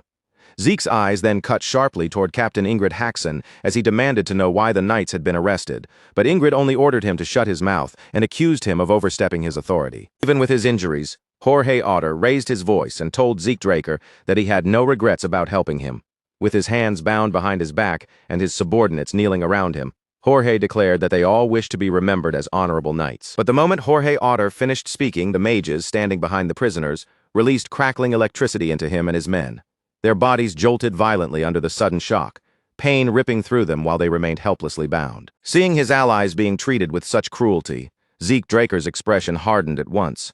His gaze turned cold as he questioned whether it was not going too far to handle their own comrades as if they were enemies. Zeke Draker pointed out that even captured prisoners would not usually be treated in such a brutal way. His words only made Captain Ingrid Haxon grit his teeth with anger, and Ingrid repeated his command for Zeke to stay silent, warning that if he said one more word, he would execute him right there. That exact moment, a massive explosion erupted nearby, shaking the entire area with a violent blast. Through the force and smoke, someone stepped forward and addressed Ingrid Haxon directly, saying that what he had just said could be taken as a threat against Zeke Draker. The one who spoke was Professor Andre Draker, standing alongside Diego Villa and Asta Elidolf. With a stern look in his eyes, Professor Andre told Ingrid Haxon that the Drakers were fully prepared to turn against Delphoa over the threat he had just made. Those words struck Ingrid Haxon hard, catching him completely off guard. He understood at once that this was not simply one man warning him, it was a direct warning backed by the full weight of House Draker. Even so, Ingrid Haxon still seemed unable to believe that Professor Andre Draker would truly oppose Delphoa. He told him that his reaction was far too extreme, pointing out that such words were no different from a declaration of war, and insisted that Professor Andre was taking the matter much too far. Professor Andre Draker did not retreat even a single step. Instead, he told Ingrid Haxon to listen carefully, making it clear that the name of House Draker was not something anyone could throw around lightly or dismiss as an empty threat. In that moment, Ingrid Haxon finally realized the truth. Professor Andre Draker was not bluffing in the slightest. Ingrid Haxon quickly cleared his throat, forcing himself to pull back and admit that he had made a mistake. He claimed that he had overreacted because of the recent battle, asked Professor Andre Draker not to misunderstand his intentions, and explained that he had only meant to escort Zeke Draker to the barracks for a proper investigation. Watching Ingrid Haxon suddenly lose his nerve, Zeke Draker allowed a faint smile to appear. Then, in a calm voice, he asked whether he could speak with his comrades before being taken away. Ingrid Haxon clearly did not want to grant that request, but with Professor Andre Draker standing right there, refusing was no longer simple. After a reluctant pause, he allowed Zeke Draker 20 minutes. Inside their room, Zeke Draker gathered with his companions and immediately removed his gloves. He dispersed the mana in the space around them, cutting off the function of any nearby magic devices that might have been planted to listen in on their conversation. Professor Andre Draker asked what Zeke needed to discuss, and Zeke revealed that he had already captured Black Knight Yaksha. The news clearly surprised Professor Andre, who asked whether Zeke had done it alone. Zeke explained that he had lowered the man's guard before the fight could drag on too long, then managed to secure his capture. Professor Andre Draker found it difficult to believe that Zeke had subdued an opponent even veteran knights would have struggled against, and the admiration on his face was impossible to hide. Zeke continued by explaining that during the interrogation, he discovered Black Knight Yaksha had a deep connection to Captain Ingrid Haxon, and that this connection made the entire situation far more complicated. Professor Andre Draker then asked Zeke what he planned to do next. Zeke Draker answered that the best course was to let Delphoa deal with its own internal corruption, while he simply played the role necessary to push things in the right direction. Before long, the scene shifted once again, this time to the place where Zeke Draker had been confined. Two guards stood watch outside the containment unit, keeping their attention fixed on the door. Inside the cell, Zeke Draker slowly raised his head, already sensing that someone would be coming to see him before much longer. A few minutes later, a knock sounded against the door. When it opened, the person who stepped inside revealed himself to be Professor Fanon. Yet when Zeke Draker saw Professor Fanon standing there was no surprise on his face at all. Professor Fanon questioned him about what was happening now, and Zeke Draker calmly answered that this situation was the result of ignoring his earlier warning. That reply caught Professor Fanon off guard, because he had not expected Zeke to disregard the advice he had given him before. From that exchange, Zeke Draker understood that Professor Fanon had already known about Captain Ingrid Haxon's corruption, just as many of Delphoa's higher-ranking mage officials had at least some idea of what was going on. And because Delphoa mages needed core experience in order to climb higher, Zeke intended to offer Professor Fanon a way to cut himself free from that requirement. Zeke Draker told Professor Fanon that there was something important he needed to say. When Professor Fanon urged him to explain, Zeke instead asked whether he knew about the Empire's stimulant experiment. Then Zeke Draker calmly told Professor Fanon everything he had learned from Black Knight Yaksha. Faced with that truth, Professor Fanon found himself standing at a difficult crossroads. He could expose the corruption that had now been confirmed, or he could look away, stay silent, and protect himself. At that moment, Zeke Draker added that he had a request. Looking straight at Professor Fanon, He asked whether the mage would help him drag this corruption into the light, and the question left Fanon visibly shaken. In the following scene, several mages approached Captain Ingrid Haxon, and one among them stepped forward to call out to him. When Captain Ingrid Haxon asked what had happened, the mage reported that Professor Fanon had rejected Zeke Draker's proposal. A satisfied smile spread across Ingrid Haxon's face as he asked whether the report was true. He was convinced that Professor Fanon had chosen his position over his principles, certain that Zeke Draker could never have convinced him to do otherwise. Turning his eyes toward the fortress ahead, Ingrid Haxon declared that it was time to begin. He instructed his subordinates to create a few explosions first and then withdraw so that the entire performance would look believable. After the mages acknowledged the command, they raised their staffs, gathered mana into their spells, and launched their attacks toward the fortress wall. As the blasts erupted under his orders, Ingrid Haxon watched with satisfaction, already thinking about how he would pin the failure of the subjugation on Jorge Otter. But that thought was suddenly interrupted when he noticed that something was wrong. There was no return fire from the bandits. Normally, they would at least pretend to resist, so the strange silence left Ingrid Haxon confused as he tried to understand why they were not moving at all. Then, while Ingrid Haxon was still struggling to make sense of the silence, the fortress gate slowly began to open right before his eyes. Ingrid Haxon froze when he saw it, because opening the gate had never been part of his plan. And when someone stepped out from inside the fortress, his shock deepened the instant he recognized the person. Ingrid Haxon immediately demanded to know why that person was there. The figure was revealed to be Zeke Draker, who calmly asked the captain whether something was wrong, and whether he had just seen something he was not supposed to see. Earlier, Zeke Draker had stood before Professor Fanon with a magic scroll in hand. He explained that the scroll had been prepared to block outside listeners, assuring him that no one would be able to overhear their conversation. Zeke Draker then asked Professor Fanon whether he truly meant what he had said about working together. Professor Fanon answered that once he knew the truth of what was happening, he could not simply stand aside and pretend he had seen nothing. Zeke Draker pointed out that choosing this path would stop Professor Fanon from gaining the experience he needed in Delphoa. But Fanon dismissed that concern, saying he would rather do what was right than build experience he would be ashamed of. Zeke smiled at that answer, thanked him, and told him they needed to move immediately because Captain Ingrid Haxon still had to be dealt with. Back in the present, Captain Ingrid Haxon stood stunned as he saw Zeke Draker accompanied by Professor Fanon and the others. Rage twisted his face, and he cursed Fanon as a useless bastard, unable to accept that the man had betrayed him.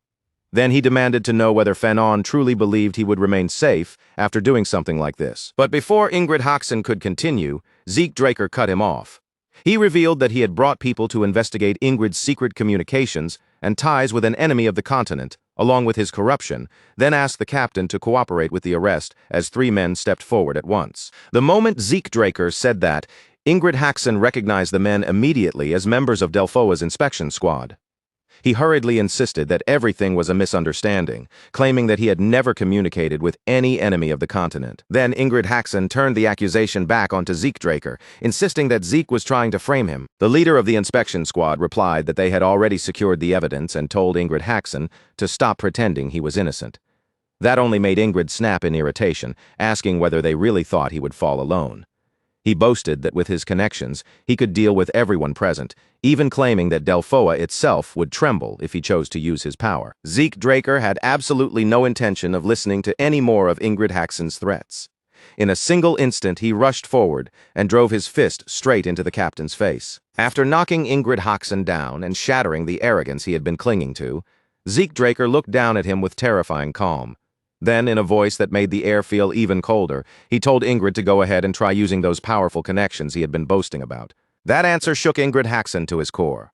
He had never imagined Zeke Draker would stand in front of him with such absolute confidence, acting as if every threat, every name, and every connection Ingrid had thrown around meant nothing at all. Zeke Draker then made exactly who he was painfully clear. He was a direct-blooded Draker, a pure-blooded Awakener, and the one and only successor of Duke Draker, the former Black Knight. With a cold, piercing stare fixed on Ingrid Haxon, Zeke asked whether he truly wanted to test which of them had the greater influence. The moment those words fully sank in, every bit of Ingrid Haxon's bravado crumbled. He dropped to his knees almost instantly, lowering himself in desperate submission as he admitted he had been wrong and begged Zeke Draker to forgive him. But Zeke Draker cut him off without showing even the slightest trace of pity. He told Ingrid Haxon not to waste his breath begging him for mercy. If Ingrid Haxon wanted forgiveness, Zeke Draker said coldly, then he should beg for it from the knights who had died because of his corruption, cowardice, and selfish choices. Just then, a voice called out to Zeke Draker, When Zeke turned his head, Jorge Otter was standing there, while the knight captain's subordinates bowed their heads with deep respect. Jorge thanked Zeke from the heart, saying the injustice they had suffered had finally been cleared away. Because of Zeke Draker's testimony, the knights had been excluded from the investigation. Their innocence had been made clear, and any involvement in Ingrid Haxon's corruption had been firmly denied. Even so, the 8th Mage Corps was now destined to disappear, and the Knight Corps tied to it would vanish along with it. Unless another unit stepped in to accept them, the 8th Knight Corps would be completely disbanded. Zeke Draker looked directly at Jorge Otter and asked whether he had any regrets. Jorge answered that he had none, though grief still weighed heavily on him for the men who had died meaningless deaths because of his own shortcomings. Hearing that answer, Zeke Draker said that if Jorge Otter was willing, he wanted to offer him and his men work. The unexpected proposal caught Jorge off guard, and he looked back at Zeke, asking what kind of position he had in mind. Rather than answering immediately, Zeke Draker took out a document and handed it over, telling Jorge Otter to read through the details for himself. As Jorge and his subordinates looked over the contents, shock gradually spread across their faces. Jorge Otter stared at the document in disbelief and said the conditions were far too generous, questioning whether the figures written there were actually correct. Zeke Draker simply told him that anyone working under him should expect treatment at that level, then revealed that he had recently established a merchant group and wanted them to serve as its guards. The knights were left stunned by the sudden offer, unable to hide their surprise. Zeke Draker smiled brightly at them and asked whether they planned to refuse, and Jorge Otter quickly answered that they would gladly accept. Jorge Otter went even further and declared that he and his men would pledge their allegiance to Zeke Draker. He immediately ordered his subordinates to greet their new master, and after they had done so, Zeke turned toward Professor Fanon and called out to him, telling him to come to Atlas as soon as his work here was finished, because there was still plenty waiting for him there. Professor Fanon placed one hand over his chest, addressed Zeke Draker as master, and confirmed that he understood. Seeing that response, Zeke could not help but smile faintly as he thought about how strangely things had turned out, with an instructor and student somehow ending up in this kind of relationship. As Zeke Draker stood beneath the slowly rising sun, his thoughts drifted back to the mission.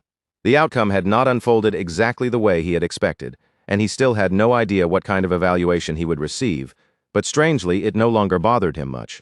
In the end, the problem had been resolved, and Zeke trusted that the rest would somehow work itself out. Elsewhere, in a completely different location, 3 men had gathered inside an office for what was clearly a serious meeting. A bald man thanked the other 2 for making time despite their busy schedules. With a grave expression on his face, he explained that the recent incident needed to be discussed urgently among the core members of the Order of Black Knights. One of the men, Varon Draker, said he would get straight to the point. He revealed that the southern continent had been showing strange movements recently, and that statement immediately drew surprise from the others. A bearded man responded by reminding Varon Draker that the South had always been a haven for criminals. In his eyes, it was nothing more than a lawless region packed with drug dealers, outlaws, and people who lived outside proper order. The other man added that Don Juan had already taken control of the region through his Soma business, gathering enormous wealth in the process. If someone like Don Juan started causing trouble, he warned, the problem would never stay small. Varon Draker then addressed him as Squad Commander Wick and questioned how he could still be unaware of the situation despite being in charge of intelligence. Then, Varon revealed that Don Juan was dead, shocking Wick so badly that he immediately insisted it was impossible and suggested Don Juan might simply be hiding because of Pabella's attacks. Varon Draker countered by explaining that after Don Juan disappeared into hiding, the McCain cartel had already fractured into several factions. On top of that, most of Pabella's major figures had also been killed, leaving that side broken and unstable as well. Then Varon Draker asked Wick whether it did not seem suspicious that Don Juan still had not revealed himself in the middle of such chaos. As Varon Draker continued speaking, a transparent screen slowly formed in the air before them, drawing everyone's attention toward the image. Varon Draker informed the others that both cartels had recorded video footage a month earlier, and those recordings showed Zeke Draker, Simon Zapatero, and the other assassins involved in the incidents. He pointed out that the same masked individuals appeared in both sets of footage, which led them to believe that Zeke Draker had moved between the 2 organizations and brought both of them down from the inside. However, despite the footage they had obtained, neither side had been able to discover who Zeke Draker truly was. Varon Draker then stated their objective plainly.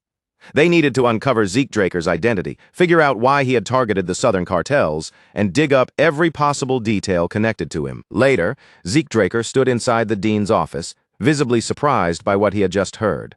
He looked at the dean with a puzzled expression and asked him to repeat what he had said. In response, Principal Flaubert Borges presented Zeke with a file and praised his performance during the Black Knight Yaksha mission.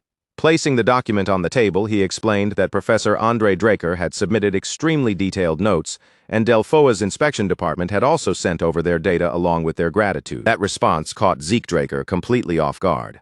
He had assumed the mission would not receive a positive evaluation after he defied his superior's orders, because on a battlefield, soldiers were normally expected to obey commands without question. Being praised for what he had done was the last thing he had expected. Principal Flaubert Borges then mentioned that there had only been one unfortunate part of the mission, saying it was a pity Black Knight Yaksha had died during transport. Zeke Draker let out a nervous laugh as he remembered that he had actually allowed the man to live, staging his death so he could change Yaksha's identity and bring him to the central continent. Zeke Draker understood very well that the human experimentation data he had uncovered in the South, along with Black Knight Yaksha himself, as a witness to the stimulant experiments, would become valuable leverage that could be used to pressure the Empire later on. Principal Flaubert Borges continued, telling Zeke Draker that after the professor's meeting, they had decided to assign him a different kind of exam because of the talent he had shown during the mission. Zeke looked at him and asked what exactly this new task would involve. Principal Flaubert Borges revealed that the exam would be a demon hunt. At first, Zeke Draker was surprised, thinking that such a task sounded far too simple to serve as a special graduation trial. But Principal Flaubert Borges immediately clarified that this would not be an ordinary hunt. It was an unsolved case, and Zeke Draker would have to handle the entire matter on his own. Unlike monsters, demons did not belong to any fixed species or category. Because of that, identifying their customs, habits, or behavioral patterns was extremely difficult. Many demons were not only powerful, but also highly intelligent, making them especially difficult for humans to predict, understand, or defeat through ordinary methods. After thinking through what that meant, Zeke Draker concluded that the case must involve a demon with exceptional intelligence. With that in mind, he asked Principal Flaubert Borges for the exact location where the incident had taken place. Principal Flaubert Borges told him that the incident had occurred within the Duchy of Troy. He then reminded Zeke Draker that House Draker was based there, emphasizing that if a demon could remain undiscovered in such a place, it could not possibly be ordinary. He added that if Zeke Draker passed this exam, he would be exempt from all remaining tests, and this single trial would be enough to qualify him for graduation. Hearing that, Zeke placed a hand over his chest and vowed to Principal Flaubert Borges that he would solve the case as quickly as possible, swearing on his honor as a knight that he would not fail or disappoint him. With that promise made, Zeke Draker immediately left the dean's office. Outside, a man approached Zeke Draker respectfully and greeted him, saying it was an honor to meet him. He introduced himself as Felix Valencia and explained that he would be serving as Zeke Draker's guide for the mission. Zeke Draker returned the greeting politely. But as he listened to Felix Valencia speak, he realized that in his past life he had never once heard that name. More than that, something about Felix Valencia felt unusual. Zeke Draker sensed a strange energy coming from him, something that did not match the impression of an ordinary young knight, especially one who was not even part of House Draker. Keeping that in mind, Zeke asked Felix directly whether he was from Troy. Felix Valencia confirmed that he was indeed a native of Troy. He explained that when he was younger, he had trained at a swordsmanship guild, and that he now worked at Atlas. Everything in his explanation sounded normal enough on the surface, but Zeke Draker still chose to remain cautious, keeping his guard up as he thanked Felix for the information. Then Zeke Draker turned his gaze forward and said plainly that they needed to depart for Troy. The scene then shifted to the Duchy of Troy, where a group of people had gathered to welcome Zeke Draker upon his arrival. Their leader stepped forward respectfully and told him that they had been expecting him. As the man wrapped both hands around Zeke Draker's hand, the guarded look on his face melted into genuine disbelief. He admitted, almost as if he still could not accept what he was seeing, that he had never imagined a pure-blooded awakener would come in person to such a remote place. To him, simply meeting Zeke was already an honor. Zeke accepted the handshake without making a show of it, keeping his voice calm as he replied that he was glad he could be useful. Once the greeting was over, Zeke Draker's attention settled completely on the man in front of him. His eyes sharpened slightly, and he asked him to go back to the very beginning and explain the whole incident as carefully as he could. The man gave a firm nod, took a moment to organize his memories, then said that the strange trouble had not suddenly erupted overnight. Instead, it had been dragging on for several weeks. In the beginning, the only things going missing were the animals.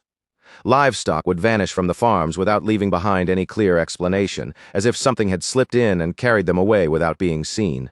But before long, the fear in the village grew heavier, because people who went up toward the mountain began disappearing as well, and none of them ever came back. As time passed, the pattern of the disappearances became even more chilling.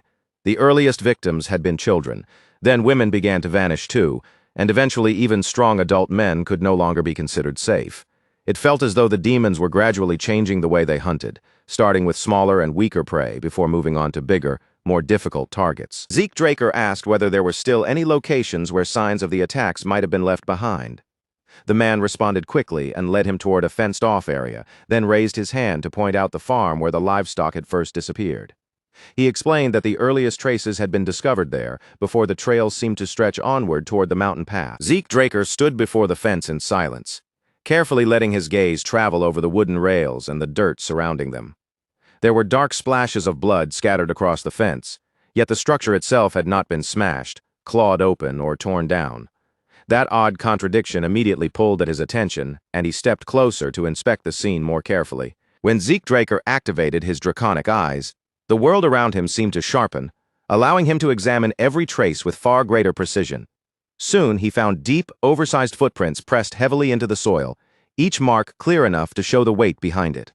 Whatever had left those tracks was strong enough to leap clean over the fence without damaging it, and that kind of movement was nothing like what an ordinary demon would do. The more Zeke Draker connected the clues, the colder his expression became.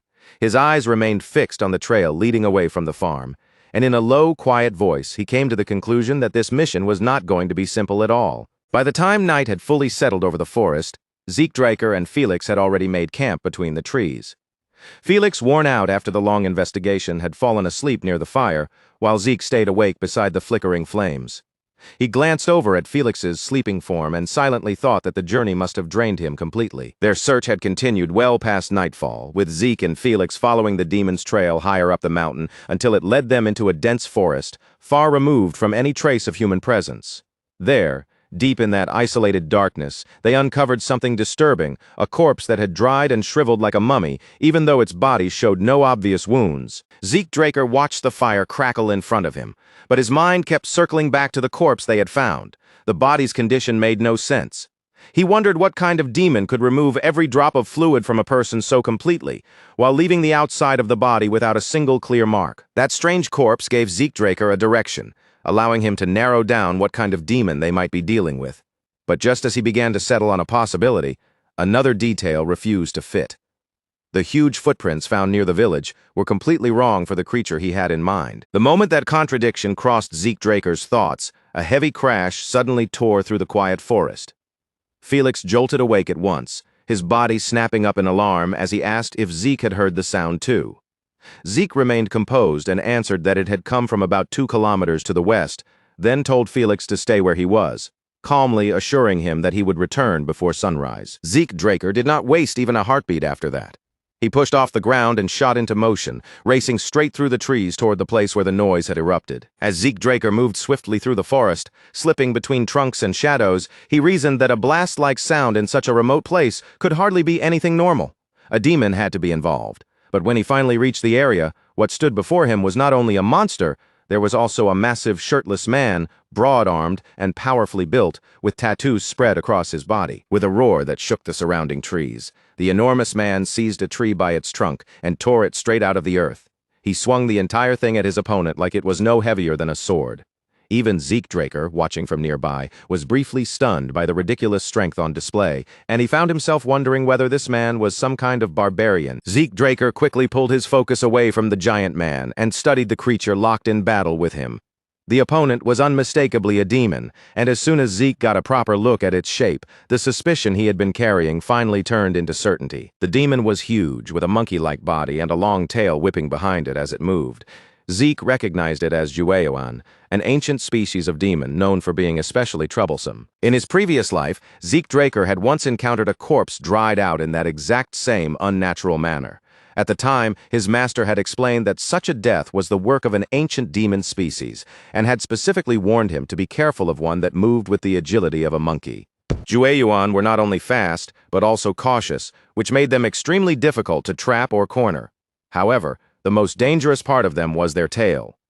They could wield it almost like a flexible tentacle, striking in an instant and draining a person's vitality before the victim even had time to react. When the demon suddenly launched itself at the giant man again, the remaining pieces finally slid into place inside Zeke Draker's mind. The one stealing livestock from the village had most likely been the barbarian. Meanwhile, the true culprit behind the human disappearances was not him at all. It was the Jueyuan. But before Zeke Draker could act on that realization, a scream tore violently through the forest. His eyes snapped back toward the battle, and he saw the demon's tentacle-like tongue driven straight through the barbarian's stomach. The barbarian gritted his teeth, forcing himself not to lose consciousness despite the pain ripping through him. His eyes shifted toward the demon's open mouth, and in that instant he understood something important. The attack had not come from the creature's tail, it had shot out from its tongue. That exact moment, Zeke Draker appeared behind the demon with his sword already drawn, the blade poised to cut it down. But the creature's instincts were frighteningly sharp. Before Zeke's strike could connect, the demon sensed him and reacted immediately. The Chueyan lowered its body in a sudden, fluid motion, dipping its head just enough for the sword to miss. Then, with terrifying speed, it shot away from Zeke Draker and created distance in an instant. Zeke Draker clicked his tongue under his breath, irritated by just how nimble the creature was. His gaze then shifted to the barbarian, who had collapsed heavily onto the ground, and Zeke wondered whether the Jueyuan's strange attack had injected some kind of poison into him. Zeke Draker had no particular desire to save a man who had been stealing livestock from innocent villagers.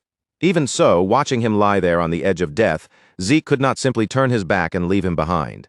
In the end, he chose to step in. Inside a nearby cave, the barbarian lay unconscious on the ground while Zeke Draker examined the wound in his stomach. Zeke tried applying a healing potion first, but when it produced no visible effect at all, his eyes narrowed.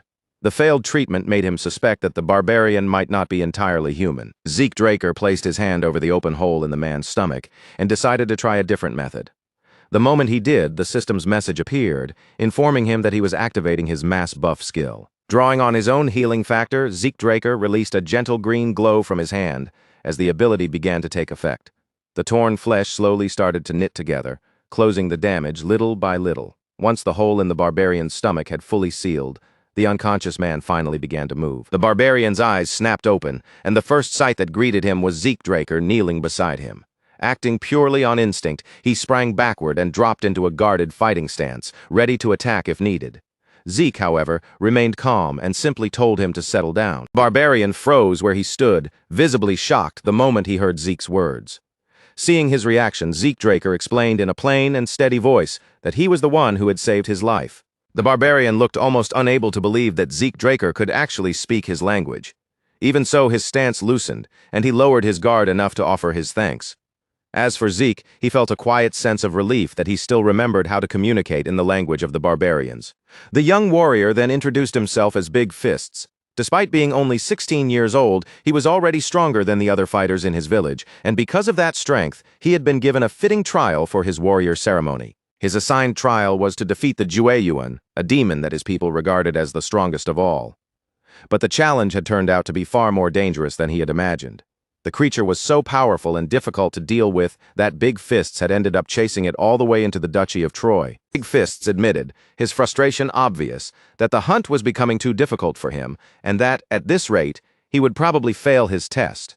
After hearing that, Zeke Draker looked at him directly and asked whether he wanted help. Big Fists stared at Zeke in surprise, as though he had not expected that offer at all, and asked if he truly meant it. Zeke Draker only smiled at him and answered with steady confidence, telling him to trust him. Later, Felix appeared, and immediately looked uneasy when he saw the enormous figure standing beside Zeke Draker. He nervously asked whether that person was really a barbarian. Zeke confirmed it without any hesitation, then added that Big Fists would be joining them in the hunt for the demon, leaving Felix looking even more baffled by the sudden new arrangement. Big Fists then turned his attention toward Felix, glancing him over before asking who he was.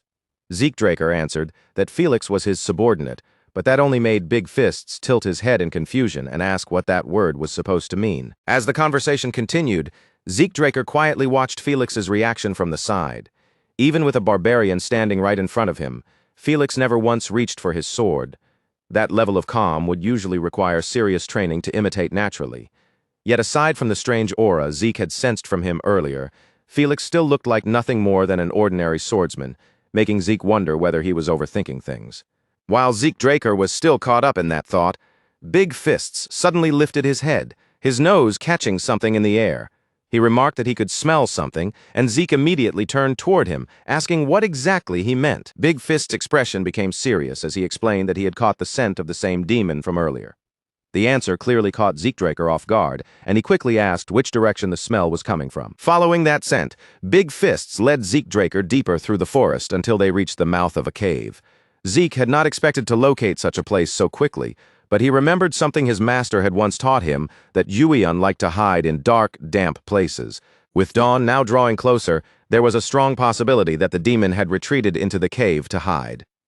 Zeke Draker turned toward Big Fists and asked whether he had any proper method for capturing the creature. Big Fists answered without words. He simply raised one hand and swung it through the air, making it perfectly clear that his entire plan was to charge in and fight the demon barehanded with nothing but his fists. Seeing that, Zeke Draker immediately understood why the creature had managed to escape him so easily before. Zeke Draker quickly laid out his plan, telling Big Fists to confront the prey directly from the front while he circled around and struck from behind.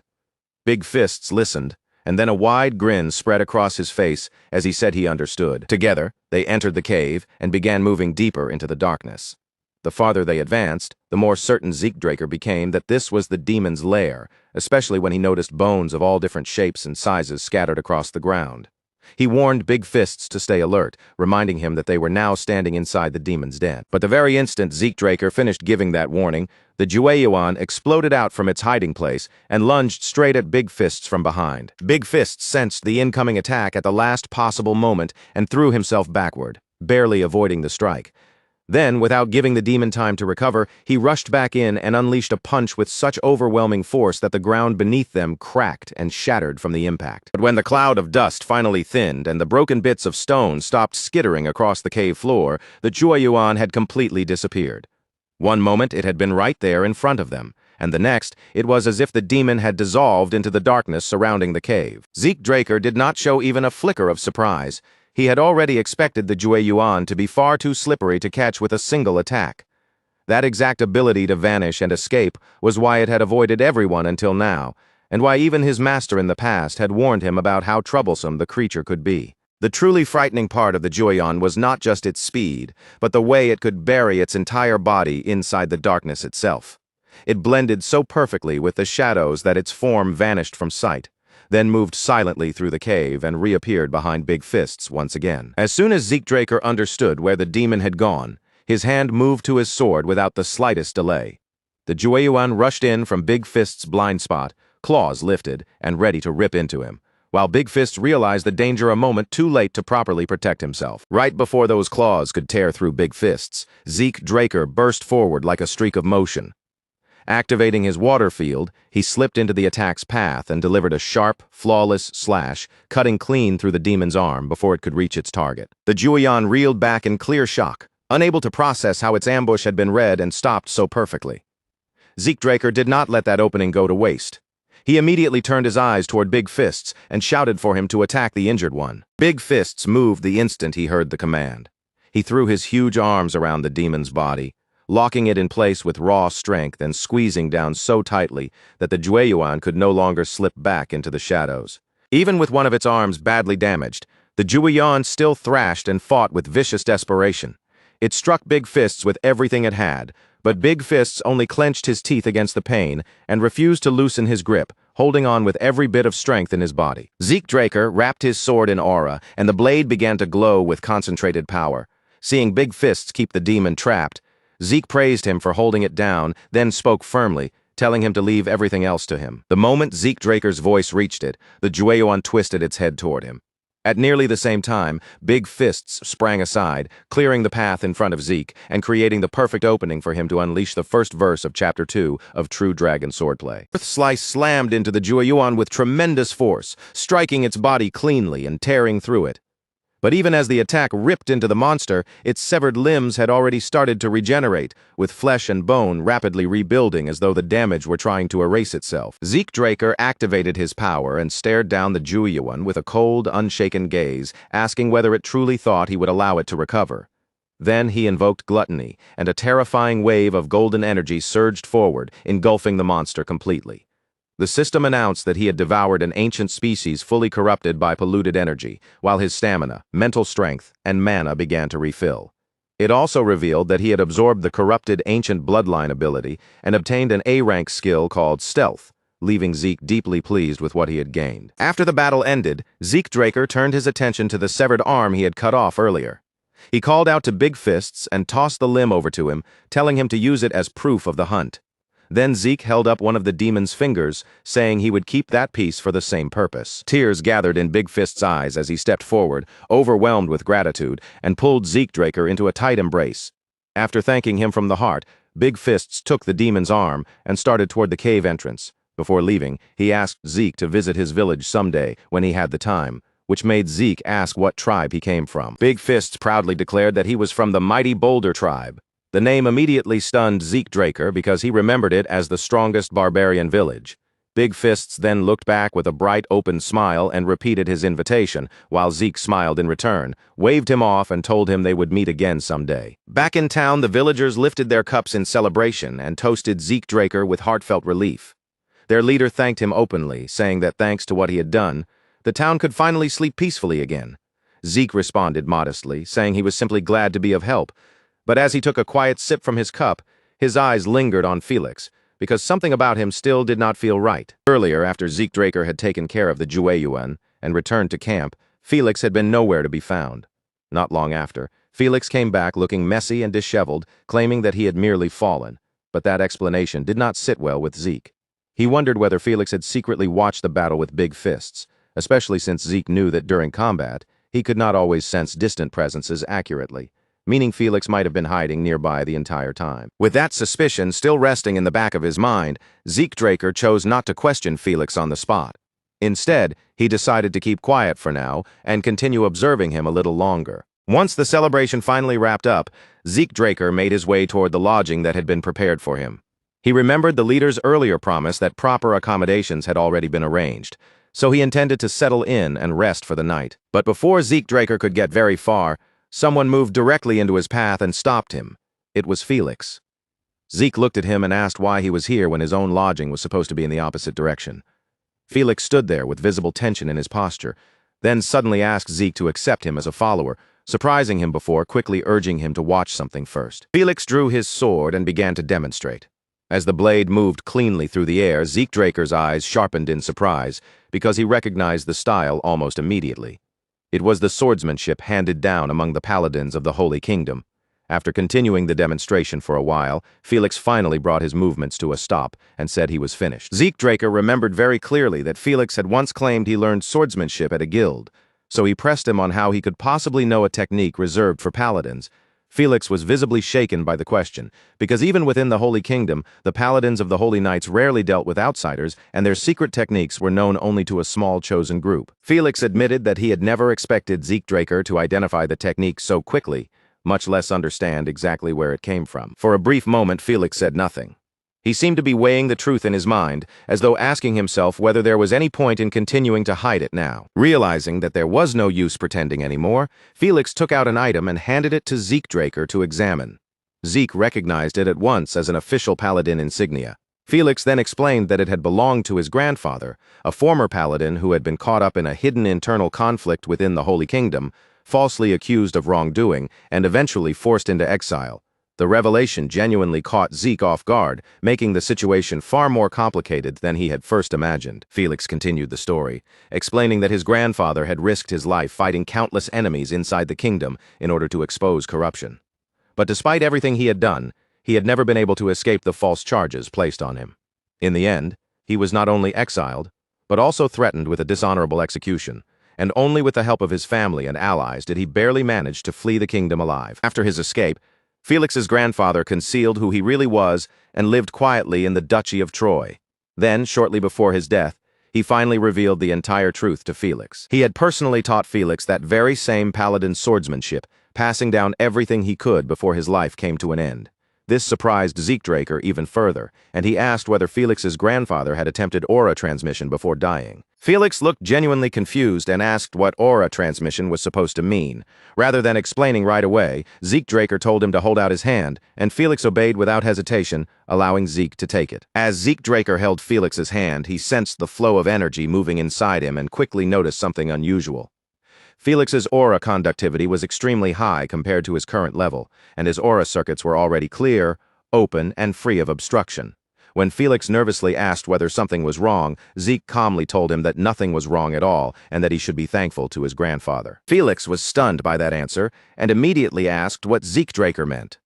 Zeke explained that Felix's grandfather must have once been an Arc Paladin, a person whose level could be compared to a Black Knight, leaving Felix struggling to accept the weight of what he was hearing. Zeke Draker went on to explain that since the Imperial Age, the Paladins of the Holy Knights had possessed a special technique known as aura transmission. Its purpose was to accelerate a person's growth through aura, but in Felix's case, his grandfather had gone even further. He had not only strengthened Felix's aura, but also improved his aura conductivity and cleared his circuits. Felix admitted that he had never known any of this before. His expression gradually turned serious, as the truth about what his grandfather had done for him began to sink in more deeply. Zeke Draker then looked Felix straight in the eyes and asked whether his desire to become a follower came from wanting revenge for his grandfather, who had been wrongly accused. Felix answered that revenge was only part of it. After witnessing Zeke fight the demon, he had sincerely come to want to serve him, and he firmly promised that accepting him would not be a mistake. Zeke Draker silently considered the situation from every angle. In the end, he found no real disadvantage. If Felix turned out to be an ordinary spy, keeping him nearby would make it easier to uncover whoever had sent him. And if he was not a spy, then Zeke would gain a follower with truly impressive potential. So Zeke Draker turned slightly away and told Felix that walking behind him would not be an easy path. He then added that they would return to Atlas the next day and instructed Felix to prepare himself. Felix's face immediately brightened with joy as he thanked Zeke for the chance and promised to do everything he could. The scene then shifted to Valhalla, where Flaubert Borges welcomed Zeke Draker into his office. As he looked over the report in front of him, he remarked that the contents were truly remarkable, admitting that even he had not expected Zeke to heal a barbarian and then cooperate with him to bring down a demon. Flaubert Borges continued by saying that confining someone with Zeke Draker's talent to Valhalla alone would be a loss for the entire continent. Zeke responded with humility, saying he had simply been fortunate, which made Flaubert laugh lightly and comment on just how modest he was. Flaubert Borges tossed a document onto the table and told Zeke Draker to take it. He explained that it was a temporary graduation certificate, since the semester had not yet officially ended, and issuing a full graduation would be difficult for the moment. Even so, with that provisional certificate, Zeke would have no trouble pursuing whichever path he chose next, prompting him to smile and thank Flaubert for his support. Flaubert Borges then asked whether Zeke Draker had already decided what he intended to do after graduation, especially whether he planned to return to his family. Zeke confirmed that he did, explaining that he wanted to first gain experience as a knight within his own household. Hearing that answer, Flaubert smiled with satisfaction and said he looked forward to seeing how Zeke would develop from here. Just then, a knock sounded from the door. After Flaubert Borges gave permission to enter, Andre Draker stepped inside and politely apologized for interrupting. He then informed them that the Four Seasons Fortress had requested Zeke Draker's presence. Flaubert Borges remarked that Zeke Draker's father must have already heard about his graduation. Zeke then said he would take his leave, and Flaubert responded by telling him to come visit again whenever he had the chance. As they walked toward Arthur Draker's office, Zeke Draker asked Andre Draker if he knew the exact reason behind the summons. Andre admitted that he did not know for certain, but guessed that the patriarch likely wanted to congratulate him on graduating. Zeke gave a faint smile and said that the patriarch he knew would not usually go out of his way for something like that, though Andre replied that it was still possible, reminding him that completing Valhalla in only 2 years was an impressive achievement. Andre Draker then added that, on his way to the dean's office, he had seen Zeke Draker's friends. Zeke looked briefly surprised until he realized Andre was talking about Diego Villa and Asta El Adolf. When Andre Draker mentioned that both of them had looked rather gloomy and asked whether something had happened, Zeke Draker explained that they had been stationed at the northern borders, where their entire assignment was clearing snow. Andre nodded as if that explained everything, then commented that people often said snow could be even more terrifying than monsters. When they reached the entrance to the patriarch's office, Andre Draker gestured for Zeke Draker to go in. Zeke thanked him for escorting him, then stepped through the door. Inside, Arthur Draker greeted him and congratulated him on graduating. Zeke accepted the congratulations with thanks, and Arthur invited him to sit down and make himself comfortable. Arthur Draker set his cup down and asked whether Zeke Draker was curious about why he had called him there. When Zeke nodded, Arthur stated his intention plainly. He wanted to send Zeke to the upcoming Draker martial arts competition, and he wanted him to take first place. Arthur Draker explained that the tournament was hosted by the Draker family and was open only to young knights who had reached the level of Purple Knight within the last 5 years. In other words, it was a stage meant for the continent's rising rookies, the promising young talents who might one day lead the next generation. Zeke Draker answered that he understood. Arthur Draker then pressed him further, asking if that meant he would win. Without even a trace of hesitation, Zeke replied that he would claim victory at the Draker martial arts competition. Arthur Draker smiled as he heard the confidence in Zeke Draker's answer and said he hoped to be the one who placed the medal on him when the competition was over. Then he set a box down on the table and told Zeke that he had prepared a graduation gift for him, asking him to open it. When Zeke Draker opened the box and lifted the lid, his eyes immediately widened. Inside, carefully placed beside a formal-looking document, was a golden plaque that caught the light at once. He read the words engraved on it, and only then did he realize what he was looking at, a title certificate granting ownership of a territory. Still unable to fully process it, Zeke raised his gaze toward Arthur Draker and asked if his father was truly giving him land. Arthur Draker confirmed it plainly, without the slightest hesitation in his voice. He explained that the territory lay to the north of the Duchy of Troy, in the very same region where Zeke Draker had captured the demon. Zeke could hardly believe that he was being given land immediately after becoming an official knight. But he quickly composed himself, lowered his surprise, and promised that he would work hard to meet his father's expectations. Arthur Draker slowly rose from his chair, his calm voice carrying the weight of authority as he said he expected great things from Zeke Draker. He added that, for the time being, a caretaker would be assigned to oversee the territory in his place. Zeke was to learn the finer details from that person later, and once Arthur had given that instruction, he dismissed him. Zeke Draker thanked him properly and left the office, though his mind was still caught on what had just happened. A territory was normally something granted only to high-ranking knights within the family, so receiving one this early was far beyond anything he had anticipated. As he walked down the corridor, still absorbed in thought, someone suddenly tapped him on the shoulder. When Zeke turned around, Duke Draker stood there wearing a grin, greeting him as his busy disciple Bastard and saying it had been a while. Zeke blinked in surprise and asked what his master was doing there. Duke Draker admitted without shame that he had only come to stay close to Zeke Draker and spend some time relaxing.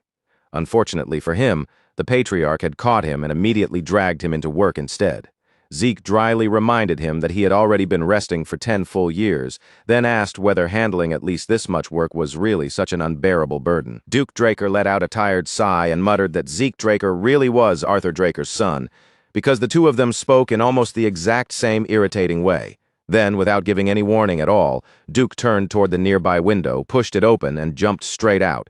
Zeke stared after him in disbelief and asked what in the world he was doing. As Duke Draker dropped outside through the window, he called back over his shoulder that they needed to hurry home before a bunch of leeches managed to catch up with them. By the time they arrived at Zeke Draker's mansion, Duke Draker finally released a long, satisfied breath. As if he had escaped some terrible battlefield, he declared that now he could truly relax, then told his disciple that there was nothing in the world better than the feeling of being at home. Zeke Draker immediately corrected him, pointing out that this was actually his house, not Duke Draker's. Duke, completely shameless, called him cheap and insisted that anything Zeke owned naturally belonged to him too, because he was the master. Zeke was left speechless by the logic, but Duke quickly moved on and asked why Arthur Draker had summoned him, already convinced that the patriarch would never call him over just to celebrate his graduation. Zeke Draker then told him that he had received a graduation gift. Duke Draker casually guessed that it might have been a sword or perhaps a fine set of armor suitable for a newly recognized knight. But Zeke shook off both guesses and corrected him, saying that his father had given him a territory instead. At first, Duke Draker nodded as if that sounded like a decent reward and casually praised it. But a moment later, the meaning of Zeke's words finally hit him. He froze mid-reaction, abruptly rose from his seat, and demanded that Zeke Draker say it again. When Zeke Draker repeated that the land was located in the northern part of the Duchy of Troy, Duke Draker looked as though he was struggling to make sense of it. He was shocked that someone as young as Zeke had already been granted a territory, and he guessed that Arthur Draker must have been extremely pleased with his son's accomplishment. Duke Draker then added that even though the territory was in the north, it should still generate a respectable amount of tax revenue. In other words, this was not just a symbolic reward, It was something with real value attached to it. Zeke Draker explained that he had already completed a mission in that region, and while he was there, the local people had treated him with genuine warmth. Duke Draker accepted that as a good sign, then pointed out that being able to rule as a lord was far more advantageous than simply carrying the title of knight. However, Zeke Draker said there was still one more matter to deal with. Duke Draker's eyes immediately sharpened with curiosity, and he asked if Zeke had received yet another gift. But Zeke shook his head and revealed that Arthur Draker had ordered him to win the Draker martial arts competition. That command was clearly not what Duke Draker had been expecting. His expression changed at once, and he asked whether Zeke Draker was serious. Zeke simply looked back at him and asked if there was a problem, wondering whether the competition was really that difficult. Duke Draker answered that the competition itself was not the difficult part. If it were only a matter of skill, talent, and winning through strength alone, then with Zeke Draker's ability, there should be nothing especially troublesome about it. When Zeke Draker asked what he meant by that, Duke Draker asked whether he had ever actually watched the Draker martial arts competition in person. Zeke admitted that he only knew it was held once every 5 years. Duke then explained that the event was not merely a simple tournament. Behind the name of a martial arts competition, it was actually a battlefield where families clashed. In other words, the Draker martial arts competition was not decided only by who could swing a sword better once they stepped into the arena. Zeke Draker frowned slightly as he listened, then asked if Duke Draker meant that some kind of corruption was operating behind the scenes. Duke Draker shook his head and said it was actually the complete opposite. It was not a place where the word corruption even applied, because every kind of influence was openly considered acceptable. Family pressure, political connections, personal backing, and raw power could all be brought to the table, and the final winner would be decided with all of those forces in play. That explanation caught Zeke Draker off guard. He had assumed that all he needed to do was enter the arena and fight his way to victory. But the serious expression on Duke Draker's face made it clear that the situation was far more complicated than that. Duke Draker spoke bluntly, making sure Zeke understood the reality of it. Without the support of a sponsor family standing behind him, Zeke Draker would never be able to win the Draker martial arts competition. After Duke Draker eventually left the room, Zeke Draker remained seated alone, quietly turning over everything his master had told him. Duke had pointed out how detached Zeke was from the family's political world and mentioned that there was still time to find a suitable sponsor family. That made Zeke realize that he was just as inexperienced in politics as he had once been in other unfamiliar fields, and he began to wonder if there might be another way around the problem. Just as that thought settled in his mind, someone entered the room and greeted him. Zeke Draker turned his head and asked Decker what he needed. Decker answered that he had something important to say, then explained that he had overheard the earlier conversation with Duke Draker and had learned that Zeke would be participating in the Draker martial arts competition. Zeke Draker confirmed that it was true, adding that his master had warned him it would be difficult to enter the competition without a sponsor family. Hearing that, Decker asked Zeke to watch closely. Then he drew his sword and released his aura. Zeke Draker's eyes sharpened in surprise as he asked whether Decker was a blue knight. But Decker calmly slid his blade back into its sheath and told Zeke to stop pretending. Decker said that he already knew Zeke Draker had figured out the truth a long time ago. That made Zeke feel slightly embarrassed because he had not expected Decker to realize that he had been aware of it all along. Decker then revealed that he had once served as a knight of the Draker family and that his assigned duty had been guarding Zeke Draker's mother. The confession visibly shocked Zeke. Then Decker asked whether Zeke knew why no one in the family ever talked about her. When Zeke Draker asked for the reason, Decker explained that it was because his mother came from the Agamemnon family.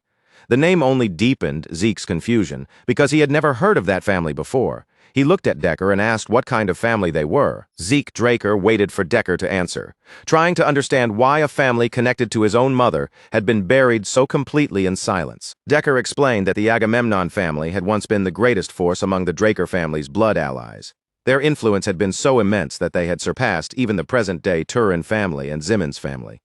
Zeke found that hard to believe, because if they had truly been that powerful, he could not understand why he was only hearing their name now. Decker replied that people avoided mentioning the Agamemnon family because they were remembered as a cursed family. When Zeke Draker asked what kind of curse they supposedly carried, Decker explained that women of the Agamemnon bloodline often gave birth to stillborn children, and even among the few children who were born alive, most failed to survive past the age of 5. Zeke Draker's mother had been the only one to escape that fate, surviving the curse long enough to grow into adulthood. Zeke Draker then asked if Decker was suggesting that he seek support from this so-called cursed family.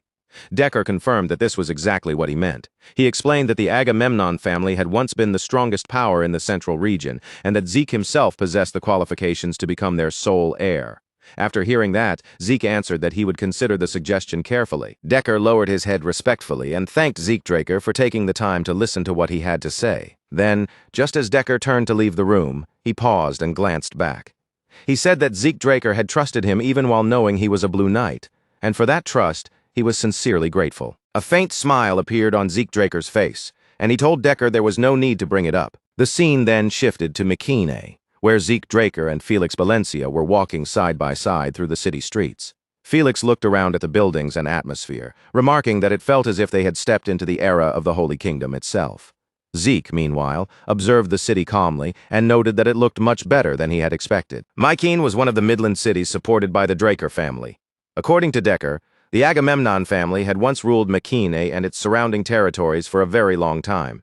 But roughly 50 years earlier, a series of misfortunes had begun to strike the family, and rumors of a curse spread until they became isolated. That was likely the reason their name had become so difficult to uncover, even within the Draker family itself. As they continued moving through the streets, Zeke Draker suggested that they stop somewhere nearby and get something to eat. Zeke Draker and Felix Valencia entered a restaurant, where the owner greeted them with a natural, welcoming warmth. When they came up to the counter, Zeke asked for whatever item was most popular on the menu.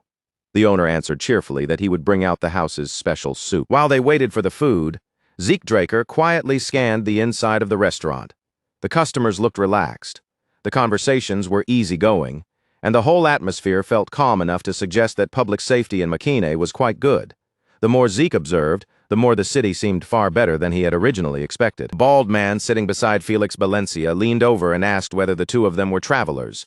With a friendly smile, he offered to treat them to grilled short ribs if they had not eaten yet. At the same time, another man seated near Zeke Draker encouraged him to try the dish, saying that since he had come all the way to Mekine, he should not miss it. Zeke Draker smiled at their easy hospitality, thanked them, and said that the people of Mekine truly seemed kind. Then he turned to the owner and ordered beer for everyone in the restaurant. The owner accepted the order, but the man beside Zeke quickly insisted that he did not need to go that far. Zeke simply explained that he wanted to show his appreciation. As the conversation continued, Zeke Draker asked the man if he had lived in Mekine for a long time. The man replied that he was born and raised in the city, then invited Zeke to ask him anything. Zeke then brought up the city's mayor, mentioning that on the way there he had not seen any building that looked like a city hall. The instant that question left Zeke Draker's mouth, the man went completely still. The friendly mood inside the restaurant shifted all at once, and the once cheerful atmosphere became tense and uncomfortable. Zeke Draker could not immediately understand why everyone's attitude had changed so suddenly. Then the man beside him abruptly rose from his seat, his face stiff and guarded, and said that Zeke was asking too many questions. The man told Zeke Draker to forget about the beer and simply enjoy his stay in Mekine. His words made it perfectly clear that the subject of the mayor was something the locals did not want to discuss. The way the room suddenly went cold made Zeke Draker pause for a moment. He quietly wondered whether mentioning anything connected to the Agamemnon family had struck a sensitive nerve, and if the people of Mekine hated even hearing the name of that so-called cursed bloodline. After sitting with that reaction for a short while, he rose from his seat and told Felix Valencia to remain there and rest. Felix gave him a cautious nod, watching as Zeke stepped away to look around the city on his own. Before long, Zeke Draker entered a more elegant bar, one with a quieter, more refined mood than the lively restaurant from earlier. Behind the counter, the bartender had been calmly wiping a cup, but the moment he noticed Zeke walk in, his eyes narrowed with suspicion. He questioned who Zeke was, then remarked that this was not exactly the sort of establishment someone his age should wander into so casually. Zeke Draker did not look the least bit shaken by the warning. Without raising his voice, he reached into his clothes, took out a VIP card, and held it up where the bartender could clearly see it. Then he calmly asked him to repeat what he had just said. The instant the bartender recognized the card, his expression stiffened in shock, and his attitude changed completely. The bartender hurriedly apologized, lowering himself with obvious panic as he said he deeply regretted failing to recognize someone of Zeke's standing. Zeke Draker accepted the apology without making the matter any bigger, then simply stated that he wanted to meet the branch manager. The bartender immediately agreed to arrange it for him. Zeke Draker understood from that reaction alone that the card carried serious authority within the syndicate, especially since it had been given to him by Kay. Watching how quickly the bartender's entire demeanor shifted, Zeke felt certain that this card would come in handy many more times in the future. A short while later, as Zeke Draker walked down the hallway, the branch manager came rushing toward him in a panic. The man immediately dropped to his knees before Zeke, bowing his head deeply as he begged forgiveness for his disrespect and for failing to realize who had arrived. Zeke looked down at him with a calm gaze and asked if the manager even knew who he was. The manager answered honestly that he did not truly know anything about Zeke Draker's identity. All he had been told was one thing, that no matter what happened, he absolutely must not offend him. Zeke Draker then asked how long the manager had been stationed in McCain. The man replied that he had lived in the city for 20 years. That answer caught Zeke's interest, so he asked whether the manager understood McCain's situation well. The man confirmed that he did, then added that beneath its calm surface, McCain was far more active than it appeared. Lifting his head slightly, he asked if Zeke had some interest in the underworld. Zeke Draker immediately brushed that assumption aside, saying he had no intention of involving himself in stolen goods or shady trade. Instead, he turned the conversation in a different direction and began asking about the Lord of McCain. The manager froze the instant that word reached him. His face tightened with visible shock as he asked whether Zeke Draker truly understood what he was saying. But Zeke pressed ahead without backing down, making it clear that he was talking about the Agamemnon family. At the sound of that name, beads of sweat began forming heavily across the manager's face. Seeing that intense reaction only made Zeke Draker more concerned. He wondered what kind of rumors had spread through McCain to frighten even a syndicate branch manager this badly. Just speaking the name Agamemnon seemed to be treated like stepping on a taboo. So Zeke asked if there was a specific reason behind that fear. The manager's body trembled as he answered, his voice dropping low and unsteady. He said that the Agamemnon family was cursed. Zeke Draker replied that he already knew about the curse involving newborn children dying soon after birth. But the manager shook his head quickly, insisting that this was not the whole story. That made Zeke's gaze sharpen, and he asked what other kind of curse there was. With his voice shaking even more than before, the manager revealed the darker rumor. Anyone who went to the Agamemnon family's castle, he said, would die. Zeke Draker was genuinely taken aback and asked if the man was serious. The manager insisted firmly that he was, then added that even people who spoke the name Agamemnon too freely often ended up finding themselves in danger. Zeke Draker could tell that the manager was not simply repeating some empty superstition for dramatic effect. The stronger people feared and believed in the so-called curse, the more real its presence seemed to become. From that, Zeke concluded that this curse truly existed in some form. Zeke Draker then asked the manager directly whether anyone had truly died after visiting the castle. The man confirmed it, explaining that many years ago, a famous tale had spread through McCain about visitors who went to the castle and never returned alive. Because of that story, the civilians of McCain refused to go anywhere near the place. After hearing all of that, Zeke Draker finally began to understand the shape of the situation. More than likely, the Agamemnon family had created and maintained this curse themselves, using fear as a wall to keep outsiders away from their castle. Later that night, Zeke Draker and Felix Valencia stood before the gates of the Agamemnon castle. Felix looked up at the dark, oppressive structure looming above them and asked if Zeke truly planned to investigate a place like this. The atmosphere was so ominous it seemed to crawl over his skin, and Felix suggested that they should turn back. Zeke Draker did not retreat. Instead, he raised his voice toward the silent castle and declared that a pure-blooded awakener, the youngest Blue Knight on the continent, had come seeking the Agamemnon family. The moment Zeke Draker's voice echoed across the gate, the heavy doors began to move, creaking open as if the castle itself had answered his call. An elderly woman dressed in a maid's uniform appeared from within the opening and asked if he was the one who had just called himself Sir Zeke Draker. Zeke confirmed it without hesitation, then added that he wished to meet the patriarch of the Agamemnon family. The elderly maid's lips curved into a faint, unsettling smile. She told Zeke Draker that he had come to the correct place, then invited him to step inside the castle. As Zeke Draker walked through the corridor, he studied the ancient walls around him and guessed that the castle must have been standing for nearly 1,000 years. While he examined the dim surroundings, Felix Valencia suddenly noticed something ahead and called out in alarm, urging Zeke to look. Around a table sat several pale, aged figures, motionless in the gloom. Felix nervously whispered that they looked like ghosts, and worse, that there was more than one of them. Zeke lightly struck him on the head and told him to be quiet. Zeke Draker then focused his attention on the man seated at the center of the group. One look was enough for him to understand that this was the patriarch of the Agamemnon family. Zeke Draker formally greeted the masters of McCain and the elders of the Agamemnon family, stating that he had come as a direct member of the Agamemnon bloodline to request their sponsorship. None of the elders gave him an answer. Instead, the patriarch slowly rose from his seat and moved toward a nearby wall, where Zeke noticed a painting hanging in the dim light. Zeke Draker told Felix Valencia to shine his light toward the wall, and when Felix raised the lantern, several paintings were revealed. Felix stared at them in shock and asked his lord why they looked so disturbing. Zeke, however, kept his focus on the patriarch, who stood silently before two particular images. One showed countless people coughing blood as they died, while the other showed bodies being thrown into a lake.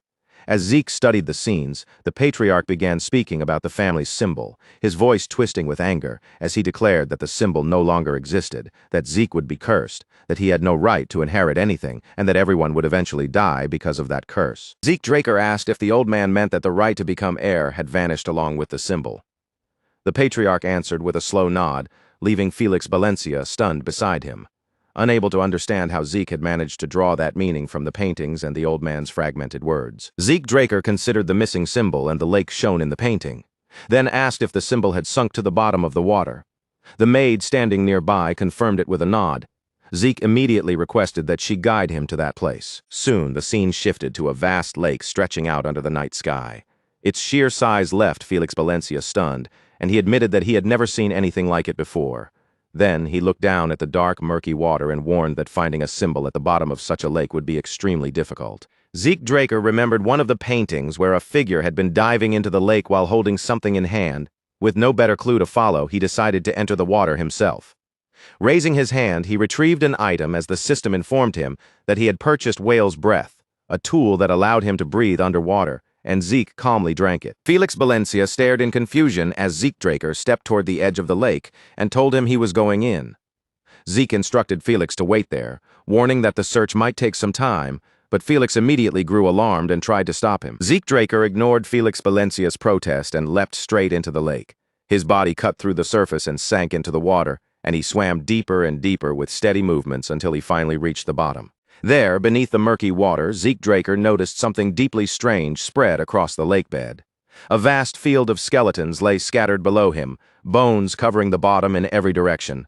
Seeing them stretched out through the darkness, he began to wonder whether the horrifying scenes from the paintings had truly happened. Before long, Zeke Draker spotted a faint glimmer among the bones. He swam closer to investigate and found a golden mask lying there on the lake bed. When he picked it up and examined it carefully, he noticed a crest etched into its surface, one that looked strikingly similar to the insignia of the Holy Kingdom. While Zeke Draker was still studying the mask, the water around him suddenly began to tremble. He immediately wondered what could be causing such a disturbance, and when he turned around, an enormous fin came into view, startling him. The moment Zeke Draker looked downward, he saw a gigantic creature charging straight toward him with its jaws stretched wide open. The system alerted him that it had identified an ancient dragon corrupted by polluted energy, and just before the beast could swallow him whole, Zeke dodged to the side. Still struggling to understand how an ancient dragon had appeared in a place like this, he quickly stored the golden mask in his inventory and drew his sword, realizing that he had no choice but to fight. Zeke Draker raised his blade and used the water-field elemental sword to gather the surrounding water, then unleashed a slash called Wave Sword at the creature. The ancient dragon cried out in pain, but the force of its roar pushed Zeke backward, and the heavy water pressure made it clear that fighting underwater would not be easy. Then he remembered something perfectly suited for this situation. He pulled out Hersion, equipped it, tightened his grip, and unleashed the first verse of Chapter 8 of True Dragon Swordplay, Dragon Scale Slice. The powerful blow forced the monster back, and the system immediately informed him that the ancient dragon had shown fear. His innate authority, draconic control, had activated, and the system asked whether he wished to make the target submit. Though Zeke was surprised that controlling such a creature might even be possible, he understood exactly what kind of opportunity had appeared before him. Zeke Draker made his decision quickly.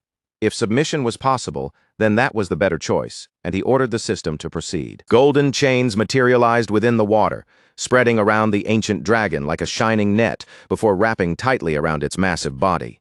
The creature was restrained in place, and a moment later, the system confirmed that it had submitted. But the instant that confirmation appeared, the ancient dragon's body began to glow.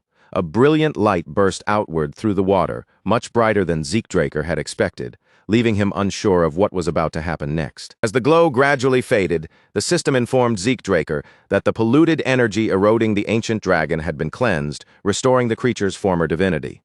Its body transformed into a pure blue hue, and the violent pressure that had surrounded it moments earlier softened into a calm and gentle aura.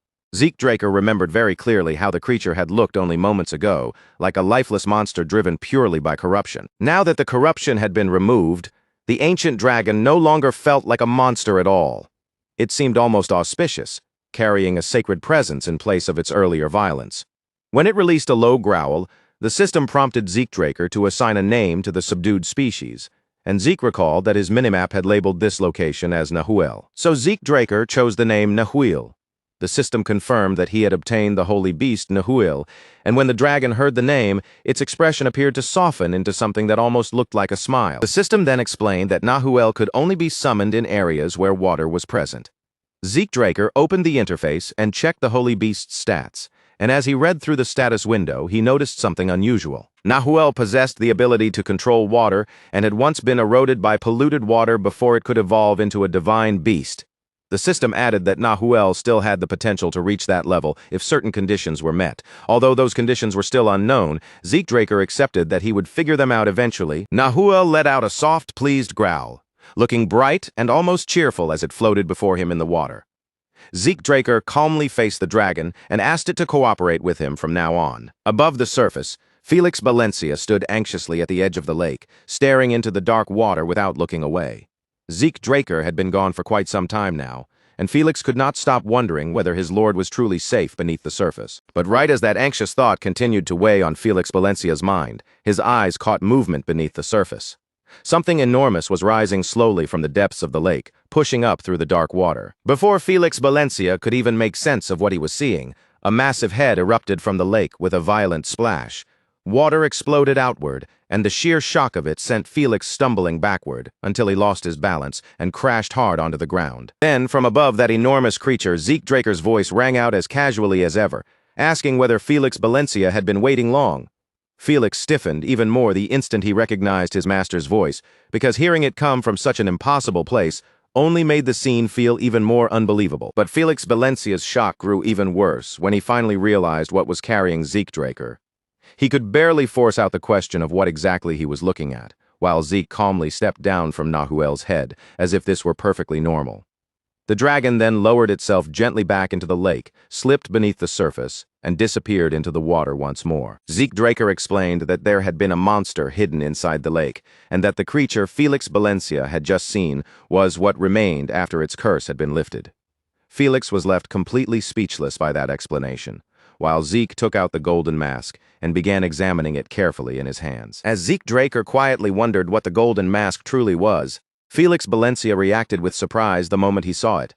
The sun-shaped crest engraved across its surface looked far too similar to the insignia of the Holy Kingdom to ignore.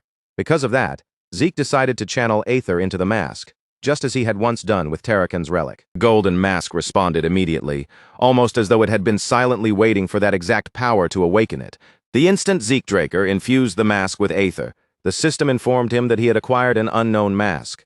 That message immediately reminded him of Hersian, which had also concealed its true name when he first discovered it. He also remembered how Galleon Halbert, after inspecting the armor, had judged that it likely dated back at least to the Golden Age. Since the mask showed similar signs, Zeke Draker began to suspect that it might also be a relic left behind from the Golden Age. While Zeke Draker was still considering that possibility, the system asked whether he wanted to register as the mask's user. Zeke agreed, and once the registration was complete, the system immediately followed with another question, asking whether he wanted to activate its function. Zeke had not expected that prompt, but he accepted anyway, and the moment he gave the command, the mask burst into a brilliant light. The system then informed Zeke Draker that the mask's function had linked with an intermediate-level administrator system. Right after that, it confirmed once again that his class was immortal. The system announced that the skill Purify had activated, then continued by explaining that it had fused with Zeke Draker's immortal class and evolved into a unique class-exclusive ability called Great Purification. Zeke was startled by the sudden development, but the system did not stop there, reporting that it was expanding the range of the new power. A faint glow gathered around the golden mask, and then an overwhelming beam of light shot straight into the sky. The system declared that purification of the polluted mana across the land had begun. And as the light reached the heavens, another notice appeared, saying that a connection with an unknown administrator system was being established. The sky began to brighten. the dark clouds slowly scattered, and the system announced that an unknown mode was being converted while emergency defense mode was being lifted. In the next instant, the clouds vanished completely, and the sky above Makine opened into a clear, bright expanse. Zeke Draker stared at the sudden change in disbelief. The entire atmosphere around him had transformed so drastically that even he could not help but stand there, stunned by what had just happened. Before Felix Valencia could even ask what was going on, a voice suddenly cried out that the prophecy had been fulfilled. Both Zeke and Felix turned toward the sound and saw a group of people approaching on horseback. Felix reacted immediately, drawing his sword and demanding to know who they were. Zeke Draker stepped forward and told Felix Valencia to calm down, assuring him that the approaching riders were not enemies. Felix looked even more confused and asked who they could possibly be, and Zeke reminded him that they had already greeted them earlier. That answer left Felix stunned as he realized these riders were the very same figures he had mistaken for ghosts inside the castle. The Agamemnon patriarch dismounted from his horse and declared that the prophecy had truly come to pass.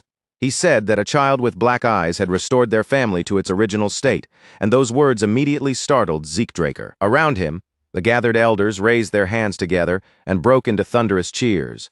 Their voices filled the air as they praised the black-eyed child, now hailing Zeke Draker as the savior who had delivered them. Felix Valencia stared at the entire scene in disbelief, still half convinced that the people before them had to be ghosts. Zeke Draker clarified that they were not spirits at all. They were victims whose bodies had deteriorated because of the curse, and now that the curse had been lifted, they had simply returned to the forms they once had. The Agamemnon patriarch stepped closer and addressed Zeke Draker as his black-eyed grandchild, saying that Zeke had freed them from the family's curse and saved them. Hearing his grandfather speak those words, Zeke smiled, placed a hand over his chest, and said he was truly glad that he could greet him like this. The scene then shifted back to the Agamemnon castle, where Felix Valencia looked around in astonishment, unable to believe how completely the place had changed overnight. Zeke Draker remembered that the system had mentioned emergency defense mode being lifted when the surroundings transformed. Since the golden mask was linked to the system, just like the Dragon Slayer's residence and King Kaiser's home, he realized that the system's power had to be connected to the Elder Dragon's artifact. As Zeke Draker continued turning that thought over in his mind, an elderly maid approached and called him young master. She asked whether he had enjoyed his meal, then mentioned that it had been the first time in 50 years she had used her cooking skills. Seeing Zeke eat so well, she said, had made her genuinely happy. Felix Valencia looked puzzled at first, trying to figure out who the woman was, before his expression suddenly changed as he remembered she was the maid who had guided them the day before. The woman confirmed his realization, and then the Agamemnon patriarch explained to Zeke Draker that because of the curse they had been unable to endure sunlight or properly eat the food needed to live. Their condition worsened with time until they eventually lost even the ability to speak clearly. After hearing that, Zeke Draker placed the golden mask on the table and told his grandfather that he had something to show him. He pushed the mask forward and explained that he had found it at the bottom of the lake. The Agamemnon patriarch recognized it immediately as Agamemnon's golden mask, and disbelief spread across his face as he realized that their family's long-lost symbol had finally returned. Zeke Draker then asked his grandfather to tell him what had truly happened. The Agamemnon patriarch answered that Zeke was now worthy of learning the hidden past of their family. The Agamemnon patriarch began by explaining that everything had started around 50 years ago, when a devastating plague suddenly swept through Mycenae. At that time, the Agamemnon family used every resource and method they had to contain the outbreak within the city. The elders isolated those who were already infected, while gathering the remaining citizens into the castle under strict and careful preparations. But no matter how desperately they tried to control it, the disease spread at a terrifying pace. It began with a burning fever, then red spots would appear across the victim's body, and after that they would start vomiting blood before dying within just 3 days. Zeke Draker wondered if the illness might have been Rose disease. The exact timing of death did not match perfectly, but the symptoms were similar enough that he could not simply dismiss the possibility. The true nightmare began after sunset, when the people who had died from the disease suddenly rose again and started attacking the living. Zeke Draker listened with a serious expression, then asked whether they had turned into zombies. The Agamemnon patriarch explained that they were not the same as zombies controlled by black mages. These creatures could infect living people through their bites, turning them into the same kind of undead, as if the curse itself were spreading like a contagious disease. Clenching his fist tightly, the Agamemnon patriarch told Zeke Draker that the only way they could describe what happened was to say a curse had fallen upon their kingdom, The entire situation had been too bizarre, too horrifying, and too unnatural for ordinary people to comprehend. In response, the Agamemnon family fortified the castle and waited behind its walls, hoping that the outbreak and the chaos outside would eventually calm down. But without any true solution, the number of corpses only kept growing. The Agamemnon patriarch then revealed that the golden mask had been handed down from the time of their earliest ancestor. Hearing that, Draker immediately asked whether he knew who had created it. The Agamemnon patriarch admitted that he did not know. Most records from before the Golden Age had already been lost, so even their own family no longer had a clear answer. Draker silently wished the Agamemnon patriarch had known more. This had been a rare chance to uncover the mask's possible connection to the Rosian. He had not expected the answer to come easily, but even so, the disappointment settled heavily in his mind. The Agamemnon patriarch rose to his feet and continued the explanation. Both the castle and Agamemnon's golden mask had long stood as symbols of their family, and because of the holy power contained within them, the dead had been unable to enter the castle. Even with that protection surviving behind the castle walls could not continue forever.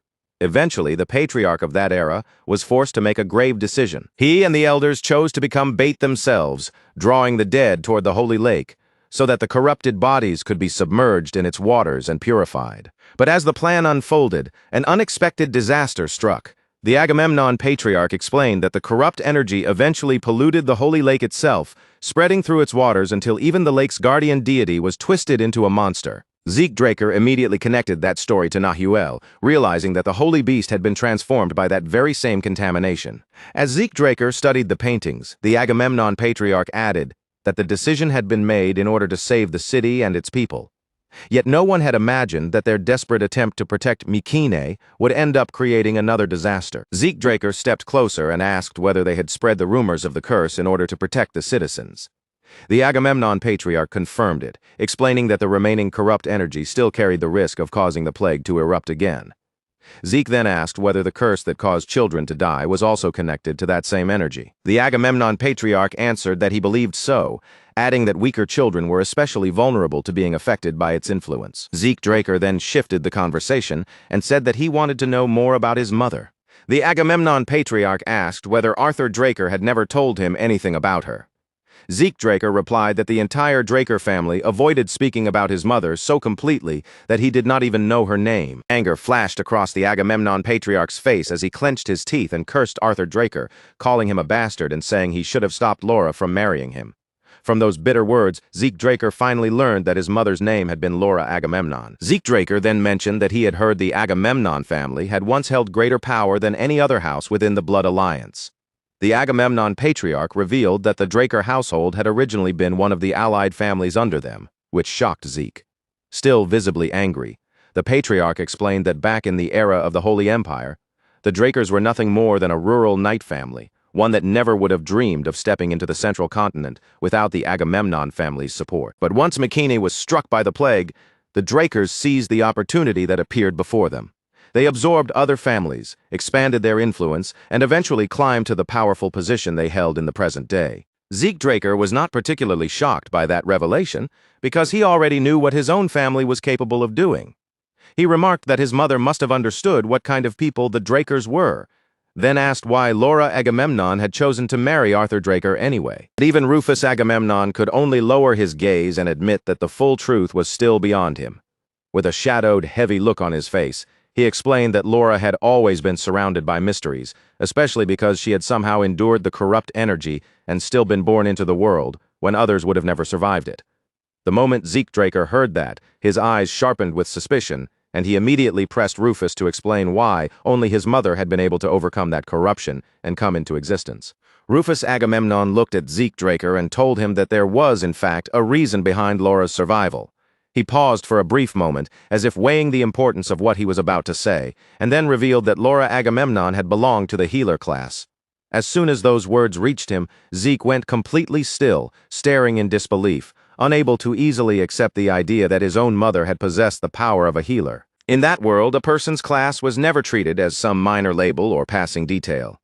It shaped the course of their entire life, determined the road they were expected to walk, and even influenced how others measured their value from the moment their talent became known. Someone born with a natural gift for the sword would be recognized as a swordsman, A person whose instincts and skill leaned toward the bow would be guided onto the path of an archer, while those whose bodies and talents suited the spear would become spearmen. Put simply, a class was considered the clearest sign of a person's role in the world, the talent they carried, and the true ability hidden within them. Rufus Agamemnon then explained to Zeke Draker that his mother, Laura Agamemnon, had been a member of the healer class, a rare and powerful path that gave her the ability to resist and push back against corrupting forces. According to him, the ancient class system had originally been created to awaken and strengthen the natural gifts each person was born with.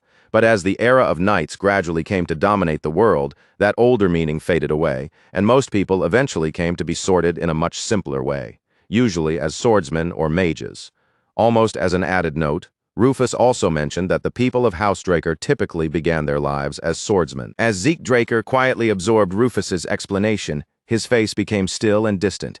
His thoughts began to sink inward, turning over the meaning behind every word, and for the first time he started to wonder if this truth might be connected to all the suffering, rejection, and humiliation he had endured in his previous life. If Laura Agamemnon had truly been a healer, then Zeke Draker could not stop himself from wondering whether Arthur Draker had known that fact. When Rufus Agamemnon confirmed that Arthur had indeed been aware of Laura's class, Zeke felt the unease inside him deepen even further.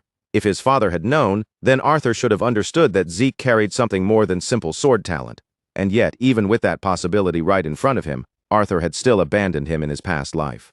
That contradiction weighed heavily on Zeke, leaving him disturbed and unable to understand the choice his father had made. Zeke Draker then lifted his eyes and asked whether the Agamemnon family had produced many people with healing abilities. Rufus Agamemnon answered that such individuals were incredibly rare.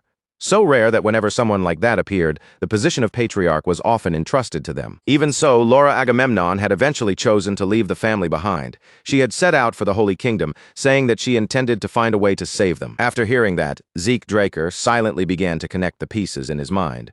His mother must have traveled to the Holy Kingdom to uncover more about the healer class and search for a way to cleanse the miasma that had been slowly eating away at the Agamemnon family. And once that thought settled in, Zeke Draker came to understand something else as well. The person who likely knew the complete truth about Laura Agamemnon was not Rufus, nor anyone else in the family, but his father, Arthur Draker. Just then, Rufus Agamemnon reached out toward Zeke Draker and carefully placed an item into his hands, quietly telling him to take it. The moment Zeke Draker saw what had been given to him, he fell silent. Resting against his palm was a locket, and inside that small keepsake was a portrait of his mother. As Zeke stared at Laura Agamemnon's face, unable to look away, Rufus explained that there had once been a brief period when Laura had returned to the castle. During that short stay, Laura Agamemnon had often spoken of a certain future. She would say that one day a child with black eyes would come back and restore the family to the state it was always meant to be in. Zeke Draker immediately raised his head, his attention sharpening, and asked if his mother had left behind some kind of prophecy. Rufus Agamemnon answered him honestly, admitting that he did not know the true meaning behind Laura's words. Still, Rufus Agamemnon could not deny that such a thing was possible. Laura Agamemnon had always been different from the people around her, gifted in a way that stood out even when she was still young. So the idea that her words carried a deeper foresight did not sound impossible to him. Zeke Draker lowered his gaze once more to the locket in his hand, staring at the portrait hidden inside it. The longer he looked at his mother's face, the deeper he slipped into thought, quietly turning over every truth and every mystery his grandfather had just revealed. Rufus Agamemnon then reminded Zeke Draker of something Zeke himself had once said, that he needed the support of the family. Since Zeke was Laura Agamemnon's son, and since he had also been the one to save the Agamemnon family from its curse, Rufus declared with unwavering conviction that from that moment forward, Zeke Draker would be acknowledged as the one and only heir of the Agamemnon family. Meanwhile, out on the training grounds, Felix Valencia was being driven all the way to his limit. His body looked utterly exhausted, his strength nearly drained, and he seemed as though he might collapse on the spot at any second. The elder kept a sharp, unforgiving watch over both him and Zeke Draker, observing every movement and sternly ordering Felix to train properly instead of trying to slack off. With exhaustion pressing down on him from every direction, Felix Valencia desperately turned to Zeke Draker and begged him for help. But Zeke only looked back at him with a calm expression and told him that he still had a very long road ahead, and for now, the only thing he could do was keep practicing with steady discipline. Later, Zeke Draker thought back over the situation. Rufus Agamemnon had already begun the formal process of naming him heir, and since there was still some time remaining before the martial arts competition, Zeke decided to stay at the castle a little longer and follow the patriarch's wishes. While Zeke Draker continued training together with Felix Valencia, He also began learning the Agamemnon family's secret art, golden swordsmanship. It was a combat style built around using a sword and shield together, giving off an impression similar to paladin succession swordsmanship or imperial swordsmanship. During practice, Zeke activated his armor and attached Bahamut to Galen's shield, and the moment everything settled into place, he could clearly feel just how stable, balanced, and dependable golden swordsmanship truly was. However, Zeke Draker soon came to an important realization. Because of the curse affecting the Empire's men, the magic armor could not be used properly in its current state. With that limitation in mind, he understood that he needed to meet Galen as soon as possible and have the equipment remodeled and improved. But before he could continue thinking through the problem, Rufus Agamemnon arrived and called out to him. Rufus looked noticeably worn out, remarking that dealing with documents after so many years had become more burdensome than expected. Then he said there was something important he wanted to discuss and suggested that they take a short walk together. As the two walked side by side, Zeke Draker asked how the city had been governed up until now. Rufus Agamemnon explained that he had left its management to trustworthy proxies outside the territory, while the family itself continued making the most important decisions and sending instructions through letters. Then Rufus revealed that this was exactly why he had called Zeke over. For generations, the Agamemnon family had stood as the guardians of Mycenae, protecting the city while the three families beneath them remained tied to the house by deep vows, always prepared to come to their aid whenever the need arose. Zeke Draker listened to the explanation and summed it up in simple terms, saying that those families were essentially their vassals. Rufus Agamemnon confirmed that understanding, then added in a firm voice that if Zeke was going to be officially acknowledged as heir, he would need to receive recognition from all three of those families. Zeke Draker then replied that he also had something important to address regarding that very issue. He asked for the three families, along with every other family connected to House Agamemnon, to be summoned to the castle. Later, when the invited families finally arrived, they were stunned by the scene before them. Agamemnon Castle had been restored to its original form, and many of them immediately understood what that meant. The curse that had weighed on the family for so long had finally been lifted. The guests were received with warmth and proper courtesy, and Rufus Agamemnon personally stepped forward to greet them as they entered. With genuine sincerity in his voice, Rufus Agamemnon thanked the blood allies who had remained loyal and steadfast throughout the Agamemnon family's long absence. Many of the leaders moved closer with visible surprise and relief on their faces, clearly pleased to see Rufus standing before them in such good health. But that joy was not shared by everyone. Farther in the background, some watched with uneasy expressions, already understanding that the return of House Agamemnon meant a powerful ruling force was rising once again in the central continent. Rufus Agamemnon then announced before everyone that he had gathered them there to inform them of the Agamemnon family's return after finally breaking free from its curse. After making that declaration, he introduced Zeke Draker as the heir of the Agamemnon bloodline. Shock rippled through the hall, especially among those who already knew Zeke as the youngest Blue Knight on the continent and the genius who had graduated from Valhalla faster than anyone in history. At that moment, a man stepped forward from among the gathered leaders and addressed him respectfully as the revered Rufus Agamemnon. Carrying himself with the composure of an old retainer, he asked for permission to speak, not only as a loyal vassal, but also as an old friend. After Rufus Agamemnon granted him permission and acknowledged him as his oldest friend, Arnold Achilles, the man began speaking in a calm and measured voice. He said that the decision to appoint an official heir to the Agamemnon family was certainly welcome news. However, under the conditions established for the proxy families, the Achilles family carried the responsibility of verifying whether that heir was truly legitimate. As the other elders stepped forward to stand beside him, Arnold Achilles continued his explanation. He pointed out that this responsibility did not belong to the Achilles family alone, but was also shared by the Hector family and the Aegis family. In response, Rufus Agamemnon stated that if that was the case, then they would follow the traditions passed down from the old days. The heir's rightful claim would be proven in the proper manner through a knight's duel. The duel was soon arranged with careful attention, and before long, a large crowd had gathered around the designated arena. Everyone waited with tense anticipation, eager to witness the challenge with their own eyes. Low murmurs began spreading through the stands as the spectators waited for the duel to begin. Among them, one man spoke with clear satisfaction, saying that the event had turned out even better than he expected, and that it was not often anyone got to witness a battle between such distinguished knights. Another elder agreed, adding that what made it even more surprising was seeing Zeke Draker himself standing there as the challenger. Zeke Draker stood calmly in the arena, his posture steady and composed. He briefly checked the defensive gear fastened to his body, noting that for this match, he would have to rely on the temporary equipment prepared by the Agamemnon family. Since he could not openly reveal or use his magical armor in front of everyone, he decided that this setup would be enough. Across the arena, his opponent looked down at him with undisguised contempt.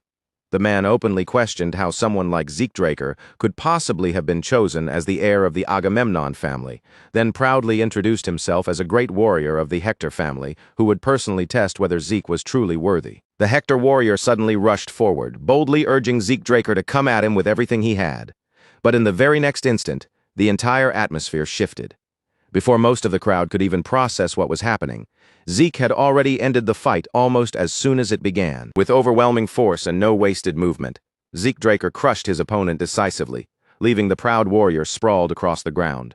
A moment later, the result of the duel was announced clearly for everyone in the arena to hear. Draker had won. The high officials of the Hector family stood frozen in place, staring in disbelief, unable to accept that their great warrior had been defeated so quickly and with almost no meaningful resistance at all. Not long after that shocking defeat, the elder from the Aegis family stepped forward with confidence and announced that it was now their turn.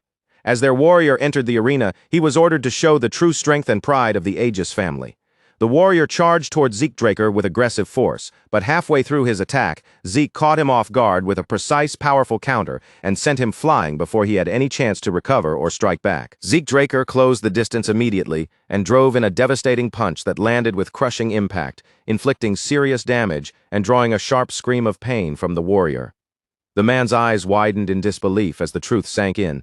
Zeke, despite being only 17 years old, possessed an overwhelming level of power that should have been impossible for someone his age. Even though the Aegis warrior tried to steady himself and regain his composure, Draker looked at him calmly and said that it was enough.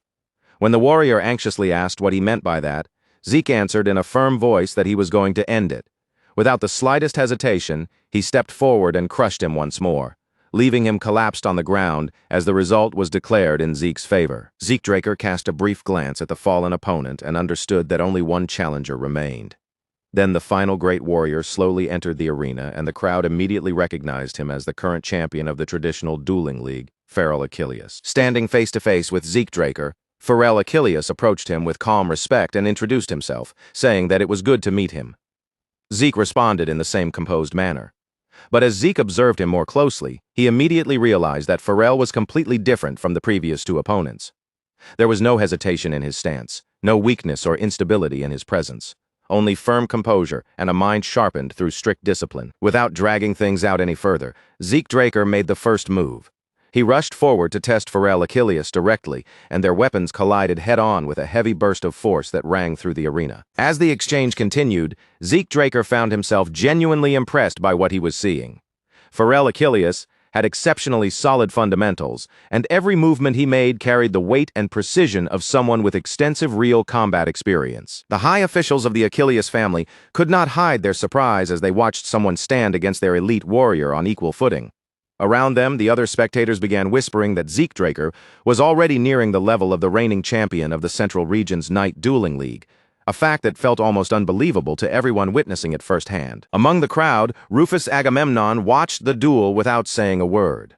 His eyes stayed fixed on Draker the entire time, and deep within his heart, he believed without the slightest doubt that this would be the moment Zeke proved himself as the true heir of the Agamemnon family. As the battle grew fiercer with every passing moment, Pharrell Achilles slowly began to struggle beneath Draker's increasing pressure.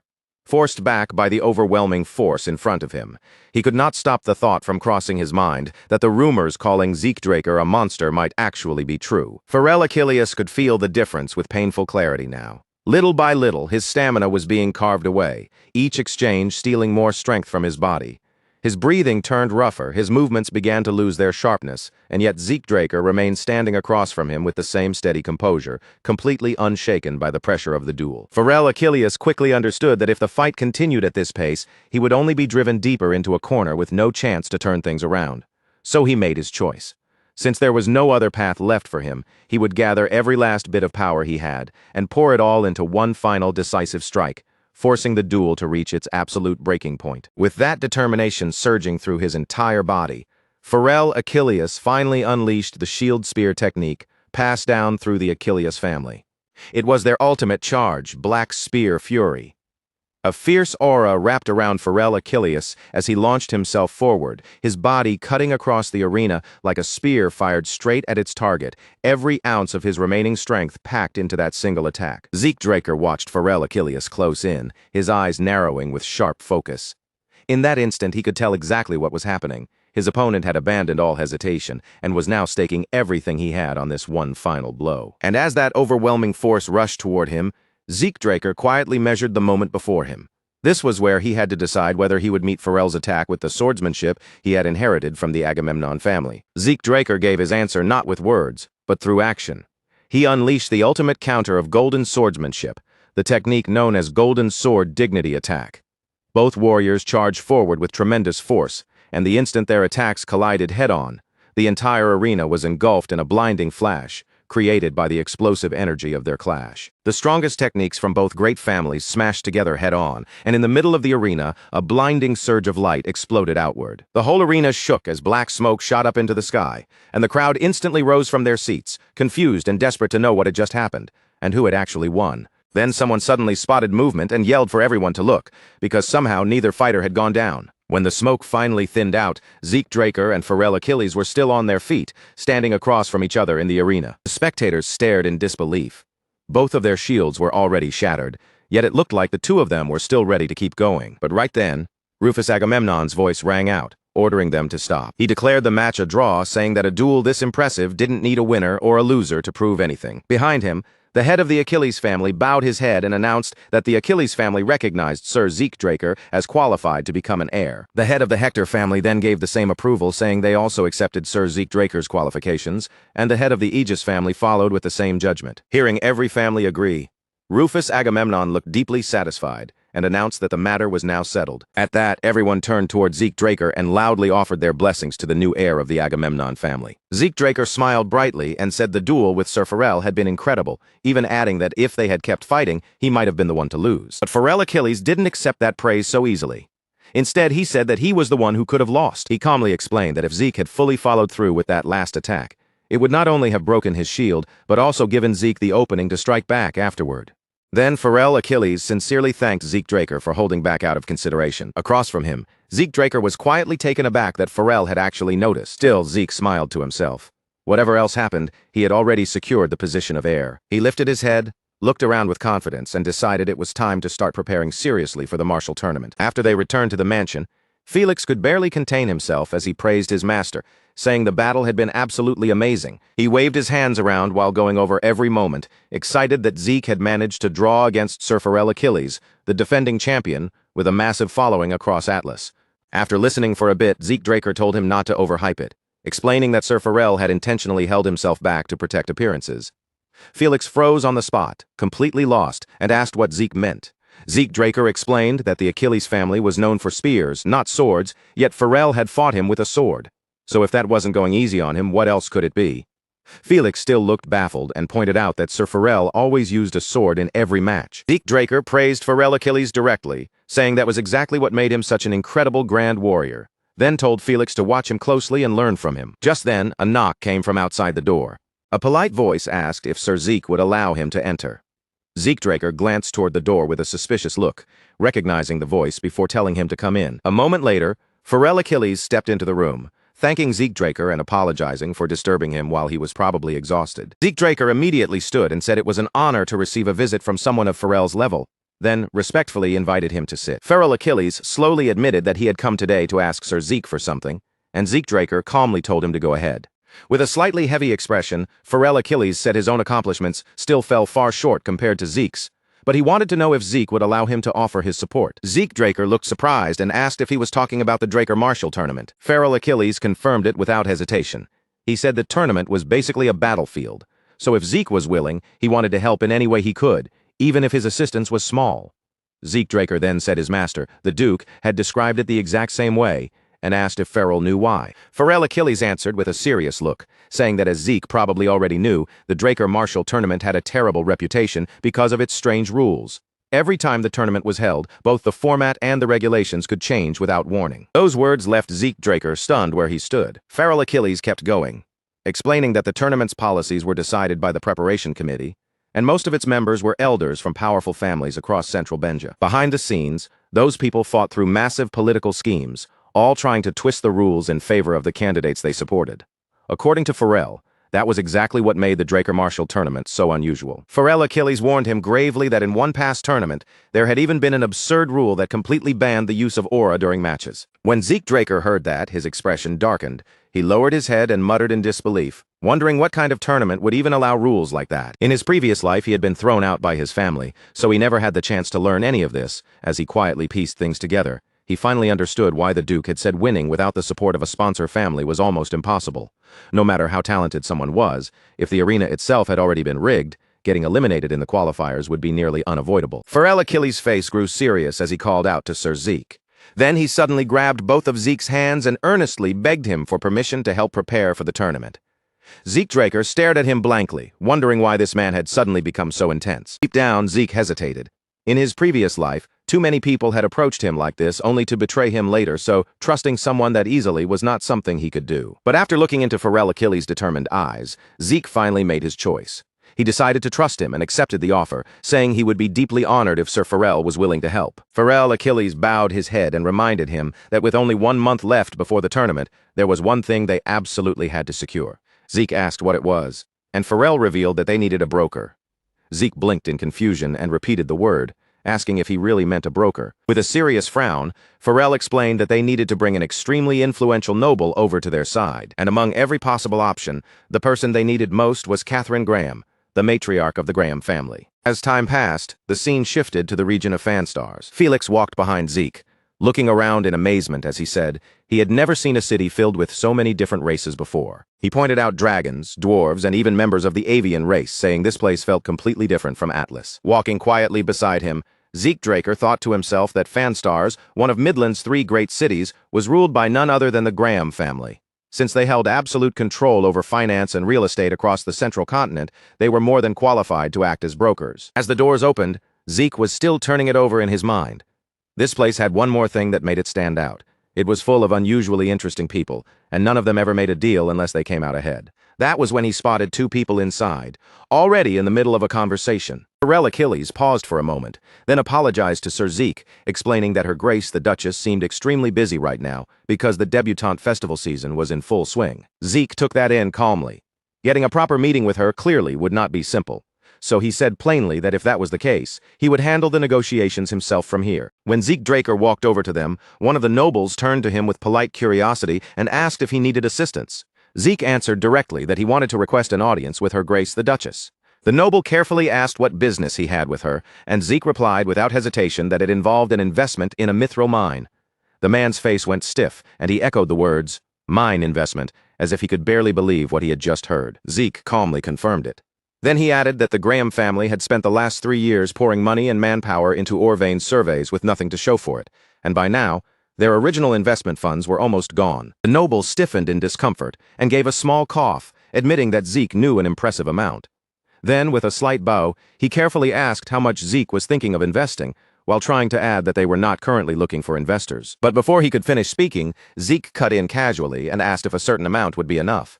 Then, as if it were nothing, he named the figure, 500,000 gold. That number, the man standing in front of Zeke Draker could only stare at him, completely unable to speak. Inside a dark room, a voice apologized to Sir Zeke, saying he had come all this way only to be kept waiting. The man then introduced himself again in a composed voice as Brian Graham. Zeke Draker got straight to the point and asked if he had confirmed the check. Brian Graham answered awkwardly that of course he had, and that he was truly grateful for the investment. After clearing his throat, Brian Graham said he could assist if Zeke had interest in any other investments. But Zeke rejected the offer coldly, explaining that he had to take part in the upcoming Draker Marshall tournament and had no time to concern himself with other investments right now. Hearing that, Brian Graham nodded and said the Draker Marshall tournament was a dream stage for young knights with real talent. And he added that, in that case, he believed he had something that would be perfectly suited to help with exactly that matter. Zeke looked slightly surprised and asked if that was true. Brian Graham then promised that he would arrange a meeting with his wife, Catherine. Before long, the meeting was set up. Catherine Graham greeted him politely, saying she had heard quite a lot about Sir Zeke, including that he was currently the knight drawing the most attention across the continent. Zeke smiled and answered modestly that she was giving him far too much credit. He added that he still had plenty to learn, which was exactly why he wanted to join the upcoming competition and gain more experience. Catherine Graham then asked if he knew what the first match of the competition would be about. Zeke answered honestly that he did not, since he had not heard many rumors. Catherine lowered her head with a faint smile and said she could share what she had heard, but before she could continue, Zeke interrupted and said he did not mean to be rude, but that was not the information he had come here for. He said it plainly.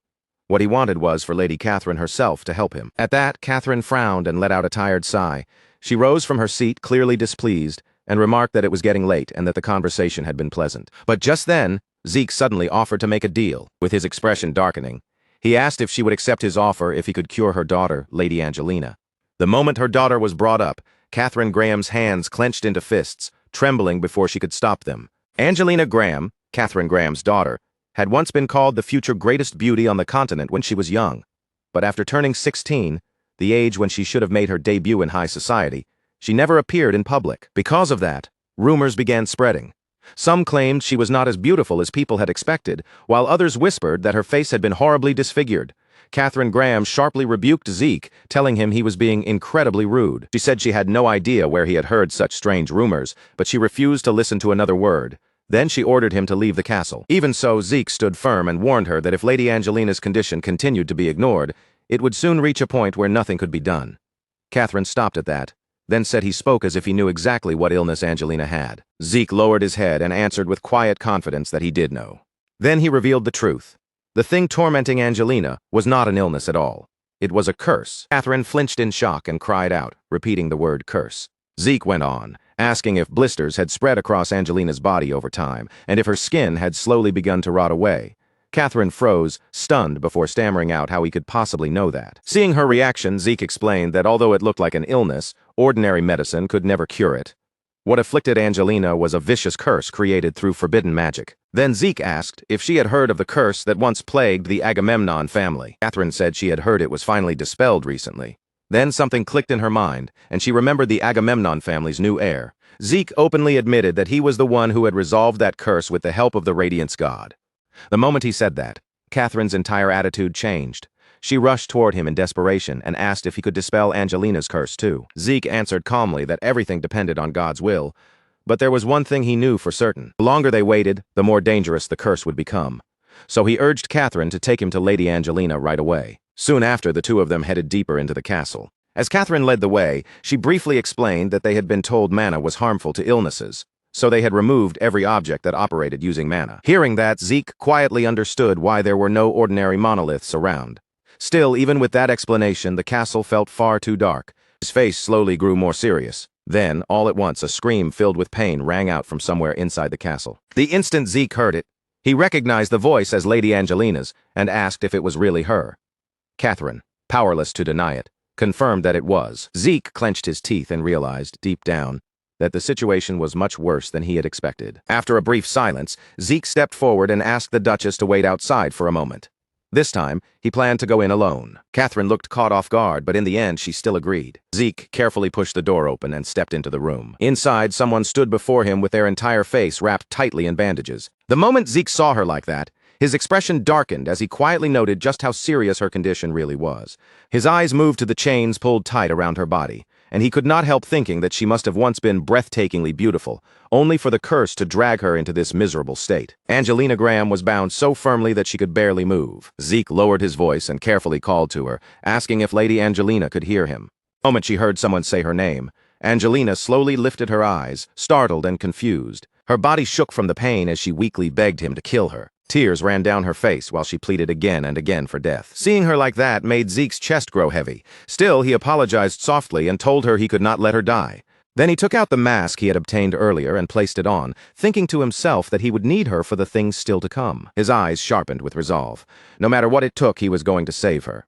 In the next moment, Zeke Draker's whole body was swallowed by a powerful surge of energy, and the system notified him that the mask's function had successfully connected with the system. Zeke Draker quietly thought back to his previous life, remembering that he had learned about Angelina's curse because of a certain incident. Back then, under his master's orders, he had hunted down a sorcerer who used wicked ancient curses, and after a long chase, he finally managed to capture him. But during the interrogation, something completely unexpected came to light. That sorcerer was the one who had placed the curse on Angelina. Zeke remembered searching for her after that, only to find out she had already died.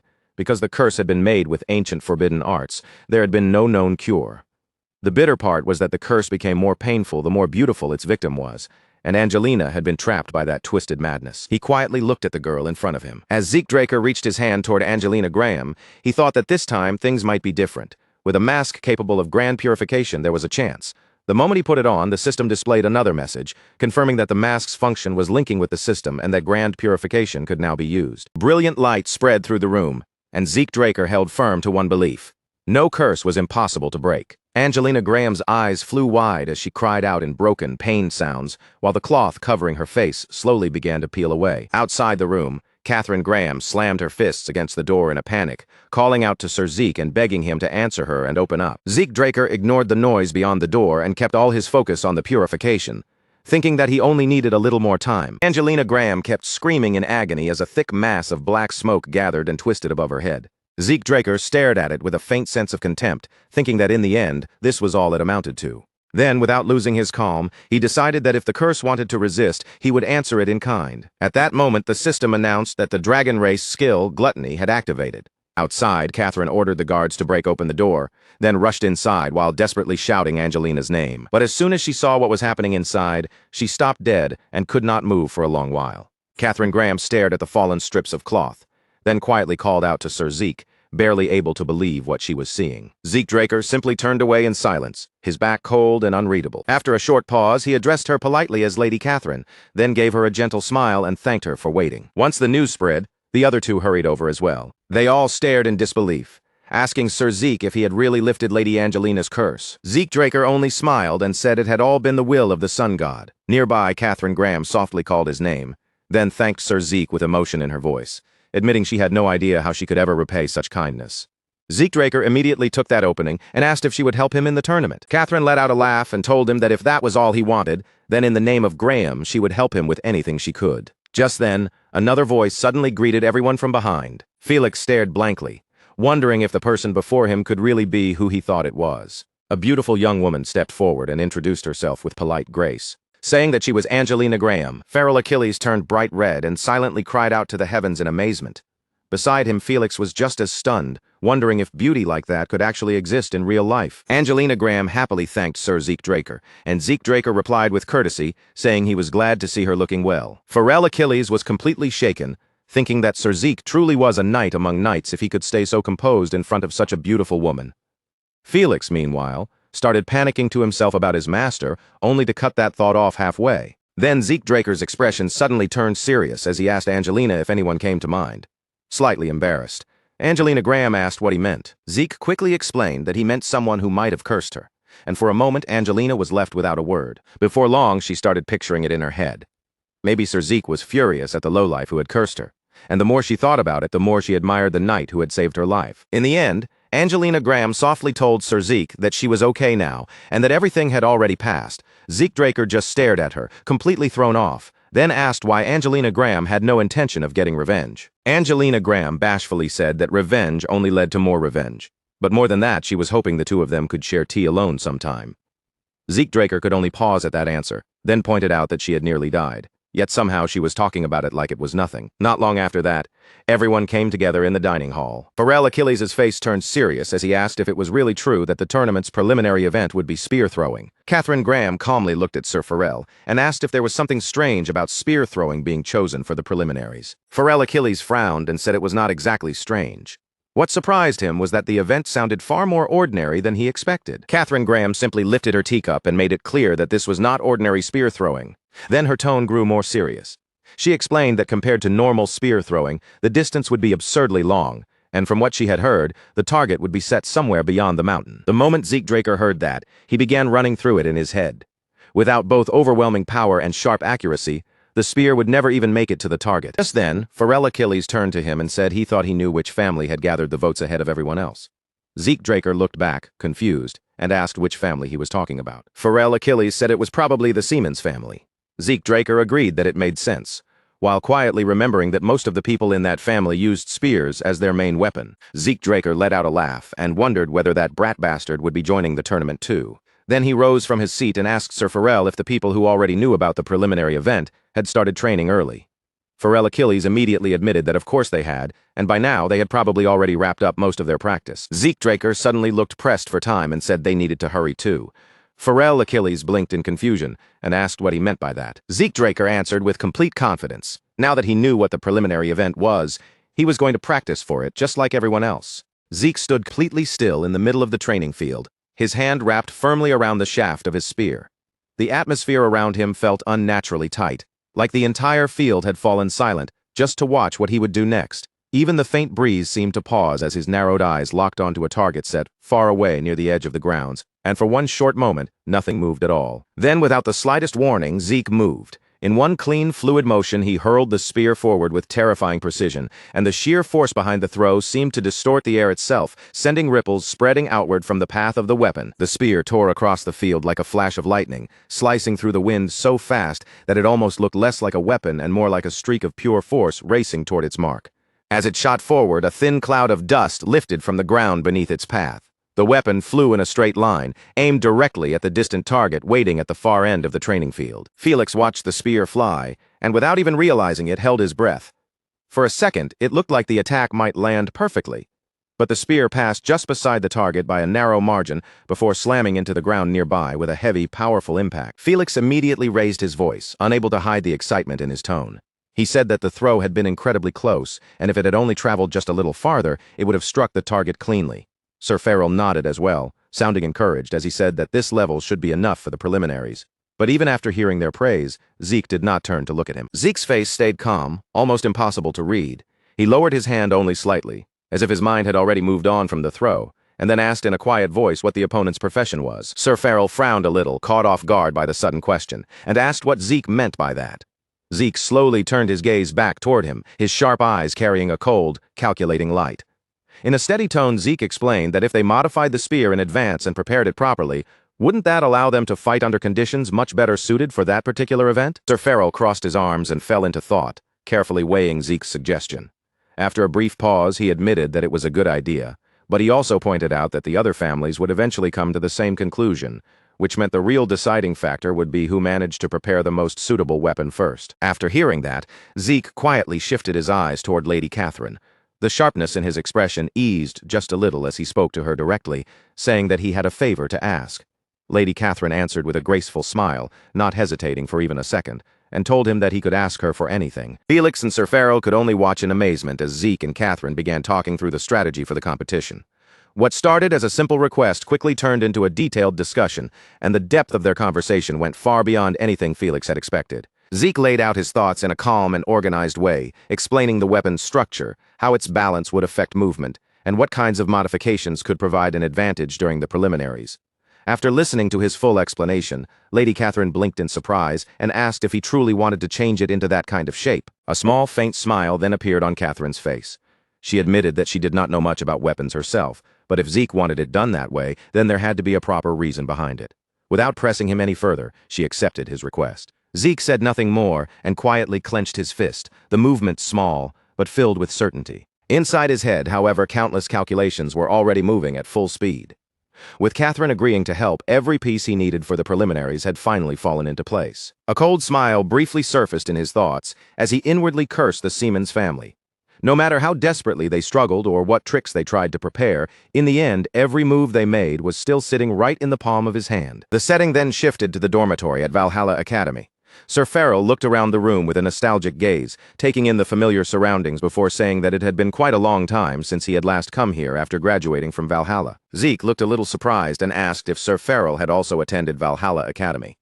Sir Farrell nodded and answered honestly that he had admired Sir Flaubert, and because of that admiration, he had truly wanted to enroll there. When Zeke heard that, a slight smile appeared on his face. Deep down, he thought to himself that Flaubert really was the kind of knight who could earn respect even from the central nobles, and only a very small number of people could ever receive that level of admiration and recognition. Just then, the quiet atmosphere was interrupted by the sound of footsteps echoing from outside the room. A moment later, someone stepped inside and greeted Zeke with clear respect. Everyone in the room turned toward the entrance, and the person standing there was Liam.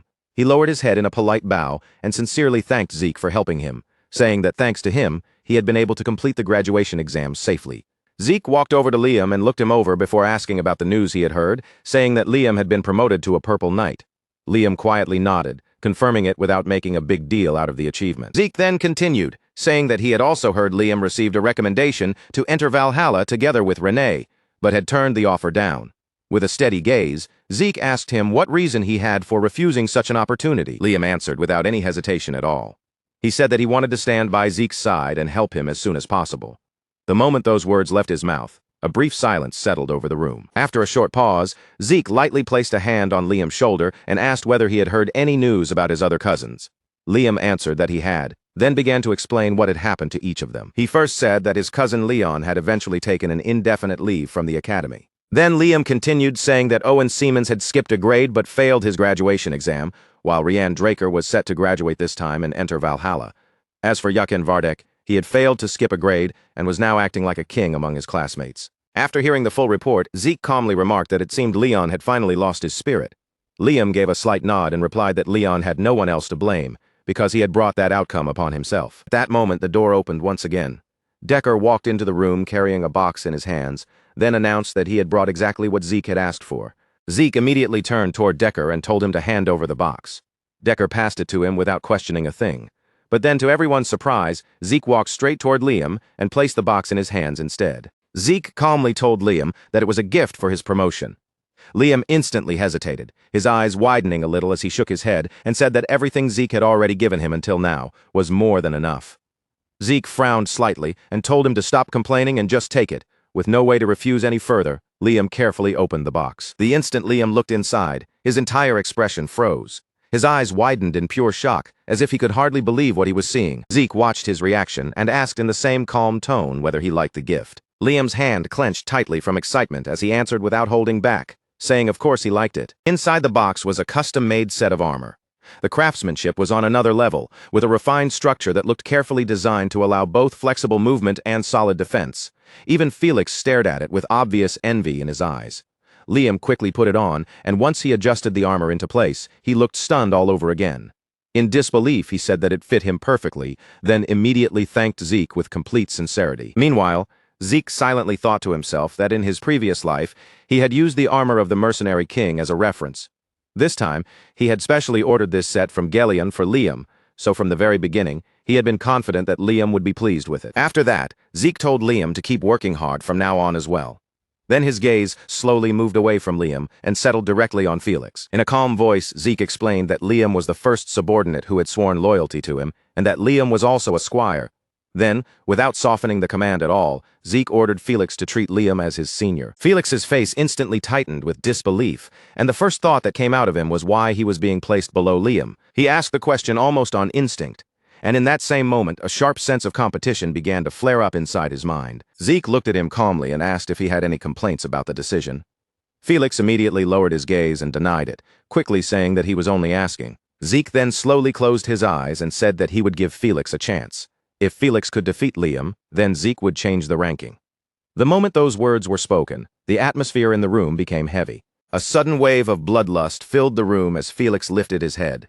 With his fighting spirit fully ignited, he declared that if that was the case, then there would be no turning back, master. Liam stared back at Felix with clear annoyance on his face, already irritated by the challenge being thrown at him. The scene then shifted to the training grounds, where the sound of rough, heavy breathing echoed across the open area. Felix was cursing again and again under his breath, desperately trying to keep going even as he was clearly falling further and further behind. His condition looked terrible. Bruises covered his face, his body was barely holding together, and his eyes had already gone dull from overwhelming exhaustion. Across from him, Liam remained standing firmly in place, steady and composed.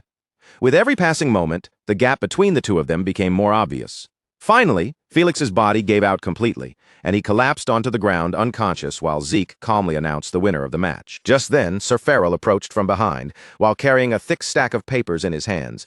Zeke turned toward him and immediately asked what those documents were. Sir Farrell handed the papers over to Zeke and told him that he should read them. Then, as Zeke looked down at the documents, Sir Farrell added that according to the report, Rianne Draker would be participating in the tournament. The instant Zeke heard that name, his expression froze, as if the air around him had suddenly dropped several degrees. For a brief moment, a heavy silence settled over him, while Sir Farrell went on to explain that anyone holding the rank of Purple Knight or higher was allowed to take part in the tournament. From the sound of it, the Turan family had rushed to register her at the very last moment. As soon as Zeke understood what had happened, The warmth vanished from his eyes, and his gaze sharpened with a chilling edge. Then he slowly turned his head toward Liam and asked if he had heard what Sir Farrell just said. Liam's shoulders tightened a little under that gaze, clearly sensing that Zeke had already made a decision. And without raising his voice or showing the slightest hesitation, Zeke calmly told him that he should enter the tournament as well. Liam's eyes widened, caught off guard by the sudden order. Zeke did not leave any room for confusion. He continued in the same steady tone, making it clear that Liam's target in the tournament would be none other than Rianne herself. Sir Farrell immediately pushed back, unable to stay silent after hearing that. He reminded Zeke that Rianne Draker was a pure-blooded awakened one just like him, and even though she was still young, she was already considered one of the strongest contenders for the championship. But Zeke did not look shaken at all. Instead, he simply answered that this was exactly why he was entrusting the task to Liam, his voice filled with absolute confidence. Then Zeke spoke with a firm, unwavering look in his eyes, saying that if Liam was truly his subordinate, and if he had really sworn loyalty to him, then facing someone on the level of a championship candidate should be the bare minimum he was capable of handling. Sir Farrell fell quiet after hearing that, but in his heart he could not help admiring Zeke. The way Zeke viewed people was completely different from how ordinary people thought. Most people would first think about weaknesses, limits, and impossible odds, but Zeke only looked at what could be achieved and how far someone could grow. At the same time, Liam stood there in a daze, deeply shaken by how much faith Zeke was placing in him. That trust hit him harder than any order could have. Zeke then fixed his gaze directly on Liam and told him that from this moment on, he would have to train and push himself even harder. After all, he would be facing Rianne Draker in the tournament. Liam immediately pulled himself together, straightening his posture as if throwing away every trace of hesitation, before answering in a firm voice that he would do everything he could. While their conversation continued, Felix, who had been lying on the ground this entire time, slowly began to regain consciousness. Pain throbbed through every part of his body, making even the slightest movement feel unbearable. As he stared blankly up at the open sky, the regret finally sank in, and he silently cursed the choices that had led him there. The temporary camps had already been set up near the base of the mountains. Across the wide open ground, rows of tents stretched out one after another, and the family banners above them swayed softly whenever the cold mountain wind swept through the camp. Participants from all kinds of places had gathered there, turning the entire area into a lively mess of noise and excitement. Warriors checked their gear, nobles moved with their escorts, guards watched the crowd, and curious spectators wandered between the tents while everyone waited for the martial arts competition to begin. Then all of a sudden, a new figure stepped into the campgrounds, and almost as if the air itself had changed, the attention of everyone nearby began shifting toward that entrance. The scattered conversations slowly faded away. One by one, people stopped what they were doing, turned their heads, and fixed their eyes on the group that had just appeared. It was the Turn family. Walking at the front as their representative was Renee, and she moved forward with a calm, composed presence that matched the dignity of a noble house. Behind her, her knights and guards followed in tight formation, making the entire group look powerful and difficult to approach. Almost at the same moment, another party entered the camp from a different direction. This time, it was the Zimmons family. Owen Zimmons stood as their representative, and just like Renee, he was backed by his own knights and guards, all moving behind him with a heavy, intimidating presence. Before long, the two groups came to a stop directly in front of each other. The space between them turned tense and quiet, as if everyone nearby could feel the pressure. Owen stared straight at Renee, then clenched his jaw and forced out the words, saying it had been a long time since they last met. A smug smile then spread across Owen's face as he continued speaking. He said it was unfortunate, but the Zimmons family would be the ones taking victory in the upcoming martial arts competition. Renee simply looked back at him with a cold, unreadable expression. She did not look angry, and she did not look amused either. Her face remained completely calm as she answered in a chilly voice, telling him not to get too full of himself because he would be entering the martial arts competition as well. Owen's expression immediately tightened. Owen narrowed his eyes and repeated the word he, clearly confused by who she was talking about. But before Renee could give him an answer, a familiar voice suddenly called out to her from nearby. Renee? The voice sounded friendly, relaxed, and familiar.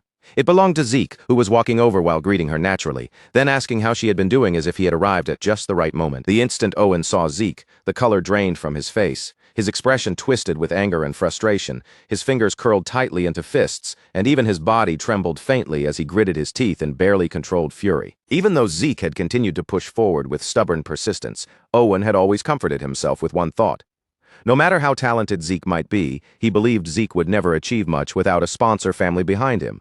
Because of that, Owen had secretly felt satisfied, convinced that victory was already practically in his hands, but that fragile confidence was crushed almost immediately. From the distance, a large group suddenly arrived on horseback, and behind the riders came a long line of foot soldiers marching into the camp. As the horses drew closer, The ground seemed to shake beneath the pounding hooves, making the whole area feel heavier with each step of their approach. Owen turned his gaze toward the incoming group, and his eyes widened at once. It was not just a random escort force, it was a full group of scouts who had come to sponsor Zeke. The person leading the group wasted no time. As soon as they arrived, he called out to Zeke in a loud voice, and the respect in his tone was obvious to everyone listening. Following the orders of Sir Zeke Draker, the heir of Agamemnon, the Achilles, Hector, and Aegis families had all gathered there. The scout announced clearly for the entire camp to hear. And that was not all. He added that Lady Angelina of the Graham family had also sent escort guards to support him. The moment those words spread, the surrounding crowd erupted into restless noise, and many participants stared at Zeke in open surprise. Owen felt the veins on his forehead bulge as rage boiled up inside him. Just moments earlier, he had been certain he would win. Yet now, right in front of everyone, several influential families had openly stepped forward to support Zeke. Before Owen could even gather himself enough to say anything, a thunderous voice suddenly rang out across the entire field. "Attention!" That powerful shout cut cleanly through every conversation in the camp. Everyone turned toward the source of the voice, stunned by how one command had been able to silence such a crowded field so completely. Standing some distance away was the scarred knight Gareth Draker. The moment Zeke laid eyes on him, recognition flashed through him instantly. Gareth Draker was the man who led one of the Draker family's 3 knight groups, the Black Wolf Knights. In Zeke's previous life, during the Third Continental War, Gareth had fought on the front lines and built a terrifying reputation through his achievements in battle. It was exactly why Zeke recognized him with a single glance. Gareth Draker stepped forward with a firm, commanding presence and declared that the preliminary round of the competition was about to begin, his voice carrying across the field with unquestionable authority. He announced that the preliminary round would now begin, then ordered all participants to take their chosen weapons and come forward when they were ready. As the competitors started moving around and preparing themselves, Felix quietly edged closer to Zeke and lowered his voice. After glancing at the other participants, he whispered that it looked like everyone had modified their weapons for spear throwing. Felix carefully looked around the field once more before continuing. Normally, he said, they would have just taken ordinary spears, but these weapons were wrapped in fabric, which meant the rumors they had heard were most likely true. Zeke, however, barely seemed interested in Felix's cautious warning. Instead, he calmly picked up a fabric-covered spear and handed it straight to him. Felix blinked in confusion, staring at the weapon before asking what it was supposed to be. Zeke looked at him as if the answer should have been obvious, and replied with annoyance, saying it was the weapon Felix would use to participate. Felix froze on the spot, then Zeke dropped another shock on him, casually adding that he had secretly registered Felix for the competition as well. For a brief moment, Felix's mind went completely blank before he shouted in disbelief, asking how Zeke could do that without even considering his opinion. But before Felix could keep complaining, everyone's attention was pulled away by the sight of enormous carts being pushed into the competition grounds. Almost instantly, the entire field turned to look at them. Gareth Draker spoke again, his voice steady and loud. He said everyone must be wondering what the main focus of the preliminary event would be. He then explained that the participants would earn higher scores depending on how many iron plates they could pierce. As soon as he finished speaking, soldiers pushed forward several carts stacked with enormous iron plates, each one thick, heavy, and sturdy enough to make the competitors swallow nervously. After seeing the iron plates up close, one participant asked in a tense voice whether piercing them was really that difficult. Another immediately answered that just putting proper power behind a spear thrust was already hard enough. Felix, meanwhile, started to panic and blurted out that he thought this was supposed to be a long-distance throwing event. Zeke glanced at him calmly and told him to stop panicking and actually look at the spear in his hands. Only then did Felix lower his gaze and begin examining the weapon properly. That was when Felix finally noticed the important detail. This was not a javelin at all. It was a sharp-edged spear made specifically for piercing through targets. Felix quickly looked back at Zeke and asked if he had already known what the preliminary event would be. Zeke gave a simple nod. He explained that the Zimmons family did not favor javelins, so there was no reason they would choose spear throwing as the preliminary event if it was going to be based on long-distance throwing. The moment Felix heard that, everything clicked into place. The first contestant to step up was Owen Zimmons. He carried his spear with confidence, walking forward, as if the entire field was already waiting to witness his victory. A proud smirk sat on Owen's face as he swept his gaze across the other competitors. Then he loudly told everyone to watch carefully. He spun his spear once with practiced ease before settling into his stance. With absolute confidence in his voice, he declared that he was going to outperform every single person there. In the very next moment, Owen drove his spear forward with tremendous force. A booming impact rang across the field as the spear smashed into the iron plates, breaking through 6 of them in a row and sending the heavy metal slabs scattering apart. The crowd immediately reacted with stunned surprise. Owen slowly turned his head and looked straight at Zeke, wearing a smug smile that made it clear how pleased he was with his result. But Zeke did not give him even the slightest reaction, and that complete lack of attention only irritated Owen even more. Meanwhile, Felix was still grumbling under his breath, saying he had no confidence in this at all. Zeke cut him off without much sympathy and told him to stop making such a fuss. Eventually, Felix had no choice but to step forward for his own turn. He took a deep breath, tightened his grip on the spear, and thrust it with all the strength he could gather. His attack pierced through 3.5 iron plates, and when he saw the result, relief washed over his face. After Felix finished, Liam stepped forward next. He took his position, attacked with steady force, and managed to break through 3 iron plates. Then it was Renee Draker's turn. She stepped up, drew in her focus, and thrust her weapon forward with considerable power, successfully breaking through 4 iron plates. Even so, once her turn was over, Renee could not hide a slight sense of regret. Her spear had not been made specifically for piercing, and because of that, she knew its design had held back the full strength of her attack. After finishing, Renee turned her gaze toward Zeke. At last, it was his turn to step forward. Zeke walked out calmly, without the slightest trace of nervousness. The weapon in his hand immediately caught everyone's attention, because it looked almost like a sword mounted onto a spear shaft, with a long spear-like handle and a blade shaped more like a sword than a normal spearhead. Owen stared at the strange weapon with visible confusion, his brows pulling together. After a moment, he questioned whether Zeke had actually attached a sword to the end of a spear pole. Zeke didn't say a word. With that faint, calm smile still resting on his face, he simply stepped forward as if he had already decided exactly how this was going to end. The moment the instructor noticed the strange weapon in Zeke's hand, even he couldn't hide his curiosity. His eyes lingered on it for a second before he asked, "Are you really planning to compete with that spear?" Zeke gave a quiet nod, answering without the slightest hesitation. Then Zeke tightened his grip and began pouring mana directly into the weapon. Almost at once, a clear, radiant blue light spread across its surface, shining brighter with every passing moment. The mood around the testing ground shifted in an instant. Several spectators widened their eyes, sensing that something unusual was about to happen. Zeke slowly lowered his body into position, and as he took his stance, the blue glow around the weapon grew even stronger. Then, without wasting another breath, Zeke moved. What he released was the true dragon swordplay of the dragon-slaying arts. In the next instant, the spear blasted forward like a streak of light cutting straight through the darkness. Its speed was so overwhelming that most people could barely follow the movement with their eyes. The spear tore through the iron plates as though they were nothing more than thin paper. One plate, then a second, gave way instantly, and the metal didn't seem to slow it down at all. The weapon kept driving forward with terrifying force, smashing through plate after plate without pause. Owen's eyes flew wide open, his expression freezing in pure disbelief. Rienne, standing nearby, was just as stunned, clearly shaken by the power Zeke had just displayed. The other participants around them were no better, staring at the result as if they couldn't trust what their own eyes had seen. Felix, however, looked completely different. He stood there with his chest lifted and a proud grin on his face, watching his master's performance with obvious satisfaction. For a brief moment, the entire competition ground fell into a heavy silence. The instructor stared at the ruined iron plates in front of him, his hands trembling slightly as he tried to process what had just happened. Even someone with his experience couldn't immediately believe the result. After a short pause, he finally forced the words out in a shaky voice. 10 iron plates. The crowd instantly stirred, and the instructor swallowed hard before repeating the result again. Zeke had pierced through 10 iron plates. The surrounding area erupted with shocked voices, and many people looked as though they still couldn't accept what they had just witnessed. Zeke himself, however, remained composed, and deep down he was clearly satisfied. The outcome had landed exactly within the range he expected. But while everyone else was still reacting to his shocking achievement, Zeke's attention suddenly drifted away from the broken plates. His eyes shifted across the grounds and settled on another figure. That person had taken the test almost at the exact same time as him. She wore a deep red hood that covered her face completely, hiding her identity and making it impossible to tell who she was.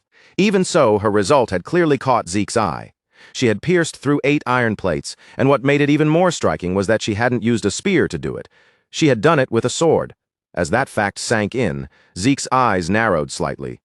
Anyone capable of producing that kind of result with a sword was definitely not some ordinary participant. Zeke kept watching the mysterious woman beneath the red hood, his gaze steady and thoughtful. Where had someone like her come from? That question remained in his mind as the preliminary competition continued moving forward around them. Zeke's eyes widened as he watched the hooded figure in awe. The competitor who had taken the exam alongside him moved with astonishing strength, slicing through 8 iron plates in a flawless display that sent ripples of shock through the crowd. Everyone turned their gaze, murmurs spreading like wildfire at the sheer skill on display. Narrowing his eyes, Zeke leaned forward, trying to pierce the veil of mystery around the participant. Who was this person that could command such power? The hood shadowed most of her face, concealing her features and making it nearly impossible to recognize her at a glance. As he studied her, the instructor's voice cut through the murmurs, announcing, "Erin Sabrina, score 8. The name rang unfamiliar to Zeke, completely new to him, offering no clues to the identity of the formidable competitor. Then, as the hooded figure stepped away from the testing area and lowered her hood slightly, a spark of recognition ignited in Zeke's mind. Suddenly, it all clicked. Shock froze him in place, his pupils dilating as the realization hit him like lightning. Standing before him was none other than Helen Draker, his sister, the woman celebrated across the Empire as the indomitable Knight of Steel. For a long moment, Zeke could do nothing but stare, his mind struggling to accept what his eyes were seeing. Memories from his past life surged uncontrollably. He recalled vividly the aftermath of the White Gold Knight, Carly Draker's death at the hands of the Pirate King in the Southern Sea. Her death had plunged the Draker family into chaos, a whirlwind of internal strife as rival factions scrambled for control and influence across the lands. Before Abel ascended to patriarch, the Draker family was split into two dominant factions. At the heart of one of those factions stood Helen Draker herself, poised to counter Abel's growing power. But Abel, once patriarch, began methodically consolidating authority and rallying his supporters. Refusing to accept his rise, Helen fortified her position within the Duchy of Troy, preparing to oppose him. Yet fate was unkind. In the ensuing battles against Imperial forces, she met her end in combat. The memories ebbed, leaving Zeke pulled slowly back into the present moment. Back at his camp, Zeke sank into the sofa, letting his thoughts swirl. In his past life, Helen had remained true to her role until her very last breath. She had fought as a knight should, fiercely, honorably, without hesitation, caring little for politics or personal gain. And that was exactly what baffled him. What could have driven her to participate in this martial arts competition? Why would Helen Draker, the steadfast Knight of Steel, step into this arena? The question lingered, gnawing at the edges of his mind, until Lady Catherine's voice broke through, snapping him back to the present. A small, approving smile curved her lips as she commended Zeke for accurately predicting the Zimmons family's tendencies. She noted how he had correctly foreseen their choice of a spear-focused event, centered on precise stabbing techniques. Zeke inclined his head respectfully. "Thank you for your help," he said, sincerely. "Without your guidance, I wouldn't have been able to prepare a spear for the competition." He paused briefly, then added, "And thanks to you, 3 of our men also advanced to the main round." Lady Catherine's eyes brightened at the compliment. "Thank you," she replied. Then her expression grew more serious. "I've gathered some solid intel regarding the first round of the main event." All attention in the room snapped toward her. Felix blinked, disbelief etched across his face. "The first event is running?" he asked, incredulously. "Running in a martial arts competition?" Before he could finish, Sir Farrell cut in, his expression unusually stern. "The running in question is the Draker family's survival run." The room grew tense instantly. Sir Farrell folded his arms, his voice colder as he continued. "This is no ordinary race where reaching the finish line ends the challenge. Participants can be ambushed at any moment. They are allowed to engage in combat openly if necessary." Silence fell like a heavy shroud. "Without a sponsor family," Sir Farrell added, "elimination is inevitable." The weight of his words sank deep. Liam and Felix paled instantly, understanding that this was far more than a mere martial arts contest. It was a battleground where political power played out through their representatives. While others fretted over the looming challenge, Zeke's mind wandered back to Helen Draker. Why had she entered the competition? What was she aiming for? Despite endless contemplation, he couldn't find an answer. Yet one certainty burned bright. Helen was not aligned with the Zimmons. In her own camp, Helen trained silently with her sword. Each swing cut through the air with precision, her movements sharp and controlled. At that moment, Carly Draker stepped into the room. "Helen," she called softly. Helen immediately halted and turned to face her. "Sister Carly," she replied with a respectful nod. Carly smiled, a trace of amusement in her expression. "Don't be so formal when we're alone. Just call me sister." Helen inclined her head silently. After a pause, Carly's gaze sharpened with curiosity. "And what about Zeke? What do you make of him?" Hearing his name made Helen's hand tremble slightly, not from fear but from an undercurrent of excitement. Carly noticed instantly, a knowing smile forming. "You want to face him, don't you?" she asked. Helen said nothing at first. Her thoughts drifted back to the competition. She recalled Zeke's technique, the dragon-slaying arts, the dragon scale pierce. The strike remained vivid in her mind, an extraordinary move that earned quiet praise from her heart. Then she murmured softly, almost to herself. Zeke's dragon scale pierce lingered in her mind, so vivid it was as if she could see herself striking down an actual dragon. A hush fell over the room. Carly snapped back to reality and stepped closer, her presence commanding attention. Placing a hand on Helen's shoulder, Carly spoke with gravity. "Zeke will be invaluable to us. Keep testing him until you truly acknowledge his worth."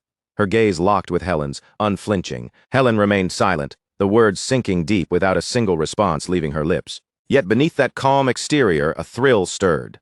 The more she considered Zeke's potential, the deeper her interest grew, a pulse of excitement she could not deny. The scene shifted to the dawn of the main event. A sea of participants crowded the starting area, bracing against the biting winds that swept across the region. Standing tall before them, Gareth Draker's commanding voice cut through the chill. "Are you ready?" His words echoed over the frozen landscape. Receiving nods and murmurs of affirmation, he began outlining the challenge. "Nothing unusual awaits in this round," he explained, gesturing toward the towering snowy mountain behind him. "Reach Atlas Summit within 48 hours. Participants' eyes followed his gesture upward, the mountain's snow-covered peak vanishing into clouds, a daunting challenge far beyond the simplicity Gareth's words suggested. Without hesitation, Gareth signaled the start of the competition, sending the participants surging forward into the frosty expanse. Elsewhere, Owen Zimmons revealed a sly, confident smile, certain that this round would allow him to easily suppress Zeke, but Zeke paid him no mind. He turned instead toward Felix. "Go inside the cave," he ordered. Felix blinked in surprise. "What's inside the cave?" he asked hesitantly. Zeke's glare cut through him instantly, sharp and unyielding. "Do you really not want to go?" he demanded. Felix forced an awkward smile, trying to ease the tension. "I'll go slowly," Felix stammered, stepping into the cave. Silence stretched across the group, thick and tense. Suddenly, a terrified scream pierced the air from deep within the cave. Everyone jumped, their hearts skipping a beat at the sudden cry. Moments later, Felix burst out of the cave, screaming for help. Hot on his heels, 3 enormous polar bears thundered forward, their roars shaking the air as they lunged in relentless pursuit. Zeke's eyes narrowed calmly. Turning to Liam, he instructed, "Draw your sword." Liam froze, disbelief and fear crossing his face. "What? What are you asking me to do?" he stammered. A small, confident smile crept across Zeke's face. "Those bears' pelts will be very useful to us," he said with a hint of amusement, as if the danger were already under control. Meanwhile, Renee and her group trudged through the snow-laden forest. Leading the way, Riane pressed forward, her every step cutting through the relentless cold. Behind her, her subordinates shivered violently, the freezing wind gnawing at them. Though they kept silent, their minds buzzed with complaints, enduring the harsh conditions with gritted teeth. Suddenly, a prickling sensation crawled up Riane's spine. Something was off. She halted abruptly, every sense alert. Turning her head, her eyes widened in shock, the source of her unease coming into sudden, terrifying view. A herd of colossal beasts pressed through the dense forest behind them, their massive forms shaking the underbrush with every step. These weren't ordinary creatures, they were yetis, towering figures cloaked in thick white fur, their glowing eyes cutting through the dim light filtering between the trees. Rihanna froze, her breath catching in her throat. In all her years, she had rarely witnessed yetis reveal themselves so brazenly in front of humans. The sheer size and presence of these creatures left her momentarily paralyzed, heart hammering as the forest trembled with their approach. The sight was impossible to ignore, and slowly a chilling realization washed over her. Her eyes narrowed, and her expression darkened in an instant, a storm of anger brewing silently behind her gaze. "This is the Zimmons' doing," she muttered under her breath, her voice low but edged with bitter clarity. The truth was undeniable now. The Zimmons had orchestrated this, somehow manipulating the yetis to track and confront them, turning nature itself into a weapon against her. Riane ground her teeth so hard it nearly hurt, her fists curling tightly at her sides. She hissed a curse under her breath, each word a dagger aimed at the Zimmons who dared interfere. The pieces of the trap snapped together in her mind, leaving no room for doubt. She knew exactly what had been set into motion, and the rage simmering within her was fierce and unyielding. The contest had barely begun, yet already, the hidden games of politics were showing their sharp fangs. Beneath the surface of the competition, a silent battle for advantage had erupted, subtle yet deadly, weaving tension and deceit into every move. Rihanna could feel the undercurrents pressing around her, a reminder that in this world even the fiercest displays of skill were entangled with cunning plots, and the real danger often hid where the eye couldn't immediately see. One of the yetis suddenly staggered forward, then launched itself straight at Reyna. For something so enormous, its speed was terrifying. Its massive body tore through the snow, and its thick arm came swinging down through the freezing air with enough power to smash a person apart in a single blow. Reyna reacted at the very last instant. She twisted her body aside, narrowly slipping past the direct hit. But even though the yeti's arm missed her, the force behind that swing was still monstrous. The shockwave crashed into her like a wall, blasting her backward across the snow-covered ground. While she was still flying through the air, Reyna forced herself to regain balance. The moment her feet touched the snow, she kicked back and adjusted her stance, doing everything she could to soften the impact. Even then, a thin trail of blood slipped from the corner of her mouth, and her expression turned colder and sharper. At that moment, Reyna understood just how brutal this battlefield really was. At this altitude, under this merciless, freezing temperature, even the smallest movement drained stamina at an alarming rate. Each breath felt heavy, as if the icy air itself was pressing down on her lungs. The wind scraped across her skin like countless tiny blades, while the cold kept eating away at her strength little by little. Reyna's eyes moved toward her team, and in that instant she grasped the truth.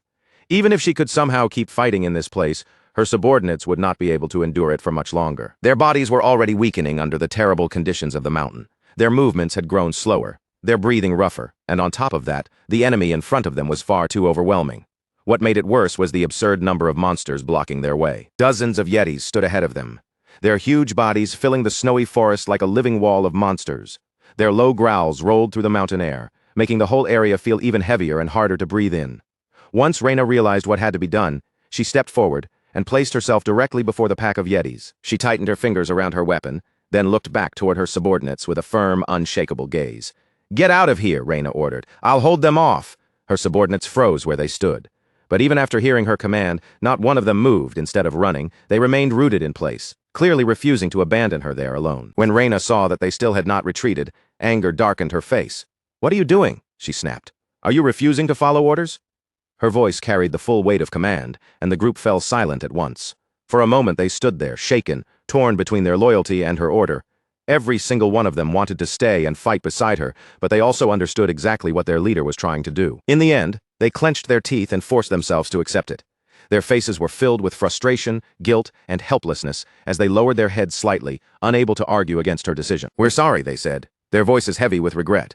Then, with no other choice left, they turned away from Reyna and began rushing out of the battlefield through the snow. The yetis immediately noticed the fleeing figures. Several of them let out furious roars and started to move after Reyna's subordinates, their huge feet crushing into the snow. But before they could chase them down, Reyna stepped forward again. She positioned herself directly in their path, standing between the monsters and her retreating people. Like an immovable wall, Reyna blocked the way completely. The yetis halted and glared down at her, while she raised her blade and held her ground with unwavering resolve. Even if this was the place where she had to die, retreating was no longer an option. To protect the people who had followed the Turan family and entrusted their lives to her, Reyna was ready to offer up her own life, without even a moment of hesitation. A sharp, freezing wind swept through the snowy mountain forest, and the tension in the air grew even heavier. Then, without warning, a figure appeared in the middle of the white wilderness. The mysterious person shot forward at incredible speed, cutting through the snow like a shadow. Before Reyna could fully react, the figure leapt over her head and rushed straight toward the group of yetis. The newcomer wore a bearskin pulled over his face, hiding his features so well that Reyna could not immediately tell who he was. The yetis barely had enough time to turn their heads before the stranger was already upon them. With one quick, clean movement, the figure drew his sword and swung. A sharp flash of steel sliced through the frozen air. One of the yetis was instantly decapitated. Its enormous head spun through the air before crashing heavily into the snow, and for a brief second, the entire battlefield seemed to fall silent. The mysterious figure stood in front of Reyna, blocking the monsters that had been closing in on her. Reyna stared at him, wondering who this person could possibly be. Then she looked more carefully, and her eyes widened slightly. It was Zeke Draker. Not long after, two more figures came charging through the snow behind him. They were Liam and Felix, two of Zeke's subordinates. "Master," they called as they hurried toward him. Once Felix got close enough, he immediately threw a spear in Zeke's direction. The spear spun fiercely through the cold air, cutting a sharp path over the snow. Without even a hint of panic, Zeke reached out and caught the weapon with perfect precision, as if he had been waiting for that exact moment. Then, without wasting even a single heartbeat, Zeke lowered his body and took his stance. His muscles tightened and the pressure around him seemed to shift. Using his full strength, Zeke hurled the spear straight toward the yetis. The weapon shot forward like a bolt of lightning, tearing through the air before piercing through several yetis in a single straight line. The monsters collapsed almost instantly, and fresh blood splattered across the white snow. When the remaining yetis saw the overwhelming power of the opponent in front of them, their momentum broke. Fear flickered in their eyes, and after only a short pause, the surviving monsters began to pull back. Their huge figures retreated into the depths of the snowy forest, gradually disappearing between the trees and drifting snow. Only after they were gone did the battlefield finally fall quiet. Zeke then turned his gaze toward Reyna. Looking directly at her, he asked in a calm voice, "The Turan family never forgets a favor, right?" Reyna met his eyes and gave a firm nod. "That's right," she answered. Her expression remained serious as she looked at him. "What do you want?" Zeke shifted his eyes toward the distant mountain peak, where their destination waited beyond the snow. Nothing much, he said calmly, and it's not some difficult condition either. Then he made his proposal. Since time was running out, they needed to reach the destination as quickly as possible. Meanwhile, at the top of the mountain, Gareth Draker stood waiting for the participants to arrive. Beside him, one of the instructors was giving the latest report on the results.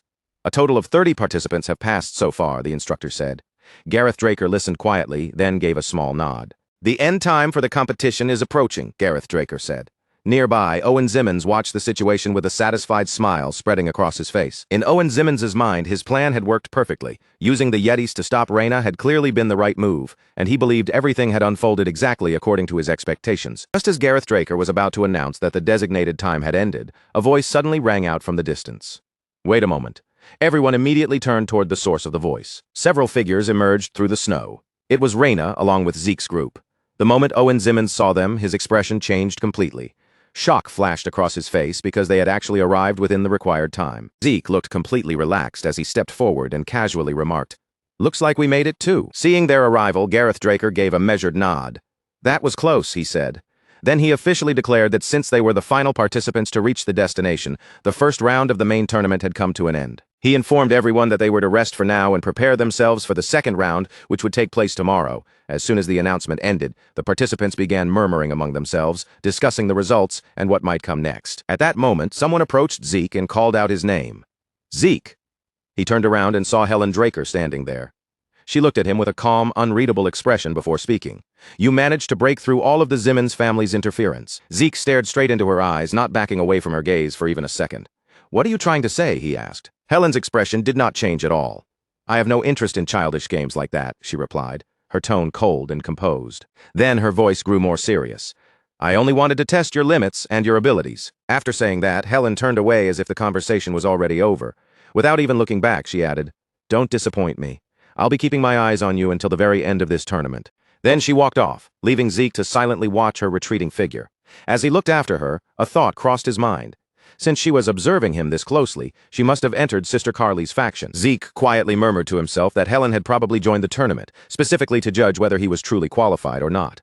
And honestly, with that sharp presence and unshakable attitude, she really did live up to the title of the Knight of Steel. Just then, a familiar voice pulled him out of his thoughts. "Zeke," Reina called. He turned toward her as she approached, her expression sincere and steady. "I owe you my life," Reina said directly. "What do you want?" Zeke smiled slightly. Since things had turned out this way, he immediately saw an opportunity. "How about we do the second round together?" he asked, a faint smirk appearing on his face. "There's no doubt those Zimmons bastards will try something like that again." As soon as he said those words, Owen Zimmons looked over at them. His eyes burned with rage, but even with all that anger, he could not say a single word. Reina thought about Zeke's proposal for a brief moment. Then she nodded, accepting the logic of the situation. "It seems like working together is the right choice," she admitted, and with that she agreed to join forces with him. After that, Reina looked at Zeke again and continued, "Since we're in the same boat now, I'll tell you something special." Zeke's curiosity immediately rose. Whatever Reina was about to reveal, it clearly was not something ordinary. Reina's expression suddenly became much more serious. She lowered her voice slightly and said, "The next match, the second round of the main tournament, I know what the event will be." The instant those words slipped from Reina's lips, Zeke, Liam, and Felix froze on the spot, their faces changing all at once as shock spread through the group. For a moment, none of the three could even respond. Zeke, Liam, and Felix simply stared straight at Reina, their eyes wide with disbelief, clearly caught off guard by what she had just said. Reina watched their stunned expressions and immediately understood the truth. As expected, they really hadn't known. Keeping her voice steady, she went on to explain that this information had been incredibly difficult to obtain, and even her side had only barely managed to get their hands on it. The moment those words settled in, the air around them grew heavy, and the mood turned tense. Only then did Reina stop holding back. With everyone's attention locked on her, she finally revealed the secret they had all been missing. It was about the second round event. Reina paused for a brief moment, letting the suspense hang in the air before she finally continued. The next stage was rope wrestling. As soon as that unexpected answer came out, Zeke, Liam, and Felix fell silent again, staring at her while they tried to process what this meant for the tournament ahead. After Renee finished laying out the details of the upcoming event, Zeke and Sir Farrell stayed seated together, quietly turning over every possibility behind whatever scheme the Zimmons family might be hiding. A thick, focused silence hung over the room. Zeke and Sir Farrell remained at the table, their attention locked on the problem, while Felix and Liam stood off to the side without saying a word, listening closely to every exchange. Sir Farrell had fallen deep into thought. His brows were drawn tight, and his expression only grew more troubled as he tried to imagine what kind of trap the Zimmons family could possibly prepare for tightrope wrestling. But no matter how long he considered it, the answer refused to come clearly. Seeing that look on his face, Zeke finally spoke up and asked if something was wrong. Farrell gave a slow shake of his head before answering. The event itself was not the issue, he said. After a brief pause, his tone became more serious. What truly bothered him was that the Simmons family had chosen this event at all, and that single fact was enough to make him uneasy. Zeke went quiet after hearing Farrell's concern. He leaned back slightly, gathering his thoughts. From what he understood, tightrope wrestling was not the kind of event that could easily be twisted with cheap tricks.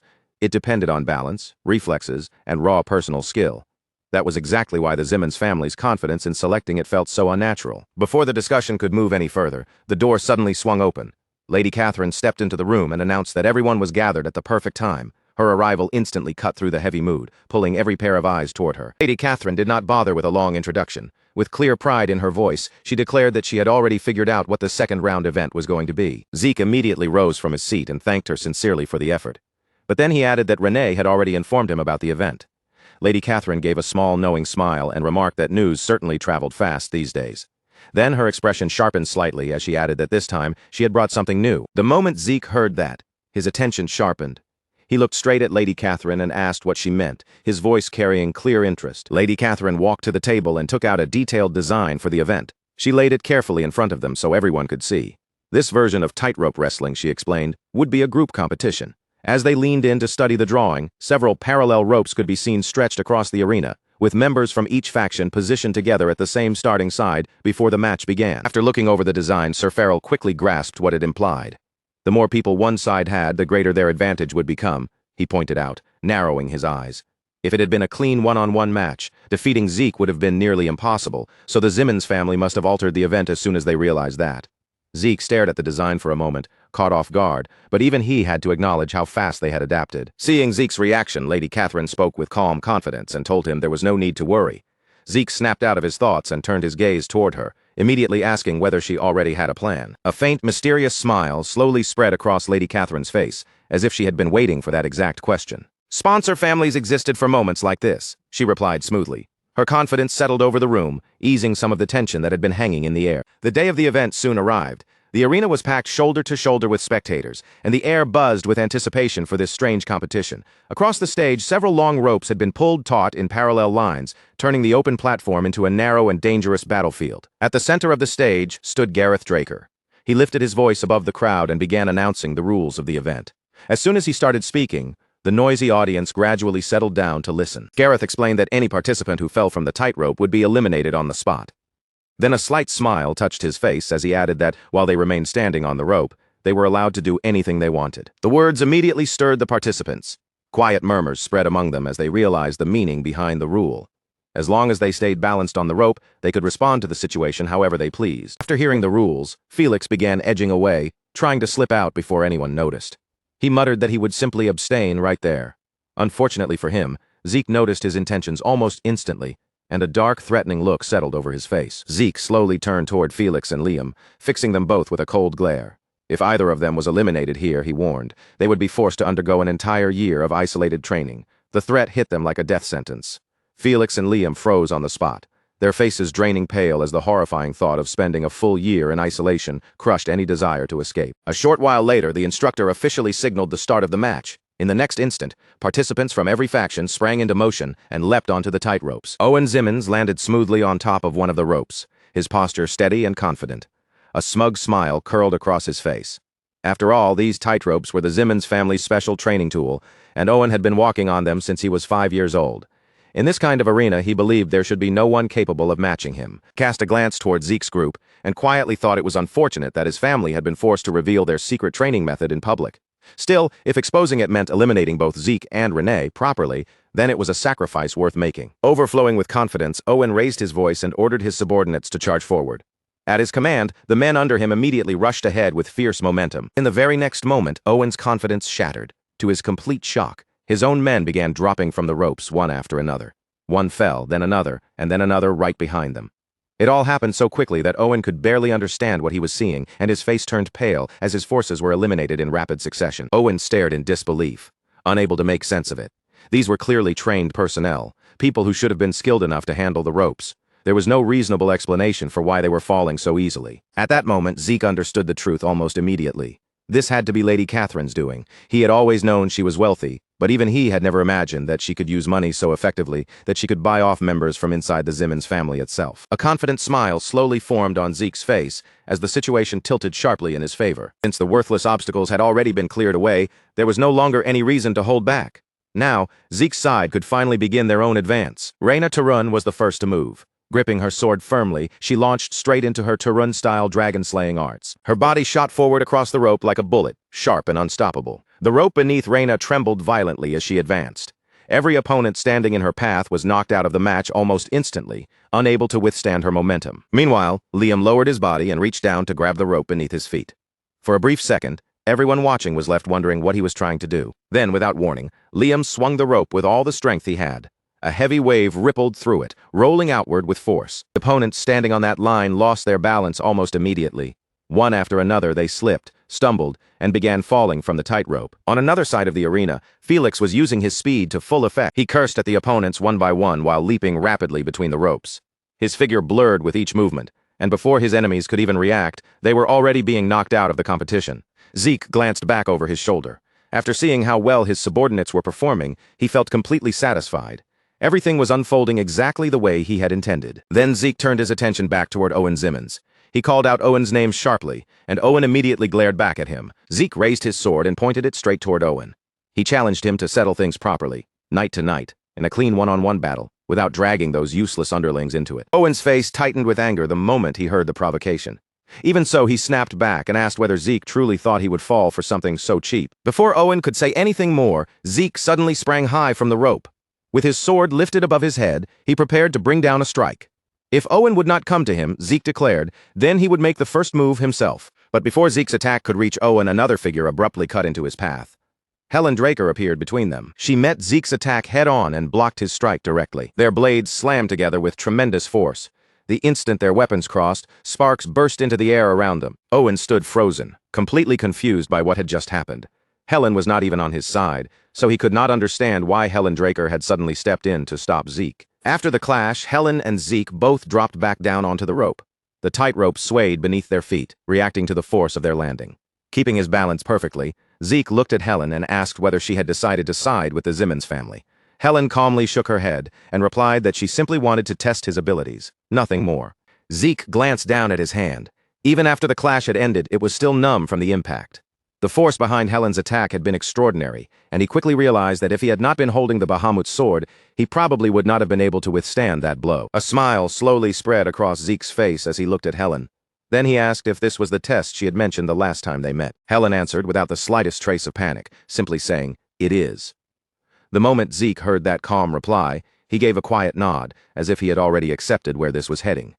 "Since things have reached this point," he said, his voice settling into something heavier, "I'll do as you wish." And as those words left his mouth, the relaxed look on his face slowly disappeared, replaced by a much sharper, more serious expression. Right after that, Zeke shifted his body and slowly raised himself into a proper fighting stance. Mana began to gather around his blade, curling toward the sword as if being pulled in by force. As that power poured into the weapon, the air around the rope seemed to tighten all at once, turning heavy and dangerous. At that moment, it was clear the real battle was finally about to begin, with neither of them willing to give an inch. Zeke and Helen threw their swords forward at full strength, their swings crashing toward one another without hesitation. The instant their blades met, a violent spray of sparks burst into the air, drifting across the arena like a swarm of blazing fireflies. The collision sent a heavy shockwave rolling through the battlefield, making the narrow tightrope beneath their feet quiver faintly. The crowd fell completely silent as the ringing impact of their swords echoed across the arena. Hidden among the spectators, one particular observer watched the duel with unusually sharp attention. His gaze stayed locked on both fighters, following every shift in their footing and every flick of their blades without missing a thing. Just as expected of Zeke Draker, he thought. The boy truly deserved his reputation as the greatest genius on the continent. Every step he took, every adjustment of his stance, and every slash of his sword revealed astonishing mastery. At the same time, Helen's performance left him equally impressed. While watching her trade strikes with Zeke, he searched through his memories for the name she had used while disguised. Erin Sabrina, he recalled at last, narrowing his eyes as the false name returned to him. He had never known a female knight with this level of skill besides Reyna Draker. Yet Helen was standing there on a thin rope hanging high above the ground, matching Zeke blow for blow, without giving up even a single opening. The sight went far beyond anything he had expected from her. Out on the rope, Zeke was thinking much the same thing. Helen's ability was no joke. Every attack she sent at him landed with terrifying precision, and every defense she raised was nearly flawless. He finally understood that she had not been exaggerating when she asked him to measure his skills against hers. Zeke's expression slowly hardened as his focus deepened. Since their fight had reached this point, he decided there was no reason to hold back anymore. Mana immediately began pouring into his sword, making the blade hum softly as energy gathered around it. He activated his dragon-slaying arts, ready to release a devastating technique. But before Zeke could unleash the attack, the instructor stepped forward and raised his voice over the arena, declaring that the second round of the competition had officially ended. The announcement stopped the fight at once. Zeke and Helen froze where they stood, silent for a brief moment as the pressure between them slowly dissolved. Then, with the arena's tension fading away, both competitors lowered their weapons. The instructor continued by announcing that the third round would begin with all of the participants who were still standing after the previous matches. Zeke let out a quiet breath and turned his eyes toward Helen. "Since this round is over, I suppose we'll meet again in the next one," he said calmly. Helen did not answer him right away. She simply stood there in silence, staring at him for a moment. Then Zeke suddenly spoke the name she had been hiding. Helen Draker. The second those words left his mouth, Helen's expression changed completely. Her eyes widened in shock as she realized Zeke had recognized her identity from the very beginning. Seeing her stunned reaction, Zeke casually lifted a hand and told her that they were still siblings, so naturally he should know what she looked like. But inwardly, he knew that was not the whole truth.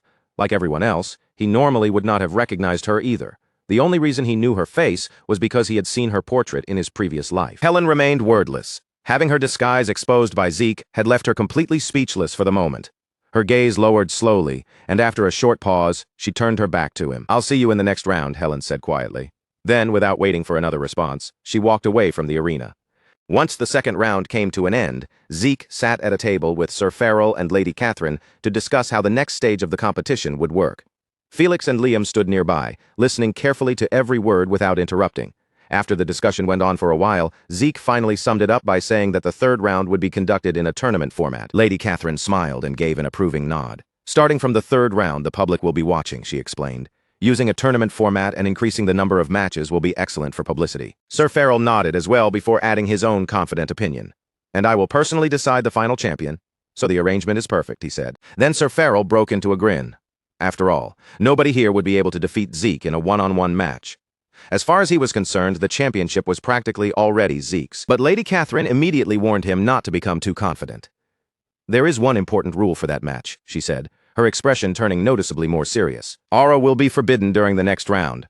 The mood around the table changed instantly. Lady Catherine continued, making the meaning clear. Zeke would have to fight using nothing but his own physical strength. Sir Farrell shot up from his chair the moment he heard that. "What?" he shouted, staring at Catherine as if he could not believe what she had just said. He questioned whether the rule was really true because it was an absurdly harsh restriction. Zeke, on the other hand, stayed composed. He simply told Sir Farrell to settle down and assured him that it would be fine. A faint, confident smile touched Zeke's face. "Even without aura," Zeke said with steady confidence, "the swordsmanship I've spent all this time refining is still mine." His eyes held no trace of doubt as he declared that he would win anyway. Sir Farrell could only look back at him with concern still written across his face. Although Zeke sounded completely certain of himself, Sir Farrell could not stop worrying about what awaited him. Suddenly, he grabbed Zeke's hand with renewed enthusiasm. "I'll train you even harder until the tournament begins," he declared. "Leave everything to me." Zeke gave him an awkward nod, though inwardly, he still could not get used to the occasional bursts of excitement Sir Farrell showed. Afterward, Zeke made his way toward the pharmaceutical company. Before long, he arrived at the building and headed inside. Waiting within the company was Zeke's master, Painoon. As soon as they met, Painoon and Zeke exchanged greetings. Once that was done, Zeke asked his master whether he had managed to settle into his new surroundings. Painoon nodded honestly. "I was a little overwhelmed when I suddenly had to take on such a large responsibility," he admitted. "But I've been learning and working hard, so I won't become a burden." Painoon had been appointed president of the pharmaceutical company Zeke had been preparing. Still, Painoon's position mainly dealt with the company's public-facing affairs. The real work behind the scenes was being handled by someone else entirely. As Zeke's eyes traveled across the room, they eventually landed on a person sprawled lazily across a table. That person was Kay, the syndicate's new boss. She had stretched herself across the table as if it were her own private bed. The moment she noticed Zeke, she greeted him through a long, sleepy yawn. Kay asked Zeke how he had managed to find time to visit when he should have been occupied with the martial arts competition. Zeke immediately reminded her that she was the one who had sent him an urgent message. He then asked why she had called him here in such a hurry. "It can't just be because there's too much paperwork," he added. Kay gave a small nod. "That is a problem," she admitted. But that's not the reason I asked you to come. Zeke's expression became more alert as he asked whether something had happened on the cartel's side. Kay shook her head and told him that was not the issue. Then Kay lifted a finger and pointed directly at Zeke. "You're the problem," she said plainly. Zeke was left stunned for a brief moment. Kay began explaining with a much more serious look on her face. Both the Imperial Intelligence Bureau and the Draker Black Stage were currently investigating activity in the south. The Imperial Intelligence Bureau was searching for the side responsible for destroying the Pabella cartel's camp. Meanwhile, the Draker Order of the Black Knights was trying to find the person who had killed Don Juan. Hearing that information, Zeke fell into deep thought. He already had a fairly good idea why the Imperial Intelligence Bureau might be searching for him. He suspected it was connected to Cain Zimmons Constantinus. After all, Zeke had killed Cain and taken the magic armor for himself. That alone gave the Intelligence Bureau more than enough reason to begin tracking him down. At the same time, Zeke could not help wondering why the Order of the Black Knights was involved as well.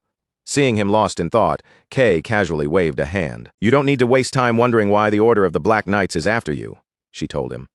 "That's simply the kind of organization they are." Kay then casually asked whether Zeke wanted her to tell Simon to eliminate every source that might be leaking information. Her relaxed tone while talking about murder made Painoon visibly tremble, and he looked frightened just from hearing the conversation. Zeke immediately shook his head. "We're not the cartel," he said. "We don't need to kill everyone who starts investigating us." Kay merely gave a careless shrug in response.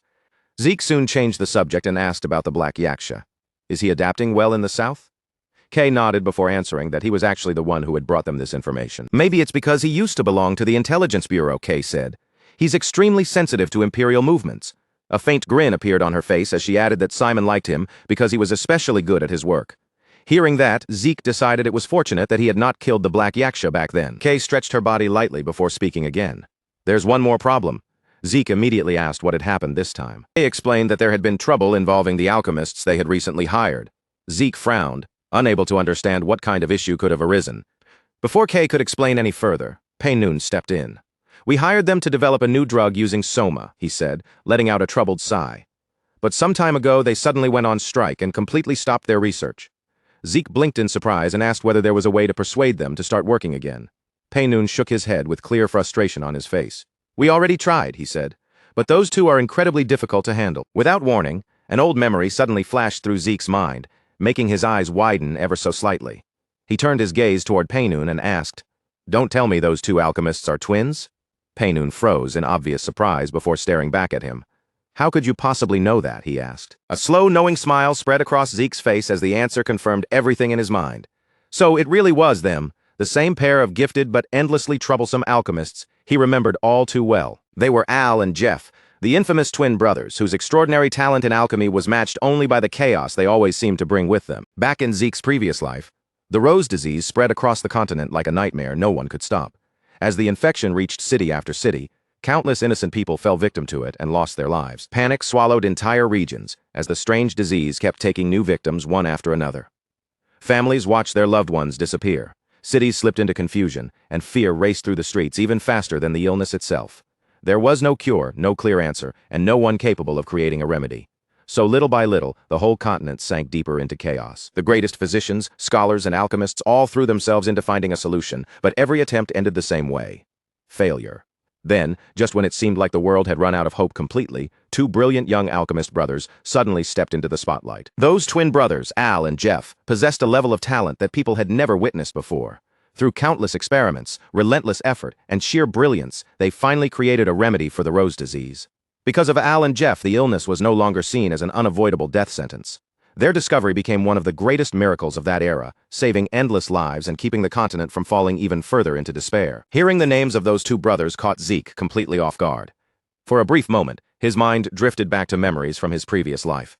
What surprised him most was not simply that the twins had managed to create a cure, it was the fact that Al and Jeff had released the formula for the remedy to everyone without asking for a single coin. They had never hidden their discovery away for money, power, or fame. Instead, they made the formula available to anyone who needed it. That was the only reason Zeke had been able to teach Melissa how to make the remedy in the first place.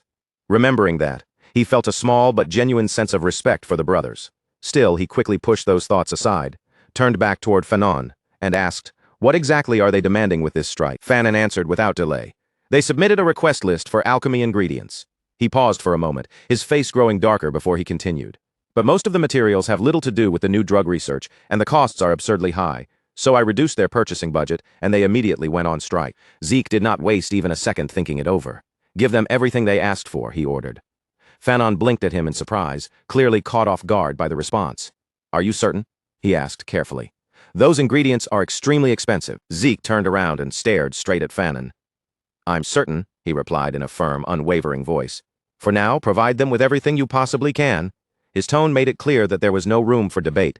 Then Zeke added one more order, and send them a message. Tell them they need to finish the new drug using Soma as soon as possible. Just as Zeke was about to leave, his steps suddenly stopped. The air around him seemed to grow heavier, and he slowly turned back toward Fanon and Kay. Then, in a cold voice that sent a chill down both of their spines, he said, Tell them that if they still can't give me a proper result, I'll go find them myself. The words themselves were simple, but the pressure behind them was terrifying. Fanon and Kay visibly stiffened, then hurriedly accepted the command. Yes, understood. The scene shifted to a massive arena overflowing with spectators. Every section of the stands was packed with people who had come from all corners of the kingdom, their excited chatter rolling through the stadium as they waited for the next fights to begin. The atmosphere was energetic, but beneath all that excitement was a sharp tension. In the center of the arena stood the final 8 participants of the third round, each of them having already proven they were strong enough to reach this stage. Standing before the 8 knights was Gareth Draker, his imposing presence drawing every eye in the arena. He looked across the remaining competitors and asked, Is everyone ready? When no one objected, he raised his voice and continued. This round will be a tournament-style duel between the 8 knights.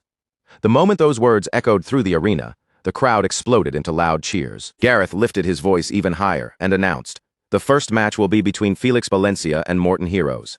As the announcement rang across the arena, Felix stepped forward from the group and moved toward the battlefield. Trying to give Felix a little extra motivation, Zeke looked over at him and said, If you lose, you'll be going into isolated training.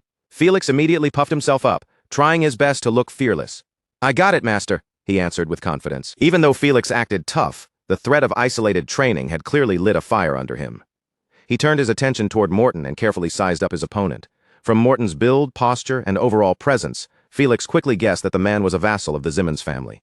At the same time, Morton was studying Felix as well, but his expression was filled with confusion. He had never heard the name Felix Valencia before, so how had someone completely unknown managed to reach the quarterfinals? That question kept circling in his mind. Then, without any further delay, the instructor loudly announced the start of the match. The instant the signal was given, Morton shot forward toward Felix. He swung his sword with full force and shouted, I'll end this quickly. His blade tore through the air with enough power to make the crowd tense up. But at the final possible moment, Felix slipped aside with ease. Morton's eyes widened in shock. Felix had dodged the strike without even taking a single step backward. The spectators reacted with startled murmurs, while Morton's face quickly darkened. His anger rose and the careless confidence in his eyes disappeared. At that point, he finally understood that Felix was not some lucky nobody. The boy actually had real skill. Not wanting to give Felix any breathing room, Morton started swinging his sword again and again. One heavy strike chased the next in a furious barrage, his blade flashing non-stop as he tried to crush Felix through pure aggression. Yet every time, Felix dodged at the very last instant with unbelievable precision. No sweat appeared on his forehead, no panic touched his expression, and not a single movement was wasted. After watching Morton's attacks fail over and over again, Felix finally broke into a relaxed smile. I got nervous for nothing, he said. Then he looked straight at Morton and added with a mocking grin, You're actually pretty bad. Morton's face instantly turned red with rage, and the crowd could practically imagine steam rising from his head. Before Morton could even launch another attack, Felix suddenly moved. He stepped forward in one sharp motion and drove a brutal kick straight into Morton's stomach. I'll wrap this up, Felix said.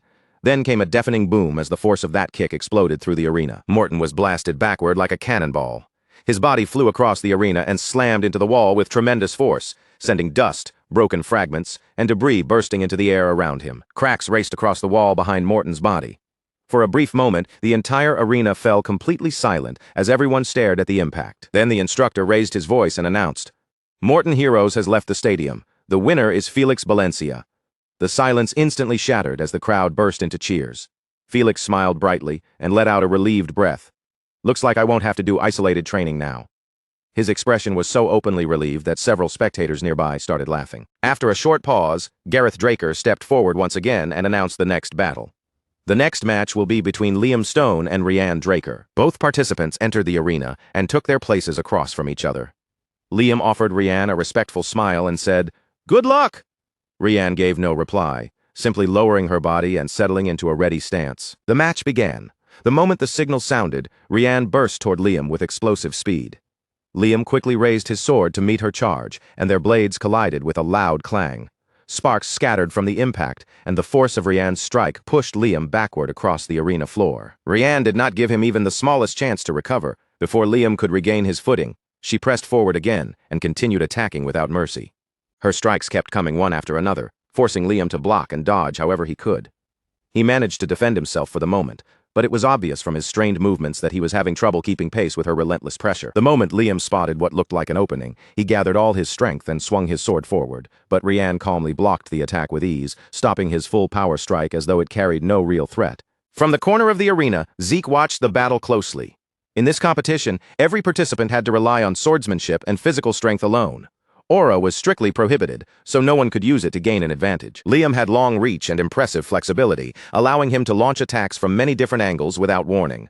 Rianne, on the other hand, fought by making full use of the elasticity and explosive movement of her body. As Zeke continued watching their exchange, he noticed something important. On the surface, the fight looked evenly matched, but in reality, the balance between them was not equal at all. He could clearly see that Rianne's applied arts were slowly being put into place. Nothing she did was random. Every step, every attack, and every shift in her movement was quietly building toward a larger purpose. And Rianne suddenly dashed toward Liam again, this time moving with even greater speed than before. Her burst of acceleration was so sudden that even Liam's eyes widened in shock. In the next instant, her attack landed.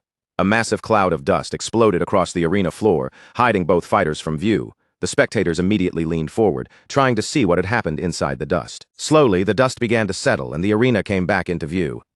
As the haze cleared, everyone finally saw the result. Liam was down on one knee on the ground. Rianne stood over him with her sword resting against his neck. There was no need for anyone to explain the result. The winner was Rianne Draker. The instructor announced the outcome loudly, and cheers immediately echoed throughout the stadium from every direction. Seeing how the battle ended, Zeke smiled to himself. In the end, Rianne, the Lightning Knight, was still every bit the genius he remembered. Before Zeke could think any further, Felix suddenly rushed over to him with excitement written all over his face. "Master," Felix called out, "since Liam lost, does that mean he's going into isolated training?" The very next moment, bonk. Felix was sitting on the ground with both hands clutching his head.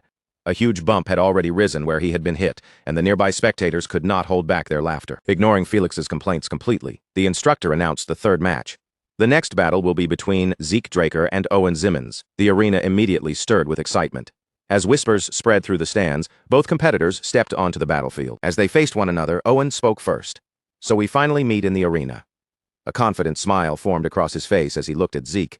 Then he continued, "I'll show you that brutish strength means nothing in front of strategy." Zeke's expression darkened as soon as he heard that. He stared directly at Owen and asked, "Are you talking about banning everyone else from using aura while secretly bringing in a magic spear?" The moment Zeke's words left his mouth, Owen froze in place. His eyes widened as his hidden secret was exposed right in front of the entire arena. Shock and humiliation appeared on his face at the same time. He could not understand how Zeke had discovered the truth about the magic spear.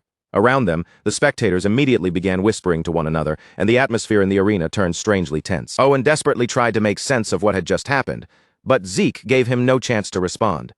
"It doesn't matter," Zeke said calmly. His voice remained steady, and his confidence never wavered. "Because I'll win anyway." Then Zeke slowly lifted one hand and made a simple, open gesture toward Owen. It was a clear provocation. "Come at me," he said, keeping his eyes locked on his opponent. "So I can ruin you." Zeke stepped forward without the slightest hesitation and confidently told Owen that it did not matter what kind of trick he tried, because the result would remain exactly the same. Zeke would win. There was absolute certainty in his voice, as though the outcome had already been decided long before either of them ever set foot inside the arena. Then Zeke casually raised one hand and curled his fingers toward himself, openly provoking Owen to come at him. With an arrogant look on his face, he told Owen to attack so he could crush him right there. The bold challenge rang across the arena, immediately causing surprised spectators to turn toward one another and exchange startled glances. The moment those words reached him, Owen clenched his teeth and angrily cursed at Zeke. Rage twisted across his face as his fingers tightened around the shaft of his spear, yet beneath that furious expression, his thoughts were moving at full speed. He could not understand how Zeke had discovered the truth about his modified weapon. Owen had hidden that secret with extreme care, and even the powerful, experienced tournament officials had completely failed to notice anything unusual. The longer Owen turned the matter over in his mind, the more uncomfortable and suspicious he became. Eventually, another possibility crept into his thoughts, and he began wondering whether Zeke might have secretly used the exact same kind of tactic himself. After all, Owen could think of no other explanation for how Zeke had uncovered the truth so easily. While Owen remained frozen in place, hesitating instead of attacking, Zeke stared at him impatiently and asked what exactly he was doing just standing there without moving. A mocking expression spread across Zeke's face as he wondered aloud whether Owen had finally become such an idiot that he could no longer understand simple words. That insult struck directly at Owen's pride. His remaining restraint immediately snapped, veins bulging across his furious face as he once again began shouting curses at Zeke. Owen's patience was completely gone. Letting out an enraged roar, he suddenly exploded forward and drove the point of his spear straight towards Zeke at terrifying speed. The weapon tore through the air like a flash of lightning, closing the distance in an instant, yet even with the spear racing directly toward him, Zeke remained completely calm and showed no sign of fear. As the spearhead came closer and closer to his face, Zeke finally moved. With one casual sweep of his sword, he knocked the incoming attack aside with almost ridiculous ease. His movement was so smooth and effortless that it looked as though he had barely used any strength at all. Owen stared at him in complete shock. A bead of sweat rolled down his face while disbelief filled his widened eyes. Zeke simply smiled and told him that, at this point, the modified weapon was practically no different from using aura. His voice even carried a trace of disappointment, as though Owen's carefully hidden trick had turned out to be far less impressive than he had expected. Then, without giving Owen even a moment to recover, Zeke swung his sword directly at him. Owen reacted quickly enough to raise his spear and block, but the power behind Zeke's strike was overwhelming.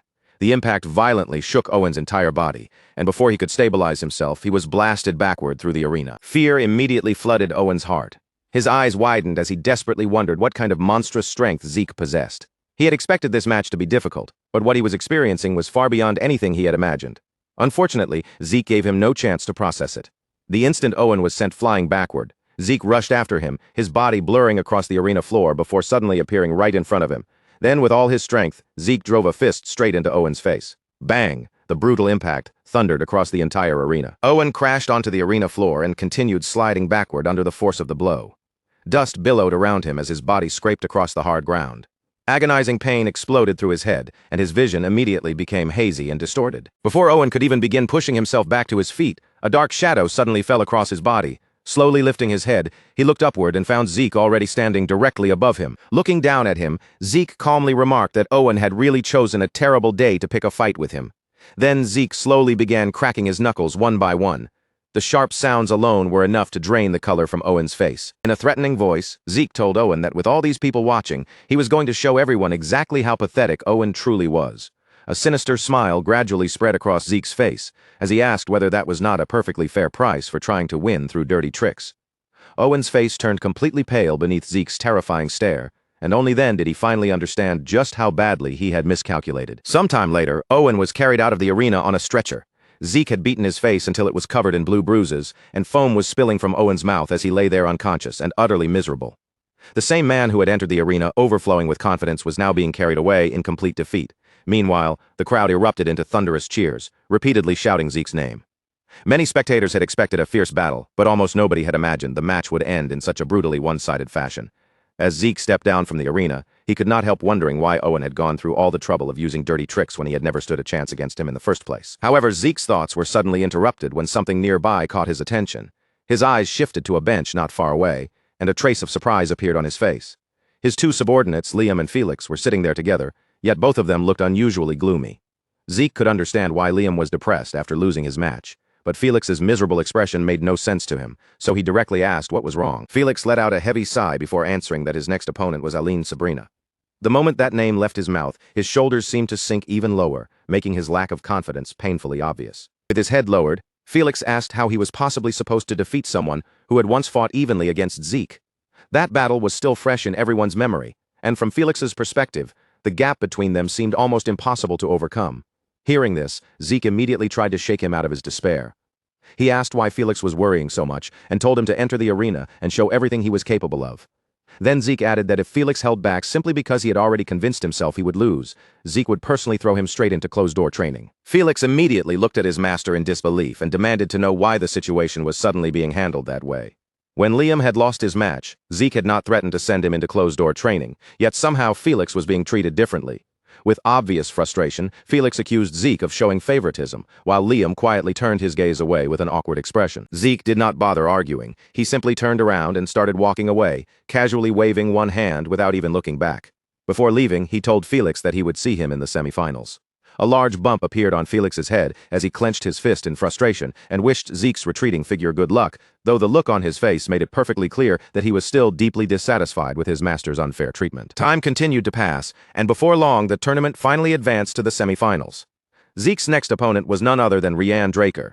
The instant the matchup was announced, excitement swept through the audience because everyone understood that this battle was likely to become one of the tournament's greatest highlights.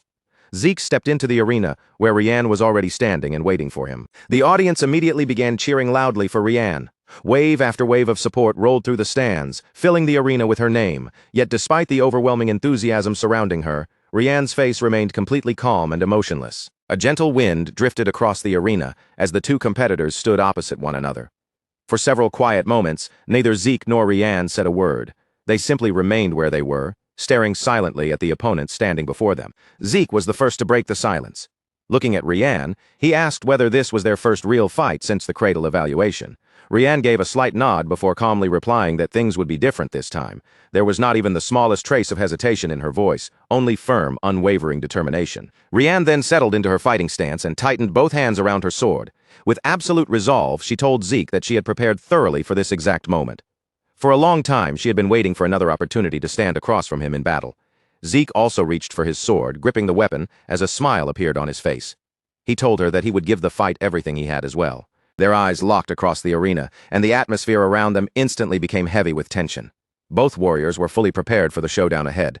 Then, almost at the exact same moment, they moved. The instant their swords collided, a powerful wave of energy burst outward across the arena. Brilliant sparks exploded from the point of impact and scattered through the air like countless glowing stars.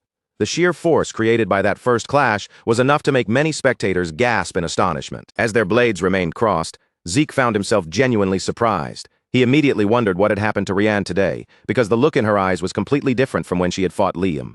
A fierce intensity burned within them now, along with a determination that seemed strong enough to break through any obstacle in her path.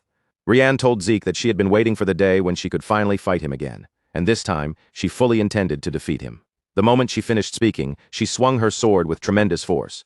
Zeke successfully blocked the strike, but even while defending, the impact pushed him several meters backward. His feet tore across the arena floor, leaving cracks in the ground as he was forced back. Yet rather than becoming worried by Rianne's strength, Zeke's expression slowly transformed into an excited smile. Deep inside, he could not help thinking that this was finally the kind of fight worth having. Meanwhile, Gareth Draker, the man responsible for overseeing the tournament, watched the battle closely from his seat. As he studied Rianne's performance, he realized that everything he had heard about her was true. She was fearless, fiercely competitive, and relentlessly driven, and now Gareth had personally confirmed every one of those qualities with his own eyes. Back inside the arena, Rianne refused to slow down for even a moment. She continued pressing Zeke with relentless force, launching one attack after another and keeping him under constant pressure. For a time, the sheer intensity of her offensive seemed to toss Zeke around the battlefield as he struggled against the continuous barrage. With Rianne's attacks pouring toward him without pause, Zeke was forced to focus almost entirely on blocking and protecting himself. Every single strike carried tremendous power, while every movement pushed Rianne's body closer and closer to its physical limit. At the same time, Rianne was forcing herself far beyond what she could normally endure. Deep inside her mind, one thought continued driving her forward. As someone praised as one of the greatest talents of the next generation of Drakers, she viewed defeat as an unbearable humiliation. She refused to accept another loss. More than anything, she refused to be defeated by Zeke again. Gareth Draker's attention gradually shifted from Rianne toward Zeke. There was no question that Rianne was extraordinary. The problem was simply the identity of the opponent standing before her. Zeke Draker was a genius who might appear only once in history, and no matter how brilliant Rianne herself was, the mountain she was trying to overcome was simply far too high. As the battle continued, Rianne gradually began approaching her physical limit. Zeke, however, only smiled more broadly. He openly praised her and said that after exchanging only a handful of blows, he could already tell just how brutally hard she had trained.